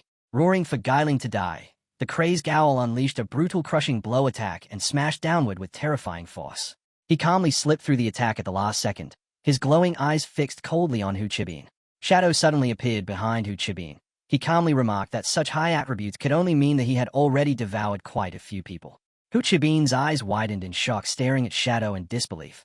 He immediately demanded to know how someone like him could possibly know his name. Before Hu Chibin could react, Shadow slashed him instantly with the Blade of Judgment, and his soul was immediately dragged into the judgment space for trial. As Hu Chibin's soul struggled in terror, Shadow coldly issued the command to detain him, and dark divine chains instantly dragged the gal completely into the judgment space. Shadow's eyes narrowed slightly in disbelief as he realized the murderer turned out to be Hu Chibin. Even he had not expected such a coincidence. Shadow quietly recalled that Hu Chibin had once been his boss in real life, a loud and arrogant man who constantly stole credit from others while shifting blame whenever problems appeared. Back when the godforsaken game first launched, Hu Chibin had even threatened him over the phone using his superior status. Shadow originally believed someone like him would have died long ago, but fate unexpectedly allowed Hu Chibin to obtain the hidden gal class and become a serial killer. Realizing this, Shadow understood that if he had not intervened tonight, the monster would have continued slaughtering innocent people, just like in the previous timeline. After the battle ended, Guiling apologized to Shadow for being briefly deceived by Hu Chibin's tricks, but Shadow calmly replied that his safety mattered more since the gal class possessed extremely dangerous growth potential. When Guiling asked where Hu Chibin's body had gone, Shadow simply stated that he had already dealt with it before ordering her to untie Yang Xiaoye. Meanwhile, the terrified girl could only sit there silently in shock, still unable to process everything that had just happened. After freeing Yang Xiaoye, Guiling gently reassured her that she was safe now and warned her to be more careful in the future. The shaken girl tearfully thanked both of them while Shadow quietly contacted the authorities and informed them that the culprit had already been dealt with, leaving behind one survivor and a body at the location. Hearing the report, the investigators were stunned that Shadow had solved the horrifying case so quickly. Yang Xiaoye tearfully thanked Shadow once again for saving her life, but he calmly replied that it was nothing. After that, Shadow instructed Guiling to stay behind with the survivor and wait for the authorities to arrive while he left first, disappearing moments later within a dark blue flame portal. As Shadow disappeared, Yang Xiaoye quietly stared at his departing figure with trembling eyes. The way he waved before leaving felt strangely identical to someone she once knew, causing her heart to shake as she softly whispered Qin Feng's name while thanking him once again. Yang Xiaoye quietly said that Guiling's master seemed like a very gentle person. Hearing that, Guiling looked at her curiously and asked how she could tell something like that after meeting him only once. At the same time, deep within the mysterious judgment space, a brilliant pillar of light suddenly descended from the endless star-filled sky onto the floating platform below, signaling the arrival of Hu Chibin's soul for divine judgment. After arriving inside the strange judgment space, Hu Chibin looked around in confusion before suddenly realizing he was still conscious. Thinking he had somehow survived, the gal immediately burst into laughter and viciously swore that once he devoured enough more people, he would eventually return to kill Shadow in revenge. Shadow slowly lowered his gaze toward Hu Chibin and coldly declared that the trial would now begin. Suddenly trembled as a massive divine gate slowly materialized before Hu Chibin, instantly making the gal realize that something was terribly wrong. Countless glowing chains suddenly wrapped around his body and violently dragged him toward the enormous gate against his will. As Hu Chibin was dragged before the divine gate, the judgment space immediately began extracting and reading his memories. One horrifying crime after another surfaced before Shadow's eyes. While the memories continued flashing past, Shadow suddenly narrowed his eyes after noticing something unexpected. Shadow watched Hu Chibin's memories unfold one scene at a time, and in them he witnessed a horrifying moment where a blonde woman with short hair was brutally murdered, after which a cloaked stranger calmly approached Hu Chibin and proposed a sinister deal, telling the killer to preserve the bodies of future victims and contact him before disposing of them, because for every corpse he was allowed to touch, he would reward Hu Chibin with 10 extra years of lifespan, and only after that could the bodies be discarded. A greedy grin immediately spread across Hu Chibin's blood-stained face as he accepted without hesitation, prompting the mysterious man to offer an even greater reward while warning him to stay alive, promising an additional 100 years of lifespan if Hu Chibin managed to raise his kill level to 10. Once the agreement was settled, the cloaked figure activated a spatial ability and vanished in a burst of cyan light, leaving behind only a casual wish of good luck for the confident murderer. From within the endless starry void, Shadow carefully analyzed the stranger's identity, focusing on a single detail that stood out above everything else, because when the man touched the corpse, a star-shaped mark had briefly appeared on his arm. Shadow immediately suspected it belonged to a hidden class connected to dead bodies, and moments later the scattered clues suddenly aligned, causing his eyes to widen in realization as he recognized the cyan teleportation magic at once. It was Soul Walker, a skill that had once belonged to a player named Zuma. Shadow remembered clearly that Zuma was already dead, and because Soul Walker was an absolutely unique class ability, he arrived at a terrifying conclusion almost instantly. The mysterious figure possessed the ability to steal unique skills simply by touching the corpses of dead players. Then Shadow recalled the stranger's demand that Hu Chi Bin raise his kill level to 10, and the moment he connected it to the recent chaos in Nanyu, he realized the War God Guild's senseless massacre of players had been pursuing the exact same objective. Everything was connected together, from the dead Zuma to Zentil, leader of the War God Guild, along with the surviving members of the Black Dragon Guild. Someone hidden in the shadows was controlling all of them at once. A chilling realization struck him soon after. The mastermind orchestrating this entire scheme, stealing abilities from corpses and manipulating guilds from behind the scenes, was Theodore, the diviner Shadow believed he had already killed permanently. Shadow immediately understood where he had gone wrong, because he never used his permanent death curse on Theodore, allowing the corpse to respawn in Country M. After that, the mastermind must have touched Theodore's body, stolen the diviner class, and traveled to Great Xia, where he secretly began uniting different factions with the sole purpose of targeting both Great Xia and Shadow himself. Even so, Shadow felt no fear, because with his overwhelming strength, none of these forces could defeat him directly in open combat. What truly concerned him instead was the nature of the trap they were preparing. Remembering how obsessed they were with increasing kill values, Shadow suspected their true objective was to summon a terrifying creature known as the Slaughter Executioner. From his previous life, Shadow knew this monster existed as a punishment mechanism within the game itself, specifically created to hunt mass murderers, and once summoned, the Executioner would instantly kill its target while also slaughtering anyone nearby whose kill value exceeded 100. After checking his own status panel, Shadow saw that his kill value remained at 0. As long as his kill value stayed below 100, the Slaughter Executioner would not target him, which meant his enemies likely understood that limitation and were probably planning to throw countless bodies at him in an attempt to force his kill count higher. Now that Shadow understood their strategy, he decided to monitor them carefully before turning his attention back to the trial, just as the system announced that the memory extraction had been completed. With enough evidence to confirm every crime, Hu Chi Bin was officially judged guilty, and the verdict immediately strengthened the stats of the Blade of Judgment. Holding the glowing weapon tightly, Shadow received one final system prompt asking whether he wished to execute the sinner. Completely terrified, Hu Chi Bin desperately begged to be spared, crying that there was no personal hatred between them, while offering all of his lifespan and equipment in exchange for mercy. But Shadow remained entirely unmoved by the pitiful pleas and coldly ordered the execution to proceed. The surrounding space instantly distorted as the endless starry void vanished, and in the next moment Hu Chi Bin found himself strapped to a metal chair inside the filthy basement hideout he once used himself. Then a heavy knock echoed through the room, and the door slowly creaked open to reveal 3 young women cheerfully greeting him as though nothing was wrong. The color drained from Hu Chi Bin's face as absolute terror overtook him, and while trembling uncontrollably and sweating in panic, he called out their names and demanded to know how they could still be alive when he had already eaten them. The girls answered with twisted smiles and slightly flushed cheeks, happily confirming that he still remembered them. But moments later their appearances warped into horrifying demonic faces with glowing red eyes as they declared that now it was their turn to feast.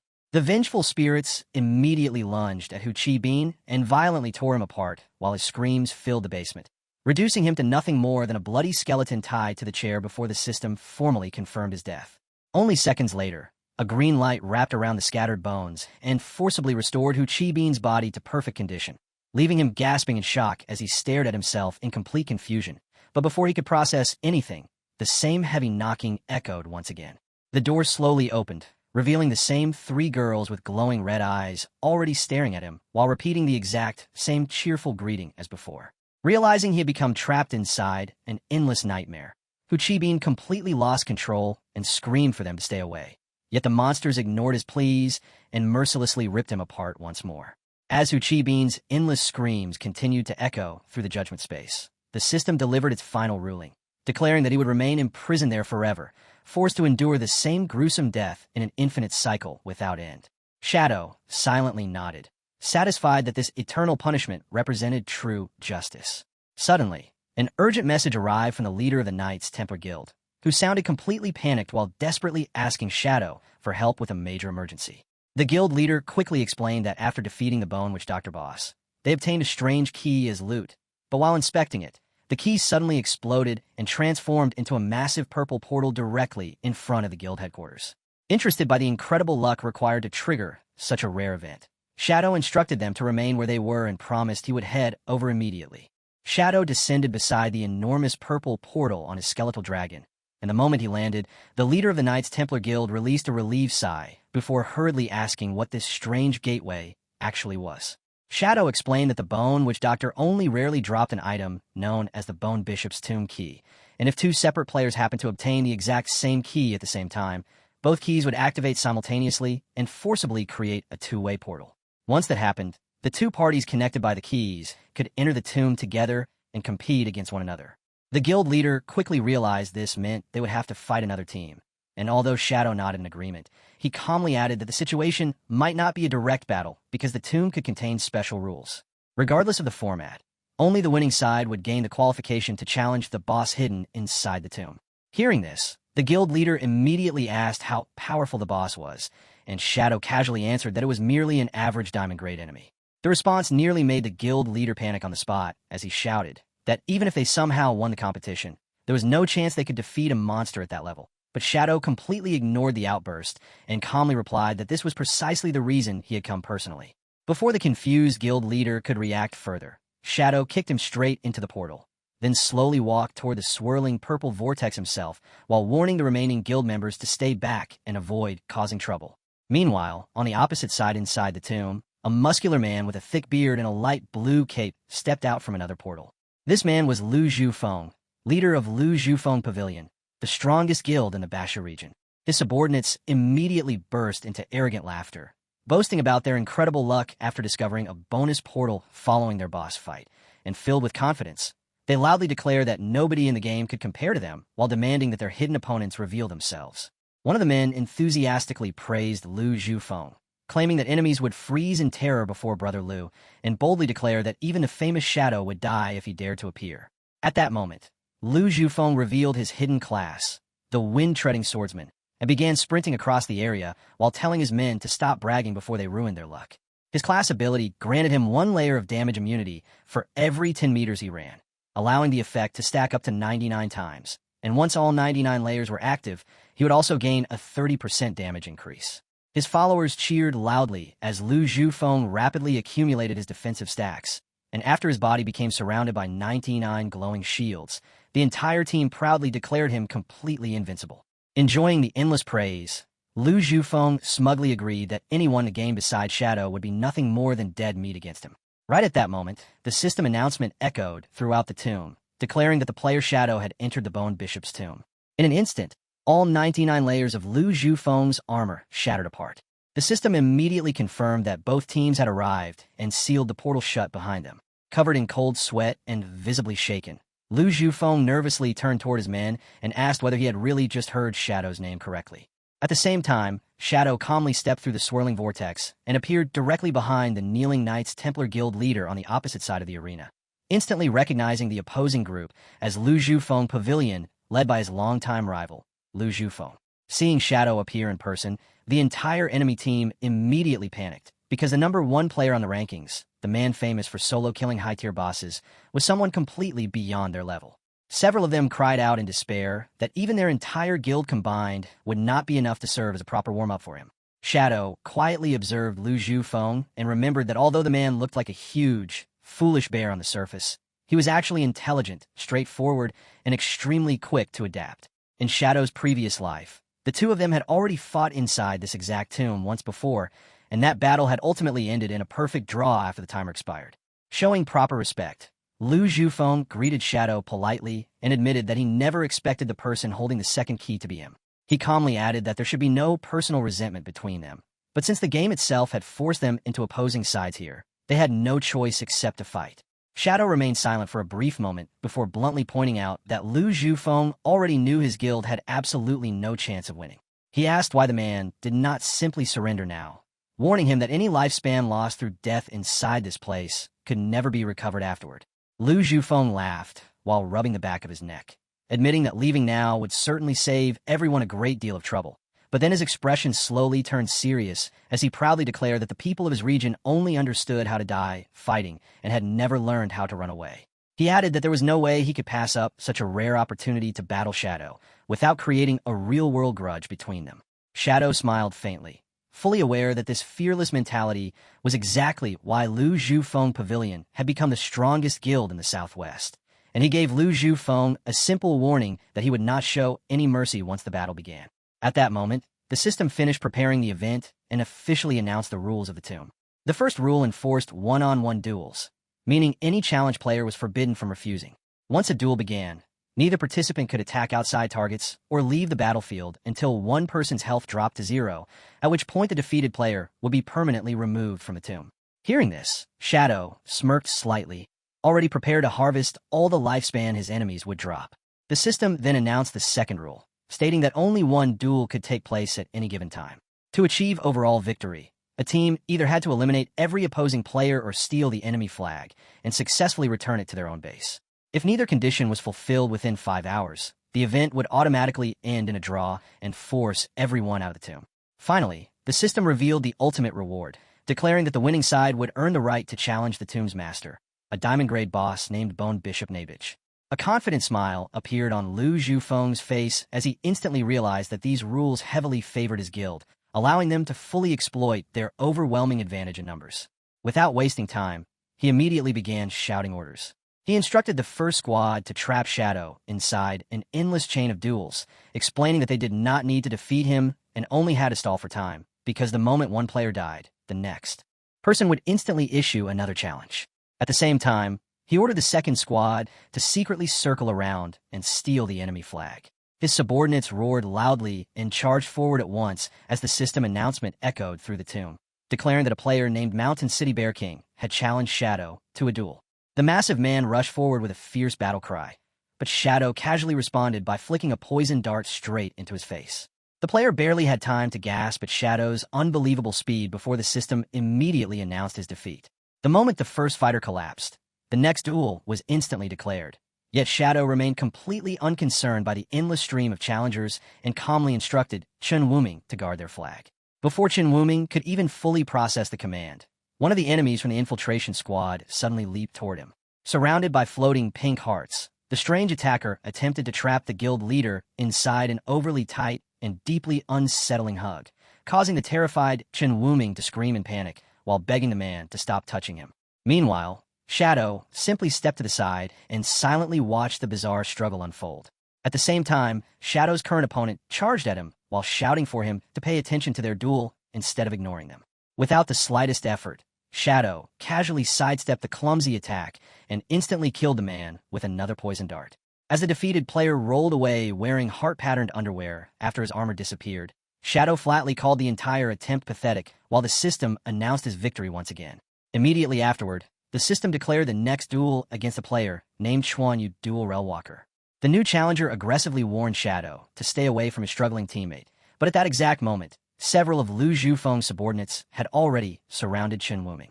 His face was covered in humiliating lipstick marks from the earlier embrace, and after enduring enough embarrassment, the furious guild leader finally exploded in anger. Shouting at the enemies to start taking him seriously, he activated his holy shield art, covering himself in golden light that rendered him completely invincible for 8 seconds. Taking advantage of the temporary invulnerability, Chen Wuming swung his weapon with full force and unleashed a powerful shockwave that blasted the surrounding enemies backward. Then, striking an overly dramatic pose, he loudly declared that he would defend Shadow's base and stop anyone from getting through. Instead of reacting with fear or preparing another assault, however, the enemies he knocked down simply sat there laughing. One of them mockingly suggested that the glowing guild leader should probably look behind himself first.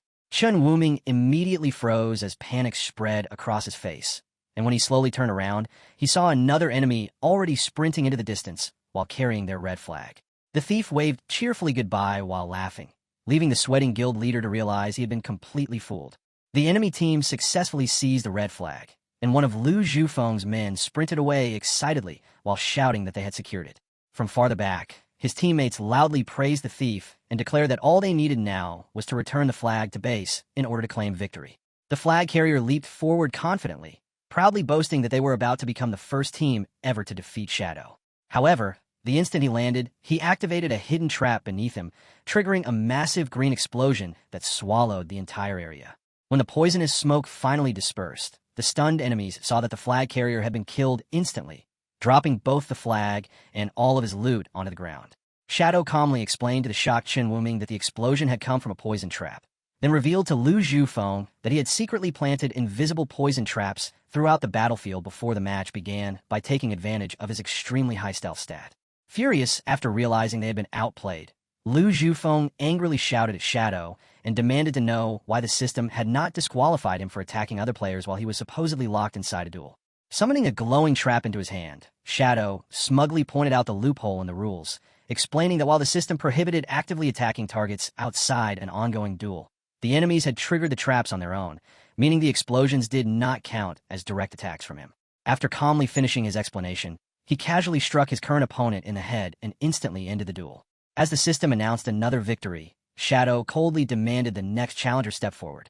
Unable to accept that Shadow could eliminate every opponent in a single hit, a player named Lu charged forward and immediately initiated a duel. Yet before the man could even properly react, Shadow smashed him in the face and defeated him instantly.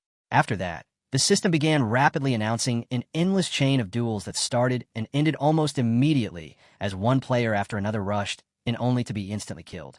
Watching the situation spiral out of control, a panicked Lu Zhufeng suddenly activated his sprinting skill and bolted away at full speed.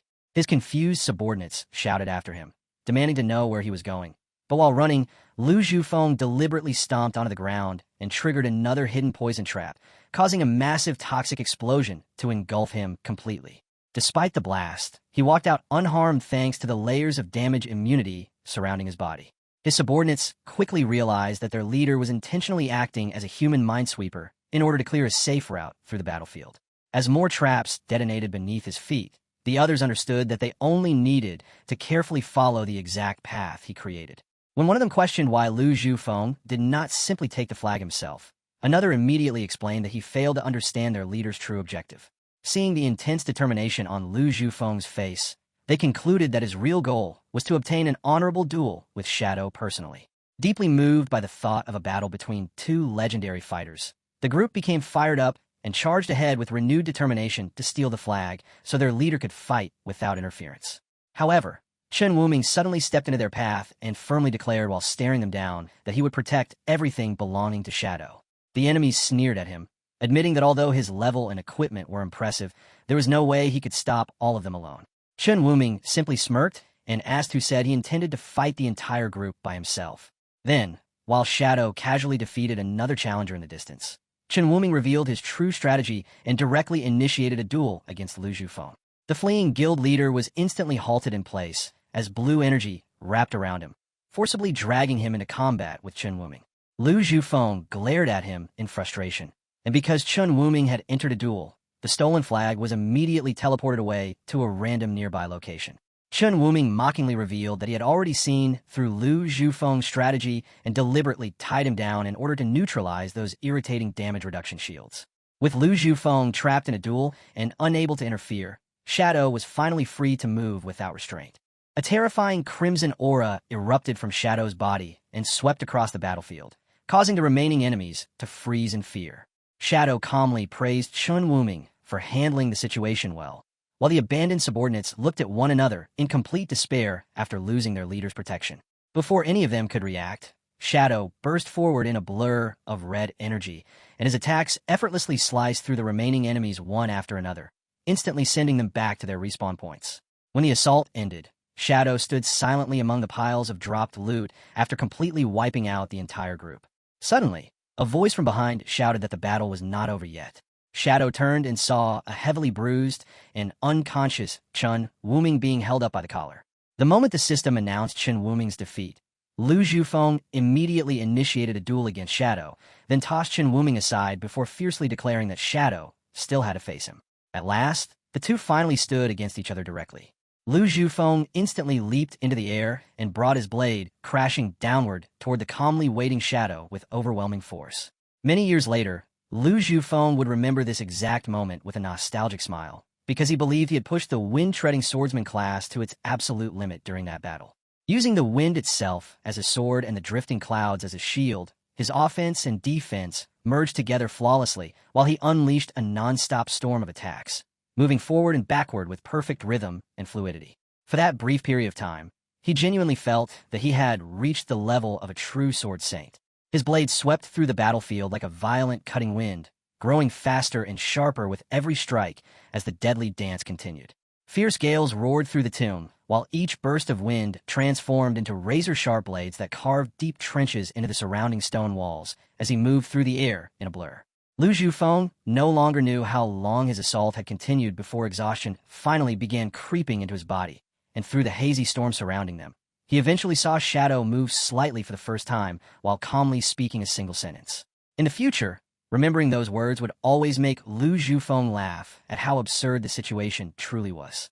Standing completely unharmed and entirely unfazed after enduring the endless barrage, Shadow politely thanked him and casually remarked that the cool breeze generated by his attacks actually felt rather comfortable before finally launching his counterattack. When the dust and raging wind finally settled, Shadow stood victorious alongside his clones while the defeated Lu Zhufeng collapsed before him. Shadow politely thanked the fallen guild leader once more and jokingly commented that the breeze from his attacks had honestly felt quite refreshing. As Lu Zhufeng's body gradually faded away, Shadow admitted that the wind-treading swordsman class was genuinely powerful, because an ordinary player would never be capable of overcoming its incredible speed and defensive abilities. Yet Shadow himself had managed to land more than 200 rapid strikes in order to break through those defenses while simultaneously dodging every single attack directed at him. The system soon announced Shadow's victory and warned that the tomb boss was about to appear. Outside the tomb, Chen Wuming quickly sent Shadow a message asking for an update on the situation. Shadow casually replied that the battle was already over and he was preparing to deal with the boss. But Chen Wuming immediately panicked and explained that nobody outside could enter to support him because enormous blue chains had sealed the purple portal shut completely. Moments later, a gigantic multi-armed bone bishop emerged inside the tomb itself. The instant Chen Wuming saw the level 20 diamond grade boss, he nearly lost his mind and hurriedly asked whether Shadow could really handle something like that alone, pointing out that monsters of this level normally required an entire team to defeat. He desperately asked what they could possibly do to help, but the constant shouting only irritated Shadow, causing him to bluntly tell Chen Wuming to shut up. At the same time, Shadow realized he was entering the fight with no information at all. In his previous life, his duel with Lu Zhufeng had lasted so long that the event timer expired before the boss ever appeared, meaning he knew absolutely nothing about this creature's abilities or attack patterns. The bone bishop suddenly raised its staff, and a massive fiery explosion erupted around its body.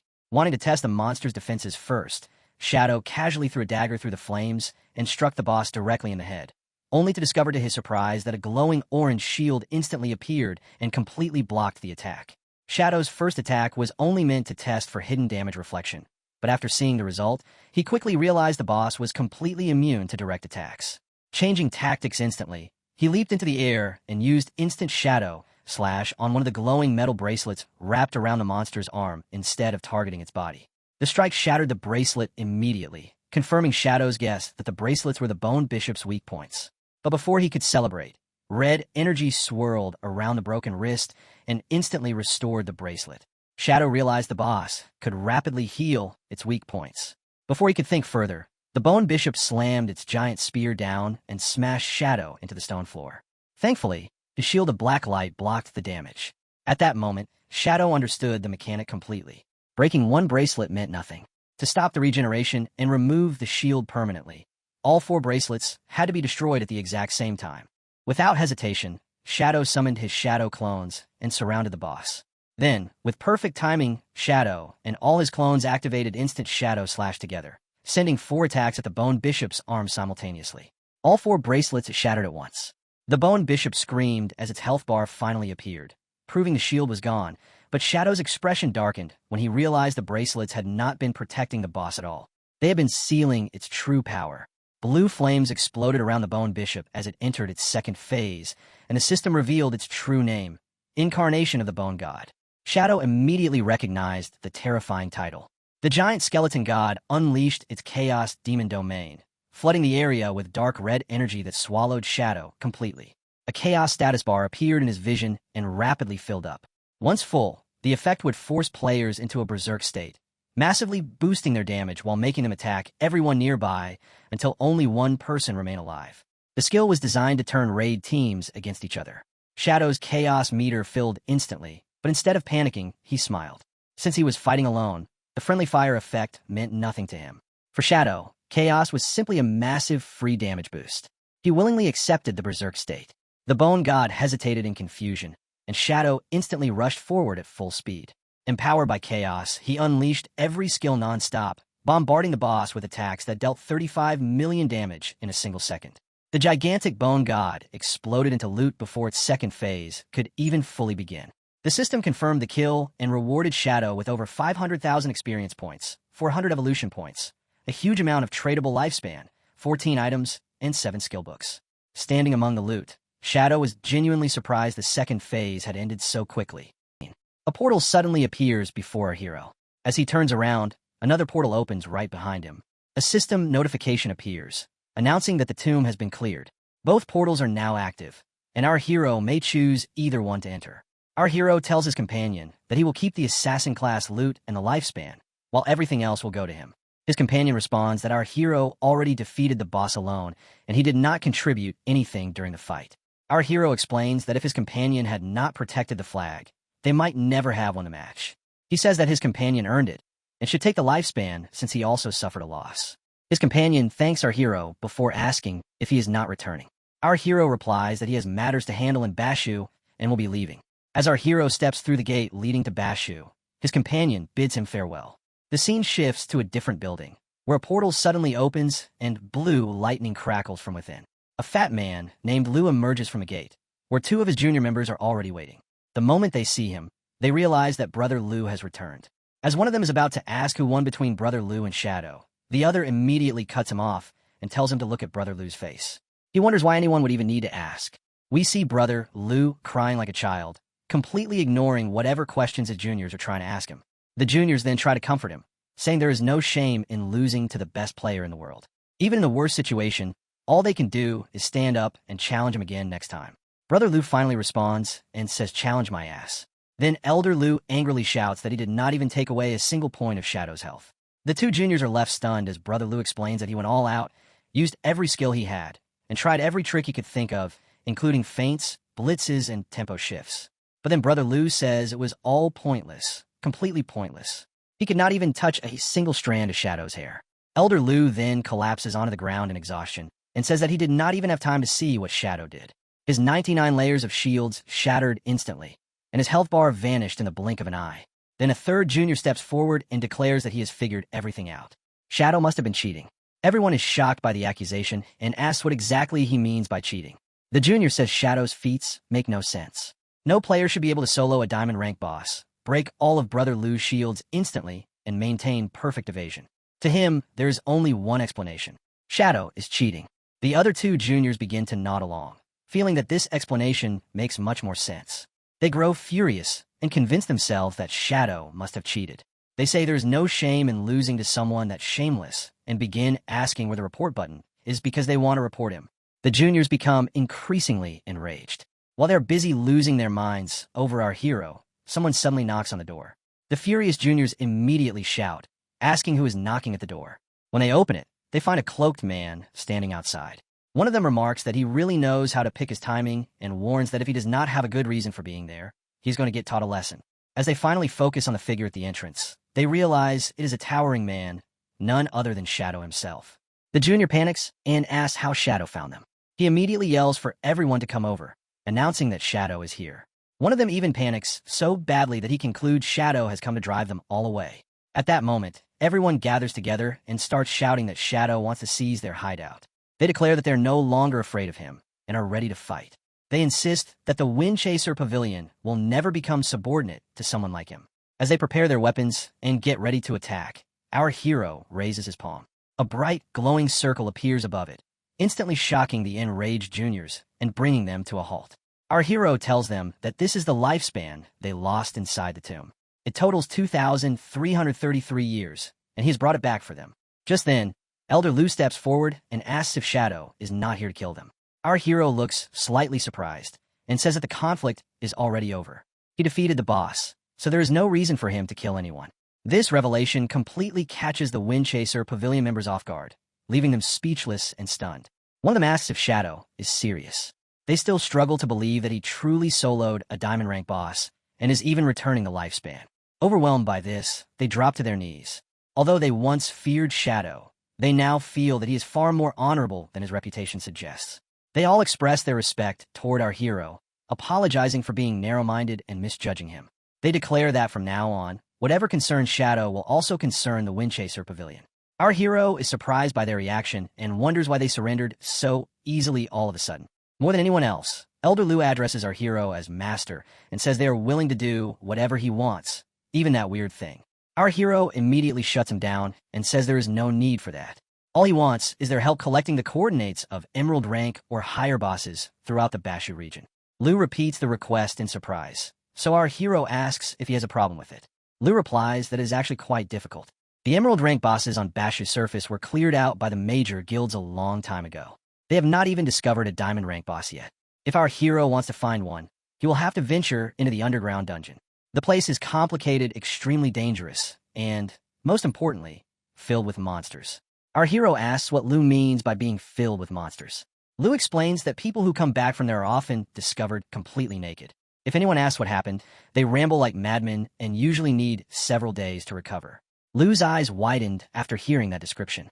He suddenly realizes it could be someone he knows. Our hero immediately turns back and tells them to get moving and take him there. Elder Lu attempts to object, but our hero cuts him off, saying there is no need for any more discussion and that they are leaving right away. The scene then shifts to the Wraith Underground Dungeon, but the person arriving is not our hero. Instead, it is Gewer along with his guild members. As they make their way inside, Gewer finds it hard to believe that this place is actually haunted. He even starts a live broadcast to turn the expedition into a fun event for his guild, telling his audience that today he's going to find out exactly what is happening inside this dungeon. The girls accompanying him do not believe the rumors either, insisting that the people who experienced those incidents must have simply been troubled by guilty consciences. Gewer agrees and proudly declares that true men of Shadaishan walk with confidence. Ghosts, spirits, and evil ghouls can all stay away. Just then, a monster suddenly drops from the ceiling right in front of him, instantly bringing his advance to a halt. It turns out to be the Dragon King of the Jalan River, a level 18 Platinum rank boss that radiates overwhelming power and looks incredibly intimidating. Gewer grabs his sword and laughs at the sight of the Platinum rank boss, remarking that such a huge dragon is bound to drop amazing loot. He then summons additional flying swords and prepares for battle, telling the girls to get ready as well. To strengthen his assault, he also summons a small panda to assist in the fight. At that moment, a strange entity watches the group from afar and quietly casts a spell on Gewer. The creature hides within the dungeon walls, chuckling to itself as it observes him. When the dragon briefly turns away, Gewer sees the perfect opportunity to launch his attack. He commands all of his swords to strike the monster at once, intending to finish it immediately. He leaps into the air and swings his own blade, but something bizarre happens. The sword dissolves in his hand and turns into fading particles of light. The monster has not even moved, yet Gewer is left completely stunned as he wonders where his weapon disappeared to. Before he can react, the dragon delivers a powerful slap that sends him flying like a wooden plank. While still airborne and reeling from the impact, another strange spell takes effect. In an instant, his equipment vanishes, leaving him with only a pair of shorts. When he crashes onto the ground, even the remaining shorts disappear. The girls are finally alarmed by the strange stories they have been hearing all this time. Although shocked, they also find it amusing that their guild master's equipment has completely vanished. They cannot stop laughing at his embarrassing situation. However, while they're distracted, their own equipment disappears without warning as well. Gewer sits up and watches as all of the girls lose their gear too, and now everyone begins to fear that the dungeon may truly be haunted. Instead of focusing on a backup plan, Gewer keeps staring at the girls, prompting them to complain that even in a situation like this, he is still acting distracted. Now, they have no choice except to run for their lives. Without their equipment, they stand no chance if the boss catches them. The place really does seem haunted, and escaping has become their top priority. Gewer reassures the girls that he is a man of honor and will not look back. He tells them to focus on escaping instead of worrying about anything else. One of the girls immediately responds that she does not believe him at all. Meanwhile, near the entrance of the Spirit Vendor dungeon, a portal suddenly opens. A system notification announces that our hero has entered the area. It is a berserk zone where lifespan consumption occurs at 100 times the normal rate. Accompanying him is Elder Lu, who addresses our hero as Big Brother and nervously warns him to be careful because the place is supposedly haunted. He admits that he is terrified of ghosts. Our hero tells him there's nothing to worry about, but Lu continues to argue and asks how else he can explain all the strange phenomena taking place there. As they continue walking, Gyu and the girls come sprinting toward them while the monster relentlessly chases from behind. Our hero is just about to explain to Lu that there are no ghosts in the dungeon, but the source of all the chaos suddenly appears right in front of them. Gyu spots the two of them and immediately thanks the heavens for sending help. Meanwhile, the girls are furious because they do not want to be seen in such an embarrassing state. Seeing the girls without any equipment, our hero immediately gives them a thumbs up and remarks that they are remarkably open-minded. However, Lu quickly corrects him, explaining that Basher players are not like that at all. According to him, it is actually their rivals from the Shu Road Mountain Guild who are known for being that open-minded. Suddenly, a system notification appears before our hero, warning him that an unknown theft attempt has been detected. The protection effect activates, ensuring that no items are lost. Using one of his abilities, our hero immediately reduces the cooldown period to 30 seconds. As he listens carefully, he can hear the strange spell echoing somewhere nearby. A moment later, the mysterious spell takes effect and strips away Lu's shirt. Lu instantly panics and tells our hero that his clothes have disappeared, insisting that there must be a ghost lurking nearby. Our hero activates his phantom eyes and spots a red aura surrounding the hidden culprit. This red energy, connected to our hero's power, allows him to track down the ghost-like presence. Then, with a single yellow slash, the creature is cut down. A system notification immediately announces that the Dragon King has been slain. Viewer is left stunned, unable to understand how a platinum rank boss could be killed with only one attack. He is completely bewildered and begins wondering whether it was Shadow who saved him. However, no matter where he looks, he cannot find any sign of Shadow. Meanwhile, our hero is focused on the individual responsible for casting the strange spells. He quickly realizes that the target managed to evade his attack. Noticing blood on the ground, our hero concludes that the true mastermind pulling the strings possesses an extremely high level of stealth along with astonishing agility and movement speed. Our hero understands that the creature roaming the area in search of valuable treasures is nearby. It is none other than William, the epic rank NPC known as the Saint of Thieves.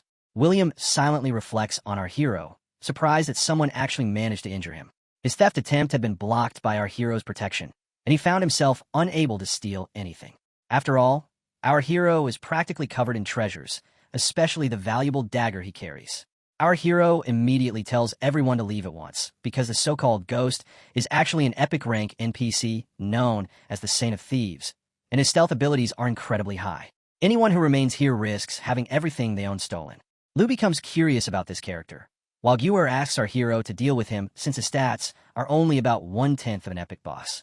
Lu shows his disappointment toward Gyu, saying that he never expected to be stuck leaving alongside such trash. Gyu instantly loses his temper and fires back by calling Lu nothing more than a fat pig. Lu refuses to back down and retorts that he never wanted to be with him in the first place. The two immediately descend into a heated quarrel. Lu mocks Baldy as a bunch of pumpkins with no sense of class, while Baldy shoots back by calling him a spineless gender blender and a complete walking catastrophe. Lu retaliates once more, warning him not to poke around with that toothpick of his. Annoyed, Baldy proposes settling things with the old rules. Whoever loses must publicly announce all of their glorious deeds, kneel before the winner, and offer a sincere apology. Lu accepts without hesitation and reminds him that the rules never mentioned chasing the wind pavilion, bullying him. Baldy then declares the competition. They will see who can provide greater assistance to Shadow in defeating the Saint of Thieves. Lu bursts out laughing and asks whether Baldy even owns a proper pair of underwear. He mocks him by saying that someone like him would only be throwing his life away. Baldy immediately counters by calling Lu a narrow-minded fool and tells him to watch carefully. Baldy then pulls out a skill book titled Son of Turtle. Look at my sword, and initiates a trade with our hero. Presenting the item, he respectfully says that he has a gift and hopes it will be accepted. Our hero receives the skill book and wonders whether it can actually evolve exclamation mark. System notifications appear, announcing that 231 evolution points have been consumed and the skill quality has advanced to mythic. Another notification explains that execution mark, an assassin class ability, has now become a mythic tier skill. After activation, the next attack places a mark on the enemy and tracks their location for 30 seconds.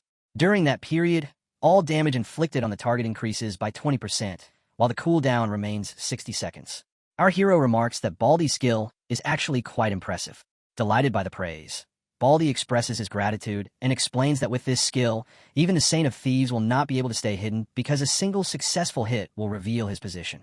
Lu immediately calls Baldy an idiot and points out that saying something like that out loud will only alert the target. Baldy instantly regrets revealing the information, while Lu calls him an idiot once again and says that now nobody will ever catch that sneaky thief.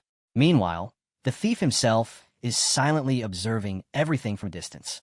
He notes that these people no longer possess anything valuable, and taking unnecessary risks could easily expose him. Deciding it is not worth the trouble, he prepares to leave and retreat. Just then, Lu suddenly calls out for him to look over here, completely catching him off guard. Lu proudly reveals his item and declares that he still possesses an incredibly precious treasure. He then challenges the thief, asking whether he can truly resist coming over to claim it.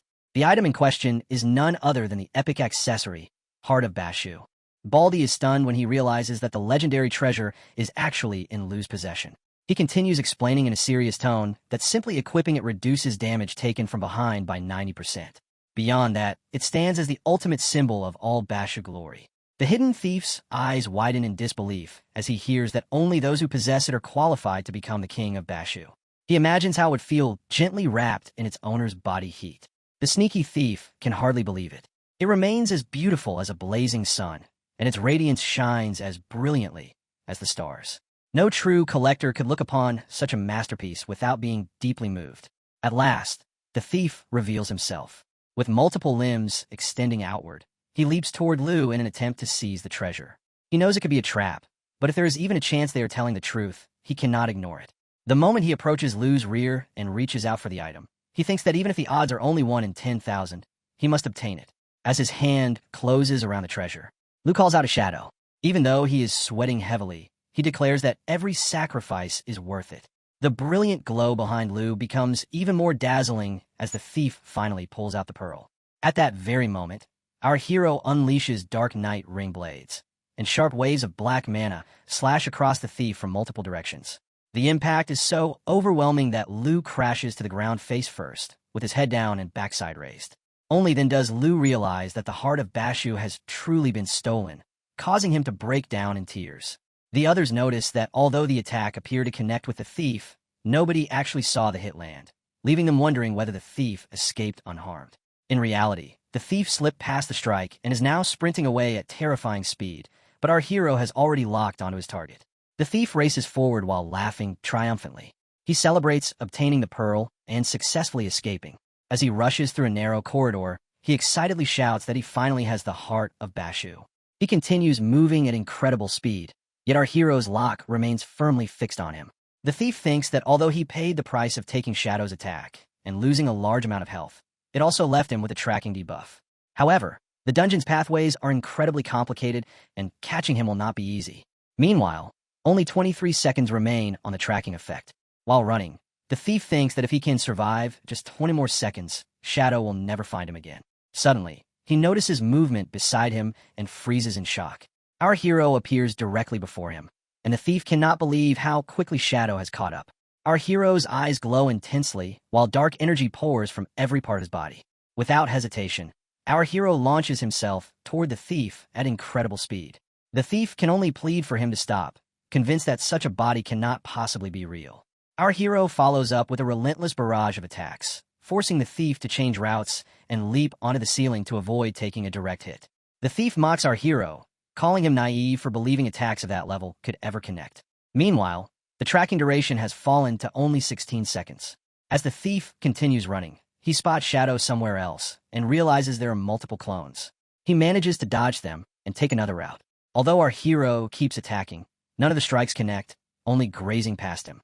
He enters another passageway while laughing and ridiculing our hero, claiming that every attack is completely useless. Now only 10 seconds remain. The thief believes stalling for that amount of time will be effortless. Then, inside a narrow hallway, he suddenly finds our hero standing directly in front of him. To his surprise, yet another shadow has appeared. Our hero immediately charges straight toward him. The clever thief quickly turns left, dismissing the attempt as a complete waste. Now only 5 seconds remain. As the countdown reaches a single second, the tracking mark above the thief's head finally disappears. The thief laughs with relief and happily declares that he is safe. This treasure should be worth an enormous amount of lifespan, bringing him one step closer to breaking the seal. But in the next instant, his eyes widened in complete shock. Our hero appears surrounded by numerous lifespan forged bows spreading in every direction around him. This time is not a clone or a shadow. The real body has arrived in person. The thief stares in confusion and wonders whether there are clones here as well. Then he realizes that the figure before him seems to be the genuine one. He studies the situation further and questions why Shadow is standing here. Looking at the ground beneath him, he notices the remains of monsters that had already been killed. He tells himself there is no reason to panic because the tracking mark has already vanished. He had assumed Shadow would no longer be capable of finding him. Yet our hero suddenly fixes him with a terrifying death glare. The thief's eyes nearly burst from their sockets in shock. Terrified, he immediately flees, unable to forget the horrifying glare he just witnessed. He decides that escaping this place is now his top priority. Along the way, he notices countless clones gathered together and begins to feel completely surrounded. Then a frightening realization strikes him. Could it be that Shadow intended to lure him here from the very beginning? The entire area is overflowing with dark aura and endless nightmare demons. The thief's mana and vision begin deteriorating under the oppressive darkness. Veins bulge across his body as the nightmare energy reaches its peak and engulfs him from all sides. The crushing pressure created by our hero's nightmare faces spreads throughout the area, terrifying the thief to his core. Unable to withstand the overwhelming dark energy, the thief writhes in agony and desperately admits defeat, declaring that he was wrong and surrendering completely. Our hero calmly responds that this is what the Saint of Thieves truly looks like. At last, the thief's real body is forced out of hiding. As he collapses onto the ground, he desperately begs our hero to spare his life and promises that he is willing to become a loyal servant. As the defeated thief's aura faded away, his true appearance was finally revealed. He turned out to be nothing more than a small thief boy. The system immediately detected an epic-grade NPC carrying the thief designation. His name was William. Since he willingly surrendered, the system asked whether our hero wished to recruit him as a guild NPC subordinate. Our boy accepted the recruitment request and allowed the little thief to join him. The moment the recruitment succeeded, William jolted upright in disbelief as a magic circle appeared behind him. The system informed him that he now officially belonged to Guild Shadow. From a short distance away, a completely naked man came running toward our hero while demanding an explanation of what had happened. Our hero casually replied that nothing important had occurred. He had simply recruited the thief. The bald man nearly lost his mind after hearing that. Along with the rest of the naked party members, he pointed accusing fingers at William and declared that he was an ugly and terrifying menace. They called him a shameless pickpocket and angrily demanded the return of their belongings. Even the girls wanted to beat him up. However, our hero stopped everyone and explained that William was now a friendly NPC. They could spend a lifetime purchasing items from him. The muscular man finally understood how everything worked. Even so, he furiously ordered William to reveal his inventory. William only asked for a little more politeness before opening his coat, which contained countless valuable items he had stolen. The system displayed the first item, Thief Saint Talisman, priced at 20 years of lifespan. When used on a target player within 3 meters, it randomly steals one item from that player's storage inventory, and the talisman is consumed after use. The second item appeared, Sacred Hand of Thief Skill Book, priced at 500 years of lifespan. It could permanently steal 2 random 4-dimensional attributes from a single target monster. Each target could only be robbed once. Current attributes gained through the skill stood at 0 out of 100. The naked party immediately tried to reclaim their belongings. William calmly explained that everything on display was for viewing only. They responded by threatening to kill him unless every item was returned immediately. The bald man admitted that 2 of William's products were surprisingly useful. The first was the Thief Saint Talisman. It might not seem valuable now, but once players obtained high-tier equipment, successfully stealing even one item would create enormous profit. The muscular man added that the Sacred Hand of Thief was even more impressive. Fully upgraded, it could provide an extra 100 attribute points. Although it cost 500 years of lifespan, it was still worth the investment. The muscular man then remembered all the strange people they had encountered earlier. Those individuals had probably been robbed of too much intelligence by this NPC and temporarily turned into complete idiots. Even so, he decided to learn Sacred Hand of Thief first. Spending lifespan felt painful considering they were only trying to recover their own belongings. A system notification appeared. Gear spent 500 years of lifespan to learn Sacred Hand of Thief. The bald man Lou also spent 500 years of lifespan to acquire the same skill. A notification then reached our hero. His NPC subordinate had earned 1,000 years of lifespan through skillbook sales. Due to the guild tax rate of 50%, 500 years of lifespan had been deposited directly into the guild lifespan pool. Our hero quickly realized that the guild received half of everything William earned. Later, he could simply send William wandering through major ruins to farm lifespan continuously. This arrangement was excellent. Spending 500 years of lifespan while receiving half back effectively reduced the cost to only 250 years. Another notification followed, informing him that he had consumed a total of 88 evolution points. Our hero continued reading the details of Sacred Hand of Thief. It was actually a mythical grade skill. It could permanently steal 5 random 4-dimensional attributes from a single target. The same target could only be robbed once. The skill required level 10 and had a cooldown of roughly 6 hours. Current attributes gained through the skill stood at 0 out of 3,000. Unlike the weaker version, it could be used on any target. Our hero examined his glowing hand after gaining the new attribute. He realized that percentage-based attribute increases would become increasingly powerful as the game progressed. Just then, William suddenly called out to him as he reviewed his enhanced stats. With a trembling voice and a blushing face, William asked if he could truly sense that aura. He claimed our hero possessed a skill that originated from the myths of the Steady Sky Thief clan and wondered how such a thing was possible. William immediately dropped to the ground and bowed deeply. He swore that he would follow our hero for the rest of his life. He promised to cross mountains of blades and seas of fire, if necessary. In return, he only requested that one day our hero pass this skill down to him. Our hero told him to stand up and said that if he proved his worth, he would teach him. William instantly agreed and promised to work harder than ever to demonstrate his value. At that exact moment, cracks suddenly spread across the dungeon walls and ceiling. The two minions stared in shock. From one of the fractures, a massive octopus-like tentacle covered in dark energy emerged. The naked party instantly panicked and feared that another boss had appeared. Soon afterward, a giant purple eye revealed itself and demanded that William be released. It declared that it would protect him and ordered William to run away. William desperately begged her not to act recklessly. Unfortunately, the giant eye had already made its decision. Blood began pouring from her body. The blood transformed into glowing eyes that fired powerful petrification rays. The beams struck like lasers and attempted to freeze everyone in place. Our hero quickly summoned a magic-resistant shield and completely avoided the attack. The eye was shocked that he remained unharmed and demanded to know what kind of shield he possessed. Then she activated another skill. Flames erupted from her body while glowing chains burst outward in every direction. Delia screamed at her to stop using that power because she could not afford the cost. The eye ignored the warning. More chains continued emerging from her body, but her condition rapidly deteriorated. Her form began withering away. William rushed toward her and begged her not to die. Our hero approached William, who was clinging to the giant eye while crying uncontrollably. He explained that there were actually 2 epic raid NPCs hidden inside this dungeon and asked what was really happening. William struggled to regain control of his emotions before explaining that the eye was named Aristotle. She was his closest friend. William then began recounting the past. He admitted that he could no longer remember how many years they had spent together. Back when he was only a young thief, the two had met and formed a close friendship. The eye possessed immense knowledge and could locate valuable treasures from incredible distances. William, meanwhile, possessed extraordinary thieving skills capable of obtaining nearly any treasure. Together they traveled across countless lands, collected endless riches, and eventually rose from ordinary thieves to legendary thief saints.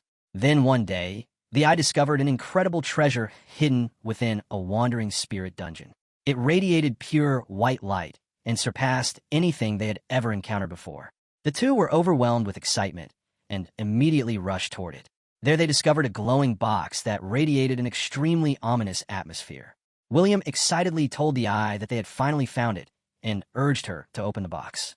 The moment she opened it, glowing chains erupted outward in every direction, accompanied by a blinding flash of light. Those chains pierced straight through the eye from every angle. Neither of them had expected the treasure chest to contain a primordial grade trap. As a result of the trap, Aristotle became permanently sealed there. Breaking the seal required 1 billion years of lifespan.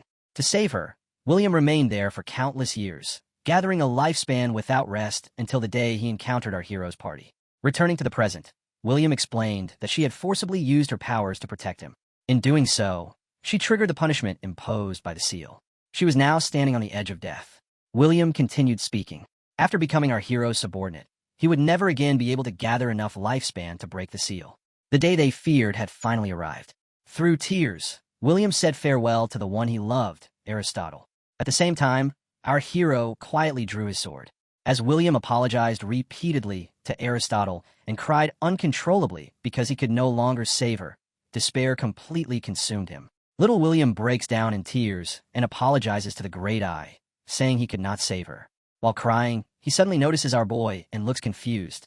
Our hero grips his dagger as the aura surrounds him and steadily walks toward the eye. William quickly asks what he is planning to do. The moment he sees the dagger, he realizes the intention and jumps in front of him, asking if he wants to kill the Great Eye. He warns that she will not even drop anything valuable. But our boy keeps moving forward. William desperately begins begging him not to do anything. Terror fills his face as our boy prepares to strike the eye.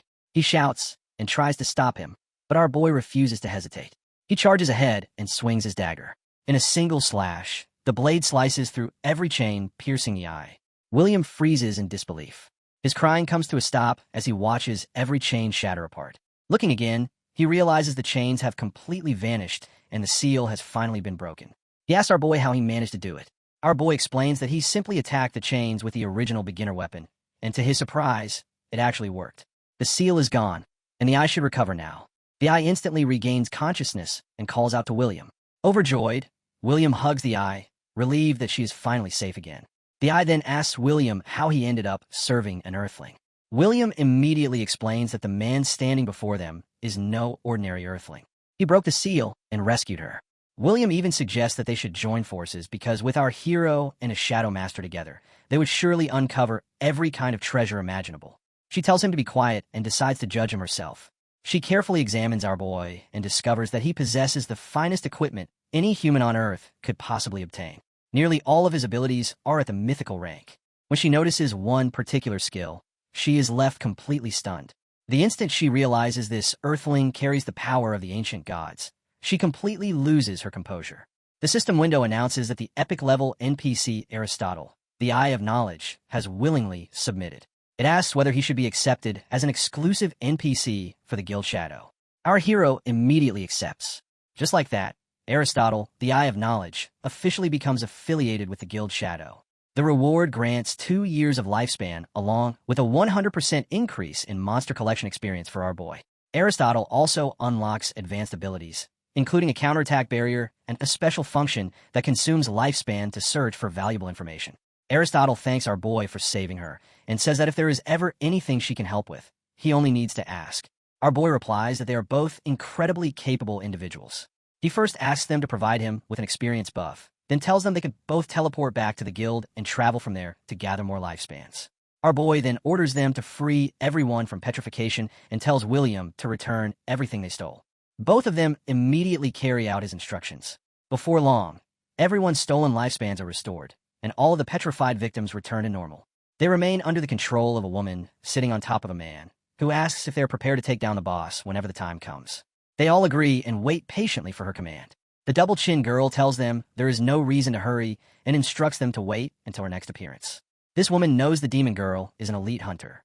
Every attack she makes is precise and decisive without even a moment of hesitation. On top of that, she constantly stays alert to everything around her and would immediately retreat at the first hint of danger. The only chance to catch her is at the perfect moment. Just then, the demon girl suddenly appears right behind the monster. The blonde girl notices that the demon girl lands a devastating blow on the beast. She then activates the magic ball in her hand, causing a glowing magic circle to appear beneath the demon girl.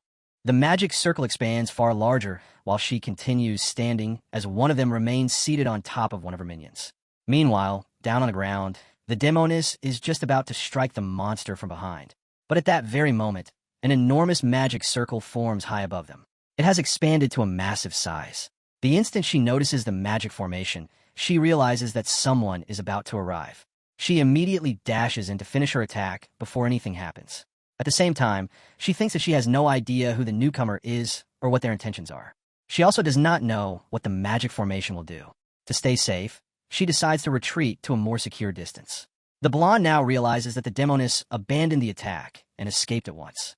No wonder these rats belong to the Shadow Guild. She commands her minions to move in and take over the boss. The moment they receive the order, the minions immediately charge ahead without a second thought. Watching those minions rush out from a nearby building, She recognizes that they belong to the Misty Mountains Guild. Instead of targeting the Demoness, they head straight for the beast, whose remaining health has nearly run out. From a safe distance, she realizes these people from Cloud Mountains and Misty Mountains intend to steal the boss and claim the rewards.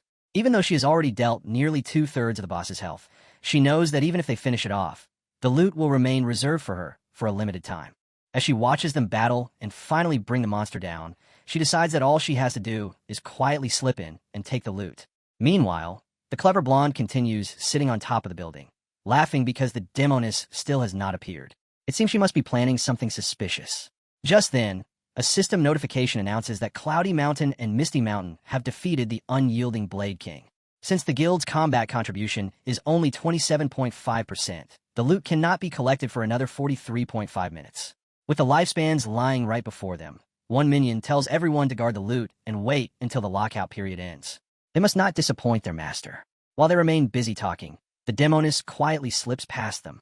She swiftly moves right in front of them while using her hero skill. None of the minions notice her presence as she reaches the glowing lifespans. The blonde smiles with satisfaction, knowing her prey has finally taken the bait. She immediately casts her spell. Suddenly, just as the Demoness reaches for the lifespans, a magic circle appears beneath her. The circle instantly transforms into a Desire Prison formation.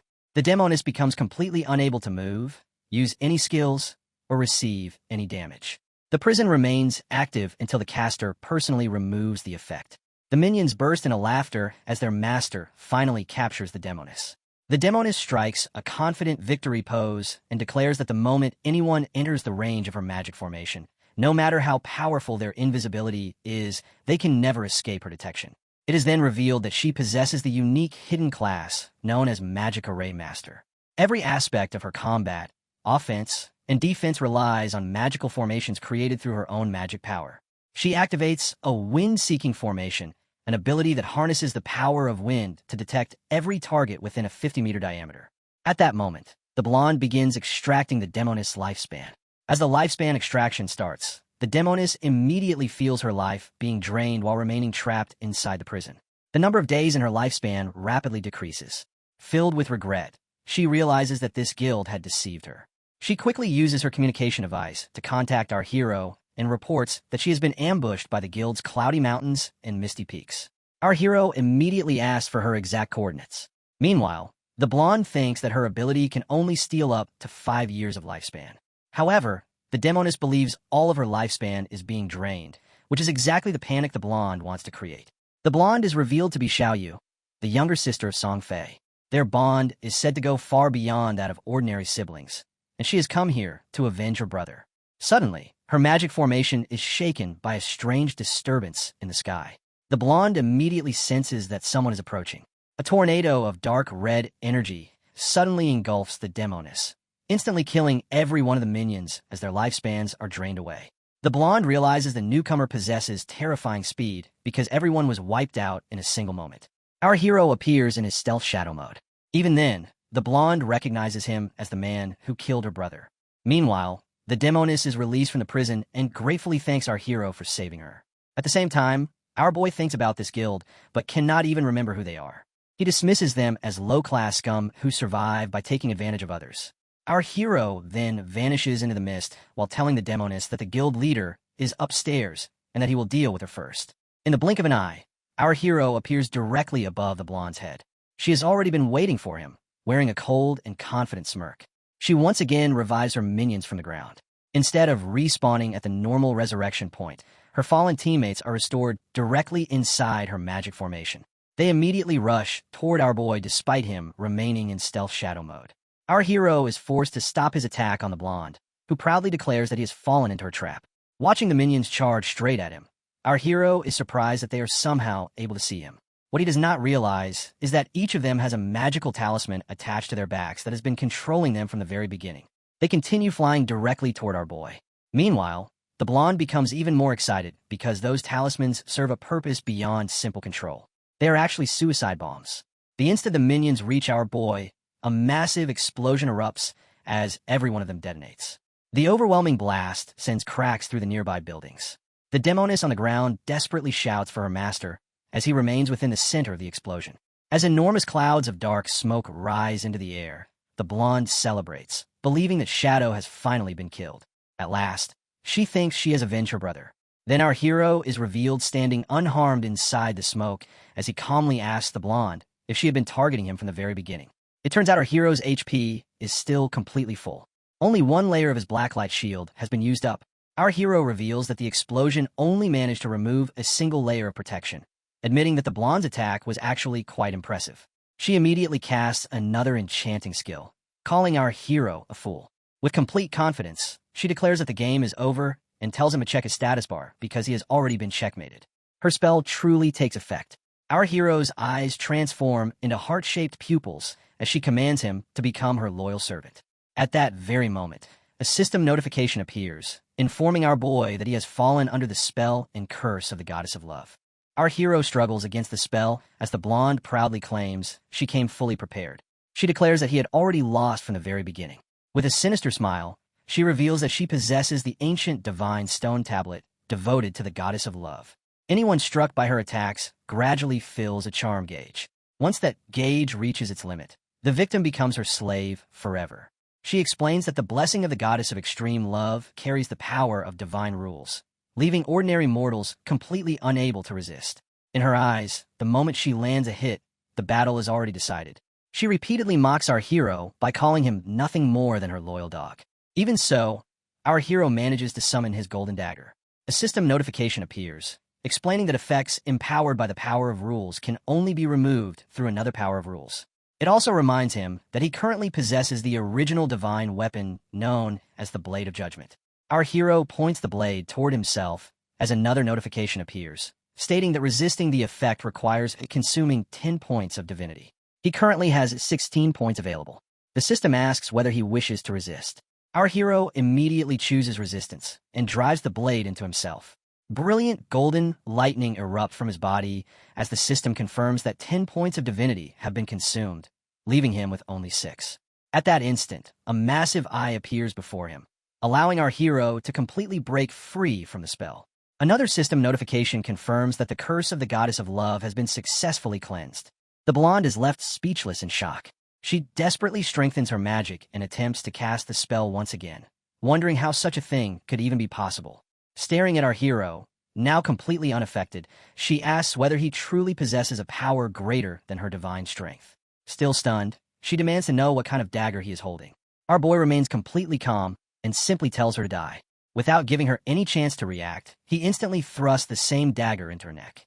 His strike is so swift that she cannot even respond. Immediately afterward, our hero realizes his next target. He rushes toward the summoned minions standing behind her, cutting through them in one smooth motion as he passes by. At that moment, the blonde's body begins flickering before slowly fading away. Our hero realizes he has already severed her summoned servants.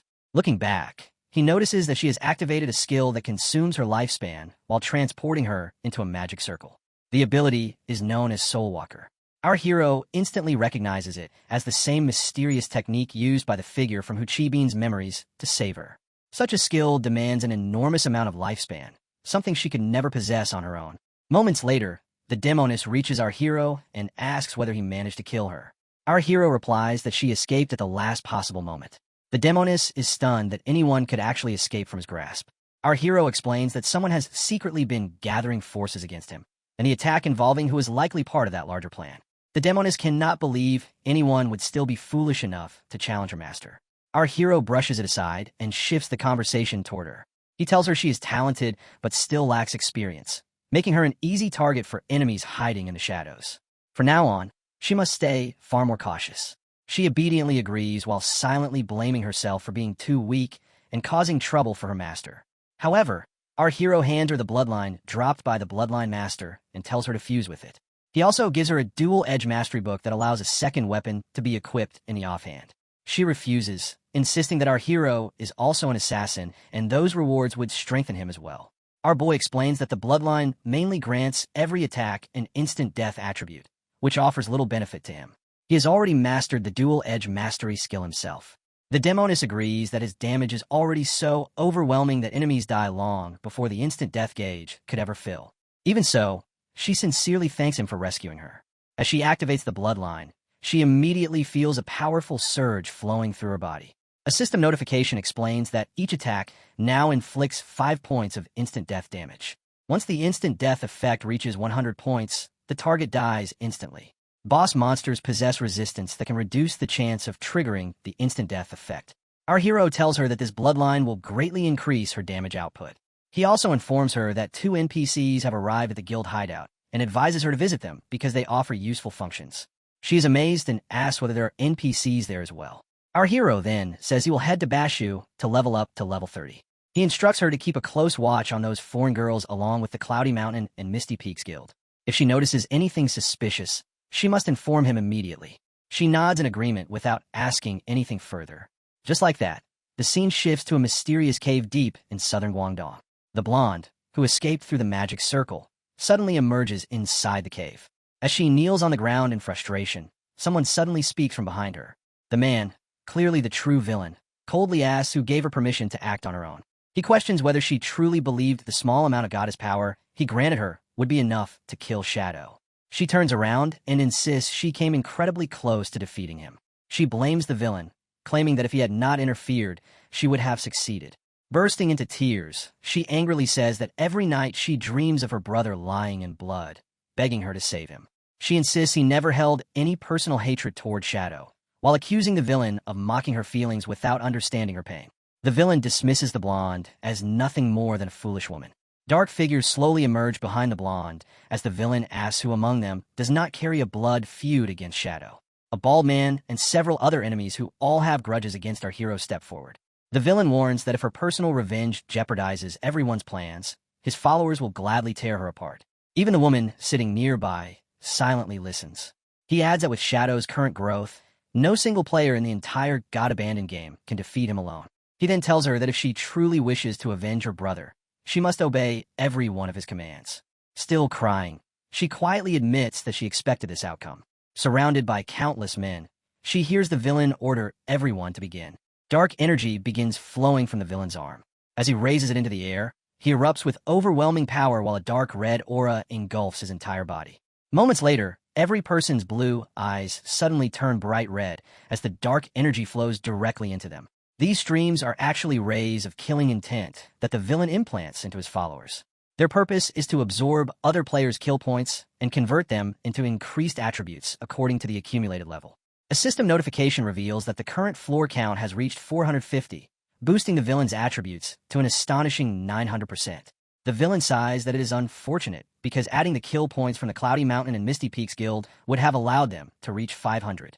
Because of her failure, their entire operation must now be delayed. She lowers her head and sincerely apologizes, accepting full responsibility and any punishment that follows. The villain coldly replies that if she wants to apologize, she should apologize to someone else. He then orders his followers to punish the blonde however they please. The men burst into cruel laughter, thanking their boss while promising they will enjoy themselves with her. The blonde turns pale and begins trembling as she realizes exactly what is about to happen. They immediately seize her and begin tearing away her clothes. The villain turns his back and says he is leaving to gather the remaining 50 kill points. Until he returns, everyone is to remain there and await further orders. He narrows his eyes, thinking that only one final piece of the plan is still missing. Meanwhile, the villain's followers continue assaulting the blonde, while another female teammate watches the horrifying scene in complete shock. At that very moment, she receives the villain's next order to eliminate Shadow. The system pinpointed multiple high-level bosses with their exact locations and coordinates. Our hero checks the system notification and realizes there are countless bosses hiding throughout this haunted dungeon. He figures the legendary thief was the reason nobody in the city ever managed to explore it completely. He recalls the skeletal dragon and thinks dozens of bosses should be enough for him to reach level 30. But then another thought suddenly crosses his mind. He remembers that the experience gained after the 4th advancement cannot be accumulated all at once. He enters the caravan beside the Bending Spirit dungeon entrance. There he finds his 2 minions excitedly welcoming him into the dungeon. The moment he arrives, they immediately start talking over each other. One says the Shadow Knight on the 3rd basement floor is Emerald Grade, while the Baldy insists the giant decaying bone lizard on the 4th basement is the better target. They keep arguing over which monster would be the best for leveling up.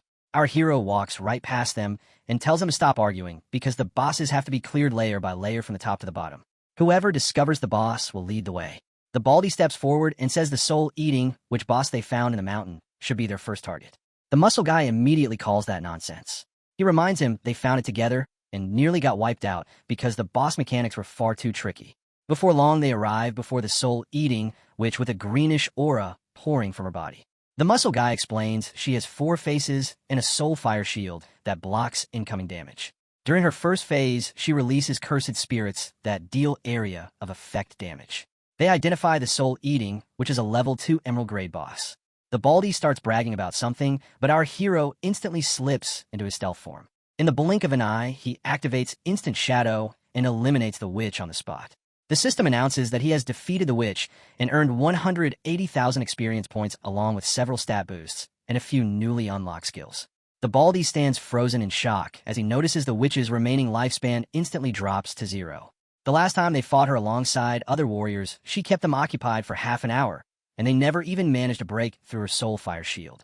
The muscle guy argues that if the Baldy had not stayed hidden waiting for a sneak attack during their last battle, they would not have struggled so much. The Baldy defends himself by saying he was only watching out for the legendary thief. Meanwhile, our hero absorbs all the lifespan and says he has already claimed the Assassin Creed along with a lifespan tied to it. He tells them they are free to divide everything else among themselves before they continue deeper into the next area. The two of them immediately dive toward the remaining lifespan and gather it excitedly like little kids. Later they come across a massive skeleton war elephant that is a level 20 platinum grade beast. It lets out a furious roar as it charges toward them. But our hero unleashes instant shadow strike, and the enormous beast is sliced apart from every direction. Just like that, the system notifies our hero that he has earned 120,000 experience points, 64 evolution points, and 55 years of lifespan. His guild members eagerly collect the remaining lifespan, just like before. Next, they encounter the Emerald Grade boss, Shadow Knight Karen, but it is cut apart in exactly the same effortless way. Then they run into the Platinum Grade boss, Molten Giant Ball. The same Shadow Strike skill instantly cleaves it apart as well. Our hero keeps defeating every boss without the slightest effort. After that, he also eliminates the Emerald Grade boss, Death Rattle Pre-Sauron. Then one unlucky boss simply opens the door to see who is outside and gets cleaved apart the exact same way. The unfortunate victim is Gatekeeper Nightfall, who is also an Emerald Grade boss. Next comes Falcon Davi, followed by Destroyer of Nations and the Knowledge Demon Child. Finally, our hero defeats the giant skeletal ruler Dr. Ghost, who is sliced apart just like the others. A system notification appears announcing he has defeated the Emerald Grade boss son of Skeleton King and earned 170,000 experience points from that fight alone. The system congratulates our boy for reaching level 30. Our hero realizes he only needs another 400,000 experience points to advance to the 4th career level. Defeating just 3 more bosses should be enough. But then something suddenly catches his attention. He asks if that was the final boss, or if any others are still hiding. His 2 assistants can only stare at him in silence. The muscle guy explains they spent days searching for those bosses. The Baldy says he still cannot believe our hero wiped them all out within a single hour. The muscle guy adds they have already cleared every boss on the 1st floor of the Wandering Spirit dungeon. There should be another boss on the 5th floor, but no matter what they tried, they could never open the entrance. Our hero asks why the door cannot be opened. He tells them to look toward the entrance once again. Soon they notice the door is already opened and dark energy is pouring from inside. Seeing the open entrance leaves them stunned because during their last visit, they tried every possible method but failed to unlock it. Our boy explains that the path to the 5th floor only opens after every boss inside the Wandering Spirit dungeon has been defeated. Now everything finally makes sense. The Baldy wonders if an incredibly powerful boss is waiting beyond the 5th floor. Our hero tells him to head inside, but the Baldy quickly asks him to wait. The Baldy admits that before today, he never believed the legendary stories about Shadow. Black Justice Messenger called him Trace's dude the most handsome man in the world. He keeps listing one nickname after another and says he used to laugh at them before meeting him in person. Our hero almost blushes after hearing those ridiculously overpowered titles and wonders if people really call him by those names. The Baldy says he is now completely convinced. He says that in only 1 hour our hero has improved both him and his guild more than they could have achieved in an entire month. Since Shadow has been so generous, he refuses to let the people of Sichuan lose face. He takes out several ingredients and prepares a dish called Yang Hot Pot. He explains that eating it increases every attribute by 10%. He serves the meal on the table and says it is a top-tier item their guild only brings out during the final boss rush. It also happens to taste incredible. Our hero takes a bite and finds it absolutely delicious. The ingredients are quickly cooked in chili-infused butter before being finished with sesame oil and chopped scallions. It seems our hero also possesses remarkable knowledge of cooking. Meanwhile, the muscle guy grows furious because his turtle friend has already impressed their master first. He decides he cannot fall behind either. He also summons a giant dish and invites our hero to enjoy the signature delicacy from his wind-chasing pavilion. He explains the dish is called Bo chicken. After eating it all, abnormal status resistance increases by 50%, while death effects are completely removed. Despite its name, it contains countless delicacies from both land and sea. As our hero tastes it, he finds the flavor fresh, spicy, and fragrant. Inside are pieces of meat, quail eggs, fish, and many other kinds of seafood. Now, both guild leaders are competing head-to-head while arguing that their master prefers their own cooking. Our hero offers both of them some food, but they immediately turn away. Each refuses to eat what they call the other's trash. The muscle guy says he would never touch a hot pot because it is far too oily and salty. They're just about ready to start fighting after insulting each other's dishes. Just like that, after enjoying all those dishes, our hero's attributes increase by 10%, while his abnormal status resistance rises by 50%. As he feels the power flowing through his aura, he realizes this is actually a pretty impressive buff. Then they continue forward. Meanwhile, his minions celebrate because their special dishes finally proved useful. They keep enthusiastically praising the benefits of their own cooking. As they move deeper inside, they discover a massive statue standing before them. It is the statue of a giant woman. Without warning, its glowing eyes slowly open. The sight makes the minions break into a cold sweat as they wonder if this terrifying figure is a boss monster. Suddenly, the statue's rocky surface begins to crack apart, revealing the face of a woman hidden inside. Our hero and his group watch in surprise as more pieces continue falling away. In the next moment, the entire stone shell sheds completely, and a giant Titan woman finally reveals herself. She is plump Galena, a devoted believer of the goddess of extreme love. The minions panic after realizing she is a diamond grade boss. Our boy immediately warns everyone to stay alert because this boss possesses a special battle mechanic. Before they can even ask what he means, he has already activated Graceful Release. Combining Slaughtering Shadow with Instant Shadow Slash, he lands a devastating blow on the boss. They cannot understand how even a diamond grade boss is losing such a huge amount of HP so quickly. Suddenly the boss throws her mouth wide open and lets out a horrifying laugh. She immediately releases a charm roar. It is actually a hidden spell that spreads across the entire cave and affects everyone inside it. Luckily, the muscle guy resists the charm gauge, but the baldy fails, and his charm gauge instantly fills to the maximum. Our hero watches the scene without suffering any effect because his magic resistance protects him. He already knows this charm status can turn anyone into the servant of the boss. As the baldy's charm gauge reaches its limit, he immediately loses control. He rushes beneath the boss while making strange noises and bizarre expressions. The muscle guy calls his turtle friend an idiot and says that if he had eaten the Bo chicken, he would have resisted the boss's attack. Then he notices a countdown floating above the baldy's head and wonders what it means. Our hero explains that once the countdown reaches 0, the affected person will become the permanent slave of the goddess of extreme love. The baldy desperately asks how someone trapped like that can be saved. Our hero says the only way to stop the countdown and save the victim is to defeat this boss. Before the muscle guy can react, the baldy suddenly summons his sword and bursts into manic laughter as he prepares to kill. He immediately charges at our hero while shouting that he will kill every man. The muscle guy warns our hero that the baldy has completely lost his mind. He instantly leaps forward and drives a powerful kick into the baldy. Then he locks him in a firm arm hold and tells our hero to deal with the boss while he takes care of the baldy. Meanwhile, the boss starts laughing because she has already begun casting another spell. As the magic activates, more minions rise from the ground. They repeat the exact same chant spoken by the boss. Our hero is shocked that they're actually humans and wonders if everyone charmed by the boss eventually turns into monsters like them. They appear harmless and kind while begging our hero to stop. Our hero realizes he should have been the first person to ever reach this place, so he cannot understand why the boss already commands so many human servants. Suddenly, every charmed victim rushes straight toward our boy. He concludes there must be a hidden reason explaining why the boss possesses such a massive army. His eyes suddenly sharpen as he enters stealth mode and activates the Dark Knight Ring Blade skill before cutting through every human body. With one overwhelming slash, he wipes them all out. The boss immediately casts the spell again, using the book in her hands, and another wave of servants appears before our hero. He quickly realizes these minions can be summoned endlessly. Narrowing his eyes, he figures out the source is the magic book the boss carries because it continuously calls forth new servants. He then pushes his strength to the limit while thinking the previous wave completely filled his finisher gauge. Perfect because he can unleash a finisher now and the next wave will refill it again. He activates Endless Nightmares.